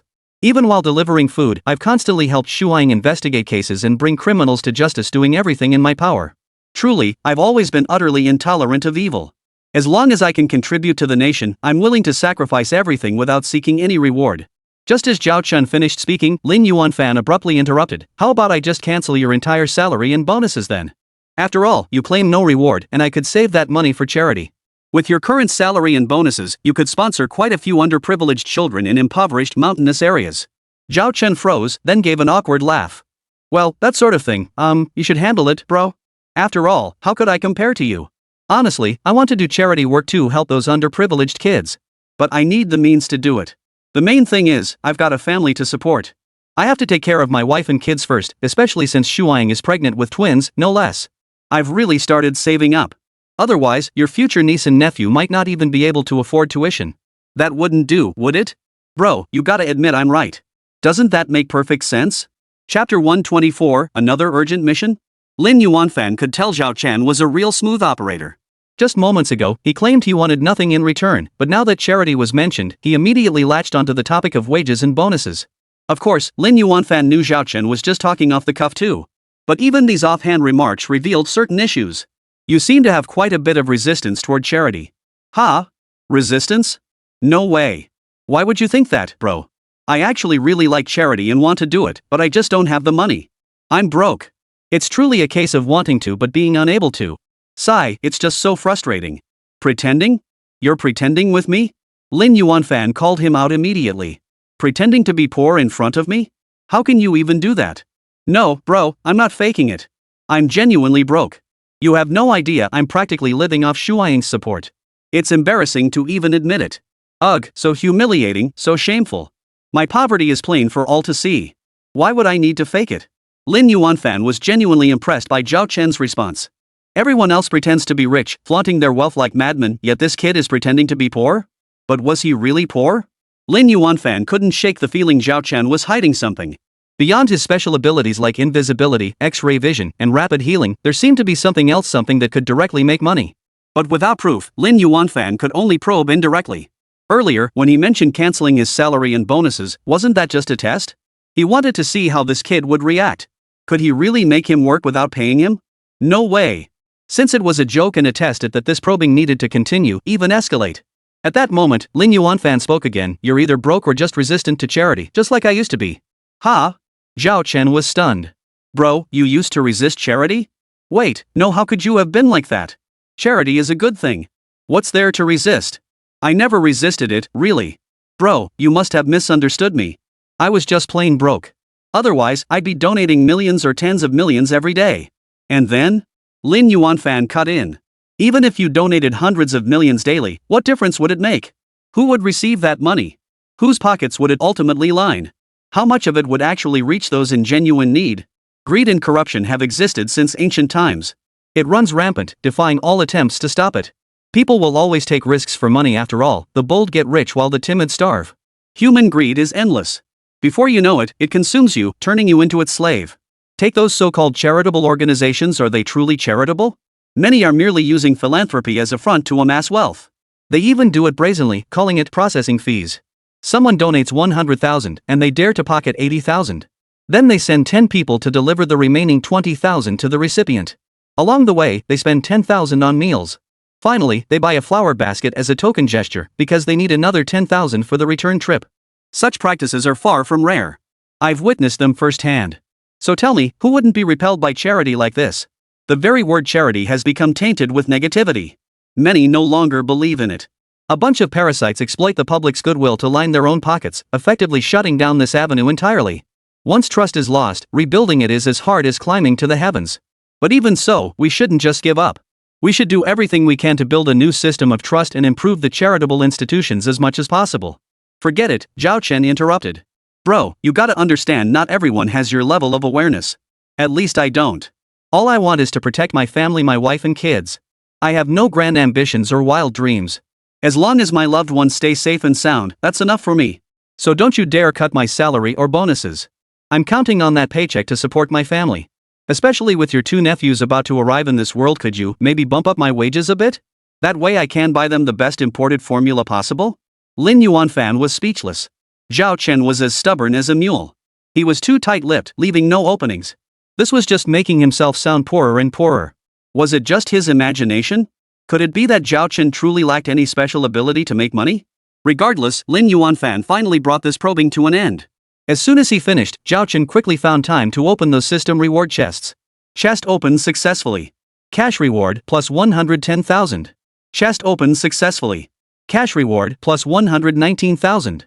Chest opened successfully. Cash reward plus 120,000. A stack of chests, all containing cash rewards. In the blink of an eye, Zhao Chen had added several 100,000 yuan to his account. Ha! Suddenly, Zhao Chen noticed. 110,000? 119,000? 120,000? What's the deal? 110, 119, 120? This. Could it be another hint? Seriously, you damn system. Can't you just say what you need to say plainly? Why do you have to pull this kind of crap? Is this supposed to be fun? Making me think even when I'm collecting my money? Do I look like someone who enjoys thinking? Like I'm some genius or something? If you won't just tell me straight up, I'm not bothering. There aren't any daily tasks anyway, why waste my energy figuring this out? While muttering to himself, Zhao Chen had already figured it out. Something was coming up that would require the simultaneous dispatch of 110, 119, and 120. So what was the key? Fire. Was a major fire about to break out somewhere? Or even, arson? But the system wasn't issuing any check-in tasks. Right now, these were just his speculations, there were no clear clues. Where was he supposed to go? Should he stay in Binhai City or return? Sigh. Just as Zhao Chen was feeling utterly torn, the system's voice chimed in. Ding. Check-in task refreshed. Host, proceed immediately to the designated location for check-in. The moment the system's voice faded, Zhao Chen immediately checked the check-in location on the system map. What he discovered was, it was just a few kilometers away? Ha! Holy crap, there's a countdown this time? 20 minutes remaining. Did that mean he had to get there within 20 minutes, or did he have to get there within 20 minutes and successfully prevent an accident from happening? Either way, he had to hurry. Bro, I gotta run out on an urgent errand. No time to explain, gotta go. Ha? Where are you going? Before Lin Yuanfan could react, Zhao Chen had already vanished down the hallway. Still, Lin Yuanfan could guess, this kid was in such a rush, he must be off to handle another urgent mission. But the problem was, Chapter 125, is this scientific? Where on earth did this kid get his intel? Lin Yuanfan's intelligence network was extensive, truly international in scope. Could Zhao Chen's sources possibly surpass his entire network? Take this time, for instance. Zhao Chen was thousands of miles away. How did he know in advance that trouble was brewing here and manage to arrive in time? And how did he manage to buy a ticket just 1 hour before the flight departed? No matter how you looked at it, it seemed impossible.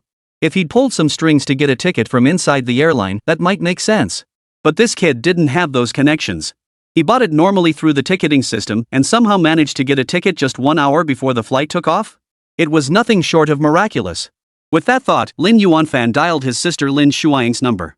Soon, the call connected. Shuaing, you're still awake? Do you know Zhao Chen is here with me? Ha? Lin Shuang had finally started to feel drowsy, but hearing her brother's words instantly wiped away all traces of sleepiness. What did you say, bro? Zhao Chen is at your place? You're in Binhai City? Yep. Lin Yuanfan lit a cigarette, took a deep drag, and exhaled smoke rings as he spoke. Things got a bit messy here. I ran into some trouble. If Zhao Chen hadn't shown up in time, I might not have made it out alive this time.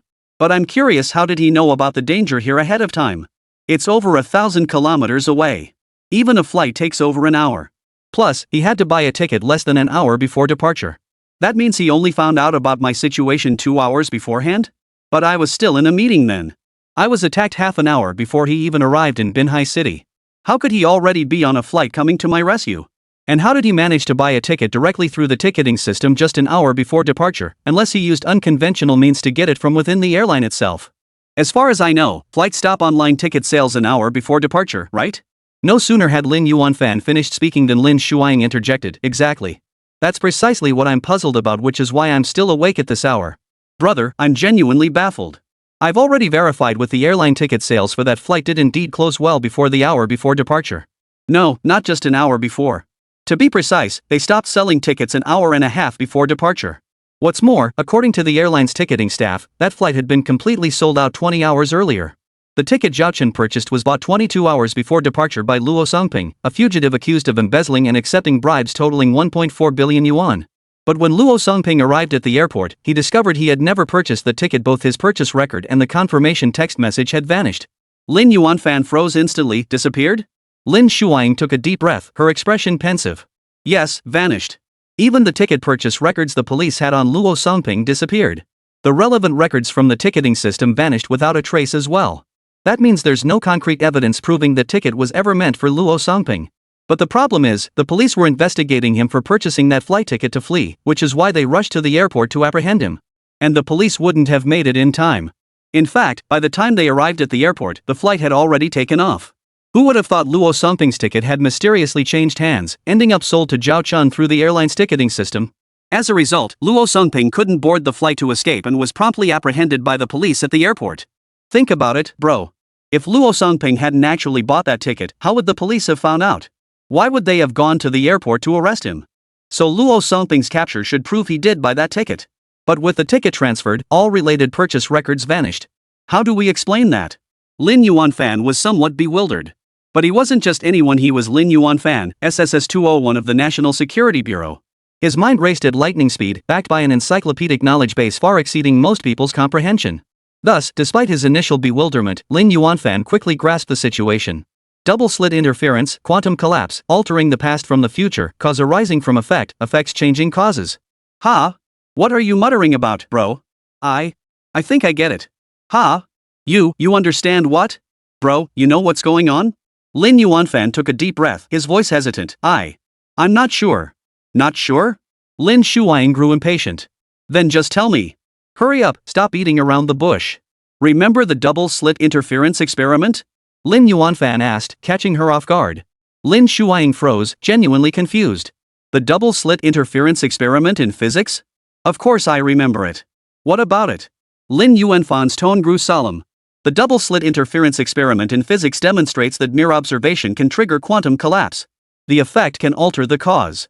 For example, you bought a rice cooker a few days ago, but you received a hairdryer instead. When you checked your purchase history, you discovered it wasn't a mistake by the seller, you had actually bought the hairdryer days earlier. But you clearly remember buying a rice cooker. How could the purchase record change to a hairdryer? That's a current outcome altering a past cause. Zhao Chen's ticket follows the same principle. When Zhao Chen needed that ticket when he conceived the thought, it functioned like the observation in the double-slit interference experiment. The observation triggered quantum collapse, directly reversing causality. Consequently, Luo Songping's ticket purchase record vanished without a trace, leaving Zhao Chen stranded at the airport where he was apprehended by police. From a scientific perspective, this is the only explanation. Lin Shuang was dumbfounded. Scientific perspective? What does that even mean? Is this even scientific? Not scientific at all, okay? It's even more mystical than mysticism. The key question. Who orchestrated all this? Lin Shuang furrowed her brows, racking her brain for a moment before asking, Zhao Chen? Did he orchestrate all this? Can he change the past? Bro, what the hell are you talking about? Lin Yuanfan smiled and replied, he didn't orchestrate it all. He triggered something hidden in the depths of fate. At the same time, he indirectly proved the validity of the double-slit interference experiment and the validity of quantum mechanics itself. I believe many of my upcoming research projects will find breakthroughs through him. Chapter 126, Some People Really Need a Good Punching. As SSS-201, renowned within the National Security Bureau for his intellect, Lin Yuanfan had delved into quantum mechanics. In fact, his accomplishments in quantum research far surpassed those of so-called experts and professors. His expertise was easily on par with an academician-level scholar, though he'd never bothered applying for the title. He already held too many distinctions to care. He hadn't paid much attention to quantum matters before, mainly because certain bottlenecks remained insurmountable, making the effort seem pointless. But now, he genuinely sensed Zhao Chen held the key to breaking through those barriers, potentially solving numerous quantum puzzles and making a spectacular breakthrough. It wasn't merely about making a name for himself, it was about propelling the advancement of human technology as a whole. In contrast, Zhao Chen's approach was far more straightforward and blunt. After all, Lin Yuanfan relied on his intellect, while Zhao Chen relied on his system. He had now arrived at the check-in location and immediately spotted a brat playing with sparklers, the kind you swing around in your hand, sending sparks flying everywhere. It looked pretty cool as he swung it. The problem was, parked nearby was a large truck loaded with foam, its body emblazoned with the words "No smoking" or "Open flames." Zhao Chen immediately rushed over, snatched the fireworks from the kid's hands without a word, and stomped them out. In the distance, a couple was arguing. Over 2 million in demolition compensation, and your dad won't give you a single penny? What's that about? What's he playing at? Seriously, does he even see you as his son? Are you really his biological child? And he's in the late stages of cancer, he doesn't have much time left. Yet he made a will to leave all his inheritance to his grandson? Oomph. He'd rather give it to his grandson than his own flesh and blood? Your dad's something else. Are you just going to let this slide? Enough, shut up. Don't you have any idea why he's leaving everything to his grandson? What do you mean? Are you blaming me for this? Not your fault? Then who the hell insisted our son take your surname? Was it me? Dad tried desperately to stop it, but you refused to budge. You even threatened me? Said if our son didn't take your surname, you'd divorce me? Said since you carried him for 10 months, why shouldn't he take your name? Fine, I really had no choice. My dad gave in too, after all, he was your son. What else could we do? Same thing now. All that money, the 2 million plus from the demolition payout and whatever other odds and ends, it's all my dad's. He can give it to whoever he wants. What business is it of yours or mine? And what about his grandson? That boy takes your surname, so to him, he's an outsider. But his grandson takes his surname. Didn't he say it himself? He'd already made arrangements with my sister and brother-in-law. The grandson takes his surname and inherits his estate. What's left for us? So what the hell am I supposed to do now? My sister let her son take her surname, and now he's running over here to inherit his grandfather's estate. And you? Your son has your surname, right? Shouldn't you be going to your father to inherit his estate? As the man finished speaking, the woman's expression froze instantly. Just then, their son's voice echoed from the distance. Get lost. Get away from me. I don't need your help.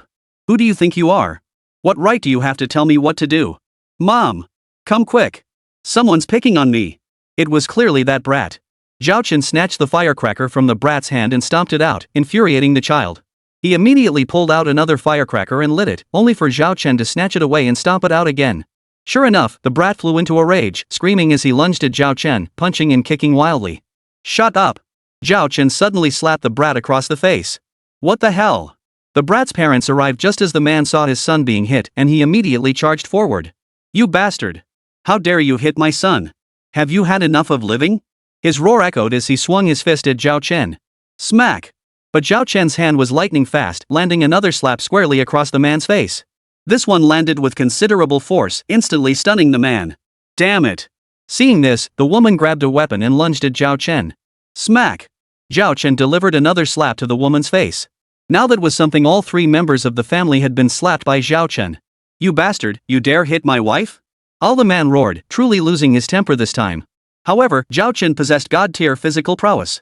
Even though he wasn't a trained martial artist like Yi Qingfan or Lin Shuang, who had police academy backgrounds, he was absolutely no match for the man before him. In the blink of an eye, Zhao Chen kicked the man flying across the room, then stepped forward and stomped his foot down hard on the man's face. Look closely. That truck is filled with foam. Your son is playing with fireworks nearby. If the fireworks ignite the foam, it'll be a blazing inferno in seconds. Now look behind that truck, there are over a dozen more parked there, all loaded with foam. Don't you know foam ignites instantly? If all that foam in these trucks catches fire, this entire area will be engulfed in flames. Can you take responsibility for that? Even your son would perish in the inferno. I saved your son's life, and you're yelling at me? With that, Zhao Chen released the man, only to grab him by the collar and yank him upright again. Slapping the man's face, he continued, "You bring your kid out here to play with fireworks in the middle of the night? And then you don't even watch him? Are you out of your mind? Seriously? If I'd been a second later, that brat would have caused a disaster. If he'd set those dozen trucks full of foam on fire, don't you think your whole family would have perished here? Every last one of you. Even if you somehow escaped, you'd be bankrupted by the damages. You'd lose everything and end up in jail. You'd regret it then, you bastard. I saved your entire family, and you dare yell at me?" Zhao Chen's fierce demeanor genuinely intimidated the man. After all, the man knew full well that the dozen or so cars parked nearby were indeed filled with nothing but foam. In fact, he himself was the guard for those very vehicles. How could he not understand the severity of fireworks igniting foam in over a dozen vehicles? He knew it all too well. Yet, even after coming to his senses, the man couldn't help but retort at Zhao Chen, "But you can't hit my son. He's only 8 years old, after all. So what if he's 8? Zhao Chen's anger flared, and he lashed out again, slapping the man hard across the face. Some people just can't be reasoned with, you have to hit them. Chapter 127, he truly has no interest in money. I asked you, what's so special about 8? Does being 8 mean he can't ignite over a dozen truckloads of foam? Didn't you see the residential buildings right next to us? What if it ignited? What if my ass? I'm the one in charge of guarding this place, and you're telling me what if? The man suddenly shouted at Zhao Chen. Zhao Chen paused for a moment, then laughed. So that's why this family of 3 was here in the dead of night. Turns out they were the guards? Now that was interesting. They were supposed to be the guards, yet they let their son play with fireworks right next to them? Was this really guard duty, or were they just terrified those dozen trucks of foam might catch fire? If those dozen trucks of foam caught fire in the middle of the night, wouldn't the entire residential building next door go up in flames too? How many people would die? The thought alone pushed Zhao Chen over the edge. He couldn't hold back any longer and proceeded to beat the man senseless. After the beating, he called the local police station to send detectives. As soon as the detectives arrived, Zhao Chen identified himself. "Hello, I'm Zhao Chen from the Provincial Department's Special Investigation Unit, badge number SSS-208. Provincial Department? Hello. This kid nearly ignited over a dozen trucks of foam, causing a major safety incident. Take him away to the Juvenile Detention Center for proper education." As the guardians responsible for supervising these dozen-plus truckloads of foam, these parents were negligent. They allowed their child to play with fireworks here. Worse, they showed no remorse and even tried to attack me. Of course, attacking me is one thing. I did discipline their child out of anger, but their complete lack of safety awareness demands severe punishment. Take them back and handle this strictly according to regulations. Follow all relevant management rules and procedures. Afterward, investigate who parked these dozen trucks full of foam next to residential buildings. Hold the responsible parties strictly accountable, no leniency. Yes, sir. Alright, take them away. Yes, sir. Oh no. Hold on. You must also immediately contact the companies behind these trucks and have them send personnel to remove the vehicles right away. In short, all follow-up matters must be handled properly. This involves preventing major safety incidents. There can be no negligence. If an accident occurs, it could cost many lives. Then you won't just face trouble, you'll also be punished by higher-ups, right? Yes, comrade. You're absolutely right. Rest assured, we'll handle this properly. Ding. Congratulations, host, on successfully completing your check-in. During this check-in, a major safety incident was successfully prevented in its infancy. Contribution points plus 3,000. The system's voice chimed in, and Zhao Chen knew that was the end of it. But he truly hadn't expected it to reward a whopping 3,000 contribution points in one go. It seemed calm on the surface now, but if he hadn't stopped it in time, those troublemakers might have ignited those dozen or so trucks full of foam. That would have been a disaster. There was no helping it. This was how things went. When prevention succeeded, it seemed like nothing had happened, making it appear as though Zhao Chen had blown things out of proportion. But if he hadn't succeeded in stopping it? The consequences would have been unimaginable. It wouldn't just be a city-wide sensation, it would likely become a national scandal. He'd be featured as a cautionary tale in safety education materials, and who knows, maybe even trigger a nationwide crackdown on safety violations. So while he appeared calm on the surface, he actually accomplished something monumental. The system rewarding him with 3,000 contribution points? He deserved it, absolutely deserved it. And those 3,000 contribution points were more than enough to redeem 300 reward chests. On his way back, Zhao Chen suddenly noticed that the system now allowed redemption for intermediate and advanced treasure chests. The original basic chests cost 10 contribution points each, while intermediate chests now required 50 points and advanced chests 100 points. Zhao Chen pondered for a moment before deciding to try exchanging a few intermediate treasure chests first. Intermediate treasure chest successfully opened, cash reward plus 300,000. Intermediate treasure chest opened successfully. Cash reward plus 499,000. Intermediate treasure chest opened successfully. Cash reward plus 524,000. In mere moments, he had earned over $1 million. Zhao Chen did a quick calculation. Basic treasure chests typically yielded tens of thousands each. An intermediate chest contributed 5 times the value of a basic one, yet consistently delivered cash rewards roughly 10 times higher. What a bargain! Now to try the advanced treasure chest. Advanced chest successfully opened. Congratulations! Divine skill pickpocket has been successfully upgraded. Pickpocket LV.1 skill range increased from 50 meters to 100 meters. Maximum uses per target increased from 3 to 5. Zhao Chen froze in surprise. So that's how the advanced treasure chest worked? Then let's keep going. Advanced treasure chest successfully opened. Congratulations! Divine skill rapid healing has been successfully upgraded. Rapid healing LV.1 healing time reduced from 12 hours to 6 hours, daily usage increased from 20 times to 40 times. Zhao Chen was overjoyed and didn't hesitate, he went straight for another one. Advanced treasure chest successfully opened. Cash reward plus 1.5 million. Holy crap? Zhao Chen froze in shock. Cash reward? 1.5 million? Honestly, he wasn't interested in money.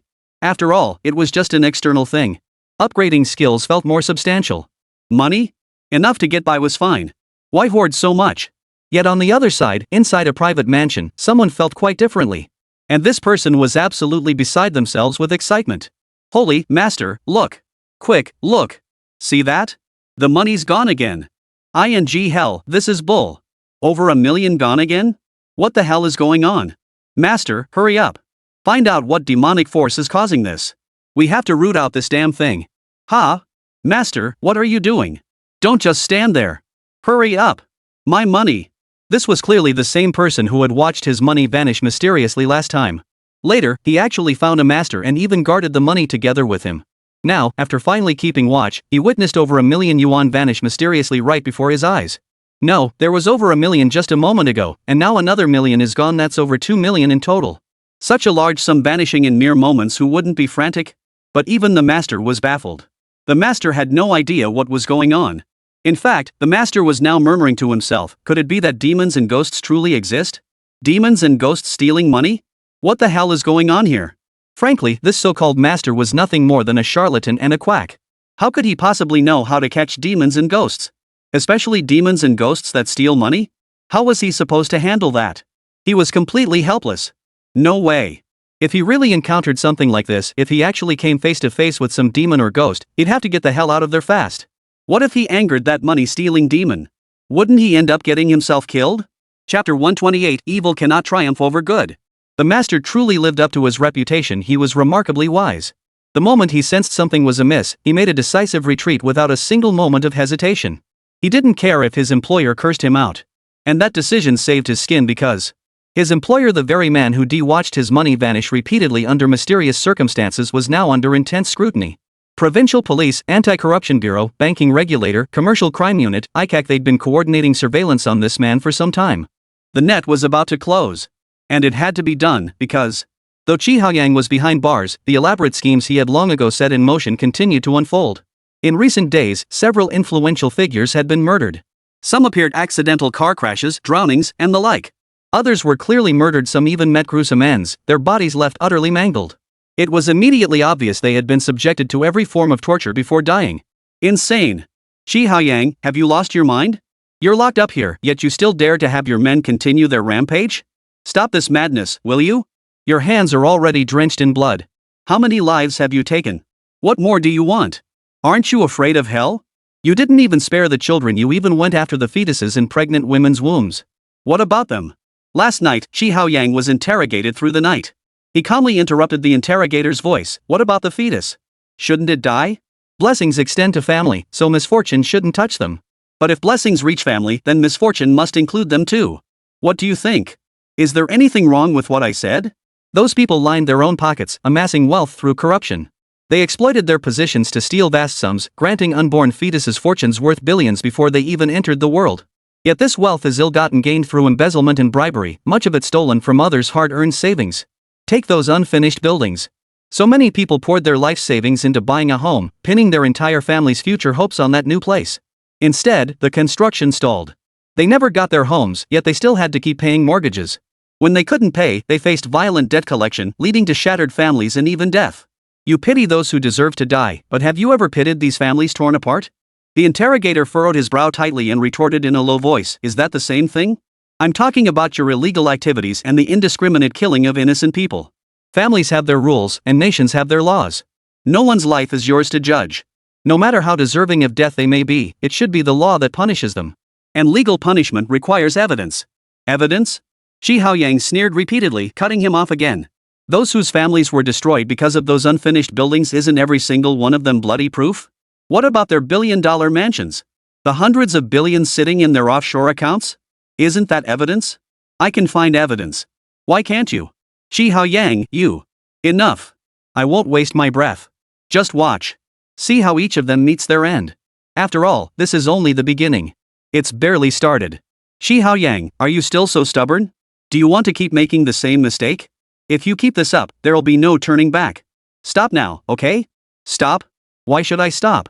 Aren't those people just greedy beyond measure? Aren't they all blinded by greed, walking further and further down that path, sinking deeper and deeper?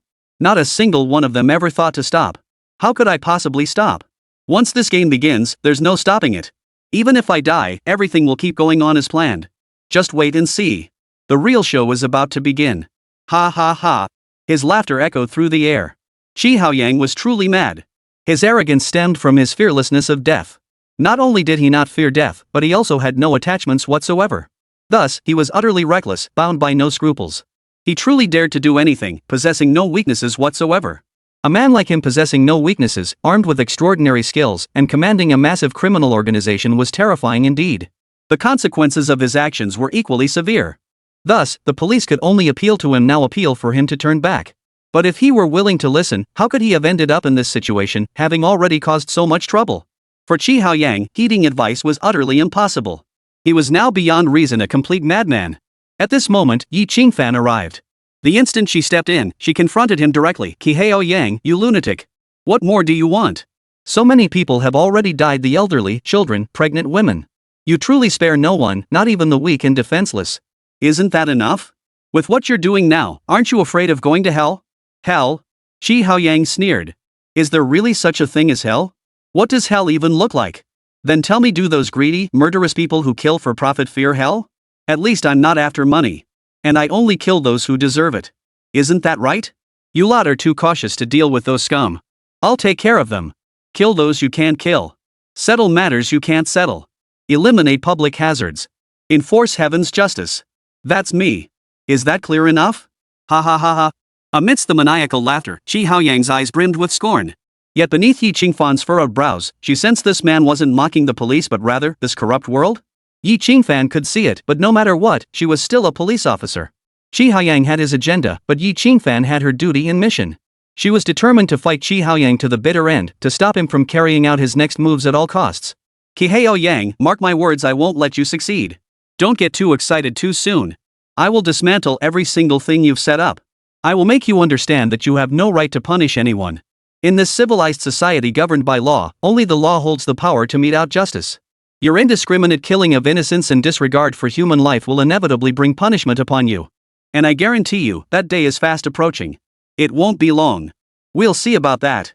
With that, Yi Qingfan stood up abruptly. Just as she was about to leave, Shi Haoyang suddenly spoke up. Do you really think you can defeat me? Yi Qingfan turned back, her voice firm as she uttered 4 words, evil cannot prevail over righteousness. Shi Haoyang smiled. Evil cannot overcome good? Are you sure? Then tell me, what is righteousness? And what is evil?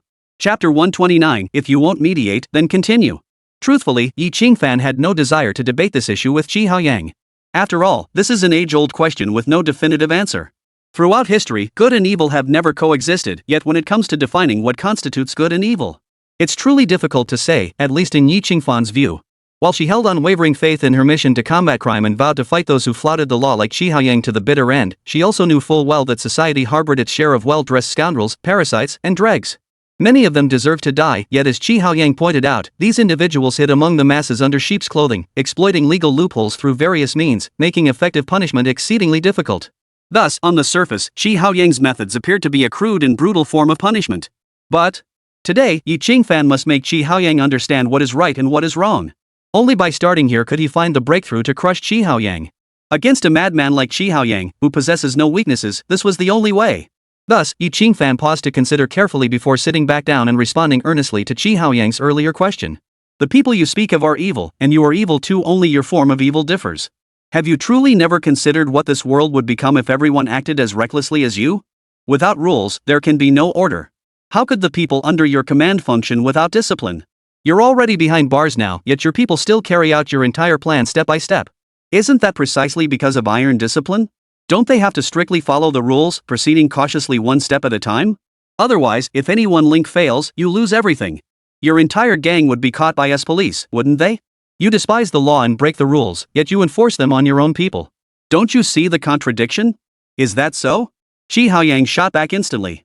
It seems you're right. But I never claimed this was a battle against rules. I never said rules aren't important. I target those who exploit rules for personal gain, those who act with utter disregard, pushing their advantage step by step, relentlessly. The law fails to protect those they victimize, and it fails to protect themselves. As for me, an outlaw beyond the law, I don't need legal protection. I don't need any protection at all. My life means nothing. You could shoot me dead right now. What is death? Pulling the trigger would take but an instant. I'd tilt my head, close my eyes, and then feel nothing. No more sensations. True liberation, no longer trapped in this filthy world. It'd be quite nice.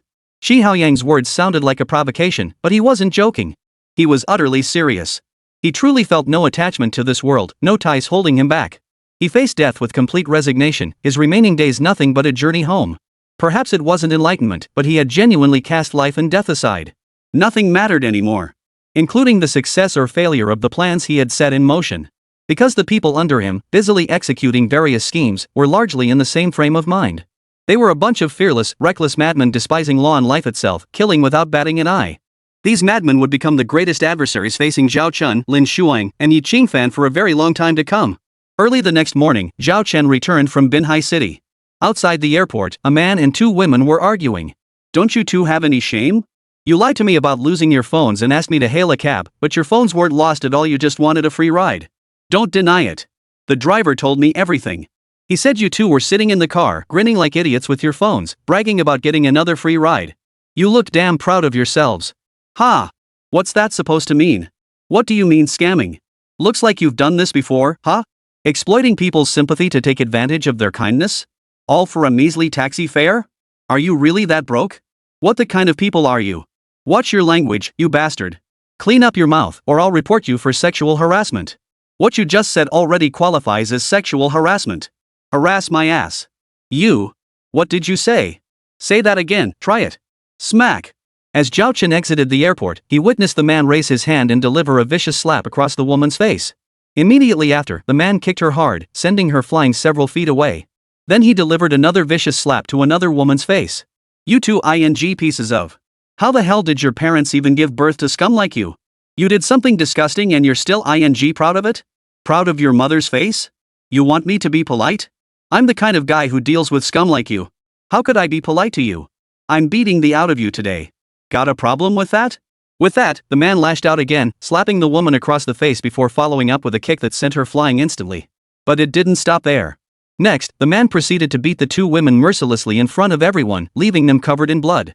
Zhao Chen had been on the phone and hadn't been able to stop him. Only after hanging up did he step forward. Stop it. Stop it.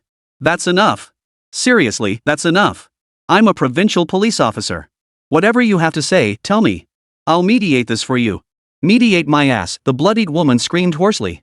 Can't you see what he did to me? Arrest him. Lock him up and sentence him. Hurry the up. Exactly. Get your ass moving already.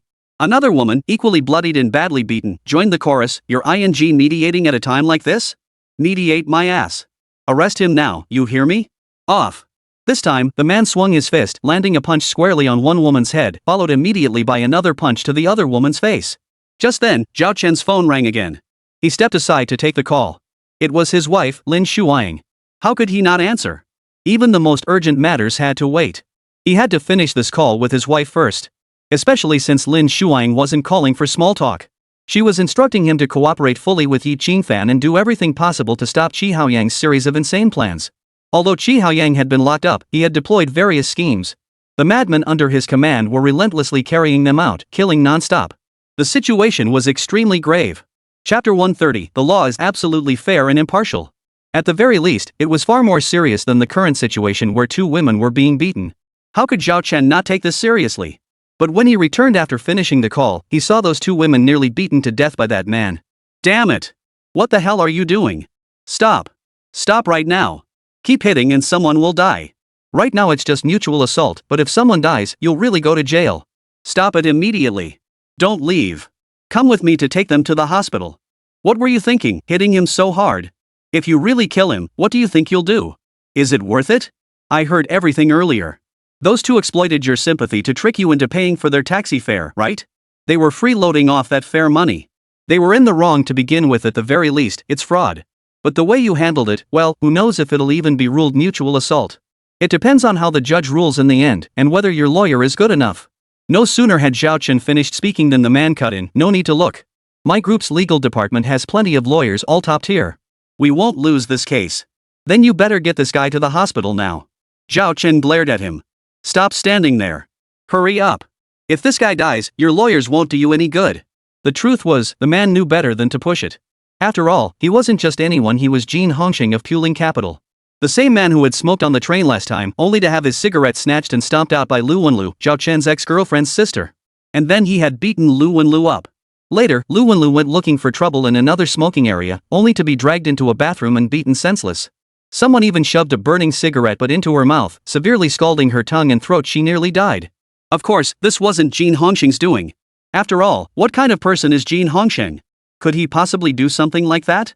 At most, he'd do what he was doing now, beat someone senseless. Though he'd leave them barely clinging to life, the difference was, he did it openly and fearlessly. He had the moral high ground. What was there to fear? For now, he followed Zhao Chen to take the two women to the hospital. Immediately after, he accompanied Zhao Chen to the police station where Lin Shuang was being held to record statements and take notes. Zhao Chen personally took charge. Alright, explain the situation. Be as detailed as possible. Those two women scammed me. They played on my sympathy to get me to pay for their taxi fare. Then, right in front of the driver, they pulled out their phones and shamelessly laughed about getting another free ride. It was the driver who couldn't stand it and contacted me. Otherwise, I wouldn't even know about this. Honestly, who would have thought people like this existed? Scamming over a measly taxi fare? And then gloating about it, thinking they got a huge bargain, as if they could build a fortune off this? At its worst, this is fraud. They take pride in their dishonesty. At its worst, it exploits public kindness and sympathy, eroding trust between people. This ultimately prevents those genuinely in need from getting help, indirectly costing lives. Like that incident recently where a male driver's car plunged into a river. He was swept into the swift current, clearly in mortal danger. People on the bank immediately jumped in to save him, risking their own lives. In the end, the driver was rescued. Strangely enough, not long after, another female driver's car plunged into a river. The current wasn't strong, yet many people watched from the shore without offering a single helping hand. In the end, that woman drowned right before their eyes. Think about why those people didn't help. They were all afraid. Because someone had jumped in to save the female driver before, only to get cyberbullied afterward. They said he should have worn a shirt, accused him of taking advantage of the situation to molest her. That guy was nearly driven to suicide by the online harassment. Officer, what kind of world is this? Trying to save someone, yet ending up with nothing good to show for it. Who would dare to help anyone after that? Like this time I acted out of kindness, only to find I'd been tricked. So tell me, if it happened again, would I still help? That's why I just hate these people so much. I just want to kill them. Hearing this, Zhao Chen suddenly coughed, then interrupted him. We're recording your statement. Think carefully before you speak. You'll be held responsible for your words. What do you mean, just want to kill them? Who exactly do you plan to kill? Think you're some kind of murderer? If you really were, would you be kindly helping people hail taxis? Clearly you're not that kind of person, so watch what you say. How old are you, acting like a child? Who are you trying to impress? What's the point? Now I'm asking you, answer truthfully. Were they constantly provoking you back then? Deceiving you and saying you deserved it? Maliciously taunting you, saying things like, so what if we're freeloading off your few dozen yuan for the cab fare? Did they even ask if you dared to hit them? Did you dare? If you had the guts, go ahead and hit us. Did they say things like that? How do you know all this? Jin Hongxing was genuinely surprised at this point. He hadn't even bothered to bring it up, thinking it didn't matter, yet Officer Zhao Chen had laid it all out. It was almost as if he'd repeated every word verbatim. How could I know so much? Zhao Chen repeated the question before answering. I was nearby at the time. I heard your entire conversation clearly. That's why I told you earlier, you must recount the events truthfully, without holding anything back. Otherwise, I can instantly tell if you're lying. Now, let me ask you this, if they hadn't provoked you like that, would you have attacked them? Enough, you don't need to say it. Do you look like the type to hit someone for no reason? Especially a woman?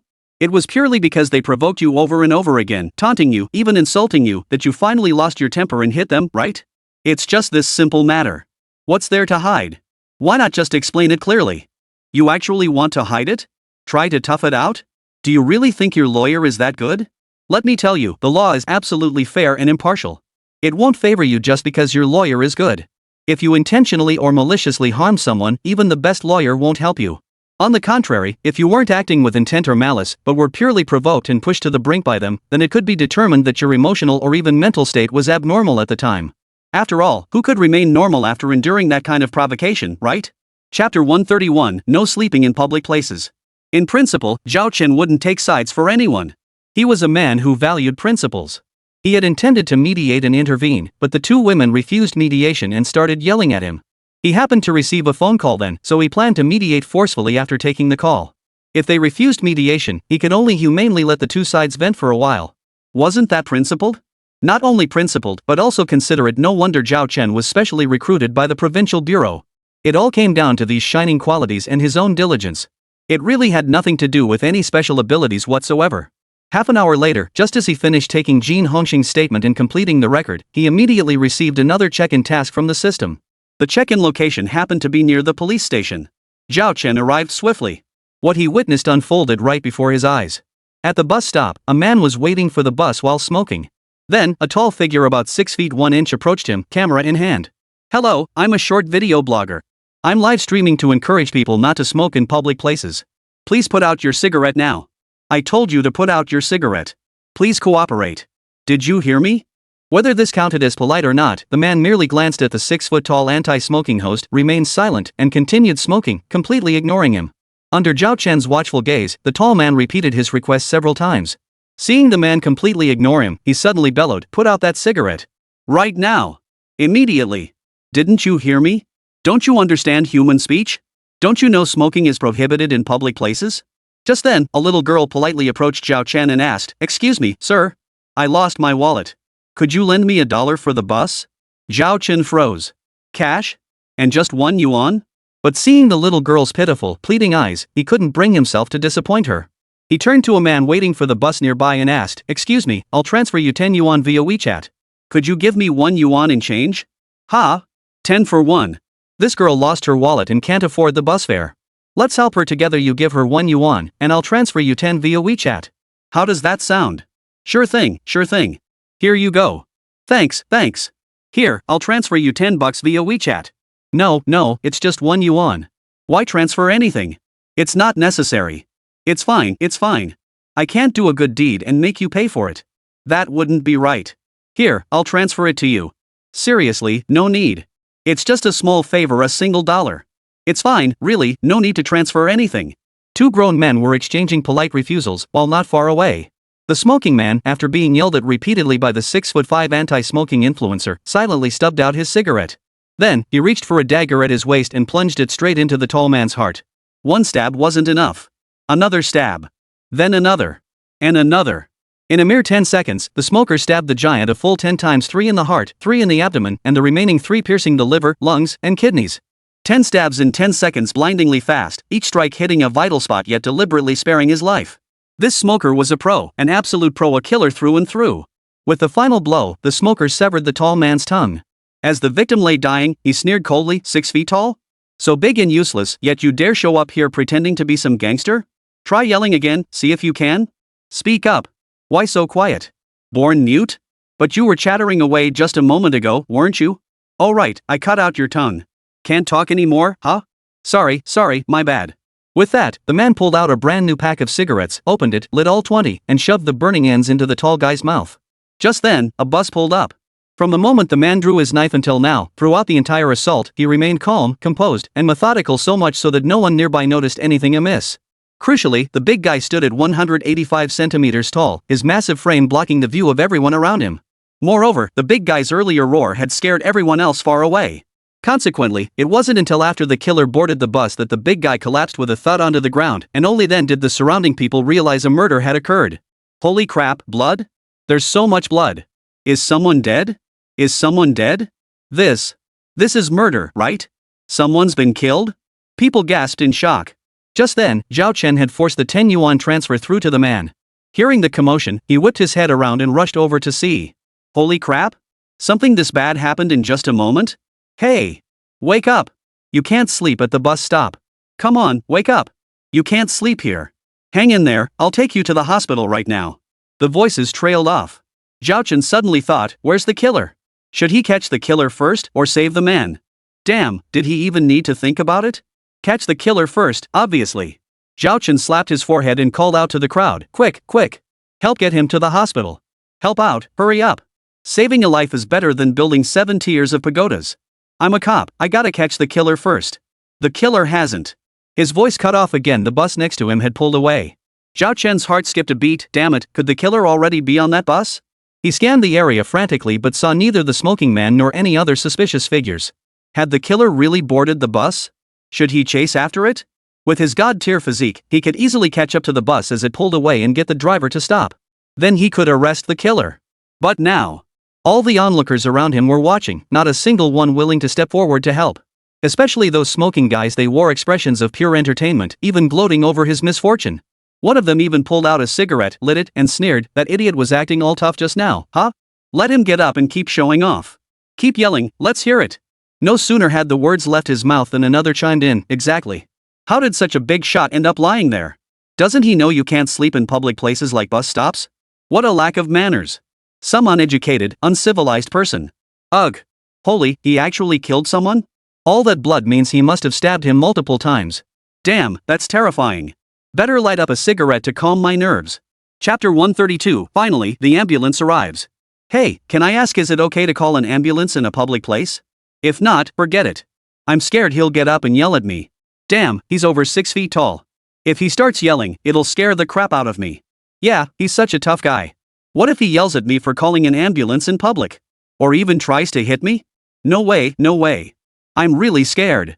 Me too. I'm scared out of my wits. Zhao Chen was flustered. Hey, wait a minute. How can you guys be like this? This is a human life we're talking about. Don't just stand by and watch him die. Besides, it's not right for him to be sleeping in public like this. Don't you want to get him out of here quickly? Get him to the hospital for emergency treatment, not send him to the underworld. Don't get me wrong. Forget it. I'm not chasing the killer now, it's too late for that. Let's get him to the hospital first. Come on, give me a hand lifting him up. That's the least you can do, right? No way. I'm busy. How am I supposed to lift him while smoking? The onlookers seemed genuinely afraid the victim might actually survive. Meanwhile, in the victim's livestream chat, viewers were erupting in the comments section. This is hilarious. I told you this asshole would get himself into trouble sooner or later. He's always running around like a lunatic, yelling his head off. Does he really think being 6 feet 5 inches makes him invincible? Total asshole.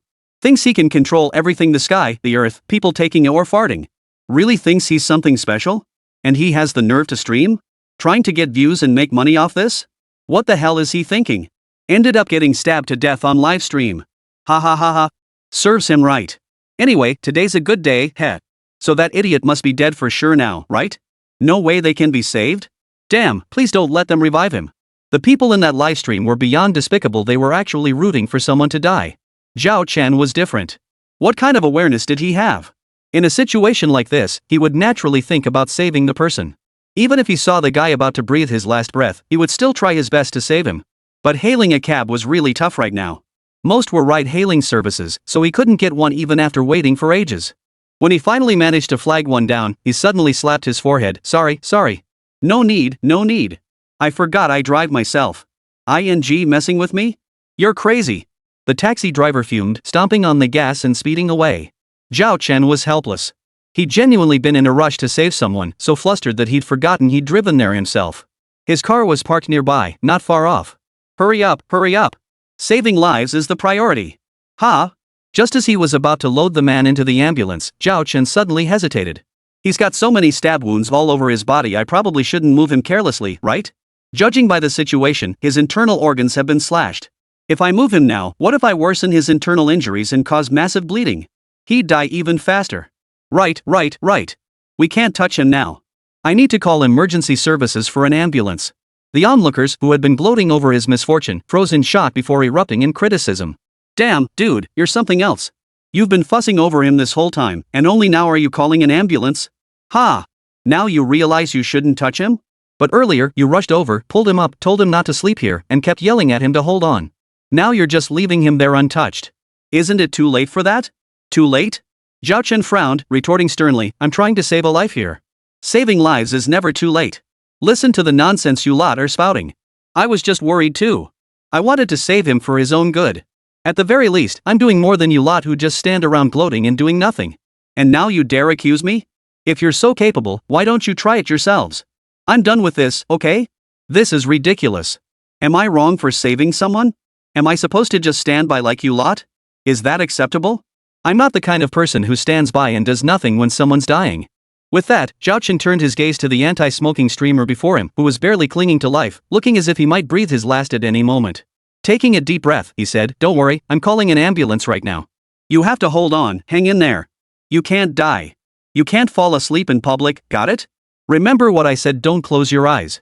You absolutely cannot fall asleep now. If you do, you'll pass out. You need to fight for your life, understand? Alright, I won't keep you talking. I'm calling the ambulance right now. With that, Zhao Chen began dialing. But then it suddenly hit him, damn it, doesn't he have that quick heal skill? This is life or death. Quick, use rapid healing to save this guy. Wait. Oh no, that skill only allows 20 uses per day, and it only resets at midnight. And he'd already used up all his daily uses today treating the people under his brother-in-law Lin Yuanfan's command. Damn it, he still had to call. Another 30 seconds wasted. Damn. Fortunately, there was a hospital nearby. After making the emergency call, an ambulance arrived quickly. He finally got the man loaded onto the ambulance. Ding. Congratulations, host, on successfully checking in. During this check-in, assisted a young girl who lost her wallet to board a bus. Heartwarming compassion promptly assessed the victim's injuries and chose to save lives over pursuing the perpetrator after internal conflict. Kind-hearted and unselfish, you repeatedly attempted to flag down a car to take the victim to the hospital but wisely recognized that moving them could worsen their injuries, showing meticulous attention to detail. By calling an ambulance, you successfully got the victim to the hospital. This check-in is complete. Reward, contribution points plus 1,500. Special reward, God tier skill Rapid Healing LV.1 instantly upgraded by 1 level. Rapid Healing LV.2, healing time reduced from 6 hours to 3 hours, daily usage increased from 40 to 80 times. Multiple uses on the same target stack healing effects. Ha! Zhao Chen's expression froze, his entire demeanor thrown into disarray. 40 uses per day before? Damn it, he'd forgotten that he'd already leveled this skill up once from opening a treasure chest. Damn it! How awkward is this? This is going to kill me. Ah well, it wasn't intentional anyway. And with all these people here, he was the only one actively trying to save lives. Surely that made him better than those schadenfreude-filled bystanders, right? Sigh. Time for a smoke and a few treasure chests to calm the nerves. Ha! Zhao Chen reached into his pocket. No cigarettes? No big deal, I'll just ask the guy next to me for one. Hey, bro, got a cigarette I could bum? Here you go. Thanks. May good fortune always be with you. No big deal. That whole routine you pulled earlier was worth this cigarette, ha ha ha. Chapter 133, plans always fall short of reality. Zhao Chen was speechless. Who was dawdling? It sounded like he was implying Zhao Chen had deliberately stalled? But he genuinely wanted to save the person. He absolutely hadn't been stalling on purpose. It was just that the situation was urgent, and he was so desperate to help that he instinctively tried to flag down a car to rush the person to the hospital for emergency treatment. After flagging cars for ages, he suddenly remembered he was driving. Just as he was about to lift the person into his car, he remembered how badly injured they were. You couldn't move someone like that lightly. What else could he do? He had to call an ambulance immediately. Then he remembered his rapid healing ability, only to realize he'd already used up its daily limit. In his panic, he completely forgot he'd upgraded the skill through reward chests. Sigh. This chain of events did indeed delay the golden hour for rescue. But could anyone blame him? Wasn't he just trying his best to save someone? At least his intentions were good, right? Surely better than those cold-hearted onlookers gloating over misfortune? Yes, it was all those people's fault for being so indifferent. How could he possibly handle everything alone in such an urgent situation? Especially when he was also debating whether to chase after the killer that would have distracted him even more. Sigh. Now it all comes down to whether the victim has enough resilience. If they do, they'll survive. But if they don't, well, that's just fate. But then again, the victim really had it coming. Why did he have to go and stick his nose into someone else's business at the bus stop, getting his cigarette stubbed out? Why meddle in other people's affairs? And with that tone, like he was giving orders? Clearly this wasn't the first time. He was obviously a repeat offender, yet he still managed to get himself killed. Ha! Sigh. Zhao Chen felt utterly helpless, completely helpless. Whatever. First, a cigarette to calm his nerves, then crack open a few treasure chests to reward himself. After all that hustle had been exhausting. Result? Advanced treasure chest successfully opened. Divine skill, sleight of hand LV.1 upgraded to LV.2. Skill range increased from 100 meters to 150 meters. Maximum uses per target increased from 5 to 7. Advanced treasure chest successfully opened. God tier skill swift healing LV.2 upgraded to LV.3. Rapid recovery time reduced from 3 hours to 2 hours. Daily usage limit increased from 80 times to 160 times. Can be used multiple times on the same target, with significantly enhanced cumulative healing effects. Successful opening of premium chest, cash reward plus 880,000. Successful opening of the premium chest, cash reward plus 1.88 million. Zhao Chen froze in disbelief. Was it really that powerful? Another 2 million plus? Was this system trying to corrupt him with money? Oof. Who did they think he was? Zhao Chen? Could he possibly succumb to such corruption? Who was this system testing with such worldly possessions? Which system user could resist such a temptation? He simply had no interest in money whatsoever. Not the slightest bit. None. Let's open a few more treasure chests and see. Advanced treasure chest successfully opened. Cash reward plus 1.88 million. Cash reward plus 1.66 million. Cash reward plus 990,000. Meanwhile, inside a private mansion, someone was utterly dumbfounded once again. What the hell? Again? Seriously, again? And this time it's even worse? They just stole millions from me? Shameless bastard. Think my money just blows in on the wind? Think I can't deal with you?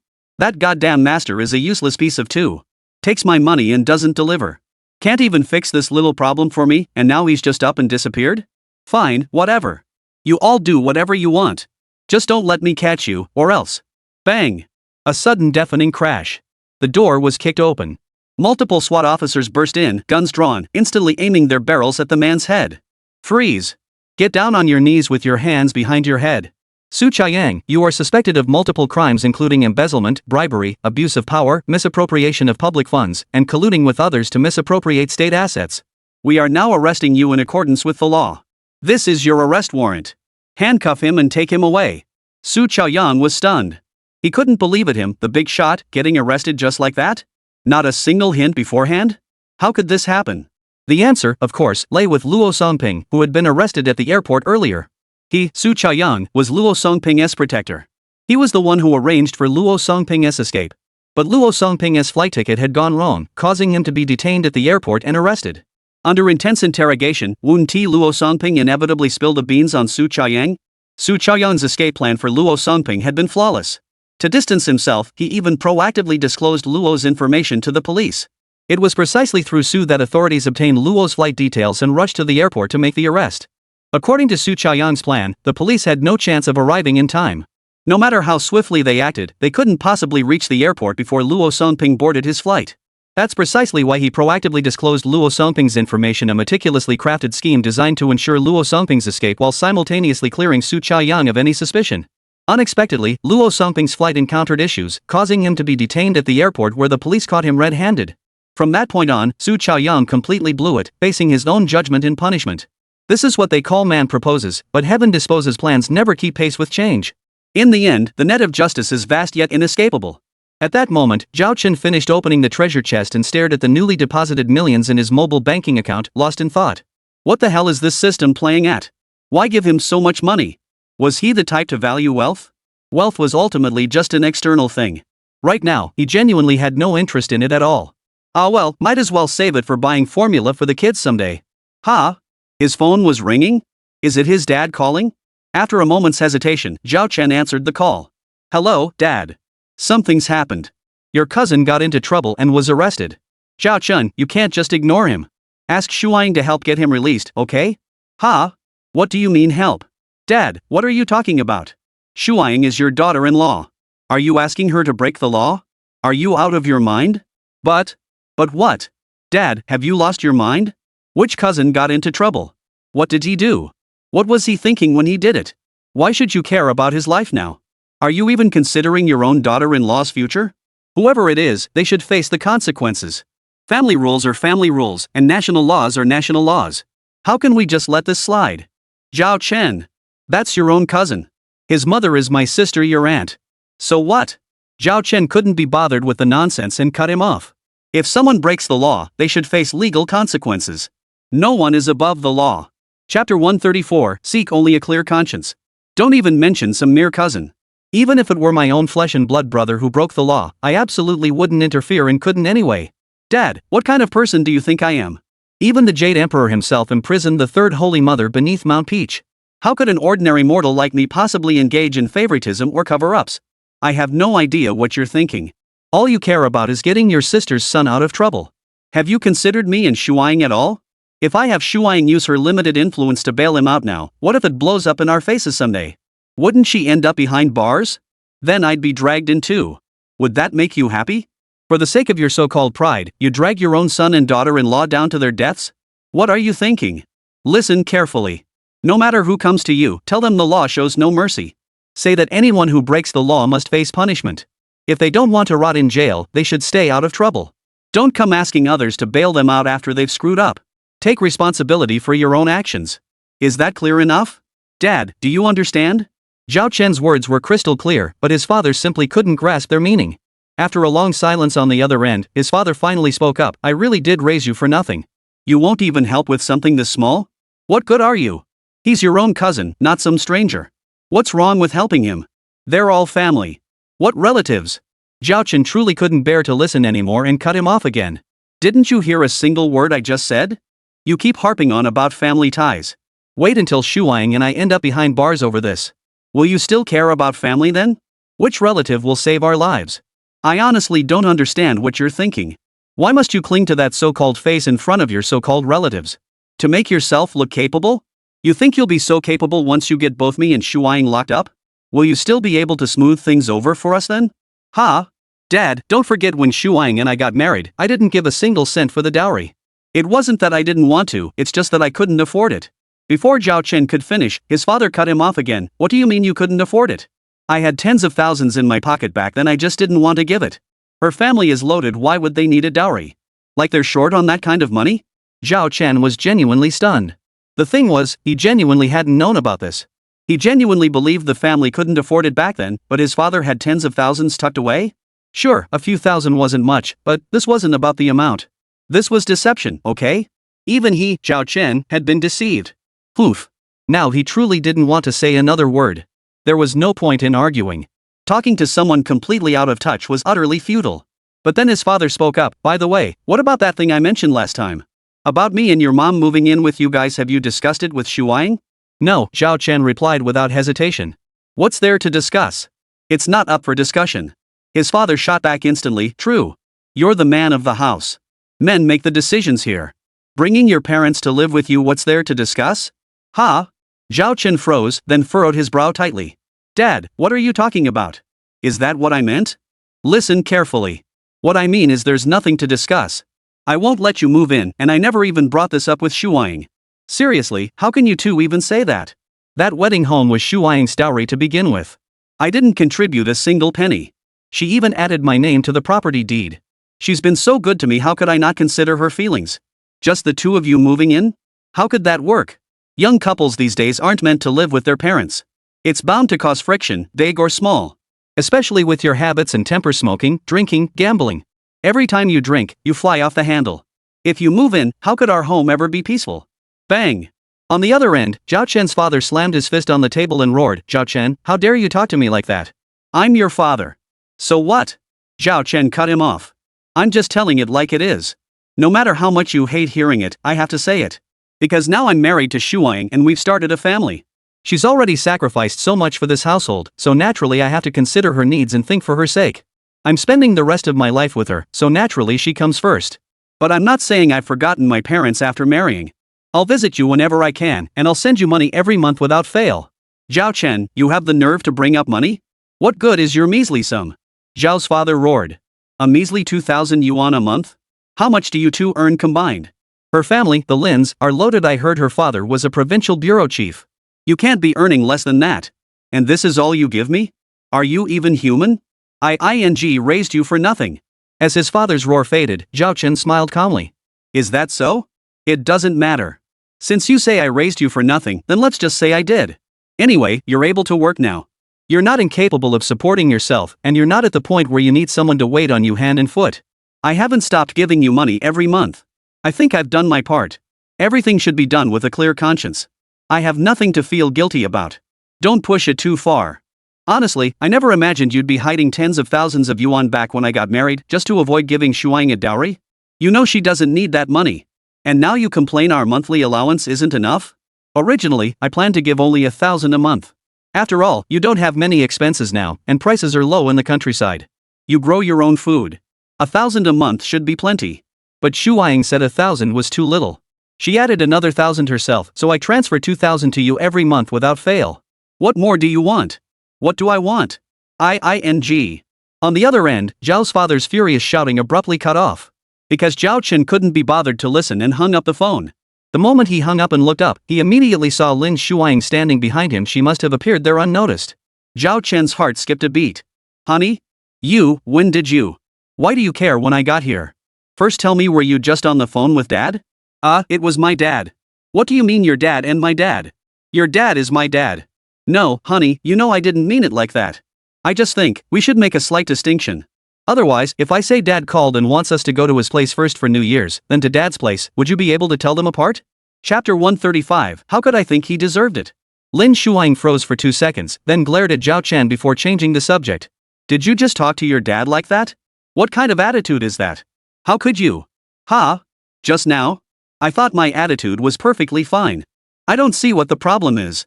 Zhao Chen genuinely saw no issue and didn't want to dwell on it, quickly steering the conversation elsewhere. I only found out later that when we got married, my dad was holding on to tens of thousands of yuan. He kept it from me, making me think our family really had no money at all. Then when we got married, I didn't even give a single cent for the dowry. Enough. Lin Shuang cut him off. It's all in the past. Why bring it up now? Your dad must have had his reasons. Saving up that money wasn't easy for him. It's understandable. I don't think I can understand it, Zhao Chen frowned, speaking earnestly. If you say he worked hard for his money, I admit that. I know he worked tirelessly. But saving money? Did he even have the habit of saving? He always spent everything he earned eating, drinking, gambling, and women. He never cared about anything else. You have no idea, Shuang. He could lose tens of thousands at the card table in a single night, yet when I asked for living expenses later, it was incredibly difficult. Lin Shuang was stunned, interrupting abruptly. Losing tens of thousands at the card table in one night? Where does he even get that kind of money? During the new year, Zhao Chen shook his head and sighed. Do you think I'd make something like that up? Would I fabricate such lies to slander him? Construction sites pay annually. They only give out a small living allowance during the year, so it's practically forced savings. They save up for a whole year, and all wages are settled at year-end. That's when they're richest. He really did lose tens of thousands in a single night at the tables. Losing 1,000 or 2, even several thousand, in a single session was common. Anyway, he couldn't save money. Only my mom saved. Without her, he'd have barely anything left all year. He'd borrow money for gambling, then pay back debts as soon as his year-end wages came in. So when we got married, that few tens of thousands he clutched in his hands? I'd bet it was all my mom's savings. She'd set it aside for my dowry, but he found out and snatched it right out of her hands. Poof. Lin Shuang paused, then laughed. Alright, whatever happened is in the past. Let's not dwell on it. How can we not talk about it? Zhao Chen pressed. I know a few thousand isn't much, especially for you, a dowry that small might as well be nothing. But it was still a gesture. This is fundamentally about attitude. Enough with the attitude talk. Lin Shuang genuinely never cared about such things. After all, from the very beginning, it was Zhao Chen himself she valued. The dowry, the attitude, in the end, they were all just trivial matters. Not to mention, she had something important to ask Zhao Chen right now. Did something happen at the bus stop over there? Someone attacked someone with a knife, right? I've reviewed the surveillance footage. It shows the perpetrator is most likely a fugitive criminal, a professional hitman, no less, with deep connections to Qi Haoyang. He might even be one of Qi Haoyang's henchmen. What? Zhao Chen froze instantly, his eyes wide with shock as he struggled to process it. A fugitive? A professional hitman? One of Qi Haoyang's men? Holy crap, the killer at the bus stop just now could be linked to all those terms? Honey, are you sure? Lin Shuang furrowed her brow, took a deep breath, and said, I'm not certain, but it's highly probable. That's why I came out specifically to find you, to ask you to carefully recall the details and see if you can provide any useful clues. After all, you were right there at the scene. I saw everything on the surveillance footage. Zhao Chen frowned, recalling as he spoke. Details? That big guy, the victim later on. He was huge and blocked my view. All I saw was him yelling at the killer, ordering him to put out his cigarette. Honestly, it felt pretty off to me. What kind of advice is that? It's basically bullying someone with your size, right? Oh, and wasn't he a streamer or something? Exactly. It's pure stunt mongering to attract followers and gain attention. What genuine persuasion. He probably smokes in public all the time himself.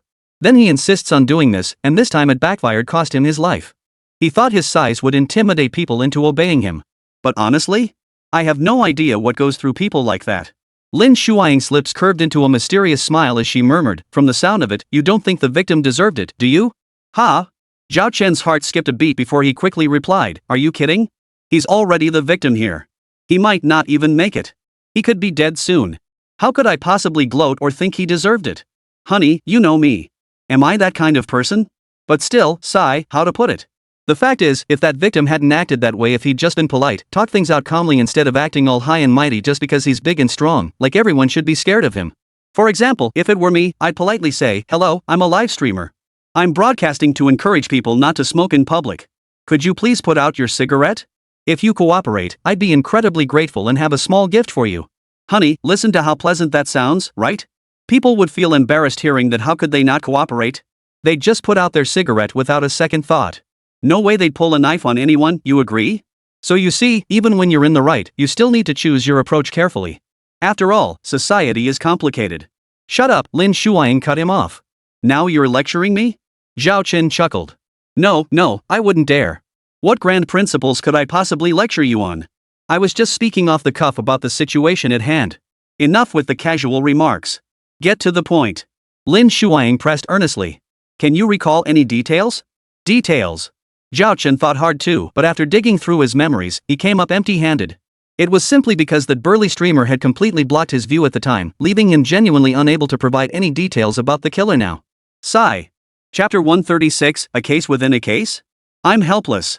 I really want to help track down the killer and bring them to justice as soon as possible.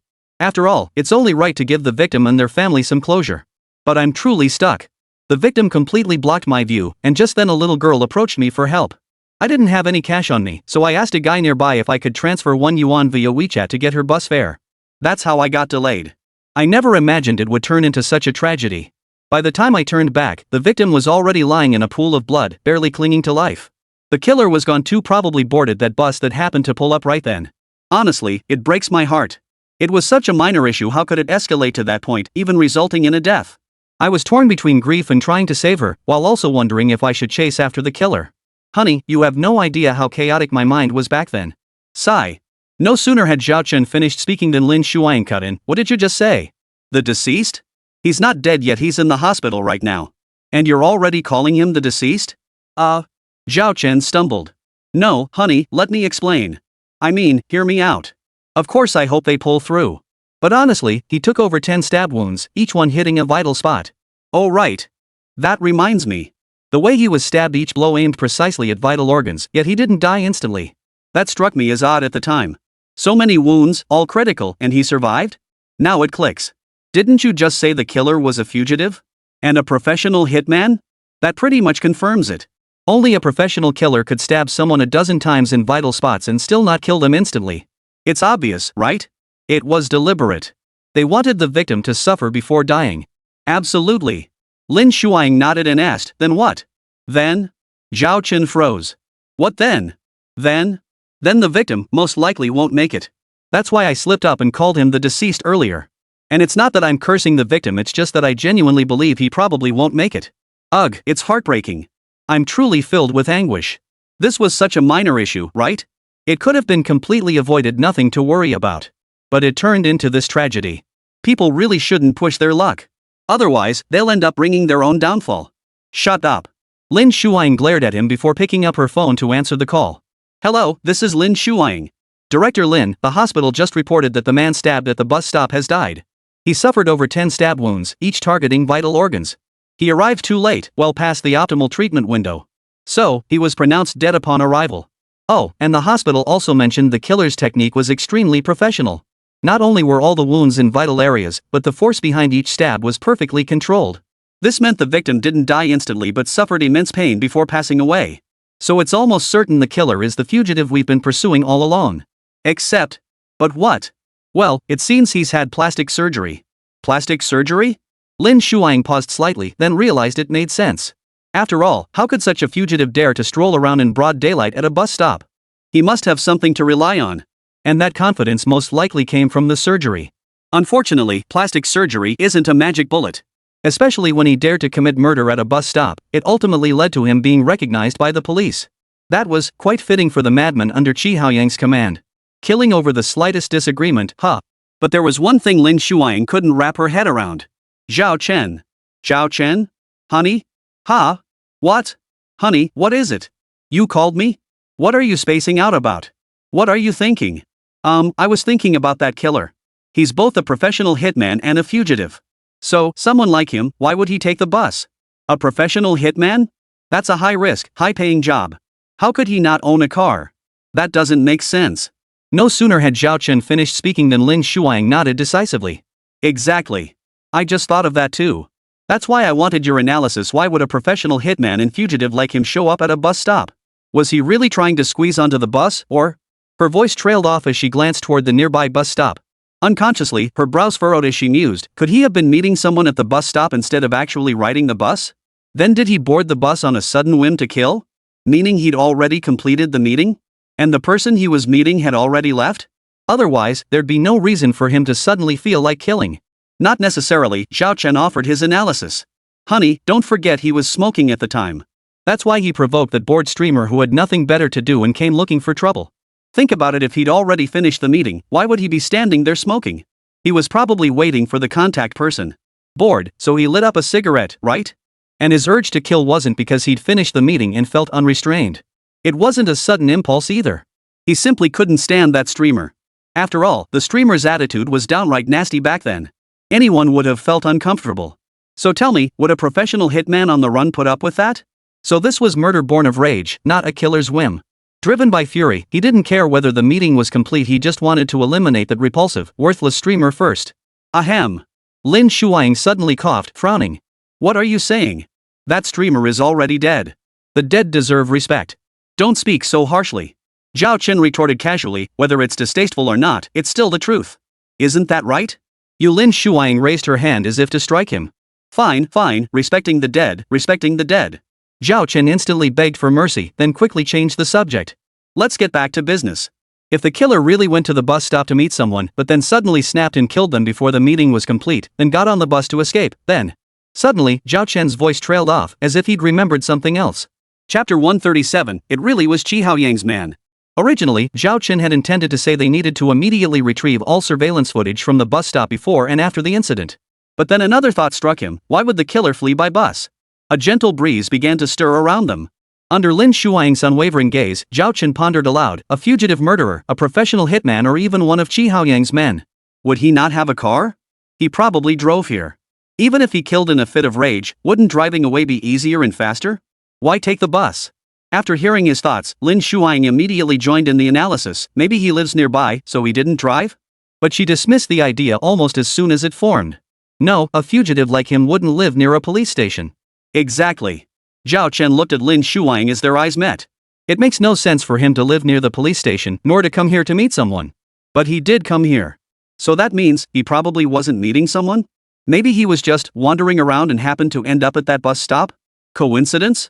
Lin Shuang frowned at the suggestion. She felt the odds of it being a coincidence were slim, but at that moment, she couldn't think of any other possibilities.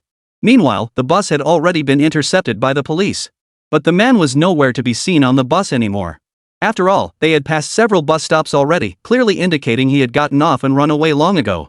In fact, not only had he gotten off and run away, but he had also switched buses multiple times. He got off after just one stop on each bus. He was now on his fourth bus transfer, and this time he had ridden for over a dozen stops without getting off. Unnoticed, the bus had already left the city center and was heading toward the suburbs. Yet the bus remained crowded, and standing right in front of him was a heavily pregnant woman. He glanced at her, about to stand up and offer his seat. But just then, the pregnant woman complained aloud, "What kind of person are you? Don't you know to give up your seat for a pregnant woman? Not a shred of public decency. Living this long for nothing. What's wrong with your mind?" That settled it. He instantly lost all desire to give up his seat. Instead, he shot her a cold stare and retorted bluntly, "What does your pregnancy have to do with me? Did I get you pregnant? Did I impregnate you? You?" The pregnant woman was instantly enraged, launching into a furious tirade. "What the hell are you talking about, you jerk? You refuse to give up your seat and still think you're in the right? You have no basic sense of public decency. How can someone like you even call himself a man? Was there no woman in your family? Did your mother never get pregnant?" "Exactly," chimed in a young man beside them. "What's wrong with a grown man standing for a bit? Is he going to die? When out in public, the elderly, the weak, women, and children always come first. You seriously don't know that? What kind of person are you? Picking on a pregnant woman? You're an embarrassment to all men. Embarrassing." He was a murderer, his hands stained with blood from countless lives he'd taken. He was steeped in the karma of killing, cold-blooded and ruthless. He didn't fear hell itself. Why would he care about embarrassment? He wasn't some pretty boy in showbiz living off his looks. He knew himself all too well. Today, he wouldn't budge an inch. Not only did he refuse to give up his seat, but he stood up abruptly and raised his hand, delivering a sharp slap across the young man's face. "Is that embarrassing or not? Smack. Fight back? Smack. Go ahead, hit me back in front of all these people. Smack. You really want to fight back? With that skinny frame of yours? Smack." In just 4 sentences, the man delivered 5 consecutive slaps to the young man, each harder than the last. The blows left the youth seeing stars and blood trickling from the corner of his mouth. The crowd around them fell silent. Unnoticed, the once noisy bus had grown completely quiet. The man's viciousness was overwhelming, his brutality too intense. That gaze, filled with pure menace, was genuinely terrifying. Everyone nearby fell silent, some holding their breath in fear. At any rate, the young man was now thoroughly subdued. Then the man turned his gaze to the pregnant woman, whose face had long since turned ashen with fear. Instantly, her heart lurched, a chill ran down her spine, and cold sweat broke out on her forehead. Fortunately, the man didn't harm her. As he sat back down, he remarked, "You're used to being a bully at home, but you think you can act like that out in public? Do you really believe everyone will put up with you like your husband does? If you want a seat, at least use the word please. Ask if I can give up my seat. Even if I say no, you have no right to give me attitude. You don't even say please? Acting like I owe you something. What kind of person are you? Someone like you shouldn't even have kids. They'd be a waste anyway, just like you, wasting air and annoying everyone. They'd probably end up dying violently on the streets someday. You. What about me? Still not satisfied? Want to test me? Come on, hit me. You don't even need to hit me, just dare to utter one more curse, and see if I can't beat the life out of you. Go ahead, try me." Surprisingly, the pregnant woman genuinely wanted to test him, but ultimately held back. Bite your tongue and the storm will pass. If she dared utter another word now, she might truly lose her life. Not only would she risk losing the baby, but she'd pay with her own life too. Meanwhile, Zhao Chen and Lin Shuang had returned to the police station and were interrogating Qi Haoyang. "Look at this. Study the man in this photo. Is he one of your men? He showed up at a bus stop near our station today and killed someone over a minor dispute." "Minor dispute?" Qi Haoyang cut him off. "What kind of minor dispute? How minor?" Zhao Chen stared at Qi Haoyang for 2 seconds before replying. He was smoking at the bus stop when a live streamer approached to advise him. Was it really advice? Qi Haoyang cut him off again. How did she advise him? Was it genuine, kind words, or was she bossing him around? Anyway, as far as I know, he doesn't kill innocent people indiscriminately. Anyone who dies by his hand deserves it. Like this time, though I don't know the full details, I'm sure that so-called streamer didn't tee off for gentle advice. He probably gave orders like he owned the place, maybe even snatched the cigarette and stomped it out himself. Right? Huh? Zhao Chen furrowed his brow, his eyes locked intently on Qi Haoyang's. Why did it feel like Qi Haoyang had actually been there at the scene? Otherwise, how could he know so much? Pure deduction? Could he really deduce it that accurately? Or could it be that he truly knew the killer intimately? Regardless, one thing was now certain: the person who committed the crime at the bus stop was one of Qi Haoyang's men. Chapter 138. Does such a person really exist? With that, finding that person should provide the breakthrough needed to dismantle Qi Haoyang's insane schemes step by step. However, what Zhao Chen and Lin Shuang could think of, Qi Haoyang had already anticipated. At that very moment, Qi Haoyang addressed them: "It's useless. Even if you find him, it won't matter. He's already cast aside life and death, just like me. When you find him, it will be a fight to the death. Either you die, or he perishes. There's no way he'll surrender peacefully. After all, we all have 2 shoulders supporting one head. You aren't gods with multiple heads and arms. Why would he fear you? Even if you outnumber him and have superior firepower, he'll only die in the end. Death is inevitable. Don't you all face death too? Who among us can live forever? 100 years from now, none of us will exist. So who needs to fear anyone? Hearing this, Zhao Chen was about to interrupt when Shi Haoyang suddenly added, "Oh, right. You mentioned the bus stop, didn't you? He appeared near your police station's bus stop? I know that bus stop. I also know he goes there at regular intervals, always boarding the same bus, then transferring again. He transfers over a dozen times. Guess why? To evade tracking?" Lin Shuang blurted out. Shi Haoyang shook his head. "I told you, he does this every single time. The same route, every single time. How could he be evading tracking by taking the exact same route each time?" His final destination this time was in the suburbs, a very remote suburb. There's a welfare home there, a real welfare home, not one of those lavishly built, money-grabbing dens of corruption. He grew up in that orphanage. Its director used to be the county magistrate here. He offended powerful figures while in office, got framed, nearly went to prison, and almost lost his life. After that, he lost all hope, resigned, and started a company to do business locally. Then he built the orphanage, pouring most of his earnings into it. This was all true. At this very moment, the killer at the bus stop was standing at the orphanage's donation window, handing over an envelope containing 79,000 yuan, his entire life savings. After donating, he was about to leave. He didn't even bother to register, unwilling to leave any information behind. And this wasn't the first time. But this time, as he was about to leave, he was stopped by a white-haired old man. "Where are you going?" "Director." "Director? Come with me." I don't know." "Follow me." "No, I can't. I can't have contact with you, can't talk to you.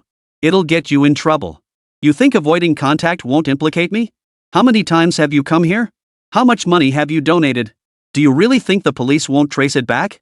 With that, the old director forcibly dragged him into the director's office at the welfare home. You think my money is dirty?" he asked the old director. The old director took a deep breath, his voice heavy with sorrow. "Just stop, okay?" He gave a bitter, wry smile and replied, "Stop? How can I stop? I can't go back now." Why do you always take the bus here?" the old director interrupted. "You have to transfer multiple times along the way, right? This place is too remote. There's no direct bus route. You have to keep transferring and going through all that hassle. It's always like this. Don't you find it troublesome? What about your car? You donate so much money to this welfare home, yet you can't even afford a car? Look at those clothes you're wearing. They're from years ago, aren't they? How long has it been since you bought new clothes? So you say you're inherently bad? You're not inherently bad. I watched you grow up. I know you. Why must you insist on?" By this point, the old director's voice was choked with emotion. Tears streamed down his aged face. Meanwhile, in the police station interrogation room, both Zhao Chen and Lin Shuang were stunned. Shocked by what Shi Haoyang had said. You must have wondered why he went to the bus stop. A guy like him doesn't even have a car? I'm telling you, he really didn't. For years, he lived in a cheap, cramped rental for 300 a month. The room contained nothing but a bed, no air conditioner, not even a fan. Through bitter winters and scorching summers, he endured it all. When on assignment, he kills and burns with cold precision, never flinching. When he's not on a mission, he works as a bricklayer on construction sites, unloads cargo at logistics centers, and does manual labor for pay. He drinks only tap water. Are you serious? Zhao Chen couldn't help but interrupt. How could someone like that even exist? Shi Haoyang chuckled, then glanced back and forth between Zhao Chen and Lin Shuang. Why not? You two are husband and wife. Your wife comes from an extraordinary family. Her ancestors were loyal and heroic, crossing snowy mountains and grasslands, all founding heroes. Lin Shuang comes from a pure and noble lineage. Even if you bled dry, Zhao Chen, you couldn't match her pedigree. So why would she marry you? Especially when you didn't pay a single penny in dowry? What era are we living in now? How could such a thing be possible?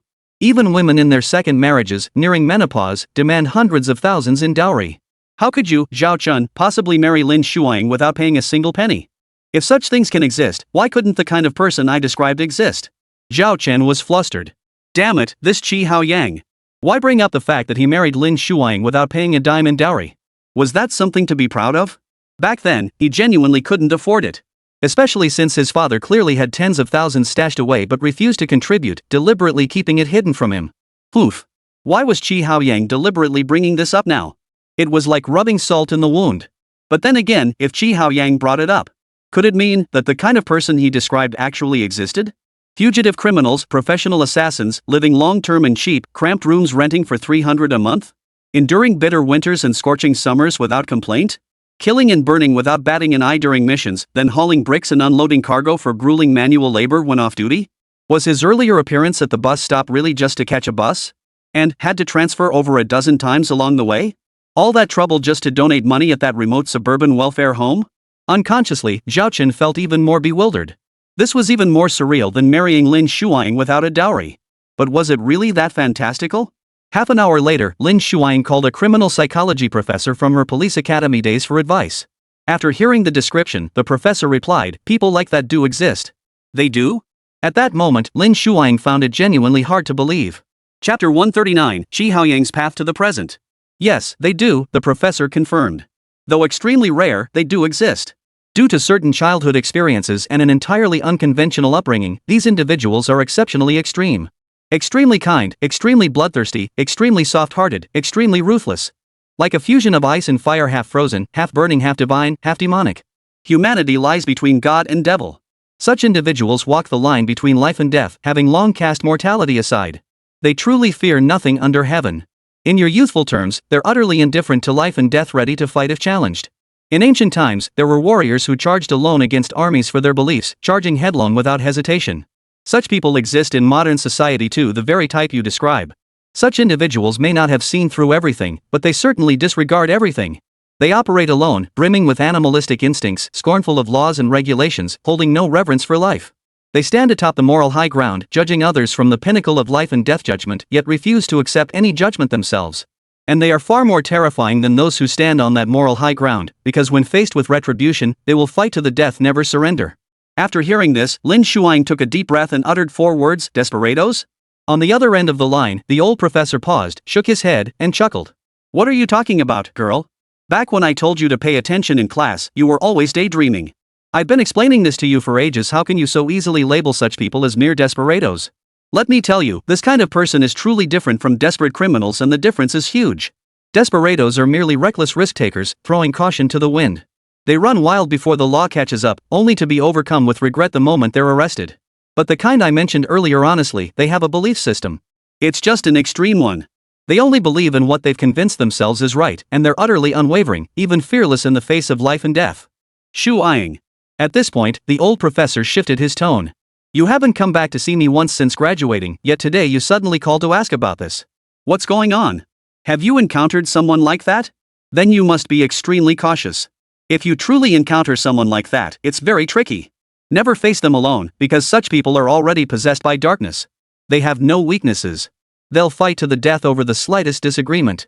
They are arguably the most dangerous and unpredictable elements in this world." Lin Shuang furrowed her brow, thought carefully, and asked, "Then how should one deal with such people?" "Deal with them?" The old professor seemed puzzled by the question. After a moment's hesitation, Lin Shuang continued, "Actually, I've encountered quite a few of them recently. One just killed someone at the bus stop near my police station. Over a trivial matter, he stabbed the victim over 10 times, each blow aimed at a vital spot, yet deliberately controlled to prevent instant death, ensuring the victim suffered agonizingly before dying. Another is the serial killer behind a family massacre. He's been apprehended, but he's devised a series of elaborate plans inspired by the movie Saw. So far, many people have died because of his schemes. He truly fears neither death nor anything else. No matter how we interrogate him, he refuses to cooperate. So I seek your counsel. How should one handle such a situation with someone like this?" After Lin Shuang finished speaking, the old professor fell silent for a few seconds before sighing. "When dealing with someone like this, you must appeal to their mind. As I mentioned earlier, such individuals possess a deep-seated belief system, one rooted solely in their own convictions. You must approach them through that belief system. Otherwise, even torture would prove futile, not to mention that such methods are unacceptable in this day and age. Engage him in conversation, talk about what interests him. Gradually find his vulnerabilities, step by step breaking down his psychological defenses." "Professor Liang," Lin Shuang suddenly interrupted, "why don't you come over and help me directly? You little minx. So you've been waiting here for me, haven't you? Oh, please help me. This case is incredibly important. If we don't solve it quickly, many more people will die. Every day we delay means more deaths. Professor Liang, can you bear that?" The professor was speechless. What did she mean, whether he could bear it? He was an old man now, having just submitted his retirement application to the university. He wanted nothing more than to enjoy the peace of his remaining days in retirement. He truly didn't want to get involved in all that messy business. Especially not deal with those half-god, half-demon extremists. And, Shuang, you're talking about Qi Haoyang, right? Huh? Lin Shuang's heart skipped a beat, utterly stunned. "Professor, you know him?" On the other end of the line, Professor Liang, his temples graying, sighed deeply. "Not only do I know him, I've actually dealt with him before." "What?" Lin Shuang was even more astonished. "Professor Liang, you dealt with Qi Haoyang?" "Yes. Professor Liang recalled, back then, he was the national martial arts champion and was supposed to be specially recruited into the police academy. But his family faced sudden hardship and desperately needed money. The academy could have provided him with security, plus a substantial scholarship and a grant. But he refused it all. Instead, he resolutely went overseas and chose to become a mercenary, all for the money, to earn as much as possible. How much money did he need back then? Lin Shuang couldn't help asking. Professor Liang uttered a staggering figure. 17 million. 17 million? Yes, 17 million. His family was quite wealthy to begin with, so they bought a 30 million yuan villa. Though it was on a mortgage, given their original financial standing, it was completely affordable, nothing to speak of. But life is unpredictable. Just 2 months after buying the villa, his father was framed and sent to prison. His mother was critically injured in a staged car accident. Shortly after, shareholders collectively betrayed his parents' company, forcing a change of ownership. The Qi family ended up owing the company 17 million yuan. Those creditors pressured Qi Haoyang to repay the debt, threatening that if he didn't, his mother would die in the hospital and his father would die in prison. The police intervened and arrested several suspects, but it was futile. Those ruthless individuals relentlessly pressured Qi Haoyang through every possible channel, ultimately forcing him to flee overseas. There, he joined the ranks of mercenaries, risking his life on battlefields to earn money for repayment. Chapter 140, The Killer Returns? Hearing this, Lin Shuang finally understood why Qi Haoyang had become the person he was now. She could even guess that those who framed his father for imprisonment, everyone involved in his mother's car accident, and the shareholders who had stabbed his parents in the back all would undoubtedly be his primary targets for vengeance. In fact, they might have already fallen victim to his wrath. But Professor Liang hadn't finished speaking yet. He continued, back then, he gave up the special admission opportunity to the police academy and resolutely went overseas to fight as a mercenary to earn money. Every day was spent in a hail of bullets. He truly risked everything to save his family. But in the end, that home was lost anyway. His father died in prison, beaten to death by a group of inmates. His mother passed away in the hospital. And then there was his younger brother bullied to death by a gang at school.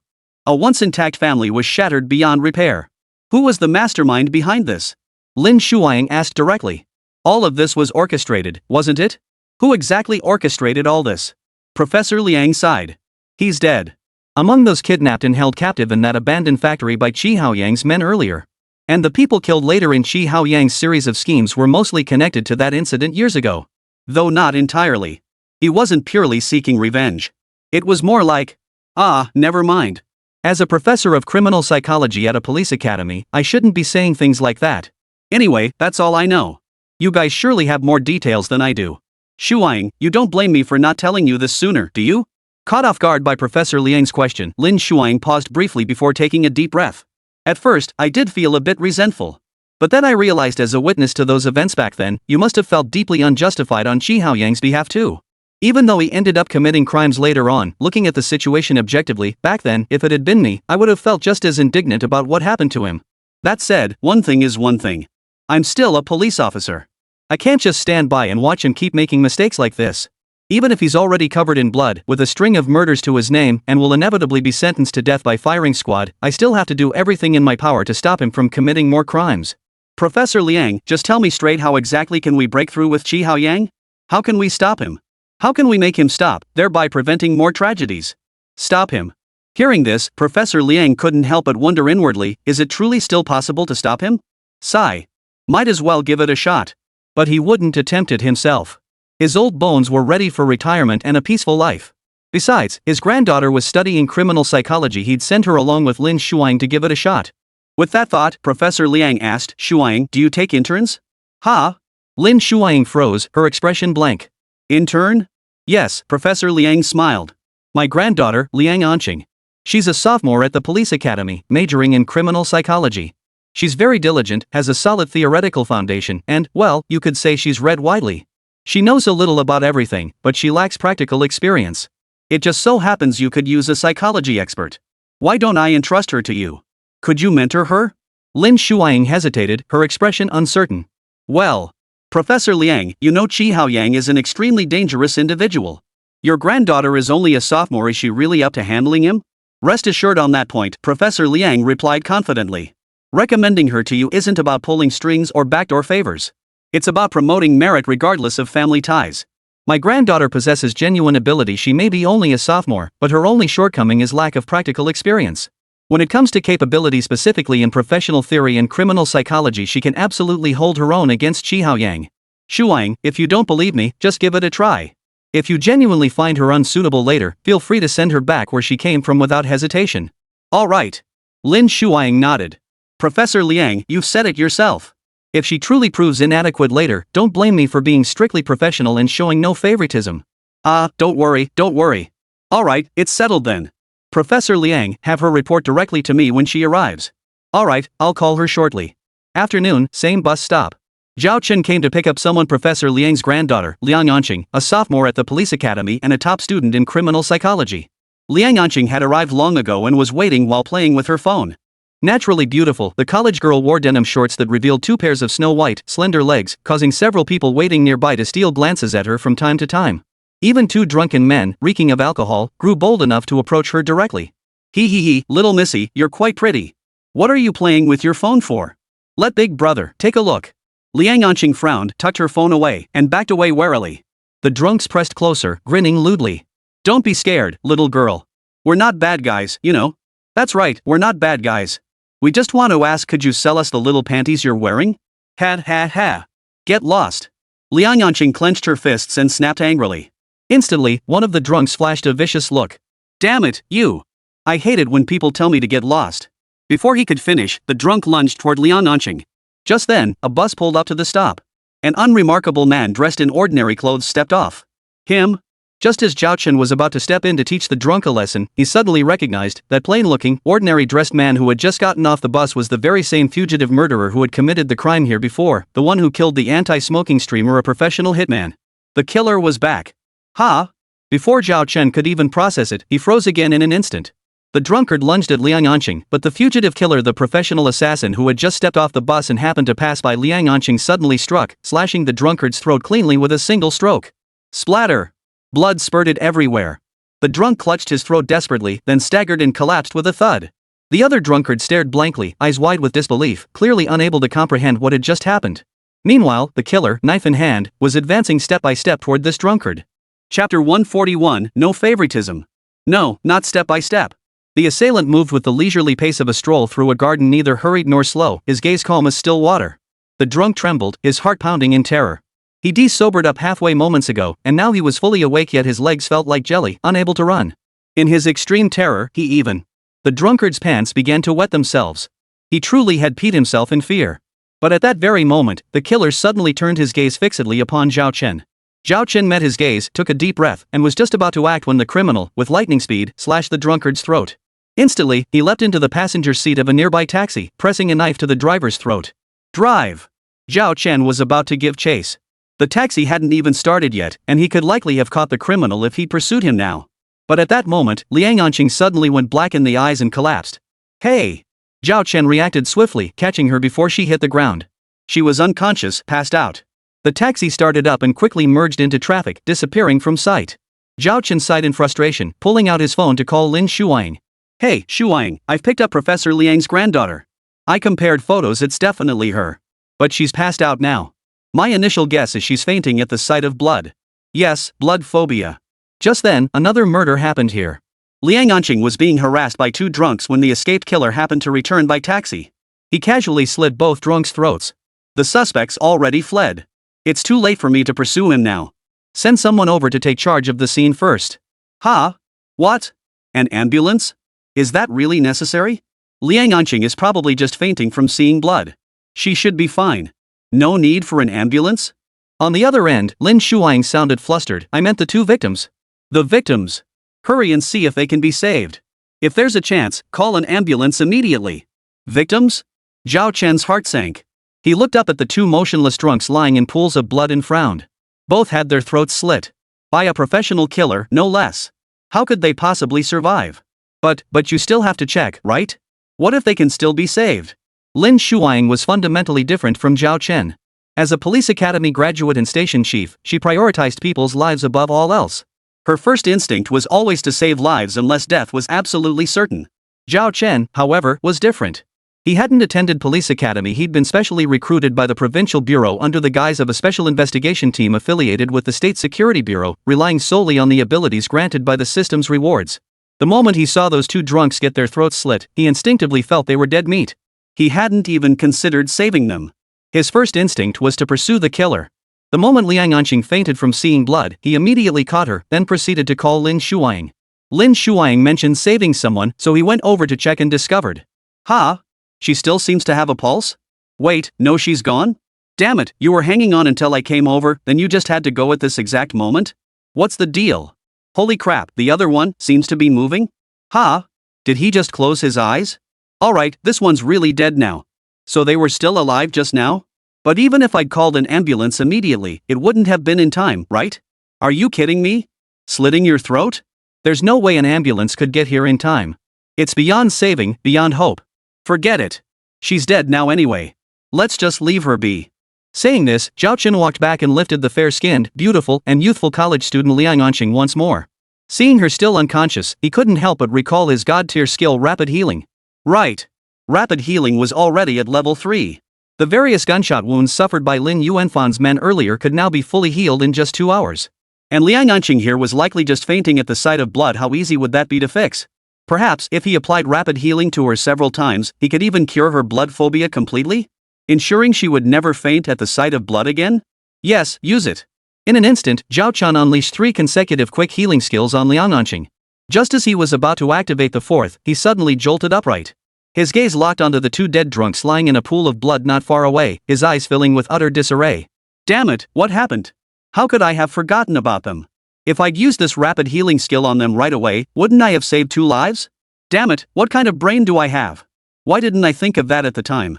I'm really disappointed in myself. Those 2 had their throats slit and were dying, yet I didn't save them. I didn't use rapid healing even once. Now I've used it 3 times on Liang Anqing, who's just fainted from seeing blood. Wait, no, I shouldn't think like that. I didn't do it on purpose. I just couldn't remember it at the time. Can I really be blamed for that? This is probably just bad luck for those 2 jerks, right? Besides, it's only afternoon, the sun hasn't even set yet. Why were they drinking? And getting that wasted? Then using their drunkenness to harass a girl in broad daylight? A few shots of cheap ooze and they forgot their own names. Then they ran into a professional assassin and got themselves killed. Serves them right. Whatever. They're dead now. It's not like I deliberately ignored them. I genuinely couldn't remember at the time. Muttering to himself, Zhao Chen turned to look at Liang Anqing, his gaze darting back and forth between her and the 2 dead drunks. Am I treating them differently? No, I'm not. It's entirely their own fault, entirely their own fault. I really don't get what's so great about alcohol.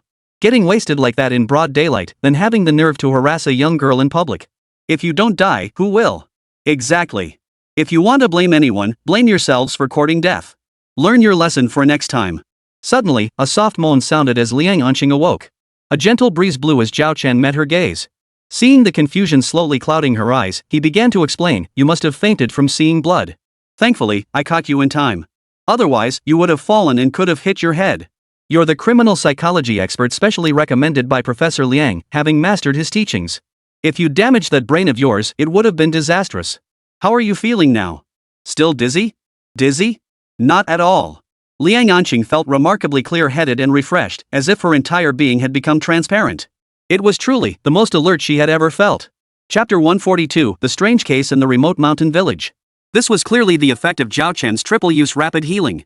Seriously, even at LV.0, his rapid healing could revive critically wounded patients on Lin Yuanfan's team and rapidly mend severe gunshot wounds. Need we even mention how outrageously effective it was? Liang Anqing had merely fainted from seeing blood. After Zhao Chen used rapid healing on her 3 times, it had even cured her chronic menstrual cramps and uterine cold. You're Zhao Chen? Liang Anqing finally recognized him. She'd seen his photo before when she'd called Lin Shuang earlier. Lin had mentioned Zhao Chen would pick her up and casually sent his picture over WeChat. Yep. It's me, Zhao Chen replied. Looks like you're okay now. Glad to hear it. Liang Anqing stood up, blinking her big, beautiful, watery eyes at Zhao Chen for a couple of seconds before smiling. Your sister Shuang's husband? I never would have guessed. You're actually pretty handsome. Of course, Zhao Chen replied without a hint of modesty. If I weren't this handsome, how could I have married your sister Shuang? Well, you really aren't modest, are you? Modest? Excessive modesty is just pride, okay? Someone as handsome as me needs to be modest? Right? Liang Anqing chuckled, then casually glanced back at the 2 dead drunks lying in a pool of blood. She froze, then felt a wave of confusion wash over her. That feeling of fainting at the sight of blood was gone? How could that be? Was she no longer squeamish about blood? A gentle breeze blew. Liang Anqing shook her head, then stared intently at the bright red blood on the ground, unable to look away. She realized she truly didn't feel nauseous anymore? Heavens, she really wasn't fainting anymore? Liang Anqing found it hard to believe. Zhao Chen, observing her reaction, confirmed it. His 3 consecutive uses of rapid cure had genuinely cured her aversion to blood. Truly a god-tier skill. He'd have to use it more often from now on.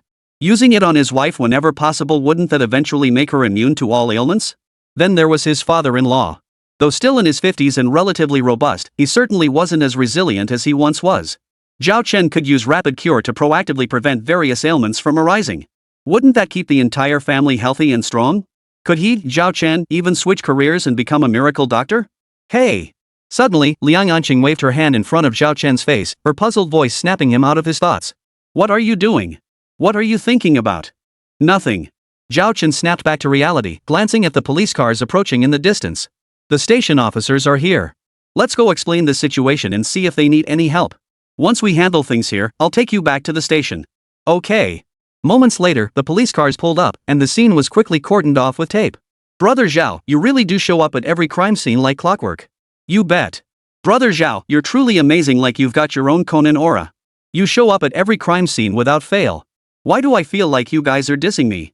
Huh? No, not at all. We just think your skills are seriously impressive, Zhao. Honestly, we're not kidding. Alright, enough about that. Let me tell you what happened. Come on, let's take statements right here at the scene.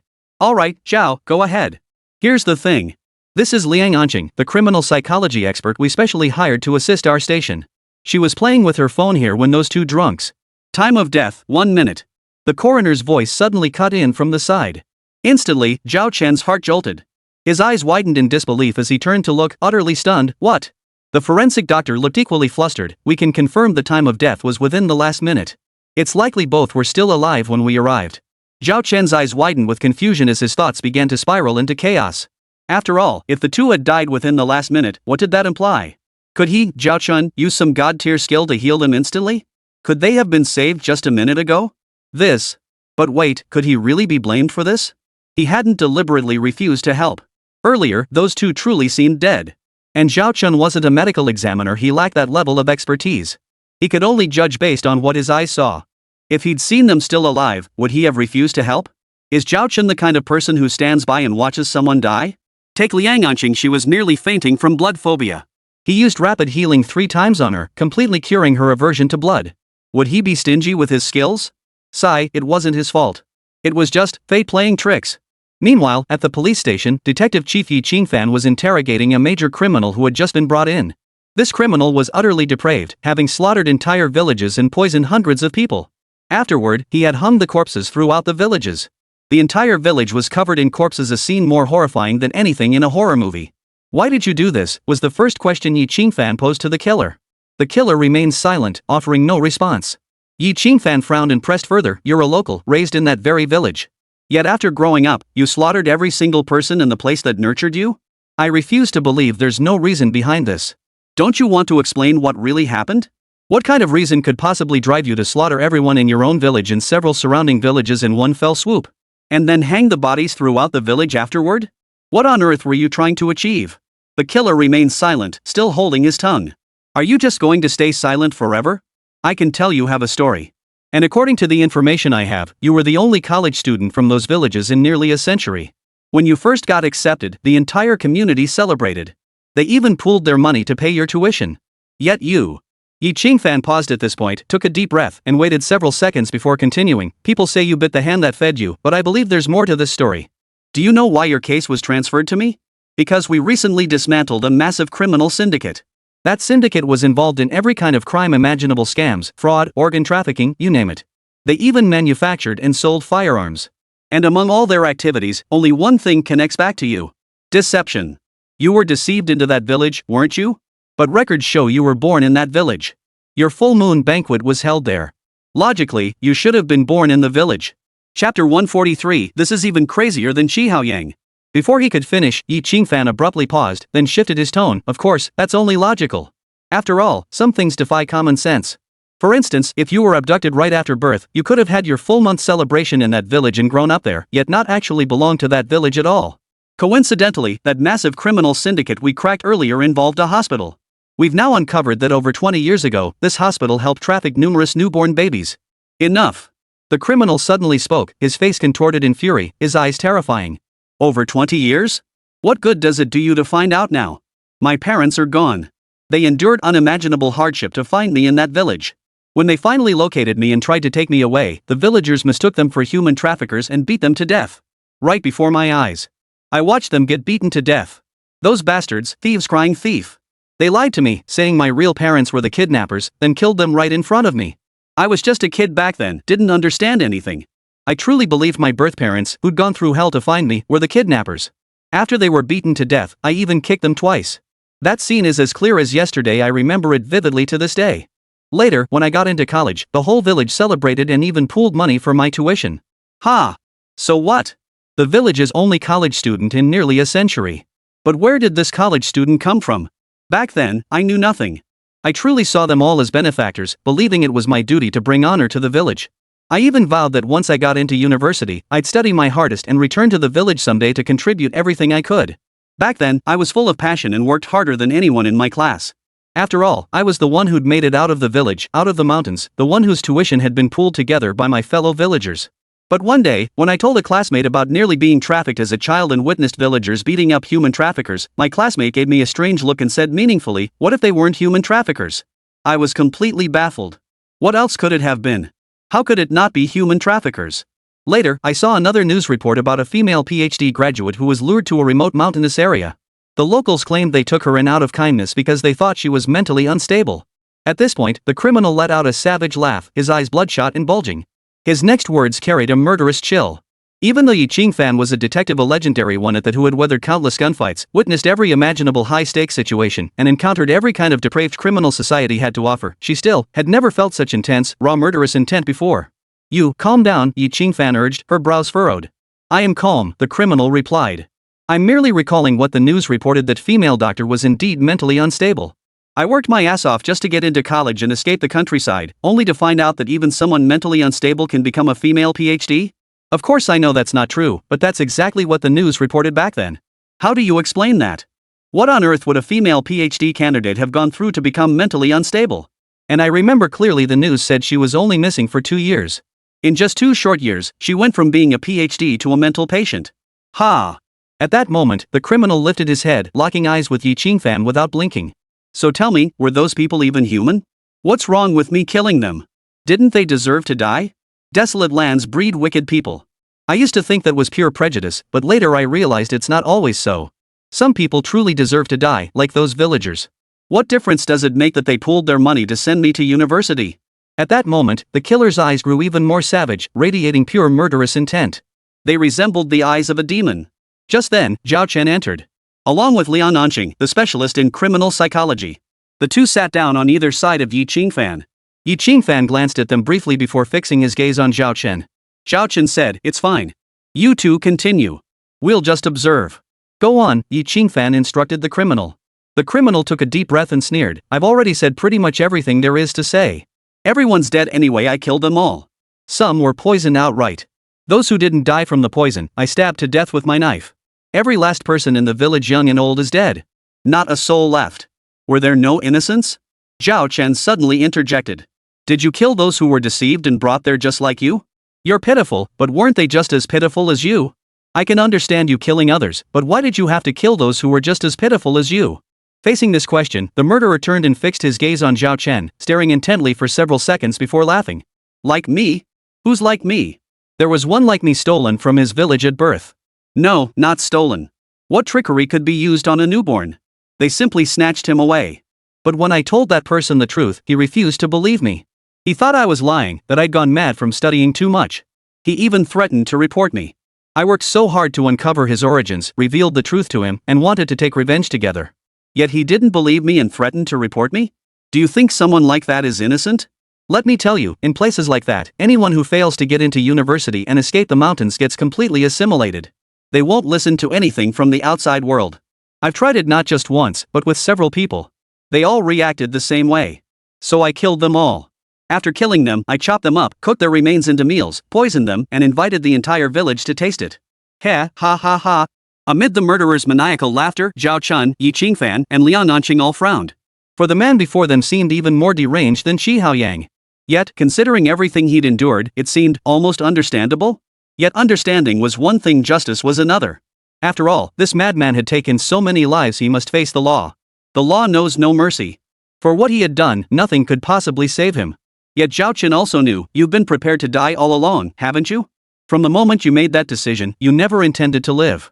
Theoretically speaking, that should be the case. Then why are you still here now? Chapter 144, I only act for the people. Ha! Yi Qingfan turned to look at Zhao Chen. She could clearly sense the profound meaning behind his words. On the surface, it seemed perfectly logical that the deranged killer who had slaughtered so many people, wiping out entire villages and hundreds of lives, would be brought here after being cornered. But upon closer inspection, was this truly normal? Probably not. Because if it was truly as Zhao Chen had just described, given the criminal's psychological state, the moment he made his decision, he had already given up on living. After all, a madman like this had long since grown indifferent to life and death, casting them aside entirely. He simply had no fear of dying. It was precisely this fearlessness that enabled him to commit such atrocities as slaughtering an entire village. Otherwise, he could never have endured the pressure. So the question arises, why didn't the killer end his own life after slaughtering the village? Did he truly believe he could survive?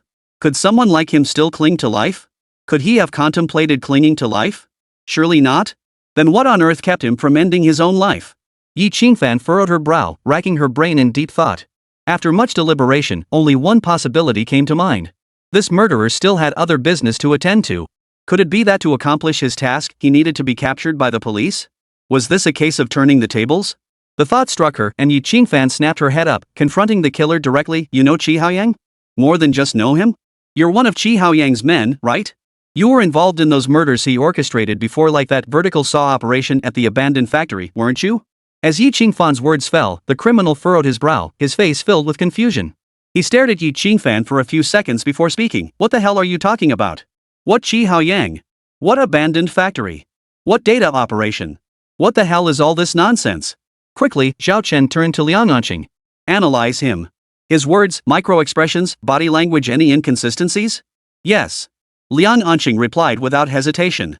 He slaughtered an entire village, hundreds of people. Especially those who once pooled their money to pay his tuition. Yet he still had the heart to kill every last one of them.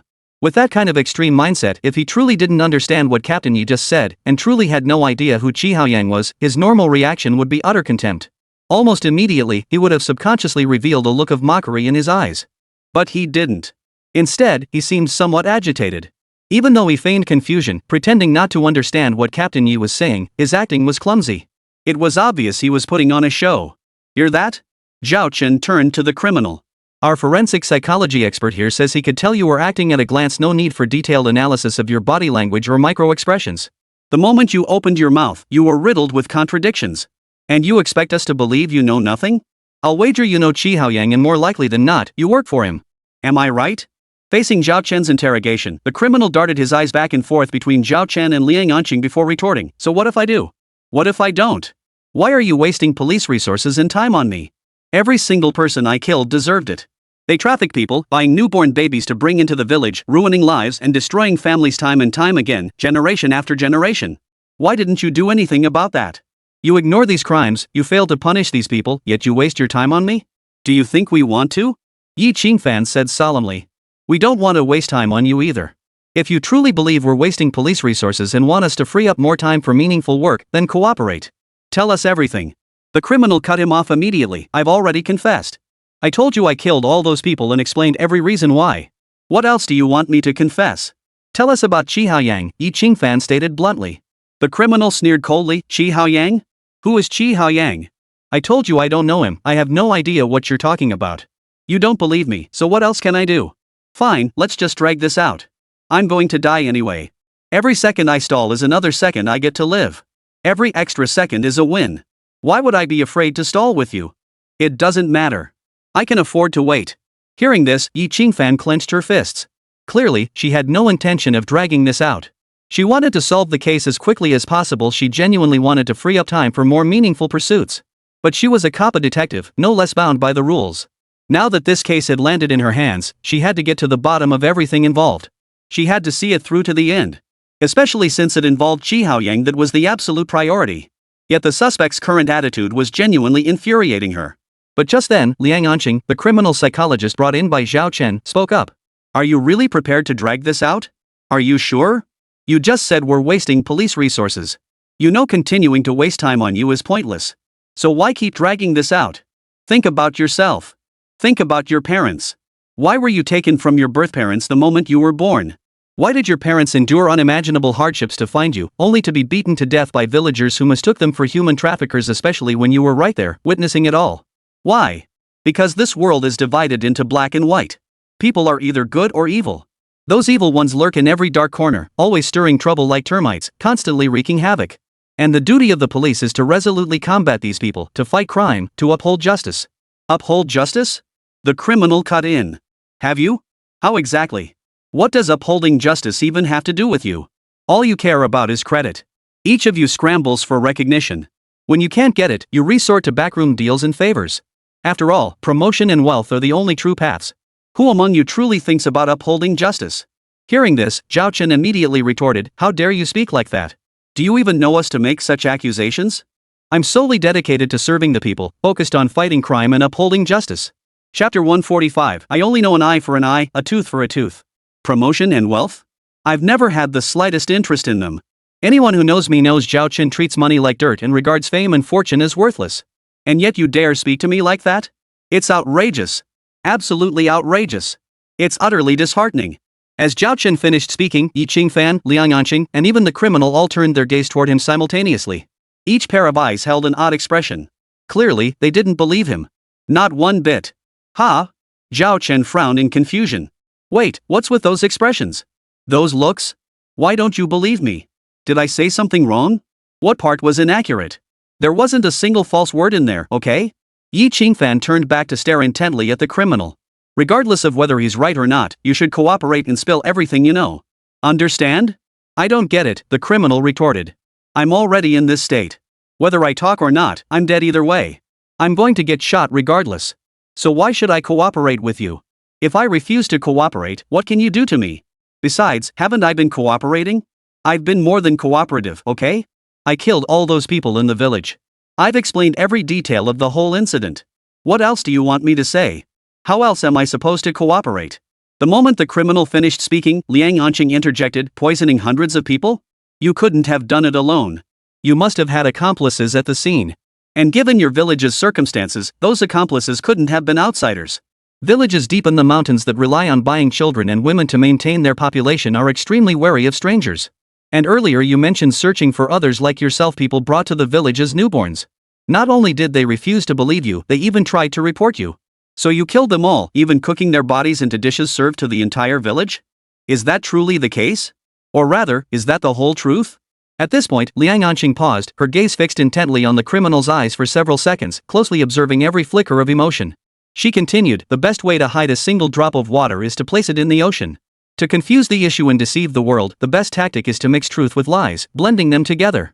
When it all sounds plausible, no one can tell what's real and what's fake.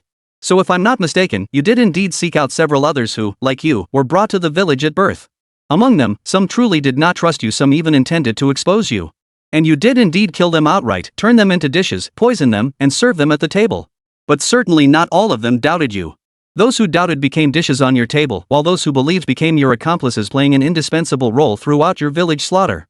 And I suspect there was a woman among them. This woman was very close to you, you could even call her your childhood sweetheart. Suddenly, Liang Anqing smiled. Your pupils are contracting sharply. You're afraid I'll pinpoint this person? You care so much, does that mean this person is living well now? You want her to keep living peacefully, don't want us to disturb her, and especially don't want her to end up like you, arrested and sentenced, especially to death, right? Still silent? Do you think feigning composure will change anything? The net of justice is vast yet inescapable. You've killed so many, committed heinous crimes, you're destined to face its punishment. At that moment, the criminal suddenly spoke, cutting off Liang Anqing's voice, the law's punishment? Who have you punished? All these rules were established to grant privileges and conveniences to those who break them. In the end, every rule becomes a tool to bully the honest. It's like putting shackles on livestock and tying them up. Logically, all animals should be restrained. But different creatures have varying intelligence. Cats and dogs are clever, monkeys even more so. Not only did they free themselves from their chains, but they started leading the restrained animals around like humans. In today's society, you need a lawyer to fight a case, and hiring a lawyer costs money. Especially since lawyers are a high-paying profession, how could ordinary people afford them? You constantly preach about the law's inescapable net, always talking about how nothing slips through its gaps. But in reality, how many fish have slipped through your net? As the criminal's words fell, Zhao Chen, Yi Qingfan, and Liang Yanqing exchanged glances. It wasn't that they were intimidated by his presence after all, they represented justice. How could they be intimidated by a criminal? They were deep in thought, pondering whether the criminal's words held any truth. It seemed plausible, yet also, like he was twisting logic? Regardless, Liang Yanqing finally spoke. You have your grievances, and the rule of law has its limitations. But no matter what you've witnessed, no matter what you've endured, no matter how deep the bitterness in your heart, we remain committed to combating all crime. Harmony under the rule of law isn't achieved overnight. It requires the collective effort of us all. By undermining the rule of law, you align yourself with those who. So what if I do? The criminal interrupted again, speaking with righteous indignation. Problems the rule of law can't solve will find other ways to be resolved. The law can't protect me or my parents. It can't protect them either. All I know is an eye for an eye, a tooth for a tooth. I don't understand chess. If I played against someone, I'd be crushed. But I can pick up the board and smash it right into their face. Even if he's a chess master, he'll still get smashed to bits. Sometimes simple brutality isn't so bad. Revenge for wrongs, payback for grievances were all new to this world. Who's got anything to fear from anyone? Heaven's justice is clear, and karma is inevitable. Those people committed crimes yet escaped legal punishment. Naturally, it falls to someone like me to send them to the afterlife. What else could you possibly expect from you lot? Without me, would you even know what happened in that village? Faced with the criminal's words, Zhao Chen opened his mouth several times but stopped each time. He truly wanted to argue back, yet he was momentarily speechless, genuinely unsure what to say. Still, he could clearly sense that this criminal before him was no ordinary man. Otherwise, he wouldn't have spoken those words just now. In fact, Zhao Chen had a vague feeling. Could it be that those words weren't meant for them at all? Chapter 146, The Path of the Criminal Lu Qingshan. If that were the case, then who exactly was he addressing? Who could hear every word of today's interrogation? Zhao Chen frowned without realizing it, a sense of dread creeping over him as he pondered the implications. Meanwhile, inside the prison, someone gritted their teeth in fury. Is that Luo Songping? And over there is that Su Chaoyan? Damn those two bastards. They embezzled so much money and ruined so many lives, yet I hear they only got 2 years? Ha? 2 years? How is that possible? Ha, haven't you heard? They hired the best lawyers, top-tier, high-profile attorneys in the legal world. The kind who could get Zhang Shihao acquitted and released. Anyway, I heard they're confident it's a done deal. Even 2 years is too much. What the hell? How can that be? Those two bastards didn't just steal money, did they? I heard they killed a bunch of people too? So what? They've got scapegoats for all those deaths. The two of them just keep insisting they knew nothing. No matter how many people were killed, it was all their underlings acting on their own, deceiving their superiors. What does that have to do with them? So with all that, plus the big lawyer's maneuvers, they're not even charged with instigating murder. They're not even primarily responsible for the embezzlement. Nothing we can do. They've got the power and connections. Playing by the rules, manipulating the law. Who can outmaneuver them? At these words, every prisoner who heard them fell silent.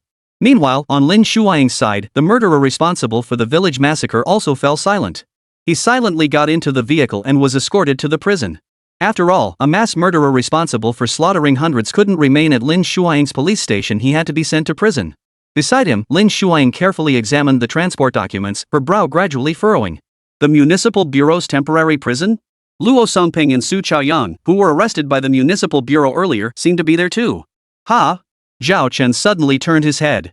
He's being transferred to be locked up with Luo Songping and Su Chaoyang? Lin Shuaing nodded. Yes, it's the Municipal Bureau's decision. By the book, it should be done this way. But I have this vague feeling, something doesn't quite feel right. Off? Zhao Chen frowned and thought, musing aloud. Luo Songping was the one arrested at the airport earlier, while Su Chaoyang is a major corruption suspect who was only recently apprehended. Word is these two colluded to embezzle huge sums and killed quite a few people, openly and covertly. You could say their crimes are heinous. But, their defense attorneys are already in place, right? And they're renowned big-name lawyers, the kind who can make black look white? The ones who boast an unblemished record since starting their practice? Never lost a case. A strange light flickered deep in Lin Shuaing's eyes. Unconsciously, the words spoken by that criminal in the interrogation room earlier echoed in her mind. All I know is an eye for an eye, a tooth for a tooth. I don't understand chess.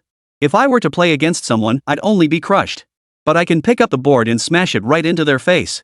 Even if he's a chess saint, he'd still get smashed to bits. Sometimes, simple brutality isn't so bad. Revenge for grudges, payback for grievances were all new to this world. Who's got anything to fear from anyone else? Heaven's justice is clear, and karma comes around. Those people committed crimes yet escaped legal punishment. Naturally, it falls to someone like me to send them to the West. What else could we expect from you lot? These words forced Lin Shuang to ponder them deeply. After a long while, what had she come to understand? In any case, the transport vehicle had already taken away the murderer responsible for slaughtering the village. The criminal, Lu Qingshan, was born to wealthy merchants in the city. His family was affluent, with assets exceeding 100 million. His parents donated millions annually to impoverished mountainous regions, yet less than 10% of those funds ever reached their intended destinations. The remaining 90% was swallowed up by middlemen. The couple built their business from scratch. During tough times, they sold their car and home to secure loans for employee salaries. At the peak of their success, they distributed annual bonuses of 1 million yuan to each employee. Diligent and upright, they truly embodied the principle of the wealthy leading the less fortunate to prosperity. Yet, despite this, their newborn child was stolen from the hospital and sold into the mountains. Later, the couple exhausted their entire fortune, endured unimaginable hardships, and risked their lives to journey deep into the mountains. They finally found their biological son, only to be falsely accused of being human traffickers by those who had stolen their child. They were then beaten to death in front of their own son. After their deaths, their unsuspecting son, still clutching his tiny fists, kicked their lifeless bodies twice. Years later, Lu Qingshan grew up, passed the college entrance exam, and the entire village pooled their money to send him out of the mountains. When Qingshan emerged from the mountains and returned, he was no longer the boy he once was. Instead, he had completely darkened, his malevolence overflowing. On the night he returned to the village, Lu Qingshan had a fierce argument with his adoptive parents. "You're not my parents. You're not even my adoptive parents. You're nothing but pure human traffickers, right? The couple who wanted to take me away when I was little, the ones you beat to death, they were my real parents, weren't they? Qingshan, I've uncovered the truth about everything. I came back to settle this once and for all." "What do you mean, end everything? What nonsense are you spouting? No matter what, we raised you, didn't we? Don't you know that the kindness of raising someone outweighs the bond of birth?" "Yes, Qingshan, we worked our fingers to the bone to send you to college. The whole village pitched in to cover your tuition. So what? Should we give you an award? Do you people think you're so great? I was snatched from my birth parents at birth. Years later, when they finally tracked me down after unimaginable hardship, I watched them get beaten to death right before my eyes. I even stupidly kicked them a couple of times myself. Ha! First you break my legs, then you toss me a pair of crutches. You call that kindness? My birth parents were worth over 100 million, yet I was sold into these mountains to live a life of misery with you? You expect me to be grateful for your kindness? You killed my parents right before my eyes. This is a blood feud, an irreconcilable enmity. And you still dare talk about kindness? There's no kindness here. You're all my enemies' enemies I'll never forgive." That night, the moment Lu Qingshan finished speaking, he plunged a knife into his adoptive father's heart. Immediately after, he slit his adoptive mother's throat. "Out of respect for raising me, I'll let you depart swiftly and painlessly. This is the only mercy I can offer you. What you owe me, what this village owes me, I will make every single one of you, this village, and several neighboring villages pay in blood for every drop of mine. Everyone must die." Ha ha. Chapter 147, Game Rules. Don't I know them well? Throughout history, there have always been many madmen. Both in the underworld and the legitimate world. Some things only such madmen dare to do. For those villains who never play by the rules, there must always be someone even less inclined to follow them to deal with them. Heaven's justice is clear, cause and effect are cyclical. All things in the world are born and overcome by their opposites. Evil people will be ground down by other evil people. At this very moment, Provincial Bureau Chief Chi Song was locked in a heated argument with several deputy chiefs. Luo Songping and Su Chaoyang. How much money did these two collude to embezzle? How many lives did they destroy? That bank president driven to death in an abandoned factory by Qi Haoyang? Those unfinished buildings? These two were the ones backing them up. And behind them, there are even bigger protectors. Do you really think I don't know? Scum like them deserve the death penalty, yet you tell me the likely outcome is just 2 years in prison? The deputy director sighed. Do you think we want it this way? The problem is, we're stuck. They've hired an incredibly powerful legal team. This is a judicial battle. We have to follow the rules and face them in court.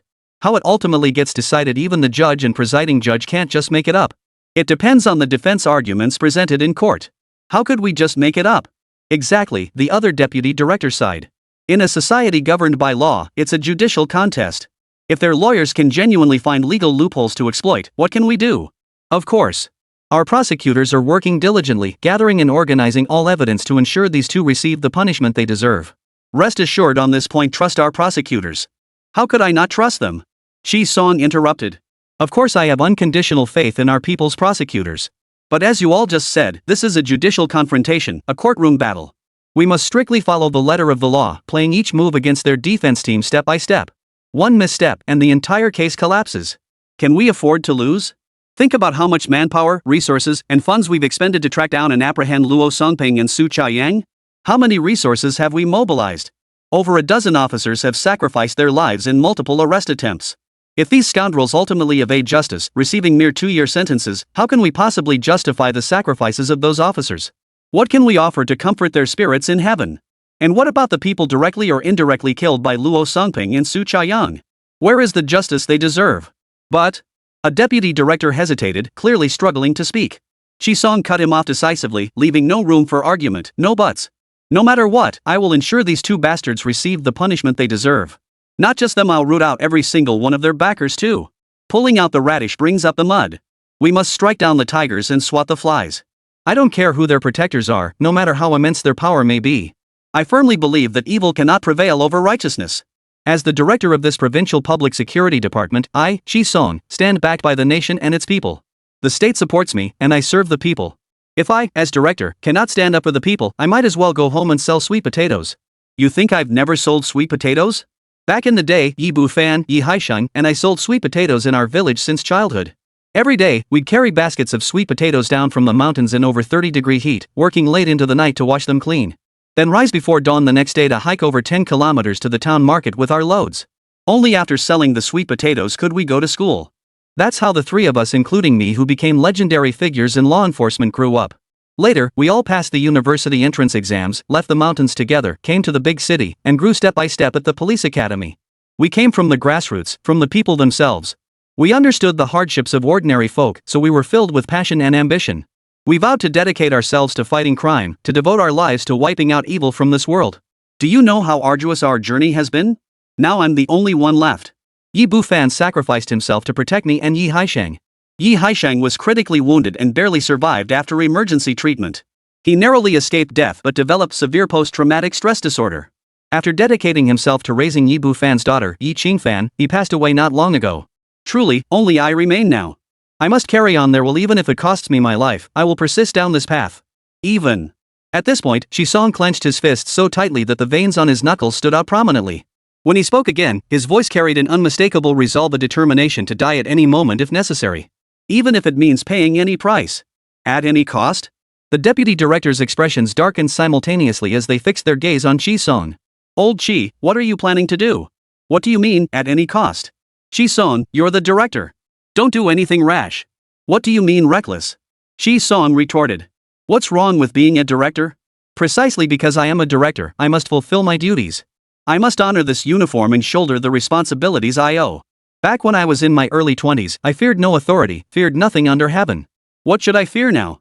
If it's the right thing to do, I'll do it even if it costs me my life.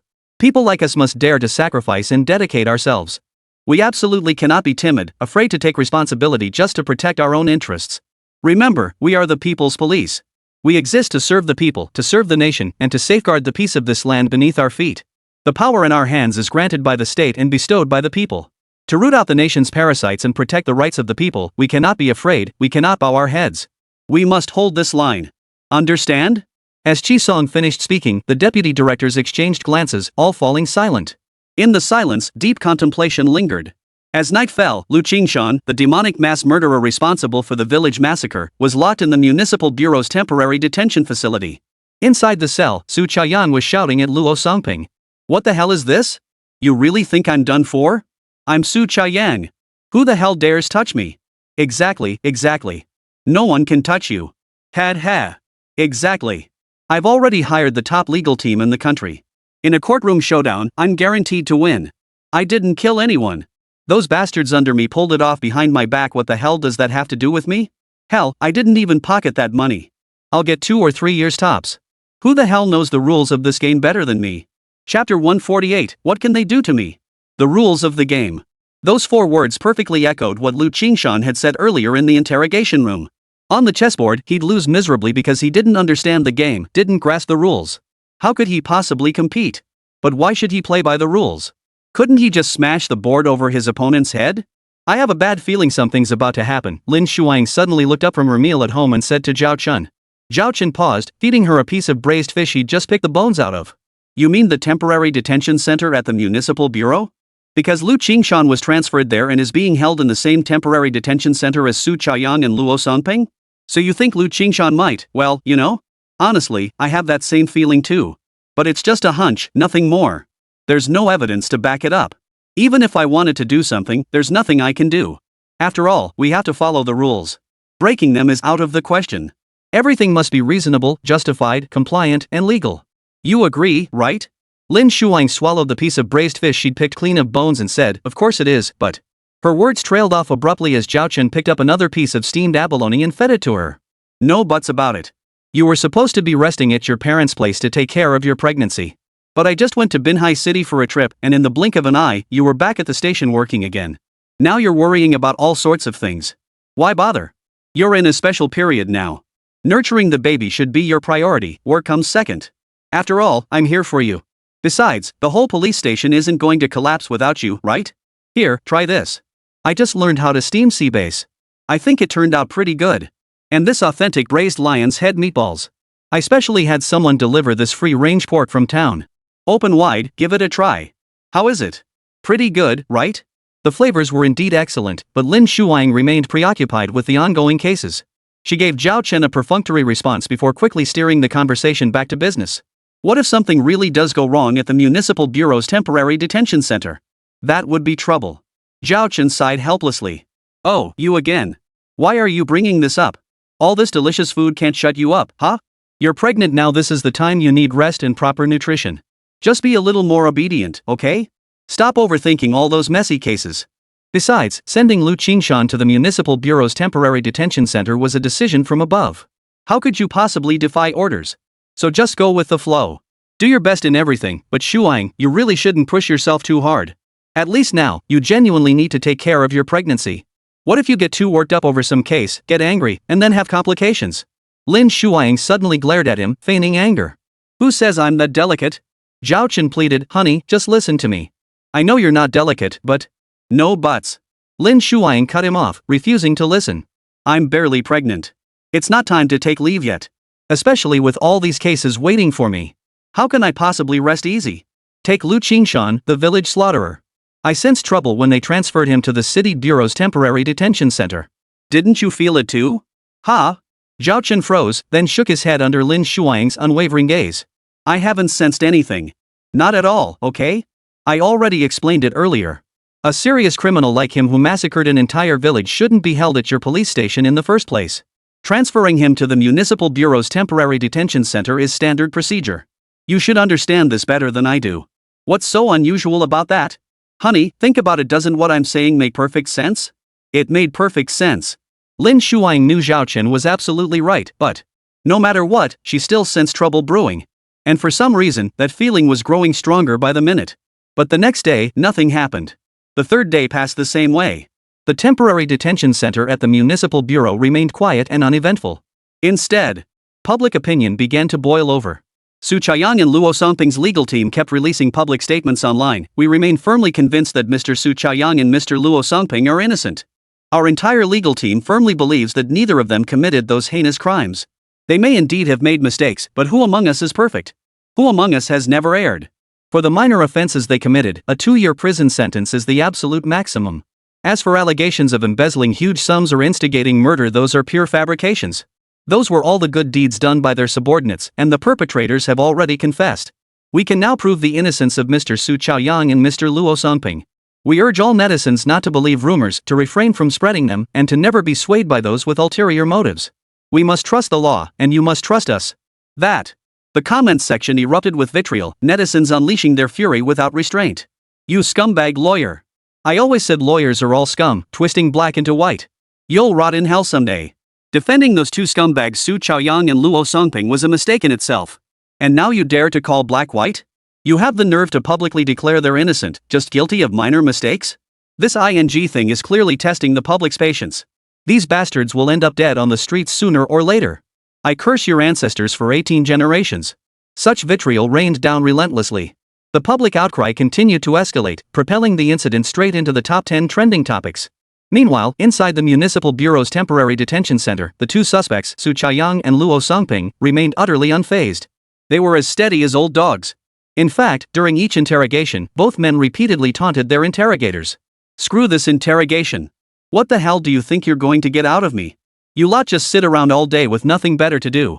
Every single one of you is useless. You think you can interrogate me? These interrogation procedures, all the interrogation techniques, and those judicial processes, don't you think I know them better than you? What are you staring at? Stilling? I'm talking about you, every single one of you, total trash. What? Bite me? Hit me? Torture me? You got the guts? I refuse to cooperate. I'll curse you and provoke you. So what? At most, I'll get 2 years. After 2 years, I'm out. What can you do about it?" Chapter 149, Is that a high wall? When the sky rages, rain must fall. When men rage, calamity follows. Some things need no deliberate planning, they naturally find hands to carry them out. The phrase "united in hatred against a common enemy" is sometimes brought to life with striking clarity. Even when their backgrounds differ, they will still strive toward the same goal at times. At most, their methods might differ. That evening, Zhao Chen worked late alongside Lin Shuang, discussing the details of the Su Chaiyang and Luo Songping case with several prosecutors from the procuratorate. "I'm certain these two are responsible for everything: embezzling huge sums, instigating murder, involvement in organized crime and violence, extortion threats, and more. Their crimes are truly numerous. But the problem is, their legal team is exceptionally skilled, especially adept at exploiting legal loopholes. They can make black look white. As a result, the current situation is highly unfavorable for us. I suspect their lawyers still have trump cards up their sleeves. If they play them in court, Su Chaiyang and Luo Songping might actually escape all charges." "What about witnesses? Don't we have any witnesses?" "We did have them. But that's precisely the biggest problem. 5 witnesses, 1 missing, 1 dead, and the other 3 refusing to testify. Someone's clearly pulling strings here, but what can we do? This is the influence of capital at work.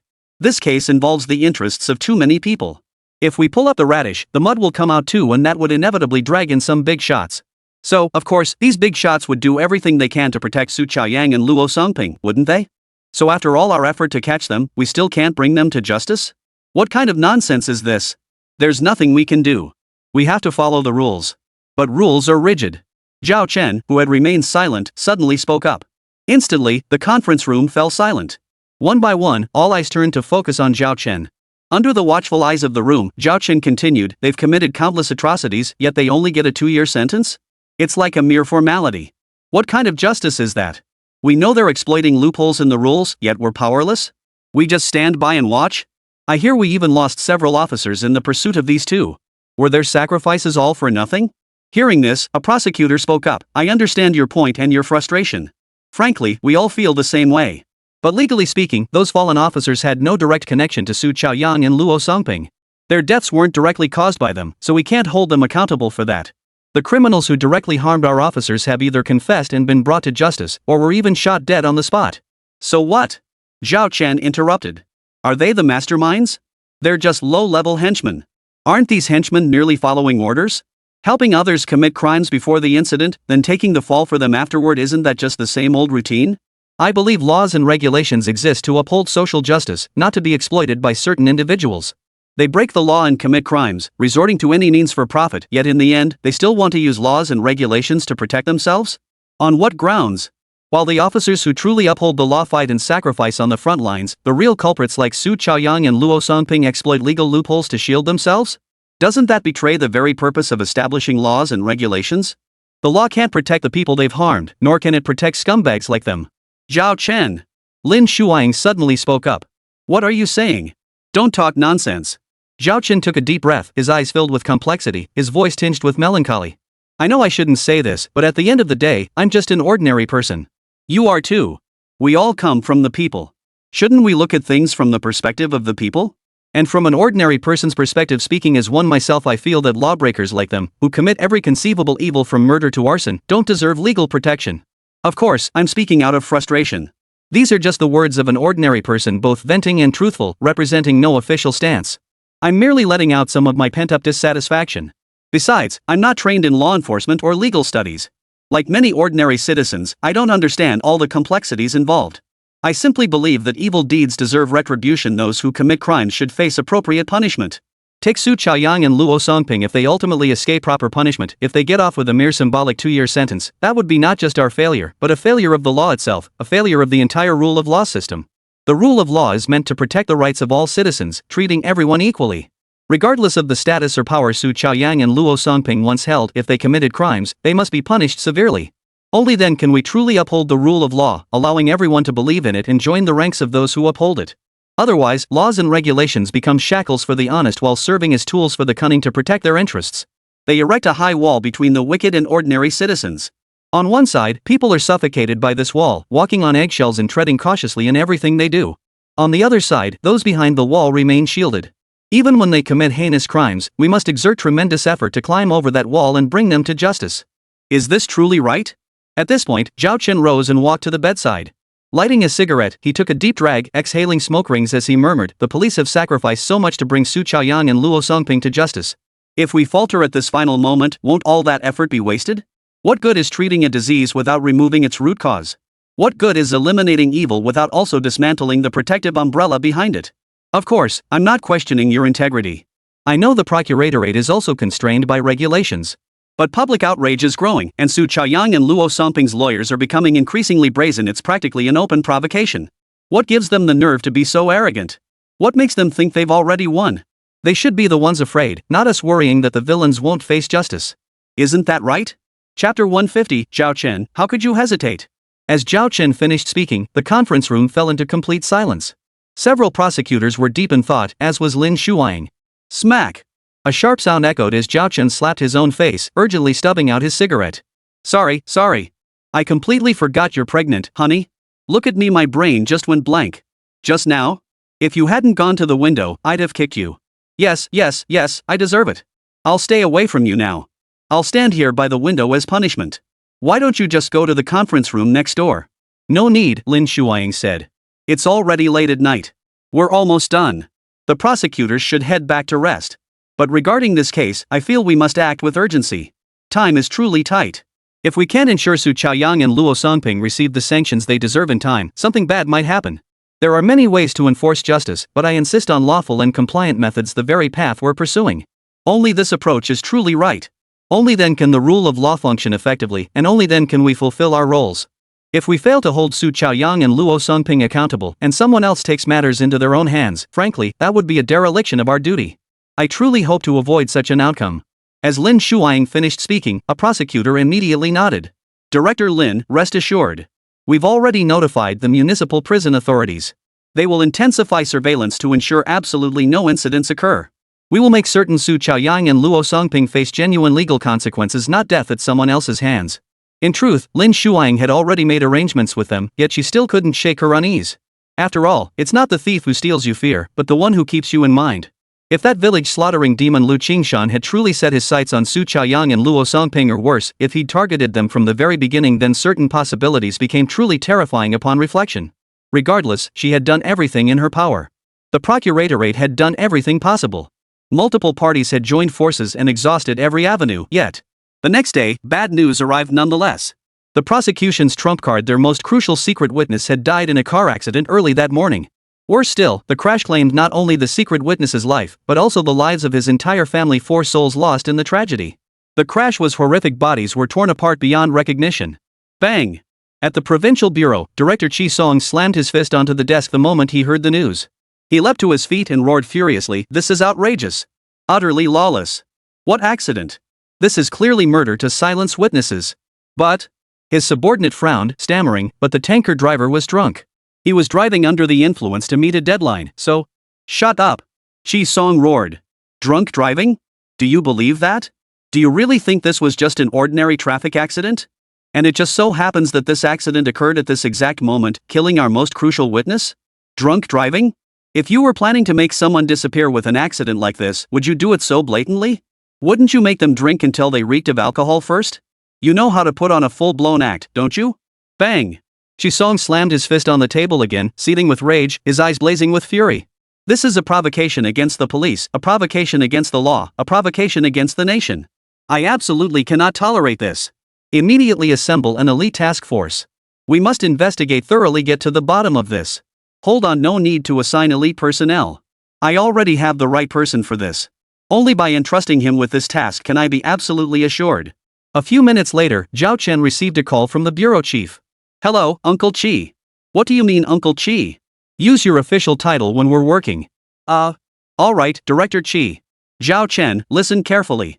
As director of the Provincial Public Security Department, I am assigning you a task: uncover the mastermind behind this car accident and every single person connected to it. No matter who they are or what their background is, root them all out. Pull out the radish and the mud comes with it. Take down the big fish and the small fry alike. Even if these bastards have the most powerful connections, you must bring them to justice. In short, hold nothing back. Remember, you have not only the Provincial Public Security Department behind you, but also the State Security Bureau, the national government, and the people. You represent absolute justice. Never bow to any evil forces. This time we'll go head to head with these bastards. I firmly believe evil cannot overcome good. I refuse to believe they can actually turn the world upside down. Zhao Chen, just tell me straight, are you scared? Can you accomplish this glorious, arduous, and monumental task? Zhao Chen fell silent. The mission was indeed glorious, arduous, and grand, but he had a wife and was about to become a father. He'd initially just wanted to ease his wife's burden. He hadn't imagined some grand sacrifice. After all, where did he get that kind of resolve? While he did aspire to the kind of noble sacrifice described by director Chi Song serving the nation and its people, he was first and foremost his wife's husband, the father of the child growing inside her. Only then was he his parents' son, his in-law's son-in-law? Yes, that was his reality. Only then did he become the specially recruited senior investigator, second-class police superintendent, SSS 208, of the Provincial Department and the State Security Bureau's Special Investigation Unit. Ultimately, Zhao Chen wasn't that noble or enlightened. After all, he'd once been just an ordinary person. He hadn't attended police academy or undergone that kind of grand baptism. So what enlightenment could he possibly have? For him, nothing mattered more than the warmth of his wife and children by his side. At the very least, he needed to take care of his family first before considering anything else. If Zhao Chen couldn't even manage his own household, what right did he have to speak of anything else? Before serving his country and people, didn't he have to secure his own foundation first? Otherwise, where would he find the energy to serve his country and people? Therefore, regarding the honorable yet arduous mission assigned by director Chi Song, he felt genuine hesitation, or rather, apprehension. Primarily, he feared he might fail at such a monumental task. He also feared that the mission might be too perilous, endangering his own family. Zhao Chen. Chi Song's voice suddenly cut through the silence over the phone, snapping Zhao Chen out of his thoughts. What's with the silence? You're not hesitating, are you? Listen, young man, you can't afford to hesitate. You're a pillar of strength I've high hopes for. Initially, I planned to assemble an elite task force, but then I thought of you. That's why I scrapped that plan. I just know you're the most dependable choice, understand? Chapter 151, The Mystery of the Bizarre Cash Disappearance. Director Chi, Zhao Chen replied, his voice tinged with resignation. Of course I know I'm the most dependable. After all, if I'm not dependable, who is? But that's beside the point. No matter how dependable I am, family comes first, right? I'm just an ordinary guy who worked my ass off to get where I am today. I was terrified of poverty before. Now that things are finally looking up, how could I not cherish it? Cherishing my family, cherishing those around me, cherishing my wife and children. I have to put this family first before I can think about anything else. Honestly, Director Chi, if you say I lack awareness, well, I do. There's no denying it. I'm just not that kind of person. I only know to be good to those who are good to me. Chi Songgang couldn't help but interrupt. Alright, stop talking. I get what you're trying to say. Family comes first, mission second, right? But actually, the two aren't mutually exclusive. You could totally. No. Zhao Chen cut him off again. How could they not conflict? Don't take me for a fool, Director Chi. For such a critical mission, you didn't assemble an elite task force, you came straight to me. That alone speaks volumes. Besides, I already knew this crash involved some bigwigs. If those ruthless bastards dared orchestrate an accident to kill a witness at this critical juncture, what else wouldn't they do? Once I get involved, they'll target me and my family along with me. You know me, Director Chi. I truly don't want to drag my family into this. On the other end of the line, Chi Song furrowed his brow slightly before taking a deep breath and sighing. I understand everything you're saying. I get it. But the problem is, well, with great power comes great responsibility. Zhao Chen, think about it. If even someone with your extraordinary abilities won't step forward, who else can we possibly count on? If even you're afraid, who wouldn't be? A harmonious society relies on everyone, on all of us working together. Zhao Chen, you have a wonderful family, but what about others? Think about that witness? Think about his family? He's risking everything to testify against Su Chaoyang and Luo Songping for justice. He could have stayed completely out of it. He could have ignored it all. But he didn't stand idly by. After much deliberation, he chose to step forward because, like me, he firmly believes that evil cannot prevail over righteousness. Evil cannot prevail over good. As soon as Zhao Chen heard this, he couldn't help but interrupt again. Of course I hope evil cannot prevail over good too, but this time, they definitely won. They killed the witness and even slaughtered his entire family. It's utterly depraved and outrage to both heaven and earth. In this round, where is the triumph of good over evil? But is this the first time? Will it be the last? If this witness died, could I, Zhao Chen, be next? Even if I have a little bit of skill that keeps those madmen from killing me, what if they go after my family? Director Chi, to be honest, I'm truly terrified. Finally, Chi Song fell silent. He had placed great hopes in Zhao Chen, calling him with full confidence, only to discover this kid was afraid. Sigh. But giving up now? That was absolutely out of the question. He wouldn't give up until the very last moment. He had to at least give it a shot. What if it worked? With that thought, Chi Song broke the silence. Here's what we'll do. You don't need to rush with an answer. Take your time to think it over, or discuss it with Shuang and get her opinion. No rush. Give me your answer when you're ready. I'll wait for your call. With that, the call ended. Zhao Chen stood frozen in place for a long moment before turning to seek out Lin Shuang for advice. There was no other way. This was truly beyond his control, and he didn't want to make the decision alone. Ultimately, he had to hear his police officer wife's opinion first. At that very moment, Lin Shuang sat in her office, flipping through Su Chaoyang's interrogation records while discussing them with Yi Qingfan, who was also reviewing the same documents across from her. Qingfan, did you see it? The interrogation records, confessions, and complete transcripts all show that Su Chaoyang claims the money he kept in the villa kept vanishing, disappearing right before his eyes. He repeatedly insists he's not lying, confirming over and over that this is the truth. But how could that possibly be true? He's just making it up, right? Yi Qingfan furrowed his brow slightly, a thoughtful look on his face. He took a deep breath and said, at first glance, it does seem like Su Chaoyang is making things up. But upon closer inspection, it doesn't make sense. Doesn't make sense? Lin Shuang was perplexed. What logic is there to this? Do you really believe money can vanish into thin air? And repeatedly? Su Chaoyang even consulted a master to exorcise evil spirits, claiming he wanted to capture the malevolent force stealing his money? Yes. Yi Qingfan took another deep breath, his mind drifting back as he spoke. I carefully reviewed the interrogation footage and studied Su Chaoyang's reactions when he made those statements. Based on my years of criminal investigation experience, he didn't seem to be lying. Honestly, the guy's a piece of work and pretty arrogant, but when he mentioned the money vanishing, he genuinely looked terrified, like fear seeping out of his very bones. Oh, and Shuang, you mentioned a master earlier? Su Chaoyang also said that the master he sought out later witnessed the entire process of the cash vanishing into thin air alongside him. Then that master got scared and ran off. Hearing this, Lin Shuang immediately asked, can we find this master? We're already looking, Yi Qingfan replied. But it'll take some time. Apparently, that master was so terrified he later sought out another master for a solution, fearing he'd be haunted by evil spirits. But that second master turned out to be just another charlatan who knew nothing, so he took the first master to find a third master. Lin Shuang was utterly bewildered. What kind of chaotic nonsense was this? Where did all these charlatans come from? Unbelievable. But what was even harder to fathom was, so Shuang, do you think it's possible that a significant amount of Su Chaoyang's money genuinely vanished into thin air? If so, how could that be? Could there really be some kind of evil spirit in this world? What Yi Qingfan was saying now was precisely the most unimaginable scenario and also the most headache-inducing one for Lin Shuang at the moment.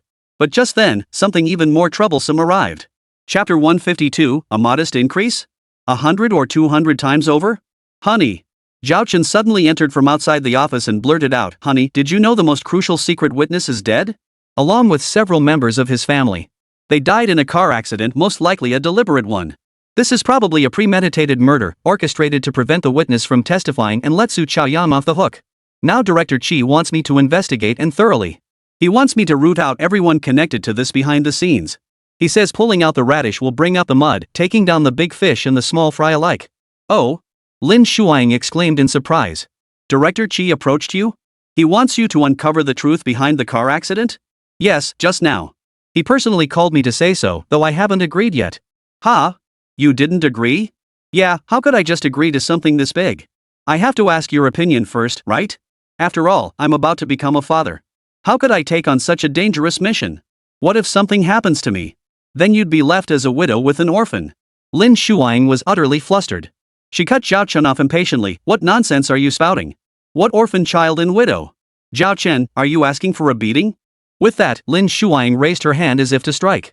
But Zhao Chen didn't even flinch. He retorted with righteous indignation, I'm not talking nonsense. I'm just being realistic. The reality is that the task Chi Hall assigned me is genuinely dangerous, so dangerous that I genuinely can't help but be afraid. After all, my family comes first. Only then can I consider other things. Don't you agree, honey? Right about what? Before Lin Shuang could respond, Yi Qingfan interjected, what's there to say? Shuang would surely say that the interests of the people come first. Nothing can supersede the interests of the people. After all, the foundation of a nation is its people. The people uphold the nation, thousands of households form a country. The nation and the family are inseparable, mutually dependent, neither can be neglected. Shuang, don't you agree? Lin Shuang groaned, what are you two doing? Putting on a show for me? He asks me if it's right, and you ask me if it's right. How am I supposed to know? I'm already headache-inducing enough as it is, and you two are just adding to the chaos here. You're doing this on purpose, aren't you? Not at all. Zhao Chen replied earnestly. Honey, don't listen to her nonsense. I'm dead serious, I genuinely want to prioritize our family. Enough already. Lin Shuang shot him a glare, cutting him off. What do you mean put family first? Does this family need you to manage it? No mortgage, no car loan, no debts, no elderly to care for, no kids to raise, basically nothing to worry about. And you're the one talking about putting family first? Just do your best with the task the chief inspector assigned you. After all, that witness this time really suffered terribly. He mustered the courage to testify in court for justice, only to end up destroying himself and his entire family. What kind of justice is that? Don't you want to find the killer and seek justice for this family? Zhao Chen, just admit it, can you tolerate this? Doesn't it make you furious? Don't you want the mastermind behind this to face justice? Need he even say it? Zhao Chen's moral compass had always been unwavering. While he might not be described as hating evil with a passion, he certainly came close. So regarding this case, of course he wanted to seek justice for the victim's family and bring those depraved criminals to justice. How could he not? Sigh. At that moment, Zhao Chen sighed, genuinely helpless. Of course I want that too. After all, you're the chief of this police station, and I'm your husband, your family member. How could my ideology and political stance not be correct? They're as upright as they come, right? Otherwise, how could I have married you? But let's be real, I'm just an ordinary person. I don't have that kind of lofty consciousness. Honestly, at first I just wanted to lighten your load, to spare you the extra stress. I really didn't have any other motives. That part was true. He really hadn't thought about anything else back then. He was just focused on completing the system tasks to get the system rewards. After all, he was unemployed at the time. Delivering takeout barely paid the bills, Working his ass off day and night for peanuts? So initially, he was driven by the system rewards. Each successful check-in earned contribution points, which could be exchanged for treasure chests containing cash prizes. Back then, he was still quite interested in money. But later, he gradually shifted his focus to helping his police officer wife, Lin Shuang, investigate cases. As the system rewards grew larger, he found himself losing interest in money without even realizing it. When you're broke, you crave money. But once you have plenty, it loses its appeal. What can you do? Zhao Chen was just that incorruptible. He believed money was only necessary when you had enough. What good was hoarding it? After all, could money be eaten? Was money truly omnipotent? At any rate, he currently had not a shred of interest in money. How about I have Director Qi give you a raise? Lin Shuang suddenly asked him. Ha? Zhao Chen froze, looking rather taken aback. Is that okay? How much? Why bother Director Qi? Isn't your brother my direct superior? He's my brother too, I even saved his life last time. I owe him a huge favor. Why not just ask him to bump up my salary a bit? I don't ask for much. Seriously, just have him bump it up a bit. 180 times more would be about right. Lin Shuang's face instantly filled with question marks. She genuinely doubted her own ears. What on earth was Zhao Chen talking about? Her original intention was for him to accept the task assigned by Director Qi and have Director Qi give him a modest raise as encouragement. But this? He was suddenly demanding 180 times the raise? Was he trying to get a raise or just rob the place? Why not just ask her brother for money outright? Why bother with this raise excuse? When Lin Shuang finally snapped out of her daze and blurted this out, Zhao Chen froze for a second before asking, Is that okay? Like hell it is. Lin Shuang shot him a fierce glare. Listen to yourself. Just raise it? 180 times? Do you think your brother-in-law runs a bank? That money just blows in on the wind? Exactly, Yi Qingfan chimed in from the side. Does your brother-in-law's money just blow in on the wind? It's easier than that, right? Chapter 153, Lin Shuang's concerns. The moment Yi Qingfan spoke up, Lin Shuang genuinely believed her best friend was backing her up. But what did Yi Qingfan say? What did she mean by easier than money blown in by the wind? Whose money comes easier than wind-blown cash? Yi Qingfan, what do you mean by that? Lin Shuang snapped back to her senses, glaring at her with clenched teeth. You better explain yourself clearly, or else just wait and see what I'll do to you. Yi Qingfan chuckled. What I mean is, your brother is incredibly talented. After all, he's a genius among geniuses. At 15, barely into his freshman year of high school, he received an early admission offer from MIT. By his sophomore year, he had invitations from Harvard, Cambridge, Oxford, and other world-class universities.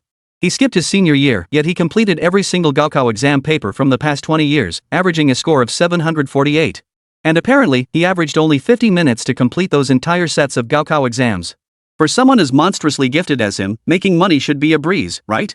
Lin Shuang was flustered. Easily? What's easy about it? He works incredibly hard to earn his money, okay? He nearly lost his life just recently. Nearly paid with his life and you call that easy? Zhao Chen hesitated before replying. Well, that's not really the same thing, is it? His recent peril stemmed from proposing ideas that threatened others' interests. Cutting off someone's livelihood is like killing their parents. No wonder people wanted him dead. Oh right, I remember now. He mentioned something about some experts proposing to stimulate the market economy by raising prices, ending the era of low prices to tackle the current slump in consumer spending. He tore into them, and that proposal got shot down, so... As soon as she heard this, Lin Shuang couldn't help but interrupt. Hold on. What did you just say? Stimulating the market economy by raising prices? Ending the current slump in consumer spending by bringing the era of low prices to a close? Zhao Chen, are you absolutely sure you didn't misstate that? Or did you misremember? No. Zhao Chen replied immediately. How could I possibly have misremembered? I remember this incident quite vividly, okay? Because my reaction back then was pretty much the same as yours now. I was utterly baffled too. After all, what does it even mean to stimulate the market economy by raising prices? And what's this about ending the era of low prices? Are prices low now? I shop for groceries and cook all the time. Don't I know whether prices are low? Pork prices have shot up multiple times, each hike justified with some excuse or another. Once they go up, they never come down. And you call that low prices? These so-called experts spout nonsense without a second thought. That's why my brother-in-law called them out right then and there, and soon after, he got attacked.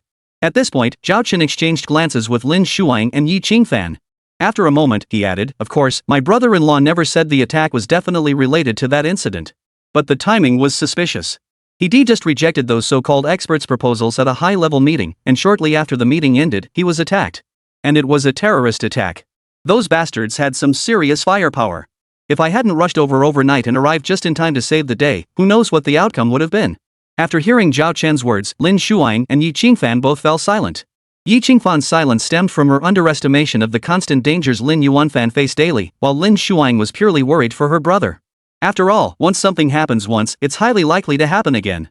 Her brother Lin Yuanfan had dodged this bullet this time, but what about the next time? This time, Zhao Chen had arrived in the nick of time to provide backup. But if there truly were a next time? The thought made Lin Shuang lift her gaze to Zhao Chen. Taking a deep breath, she spoke hesitantly. What if you decline that task Director Chi assigned you? Or at least, only take on what you can handle? As soon as the words left her mouth, Lin Shuang quickly added, just refusing outright might not be the best idea. Maybe just do what you can. Just give it your best effort. No matter when, where, or what the situation is, always prioritize your own safety first, then figure out how to complete the mission. Safety first is definitely the right approach. What do you think? Do I even need to think about it?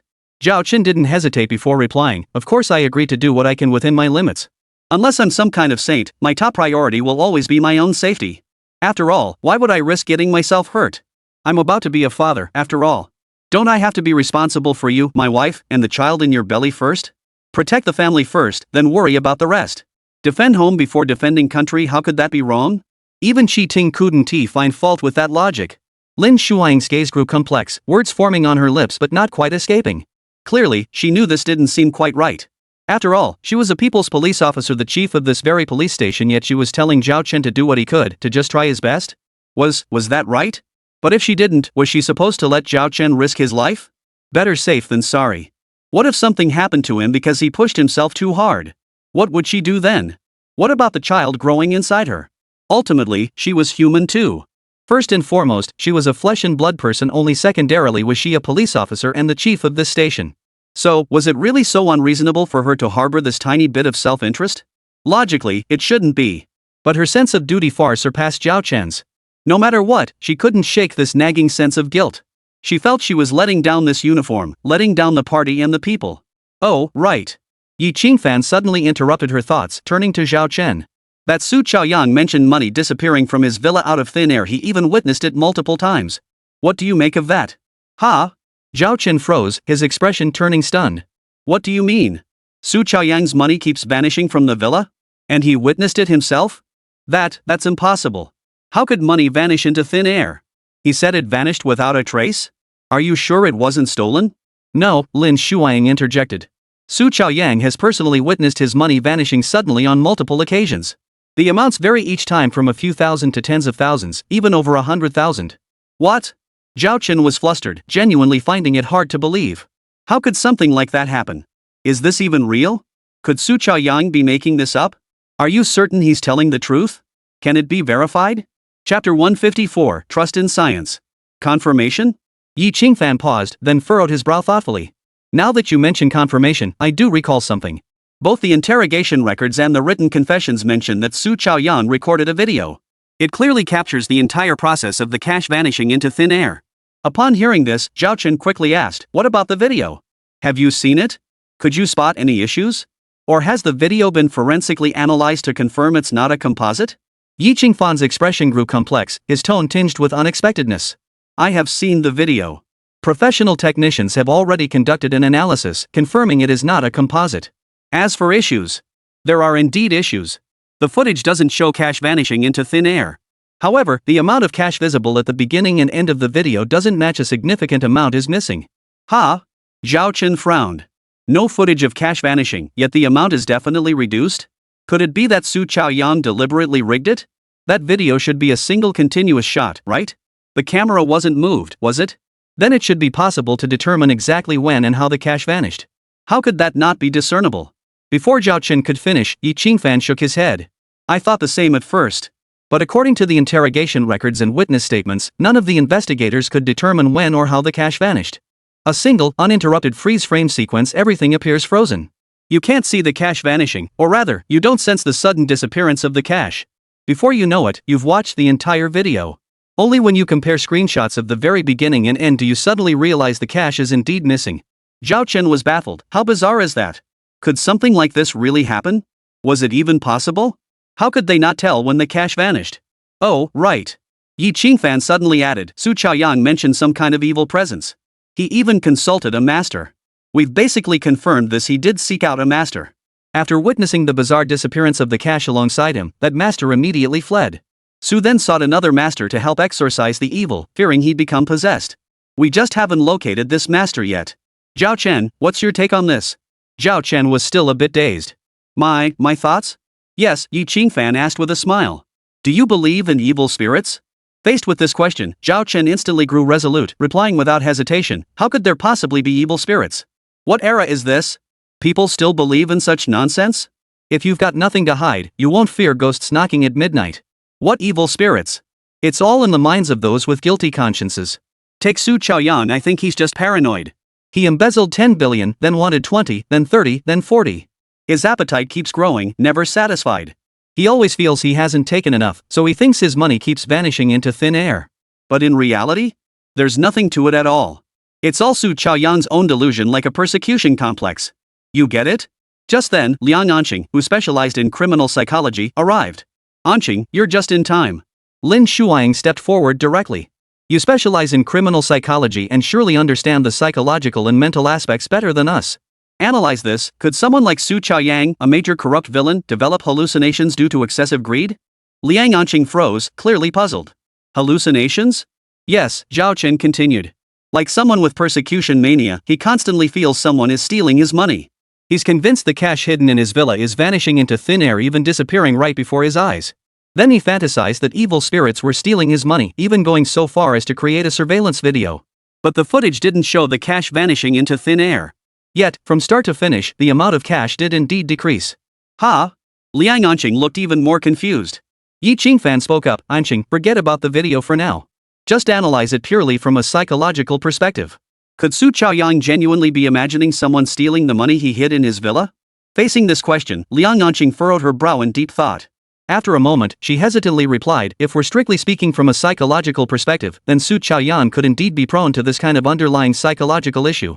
Because his mind is consumed by a deep desire for money, he feels insecure about the cash stored in his villa. The more money he has, the more he fears it will be stolen, and the more insecure he becomes. Over time, he began to imagine scenarios, becoming overly anxious and suspicious.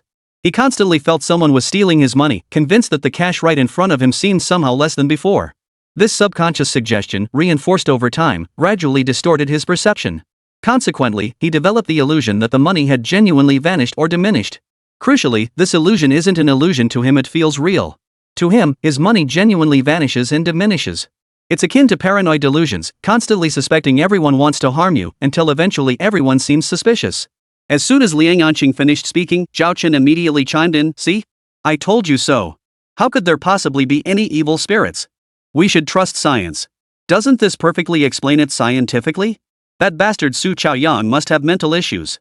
His greed was insatiable. 10 billion, 20 billion, 30 billion, 40 billion, no matter how much he stole, it was never enough.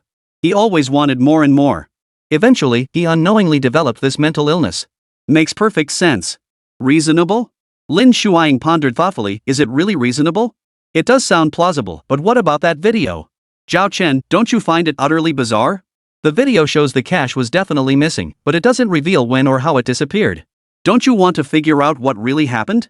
Zhao Chen's expression froze, then hesitated. I feel like this isn't necessary, is it? Are you sure it's unnecessary? Lin Shuang countered directly.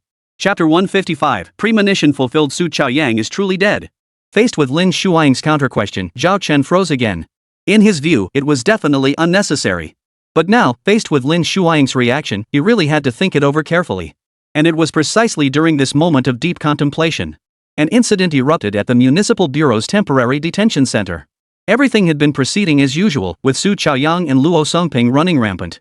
Heh, the witness is dead. Relax, we'll get 2 years tops. It'll be over before we know it. Those bastards really think they can do anything to me? With them? What the hell are they? Put. Think they can take me down? They don't have what it takes. Got any evidence? Any witnesses? Now the witness is dead, and his whole family's been torn to shreds, not a single body part left intact. That's the ing price they pay for trying to pin this on us. I told you, even if I end up in this prison, no one can touch me. After all, this is a ing rule of law society. Who knows the law better than me? I've got a top-tier legal team nationwide. All that money I spend every year keeping them on retainer, isn't that exactly for moments like this? I'm telling you, no one can touch me. Those legal procedures, those statutes, don't you think I know them inside out? Just as Su Chaoyang finished speaking. How well? A cold voice suddenly cut through the air. The voice belonged to none other than the murderer who slaughtered the village Lu Qingshan. Su Chaoyang turned his head, narrowing his eyes as he locked gazes with Lu Qingshan, utterly dismissive of the man. How well? Who the hell do you think you are? You have the nerve to question me? What gives you the right to speak? Get lost. Get the hell out of here. Scram as far as you can. Stop ing blocking my view. Didn't you hear me tell you to get lost? Still not moving? Can't you hear me? You ing piece of, you think you deserve a beating, don't you? Su Chaoyang signaled to the other inmates under his command, clearly intending to teach Lu Qingshan a lesson. After all, reason held no sway within these prison walls. Only fists mattered, whose fists were stronger. And what was Su Chaoyang's status? Coming here, how could his fists not be formidable? Especially since he had absolute confidence in his legal team. He genuinely believed he'd get no more than 2 years. After 2 years, once he walked out of prison, wouldn't he have everything he wanted? And the men following him in prison now, could they be any less formidable? This is the law of the fist in prison, something the guards can never truly stamp out. Yet in this world, there are always those who fear no fists. Take Lu Qingshan, for instance. He was currently ignoring the few inmates under Su Chaoyang's command, who looked like fierce demons. He treated them as if they were air, paying them no mind whatsoever. Seeing this, the prisoners couldn't help but frown one after another. Damn it! Think he's too good for us? Damn, he doesn't know his place. Just wait till I show him today. Guys, let's go. Teach him a lesson. Kid, remember this, you little. The voices abruptly cut off. The prisoners who had been about to attack Lu Qingshan froze in place at the same moment, motionless. Because a knife had suddenly appeared in Lu Qingshan's hand. Who knows where the knife came from? All that mattered was that he now held it in his hand. And it looked razor sharp, incredibly sharp. In the next split second, Lu Qingshan lunged at Su Chaoyang, plunging the blade straight into his heart, then slashing his throat clean. He drove the knife into Su Chaoyang's lungs over a dozen times. Every strike was lethal. In an instant, the scene was drenched in blood. The previously menacing inmates were now frozen in shock, their minds buzzing with disbelief, utterly unable to process what had just unfolded. After all, what had they ever witnessed like this? Had they ever witnessed such brutal and bloody scenes? It felt like a dream, utterly unreal. Until thud Su Chaoyang collapsed to the ground. Lu Qingshan then turned his gaze to Luo Songping beside him, who had long since stiffened in terror. On the other side, Zhao Chen was speaking earnestly at that moment. Our primary task right now isn't this. It's bringing that Su Chaoyang to justice. Otherwise, if he really manages to exploit legal loopholes with his team of lawyers and whitewash his crimes, then a major corrupt villain like him might just get a symbolic 2-year sentence. How can that be acceptable? How will we quell public outrage then? How can we possibly justify this to the people? So let's not dwell on whether that cash vanished into thin air. Even if it did, so what? Even heaven couldn't stand it anymore. Heaven itself is helping to bring him down. If he vanishes without a trace, no matter how much money he had, he deserves it.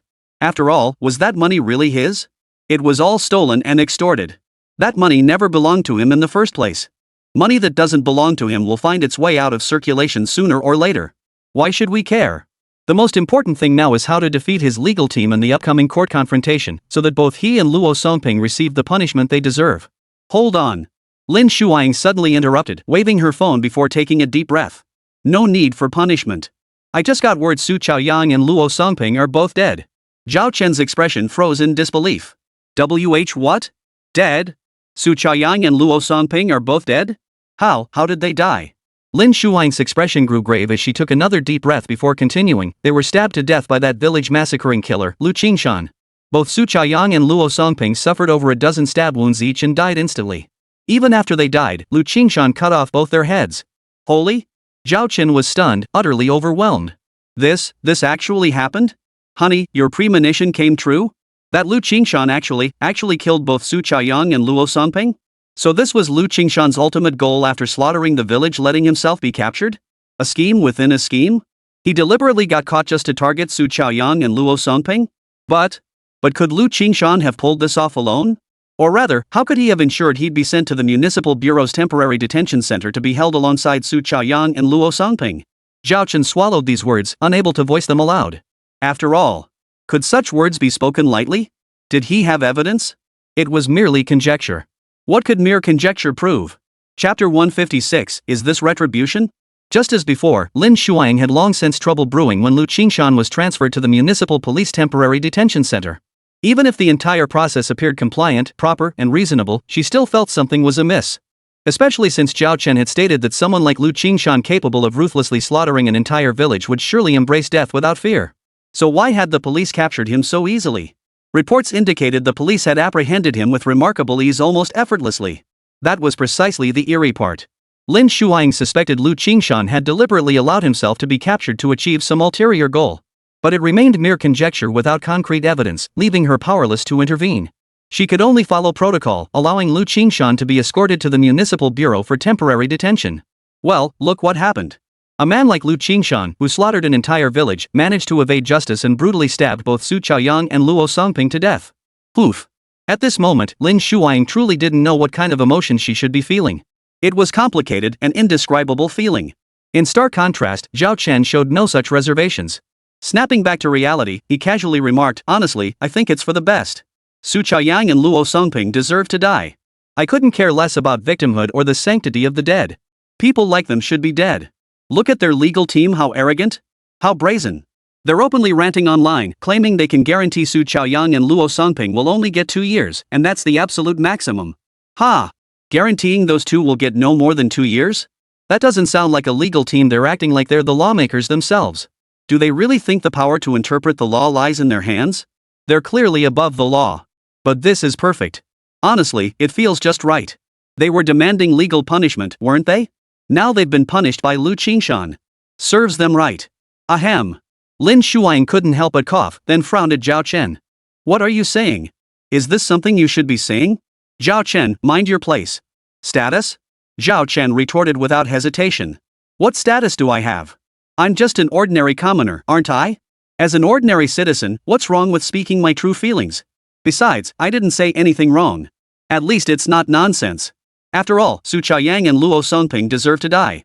They embezzled money, trampled on people's lives, committed every evil deed imaginable, and are thoroughly corrupt. They should have been sentenced to death. But then a bunch of so-called lawyers turned black into white, stubbornly trying to get them off the hook? Lin Shuang took a deep breath. You can't say that for sure. They haven't even gone to trial yet. The outcome is still uncertain. They might very well be sentenced to death in the end. Even if it's not death, it's highly likely to be life imprisonment. Under normal circumstances, the probability of them only getting a 2-year sentence is very low. Zhao Chen disagreed, retorting immediately, is the probability really that low? How low? That bunch of people are all so confident, constantly ranting online day and night. This has already sparked public outrage, okay? And didn't we meet with several prosecutors from the procuratorate to discuss this? The evidence we have is genuinely insufficient.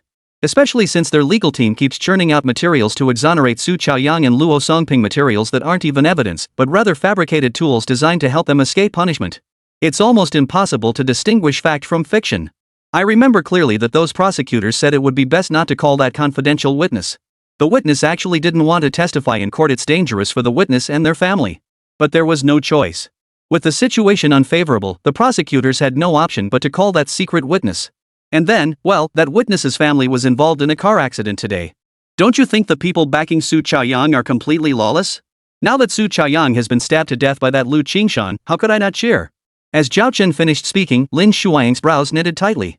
Immediately, the police chief of the station, known for her beauty, adopted a stern expression and addressed Zhao Chen with utmost seriousness. What you just said is fine to share among us, but don't go spreading it around outside.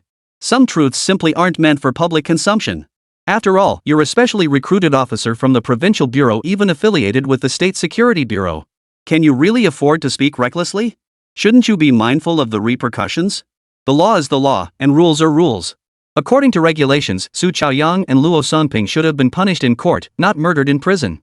Zhao Chen, think carefully. What does this situation even mean? Does our legal system really fail to punish criminals? They haven't even faced trial yet. We haven't lost this case. We must have faith in our rule of law, okay? How can you possibly think it's a good thing that Su Chaoyang and Luo Songping died at Lu Qingshan's hands? Yes, Su Chaoyang and Luo Songping deserve to die. But they should never have met their end at Lu Qingshan's hands. They should have been executed through proper channels. Only then can we truly deter such villains. Evil people. Zhao Chen couldn't help but ask immediately, can evil people truly be deterred by laws and regulations? Perhaps. But I see it differently. From what I understand, before his arrest, Su Chaoyang was a powerful figure with high standing. He understood the law better than anyone. He knows every loophole in those judicial procedures, all the processes, and the entire legal framework better than you, Chief, do. Then do you think he'd be intimidated by laws and regulations? I doubt it. People like him treat the law as nothing more than a tool for wielding power. He doesn't fear legal punishment at all. Even after his arrest, he still believes the law can't touch him. Shuang, have you seen the brazen statements his legal team makes online? If even his legal team is that arrogant, imagine how he himself must be? That's why I think someone like him is truly beyond the reach of the law, or at least, it's incredibly difficult for the law to truly hold him accountable. Lin Shuang cut Zhao Chen off mid-sentence. So what? You think he deserves to be punished by Lu Qingshan? But who is Lu Qingshan?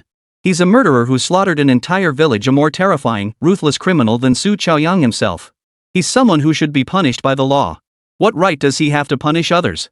Chapter 157, Law knows no mercy, law supersedes heaven. Zhao Chen sighed. He knew Lin Shuang was essentially correct.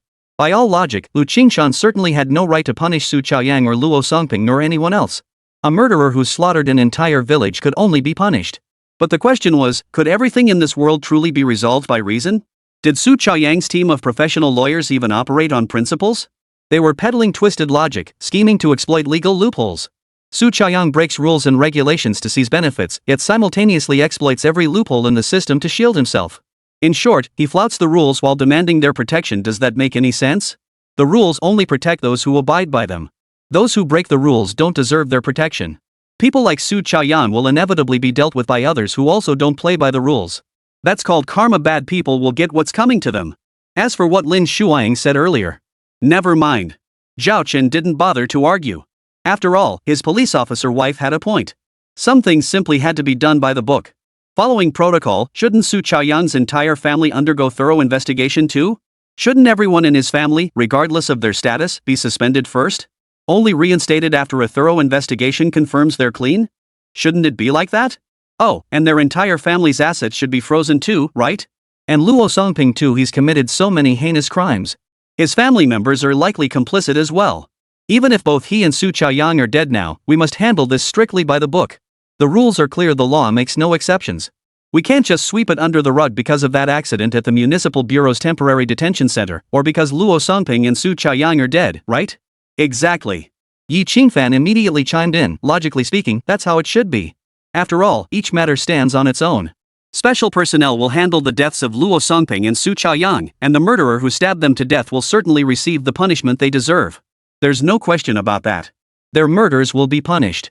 Simultaneously, their past activities will be thoroughly investigated, and everyone involved will be exposed through the trail of evidence.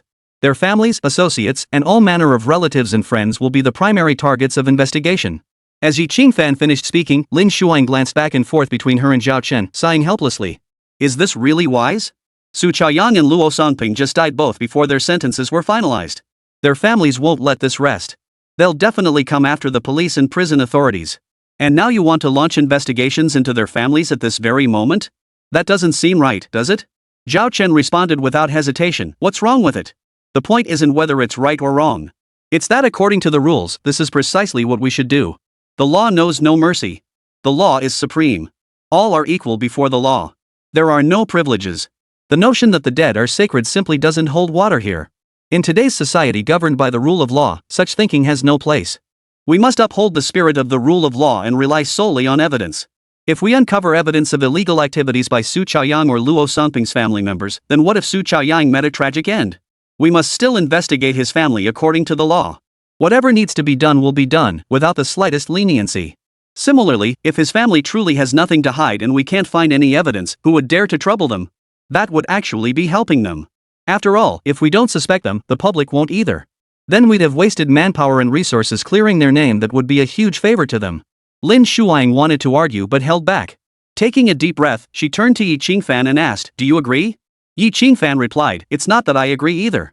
It's that what your husband just said is factually correct. That's simply how it is. Exactly, Zhao Chen chimed in. This isn't just one person's subjective opinion, it's an objective fact. After all, following the rules can't be wrong, can it? It's definitely not a mistake. Lin Shuang conceded defeat. At this point, she genuinely couldn't be bothered to say anything more. What was the point of arguing? Let them be. Su Chaoyang and Luo Songping were both dead now anyway, so there was no need for any more court proceedings. It was time for her to shift her focus to other cases. Just then, the relatives of the two drunks who had tried to harass Liang Anqing at the bus stop only to be casually killed by that fugitive murderer arrived. All right, the family of that anchor who was also killed by the fugitive murderer had arrived too. Inside the mediation room, a large group of victims' families were now in a heated argument. Damn it! My son was just doing a live stream.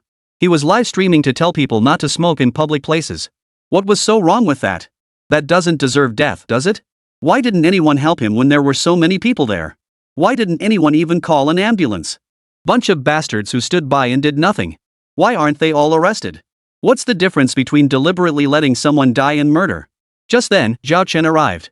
Originally, Station Chief Lin Shuang was supposed to mediate personally, but she was pregnant. How could Zhao Chen let her come? So he came to handle it instead.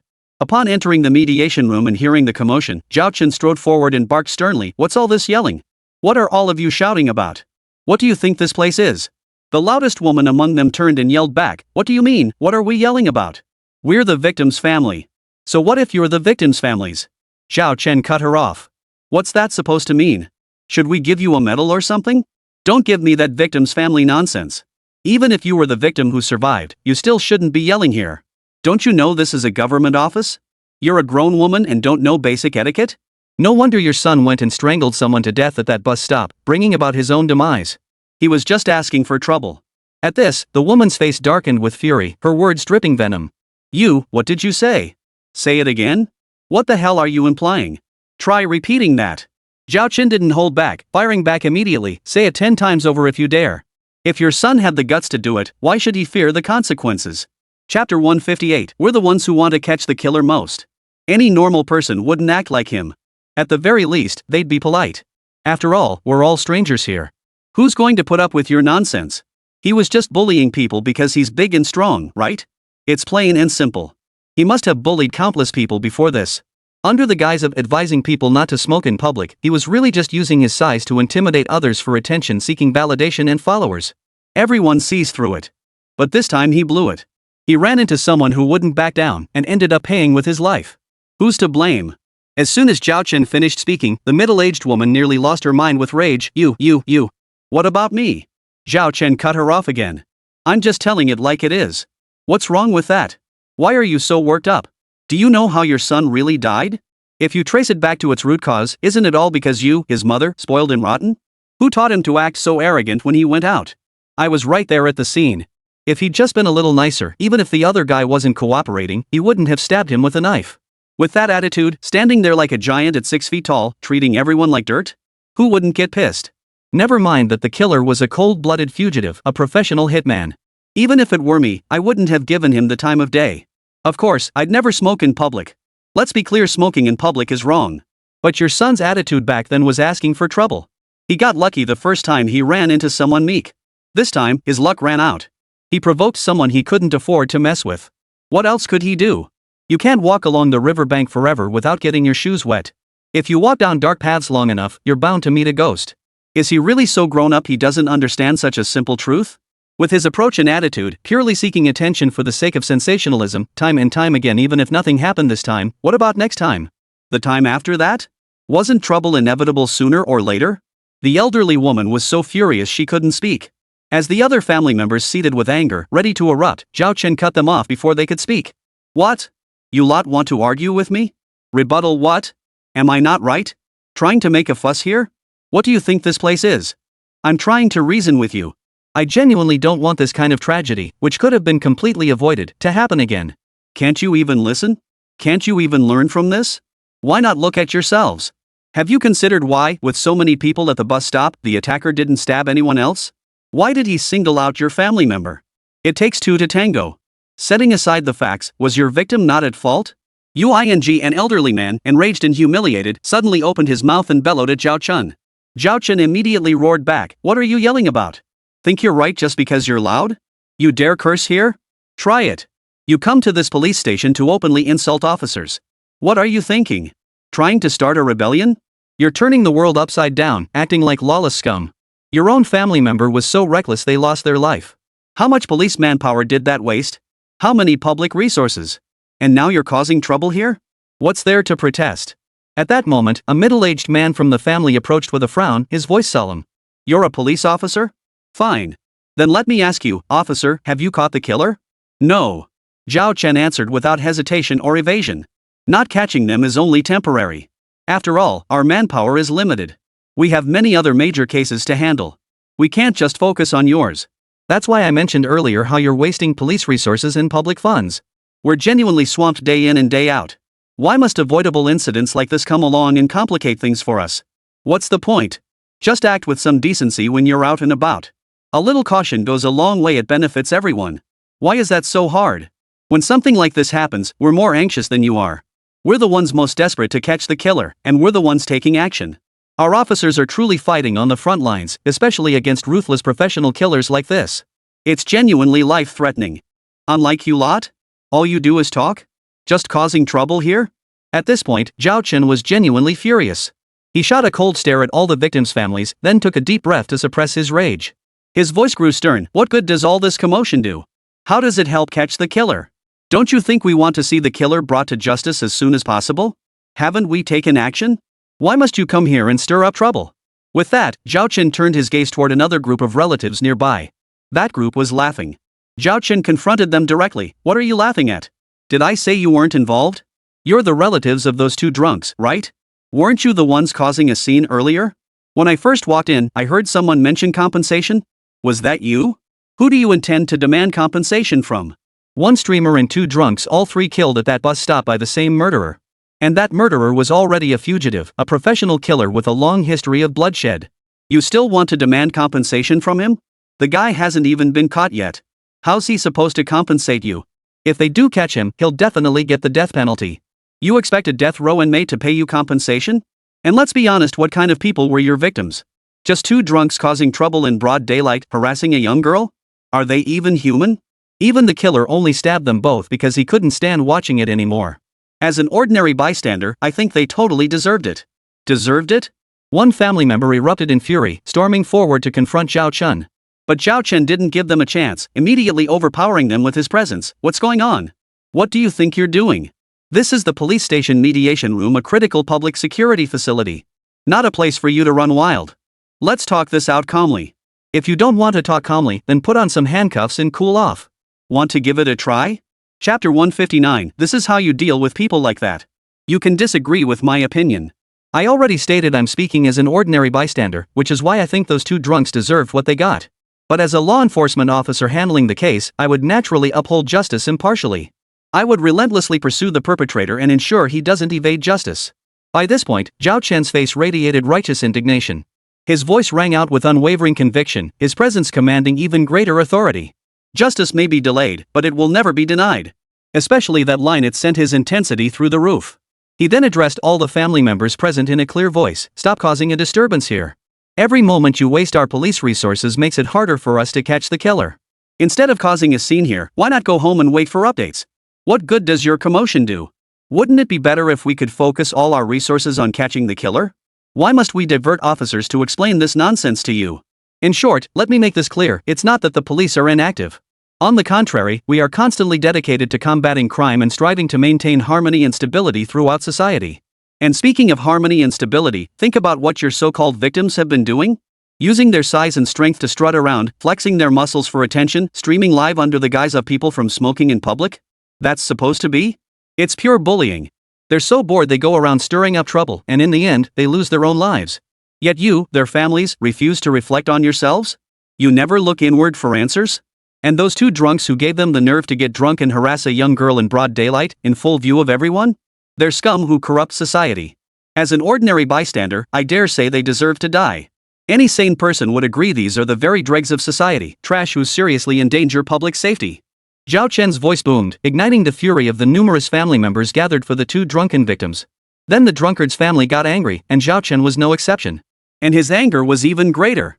When the upper beam is crooked, the lower beam follows suit. It's people like you who make society a mess.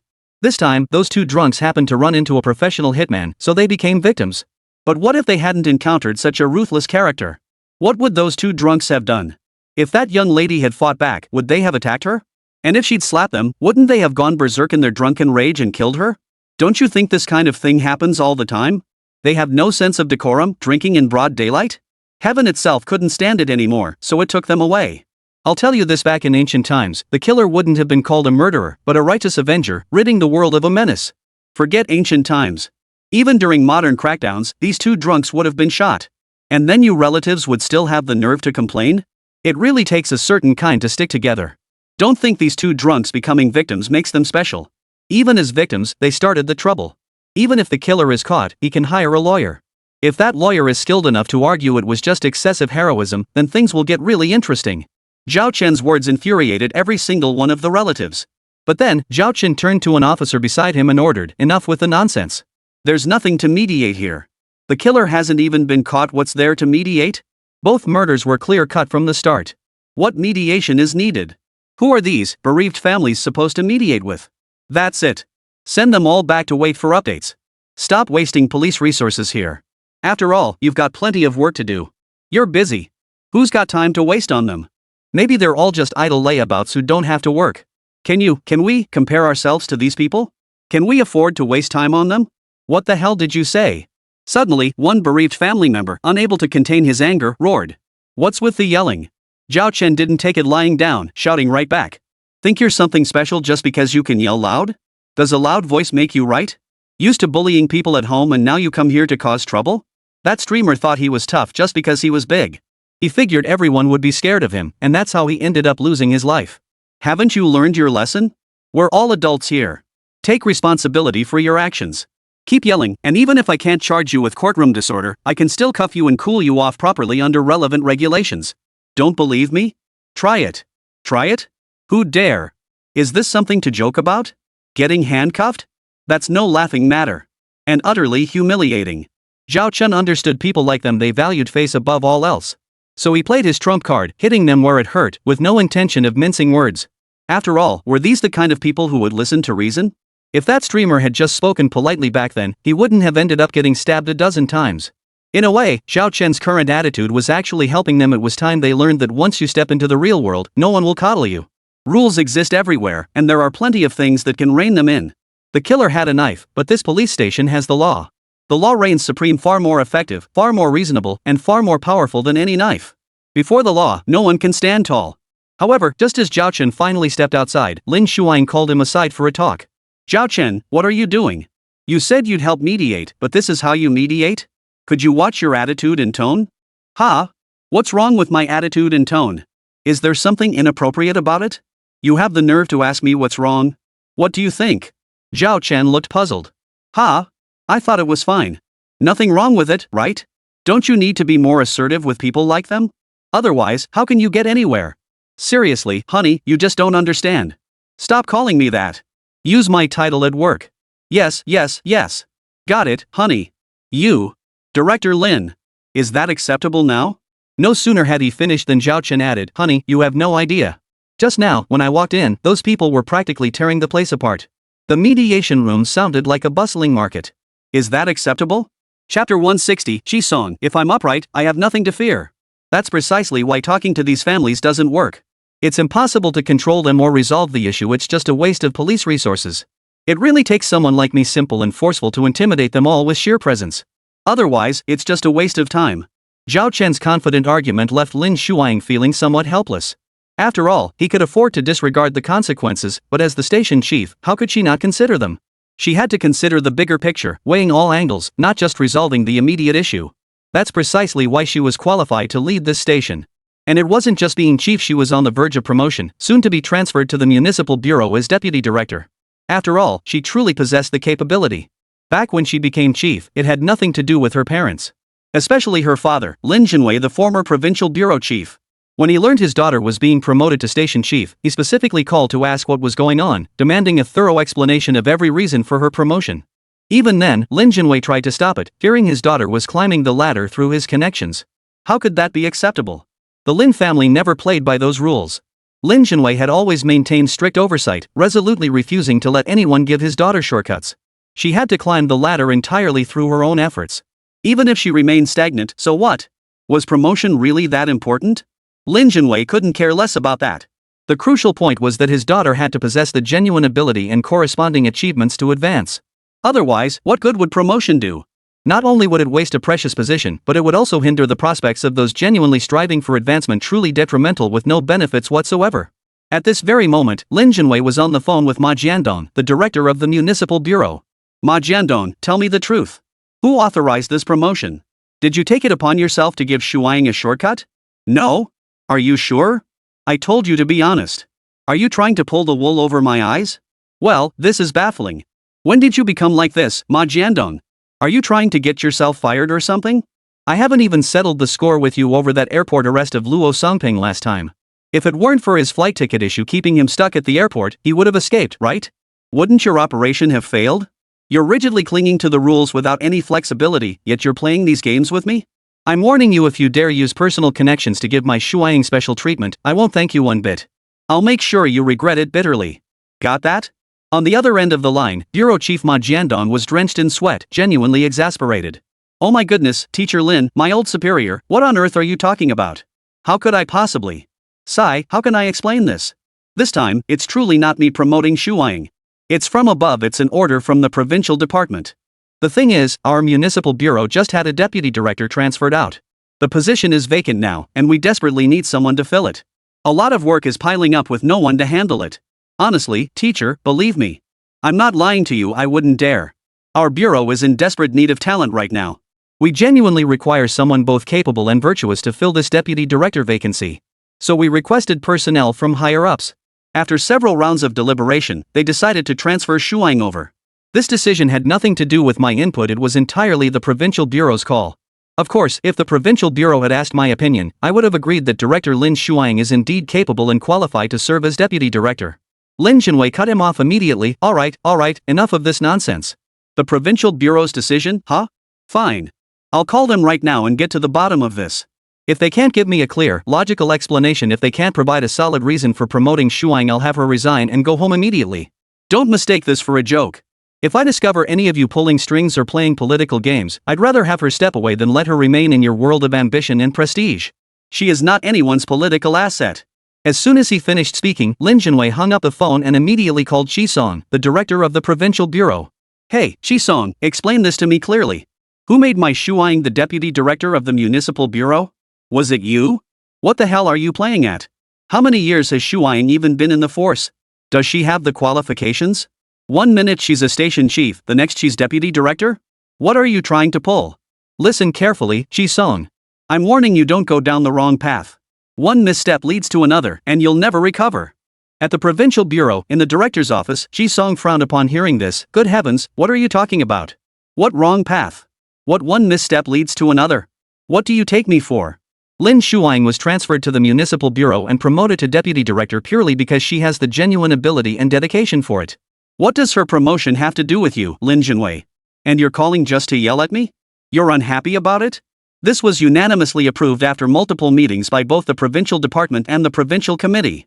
Do you think you can just refuse to comply because you don't like it? Are you kidding me? Do you really think appointing a deputy director of the municipal bureau is something to be taken lightly? Lin Jinwei, don't try to take credit for something that isn't yours. Stop thinking Shuang owes everything to you. How many years have you been retired? What do you have to offer? What exactly has she ever relied on you for? Her promotion to deputy director at such a young age is entirely due to her own ability and hard work. From start to finish, it has absolutely nothing to do with you, Lin Jinwei. We can't hold back just because she's your daughter, or because you were the former provincial director. We can't let gossip stop us from using a talent like Lin Shuang, can we? If that were the case, then I wouldn't deserve to wear this uniform. Wearing this uniform means I must be upright and fear no shadow. In everything I do, I only seek to have a clear conscience. I don't care if Lin Shuang is your daughter, and I don't care what position you, Lin Jinwei, once held. As long as Lin Shuang truly has the ability, I will promote her to deputy director at the municipal bureau so she can play a greater role and better serve the country and its people. What's wrong with that? I dare say my conscience is clear. Lin Jinwei, stop yelling at me, you hear me? This time, Lin Jinwei was genuinely taken aback. He truly hadn't expected Ji-sung to take such a hardline stance this time. Chapter 161, is this my turn to speak? Given that, Lin Jinwei naturally couldn't persist any longer. After all, he knew his daughter Lin Shuang well enough. Her capabilities were undeniable, and her talents in various areas were widely recognized. Especially lately, she'd been working overtime non-stop on pile after pile of cases. Often, she'd even be directing work over the phone while eating her meals. The sheer exhaustion and grueling workload were secondary concerns. What truly mattered was how she handled every case with such meticulous care, leaving everyone feeling completely at ease. In truth, Lin Jinwei wasn't distrustful of his daughter. He simply didn't want her to advance further, not for any other reason than that greater positions brought heavier responsibilities and broader accountability. Putting on that uniform meant living up to the trust of the party and the people, living up to the nation's confidence, and living up to the power in one's hands. The responsibilities that must be shouldered must be shouldered. That pressure was immense. How could Lin Jinwei, a former bureau chief, not understand? With that thought, Lin Jinwei hung up on Ji-sung and immediately called his daughter, Lin Shuang. At the provincial office, Ji-sung froze after being hung up on, then frowned and muttered under his breath, "What the hell? Just hanging up like that? Doesn't she think I'm the director at all?" He suddenly calls to berate me, then abruptly hangs up? If word gets out, how am I supposed to save face as the director? This is outrageous, utterly unacceptable. Your own daughter gets promoted, and you're unhappy? You actually called to berate me? As if this were something I could decide on my own. What kind of person is that? After venting his frustration, Ji-sung picked up his phone and dialed Zhao Chen's number. "Hello, it's me, Ji-sung. Oh, Uncle Chi, Director Chi, hello. What's so good? Don't tell me you don't know why I'm calling. Zhao Chen, don't play dumb with me. About that matter I mentioned earlier, have you thought it over? Do you need more time to think?" At that very moment, Lin Shuang, standing beside Zhao Chen, was also on the phone with her father, Lin Jinwei. On the other end, Lin Jinwei spoke solemnly. Sometimes climbing too fast isn't necessarily a good thing. Shuang, your path has been smooth sailing so far. It's better to take it step by step. After all, you need to build a solid foundation. Steady progress is the surest path forward. You're still young, with plenty of opportunities ahead. This time, why not let someone else take the chance? By this point, Lin Shuang had placed both her phone and Zhao Chen's phone together, putting them both on speaker. Upon hearing Lin Jinwei's words, Ji-sung on the other end of the line instantly flared up. He snapped back, "Lin Jinwei, what the hell are you doing? You're like a persistent ghost. How come you're everywhere? You just hung up on me, only to call Shuang right after? What exactly are you trying to accomplish? And you talk about taking it step by step? Tell me how exactly you plan to take it step by step. Don't you trust your own daughter, or what? Shouldn't someone with her talent be encouraged to climb higher, to better serve the country? Are you seriously bringing up seniority? Is seniority more important than ability? Sure, those old farts have seniority, but do they have any real ability? Call it seniority if you want, but let's be honest, it's just them riding on their age and experience. Not a shred of ability. They've coasted for decades, finally scraped together some seniority, and now they're clamoring for positions based on seniority. Is that what you call making it through the grind? Lin Jinwei, tell me yourself, is this acceptable? You always insist we must never engage in favoritism and nepotism, but isn't this chaotic seniority system exactly that? Your daughter is qualified. Why shouldn't she be deputy director? Hearing this, Lin Jinwei felt compelled to speak up in defense. But before he could, Ji Song pressed on. Lin Jinwei, let me tell you this, stop meddling in your daughter's affairs. She's grown up and married now. She has the right to make her own choices. Second, her transfer to the municipal bureau and promotion to deputy director is an organizational decision. What right does a retired person like you have to interfere? Neither professionally nor personally should you meddle. At most, you can offer her some sound advice as a father and elder with experience. But ultimately, the choice is hers alone. You mustn't influence or guide her. You were practically a deserter back then.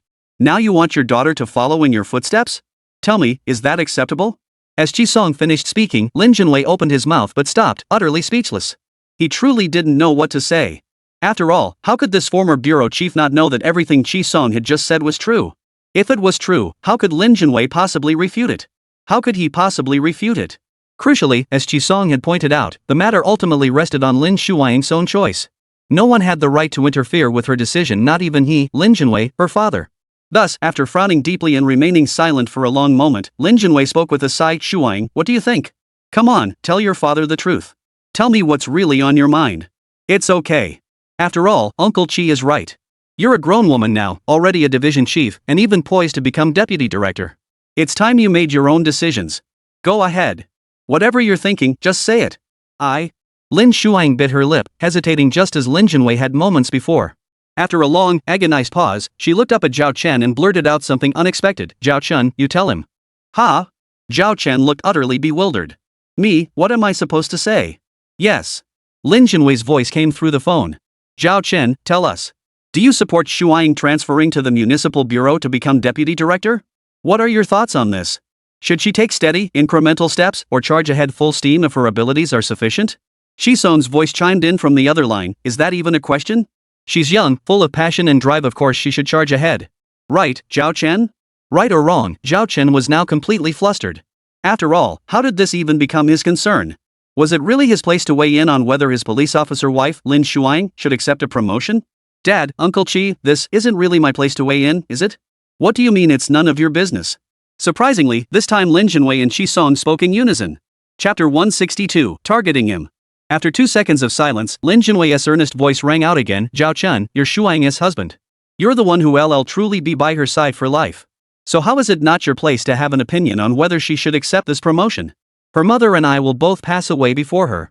Only you can be by her side forever. No one else can do it, not even your future children.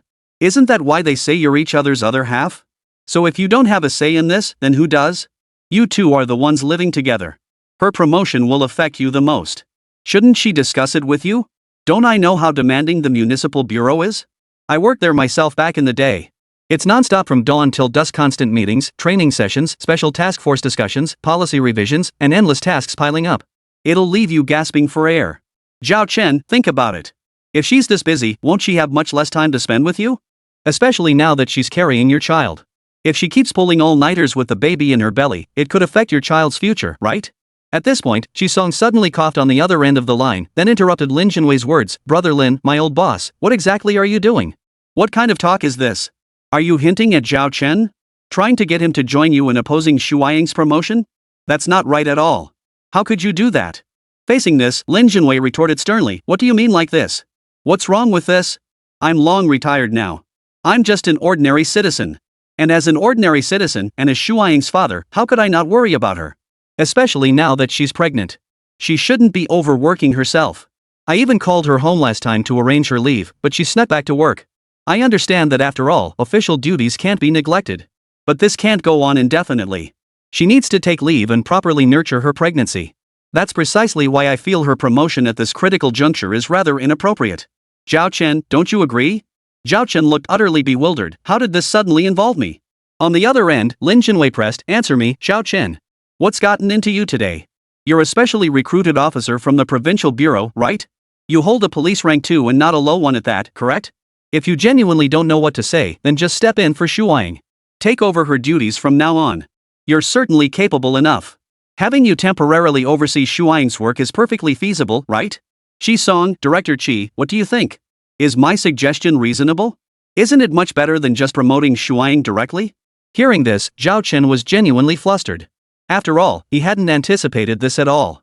Especially since Lin Shuang was about to be transferred to the municipal bureau to become deputy director and now he was being asked to step in and take charge? Was that even feasible?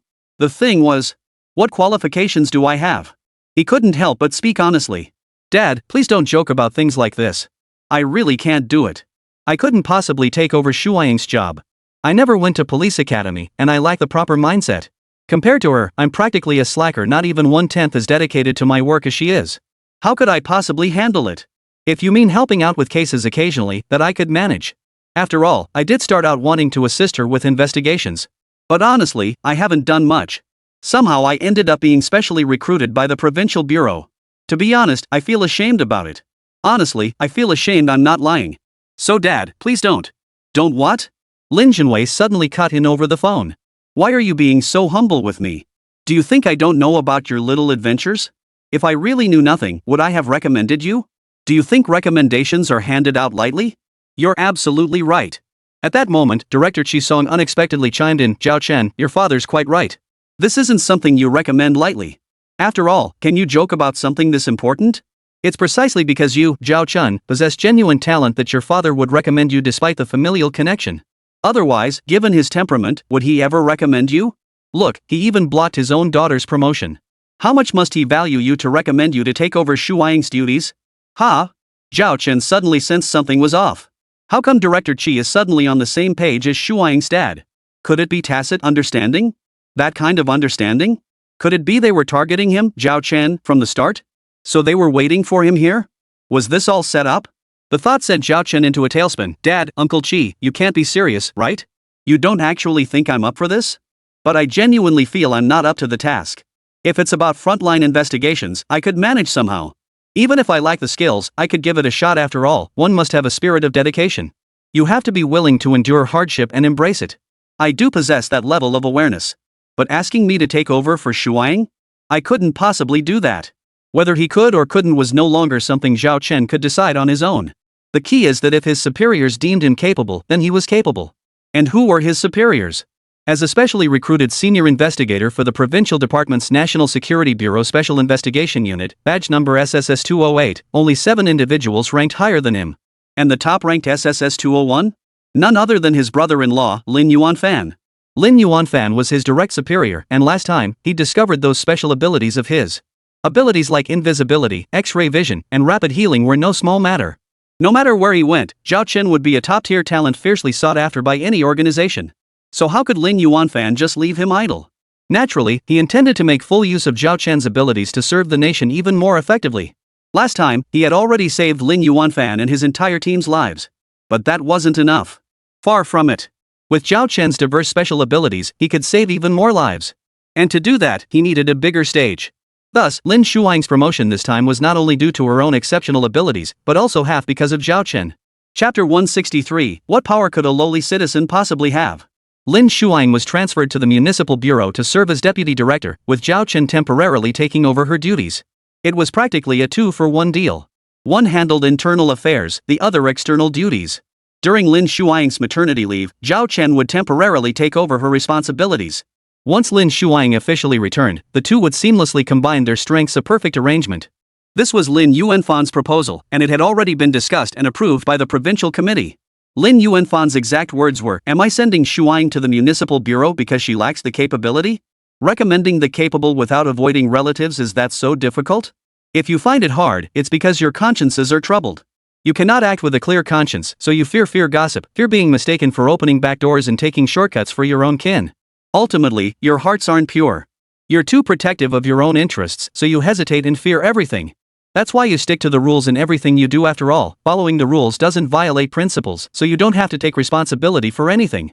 On the surface, everything appears by the book, but in reality, it's purely fear of responsibility. Many who fear responsibility are just like you, call it by the book if you like, but let's be blunt, it's inaction. Then there are those who take a one-size-fits-all approach. As long as they follow the rules, they don't care if it's necessary, excessive, or what the consequences might be, they just do it. After all, if something goes wrong, it's not their fault. Don't I know your kind? And do you even know what kind of people dare to break the rules? Only two kinds, black and white. One is like Su Chiang breaking rules, violating discipline, committing crimes. The other is like me, always prioritizing the greater good. If it's right, I'll do it. My conscience is clear, and I'm not afraid to take responsibility. When you're in a position, you must fulfill your duties. If you fear responsibility, step down early. After all, laws and regulations are made by people. Rules are rigid, but people are flexible. All laws and regulations require constant refinement and improvement. If we know the rules are unreasonable yet cling to them stubbornly, what does that make us? This was just one segment of Lin Yuanfan's speech at the time. In any case, Lin Yuanfan truly stunned everyone present at the meeting. Not a single person uttered a word, regardless of rank or position. All listened as he delivered his rebuke. He truly walked the talk, upright and fearless, unafraid to confront authority or shoulder responsibility, willing to speak his mind on any matter. If it was the right thing to do, he truly dared to take action. As for seniority and hierarchy, Lin Yuanfan couldn't care less about that whole seniority-based hierarchy nonsense. In his view, seniority was akin to a person's age. It meant nothing. Does greater age truly equate to greater capability? Those with true ability show their promise in their teens. Why would they need to compete with the young for opportunities in their 40s? In fact, he might even go so far as to say that anyone who insists on seniority is fundamentally incompetent. Only someone like Lin Yuanfan would dare voice such a sentiment. After all, he was young and impetuous, in the prime of his life, at the peak of his career. What did he have to fear? Proud but not arrogant. Even if he were a bit arrogant, it wouldn't matter. After all, he had the credentials to back it up. In stark contrast, Zhao Chen remained remarkably low-key. After all, he possessed neither innate talent nor capital, nor any particular skill. He could only rely on his spirit of hard work and perseverance, pushing himself relentlessly upward through sheer determination. His path diverged sharply from Lin Yuanfan's. So how could he possibly compare to his brother-in-law, Lin Yuanfan? No way. By now, Lin Jinwei and Qi Song had both hung up.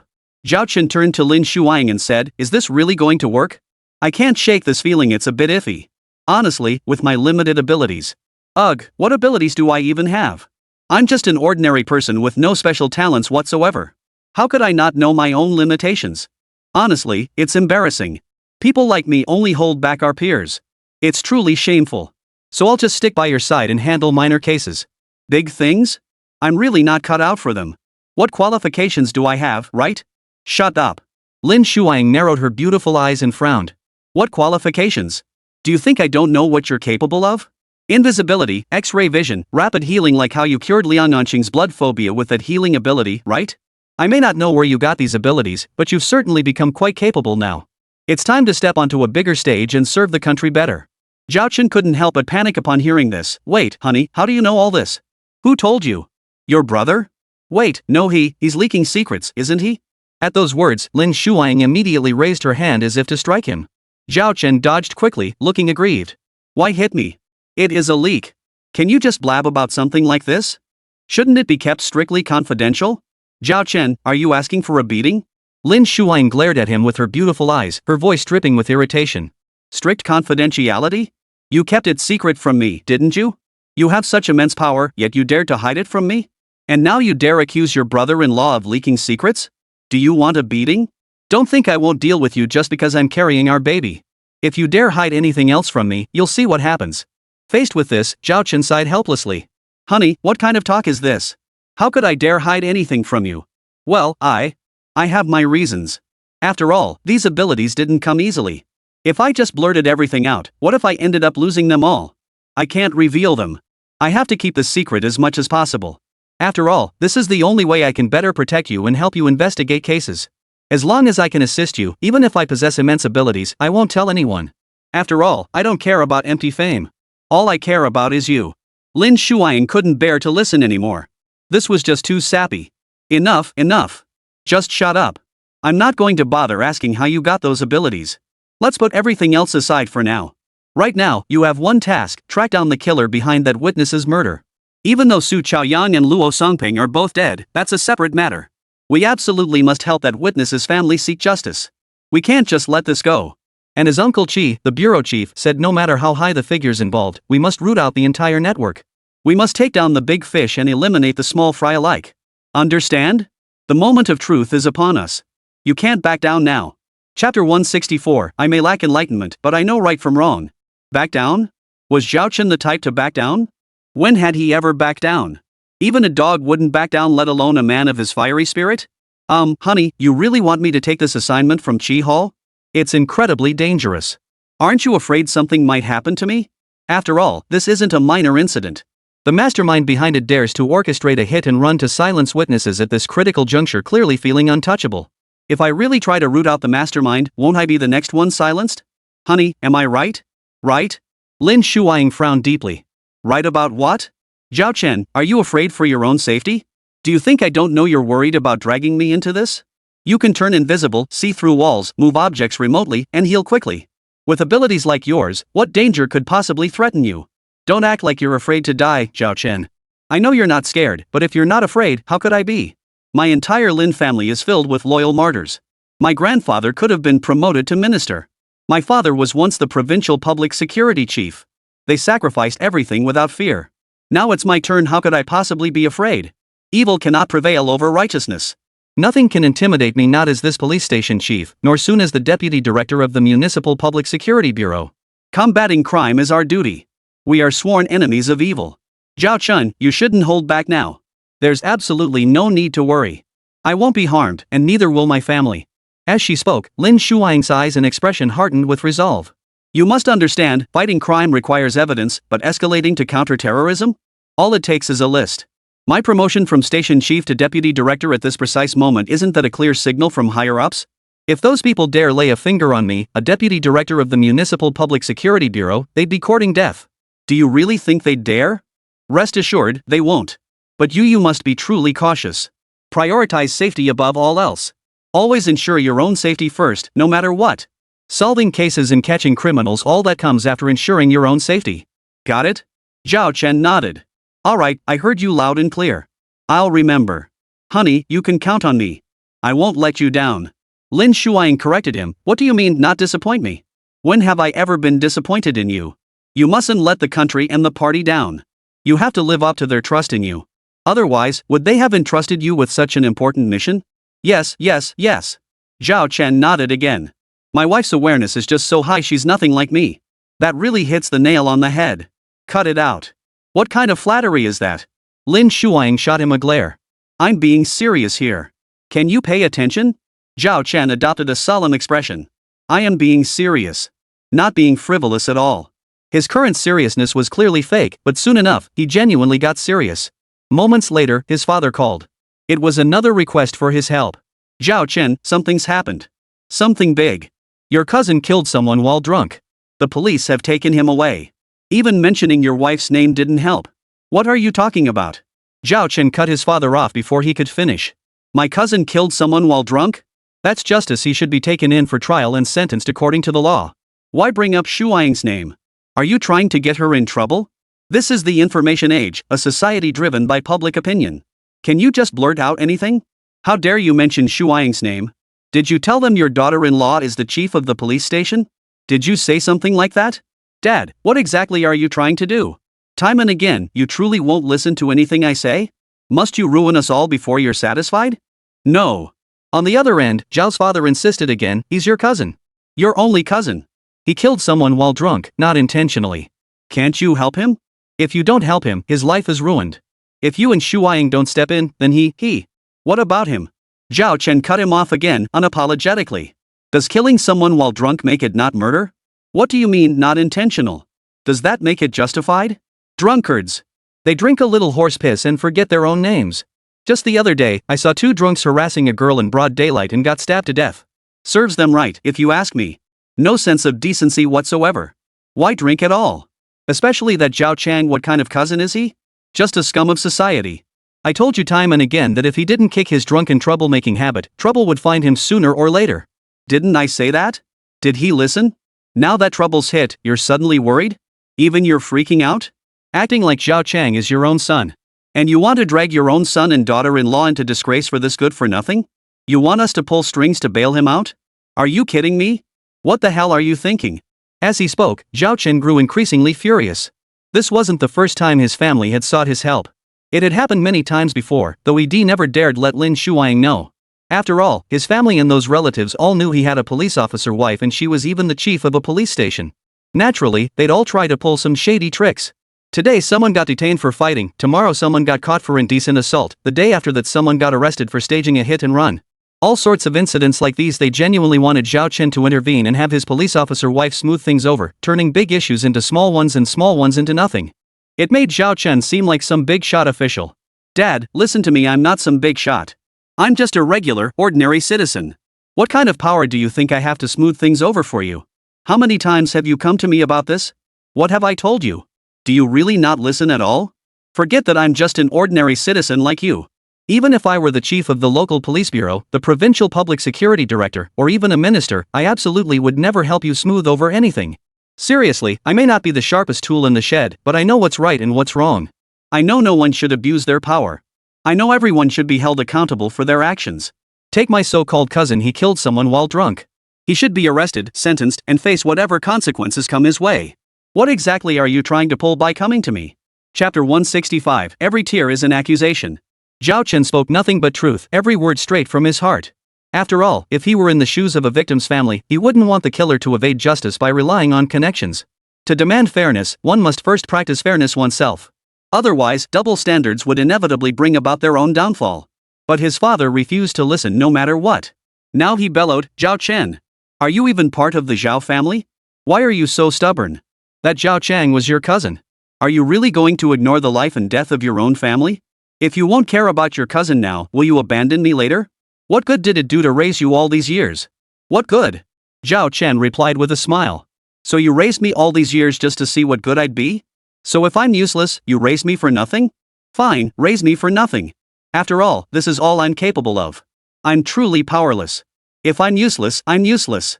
There's nothing I can do about it. Like father, like son. If you can't handle it, why expect me to? Don't say I lack the ability. Even if I did, I wouldn't get involved. No sooner had he finished speaking than Zhao Chen hung up the phone. Just then, the system voice sounded. Ding! Check-in location refreshed. A long-awaited system task had arrived. Zhao Chen glanced at the check-in location pin on the system screen. It looked like a half-hour drive. He'd better hurry. Honey, I need to step out for a bit. Where to? Downtown. Half an hour later, downtown, on the rooftop terrace of the commercial building, a female college student was screaming hysterically, Get out! Get out! Everyone get out! Get out! This happened to be Zhao Chen's check-in location, and he had just arrived. The moment he arrived, he saw the firefighter desperately trying to rescue someone. Hello, I'm with the Provincial Public Security Department. What's the situation here? Provincial Public Security Department? Yes. Look, here's my badge. The fire chief took the badge and saw it was a second-class police superintendent from the Provincial Public Security Department. Is this really the Provincial Public Security Department? And second-class police superintendent? Officer? As he spoke, the fire chief immediately snapped to attention and saluted. Zhao Chen quickly stopped him. No need. Just give me a quick rundown of the situation. All right. The fire chief immediately explained. Well, this girl had a falling out with her family. It wasn't a minor dispute, though to be honest, it was all over trivial matters. But it drove the poor girl to the brink. Look, she's actually trying to jump off the building, officer. Look. Have you notified her family? Zhao Chen asked. Yes, they've been notified and are on their way. All right, leave it to me. I'll calm her down. No sooner had he spoken than Zhao Chen stepped forward. Seeing him, the girl immediately took a step back. Another half step and she would be suspended in mid-air, plunging straight from this rooftop over 30 stories high, shattering into pieces. Zhao Chen halted abruptly, preparing to immobilize her with his snow gun at any moment. He said, Don't be nervous. I'm with the Provincial Public Security Department. I happened to be passing by and saw this. I just wanted to check on the situation. I know you must be suffering immense injustice, otherwise, you wouldn't be doing this. Life is precious. You're wearing the uniform of a nearby university, I recognize it. That means you're a college student. As a student, you surely understand the value of life better than anyone in your family. You grasp the meaning of life and existence. So what kind of injustice could possibly drive you to this? I'm genuinely curious and want to help. Give me a chance and give yourself one too. Will you? On the rooftop edge, the cold wind whistled. The girl's eyes brimmed with tears of injustice. Earlier, she'd merely been overcome with emotion. She hadn't cried then. But now, hearing Zhao Chen's words, she couldn't hold back. A flood of pent-up grievances surged up. Someone who had been under pressure for so long suddenly heard someone care about her. It was simply too much to bear. Especially as Zhao Chen slowly approached her, adding, Look at me, I'm a grown man. I'm married. My wife is pregnant now, with twins. Yet I still just had a fight with my dad. And this isn't even the first time. I can't even remember how many times it's happened, probably dozens. It doesn't matter anyway. No matter what I say, he won't listen. He just can't hear it. He always tries to teach me how to do things his way. He thinks I should obey him in everything. He believes he's always right, and since I'm his son, disobeying him is unfilial. But you know what he asked me to do just now?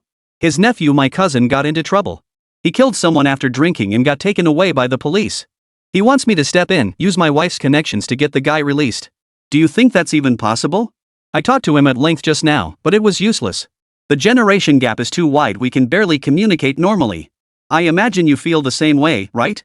The moment Zhao Chen finished speaking, the girl burst into loud sobs. Earlier, it had been mere emotional agitation, but now her feelings erupted completely. She couldn't hold back anymore. Every tear was an accusation against her parents. By then, Zhao Chen had already approached her. Instead of rushing to pull her away from the edge of the rooftop, he spoke in his usual calm, gentle voice. It's perfectly normal.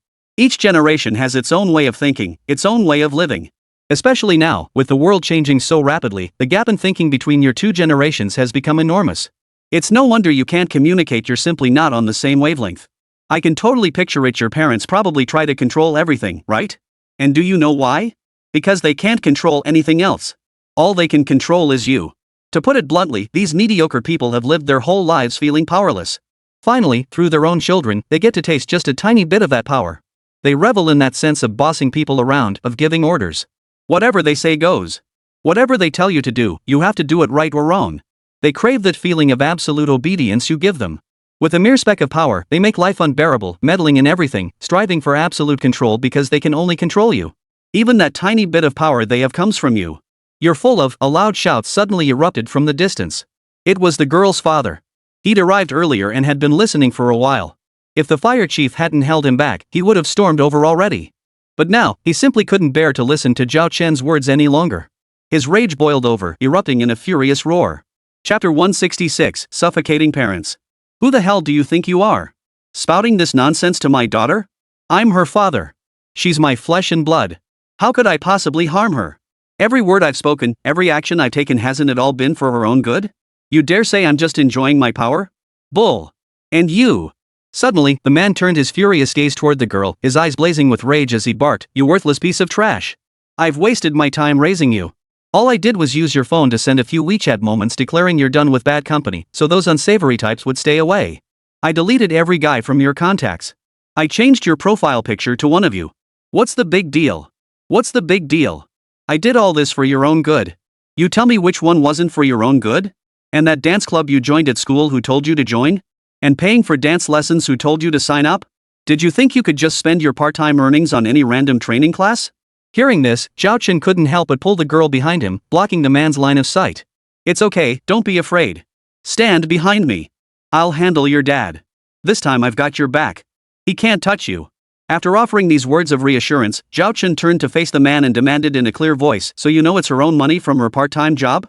Why can't she spend her own money on things she enjoys? She's a person, a living, breathing human being with her own consciousness and thoughts. She's not some pet you keep. What gives you the right to control every aspect of her life? What right? The right that I gave birth to her and raised her. The right that everything I do is for her own good." The man snapped back, his voice rising as he shouted at Zhao Chen, "If it weren't for me, would she be where she is today? What else did I work so hard for? Wasn't it all for her?" Zhao Chen retorted, "Hard? How hard? You know how hard you work? Why do you work so hard? If you had your own life figured out, would you have to struggle so much just to make a living? You can't even plan your own life, yet you want to plan your daughter's? Control every aspect of hers? Can you really plan it well? Can you really control it? If only you tried harder back then, would you be pinning all your hopes on your child now?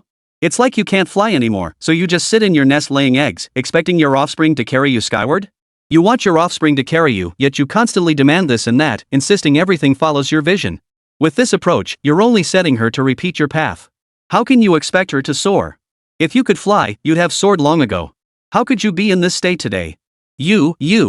The man grew flushed with anger, stammering in his haste to retort. "What?" Zhao Chen unleashed a torrent of words. "Do you think giving birth to her and raising her is some great achievement? Do you need an award for that? Legally speaking, you had to raise her because you gave birth to her. That's your legal obligation, just like how she'll have a legal obligation to support you when you're old. From a personal perspective, a father's kindness and a daughter's filial piety, how you treat her now is how she'll treat you later. Do you even consider yourself kind? Having children, raising them, educating them, this has never been a transaction, a business deal, or some kind of investment. It requires emotional investment. Do you understand? My child is about to be born. I'm about to become a father myself. That's why I have the right to say this to you. Don't look at me just because I'm younger than you. I might be only a few years older than your daughter, but I understand many truths. I know what's right and what's wrong. Look at what you've done. You pushed your own daughter to jump off a building. And now you come here throwing a fit. What's the point? Are you afraid she won't jump? Or do you want her to jump faster, so you're pouring fuel on the fire and provoking her? Is that it? The man opened his mouth to speak but stopped, clearly wanting to argue back yet finding himself speechless. Just then, the girl's mother arrived. A middle-aged woman. She immediately yelled at the girl, "You little brat, are you trying to drive me to my grave? What's the big deal? Why are you making such a fuss? You may have no shame, but I still have mine.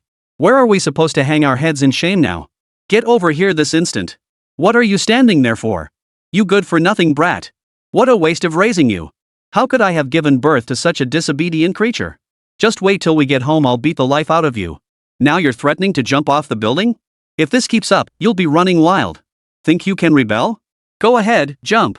Jump right in front of me. You think you can pull this stunt on me? I gave birth to you, I raised you, don't you think I know your true colors? You dare jump? Who do you think you're scaring? You think you've grown wings and can fly now? Go ahead, fly for me. Try it. I'll wring those wings right off you." The shouting had barely died down when the woman stormed straight toward the girl in a rage. Zhao Chen's brows knitted tightly. He was genuinely shocked. Today had truly broadened his horizons. There really were parents like this in the world, each more outrageous than the last. Birds of a feather flocked together. No wonder they could push their own daughter, a vibrant young college student, to the brink of jumping off a building. Holy crap! Out of the corner of his eye, Zhao Chen saw the girl was about to jump. In that split second, Zhao Chen spun around frantically and lunged forward without hesitation. At the last possible moment, he reached out and grabbed the girl's hand. By then, he was already hanging over the edge of the rooftop, his entire body suspended in midair. Fortunately, his other hand had grabbed the edge of the rooftop. Relying on the superhuman arm strength granted by his god-tier physique, he clung on for dear life. Logically, this should have been impossible. After all, this wasn't a movie. Hanging in midair, clinging to the edge of the rooftop with one hand while pulling a girl weighing around 90 pounds with the other, who in their right mind could manage that? Especially that initial moment of grabbing the edge, the sheer force of inertia alone was enough to crush anyone. Fortunately, Zhao Chen was no ordinary man. Thanks to the god-tier physique he'd obtained from the system's treasure chest, he'd managed to pull off this miracle. Even so, he was struggling immensely. He clenched his teeth, instantly breaking out in a cold sweat. Aha! Help! Quick! I can't hold on any longer. Coming. The fire chief had already sprinted over and was the first to arrive, quickly bending down to grab Zhao Chen's hand. Another firefighter arrived shortly after to assist. But, Chapter 167, must you drive someone to death before you're satisfied? The girl, tears streaming down her face, shook her head. Let go. Let me die. Who are you dying for? Is it worth it to prove a point to people like them? Zhao Chen's stern voice cut through her despair. You need to live for them to see. Prove them wrong in your own way. You have to live well and fight for yourself. You only get one life, especially one as vibrant as yours. Today, you must climb up for me. Climb up. Zhao Chen gritted his teeth and shouted, pulling the girl upward with all his might. On the rooftop edge above, several firefighters simultaneously reached down, stretching their arms to grasp the girl's hands. By now, Zhao Chen's face was flushed crimson from overexertion. His face was a pale red, and he was truly expending enormous physical energy with every passing moment. Fortunately, in the end, he and the firefighters worked together to pull the girl up. The moment he reached the rooftop, he charged forward and slapped the girl's parents, one on each cheek. You bastards! Did you really want to push her to her death? If it weren't for me just now, would she be dead? Is that your own daughter? Is this how parents behave? You call yourselves parents? You're nothing but animals. The couple frowned, clearly uncomfortable and annoyed by Zhao Chen's scolding, wanting to retort. But Zhao Chen cut them off before they could speak. What? Still not convinced? Still want to argue? What exactly are you arguing about? Damn it, I nearly lost my own life just now. What exactly are you dissatisfied with? I saw your own daughter standing right at the edge of the rooftop. You knew exactly what state she was in, yet you still dared to yell and scream? Think you're so great? At a time like this, you still have the nerve to shout and make a scene? Think you're some kind of superior beings? Big deal you gave birth to her and raised her? Should we give you an award? If you had the guts, you wouldn't have had her in the first place. Once you bring her into this world, raising her is your legal obligation. Do you really think you're so special? That this gives you the right to control every aspect of her life? To act like you're above her? This is the best you can do? Bullying your own daughter? That's all you'll ever amount to. If people like you ever got into power, wouldn't you turn everything upside down? You. The girl's father was furious, grinding his teeth, face flushed and neck bulging, nearly lunging at Zhao Chen. But did Zhao Chen fear him? Since he, Zhao Chen, had come all this way today, he was determined to see this matter through to the end. Whether he signed in or not was irrelevant now. This time, he genuinely didn't care about any sign-in task rewards. Smack! Just then, a sharp crack echoed through the air. Zhao Chen delivered another slap to the man's face, then pointed his finger at the girl beside him. What happened to the bruises on her wrist? I noticed she's covered in injuries. Did you beat her? She's an adult now, and you still hit her? Is this your way of raising a child? You're a grown man who can only flex in front of your own daughter. How pathetic is that? How insecure do you have to be to seek validation from your own daughter? Let me make this clear, today I'm not only beating you, I'm taking this child away. I won't leave her in your hands. You two don't deserve her. The man, already furious from the slap, erupted in rage at Zhao Chen's words. You, what the hell are you saying? You're taking my daughter away? On what grounds? She's my daughter. I'm her father. What right do you have to take her away? Exactly. The girl's mother snapped from the side. We're her parents. We're her legal guardians. Do you think you can just take her away? Exactly. Zhao Chen roared. I take her away because you're suspected of deliberately driving your own child to death. If not for me just now, your daughter would have been pushed to her death by you too. She'd be shattered to pieces by now. How dare you call yourselves guardians? You're unfit to be guardians. Besides, she's an adult now. She has the legal right to make her own decisions. She has the right to choose her own path. If she doesn't want to go with you today, you two aren't taking her anywhere. Once it's done, I'll help her file to revoke your guardianship. I'll assist her in opening her own bank account. From then on, she'll be a completely free person, never again subjected to oppression by people like you. Even I, an outsider, feel suffocated here. How much more so must she? As he finished speaking, Zhao Chen approached the girl, intending to ask her opinion whether she'd go with him today or return with her parents. But then, suddenly, the girl burst into tears, throwing herself into his arms and wailing uncontrollably. It wasn't for any other reason, it was simply the first time anyone had ever helped her like this. This was her first taste of genuine human warmth. Before, she'd grit her teeth and endure all the coldness she faced. But this sudden wave of care and support from another person was more than she could bear. In this moment, all she wanted was to let it all out and cry her heart out. This cry truly released all the grievances she had endured over the years. A gentle breeze stirred around them. Zhao Chen paused for a moment before sighing and offering comfort. It's okay. I'll take you away today. I'll protect you. I'm only a few years older than you, but I'm about to become a father myself. I think, perhaps this is fate's way of bringing me into the picture just as my child is about to be born. Maybe it's heaven's way of reminding me how to be a good father. Come on, stop crying. You're coming with me. I'll have my wife sit down with you later. Pour your heart out to her, and she'll take care of everything. I'll take you away from this unfit couple, and she'll help you untangle your heart's knots. Just believe in yourself, believe in tomorrow, and have faith in your life. Meeting me and my wife is the beginning of your turning point. Come on, let's go downstairs. Hold on. The girl's father suddenly stepped forward, blocking Zhao Chen's path. He roared harshly, she's my daughter. She should come with me. What right do you have to take her away? What right? Zhao Chen paused, then produced his credentials without hesitation. Deputy Chief Superintendent of the Provincial Public Security Department. Is that sufficient? I witnessed you deliberately provoking your own daughter. I saw both of you trying to drive her to death. She's still alive not because of you, but because I saved her. Just now, the moment she jumped, she repaid everything she owed you, even her life. Got it? Chapter 168, Fists of Righteous Indignation. Whether the couple understood or not or even heard him at all, Zhao Chen pressed on immediately, you two are now suspected of intentionally driving your child to suicide. You face criminal charges. If I had handcuffs, I'd arrest you right now. If you dare to stop me from taking this girl away now, I'll call the criminal investigation team immediately. How does that sound? What do you mean, how about it? The couple persisted, their voices even more agitated than before. So what if it's the Provincial Public Security Department? So what if you're a second-grade police superintendent? All I know is this is my daughter. I gave birth to her and raised her. No matter what, she has to come with me today. Exactly. Does being a second-class police superintendent give you the right to just take my daughter away? On what grounds? Whatever. Just try taking my daughter today. Try? Zhao Chen nodded. Fine. I'll try. I'll give it a shot. With that, Zhao Chen pulled out his phone and dialed Yi Qingfan's number. Hello, Captain Yi. Yes, it's me. I need to trouble you to send your criminal investigation team here. A couple is suspected of intentionally driving their biological daughter to suicide. I witnessed it myself, and many firefighters at the scene saw it too. We can all serve as witnesses. Alright, get your people here immediately. I'll send you the location coordinates right now. After hanging up, Zhao Chen sent the location coordinates to Yi Qingfan. At that moment, the fire chief tried to reason with the couple. Let me be frank, you should just give up. What you did earlier was outrageous. Now your daughter clearly doesn't want to go with you. So what? The girl's mother retorted angrily. Does that mean she can just refuse? She's my flesh and blood. I gave birth to her, I raised her, don't I have the right to discipline her? Am I not allowed to take her with me today? So what if you call the police? We're taking our daughter home today, period. Not even the police, not even the king himself can stop us. Exactly, her father shouted in agreement. I'm her father, don't I have the right to discipline her? She throws a fit over every little thing? How can this go on? Mark my words, not only am I taking her home today, but I'm going to beat her soundly when we get there. Spare the rod, spoil the child. Hearing this, Zhao Chen furrowed his brow tightly. He truly couldn't bear to listen anymore, not even bothering to argue back. After all, he'd already said more than enough. What had it accomplished? It was like talking to a wall.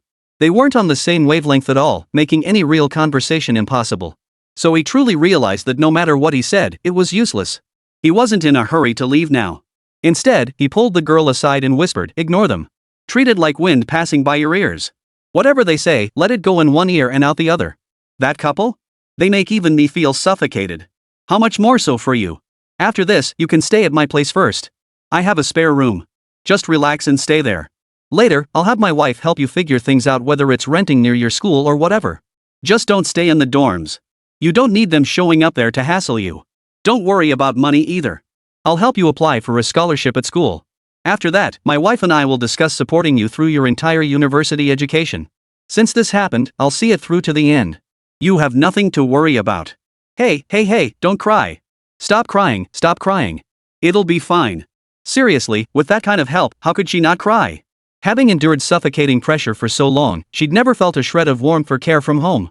Suddenly, Zhao Chen showed genuine concern. Of course, she'd burst into tears. And at that moment, her parents were still yelling at her. What are you crying for? All you do is cry all day long. Look at yourself. Can't you show some backbone? Aren't you ashamed? Exactly. You make a mountain out of a molehill, acting like you're dying. And now you dare threaten to jump off the building? You really think you can jump? Are you trying to drive us to our graves? You ungrateful brat. How could we have given birth to a creature like you? You're such a disappointment. I'm utterly disappointed in you. Shut up. Zhao Chen suddenly roared. Can you shut your mouths? Do you want her to jump again? Do you have to push her to death before you're satisfied? You two dogs. Deliberately, maliciously trying to drive someone to death. If I don't send you both to jail today, my name isn't Zhao Chen. Zhao Chen was genuinely furious now. He'd never seen such outrageous parents in his life. In his eyes, what the hell kind of parents were these? They were nothing but a pair of murderous bastards. If it weren't for his status as a second-class police superintendent with the Provincial Public Security Department, he'd have beaten the crap out of them right then and there. Beat them until they shut the hell up. No, the more he thought about it, the angrier he got. Suddenly, Zhao Chen actually went over and raised his hand, slapping each of them across the face. Damn it, I'm so furious today. How could I run into people like you? Your own daughter was driven to jump off a building. She actually jumped. She's practically already dead once. And you two bastards still have the nerve to act like this? Are you even human? Did you really want her dead? I'll find out if you bought any insurance on her. If I do, I'll make sure you both rot in prison for murder. I swear, if I find out you tried to kill your own daughter for insurance money, I'll make sure you get the death penalty. If I can't, I'll resign my position as a senior investigator at the Provincial Public Security Department. His roar faded as Zhao Chen lunged forward again. This time, even the firefighters nearby had to step in to restrain him. Zhao Chen was genuinely enraged, and his blows were brutal. By the time Yi Qingfan personally arrived with the criminal investigation team, the couple was already covered in bruises and cuts. Officer. He hit us. That bastard hit us. You gotta cuff him right now. Well, officer, I'm the fire chief. Let me speak up for fairness.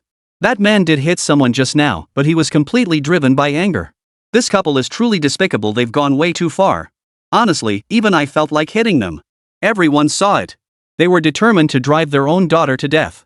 The way they were going at it, they wouldn't stop until she was dead. Yeah, that's exactly how it was. I can vouch for it. I can vouch for that too. We can all confirm this couple intended to murder their own daughter. We can confirm this comrade lost control and struck out purely out of righteous indignation. It's entirely understandable those bastards deserved it. Exactly, they deserved it. I say it was well deserved. In fact, I think it wasn't harsh enough. Chapter 169, Finally Being Honest. At this point, Zhao Chen felt somewhat disoriented.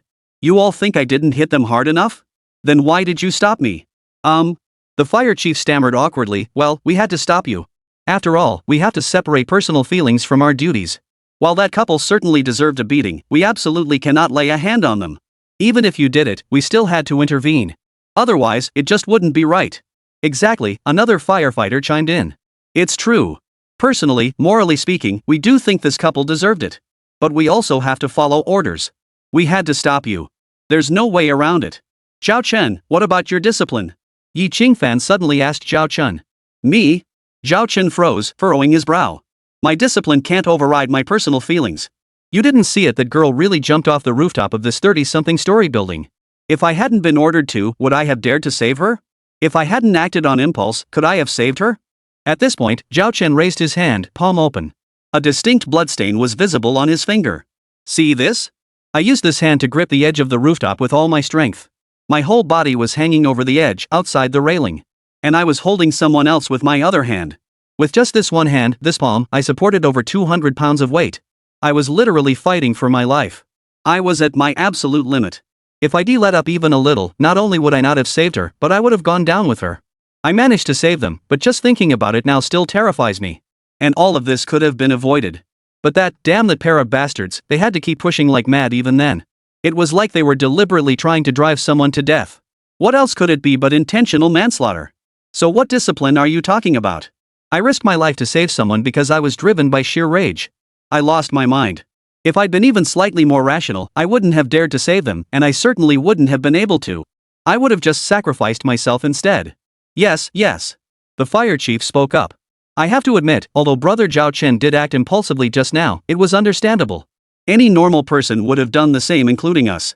If we weren't wearing these uniforms today, if we were just ordinary people, we wouldn't have been able to hold back either. Seriously, I'm not joking. In that situation, no one could have held back. Yi Qingfan nodded. Alright, I understand. Come on, cuff this couple who deliberately drove their own daughter to suicide and take them away. As soon as he spoke, detectives stepped forward with handcuffs. Why? The couple protested urgently. We were the ones beaten. Why are you handcuffing us? Exactly. They should be handcuffing him, he's the one who did the beating. This is pure chaos. Shut up. Yi Qingfan snapped angrily. What chaos? In a society governed by law, who dares to act arbitrarily? I wasn't present earlier, but so many witnesses here claim you deliberately drove your own daughter to her death. I must take action. Until the investigation is complete, you must cooperate fully and refrain from contacting the victim. Investigate what? On what grounds are you investigating us? Who's the victim? We're the victims here. Look at the injuries on our faces, he beat us. This is outrageous. I'm reporting you. I'm taking all of you to court. That's right, we'll sue every last one of you. Don't think you're above the law. I'm recording this right now and posting it online to expose you. That couple was something else. They immediately started throwing a fit, even pulling out their phones to record and expose them. Scared of exposure? Yi Qingfan snatched the phone away, then pointed to the body camera strapped to his chest. His tone turned stern. See this? Every detective handling a case is equipped with a body camera. We operate openly and strictly follow procedures. Everything is done by the book. And look at all these people watching us right now, just like all those people watching you earlier. Do you really think we'd act recklessly like you did? Hand over the phone first. We're taking you in. At this point, the couple truly had no words left. No matter how much they protested, it ultimately held no sway before the law. Before the body camera, everything proceeded as it should, strictly following regulations and procedures. No one received special treatment. The law makes no concessions to anyone. In the end, the couple was taken to the police station's interrogation room. They continued to shout and refused to cooperate, so they were locked up for 12 hours. For 12 hours, no one came to check on them. Even food and water were passed through the narrow iron window without any interaction. No matter how much the couple yelled, it was useless. After that, the couple finally quieted down. After all, that feeling only those who've experienced it know. Once you've been through it once, you'd never want to go through it again. No one would dare be uncooperative. By the next day's interrogation, the couple was able to speak calmly. Officer, we truly didn't intentionally drive our child to death. This is really just a misunderstanding. Whether it's a misunderstanding isn't for you to decide, the interrogator cut them off. We're investigating whether any insurance policies exist under your names or those of your relatives and friends for your daughter. If we find any, you'll be suspected of premeditated murder to fraudulently claim high insurance payouts. Furthermore, even if the final investigation concludes you never purchased any insurance for her, your actions and words yesterday already constitute the fact of driving your own daughter to death. We will make our final judgment based on your past interactions with her, as well as information provided by your relatives, friends, and neighbors. We will assess whether you harbored abusive tendencies, violent impulses, or antisocial personality traits. These assessments will all serve as evidence regarding whether you deliberately drove your biological daughter to her death yesterday. Furthermore, even if we ultimately conclude you had no intent to kill her, the fact remains that your extreme actions came dangerously close to causing her death. After all, she did jump yesterday. Had Comrade Zhao Chen not reacted swiftly and risked his life to save her, she would be dead. And according to witness statements from those present, you two were still shouting and provoking the victim under those circumstances. Now, please explain why you did that? Chapter 170, Unrepentant. Why did you provoke the victim in that situation? Especially when the victim was your own flesh and blood? Did you genuinely care nothing for her life? Was it all about maintaining your authority in front of her? Even as she contemplated death, standing on the edge of a rooftop dozens of stories high, ready to jump, did you still need to assert your authority first? What authority do you two even have? You're just ordinary employees at an ordinary company. Your combined monthly salary barely reaches 9,000. What authority? So whenever you get frustrated outside, you just dump it all on your own daughter? Did you have her just to be your punching bag? Did you bring a child into this world just to validate your own existence? Speak up. Gone mute? Remember, this is an interrogation room. We're conducting an interrogation. Everything is being recorded. Now, please answer my previous question truthfully. Speak. Seeing the couple remain silent, the interrogator roared in anger, sending a chill through them. We were just so angry. The man finally spoke, but his words were unexpected. The interrogator couldn't help but cut him off. Angry? Are you playing the victim now? What exactly are you angry about? Angry? Is that your excuse? You're grown adults, parents yourselves. Yet you only cared about venting your own rage, completely disregarding your daughter's feelings and the situation at the time? Is it really that no matter what, you must always ensure your absolute authority in front of your child? What authority do you have? We were genuinely furious at the time, which is why we couldn't control our emotions. The woman finally spoke up. The interrogator cut her off again, angry. You can't control your emotions in front of your own daughter? Is your temper really that hard to manage? Then let me ask you this, have you ever lost your temper with your company's leadership? Even when your superiors were extremely agitated, would you still dare to confront them head-on? Doubt you'd have the guts, But alcohol gives cowards courage. Would you dare confront your boss while drunk? Aren't you supposed to have such fiery tempers? Aren't you supposedly unable to control your emotions? Yet you only lose control in front of your own daughter? And even when drunk, you wouldn't dare flip the table on your boss? Bullying the weak and now taking it out on your own daughter? You're quite the piece of work. Have you spent your whole life being a coward, only finding the taste of power through your daughter? Just as the interrogator finished speaking and was about to continue, the voice of Chief Lin Shuang suddenly crackled through the earpiece. Lu, watch your language. No personal attacks. Xiao Lu took a deep breath and said, my apologies. I did get carried away. I shouldn't have resorted to personal attacks. I apologize for that. But I still want to say this, no matter how upset I am, I know my limits. And I believe any decent person would never provoke someone already emotionally shattered and ready to jump off a building in yesterday's situation, especially when that person is your own flesh and blood. So what exactly were you two saying yesterday? You still haven't realized your mistake. You really are. Wrong? The man suddenly retorted. What wrong? Where exactly did we go wrong? You know she's our own flesh and blood, how could we not be anxious about her future? Every parent wants their son to become a dragon and their daughter a phoenix. Who doesn't worry about their child's future? The more anxious and emotional we get, the more it proves how much we care about her, how much we love her, and how much we want what's best for her. We're her parents. There are no bad parents in this world. We gave birth to her and raised her, how could we possibly harm her? Exactly, chimed in the woman beside her. What parent would ever harm their own child? Isn't all this worry and anxiety precisely because we want what's best for them? Especially at her age, shouldn't she be working harder and enduring more hardships? Otherwise, how will she ever rise above? No sooner had the woman finished speaking than the interrogation room door swung open. Zhao Chen strode in, sat down beside the interrogator, and asked the couple, have you made your mark yet? Have you endured hardship? Have you worked hard? Now your combined monthly income is only 9,000. Have you looked inward for reasons? Could it be you haven't tried hard enough? Speak up. You were so confident just a moment ago. Why the sudden silence now? The couple didn't want to stay silent, they wanted to argue back. But Zhao Chen didn't give them a chance, cutting straight to the point. I'm baffled. Who told you that suffering and hard work guarantee success? Effort is essential, but there's no need to be so cutthroat. Your child's physical and mental well-being should come first. Living happily is what truly matters. If you lose your child, who will you rely on to succeed? Even titanium alloy snaps under too much pressure. How much more so for humans? What's the point of pushing your child to the brink day after day? You haven't made it yourselves, yet you fantasize about using your methods to turn your child into a dragon riding a phoenix? You brought her into this world without providing her with a life free from want or abundant enough. That alone is your failure to her. And now you want to strip her of all autonomy? Do you even deserve to be parents? I'm speaking bluntly now, do you deserve this role? Do you even know how to be parents? Don't think I'm too young, I'm only a few years older than your daughter. But yesterday, I saved her life. Without me, you wouldn't have a daughter now.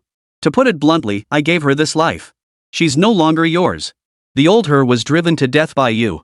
From now on, I'll treat her like my own sister. I'll temporarily serve as her guardian in the capacity of an older brother. Truthfully, she doesn't really need a guardian anymore. I can only say I'll do my best to help her. Watch closely how I do it. Learn well. If you can learn, then perhaps she might recognize you and reconcile with you.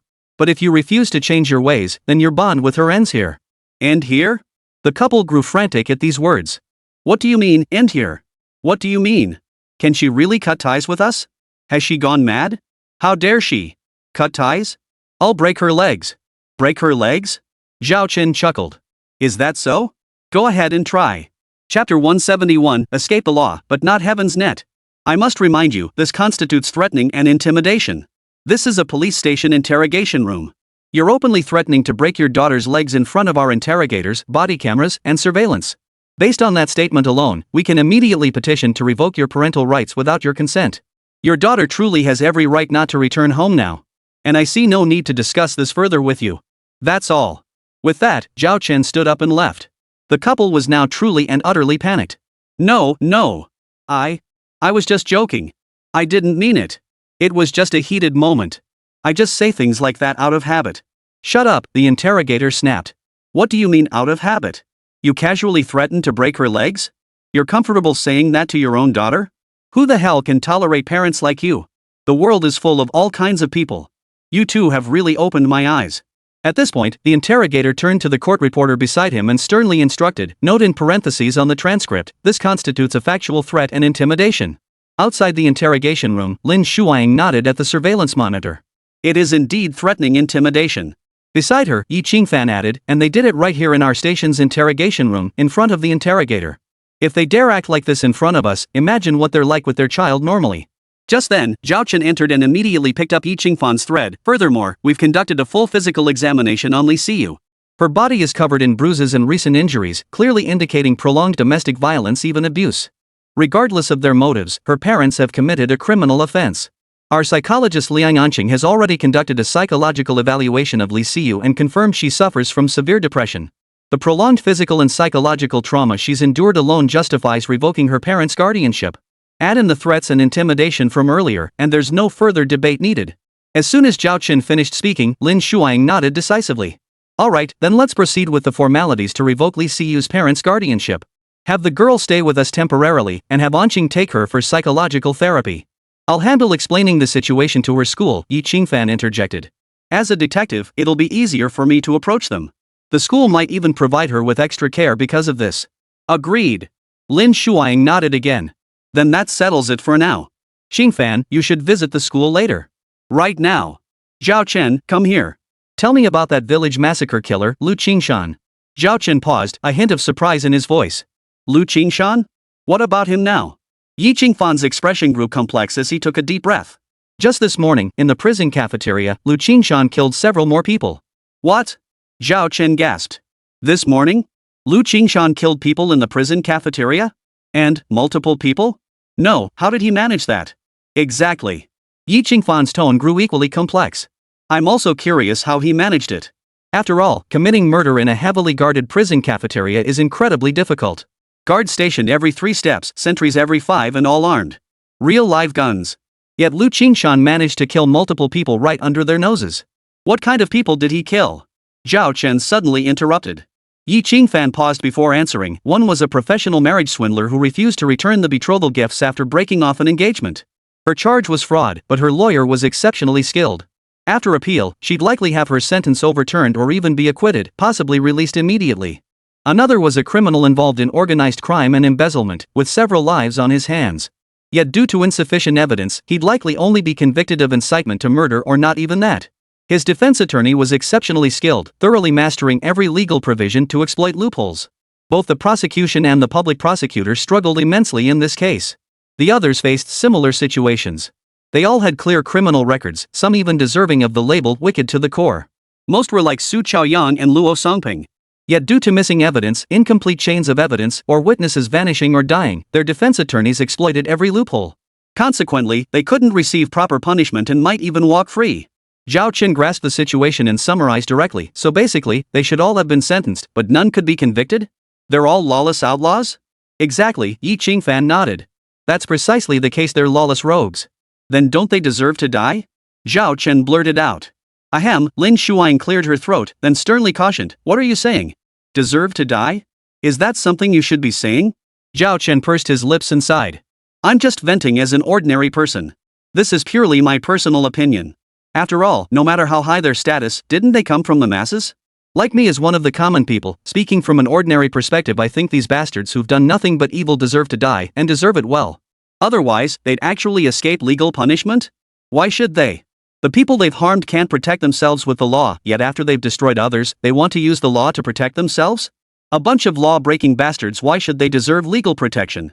If you ask me, only law-abiding citizens deserve legal protection. Criminals like them, especially those whose crimes are heinous and cause severe harm to many, don't deserve it. All are equal before the law. If they want equal protection under the law, they must first abide by it. It's like this, if you don't respect me, why should I protect you? Don't these people deserve to die? This is karma coming full circle. Heaven spares no one. Human calculations can never match divine one's plans, always fall short of reality. Heaven's net is vast yet inescapable. Even if they exploit legal loopholes to evade punishment, they can never escape heaven's relentless pursuit. Right? Tell me, am I right or not? Chapter 172, must defeat Qi Haoyang this round. Right about what? Lin Shuang shot Zhao Chen a fierce glare. Listen to what you're saying. Is that even something you should be saying? Regardless, you should at least be mindful of the situation and your position. Don't you know what you should and shouldn't say? Even if there are no outsiders here, don't you know that walls have ears? What if someone picks up bits and pieces of what you just said, twists them, and spreads them around? By the time it gets passed from 1 to 10, and 10 to 100, what will it end up sounding like? Will it still be your original meaning? You're a grown man, yet you never cease to worry me. At that, Lin Shuang stepped forward, raising her hand as if to strike. But Zhao Chen didn't even flinch. Instead, he retorted, I didn't say anything untrue. It's all the truth, isn't it? Those people clearly deserve legal punishment, severe punishment at that. Yet they pay lawyers to exploit loopholes in the system, evading justice and walking free. How is that fair to the victims? The law exists to uphold fairness. If it can't uphold fairness, then what's the point of having laws at all? What if the law truly fails to uphold fairness in certain situations? What if it becomes a shield for criminals instead? What are the real victims supposed to do then? From an outsider's perspective, as an ordinary person, I genuinely believe that in such moments, someone needs to break the rules to ensure justice is served. Of course, let's be clear, I'm law-abiding myself. I want everything to follow regulations and be resolved through proper legal channels. After all, for honest folks like me, the law is our only refuge. If I want to rely on the law, I must obey it and believe in it. At that moment, Lin Shuang couldn't help but interrupt again. Alright, just shut up. Don't say another word. After all that, it's all nonsense. Why even bother talking?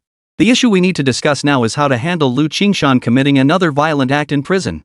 Huh? Zhao Chen looked confused and perplexed. How should we handle this? Isn't it just following the rules and procedures? Whatever needs to be done, we do it. Especially since Lu Qingshan is already a murderer who slaughtered an entire village. He was definitely going to be sentenced to death anyway. Now that he's done this, shouldn't we just execute him immediately? Is there any other way to handle this? I don't think so. Does he expect to hire a lawyer to defend himself? Even if he hired the best lawyer in the world, could he turn black into white? In his situation, there's absolutely no way he could escape legal punishment, right? At first glance, that certainly seems true. But the problem is, this major village massacre criminal, Lu Qingshan, simply cannot be executed just like that. After all, it was highly likely that Qi Haoyang was pulling the strings behind him. Chi Haoyang had a series of plans, and those plans were already being carried out step by step. Many people had already lost their lives because of them. If we don't stop him now, how many more will die? Therefore, we must break through, starting with Lu Qingshan to desperately halt Chi Haoyang's insane schemes.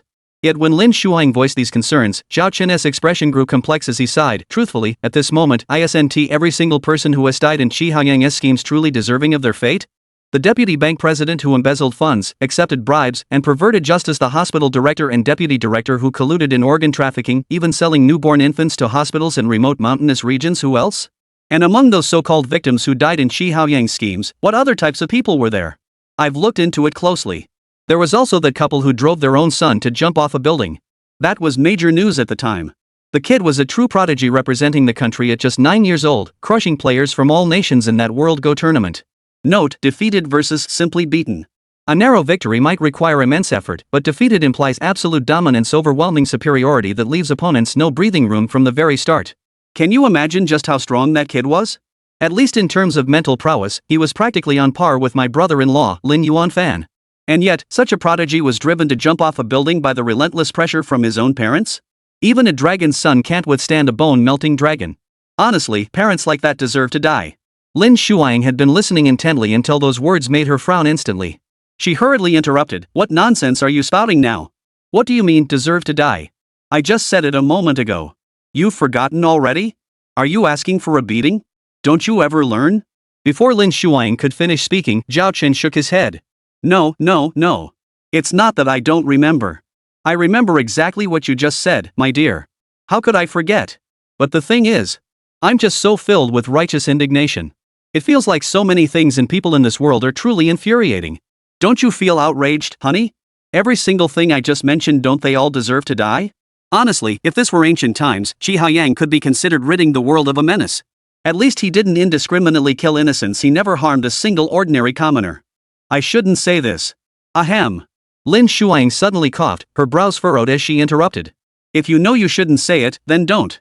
Otherwise, I'm genuinely worried that if these words get out, someone might come looking for you one day.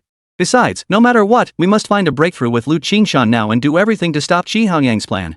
Only by thwarting his scheme can the police win this round against him. Otherwise, we lose everything. Zhao Chen, do you actually want me to lose? Ha? Zhao Chen froze, momentarily flustered. Me? How could I? You're my wife, of course I want you to win. But the issue isn't about winning or losing right now. The real question is, can we truly find a breakthrough with a desperate criminal like Lu Qingshan? A man like him has long cast aside life and death. He'll just keep talking tough. No matter what, he won't say a word. What can we possibly do to him? There really is no way. Sigh. A solution? Lin Shuang didn't see it that way. Because in her eyes, solutions were always born from determination. Chapter 173. Did they really find a breakthrough through Chi Haoyang? If you think about it, there will always be a way. At the very least, we can't just stand idly by. We have to make some attempt. For instance, first find a way to deal with Lu Qingshan through Chi Haoyang, then find a way to stop Chi Haoyang's plans through Lu Qingshan. That's called splitting the enemy forces. After all, getting Chi Haoyang to spill his plans outright was unrealistic, and extracting everything from Lu Qingshan was equally impractical. A shift in strategy was needed, using his own weapon against him. Half an hour later, Zhao Chen interrogated Chi Haoyang exactly as Lin Shuang had advised. Actually, it's not really an interrogation, Zhao Chen stated frankly from the outset. It's mainly to have a conversation with you. I believe we can have a perfectly civil discussion. After all, we both want to make this society better. I admit some people truly deserve to die. But you have your principles, and I have my role. I must uphold the law, so there are things I have no choice but to do. Perhaps we could delve deeper into how we might make this society better? Explore? Chi Haoyang glanced at Liang Anqing, the criminal psychologist beside Zhao Chen, and chuckled. You're a cop, I'm a criminal. You're the soldier, I'm the thief. We're on different paths, how could we possibly explore anything together? Even if we had common ground, I doubt we'd accomplish much through discussion. Besides, if I'm not mistaken, it was the criminology student beside you who suggested this plan? Attacking the city is inferior, attacking the heart is superior. But she forgot, and you're even more unaware that I, fundamentally, have no heart. Back then, even my daughter's heart was swapped by her own mother for her uncle's. In this world, my heart turned to ashes long ago.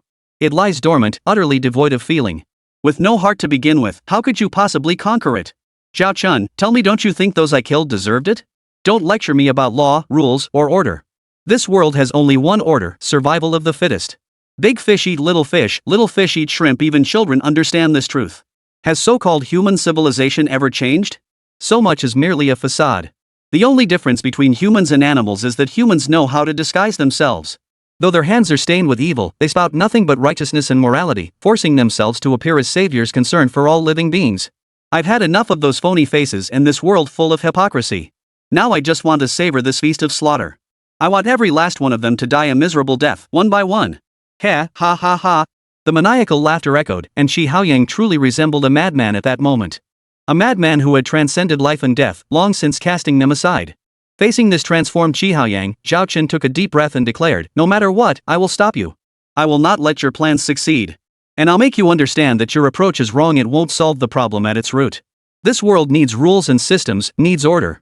Only order can allow a civilization to flourish and grow strong." Is that so? Shi Haoyang chuckled, his tone intrigued. Good order can indeed make a civilization prosper and grow strong. But that's only if it's good order. Not just any kind of order will do. Some folks get locked up for 7 days and fined 70,000 yuan just for selling homegrown vegetables on the street. Others commit every kind of fraud and deception, yet walk free thanks to powerful lawyers, no consequences whatsoever. And then there's the case of someone who didn't dip their dumplings in vinegar and got locked up for years. You must know about that, right? What do you make of it? Power is a wonderful thing, but when you gaze into the abyss also gazes back at you. When you wield power, power also wields you. Can you resist the temptation of power? Have your family members ever asked you to smooth things over? How did you handle it? Have you ever seen those parents who only bully their own children? Those who flaunt their authority and revel in the taste of power only in front of their own kids? Have you seen that kind of pretense? Hearing this, Zhao Chen was genuinely taken aback. Why did it feel like Shi Haoyang seemed to know exactly what he'd been going through lately? Could it just be a coincidence? Could such a coincidence really exist? For a moment, Zhao Chen couldn't quite figure it out. Shi Haoyang didn't bother to gauge his reaction. He paused only briefly before continuing. No one dislikes power. Even ordinary parents love flexing their authority in front of their children, reveling in the taste of power. How much more so for those who truly wield it? As for you, Zhao Chen, I don't know much about your situation. But I heard you married Director Lin without paying a dowry. So I assume your family background is fairly ordinary? Now, have your family members ever approached you, asking you to use your connections to smooth things over for them? I suspect they have. You're a decent enough person, but even so, your own family likely expects you to leverage your privileges for favors. How much more so would others? If even you, Zhao Chen, can't hold your ground and end up using your influence to smooth things over for your relatives and friends, who's going to hold you accountable? You're getting off topic, Zhao Chen interrupted. Why are we bringing me into this? We're talking about your actions. Do you genuinely believe everything you've done is justified? Have you never once felt you were in the wrong? Have you truly never killed the innocent? Are you certain every soul who died by your hand deserved it? What else could it be? Shi Haoyang replied without hesitation, his tone unwavering. As a prisoner awaiting execution at any moment, I've long since lost all attachment to this world. Why would I harm the innocent? I don't do things that harm others without benefiting myself, nor do I do things that harm others without benefiting anyone. I may seem unprincipled, but my principles are actually very strong. It's just that you can't understand them. In any case, I know my limits. Frankly, instead of wasting your time on me, you'd be better off hunting down the truly corrupt and powerful. But if you expose them and make them confess, wouldn't that effectively thwart my plan? After all, prison is the safest place for people like them. They need the protection of prison. Only when they receive the punishment they deserve will they avoid dying miserably under my plan. Zhao Chen froze in shock, his expression gradually turning blank. Vaguely, he seemed to have truly grasped something. This time, he might have truly found a breakthrough with Shi Haoyang. Chapter 174, The Crackdown Operation begins. Ding. Check-in location refreshed. Host must proceed to target area immediately to complete check-in. Failure to do so will be considered abandonment, and no further check-in locations will be refreshed for the next 3 years.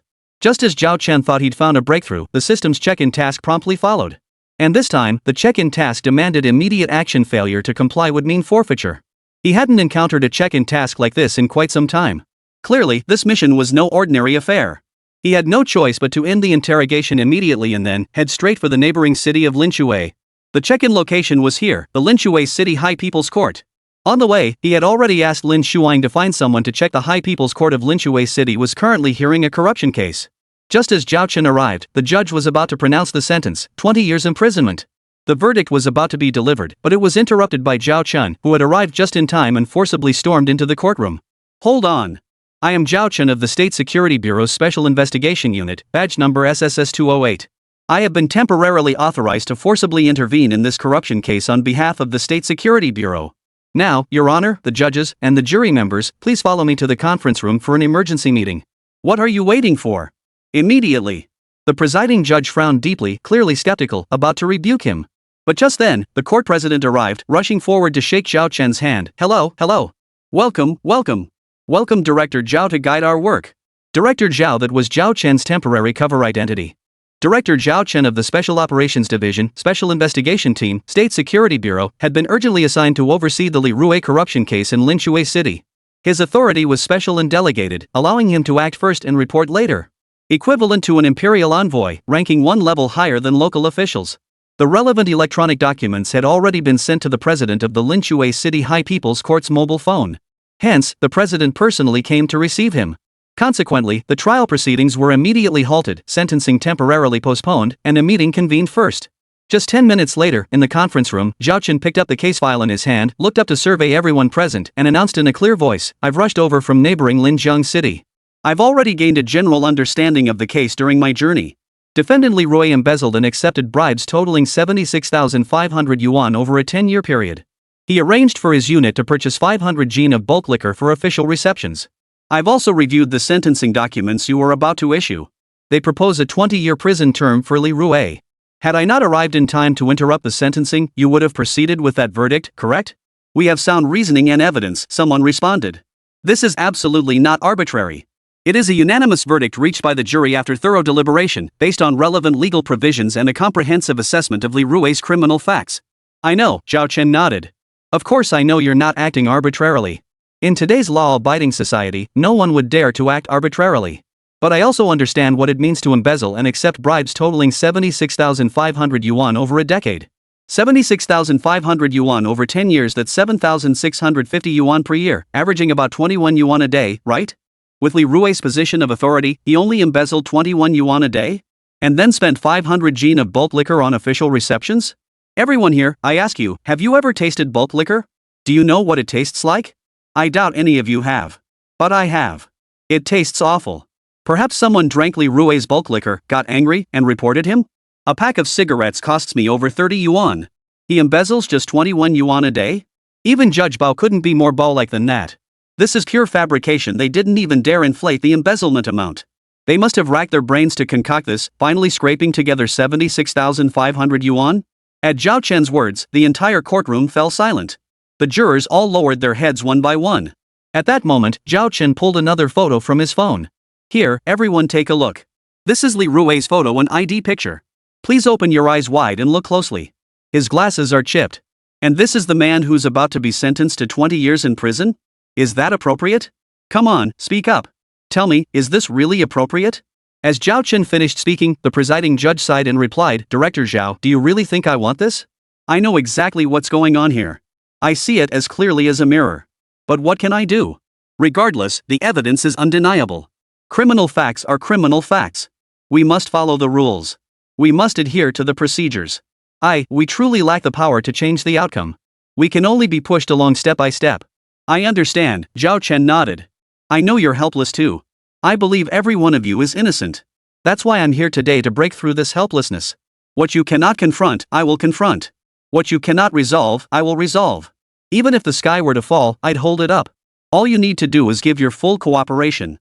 Remember, I've got your backs, and behind me stands the nation, the government, and the broad masses of the people. Li Rui serves the people, a torchbearer for the masses. We too serve the people. When we take off these uniforms, we are still ordinary citizens. How could we let Li Rui freeze to death in the snow? Those who carry firewood for the masses must not freeze to death in the snow. If we stand idly by today, refusing to fight back and refusing to battle these criminal forces to the end, when disaster strikes us tomorrow, who will rally behind us? At this point, Zhao Chen rose and saluted. I, Zhao Chen, representing the State Security Bureau, representing the nation, representing the masses, I entrust this to you all. Zhao Chen had never been part of the agency. Before this, he could be described as merely coasting through life. Yet, after experiencing and participating in so many events, and under the profound influence of Lin Shuang, he had finally stepped into the fray. He had finally become one with the badge number SSS-208 on his credentials. At the same time, outside the courthouse, sirens wailed and lights flashed as over a dozen SWAT vehicles arrived. Over 100 SWAT officers, fully armed and equipped, were deployed. Their mission was twofold: to ensure Zhao Chen's safety and to await his orders. This was a directive from the provincial department. The stance of Provincial Bureau Chief Chi was the stance of the State Security Bureau. There would be no compromise with any criminal forces. Evil must be eradicated, and no stone left unturned. Root out the rotten to clean the system, hunt down the big fish and eliminate the small fry alike. This was the nation's stance. After all, 1,000-mile dike collapses from an ant's hole. If the termites aren't eradicated, they will inevitably become a major threat. This land simply cannot tolerate the existence of any such vermin. At the very least, a targeted crackdown campaign against these pests has already begun, quietly unfolding. Chapter 175, What Goes Around Comes Around. Behind this operation stands Lin Yuanfan. Lin Yuanfan, eldest son of the Lin family, supreme commander of the State Security Bureau's Special Investigation Unit, a 2-3-star first-class police superintendent, and a hidden deputy minister-level official. Specially appointed professor at the National Air Force Combat Research Institute, specially appointed advisor to the National Naval Combat Research Institute, honorary vice president of the National Army Combat Research Institute, academician of the National Defense Research Institute. Descended from a lineage of loyal martyrs, he himself had become a true pillar of the nation. At this moment, he was convening a top-secret meeting of the highest national caliber. Every attendee holds at least the same deputy minister-level rank as him. I know everyone is busy, but I must take up your time today because just moments ago, my research in quantum physics achieved a monumental breakthrough. I have now proven that altering the past is possible. Regarding Luo Songping's arrest at the airport, he could have escaped. Unexpectedly, his ticket suddenly malfunctioned. The ticket he had purchased somehow became someone else's without any human intervention. His purchase record mysteriously vanished, as if he had never bought that ticket at all. This forced him to remain at the airport, leading to his arrest. Why did this happen? Because the outcome altered the past, the effect reversed the cause. It's like the double-slit experiment with light, the observer's presence inverted causality. So in Luo Songping's arrest, who was the observer? Who was interfering? Who orchestrated Luo Songping's arrest from the shadows? How could even his clearly purchased ticket become someone else's? Who possesses such power? I wonder if you've heard the saying, as man acts, heaven watches above our heads, divine beings dwell. What are these deities? Where did our human civilization truly originate? Could it be that these so-called deities are actually higher dimensional beings or civilizations that have entered the quantum realm? At this point, Lin Yuanfan paused, his gaze sweeping across the entire room. After meeting the eyes of every attendee, he continued, What I'm saying might seem utterly preposterous to you all, but don't mistake this for nonsense. I never speak without factual basis. I possess both factual evidence and theoretical foundations, and my claims have been validated through experimentation. With all three elements aligned, I have the confidence to speak thus today. So what exactly am I about to reveal? Listen carefully. The birth of life is not accidental, and the birth of civilization is even less so. There has never been any such thing as evolution in this world.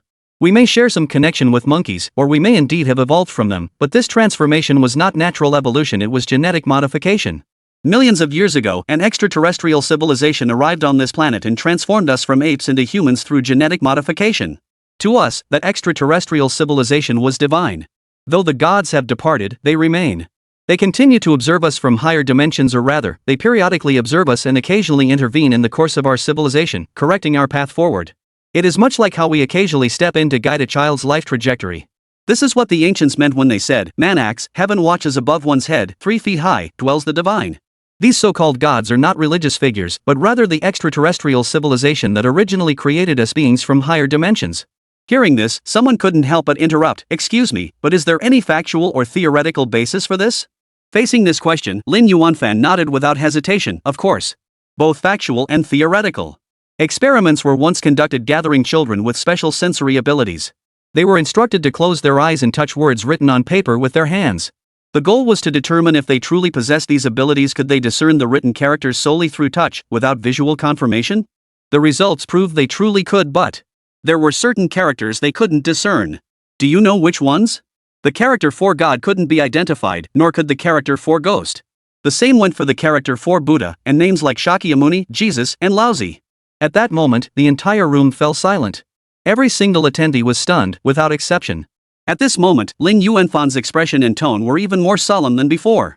This isn't a story, it's a real experiment with documented evidence. Some things aren't beyond scientific explanation, they just can't be explained yet. The Tao gives birth to 1, 1 gives birth to 2, 2 gives birth to 3, and 3 gives birth to all things. All things return to 1, everything in the world is interconnected. Remember, the earliest scientists evolved from Western theologians. This is history, and none of us can deny it.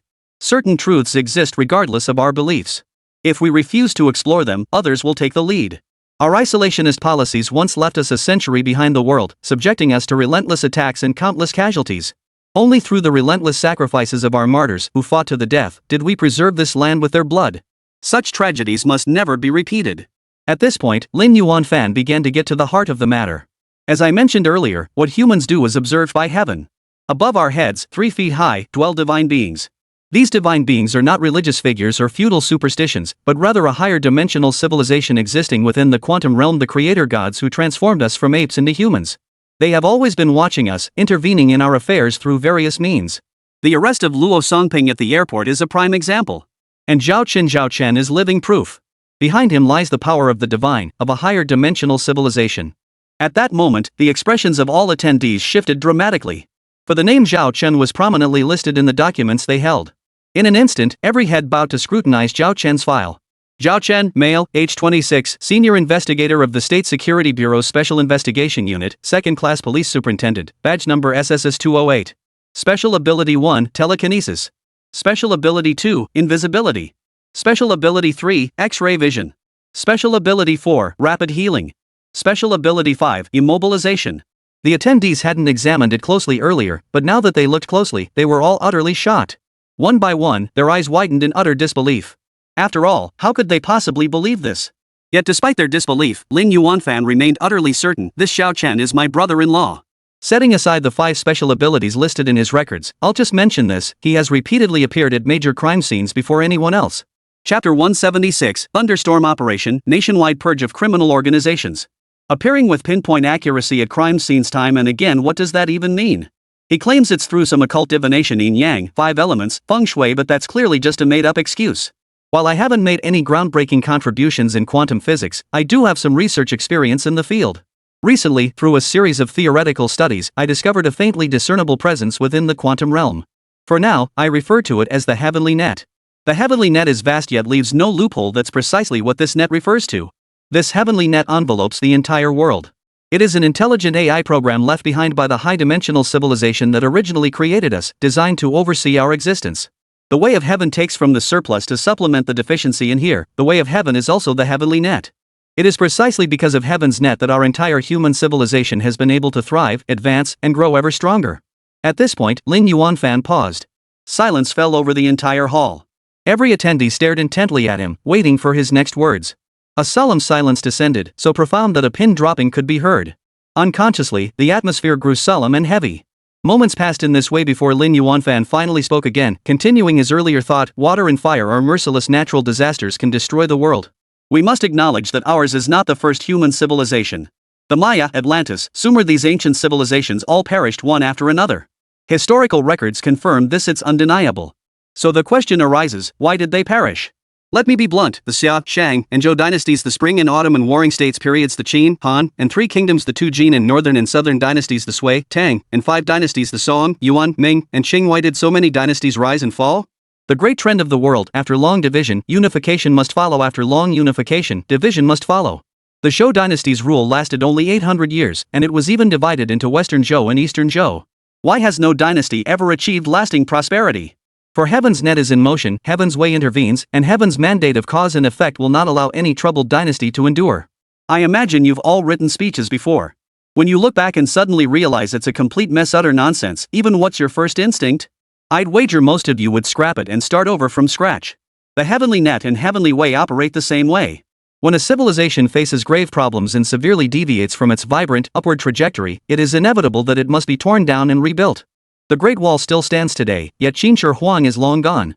1,000-mile dike collapses from an ant's nest. We are like a 10,000-ton vessel sailing the vast ocean. If we fail to eliminate the termites and seal the ant holes in time, this colossal ship will inevitably sink into the boundless sea, for water can both support and overturn a vessel.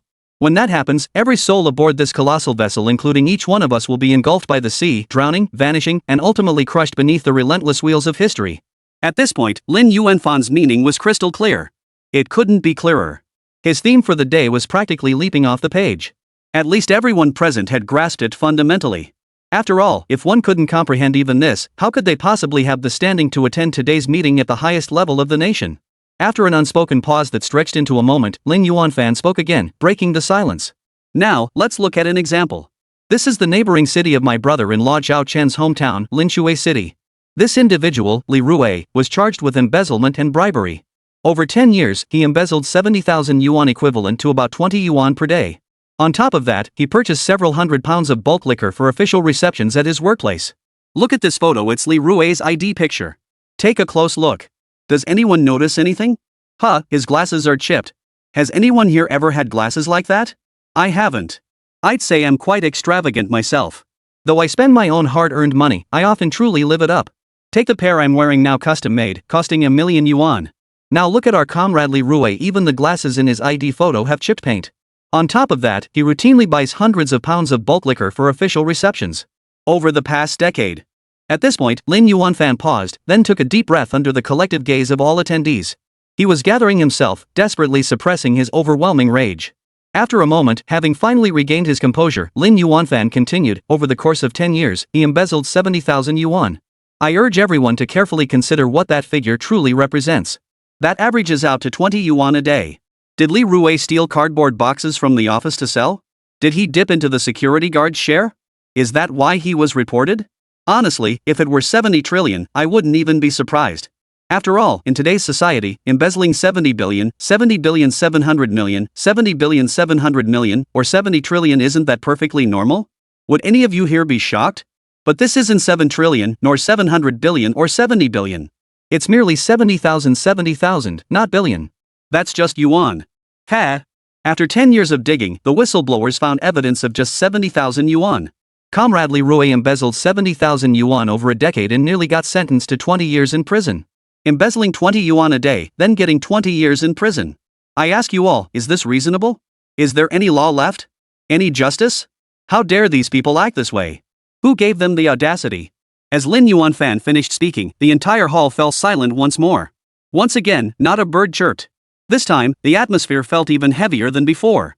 It was almost suffocating. At this point, the main topic Lin Yuanfan had urgently convened this meeting to address was nearing its conclusion. Next, he was about to. I have gathered everyone here today from your busy schedules to seek an authorization. I need the authorization of everyone present to unleash a nationwide thunderstorm to sweep away all corruption and root out every single parasite infesting our nation. Let me be perfectly clear, this time, I will see it through to the end. No matter how influential the figures involved may be, I will show no mercy. If necessary, I will even resort to unconventional means. Therefore, I need your commitment, your authorization. You are all pillars of this nation, its cornerstones, the helmsman steering every sector of our country. Surely none of you wish to see parasites running rampant under your watch? Chapter 177, The First Signs of Criminal Forces. Lin Yuanfan's words were unequivocal. Naturally, no one would tolerate corruption within their ranks. Not just rampant corruption, even the slightest hint of it was unacceptable. After all, the attendees present were figures of the highest caliber, men who brooked no compromise. How could they tolerate corruption? Especially since Lin Yuanfan had just made an excellent point, 1,000-mile dike collapses from an ant's hole. This entire nation was like a 10,000-ton vessel sailing the vast ocean, and they were all passengers aboard that colossal ship. If the ship harbored ant holes and vermin, and they failed to cleanse it promptly, wouldn't the vermin eventually riddle the entire vessel with holes? When the colossal vessel sinks, who among them will escape unscathed? Therefore, eliminating the termites is an urgent matter that cannot be delayed. Moreover, it is not enough to merely eliminate the termites, every single ant hole must be thoroughly addressed. Only then can the entire 10,000-ton vessel sail the stormy seas for the long haul, neither sinking from its riddled hull nor sustaining damage from collisions with other ships. Such a simple truth, how could the attendees here fail to understand it? Thus, one by one, the attendees signed their names on Lin Yuanfan's authorization request. Every major department and institution, without exception, granted their authorization. Armed with these authorizations, Lin Yuanfan was now poised to wield his authority decisively, wiping out all criminal forces. This time, the team he led was absolutely determined not to compromise with any criminal forces. They were truly, 100%, committed to eradicating all evil. Meanwhile, in Linshui City, Zhao Chen had already commenced his investigation. He was now meeting with the subject in question, conducting an interrogation with Li Rui in the Linshui City Public Security Bureau's interrogation room. Li Rui wore glasses, still the same pair with chipped paint from his ID photo. His entire demeanor radiated integrity, it was immediately apparent. Yet this very man had been accused of embezzling 70,000 yuan over 10 years, and at this very moment, visible injuries marked his body. Zhao Chen scrutinized him from head to toe, then took a deep breath and asked, "What happened to you? Who did this?" "Prison inmates," Li Rui replied directly. "Do you think those inmates were acting on someone's orders? Was it intentional?" Zhao Chen pressed, his question direct and unambiguous. Li Rui offered no evasion, answering without hesitation, I can confirm it was 100% orchestrated and deliberate. Good. Zhao Chen nodded, visibly relieved. Very good. You still haven't bowed to those people. You're still radiating integrity, fearless and unyielding. That's truly commendable. Good. Li Rui met Zhao Chen's gaze directly. How good? I embezzled 70,000 yuan over 10 years and bought several hundred pounds of liquor. Several hundred pounds of bulk liquor, Zhao Chen interjected. Though purchased with public funds, you didn't buy it for personal consumption, it was for official hospitality. You saved the unit and the state a lot of money. Word is that for any official reception you handled, the cost per table never exceeded 200 yuan. It was really just ordinary fare, about the same as the unit cafeteria. Even when it was slightly better, it wasn't much to speak of. And as far as I know, the reason you used public funds to buy those hundreds of pounds of bulk liquor was because you couldn't afford it yourself. After all, Comrade Li Rui, you're truly as poor as a church mouse, relying solely on your meager salary and benefits to support your wife, children, and entire family. As for the 70,000 yuan you allegedly embezzled over the past decade, I've thoroughly investigated it. It's mostly gift cards that were rightfully yours from partner organizations and companies. Unfortunately, someone tampered with the records or skipped a step in the process, leading to missing signatures and confirmations. That's why the gift cards, benefit cards, membership cards, and such you received over the years weren't properly logged. This created an unexplained discrepancy, giving others the opportunity to pin the charge of embezzlement on you. Or perhaps someone deliberately deleted and destroyed the registered records. Do you think that's possible? Facing Zhao Chen's words, Li Rui first smiled a bitter smile, tinged with an unmistakable hint of helplessness. After the wry smile faded, Li Rui said, that possibility certainly exists. However, among those cards, a few shopping cards were indeed obtained by me outside of the official process. I bought several dozen pounds of bulk liquor, but the reimbursement request was denied. I had to cover it myself, leaving my family without money for food. I had no choice but to take a few shopping cards, claiming it was in advance for the next quarter. I'm human too. I have a wife and children. I couldn't just watch my family go hungry. Suddenly, Li Rui's voice choked with emotion. Zhao Chen took a deep breath and reached out to hand him a tissue. Unlock the handcuffs on Comrade Li Rui. Ha? Director Zhao, this. I said release them. Yes. Also, I'll personally post his bail. I'll take full responsibility for any issues. I'll be taking him away shortly. Also, pass this along, all SWAT and armed police forces in Linshui City are now under my command. If anything happens to Li Rui's family, if anyone dares to lay a finger on them, I'll impose citywide martial law and hunt down the perpetrators to the end. I'll see just how dark and vicious these criminal forces in Linshui City truly are. When the time comes, no matter who their protectors are, it won't matter. Even if it's the emperor himself, I won't show any leniency. If all else fails, I'll pull personnel directly from the Provincial Public Security Department. If necessary, I'll escalate this anti-crime operation to a counter-terrorism campaign. I refuse to believe these criminal forces can defy the heavens. Meanwhile, the mastermind behind it all was openly making threats. One might even call it a public provocation. Why halt the trial? It was about to begin, why suddenly stop it? What's going on? The emperor breaks the law, he is punished like any commoner. Why isn't Li Rui being sentenced for embezzlement? Is there a protective umbrella meddling in the case? This is outrageous. Damn these lawless bastards. Just wait. I'll protest. I don't care who's protecting Li Rui, I'll report them all. I refuse to believe they can keep acting like this. Let's go. We'll stake out Li Rui's place. Make sure his family doesn't try to flee in fear of punishment. Get moving. What the hell are you standing around for? Grab more men, bring all your gear. I refuse to believe it. Will stand guard for the nation and the people no matter what. We'll keep a close watch on this corrupt official's family. They did indeed keep a tight watch.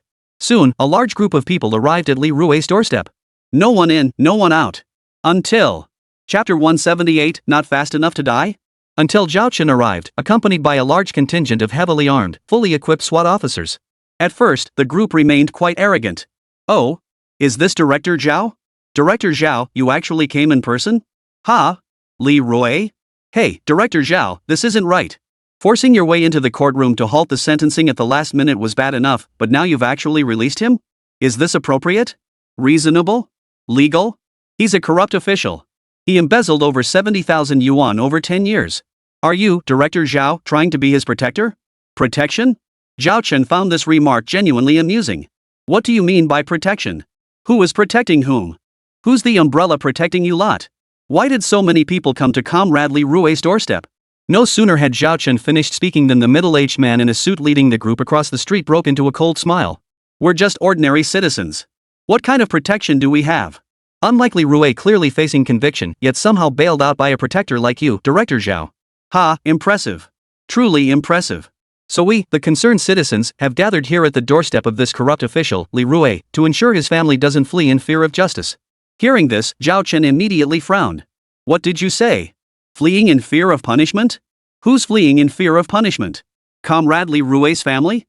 Ha, that's quite interesting. What crime did his family commit?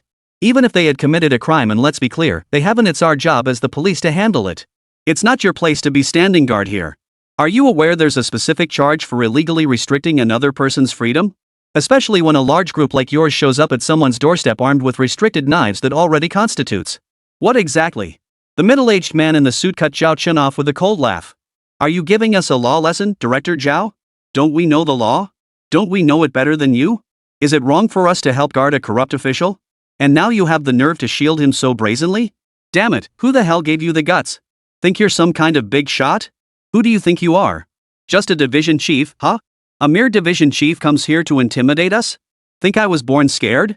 What haven't I seen? Do you think these SWAT guys behind you scare me? So what if you have guns? Think you're so tough? Go ahead, shoot me. Come on, aim right here, this is my temple. One bullet to the head and I'm dead. You got the guts? You piece of trash, you dare strut around in front of me, yelling and bragging? Like I'd be scared of you? Zhao Chen couldn't help but laugh. He'd seen arrogant people before, but never anyone this brazen. Did this guy really not give a damn about a second-class superintendent from the National Bureau? Was it because he wasn't wearing his uniform? If that was the case, then there was nothing he could do about it. After all, when had Zhao Chen ever worn a uniform? Where would he even get one? As a covertly recruited operative, he was never supposed to show his face in public under normal circumstances. Even when he did appear, like now, it was always under a different identity. So what uniform would he wear? Besides, it wasn't necessary. Though he lacked a uniform, the SWAT team behind him was uniformly clad in SWAT gear. He couldn't be bothered with this crowd's nonsense. Now, get out of my way and move it, he snapped. Or else. Or else what? The man in the suit cut him off again. You think you can scare me? Who the hell do you think you are? Don't you know this is Linchue City? You've got the nerve to cause trouble on our turf? Think you're some big shot?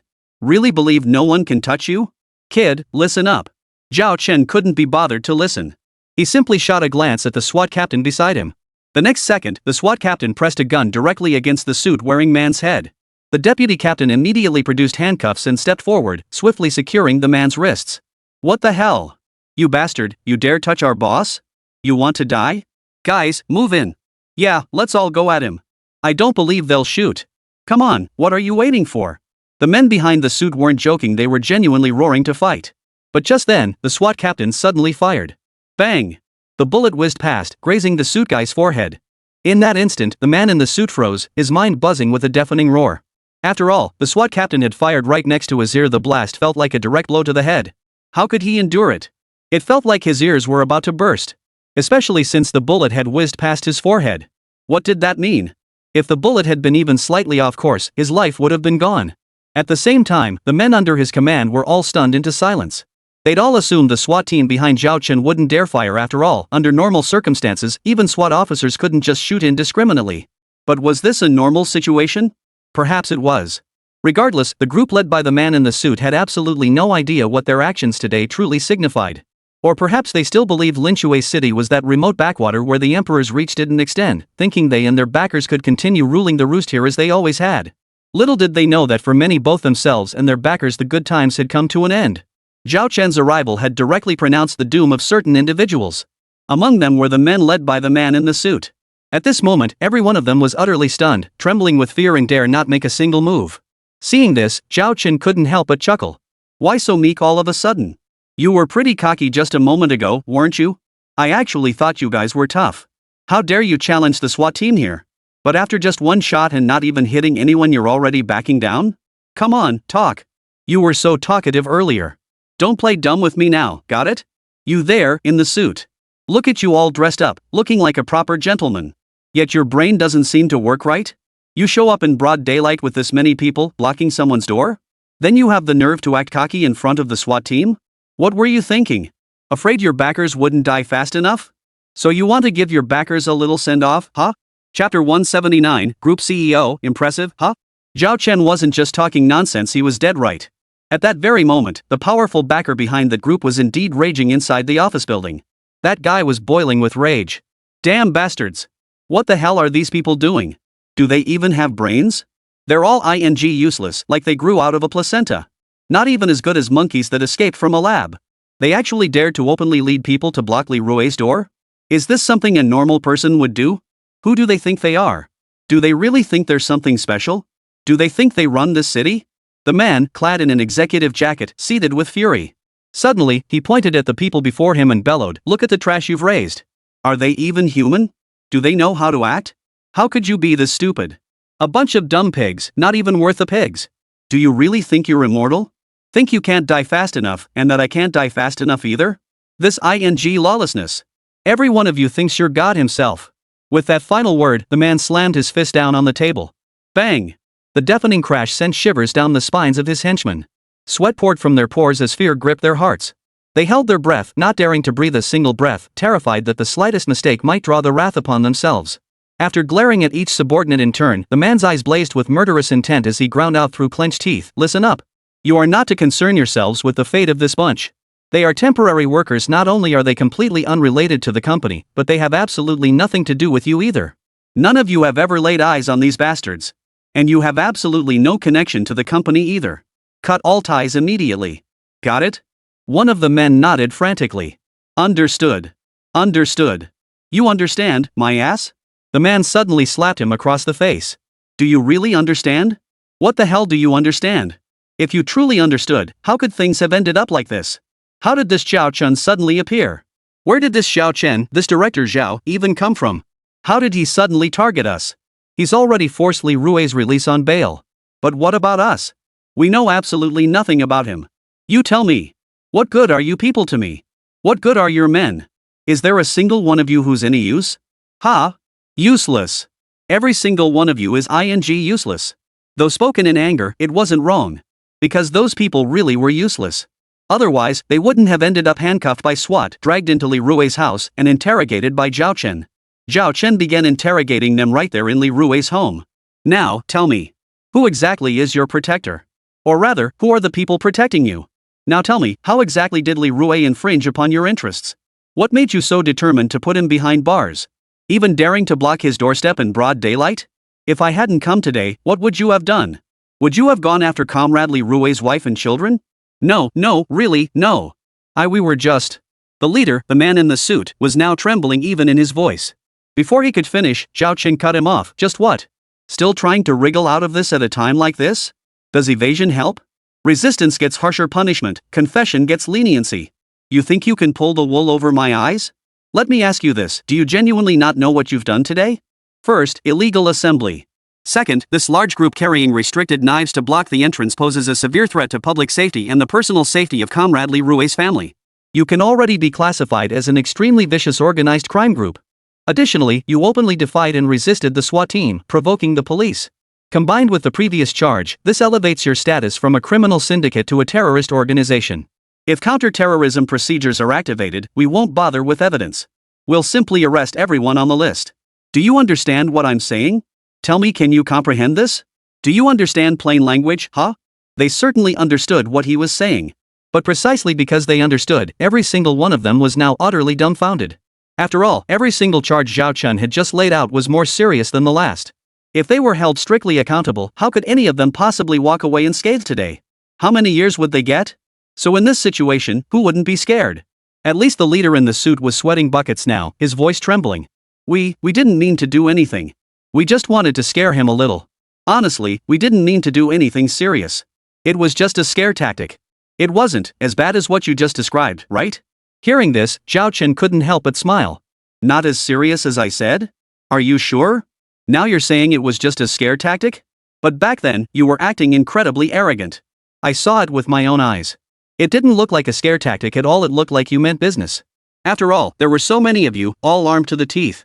Every single one of you had restricted knives. You dared to act so brazenly even in front of fully armed SWAT officers carrying live ammunition. What kind of terrorist organization are you? What kind of criminal gang dares to act so brazenly in front of SWAT? Ha? We. The man in the suit stammered, searching for words to defend himself but finding none.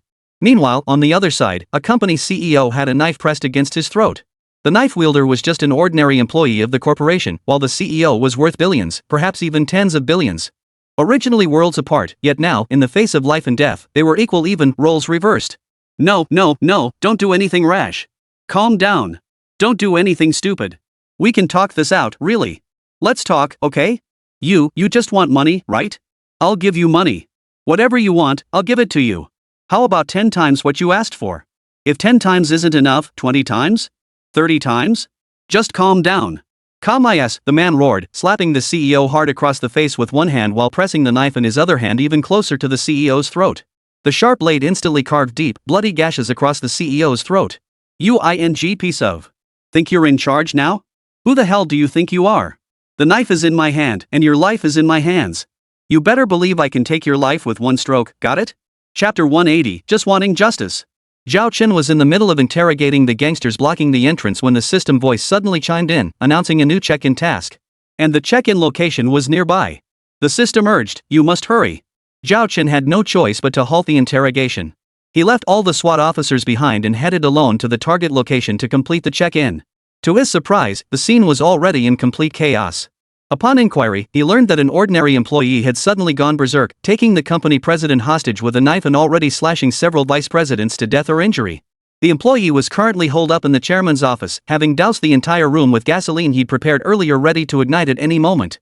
Moreover, several gas cylinders were also present in the office, which the employee had arranged beforehand. This wasn't a spur-of-the-moment rampage, it was a carefully orchestrated attack. But this preparation wasn't out of choice, he'd been driven to it. At that very moment, the employee gritted his teeth at the already trembling CEO. I've been working my ass off day and night for a measly 3,800 yuan a month. I wanted to quit half a year ago, but then you announced at the meeting that every employee would get at least 50,000 yuan in year-end bonuses this year. 50,000. That's the only reason I stayed.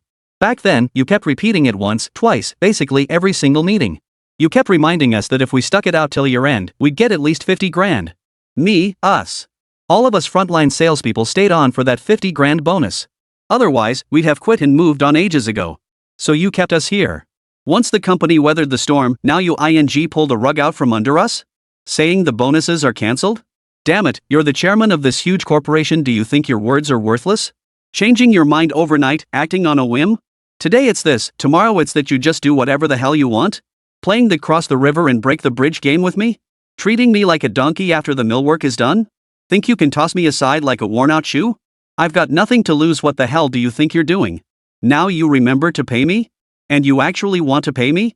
You're scared now, you bastard, but it's too late. I've already come this far. What do you think happens next? You piece of. You're willing to risk your dog's life for a few bucks? Fine, I'll grant you your wish today. The roar faded as the man snatched the oversized ashtray beside him and smashed it into the CEO's skull. Crash! The heavy ashtray shattered. Blood gushed from the CEO's head as he let out a piercing scream. But in that instant, the man plunged a knife into the CEO's finger, pinning it to the table. A blood-curdling scream pierced the air as the CEO writhed in agony. Just then, Zhao Chen arrived at the door. Hearing the agonized screams from inside, he paused, quickly gauging his words before calling out, Zhao Weiming? Is that you in there? I'm Zhao Chen from the Provincial Public Security Department, not local. I'm genuinely with the Provincial Bureau. I'm here in Linshui City specifically to crack down on criminal gangs. Hearing about the incident, I stopped by to check. I've grasped the general situation. The group's actions were indeed excessive. They shouldn't have gone back on their word and discarded people after using them up. Frankly, a year-end bonus of 50,000 per person isn't much. But I also understand how crucial that 50,000 is to you frontline salespeople. I've heard that hundreds of you stayed on specifically because of that bonus. But now the group CEO has gone back on his word, treating his own promises like they're worthless. That's just plain idiotic. He's in the wrong, and he should pay the price for his actions. Really, I'm not lying to you. I was once an ordinary employee myself. I know full well that many corporate leaders are scum. So I'm definitely on your side. Not just me, every single one of us in the police force stands with the working people. After all, we exist to serve the people, not to aid capital in oppressing them. So rest assured. Before I arrived, I couldn't promise anything. But now that I'm here, I will see justice done for you and for all of you. If you trust me, may I come in? Let's talk face to face, shall we? Zhao Chen finished speaking, but there was no response from inside. Silence hung heavy inside and outside the office, the atmosphere growing oppressively tense. Unnoticed, a long moment passed. Unable to hold back, Zhao Chen spoke again, his voice clear and firm. Zhao Weiming, I know you're listening. I also know you want this to blow over more than anyone. You've only come to this point because you were forced into it. If we could live peacefully, who wouldn't want that? But these greedy capitalists have pushed us too far. The corporate executives are blinded by greed, sacrificing your livelihoods for their own gain. If you can't survive, then neither should they. We're all just one person with one head on our shoulders. No one has 3 heads or 6 arms. So who's afraid of whom, right? I truly understand you. I completely get how you feel. I dare say I genuinely empathize, because I too was once deceived by company leaders. I too had wages withheld and bonuses skimmed. I still remember that feeling. It was awful, unbearably painful. Precisely because of this, you can trust me to handle this matter from your perspective. Hand everything over to me now, and I'll give you a satisfactory resolution. Just give me a chance and give yourself a chance too, okay? What's okay? I've killed someone. I've killed someone. A hysterical scream suddenly erupted from inside. It was Zhao Weiming, the ordinary employee. Zhao Chen took a deep breath and asked in a clear voice, did you really kill someone? Who did you kill? Wasn't it just a momentary lapse of reason? You're a lowly frontline sales rep, working yourself to death just for that 50,000 yuan year-end bonus. Then the group CEO goes back on his word and shamelessly cancels the bonus, which was only 50,000 to begin with. Isn't that like taking your life? He's trying to kill you, so wouldn't you fight back? Besides, you didn't kill him, did you? He's still alive. Be honest, did you really want to kill him? You're not some born psychopath. Why would you kill him for no reason? You just wanted justice this way to reclaim what was rightfully yours. Maybe the method was extreme, but it's understandable. Zhao Weiming, do you get what I'm saying? Chapter 181, I'm trying to save people, what are you doing? Zhao Weiming understood perfectly well, but the problem was, how could he possibly trust the person outside? He'd been deceived by all sorts of people in all sorts of ways before, to the point where he could honestly say he no longer trusted anyone. So now, he was both unwilling and afraid to believe. After all, he'd already prepared himself for death. Since he'd put a knife to the CEO's throat, he hadn't intended to live. Did he really want to be deceived one last time before dying? No, absolutely not. Zhao Weiming. Zhao Chen's voice sounded outside the office again. A 50,000 yuan year-end bonus really isn't that much. I could even pay it out of my own pocket. You're willing to go to such extremes for 50,000? Do you really not want to live? Do you truly not want a future that keeps getting better? Trust me, you can still turn back now. Turning back is the right path. Believe me, I can handle everything for you. Because I represent the provincial department, the government, and the nation. You may not trust me personally, but you must trust the provincial public security department, the government, and the nation. That can't be wrong, can it? I'm here in Linshui City on behalf of the provincial department to crack down on criminal gangs. Just trust me.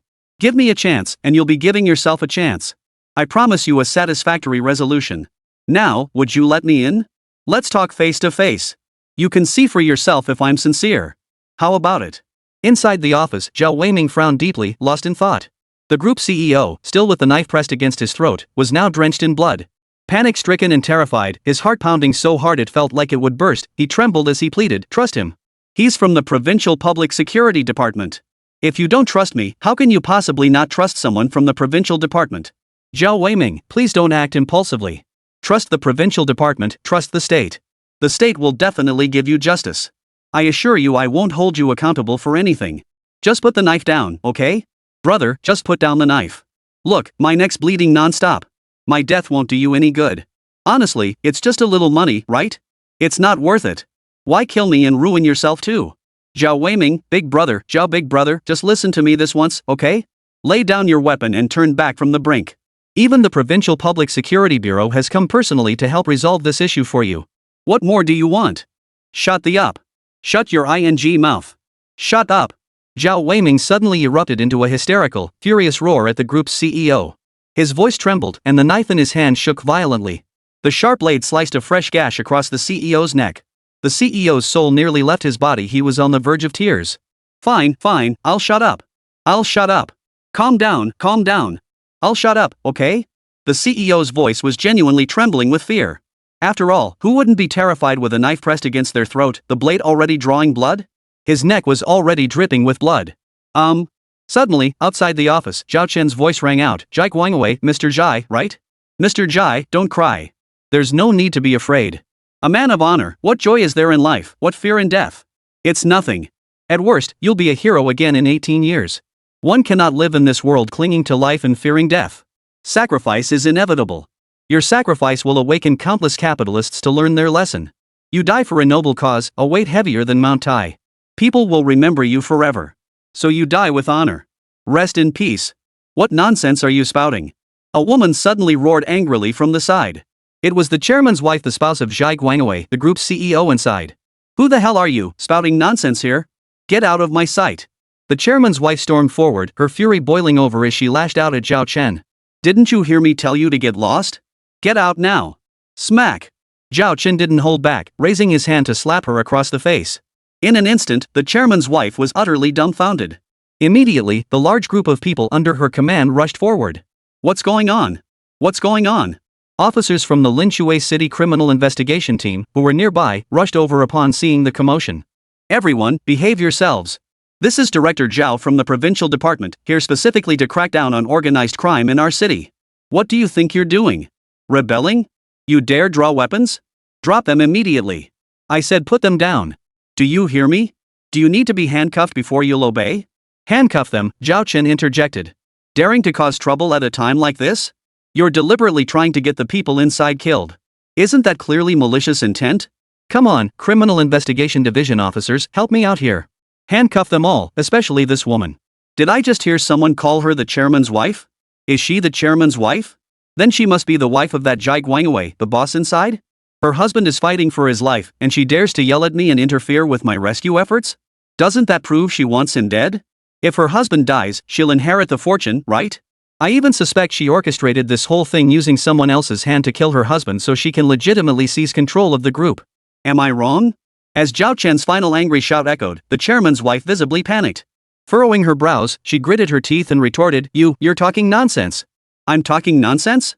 Zhao Chen retorted casually. How is that nonsense? Isn't your husband fighting for his life right now? Couldn't he die at any moment? And am I not trying to save him? I just barely managed to calm Zhao Weiming down. I was going to keep stabilizing his emotions so he'd put down the knife, release your husband, and let me go in to talk to him face to face. But what were you yelling about? Afraid your husband wouldn't die soon enough, huh? Honestly, people like you are beyond belief. You're so used to being a bully that you think you're something special. Don't you realize what's happening right now? How dare you act tough? If you really want your husband dead, go ahead. If he dies today, I'll be the first to investigate you. I'll make sure to find out if you deliberately set this up to seize your husband's inheritance. Before the chairman's wife could react, Zhao Chen turned away and shouted at Zhao Weiming inside. Zhao Weiming, ignore her. She's no longer the chairman's wife or the boss's lady. Her husband's life is in your hands. What does she amount to now? Chapter 182. You really think you're the victim? Just pretend she was talking nonsense. Now listen to me. Zhao Weiming, just listen to what I say, okay? Don't worry about anything else. Think about it. Do you want to live or die? Dying is easy. Slash your throat with a knife, tilt your head back, close your eyes, and this life ends. Living is the hardest part. But isn't that true for everyone in this world? Yet we still have to live, don't we? No one has 3 heads and 6 arms. We all carry 1 head on 2 shoulders. Why should others get to live well while you quit this game early? Think carefully. All this time, you've gritted your teeth and persevered to get this far. Was that easy? Are you really going to give up now? Just because that bastard Zhai Guangwei didn't give you a measly 50,000 yuan year-end bonus? Who does he think he is? Does he deserve to make you punish yourself for his mistake? Now I'm giving you another option, go to labor arbitration. Make him pay triple compensation. That original 50,000 yuan bonus becomes 150,000 yuan. Plus, all your original wages and bonuses get tripled too. A lump sum payment covering 12 months paid in full at once. If he can't settle it, we seize the company and freeze his assets. I mean what I say. Oh, and don't forget compensation for emotional distress. Look at the severe mental strain you're under now. It's all because of that Zhai Guangwei. Zhao Chen's relentless barrage of demands left the chairman's wife beside him momentarily stunned. After a moment of shock, she snapped back to reality and erupted. What do you mean my husband caused this? What the hell are you talking about? Triple compensation? Mental distress damages? What mental issues could that bastard possibly have? He's deliberately injuring and killing people. He must be arrested and sentenced to death, if not death, then life imprisonment. Don't even think about leniency or evading justice. I said it. Smack. A sharp crack echoed as Zhao Chen delivered another slap directly across the face of the group's boss's wife. In that instant, everyone present was stunned once more, even more speechless than after the first slap.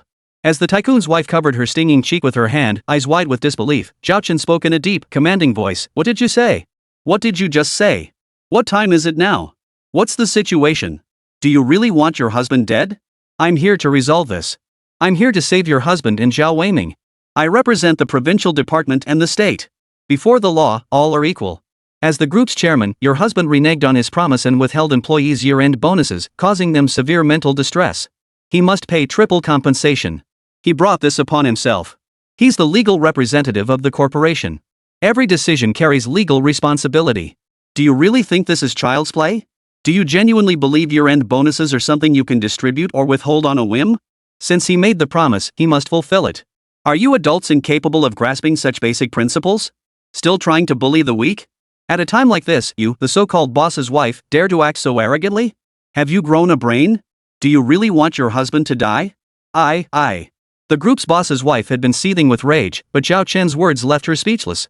She was genuinely at a loss for words, unable to come up with a rebuttal. Zhao Chen gave her no chance to respond, turning directly to Zhao Weiming inside the office. Listen to me. Ignore her. Her husband's life is in your hands. What does she matter now? Besides me, you needn't concern yourself with anyone else. I'm here to resolve this matter. It's about the issue, not the people. Whatever needs to be done will be done. You can trust me unconditionally. I'm about to open the door. Your silence means consent. I'll count to 3, then enter. 1, 2, 3. Alright, I'm unlocking the door with my key. With that, Zhao Chen had someone unlock the door. He entered alone. The moment he stepped inside, he was hit by a strong smell of gasoline. He saw gasoline spilled all over the floor in several gas cylinders. Zhao Weiming stared intently at him, clearly on high alert. Zhao Chen locked eyes with him for 2 seconds, then closed the door. He walked up to him, glanced at the group's CEO, Zhai Guangwei, lying beneath his knife, and said, Mr. Zhai, Chairman Zhai, look at the mess you've made. For a measly 50,000, you've gone and done this. You're nearly costing yourself your life. Why bother? If you knew it would end like this, why bother in the first place? You run a massive corporation worth billions, yet you can't even part with a measly 50,000? What's worse, you were the one who promised that year-end bonus. If you couldn't deliver, you shouldn't have made the promise at all. Once you made it, you had to see it through. And now you go back on your word? What kind of man are you? You call yourself a man? The chairman? Well, look at the blood on your neck now. It makes even me shake my head. Can you stop with the cold remarks? Zhai Guangwei gritted his teeth. Hurry up and figure out how to get him to drop the knife and let me go. What good is your nonsense now? Zhao Chen frowned slightly and retorted sternly, what do you mean useless? How is it useless? I just think you brought this entirely upon yourself. At a time like this, can't you look inward for the cause? Why did Zhao Weiming single you out? Why not someone else? It takes 2 to tango. Setting aside the facts, don't you bear any responsibility at all? If you weren't so greedy and heartless, refusing to give even the meager year-end bonus to a lowly sales rep, how could things have escalated to this? This mess is entirely your doing. Everything could have been avoided, but you had to go and screw things up. Now look at the situation we're in. And you actually think you're the victim? What kind of victim are you? If you ask me, you got what you deserved. Zhai Guangwei was genuinely stunned. After all he'd been through, how could the other person say he deserved it? Wasn't this person a cop? How could they say something like that? At this moment, Zhai Guangwei was genuinely at a loss for words. In contrast, Zhao Chen remained sharp-witted. He turned directly to Zhai Guangwei again and said, what's that look on your face? What's with that expression? You heard me clearly, and I didn't misspeak. I said you deserved it. So what? You look genuinely surprised, like you can't believe it? Looks like you still haven't realized your own mistake? You still think Zhao Weiming is just looking for trouble? In your eyes, Zhai Guangwei, it's really just Zhao Weiming committing crimes unilaterally, right? Chapter 183, Zhai Guangwei's Awakening. Zhao Chen didn't want to speak this way, but the situation left him no choice. These words were meant for Zhao Weiming's ears. After all, Zhao Weiming's knife was pressed firmly against Zhai Guangwei's throat. The sharp blade had already cut into the neck of this group CEO, leaving it drenched in blood. If Zhao Weiming had lost his temper even slightly and applied a little more pressure, Zhai Guangwei would have met his end instantly. So shouldn't Zhao Chen try his best to side with Zhao Weiming, saying whatever Zhao Weiming wants to hear? Could he possibly act like that boss lady and go against the grain, constantly provoking Zhao Weiming, as if afraid Zhai Guangwei wouldn't die? Could that possibly work? Was Zhao Chen that stupid? Besides, if he dared to do that, he'd face criminal liability if anything went wrong at best, dismissal at worst, jail time. Was this something to joke about? Therefore, no matter how harsh his words sounded to Zhai Guangwei now, the priority was to keep Zhao Weiming calm. Enough, Zhai Guangwei. Shut your mouth from this moment on. If you want to live and not die, then keep your mouth shut and don't utter a single word. Otherwise, not even the King of Heaven himself could save you today. Now, Zhao Weiming, listen to me. Ignore Zhai Guangwei. Just see if what I say is right. Killing him is easy. That dog Zhai Guangwei's life is already in your hands. If you want, you can send him to the West anytime. But the question is, do you really want to? What's the point of what you're doing today? Is it just some mad, senseless venting? Killing Zhai Guangwei will only destroy you too. Think about those frontline salespeople working with you. They're all waiting for your good news. If you act on impulse, they won't get their year-end bonuses at least 50,000. And your wife and kids at home won't see you again. It would bring pain to those who love you and delight to your enemies. You heard that boss lady's attitude earlier. She's trying to provoke you, hoping to use your knife to kill Zhai Guangwei. Then she can seamlessly inherit this entire conglomerate. And someone like her, she doesn't even care about her own husband. Why would she give a damn about you or your frontline sales brothers? Once you're locked up and sentenced to death for intentional homicide, she'll be the biggest beneficiary. Do you really want to make her happy? I don't know the group's inner workings, but surely many executives are in cahoots with the boss's wife? Like her relatives? Are any of her family members in the group? Not just one, but quite a few, right? Exactly. Zhai Guangwei suddenly spoke up. My wife does have many relatives in the group, and they all hold high positions. Quite a few are in the finance department. Damn it, it all makes sense now. She genuinely wanted me dead earlier. She's truly trying to seize my family's assets. Zhao Weiming, brother Zhao. Don't act impulsively, don't lose your head. Don't fall for that woman's schemes. Honestly, I couldn't care less about that 50 grand year-end bonus. Seriously, I spend tens of thousands on a single meal, and casually gift my secretary handbags worth over 100 grand. Why would I care about your measly money? That is the one stirring trouble. She's the one who sabotaged things to get me to cancel the bonuses. Brother Zhao, put the knife down first. Let's talk this out properly. Don't let someone else set you up. Okay? No sooner had Zhai Guangwei finished speaking than Zhao Chen cut him off. What's okay about it? What business do you have speaking here? Now you're trying to shift the blame? A chairman of this stature being led around by the nose by some woman? Who's really the chairman, you or your wife? You let her force you to cancel a measly few thousand in bonuses? Shifting blame won't help. Everything will come to light eventually. You're no saint yourself, so don't try to pass the buck here. At this point, Zhao Chen looked up at Zhao Weiming, took a deep breath, and continued, listen to me. Trust me, I will give you a satisfactory answer. Here, hand me the knife. I'll make sure you get home. Your wife and kids are waiting for you. If something happens to you, their world will come crashing down. Put the knife down now. Leave the rest to me. There's still time. Is it really not too late? Zhao Weiming's voice trembled with anxiety and fear. I've already gone this far. Is there any turning back? Why wouldn't there be? Zhao Chen replied sternly. What drove you to do this today? Was it without cause? If it were without cause, that would be intentional assault and endangering public safety. But you were driven to desperation, it's understandable. This falls under civil grievances. I'll find you a professional lawyer. There's a high chance criminal charges won't be pursued. This is possible? Zhai Guangwei blurted out. Zhao Chen shot him a glare and snapped, why wouldn't it be? He's following proper legal channels to hire a lawyer for his defense. It's reasonable, lawful, and compliant. How dare you say it's not allowed? And Zhai Guangwei, are you seriously still not admitting your mistake? Don't you want to take responsibility for your actions? After today's fiasco, if word gets out that a big boss like you can't even spare a measly 50,000 yuan for promised year-end bonuses, how do you expect your group to thrive? No, that's not what I meant, Zhai Guangwei hurriedly explained. I just think. What do you think? Zhao Chen cut him off. What do you think? You think a measly 50 grand is no big deal, but you just refuse to pay it. Now look what's happened. You nearly lost your life over this, and you still think? I warned you earlier, if you want to live, keep your mouth shut and stop talking nonsense. Can't you understand a word I say? This time, Zhai Guangwei fell completely silent. True to his word, Zhao Chen then made Zhao Weiming lower the knife in his hand. Take him down. At the doorway, the chairman's wife, seeing Zhao Weiming lower the knife, immediately signaled her bodyguards to rush forward and subdue him. What are you doing? Zhao Chen spun around abruptly, his voice crackling with fury. All of you, stand back. Let's see who dares to move today. Instantly, the numerous bodyguards who had been about to charge forward all froze in place. The chairman's wife, displeased by this, snapped harshly, what are you doing? Who's your boss? Who pays your salaries? I ordered you to subdue that vicious murderer Zhao Weiming. Can't you hear me? Shut up. Zhai Guangwei suddenly roared, leaping to his feet. What the hell do you think you're doing, you damn woman? I'm standing right next to Zhao Weiming here. He could slit my throat with a single flick of his knife. You really want me dead, don't you? Chapter 184, could she be the police officer wife's former best friend? Zhai Guangwei, the group CEO, might not be a saint, but he could still see the truth clearly at this moment. Though Zhao Weiming had lowered his knife, it remained within easy reach. He could still grab it at any moment and slash at Zhai Guangwei. One strike would be enough to kill him. In this situation, would Zhai Guangwei dare to act recklessly? Would he dare let his wife act recklessly? Crucially, he genuinely sensed this incident was likely deeply entangled with his wife. It seems Zhao Chen had unluckily hit the nail on the head. Zhai Guangwei's wife wanted to kill him so she could inherit his fortune and smoothly take over the entire conglomerate. That's why he was genuinely furious now. You damn woman, you'd better shut your mouth starting right now. I'll settle the score with you later. Damn it, if I find out you were secretly plotting to kill me this time, just wait and see how I deal with you. After speaking, Zhai Guangwei turned to look at Zhao Weiming, then glanced at Zhao Chen. His eyes darted back and forth between the two men before he took a deep breath and declared, "This incident is indeed my fault.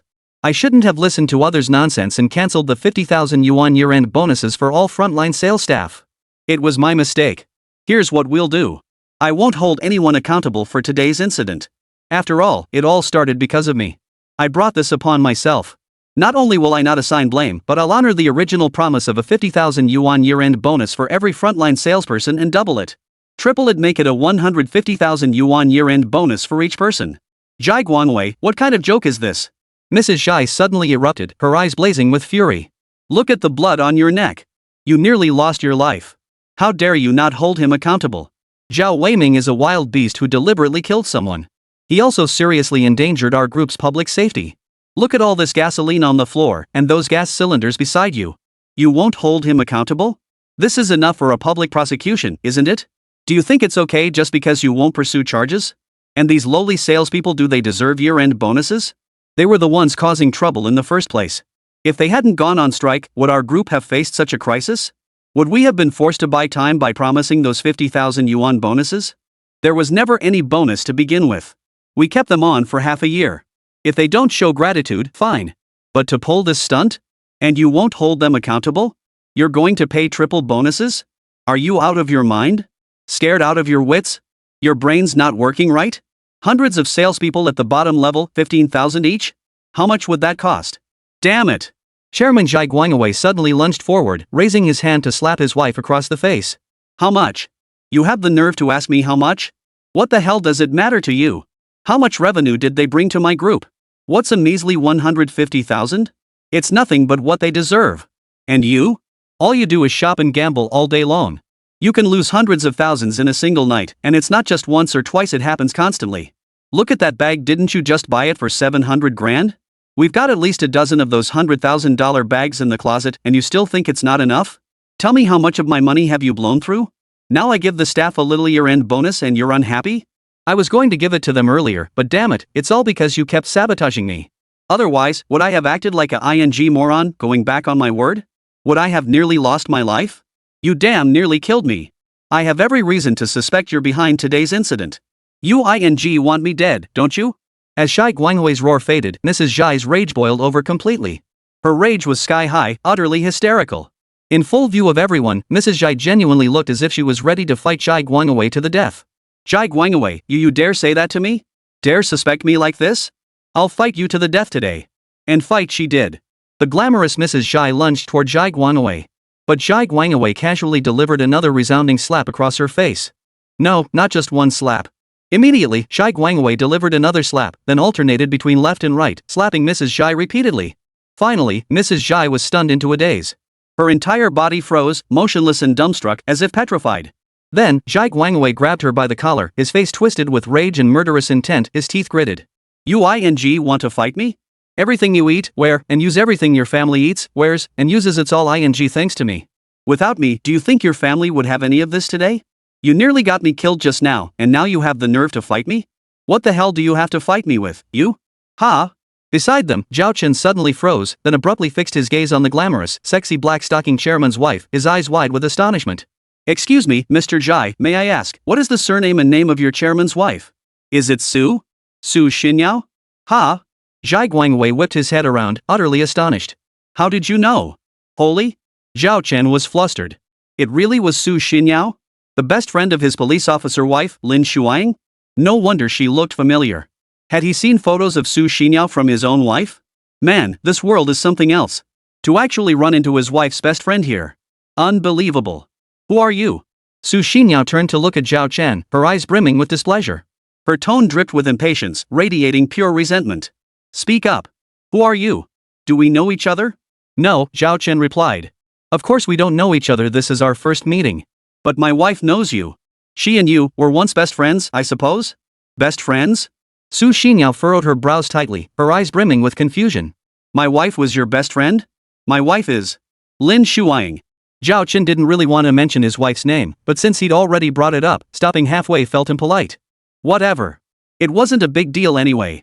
However, upon hearing the name Lin Shuang, Su Xinyao first looked startled, then furrowed her brow tightly once more. Her eyes and face brimmed with mockery. Even her tone carried a hint of utterly undisguised mockery. So it was you? You're that good for nothing who married Lin Shuang without paying a single penny in dowry? Chapter 185, not even a shred of dignity? Su Xinyao's words left several people present stunned in an instant. They froze for a moment, then glanced back and forth between Zhao Chen and Su Xinyao. Gradually, all eyes settled on Zhao Chen. Zhao Chen, however, remained perfectly composed, showing no sign of panic. Su Xinyao's words didn't stir the slightest flicker of emotion in him. After all, he had long since passed the stage of being sensitive to her remarks. As he stated now, if this had happened back when I first married Shuang, if you told me I hadn't given a single penny in dowry, I would have felt utterly humiliated, ashamed, and wanted to crawl into a hole.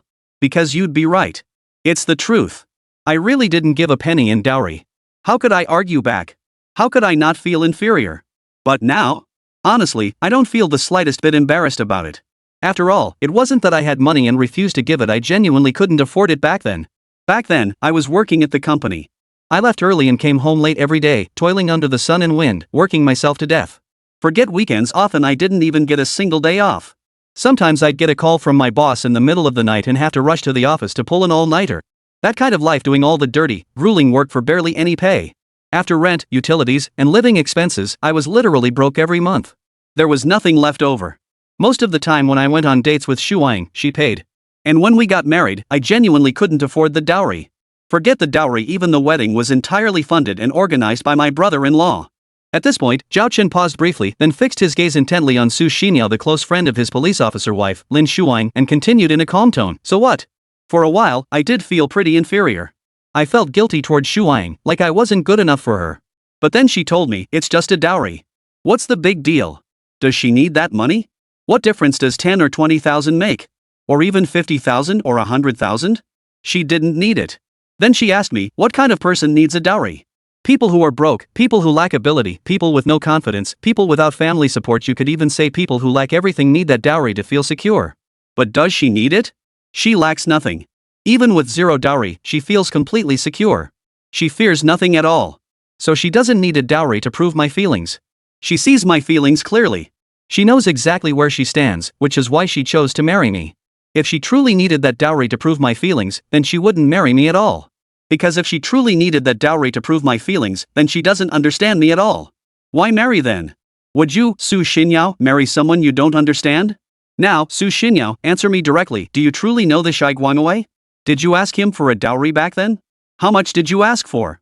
Since you've already sunk to needing him to prove his feelings with a dowry, how can you claim to know him? Without the dowry, you wouldn't know his true intentions, right? You married someone you don't understand. Why? You coveted that dowry, coveted his money, coveted his family fortune, and coveted this entire company. That's why all this happened today. I have every reason to suspect you orchestrated this, Su Xinyao. You wanted to kill your husband so you could inherit everything he owns. Getting rid of a man you never truly knew while achieving financial freedom and control over everything, it's a win-win, right? No sooner had Zhao Chen finished speaking than Su Xinyao's face flushed with fury, ready to explode when suddenly. Damn it! Zhai Guangwei gritted his teeth. So that's how it is?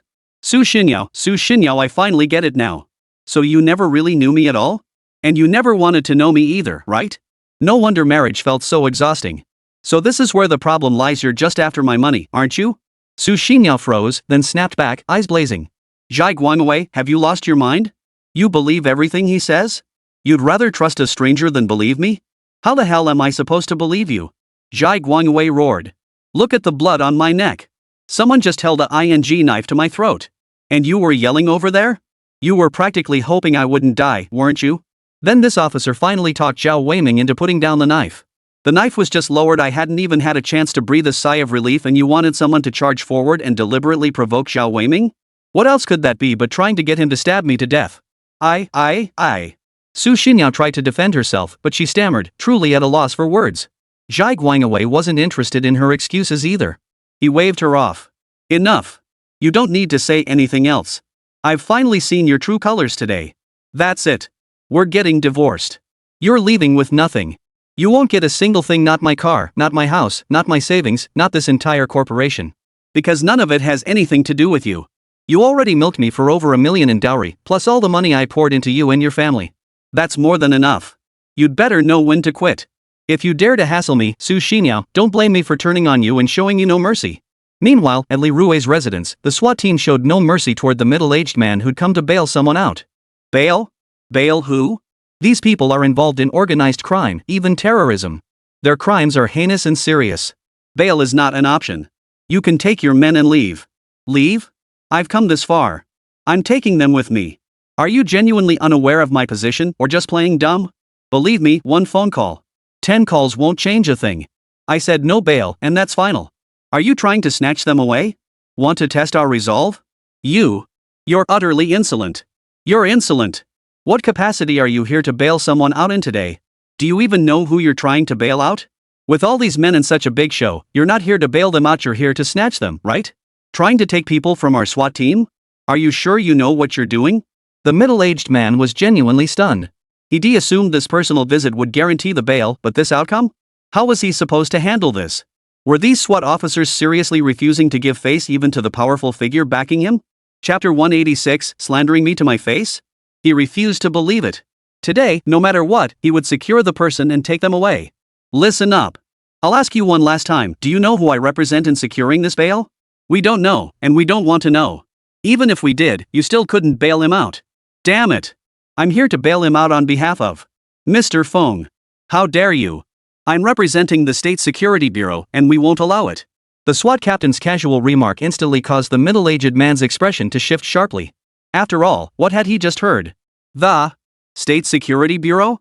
How could that be?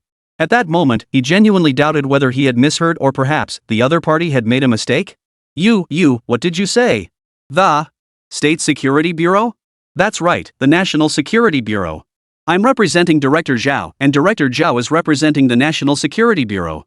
No bail. No one gets bail. Not a chance. Not even the King of Heaven himself could take these gangsters and terrorists away today. Is that clear enough?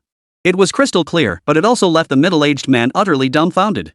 The thing was, until this moment, he hadn't known anything about Director Zhao Chen's background. He hadn't given Zhao Chen a second thought. And now he suddenly learned that Zhao Chen was backed by the National Security Bureau? What did that even mean? He felt like he was going to die. No. I'm terribly sorry for the disturbance. My apologies. The middle-aged man's voice trembled as he spoke, then he turned and bolted, slipping away like grease on his heels until he vanished in an instant. As luck would have it, Zhao Chen returned at that very moment. Downstairs, the middle-aged man emerged from the elevator with his entourage, cursing under his breath. What the hell is this? Where did this Zhao Chen even come from? How is he connected to the State Security Bureau? Does that even make sense? Why wouldn't it be? Zhao Chen's voice suddenly cut through the air. He'd been walking toward them and overheard the exchange, responding casually. Ha! The middle-aged man frowned, his expression turning hostile. His eyes darkened as he fixed them on Zhao Chen, his voice deepening. Who the hell are you? Who gave you permission to interrupt me? Looking for trouble? You piece of, get the hell out of my way. One more word and I'll break your legs. You hear me? I said get lost. Now. Immediately. At that moment, Zhai Guangwei stepped forward from behind Zhao Chen. The middle-aged man froze, genuinely startled. Zhai Zone? Zhai Guangwei recognized him instantly, equally surprised. Ho Yaolong? What are you doing here? I'm here on business. Mr. Zhai, what's going on? Before the middle-aged man could finish, Zhao Chen suddenly cut in. Is Ho Yaolong? Humph. Ho Yaolong turned his head, his eyes once again filled with hostility as he fixed his gaze on Zhao Chen. What the hell are you saying? You think you can just call out Ho Yaolong's name? Do you know who I am?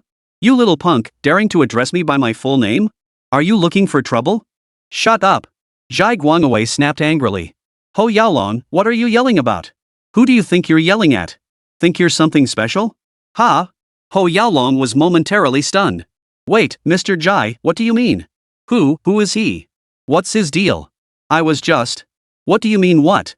Zhai Guangwei cut him off coldly. This is Director Zhao from the Provincial Bureau. He's here in Linshui City specifically to crack down on organized crime. All the armed police and SWAT units in the city are now under his unified command. And you still dare to act so brazenly? What do you think you're doing? Rebelling? In an instant, Ho Yaolong's face was filled with question marks. He was genuinely stunned. Director Zhao? The very same person Ho Yaolong had just mentioned? But wasn't that Zhao director from the State Security Bureau? How did he suddenly become from the provincial department? Both from State Security and the provincial department? Is this the pair? What kind of person has so many identities? The provincial department is one thing, the State Security Bureau is another. They're completely separate agencies. How could someone be connected to both at the same time? Something's not right. This is way too fishy. Director Zhao. Suddenly, Zhai Guangwei turned to Zhao Chen and said, "This is Ho Yaolong, the one I mentioned earlier. He oversees finance and also handles the housing fund operations. The year-end bonus our group had set aside for frontline sales staff? It was on his suggestion that we redirected it to fund higher-tier housing fund contributions for the group's executives. At the time, I honestly didn't think much of it. Mainly because Su Xinyao kept whispering in my ear, saying that frontline sales staff never got year-end bonuses anyway. So canceling a bonus that didn't exist and using that budget to buy higher-tier housing funds to boost executive benefits was the optimal choice. I genuinely believed her back then. So I acted like a complete idiot and actually handed that money over to Ho Yaolong to buy housing fund contributions for the group executives. But I just checked. What the hell kind of housing fund is that? There's no such thing as a higher tier. What Ho Yaolong and Su Xinyao told me back then was pure fabrication. So that money was most likely pocketed by Ho Yaolong and Su Xinyao. Ho Yaolong had been deferential toward Zhai Guangwei, but now he grew flustered. That's not right. What are you saying, Mr. Zhai? How can you pin this responsibility on me? Who embezzled it? What money did I pocket? That money was indeed meant to fund a higher-tier housing fund for your group's executives. But there was a hitch. Li Rui interfered, nitpicking every detail and refusing to sign the approval documents. That's why the higher-tier housing fund project got delayed. See? Li Rui got arrested, didn't he? He must be up to something. I'll bet that money went straight into his pocket. That's exactly what happened. I was puzzled at the time. How could Li Rui possibly object to a perfectly good housing fund upgrade? Now I get it. He wanted to line his own pockets. Damn that bastard. How could he have the nerve to pocket all that money? Is he even human? That was money you, General Manager Zhai, set aside to improve senior staff benefits. And now it's been swallowed by that Li Rui? Damn. Shut up. Zhao Chen couldn't take it anymore and cut him off. You actually dare say Li Rui pocketed that money? Looks like Li Rui had you report him, huh? Of course, I know you weren't the mastermind behind this. But let me ask you this, your mastermind could only find 70,000 yuan from his past 10 years. Where on earth did you get the nerve to claim Li Rui swindled that money from Zhai Group? As far as I know, that sum must have been tens of millions, right? Chapter 187, Feng Zhenghua's eldest son? The moment Zhao Chen spoke, the air in the room fell deathly silent. The atmosphere swiftly turned eerie. Unnerving and oppressive, it made several people feel suffocated. After all, Li Rui had been accused of embezzling 70,000 yuan over 10 years, equivalent to just 20 yuan a day. It made it sound like he'd been stealing scrap cardboard from the office daily to sell as junk. Was that really embezzlement? If even that counted as embezzlement, then wouldn't the security guard who collected scrap cardboard and the cleaning ladies all be embezzlers? Crucially, the whistleblower against Li Rui had scoured his past decade and dared only accuse him of embezzling 70,000 yuan over 10 years. Yet now, this Ho Yaolong dared claim Li Rui had swallowed tens of millions from Zhai Guangwei Group? At this moment, Zhao Chen couldn't help but laugh. So you, Ho Yaolong, are providing new evidence for Li Rui's embezzlement case? Originally, it was just 70,000 yuan embezzled over 10 years. Everyone thought that was ridiculous. It felt like a joke. But now it turns out there's more to the story? Comrade Ho Yaolong, are you suggesting Li Rui embezzled tens of millions, not just 70,000? If that's the case, it's truly monumental. Ho Yaolong, you're about to earn a major achievement. Excellent. Truly excellent. Our nation needs people like you, those who stand up to power and speak the truth. Come here. I'll take your statement on the spot. From this moment on, every word you say will be admissible evidence in court, and you will bear full legal responsibility for it. Excuse me. Don't ask. Ho Yaolong abruptly cut Zhao Chen off. What's there to ask? I know nothing. I was just speaking off the cuff earlier. Did you actually believe me? And you claim to be from the provincial bureau?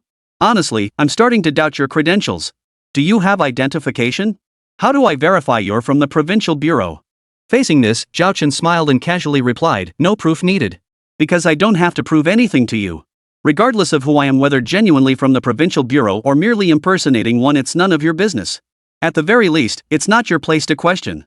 If I'm truly in trouble, the Commission for Discipline Inspection and relevant authorities will come for me. Right now, you need to explain your situation, or rather, you need to prove your innocence. Otherwise, you'll be in real trouble. Oh, and you won't be leaving today. I see you just stepped out of the elevator. Where were you headed? Wherever it was, it won't matter now. You're coming with me. If you're innocent, I'll make sure justice is served. But if you're truly implicated, not even the heavens themselves could save you. Hearing Zhao Chen's words, Ho Yaolong's brows knitted tightly. His gaze locked onto Zhao Chen, teeth gritted, rage boiling over, even a murderous intent radiating from him. You're threatening me? With what? Who do you think you are? What are you? Do you even know who I am? Think I'm just some guy handling finances and housing funds?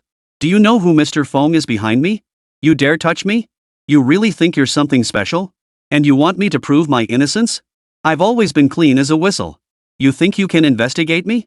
Do you even have the qualifications? Honestly, a lowly section chief like you shouldn't even be talking to me. Ho Yaolong. Zhai Guangwei suddenly roared. Have you lost your mind? Think you're some big shot? Who do you think you are, Mr. Feng? Even if Mr. Feng showed up today, he wouldn't act like you. How dare you be so brazen? Have you grown a pair? Who gave you the guts? Ho Yaolong's face darkened completely. Even though he'd been respectful and polite to Zhai Guangwei moments ago, now there was no trace of goodwill left. His tone when he spoke to Zhai Guangwei again was downright nasty. Damn it, Zhai Guangwei, what are you yelling about? Did I give you permission to speak to me like this? I only call you Chairman Zhai out of respect for your father. Now you actually think you're something special? Do you really believe you're above me? What the hell is so great about Zhao Chen? Just some guy transferred from the provincial bureau? Big deal. You really think I'm scared of him? Oh, and I heard he's got some connections with the State Security Bureau, huh? Is that right? Is he one of them? So what? Zhai Guangwei, let me tell you this, I'm still not scared. You believe me? I don't believe you. Zhao Chen cut in. No matter how big your mouth gets, I genuinely don't believe you're not afraid of the State Security Bureau. After all, this is a modern, civilized society governed by the rule of law. Everything follows regulations. All are equal before the law. Even an emperor who breaks the law faces the same punishment as a commoner. And in today's society, there are no emperors, so there are no so-called imperial relatives or nobility. The State Security Bureau is responsible for national security. Any matter they get involved in is intrinsically linked to national security. I can't imagine anything more significant than that. And you, Ho Yaolong, can actually go toe-to-toe with the National Security Bureau? I just can't believe it for a second. At this point, Zhao Chen turned to look at Zhai Guangwei and asked, Mr. Zhai, who exactly is this Ho Yaolong? How can he be so formidable? And that Mr. Feng you mentioned earlier, who is he? At the mention of Mr. Feng, Zhai Guangwei's expression visibly shifted with a subtle change. Clearly, this Mr. Feng was indeed a heavyweight figure. But he couldn't speak plainly. After a moment's hesitation, he pulled Zhao Chen aside and lowered his voice. Director Zhao, you probably haven't heard of this Mr. Feng, but I'm sure you've heard of the one in his household. Huh? Zhao Chen looked puzzled. The person in Mr. Feng's family? I've definitely heard of them? Zhai Guangwei nodded.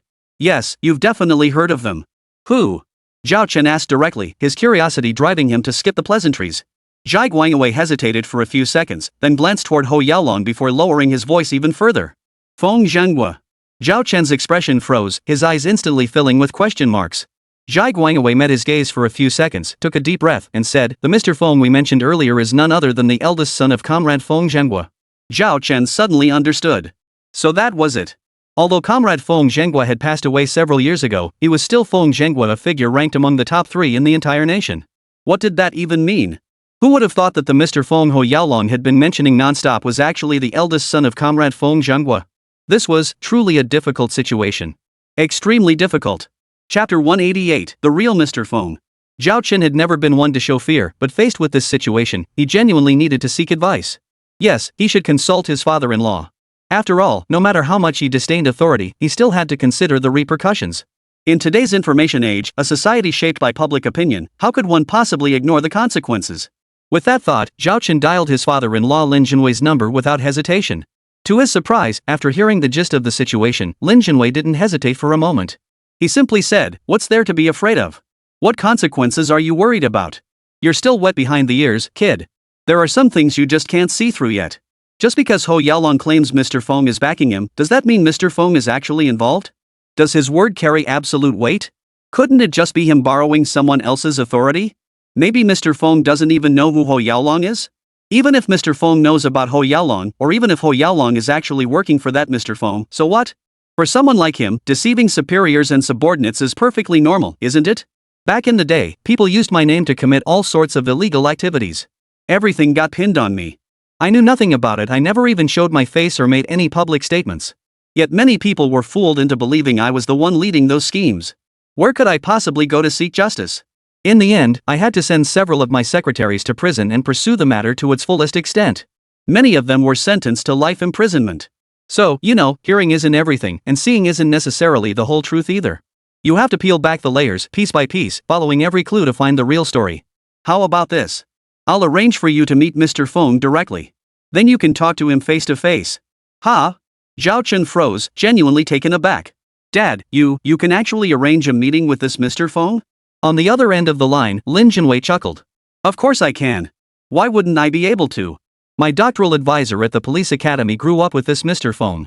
I learned a great deal from him back then, and he's helped me directly and indirectly many times since.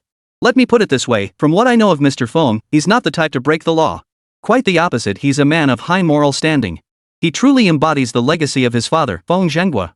How about this? Come back tonight. He happens to be at the municipal bureau. I'll invite him over for a simple meal, and you can talk to him face to face. Zhao Chen froze again. A face-to-face chat? Did his father-in-law really have that kind of influence? Would he really let a young upstart like him speak directly with Mr. Feng? In truth, there was nothing that couldn't be discussed face to face. Some matters could only be clearly understood after being discussed in person. Take Lin Jinwei, for instance. Zhao Chen's father-in-law had indeed met with Mr. Feng face to face many times and learned a great deal from him. In fact, Lin Jinwei could even be considered Mr. Feng's semi-student.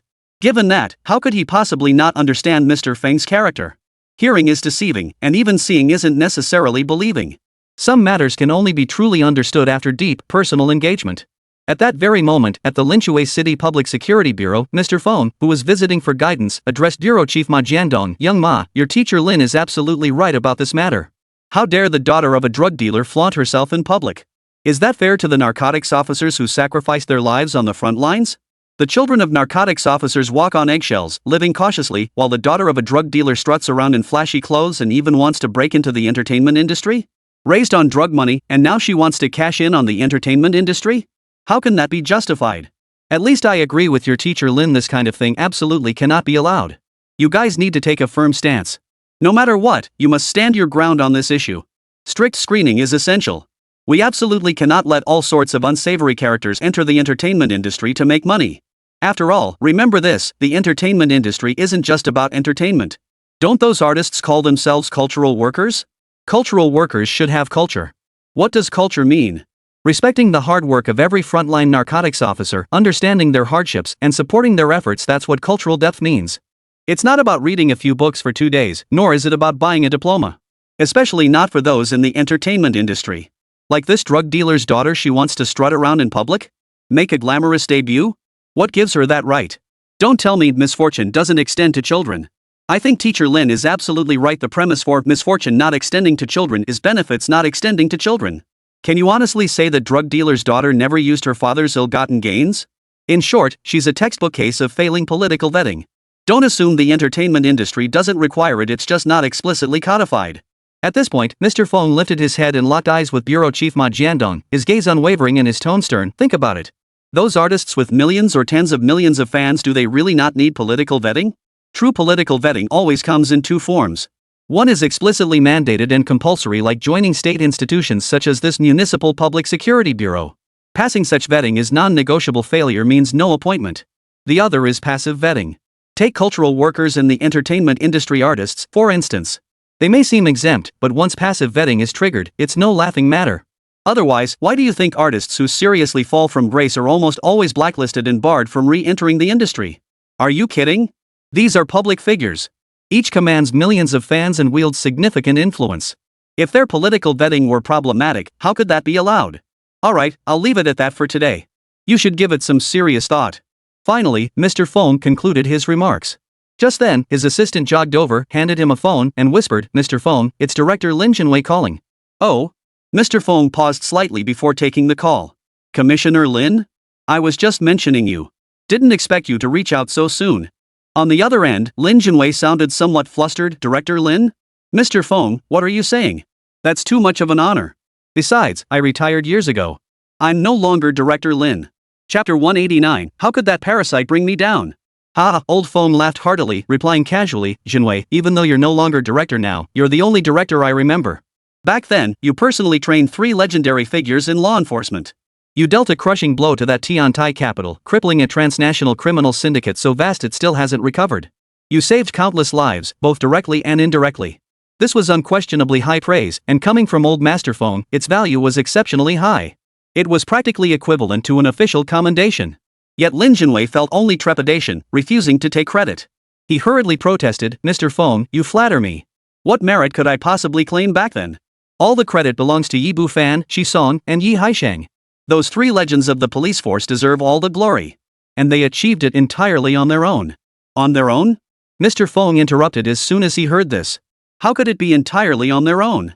I admit those 3 were truly exceptional after all, they are legends of the police force. How could they not be outstanding? But truth be told, their excellence wouldn't have been possible without you. Without you backing them up from behind the scenes, holding the fort against pressure from every direction, could they have focused on frontline work? They'd likely have been reassigned to desk jobs long ago. I think you understand this better than I do. Back then, those 3 legends of the force truly relied on you holding the fort behind them. You trusted them completely, unconditionally. No matter what malicious attacks those scoundrels hurled at them, you never wavered in your belief that they would never betray us, never stray from the path. For that, you slammed your fist on the table and stood up to superiors more than once. You openly defied orders time and again. Back then, I said you were a flexible thinker, a true talent. And it was precisely because of talents like you that legends like Yi Bufan, Shi Song, and Yi Haisheng could emerge in the police force. No, Lin Jinwei shook his head repeatedly. Mr. Feng, this is completely flattering praise. I truly don't deserve it. Old Feng laughed heartily again before saying, enough with the modesty. After all, don't you think I know you well enough? Back when you applied for early retirement, I was adamantly opposed. And after you actually retired early, I was the one who regretted it most. There's nothing to regret, Lin Jinwei interrupted, taking a deep breath. Back then, several of my secretaries committed serious offenses. They abused their power under my name, engaging in all sorts of illegal activities. Naturally, I couldn't escape responsibility for that. How could you bear the blame? Old Mr. Feng frowned, his tone stern. What did those bastards' crimes have to do with you?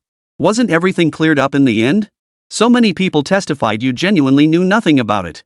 It was those secretaries of yours parading around under your name. Ultimately, you were a victim too, weren't you? Is that so?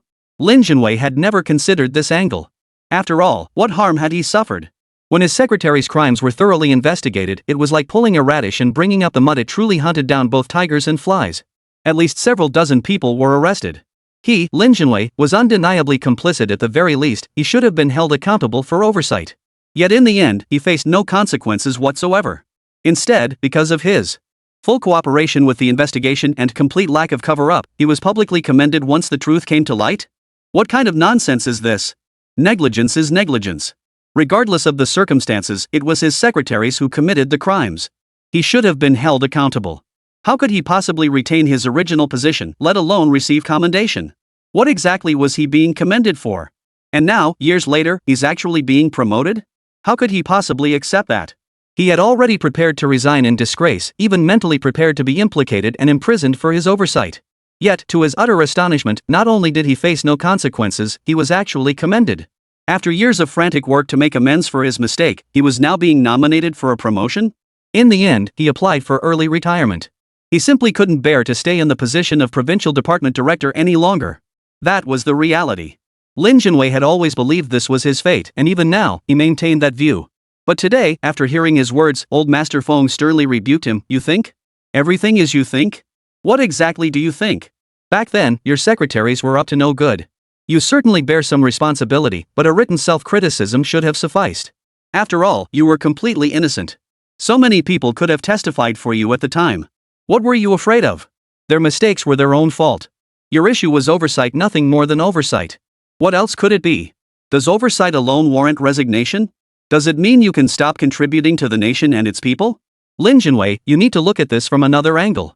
Think about how many people like those secretaries of yours, those parasites, still exist in society? You failed in oversight, you bear responsibility. So reflect deeply, examine yourself daily, and strive to serve the nation and people better. Don't just wallow in self-blame or become utterly defeated. Is this simple truth something I need to teach you? How can you fail to grasp it at such a critical moment? Mr. Feng's words struck a nerve. All these years, Lin Junwei had indeed been consumed by this regret, unable to make sense of it no matter how he tried. Even now, facing Mr. Feng's scathing rebuke, Lin Junwei couldn't help but retort, what if the people under your command were like those secretaries I had back then? What would you do? What else could I do? Old Master Feng didn't even pause before firing back instantly, I'd do exactly what needed to be done. My conscience is clear, so I have nothing to fear. I'd root out every corrupt official under my command, send them to prison if they deserved it, or execute them if necessary. Afterward, I'd conduct a thorough self-criticism. If my superiors didn't remove me from office and gave me the chance to continue serving the nation and its people, I'd work even harder to make amends. Now that's solving the problem. We absolutely cannot punish ourselves for others' mistakes. As long as we have nothing to hide, we mustn't let the nation and the people lose capable leaders like us because of those parasites. Otherwise, wouldn't it be a case of 1 for 1? A bunch of parasites replace you? Then another batch replaces me? How could that work? Eradicating parasites is our inescapable duty, a responsibility we must shoulder. How could we let a few vermin drag us down too? That would be mutual destruction. Chapter 190, Who did Ho Yaolong ever fear? Originally, Mr. Feng's words carried great moral authority. But the moment he finished speaking, a sudden jolt of unease struck his heart. He snapped to attention and demanded, Lin Junwei, what do you mean by that? Could it be that someone under my command is problematic? Are the issues with your secretaries back then repeating themselves here? Who? Lin Junwei, tell me. Who is it? On the other end of the line, Lin Junwei took a deep breath before uttering a name, Ho Yaolong. Ho Yaolong. The moment that name reached his ears, old Master Feng's expression darkened. Instantly, another figure came to mind, Ho Yaolong's father, Ho Yankuan. Mr. Feng instantly realized, what could a mere Ho Yaolong possibly accomplish? If Ho Yaolong had indeed been involved in some shady dealings behind the scenes, then Ho Yaolong must have had the backing of his father, Ho Yankuan. Only with Ho Yankuan's explicit instruction or tacit approval would Ho Yaolong dare act so brazenly. Otherwise, even if Ho Yaolong possessed the audacity, he simply couldn't pull it off. It must be said, experience truly counts. Mr. Feng had instantly grasped the crux of the matter. Shortly after, the call ended. Beside Lin Junwei, his wife Song Yumei looked pensive as she asked him, you clearly know exactly what kind of person this Mr. Feng is. Why didn't you just explain it clearly to Zhao Chen just now? If you had spoken up, wouldn't Zhao Chen have believed you? It's not about trust, Lin Junwei replied directly. He needs to see for himself, to think, to consider what kind of person this Mr. Feng truly is. Zhao Chen must make his own judgment. Otherwise, how could it be enough just based on what I say? If I say he's a good person, does that make him one? If I say he's bad, does that make him bad? That won't do. Ultimately, Zhao Chen must form his own judgment. The same goes for Shuang. No matter how much I tell her, it pales in comparison to her hearing it for herself and making her own decisions. Young people like them need to cultivate the ability to discern right from wrong. Otherwise, in the political arena, they won't be able to distinguish between good and bad, judge a person's true character, and they'll easily lose their way. Before they know it, they'll find themselves stuck, unable to move forward, and might even stumble into an abyss. One misstep leads to many. In this world of officialdom, you absolutely cannot afford to stumble. Every step must be taken correctly, don't you agree? As Lin Junwei finished speaking, Song Yumei nodded. Taking a deep breath, she replied, yes, absolutely. But you should at least. Never mind. I believe Zhao Chen can see through it all. I refuse to believe he could be misled by those people. Misled? That was unlikely. Zhao Chen was actually quite sharp. He had picked up on a lot from that earlier conversation. Even though his father-in-law had phrased things subtly, how could Zhao Chen possibly miss the meaning? In any case, he'd already summoned the SWAT team upstairs to subdue Ho Yaolong. Ho Yaolong roared with fury, what the hell are you doing? You bastards! Don't you know who I am? Who gave you the guts to touch me? I'm Ho Yaolong. My father is Mr. Feng's chief secretary, Ho Yankuan. What gives you scumbags the right to touch me? Let go of me now. Let go. I demand you let go of me. Do you hear me? Facing Ho Yaolong's furious shouts, Zhao Chen remained calm and composed, his interest piqued. What's all the yelling about? What Ho Yankuan? What chief secretary? All are equal before the law. If you're suspected of criminal activity, I'll arrest you regardless of who your father is, even if he were the king of heaven himself. Ho Yaolong, I'm asking you, don't you know what you've done? How dare you invoke your father's name? How dare you even mention Mr. Feng? You keep spouting Mr. Feng this and Mr. Feng that? Are you really not afraid of disgracing this Mr. Feng? Are you really not afraid of dragging your father into this mess too? Your daily arrogance and contempt for the law might be tolerable, but how dare you remain so brazen at a time like this? Listen carefully. I am now placing you under criminal detention in accordance with the law. You are implicated in serious criminal activities, organized crime, and even terrorism. I am enforcing sanctions against you on behalf of the state's legal system. Do you still want to defy the law? Try defying it if you dare. Take him upstairs. I'll interrogate him thoroughly today. Interrogate my ass. Ho Yaolong clearly hadn't taken Zhao Chen's words seriously at all, still brimming with arrogance. Who the hell do you think you are to interrogate me? What makes you think you're qualified? Just some division chief? What gives you the right to interrogate me? I'm warning you. Warn me? Zhao Chen suddenly cut him off, his voice cutting through the man's arrogance. Warn me about what? And in what capacity do you dare warn me? Go on, you big shot. Everyone here is watching. You're openly defying the law, openly threatening a police officer, openly showing contempt for the nation's legal system, right? Ho Yaolong, answer me, is that true or not? Ho Yaolong desperately wanted to say yes. After all, the tension had reached this point. Could he really back down? Given his usual temperament, he'd have to fight back to the end, otherwise, how could he keep his reputation? But after hearing Zhao Chen's earlier speech, Ho Yaolong simply couldn't bring himself to respond. He dared not admit it despite his arrogance. He wasn't that stupid. You think you can set me up? You're too green for that. Anyway, I'm warning you, better let me go now. Otherwise, I'll make sure you regret it. Is that so? Zhao Chen chuckled. Make me pay dearly? But you were warning me just now. How come you're suddenly advising me? Don't try to reason with me. I'm not one for listening to advice. Keep threatening me, maybe you'll actually scare me. Seriously, I'm actually a coward. I can't handle being scared at all. Keep warning me. Bring out all your big shots and influential figures. One of them is bound to scare me, right? At least you have to try. How else would you know it won't work? Right? Ho Yaolong clenched his jaw and fell silent, his eyes blazing with fury. It was clear he wanted to skin Zhao Chen alive. If they were alone and he could overpower Zhao Chen, Ho Yaolong would have done just that, literally skinned him alive. After all, in this city of Linshui, who did Ho Yaolong ever fear? He feared no one. Otherwise, why would he have thought to bring a whole gang down to rescue someone from the SWAT team? Calling it a rescue was just a cover for a kidnapping. It was only because they lacked firepower that he hadn't dared to act openly. Had the SWAT officers not been armed, Ho Yaolong would have seized the opportunity to forcibly snatch his men away. And now, even though he was pinned down and left speechless by Zhao Chen's retorts, he still didn't take Zhao Chen seriously. Chapter 191, a scam like this? Zhao Chen, I'm warning you, don't play with fire. You can't afford to lose. If you fight me, you're doomed. There was someone like you before, reckless as a newborn calf, fearing neither heaven nor earth. Truly fearless against authority. But guess what happened? Ha! That person's grave is now overgrown with grass half a man tall. He died horribly in a car crash. His entire family was there. Every single one of them was torn to pieces. Go search online now. Really, look it up. You'll see the photos from that crash scene. I imagine you don't want to be next, do you? As soon as Ho Yaolong finished speaking, Zhao Chen laughed bluntly. What's that supposed to mean? Threatening me? Earlier it was just a warning, but now it's escalated to a threat? Threatening the police? This isn't just contempt for me, it's contempt for the law, contempt for the government. Ho Yaolong, you're really something. I've seen my share of big scenes and dealt with plenty of criminals, but I've never met anyone as cocky as you. Good. Very good. Absolutely brilliant. Ho Yaolong, you'd better remember every word you just said. Keep up this arrogance. Don't you dare back down suddenly. As Zhao Chen finished speaking, Ho Yaolong let out a savage laugh, his eyes flickering with madness. Back down? When have I ever backed down? So what if you've got me pinned down now? Even if you lock me up, what can you really do to me? Just wait. I'll be out soon. You're nowhere near qualified to punish me. Remember what I'm telling you now, Zhao Chen, you're not qualified. Fine. Zhao Chen nodded, his tone calm. Not qualified, huh?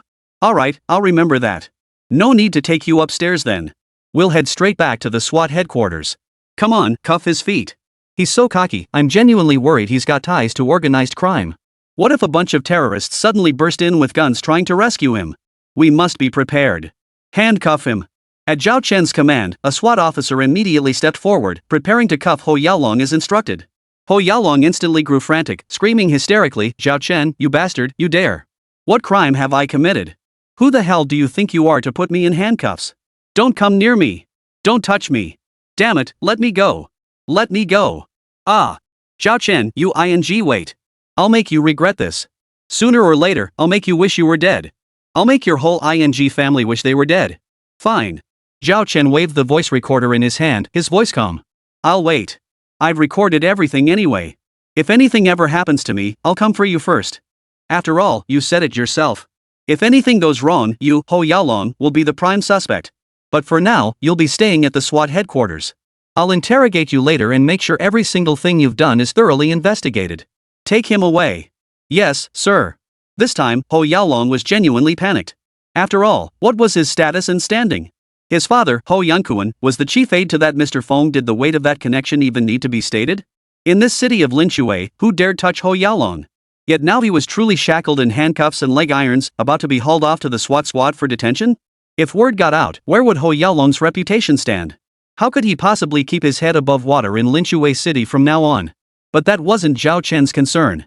In the blink of an eye, Ho Yaolong was led away, shoved into a police car, and sent straight to the SWAT headquarters. Soon after, upstairs at Li Rui's residence, Zhao Chen sat across from Zhai Guangwei and stated, "Now let's address your issues. I ask, you answer. Think carefully before speaking. Every word will be recorded in the transcript and audio logged. Both your statements and the transcripts will be recorded. You bear legal responsibility for every word you utter. Don't blurt things out carelessly. Tell the truth, or else you won't just be wasting my time, you'll be digging your own grave. You must understand that in today's society, nothing can escape legal consequences. The net of justice is wide but never misses its mark. If you've done something wrong, we will uncover it. It's only a matter of time. After all, no wall is impervious to wind, and paper cannot contain fire. If you wish to avoid detection, you must refrain from wrongdoing. Every word I say now is advice for your own good. I urge you to take it seriously." "Yes, yes." Zhai Guangwei nodded repeatedly, his attitude extremely cooperative. "Rest assured, Director Zhao. I've truly come to my senses now. I will cooperate fully, telling you everything without holding back a single word." Zhao Chen nodded in return before getting straight to the point. Li Rui was reported, an investigation was launched, and they uncovered 10 years of embezzlement totaling 70,000 yuan. "How much do you know about this?" "Ha?" Zhai Guangwei froze, then glanced at Li Rui beside him, his expression clearly flustered. "Li Rui? Wait, Director Zhao, aren't you supposed to be questioning us about the group's affairs? How did this?" "Same thing," Zhao Chen cut him off. "Li Rui oversees the housing fund. It just so happens that your group's Zhao Weiming and numerous frontline sales staff had their year-end bonuses diverted to purchase housing funds for your group's senior management. What a coincidence. Too coincidental to be a coincidence. That's why I have reason to believe these two cases must be connected. Especially, didn't Ho Yaolong mention downstairs earlier that the reason there's been no news about your group's funds being used to purchase that higher-tier Provident Fund project is precisely because Li Rui didn't approve it? Why wasn't it approved? What kind of housing fund project was it? Could Li Rui's absurd accusation embezzling 70,000 yuan over 10 years be directly linked to this project? Even if there's no direct connection, I'm certain there's an indirect one. After all, he must have handled more than just that one housing fund project. Or rather, there must be countless other housing fund projects like yours that never got approved." At this point, Zhao Chen turned to look at Li Rui. "Li Rui, tell me, is that how it is?" "Yes." Li Rui replied directly. "I remember their group's housing fund scheme. It was a new trick concocted by Ho Yaolong in collusion with relevant parties. Ostensibly, it offered a higher tier pay more now to enjoy greater benefits later. But in reality, it was pure and simple fraud." "A scam?" Zhao Chen exclaimed in disbelief. "What do you mean?" Li Rui took a deep breath before delivering a bombshell. "This isn't a legitimate housing fund in the traditional sense at all. It's a scam disguised as a commercial insurance product." Chapter 192, Illegal Self-Surrender? I don't know how Ho Yaolong pulled it off, but he somehow obtained the relevant documents and created a seemingly legitimate supreme-tier housing fund insurance plan. He got our company to partner with an insurance firm, channeling the group's housing fund contributions into the insurer. After 30 years, the insurance company promised to pay each participant triple their original contributions. Triple the housing fund? What does that even mean? Think about it, is that even possible? And you had to maintain contributions for the full 30 years without interruption. You had to keep paying into the fund at that so-called supreme tier level. If you missed a payment, you lost everything, all your contributions went to waste. Even if you switched jobs, it didn't count. You had to stay at the same company for 30 years. Think about what this means. You have to guarantee you won't change companies for 30 years, and you have to guarantee that company won't go bankrupt or change its name in 30 years. Because their contract stipulates, I don't remember the exact wording, but the gist is that even if the company changes its name, it's still invalid. Isn't this just a pure unfair clause? What if both sides collude? What if the company changes its name for any reason in the 29th year? Wouldn't those 29 years of contributions go to waste? Is that even legal? So, can I approve this? I've rejected every single one of these housing fund projects and reported them. As soon as Li Rui finished speaking, Zhao Chen asked, "You reported them? Did it work?" Facing this question, Li Rui smiled and said, "Of course it worked. How could it not? Look, I've already been countered. 10 years of embezzling 70,000 yuan, 20 years in prison. I doubt even you, Director Zhao, can change anything. After all. Never mind. I've accepted my fate anyway. Accept your fate? Zhao Chen frowned, his tone turning grave. What fate are you accepting? Your destiny is in your own hands, not heaven's. Are you really going to bow down to those corrupt forces? You never showed fear before, why now? Why give in? Do you truly intend to abandon your principles midway? Have you no desire to uphold your beliefs and ideals? Evil may rise a foot, but righteousness rises a yard. Evil never triumphs over good, that's the eternal truth. You've carried the torch for the people, guarding the city's housing fund like a sentinel, never retreating from your post. And now you want to give up? If you give up, the city's housing fund will be breached. How many people's savings will be ruined? How much corruption will it encourage? How many criminal gangs will it breed? And that so-called premium housing fund project? I was curious what it entailed, but now I see it's no different from banks secretly using depositors' money for private investments. Profits go to them, losses fall on depositors, a risk-free scheme.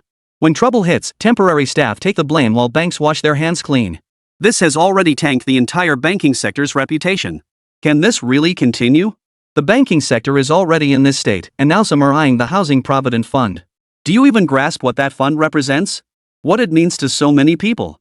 Countless individuals rely on those provident funds to buy homes and start families. Every single contribution connects to one or even multiple households. Can we afford for it to go wrong?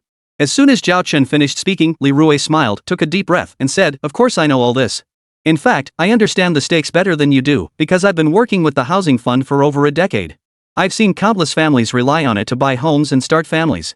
If the fund were to fail, many of them would be unable to buy homes, get married, or start families.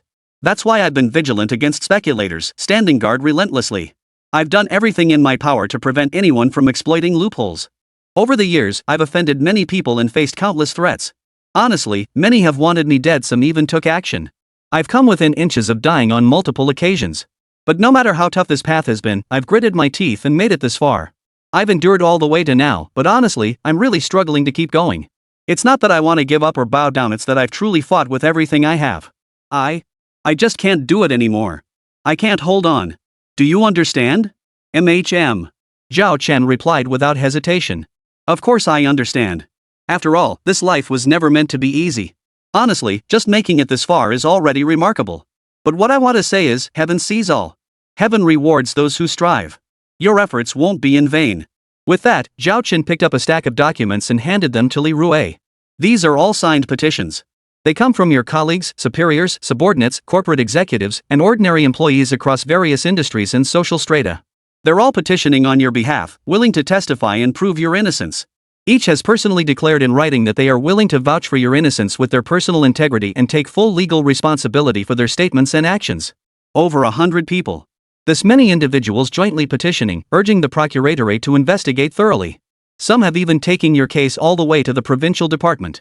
This is extremely rare in today's society. Doesn't that speak volumes? In short, you must believe in yourself, believe in the government, believe in the country, believe that we will certainly clear your name.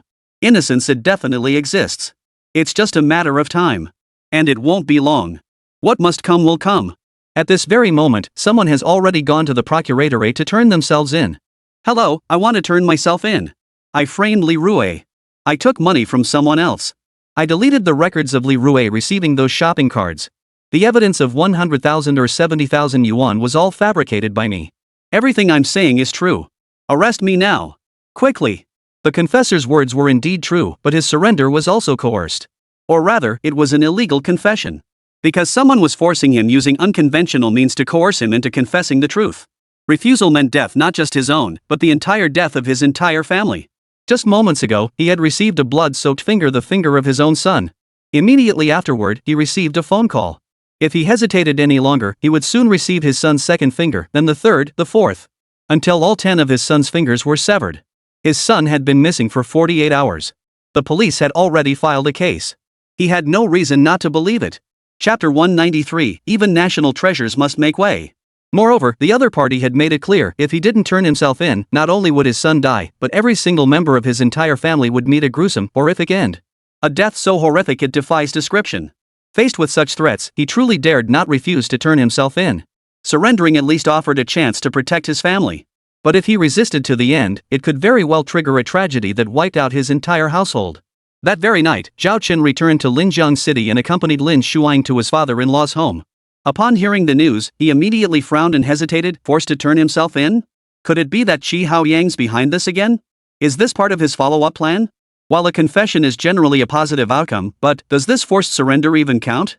As Zhao Chen finished speaking, Lin Shuang picked up the thread. You mean, does this kind of surrender have legal validity? Yes, Zhao Chen nodded. That's exactly what I mean. After all, this wasn't a voluntary surrender. He was threatened, completely coerced.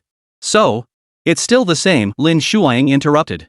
Whether he was threatened or coerced, as long as his confession reveals criminal facts, he should face legal consequences. And simultaneously, the person who threatened him is also committing a crime. They will be investigated and punished by the law. That's a separate matter. It's not as if his forced confession means the crimes he confessed to can be ignored. It just means the police will also pursue the person who threatened him. Zhao Chen realized, so that's how it is? Then, did Qi Haoyang actually do something good this time? Wait, no. What good deed? Crime is crime, no matter how you look at it. How could anyone use such brutal methods to force a confession? Especially targeting someone's son that's utterly heartless. We should resolve this through proper legal channels, not resorting to violence like Qi Haoyang did. Don't you agree, honey? Lin Shuang fixed her gaze on Zhao Chen's eyes and smiled. Why do I feel like you're saying this specifically for me? Ha? Zhao Chen was flustered. Specifically for you? How could that be? Everything I said earlier was my genuine opinion. I truly believe.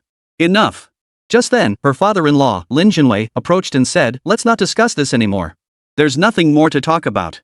When someone confesses to a crime, they face the consequences. When someone uses brutal, bloody methods to force that confession, they face the consequences too. The law knows no mercy. Crime is crime. What's there to discuss? Come over here. Sit down. Let's discuss something else. I just heard the news myself. The Imperial Seal has been found. In an instant, Zhao Chen and Lin Shuang froze simultaneously, their eyes brimming with question marks. Under their stunned gazes, Lin Jinwei continued, it is indeed the Imperial Seal. Experts have authenticated it 100% genuine. But here's the problem, the person who found it took the Imperial Seal to the monument to the people's heroes. He livestreamed smashing it right on the monument while shouting, smash the last vestige of feudal imperialism. The world belongs to all. Long live the people. Zhao Chen and Lin Shuang, the married couple, were once again dumbfounded in an instant. This time, they were genuinely dumbfounded. The Imperial Seal smashed against the monument to the people's heroes? That person shouted the world belongs to all, and long live the people, using the monument to the people's heroes to smash the Imperial Seal in the name of destroying the last vestige of feudal imperialism? Zhao Chen, holy crap? Lin Shuang, holy crap? After finally regaining their senses, Zhao Chen and Lin Shuang both blurted out these exclamations in unison. They immediately pulled out their phones to search for related news. They didn't even need to search, news alerts popped up on their screens. A single tap revealed the related video. In the live footage, a young man held aloft the ancient yet crystal-clear Imperial Seal, proclaiming in a resonant voice, the world belongs to all, long live the people. Shatter the last vestige of feudal imperial rule. Now, with this jade seal, I declare to our martyrs, in today's society, the world belongs to all. Their sacrifices were not in vain. May all our fallen heroes rest in peace, knowing this truth. With that, the youth smashed it to pieces. Clang! With a sharp ring, the Imperial Seal, symbol of over 2 millennia of feudal rule, finally seen again after so long, shattered into pieces. Holy crap? Holy crap? How could someone be this bold? Yeah. Ha? Zhao Chen, what are you saying? Ha? I wasn't saying anything. Just expressing my disbelief. What are you sighing about? That's the Imperial Seal, a national treasure. Now it's gone, and you still dare call that guy gutsy? No, honey, I just think, actually, this guy had good intentions. I mean, national treasure or not, he smashed it in the name of destroying the last symbol of feudal imperialism. He was shouting the world belongs to all, and long live the people. He used the monument to the people's heroes to smash the Imperial Seal. That's politically correct. It totally aligns with our contemporary society's core socialist values. He did nothing wrong. Dad, what do you think? Zhao Chen turned to Lin Jinwei as he spoke, asking, what do you say? Did this guy do anything wrong? If anyone dares say he was wrong, then where exactly was the mistake? Was it the world belongs to all? Or long live the people? Or that feudal imperial rule shouldn't have been smashed? Anyone who dares say that would be suspected of advocating for the restoration of feudal imperial rule. That's a serious crime, Dad, don't you agree? Lin Shuang was baffled once more. In contrast, Lin Jinwei nodded. Yes, that's correct. That's how the logic goes. So, I want you to help me analyze and discuss this. Was the person who smashed the Imperial Seal truly a hero or a villain? Did they genuinely shatter the last symbol and vestige of feudal imperial rule, thereby bringing our civilized, law-based society where the world belongs to all to perfect fulfillment? Or was it malicious destruction of a national treasure? Faced with this question, Lin Shuang's brows furrowed deeply. Clearly, she was genuinely stumped. Zhao Chen, however, casually interjected, national treasures? That implies a nation first, then treasures. Antiques thrive in times of peace, gold in times of chaos. What created this era of prosperity? It is the founding father Sun Yat-sen's declaration that the world belongs to all under heaven. It is Chairman Mao's cry of long live the people. It is the countless people's heroes and martyrs who sacrificed their lives and shed their blood in heroic devotion. Only through this have we achieved today's vast nation and era of prosperity. How could mere national treasures compare to the very foundations of our nation? The world belongs to all and long live the people. Chapter 194, An Unprecedented Challenge. Zhao Chen's words were truly righteous and impassioned. Moreover, it was utterly politically correct. No one could refute it, or dare to refute it. And in this, he truly echoed the mindset of that youth who had smashed the imperial seal. In the interrogation room, the youth faced the furious rebukes of numerous experts without flinching, retorting directly, "What's wrong with the imperial seal? Whose imperial seal is it? Yours? You want to pass on the nation? Whose nation is this? The world belongs to the people. Long live the masses. This is the nation of the working people, our great communist state. It no longer belongs to feudal emperors. The Qing dynasty is long gone. Yet here you are, berating me over a worthless piece of jade? What right do you have to scold me? You spout cultural relics and national treasures at every turn. What relics? What treasures? Antiques thrive in peace, gold in chaos. In times of turmoil, those so-called relics you cherish are worthless, not even as good as a loaf of bread. If not for our great communist martyrs who sacrificed their lives and shed their blood, paying with countless sacrifices for today's prosperity, would you even have a voice? Return artifacts? Return national treasures? Even if you were the greatest national treasure, you must yield to our glorious communism. Before the monument to the people's heroes, in the presence of countless martyrs' spirits, I shattered the last symbol of feudal imperial rule. I drew a definitive line under 2 millennia of feudal tyranny, bringing our communist golden age to perfect fulfillment. Dare you say I was wrong? Wrong where? Is the world belongs to the people not right? Or long live the people not right? Our great chairman Mao came from the people himself. It was he who shouted long live the people. Do you dare forget your roots? Dare say this is wrong? Just a few years of full bellies and you've forgotten everything? Are you plotting rebellion? Anyone who gets all worked up and yells at me over that worthless imperial seal is suspected of plotting to restore feudal rule. Because you aren't defending some national treasure. The true treasures of our new China are the great working and peasant classes, the great masses of the people, and the great communism. Not some imperial seal symbolizing autocracy. Got it? The young man delivered each sentence with fierce intensity.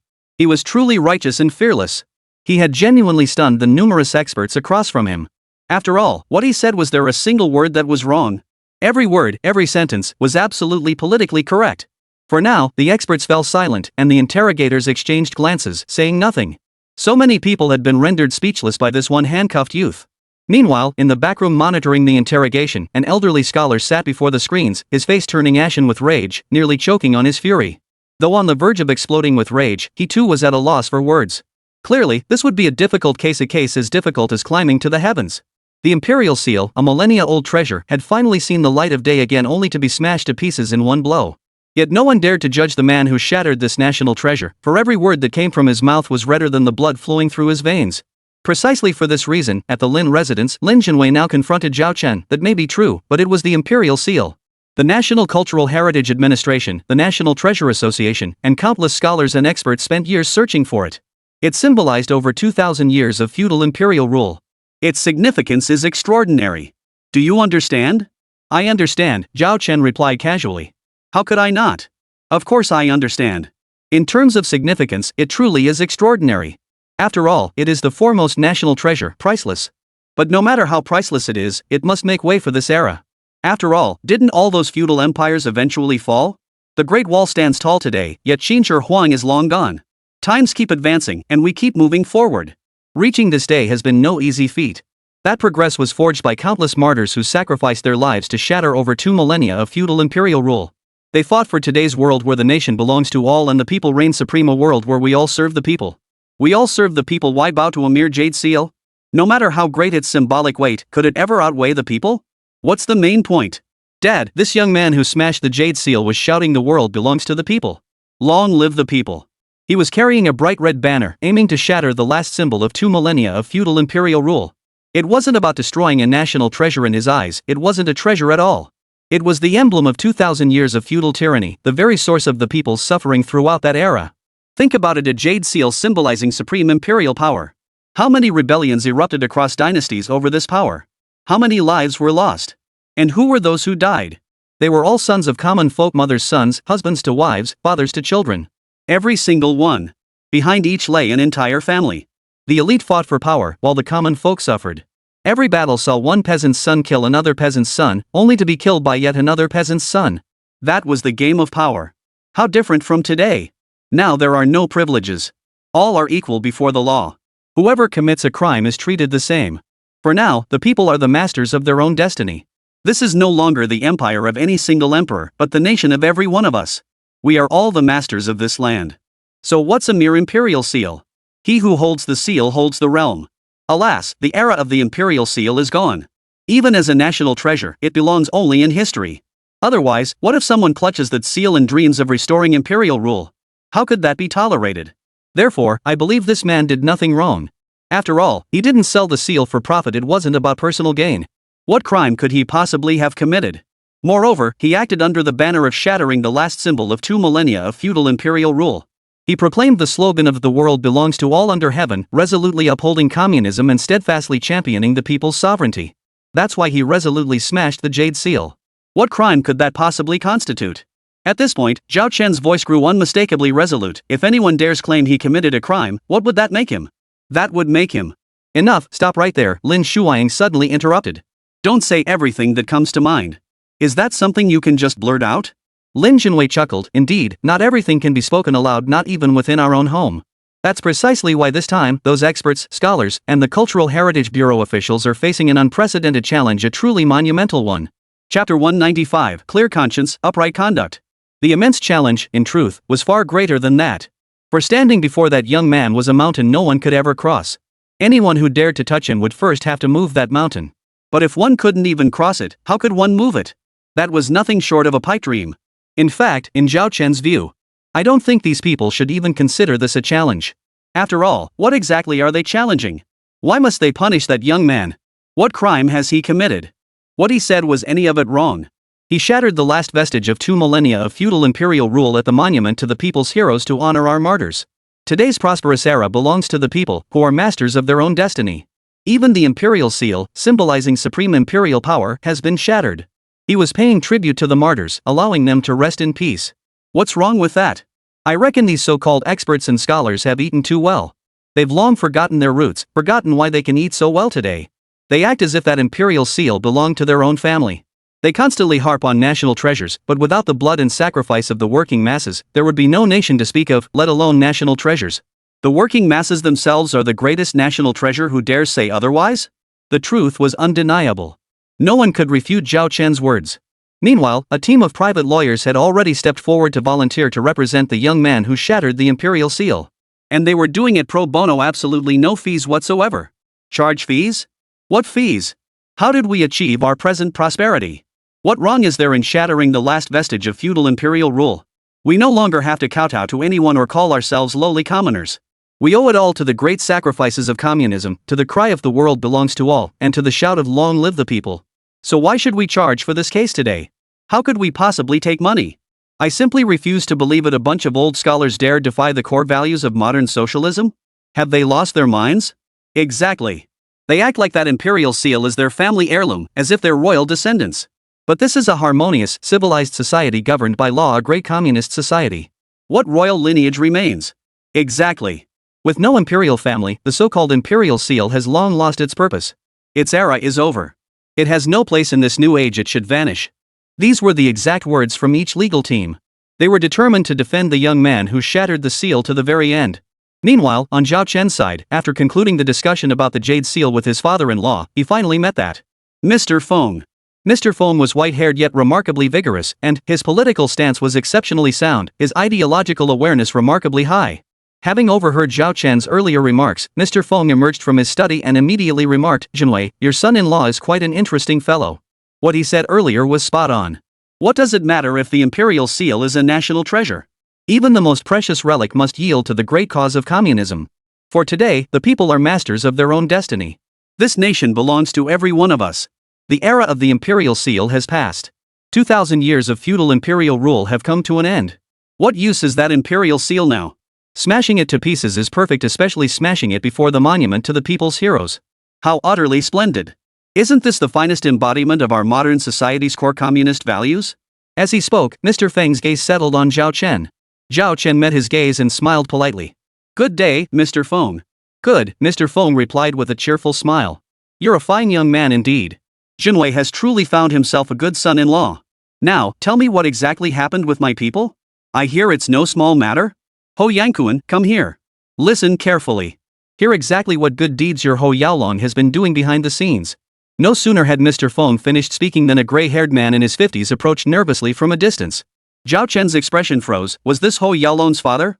This is my chief of staff, Mr. Feng continued.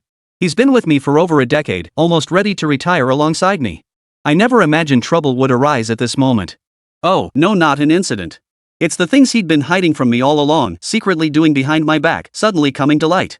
Ho Yaolong, tell me, will you confess voluntarily today, or would you rather have Director Zhao Chen here, representing the State Security Bureau, dig it all out of you piece by piece? I warn you, it's best to confess voluntarily. Then whatever happens, happens. After all, you know me well enough. If you've truly crossed the line, I won't lift a finger to save you. After all, if you haven't done anything wrong, you're my chief of staff. But once you've crossed the line, you're no longer connected to me in any way. And even I would face investigation. At the very least, I'd be charged with dereliction of duty, or even forced to resign in disgrace. Ahem. Suddenly, Lin Jinwei interrupted. Mr. Feng, what exactly did you tell me over the phone? I remember it clearly. You said at the time that as long as one has a clear conscience, one can stand tall and walk with confidence. Why should one be dragged down by the mistakes of subordinates? While negligence charges are unavoidable, resignation is hardly necessary.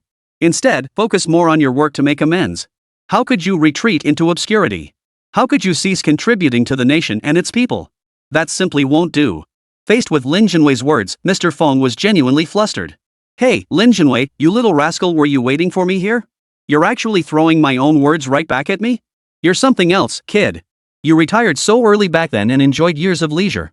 Now that I'm this old, you won't let me step down? You want me to keep holding down the fort? Look at you. What kind of logic is that? Who acts like this? Lin Jinwei countered with a laugh. No, that's not what I meant at all. I just think you were right back then, Mr. Feng, and I wanted to see if your words hold true. This way, I can finally let go, right? And it prevents the country from losing such a respected and esteemed talent as you. Wouldn't you agree? Mr. Feng, though advanced in years, found himself genuinely at a loss for words. Enough of that for now. The most urgent matter now was to get his chief of staff to confess voluntarily. What exactly had he been up to behind the scenes? Chapter 196, You messed up, how could that not affect me? Meanwhile, Ho Yaolong, already locked up in the SWAT unit's detention center, was acting cocky again. Damn it, let me out. I said let me out. You hear me? Don't you know who I am? I'm Ho Yaolong. My dad is Ho Yankuan, Mr. Feng's chief aide. You dare arrest me? You want to die? You think I can't get Zhao Chen fired with one phone call? I can get all of you fired, you hear me? You think you're worthy of messing with me? Is Zhao Chen even worthy? He's not even fit to polish my shoes, yet he dares arrest me on my turf? Don't you know this whole Linshui city is mine? Tell him to watch his back. If he pushes me too far, I'll make sure he never leaves Linshui city alive. No one had intended to engage Ho Yaolong, but the moment he spoke, a SWAT officer immediately approached. The officer locked eyes with Ho Yaolong, staring intently for several seconds before sneering coldly, so tough, huh? You think you can keep our Chief Zhao from leaving Linshui city? Ho Yaolong, you've got some nerve, actually saying something like that out loud? So what? Ho Yaolong showed no sign of backing down, his arrogance undiminished. He casually retorted, who the hell in Linshui city doesn't know Ho Yaolong? You don't know me? You lot dare claim ignorance? My father, Ho Yankuan, is even more renowned. Not just in Linshui city, even at the provincial committee, few don't know his name. A mere Zhao Chen thinks he can take me on? What does he think he is? He's got a chicken feather and thinks it's a royal decree. Does he really believe he can take me down? He's delusional. Facing Ho Yaolong's tirade, the SWAT officer remained unflappable. Is that so? Seems you're quite the big shot, huh? Fine. I'll be waiting. We'll all be waiting to see if you, Ho Yaolong, can walk free without charges. You better be that powerful, or else just for openly threatening Director Zhao earlier, saying he'd never leave Linshui city, that alone warrants aggravated charges. Aggravated charges? Ho Yaolong sneered, cutting him off. What aggravated charges? What crime have I committed? What crime could they convict me of? Do they have evidence? Who the hell dares convict me? Who dares testify? Seriously, I'm not afraid to tell you no one dares come forward to testify against me unless they want to die. I guarantee it, anyone who steps forward dies. And I mean everyone in their entire family dies too. I'll say it right to your face. What are you gonna do about it? His words sounded truly arrogant. And in the past, Ho Yaolong had every reason to be arrogant, because back then, no one dared to touch him. But now, at this very moment, not only was Ho Yaolong himself in grave danger, but even his father, Ho Yankuan, had already confessed his crimes before Zhao Chen and Old Master Feng. Not only had he confessed, but he had laid bare every single crime he had committed. Because in front of Old Master Feng, Ho Yankuan, the chief secretary, truly dared not withhold the truth. The moment the truth came out, Mr. Feng flew into a rage, his fury like thunder. He kicked him right in the gut. Damn it, Ho Yankuan, you bastard! How dare you do this? What have I always told you? How could you do this, you good for nothing? Do you really treat my words like wind passing by your ears? Do they just go in one ear and out the other, completely ignored? You don't respect me, and you show utter contempt for the country and the law. You're completely lawless, utterly despicable. Ho Yankuan! Ho Yankuan! How could you, of all people, follow me? How could you ignore all the principles I've taught you? How could you refuse to listen when I repeatedly warned you not to stray? You've let me down beyond belief. As the words fell, Mr. Feng strode forward and raised his hand, delivering a sharp slap across Ho Yankuan's face as he scrambled to his feet. Smack! The sharp crack echoed as a vivid handprint instantly marked Ho Yankuan's cheek. You good for nothing. Did you say you needed money? Why did you have to get involved in all that mess? Have you gone blind with greed? Material possessions are just that, possessions. How much is ever enough? How could you make such a mistake? I remember you weren't like this before, Ho Yankuan. You. His voice trailed off. Mr. Feng was so enraged he could barely speak. At that moment, Ho Yankuan collapsed to his knees before Mr. Feng with a thud. Head bowed, he lamented bitterly, I'm sorry, Mr. Feng. I've let you down. It's my fault. I was blinded by greed. I couldn't resist the temptation. It's all my fault, Mr. Feng. I'm sorry, What have you done wrong to me? Mr. Feng frowned deeply and rebuked him sternly. Have you wronged me? You've wronged the country, the party, the people, and yourself. What have you done to wrong me personally? In terms of work, you've been diligent all these years, that's why I trusted you so much. But how could you commit such a grave violation of principle? How could you stray so far from the right path? Ho Yankuan, you're not short of money. How could you do this? Enough. I truly don't know what else to say to you. Let it be. Things have come to this point, further words are useless. Poof. You've brought this upon yourself. You bear the consequences. Now, in front of Director Zhao, confess all your criminal acts and name every single person involved. Ho Yankuan, remember this, you're not helping me, nor are you assisting Director Zhao in solving the case. Confessing everything now is solely for your own sake. This is your only chance at redemption. Seize this chance, it won't come again. If you miss it now, you'll never get another chance to atone. Understand? Without waiting for Ho Yankuan's response, old Mr. Feng turned directly to Zhao Chen. Come on, Zhao Chen, you take over the interrogation. Afterward, proceed as necessary, follow protocol strictly. No need for courtesy. Do not show leniency simply because he was my chief of staff. He knowingly broke the law and must be dealt with severely. Furthermore, effective immediately, Ho Yankuan is no longer my chief of staff. I will personally request the Commission for Discipline Inspection to come and take me away for investigation. Though I am innocent, this isn't up to me. We must follow the proper procedures. Everything must proceed as it should. After all, he was my chief of staff. His misconduct places undeniable responsibility on me, at the very least, negligence and oversight. Suddenly, Ho Yankuan shouted, Mr. Feng. This has nothing to do with you. It's all my fault, deceiving superiors and concealing the truth. All the mess I created behind your back, it's not your responsibility. Nothing to do with me? Old Mr. Feng's expression turned solemn, his tone grave and stern. What do you mean, nothing to do with me? You're my chief of staff. If you've committed a crime, how could I possibly escape responsibility? Do you even realize what you're saying? Chapter 197, Mr. Feng, you mustn't be foolish. In truth, the deeds of Ho Yankuan and his son Ho Yaolong had nothing to do with Mr. Feng. He genuinely knew nothing about them. However, this Mr. Feng was not the sort to shirk responsibility. After all, his father was Feng Zhenghua, a man of immense moral stature and profound respect.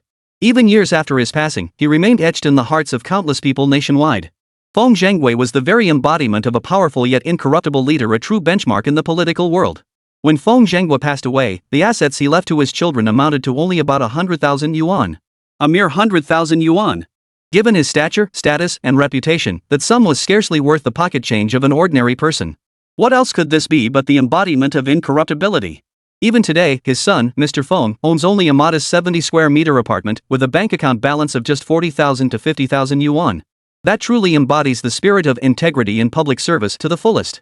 While the Feng family does have wealth, it was all earned through the hard work and abilities of this Mr. Feng's children. Their eldest son was the provincial top scorer in the science track of the college entrance exam that year. Their second daughter became the city top scorer in the liberal arts track the following year. Though their third son wasn't academically strong, he possessed a knack for business. He started an on-campus venture during his freshman year and founded a company right after graduating senior year. Today, that company is valued at tens of millions. All three children are exceptionally capable. It's possible they benefited to some extent directly or indirectly from Mr. Feng's success. But ultimately, they made their own way. They certainly weren't the type to resort to crime or corruption. They truly earned their keep through their own abilities and hard work. Every penny in the Feng family can truly be called clean, with nothing to hide. Precisely because of this, old Mr. Zhang now speaks with genuine confidence and righteous indignation. Ho Yangkuan, answer me this, can I really distance myself from this? Can I shake off the suspicion? Who wouldn't suspect I'm your protector? Won't the Commission for Discipline Inspection have to investigate me thoroughly to clear my name? But this will affect you. Though Ho Yangkuan was no saint, he genuinely worried for Mr. Feng at this moment. After all, for someone of Mr. Feng's stature and reputation, being formally investigated was no trivial matter. It could very well end his entire political career. Even if he were ultimately cleared of all suspicion and proven innocent, it would still be seen as a stain on his legacy. Yet without hesitation, Mr. Feng cut Ho Yangkuan off mid-sentence, demanding, impact? What impact? If you truly feared affecting me, you wouldn't have done those things. Now you realize it affects me? Where were you earlier? What were you thinking back then? I was blind too. How could I have failed to notice all along that you, Ho Yangkuan, were secretly committing crimes? To others, does it look like I genuinely didn't notice, or that I've been turning a blind eye all along? Forget others, even I'm starting to doubt. In any case, an investigation is now essential. All necessary procedures must be followed.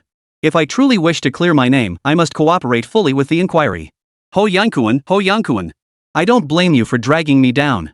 After all, I failed to supervise you properly and set a good example for you. That's truly my responsibility. I didn't lead by example. I was wrong, and I deserve punishment. But you've truly ruined your own life with this.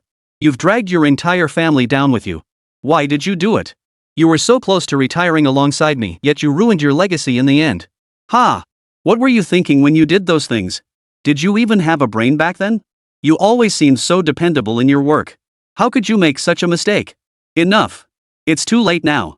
I truly don't want to say another word to you. Just confess everything honestly. Ugh, you good for nothing. After speaking, Mr. Feng turned to Zhao Chen, took a deep breath, and said, Go ahead, Director Zhao. Interrogate him thoroughly. Show no mercy to anyone. Do whatever it takes. Once it's done, take whatever action is necessary. There's no room for politeness with scoundrels like this. I'll do the same. Once the Commission for Discipline Inspection arrives, I'll confess everything honestly. I'll cooperate fully and tell them everything I know. After all, things have already come to this.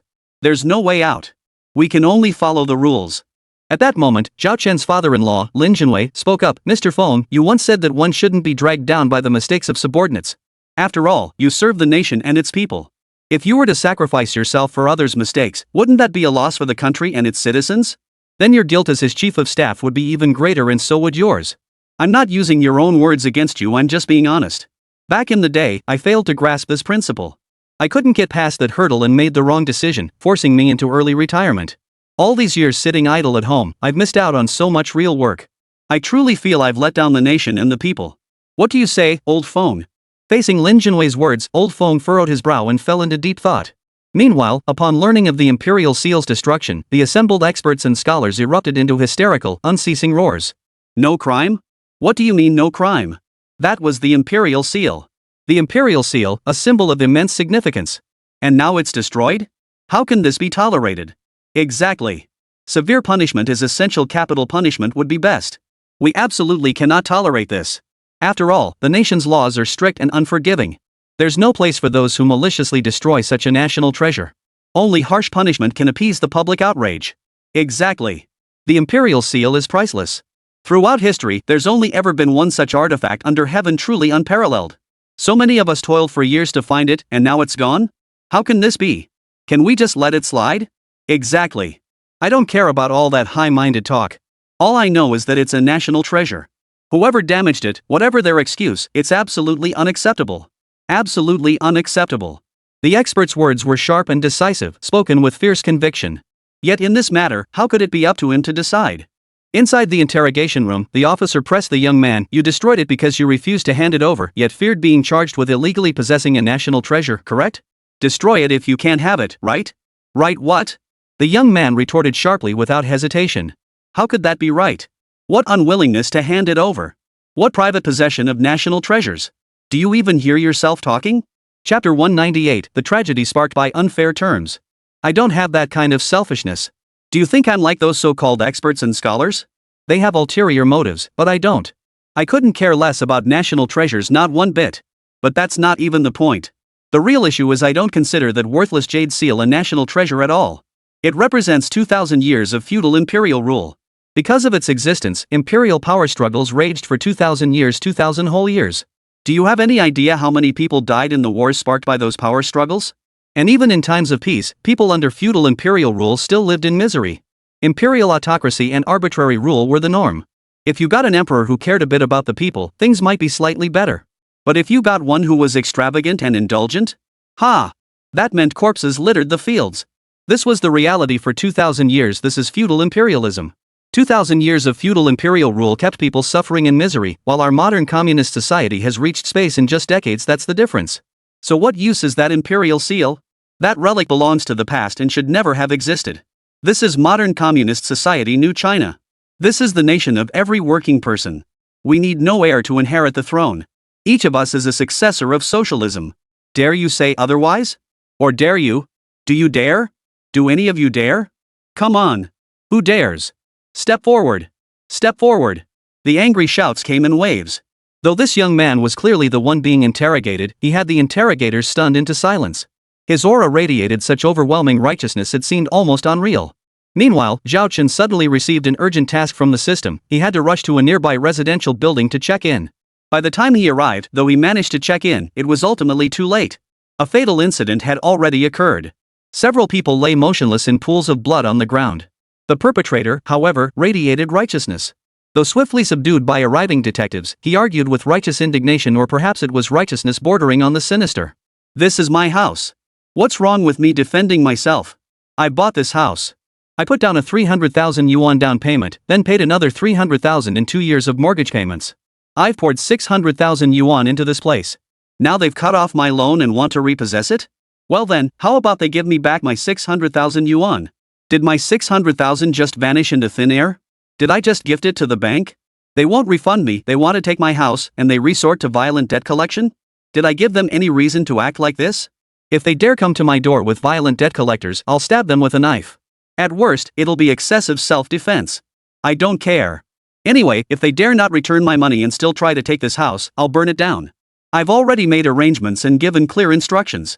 Even if I go to jail, someone else will come to burn the house. I don't believe they can guard it 24/7. I don't believe they can hold it. Unreasonable? Then let's fight to the death. Come on, who's scared of who? Alright. Zhao Chen stepped forward, flashing his credentials as he spoke. Let him go. I'll handle this. Hand it over to me. Trust me, I'm a senior investigator from the Provincial Bureau. Since I'm involved, I'll see this through. From what I've gathered, this case is quite significant. It could push the entire legal system toward greater refinement. Trust me, I can handle this. You all go examine the scene. Leave him to me. At that moment, the several detectives present had finished examining and verifying Zhao Chen's credentials, their expressions turning to utter astonishment. You're really a senior investigator from the Provincial Bureau? You really intend to take this case? This case is incredibly complex. I'm perfectly capable, Zhao Chen reiterated. Besides, I thrive on complex cases. The more intricate, the better I relish the challenge. With that, Zhao Chen turned his gaze toward the man. Come with me over here. Give me a detailed account of the situation. Just tell me the truth. I'll determine right from wrong myself and ensure you get justice. Justice? A man nearby, covered in multiple slash wounds, frowned and shouted angrily, he's the murderer. Damn it, we're the victims. What justice do you think you're giving him? Ha? Zhao Chen turned his head, slightly frowning. Did I say he wasn't the murderer? Even if he is the murderer, this is his own home. What were you doing barging into his house? Illegal violent debt collection? Why shouldn't he have the right to defend himself? Even if it was excessive force, it was still self-defense. After all, he didn't come to your house to commit a crime. You were the ones who came looking for trouble. Before Zhao Chen could finish, the man cut him off sternly. Officer, you can't talk like that. Why can't we come to collect? Who says showing up automatically means violent collection? Who used violence? Who can prove it? Look at us. Look closely at these wounds on our bodies, this blood, it's everywhere. Several of our brothers are lying motionless over there, already dead. Officer, can't you see that at all? He refused to face the debt collectors, refused to face his own debts, and resorted to extremely bloody violence. We're all injured like this, how can this be our fault? And let me tell you, this isn't even his house anymore. He defaulted on the mortgage. According to the purchase contract, this property no longer belongs to him. The bank has every right to repossess it and auction it off. Got that? Officer, do you even understand the law? Before the other man could finish, Zhao Chen cut in with a straight face. Who doesn't understand the law? Let me tell you, I actually do. Not only do I understand the law, but I also know its fundamental purpose is to protect the lawful rights and interests of every individual, to uphold fairness and justice in this world. What kind of fairness is this? Take him, he put down a 300,000 yuan down payment, paid another 300,000 in mortgage installments, totaling 600,000 yuan invested over 2 years. Now just because he defaulted, you're taking the house back? What kind of logic is that? If you're going to take the house, shouldn't you return that 600,000? Even if you charge him double the market rate for 2 years' rent, that would be reasonable and fair. But what you're doing is pure bullying, isn't it? So what? The man refused to listen, retorting sharply, the contract says what it says. Who forced him to sign it? He signed it himself, didn't he? Chapter 199, what? He's not dead yet? This is ridiculous. He bought the house and signed the contract himself. Doesn't that mean he should fulfill the agreement? And you call yourself a police officer? Don't you know what contractual integrity means? The debt collector's words were delivered with remarkable self-righteousness. But no matter how righteous he sounded, to Zhao Chen, his argument was full of holes. The so-called spirit of the contract only applies when the contract itself is reasonable. I just mentioned unfair terms, yet you dodged the issue completely, not uttering a single word about it, and just kept hammering on about the contract? A contract must first be reasonable. If it's unreasonable, it's an unfair clause. Any unfair clause is legally invalid. Exactly. Suddenly, the so-called murderer stepped forward, his voice stern. Unfair terms are invalid. So why the hell should I honor your unfair contract? What kind of contract is that? Besides, I wasn't going to default on the loan in the first place. It's your ING fault for freezing my bank account, WeChat account, and everything else, ruining my job. That's why I defaulted completely. You ate up my job and now expect me to pay back the loan? What the hell? You're all ING brain-dead idiots. I don't even want to deal with you, and you still have the nerve to come knocking? Come on then. I'm divorced now, and my kid's with her mother. Bring it on. I'll take you all down one by one. If you push me too far, I'll go straight to the bank and go on a rampage. Whoa, whoa, whoa. Zhao Chen cut him off just in time. Hold on. What are you saying? You can't go that far. How could you even think that? Sure, you're the victim here defending yourself in your own home, albeit a bit overzealously, but you can't just go off the rails. I told you I'd get you justice. You gotta trust me. Don't just spout off whatever comes to mind. There are people watching and listening here. Can you really just shoot your mouth off? Can you really say whatever you want? Come with me. I'll take your statement first. With that, Zhao Chen pulled the man aside and pulled out a voice recorder. Tell us everything from start to finish. The police and the procuratorate will determine the facts and assign blame. Don't just stand there. I told you to trust me. Things have already come to this. At this point, you have no choice but to trust me. Understand? Start talking. Think carefully about where to begin. Where to start. Did the man even need to think about that? Without hesitation, he blurted out, start with that business deal that fell through a year ago. $1 million deal. I'd already signed the contract and received 100,000 in advance payment. I was about to transfer it when the bank hit me with a limit, claiming the transfer was risky. They even froze my account. It took me 3 days to get the account unfrozen. By then, they'd already written me off as unreliable and cancelled the contract. The whole deal went down the drain. That one deal going south really tanked my reputation. Everyone in the industry started seeing me as unreliable. I mean, come on, I had the contract signed but took 3 days to transfer the deposit. Who'd trust someone like that? Then things just went downhill. Business got worse day by day. Eventually, I couldn't even make my mortgage payments. The bank started hounding me relentlessly, then froze my account. That forced me out of a new job I just landed because I couldn't provide a valid bank card. I used to run my own business small scale, sure, but it still brought in hundreds of thousands a year. But because the bank acted up, freezing my accounts without explanation, I lost credibility with my partners. My business collapsed and I had no choice but to take a job. But they won't even let me work. They froze all my bank accounts and WeChat accounts. What's the point of that? Not only are they stopping me from working, they're trying to stop me from living, right? And now they want to take my house? Like I'm just going to let them? I'll divorce my wife and send her back to her parents' place with the kids. I'll just sit here every day with a knife. Anyone who comes to collect, anyone who tries to take my house, I'll cut them down. Simple as that. I'd rather die than live like this. We're all just two shoulders carrying one head. Who's afraid of who? Zhao Chen shook his head and sighed helplessly. Alright. Stop ranting. We'll have to resolve this through legal means, right? I know you're fearless, but deep down, you still want a decent life, don't you? No chance left. Suddenly, the debt collector leaned in, his voice cold with a sneer. You've already killed someone. What chance do you think you have? Your ing life is over, you know that? Chance? Don't you know what you did today? What chance do you have left? Just wait. Even if you don't get the death penalty in prison, we've got plenty of ways to finish you off. Try us if you don't believe it. What kind of trash dares to fight us? Who the hell do you think you are? No sooner had the debt collector finished speaking than the man, already driven mad by murder, suddenly grabbed the large ashtray in front of him and smashed it down. Crash! The ashtray shattered. The debt collector's head split open, blood gushing as he let out a blood-curdling scream like a pig being slaughtered. The piercing screams echoed, stunning everyone present. The debt collector tried to lunge with his knife again, but Zhao Chen rushed forward, grabbed him, and wrestled the blade away. What the hell are you doing? Are you crazy? Don't you value your life? What were you thinking? What if you'd hurt yourself? Even if you're divorced, you still have a wife and kids. Are you really ready to throw caution to the wind? Who taught you to play with knives like this? What if you cut yourself? Tetanus isn't something to joke about. Sit down. Don't move. Try moving again and see what happens. After forcing the man onto the sofa, Zhao Chen turned to glare at the debt collector. His voice was icy. And you, what are you yelling about? What's the big deal? Why all the noise? Don't you know he's emotionally unstable? Don't you know he's mentally unwell? And you provoke him? Tell me, are you looking for trouble? And now you have the nerve to whine? Does it hurt? How bad could it be? If it hurts, tough it out. It won't kill you. You. The debt collector was genuinely furious. But before he could react, Zhao Chen cut him off. What do you mean, what about me? Didn't I just say he didn't mention you? Sure, he's in the wrong. But setting that aside, you're completely blameless? What were you doing barging into someone's home? What era are we in that you resort to violent debt collection? Even cornered rabbits bite. Look how your colleagues met their end. Ahem. Suddenly, a police officer nearby cleared his throat, then remarked in a low voice, they're not dead yet. Chapter 200, System Upgrade, Serving the People.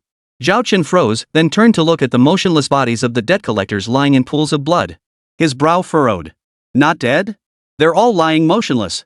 Besides, didn't their colleague just say they'd all breathed their last? Didn't he say they were dead, beyond saving? How come these guys aren't dead yet? The detective replied, they're not dead yet. They're still alive, but their injuries are too severe to move them. We've called an ambulance. We can only wait for the professional emergency responders to arrive and save them. Let's hope they make it in time. Oh. Zhao Chen seemed to grasp the situation slightly. Then let's pray the ambulance gets here quickly. Hopefully they can save them. As he spoke, Zhao Chen had clearly forgotten something. He forgot he possessed a system skill, rapid healing. And it was level 3.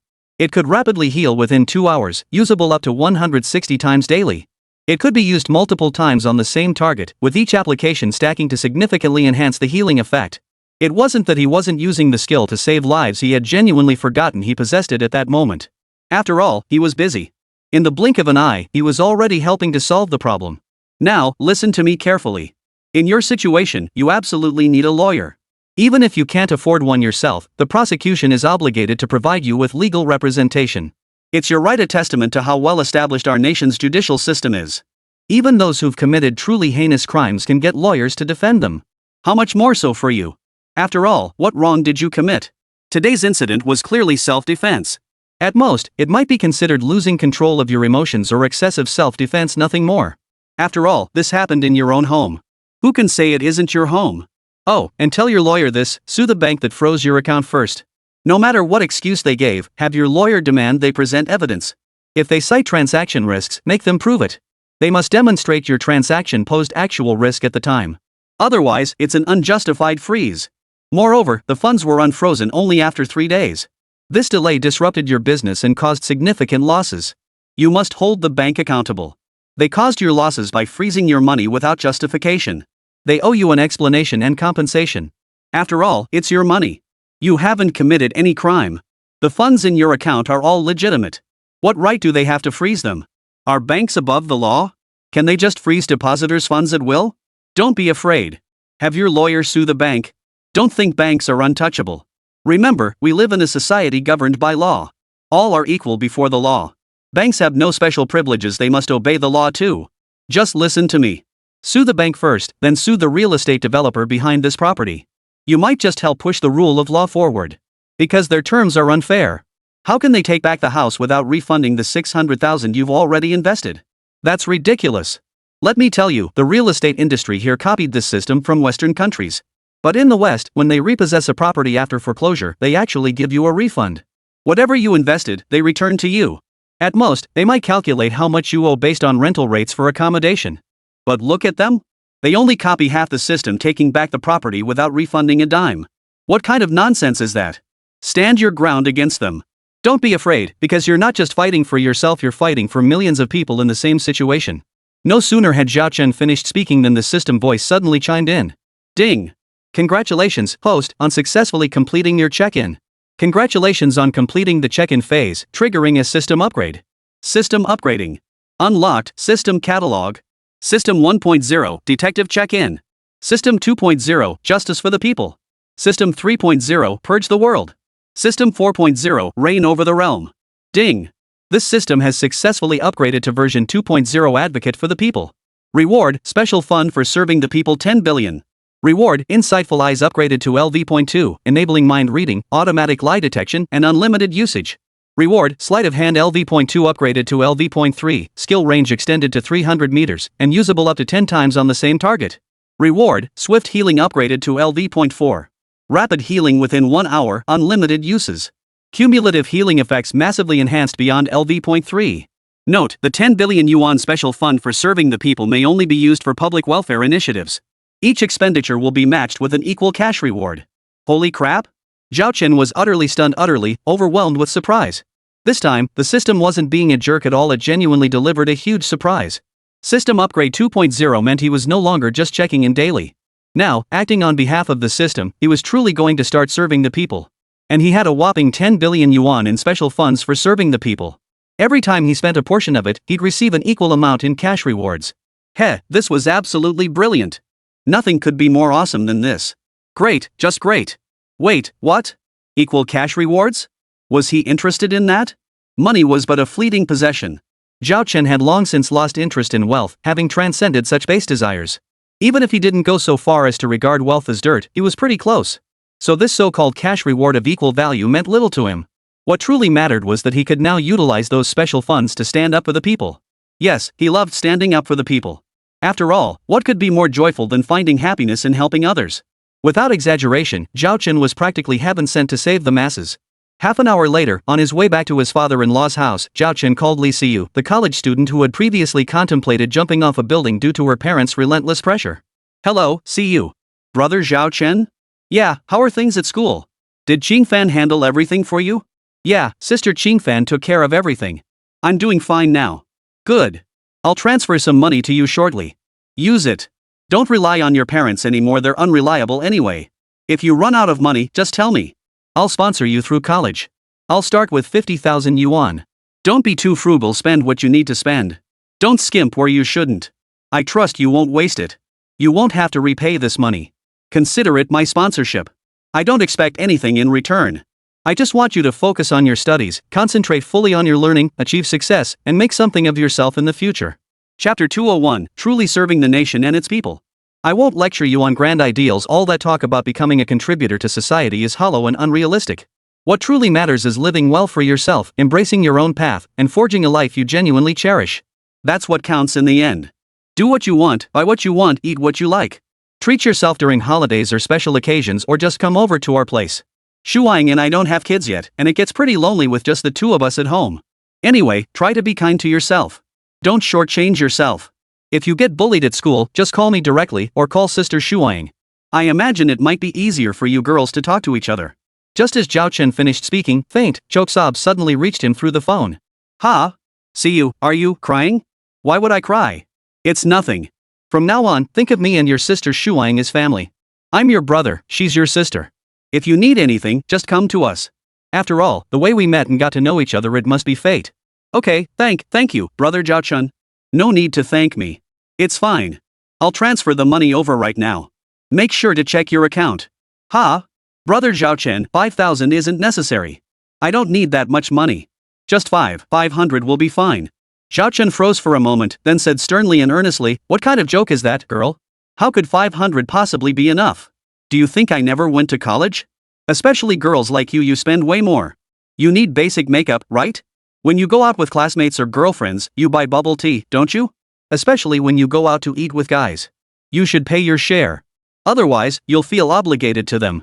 You know what I mean? Anyway, don't skimp on what you shouldn't. Take this 50,000 for now. If you really don't need it all, save it for this semester's tuition. It's fine. That's it. I've got things to do, so I'll hang up now. I'll transfer the money over right away. Before Li Siyu could respond, Zhao Chen hung up immediately and initiated the WeChat transfer 50,000 yuan. Ding! Used 50,000 yuan from the People's Justice Fund, rewarded with 50,000 yuan cash. The system processed the reimbursement instantly smooth as silk. So Zhao Chen didn't feel the slightest bit of regret about parting with this 50,000.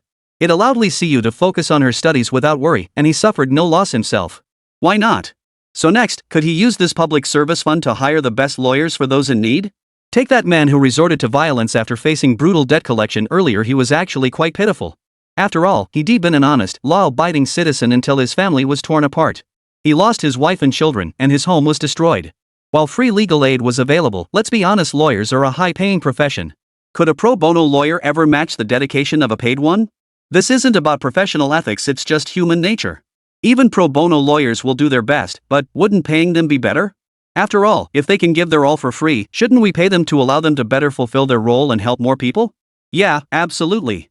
His idea is definitely viable. Let's do it. Meanwhile, on the other side, Lin Yuanfan also proposed an idea at a high-level meeting.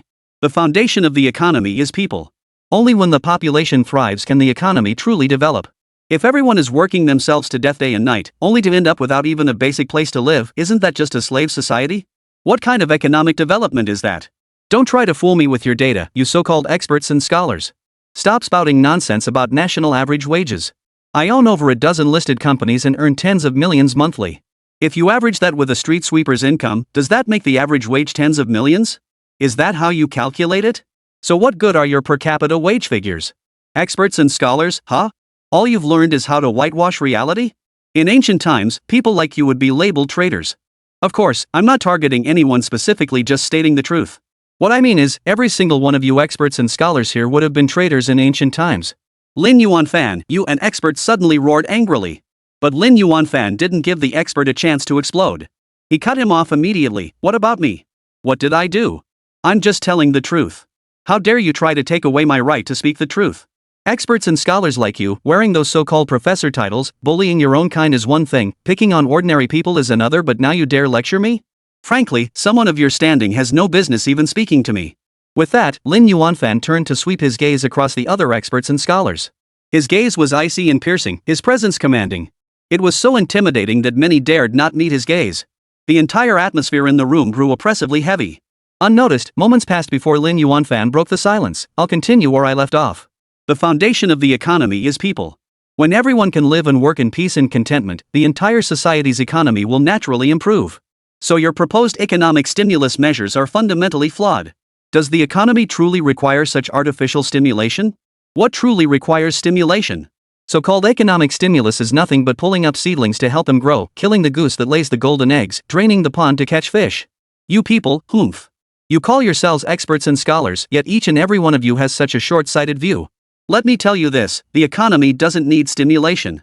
It's like this: a father's kindness begets a son's filial piety. If the father isn't kind, how much good will it do to force the children to be filial?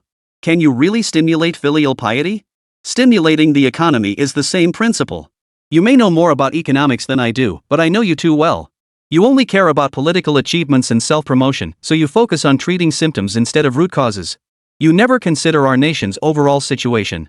This is classic short-term gain at the expense of long-term ruin. It's like draining the pond to catch fish just to fill my own belly, only to starve future generations. How can that be right?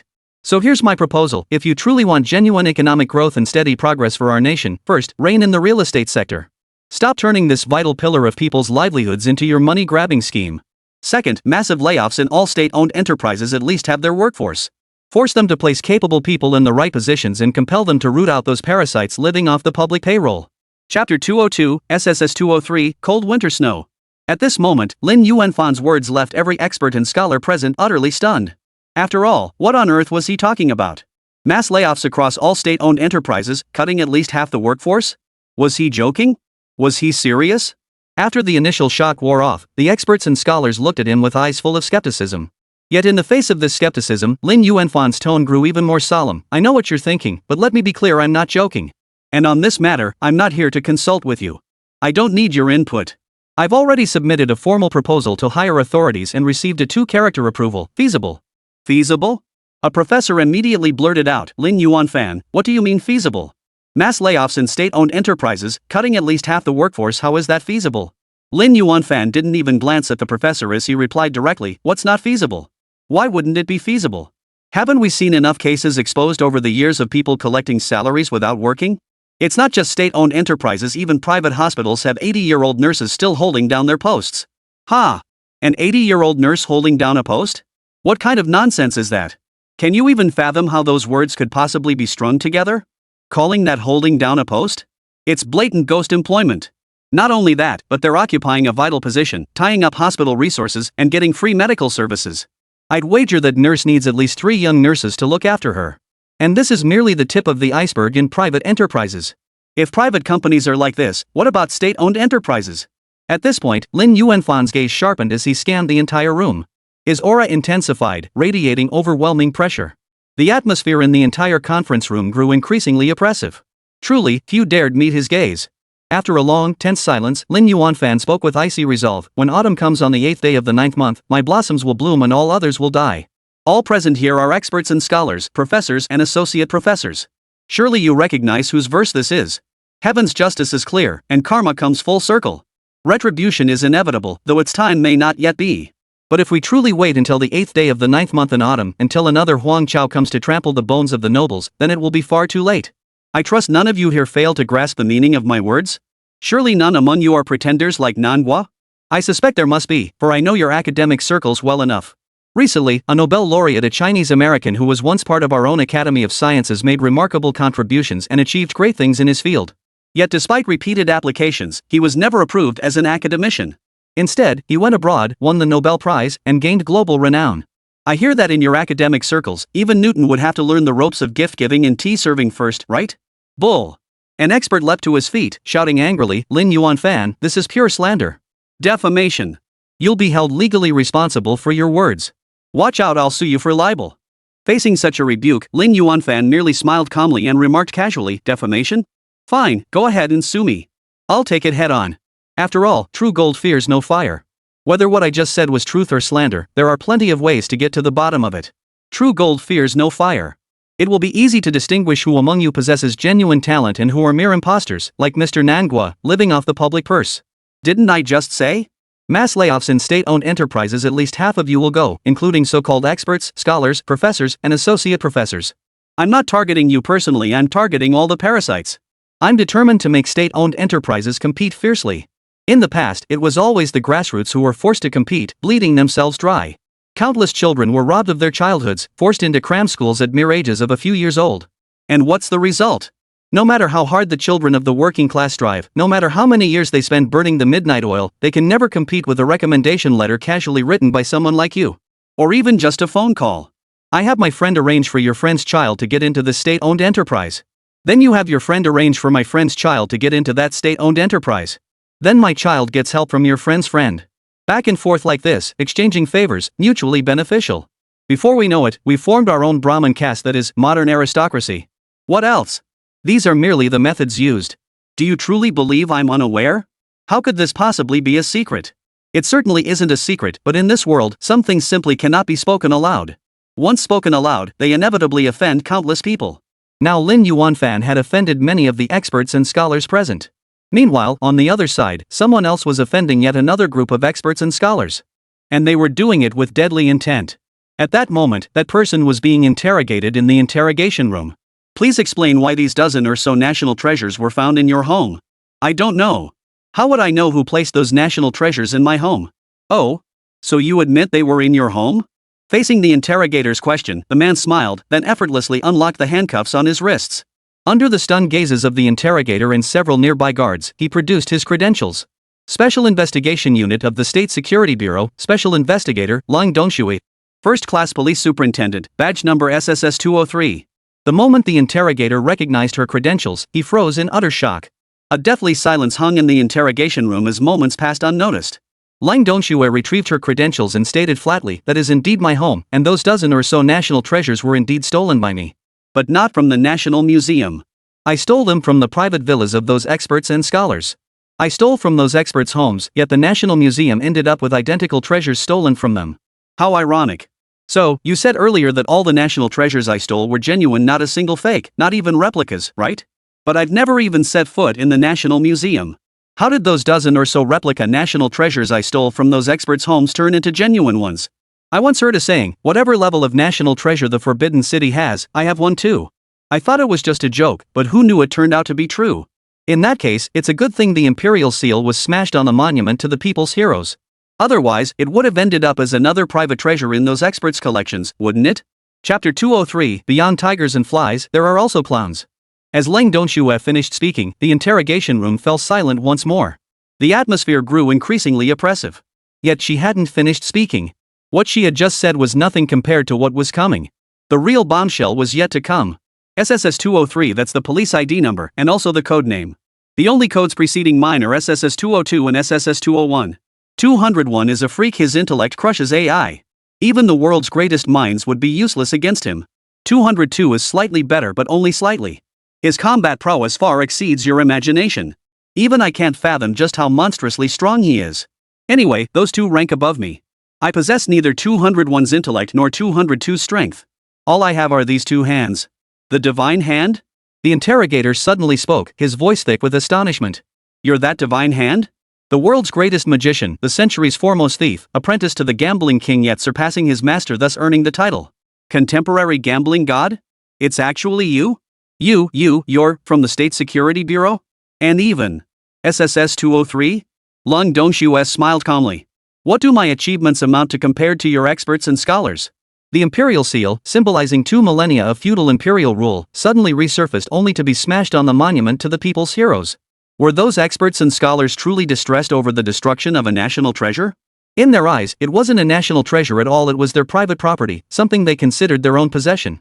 People only get worked up when something directly affects their own interests. And the way those experts and scholars are freaking out now, practically wanting to skin the person who smashed the imperial seal alive, doesn't that prove the point? In fact, over the past few years, I've stolen countless items from the homes of many experts and scholars. Each one could be considered priceless, national treasures of the highest order. Yet few report it to the police. Why do you think that is? Even when they did report it, it was done in the name of the museum, not as individuals, just like this time. Because logically speaking, those items should have been in museums all along, not in the homes of these so-called experts and scholars. And the crucial point is this: every single item I've stolen from their homes over the years has been authenticated as genuine. When Lang Dongshui finished speaking, the interrogator across from her was utterly stunned. Clearly, the interrogator understood exactly what her words implied. This time, it seemed certain that many experts and scholars would be implicated. The uproar would be immense, something no one could suppress. And no one would dare to suppress it. After all, this was an operation initiated by the State Security Bureau, no, to be precise, the State Security Department. It was a thunderous campaign to eradicate pests and eliminate evils, to sweep away corruption and root out crime. Strict enforcement of the law, thorough eradication of evil, these 8 words would be embodied to the fullest extent this time. It will be a case of pulling out the radish and bringing out the mud, hunting down tigers and swatting flies alike. Yet in this world, beyond tigers and flies, there are countless other cats and dogs, all manner of petty clowns. At this very moment, while Zhao Chen was busy handling a violent debt collection case involving a stabbing incident and helping someone find a lawyer, the system check-in task arrived again. Evidently, though the system had upgraded, the check-in tasks remained.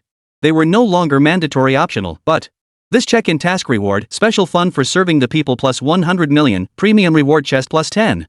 With rewards like these, how could Zhao Chen possibly pass? After all, this was an additional 100 million yuan for the People's Justice Special Fund.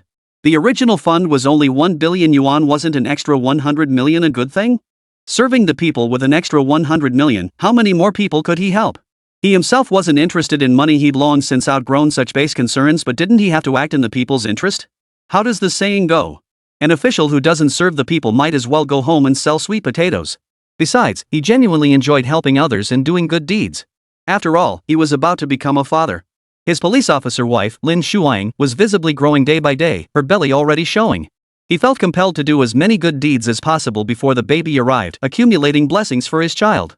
Just 2 hours later, Zhao Chen arrived at a scenic spot in the city. Following the system's location, he reached the check-in point to find a man crouched there, blood streaming from his head, wailing in pain. Security guards were maintaining order, while a burly man nearby, held back by the guards, still tried to break free and attack. "Damn it, I'll kill you. Who the hell do you think you are? They're foreigners. They're holding their own country's little flags here at the scenic spot to identify themselves. What's the problem? Is that not allowed? Which law says it's not allowed? What the hell does it have to do with you? You're just a nosy bastard with too much time on your hands. You dare push me around, try to snatch my tourists' little flags, and even hit people? Think I'm some pushover? Look at your smug little face. Think you're some kind of big shot? It's people like you who use patriotism as an excuse to cause trouble and ruin things. You're the one disgracing our country. I've been a tour guide for over a decade, traveling all over the country. Every year I bring dozens of foreign tour groups to experience our nation's magnificent landscapes, generating hundreds of millions in cultural tourism revenue for our country. Unlike you, you worthless piece of trash who can only bark. When I take Chinese tourists abroad, we proudly wave our 5-starred red flag. Why haven't I ever encountered a dog like you jumping out to bite us? Those foreigners all smile and greet us. I've never seen anyone like you. Tourists waving their own country's flags? What's wrong with that? It's perfectly normal. And you're freaking out over it? What the hell are you freaking about? You're ruining this place. You could destroy a decade of cultural tourism promotion for this scenic spot, and you're proud of it? You stupid idiot, I really want to kill you today. Hold on. Suddenly, Zhao Chen stepped forward, flashing his credentials as he interrupted the burly man's voice. "Excuse me, please calm down. I'm a senior investigator with the Provincial Public Security Department. I've grasped the gist of what happened, but please stay calm. Could you walk me through the details step by step and cooperate with me to record your statement?" The burly man's expression froze, then his gaze locked onto Zhao Chen's badge in disbelief. Chapter 204, Embarrassing Yourself and Still Feeling Proud? The burly man paused slightly, then stared at Zhao Chen's credentials in stunned disbelief. "You're really from the Provincial Public Security Department? And a second-grade police superintendent? No need to be nervous." Zhao Chen tucked away his badge and pulled out a voice recorder. "Now, calmly recount the entire incident. We'll start by recording a brief statement. Rest assured, I'm a man who distinguishes right from wrong. What's right is right, what's wrong is wrong. I treat every person and every matter fairly and impartially, never looking down on anyone or anything from a position of superiority." The burly man finally snapped back to his senses. After a moment's thought, he took a deep breath and began, "Well, I'm a tour guide. I brought an international tour group here for sightseeing. Officer, look behind me, these are all foreign tourists. They're holding small flags from their own countries for identification. That's perfectly normal, right? Nothing wrong with that? At least it's not illegal, is it?" Of course, Zhao Chen nodded. Tour groups, especially international ones like yours, carrying their national flags while traveling the world for identification and differentiation, that's perfectly normal. Exactly, the big guy chimed in. It's just a perfectly ordinary thing. Besides, these foreign tourists come here because they love our country's magnificent landscapes. This isn't free, you know, it's a paid tour, and not a cheap one at that. Each person spends at least 100,000 yuan on this trip. Over 100,000? My tour group has about 20 people. Each spending over 100,000? That's millions in total. Doesn't that several million flow into our country? Doesn't it boost our national income by several million? Think of how many people that could support. Isn't that a good thing? So what the hell is this moron thinking? The Qing dynasty fell ages ago, and he still wants to shut us off from the world? Still wants to exclude foreigners? Seriously, officer, he nearly assaulted my tourists just now. Can you imagine the negative impact? We live in an information age, a society shaped by public opinion. If this hits the news and spreads abroad, how many foreign friends would be deterred from visiting our country? How much revenue would our tourism industry lose? This kind of moron needs severe punishment. Using patriotism as a cover to wreak havoc and vent his innate violent tendencies, he's pure social instability. He should be locked up. No sooner had the big guy finished speaking than Zhao Chen nodded again. Exactly. You're absolutely right. Rest assured, I will handle this matter with the utmost seriousness. Exactly. A park administrator approached solemnly, adding with gravity, Director Zhang, rest assured. Our park will also handle this strictly. I've already seen footage posted online. This will inevitably cause significant damage to our reputation. For someone who maliciously causes such damage, our scenic area will definitely sue him and take him to court. We will make him compensate for the economic losses our scenic area has suffered due to this incident. Furthermore, we will add him to our scenic area blacklist, barring him from ever setting foot here again for life. Hearing this, the man, already beaten, bloody and bleeding profusely, couldn't contain his anger. He charged forward, bellowing, "What gives? You bastards are siding with foreigners? Are you just sucking up to them? These foreign devils? What foreign devils?" Zhao Chen cut him off. "Who's being a foreign worshipper? Did you not even finish elementary school, or are you just extremely insecure, sensitive, and lacking in confidence? When others visit your home, it's because they appreciate something about it. Yet you act as if your place is bare and shabby, terrified anyone might see your struggles. That's why you're so angry, so resistant, you don't welcome outsiders at all. What's gotten into you? Did you suddenly grow a brain? Still spouting that foreign worshipping nonsense? Times are constantly progressing. Our country is developing rapidly. Everyone's moving forward. Are you still stuck in place? Living in the past? Have you been on your knees so long you can't stand up? Selfish and insecure, intensely insecure and hypersensitive. From a personal standpoint, someone like you is pure brain dead. You're an embarrassment, seriously dragging down the image of our countrymen. And you still think you're right? You alone are sober amidst a sea of drunks? Do you think you're the one sustaining this entire scenic area? Do you really think you're something special? Speaking purely from my personal perspective, I dare confront you like this. How about that? But since you insist I address you as a senior provincial investigator, then let's handle this strictly by the book. Right now, I'm asking you to accompany me to the police station. Whatever happens next, happens. At the very least, you'll be charged with disturbing public order and maliciously damaging the scenic area's tourism industry. You. The man froze, utterly speechless under Zhao Chen's direct confrontation. Meanwhile, onlookers scattered around began pointing and whispering. I'd bet this guy didn't even finish elementary school. Otherwise, he wouldn't be this brain dead. You bet. What a terrible influence. That video of him snatching tourists' flags is already online. All those promotional videos for the scenic area are ruined now. Sigh, what kind of person is this? Doesn't he have a brain? I'd say no. We'd better keep our distance from people like that. Exactly. This is a classic violent thug. They always hide behind some banner to do disgusting things. Utterly despicable. Exactly. Let me tell you, if he dares to snatch flags from people in the scenic area now, he'll soon be charging into the streets, smashing your Mercedes and BMWs, and he'll do it with a straight face, like he owns the place. What scum? Sigh. A barrage of condemnation poured forth. A deluge of curses and insults poured down. Ultimately, the majority of people remained reasonable. The public's eyes were sharp enough to discern right from wrong, clearly distinguishing between acceptable actions and outright idiocy. Did you hear that? Zhao Chen addressed the man. Did you hear what these people around you think of you? Do you still believe you did the right thing? Stop thinking you're patriotic. What you're doing is nothing but disgracing the country. You're just embarrassing yourself and exposing your inner inferiority complex. I dare say you have no clue what cultural confidence means.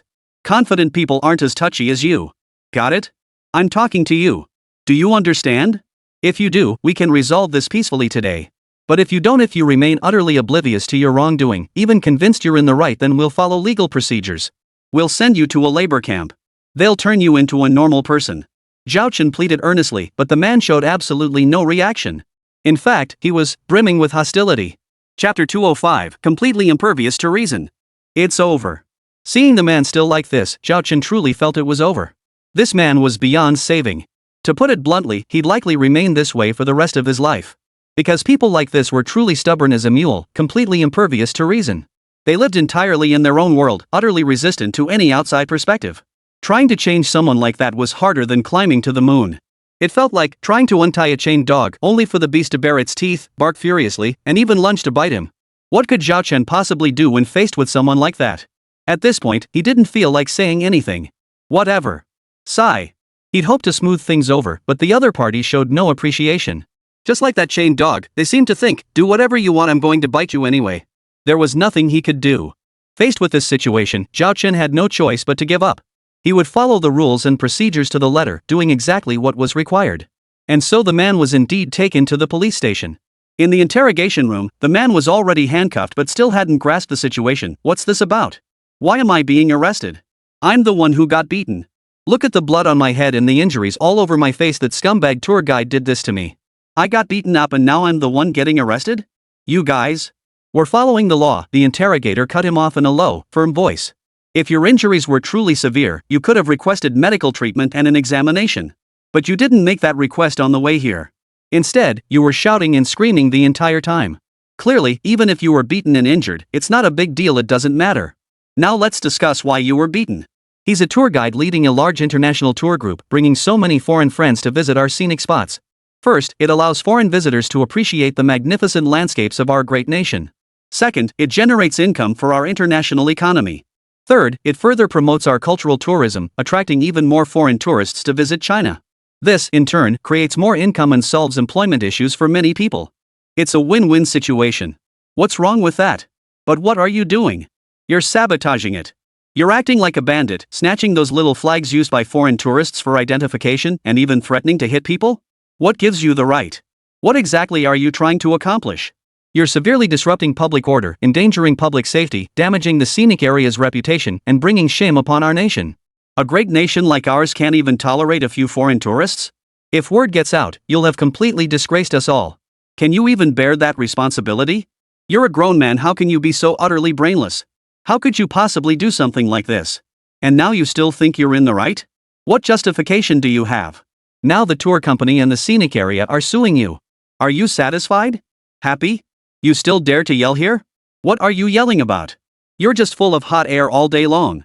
Those foreign tourists are holding their own country's flags to help the tour guide identify them. What's it got to do with you? What fragile nerve of yours did it touch? If they break the law, someone will punish them. Same goes for you. We're here to punish you. Now you better confess your crimes honestly, you hear me? The man froze. Though stunned, he gritted his teeth. He clearly still refused to accept it, not yet realizing his mistake. I committed a crime?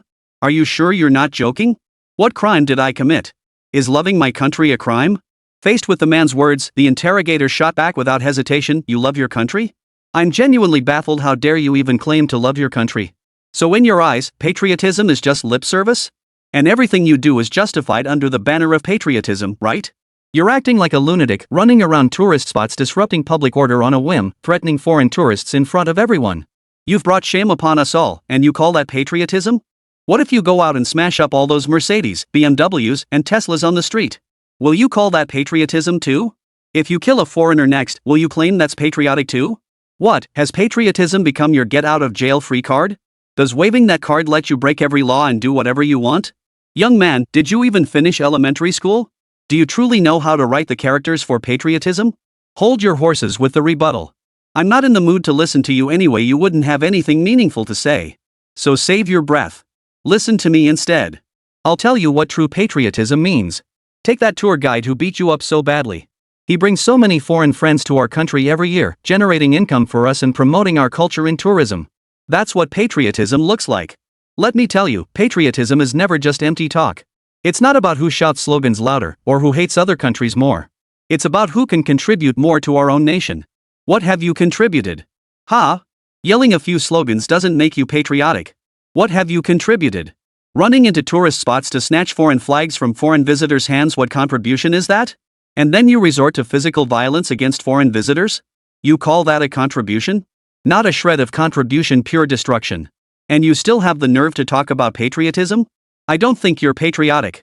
You're just too insecure and sensitive, like some marginalized nobody with zero sense of self-worth. You're so full of resentment that you hide behind patriotism to do shameful things that hurt others and benefit no one. It's all to make yourself feel important, to prove you exist, right? Alright, you don't need to say anything. I know you won't admit it, because I know people like you pretty well. Anyway, I've said all I need to say. You should calm down, reflect on your actions, sign the confession, then seek forgiveness from the scenic area, the tour company, and those foreign visitors. After that, pay some compensation, and you should be fine, at least you won't go to jail. But if you still think you're in the right, then go confront the scenic area and the tour company in court. Follow the legal process all the way. Whatever the judge decides, that's what we'll do. We'll stick to the rules and procedures. Deal? Probably not, because the man still looked unconvinced, clearly not taking a single word to heart. Just then, the man's girlfriend called. The interrogator answered it for him. The moment the call connected. Add me on WeChat, MNY66618. More book recommendations in my moments, Tomato, Tushio, Shuchi, Jihu, Story Club, and various platforms.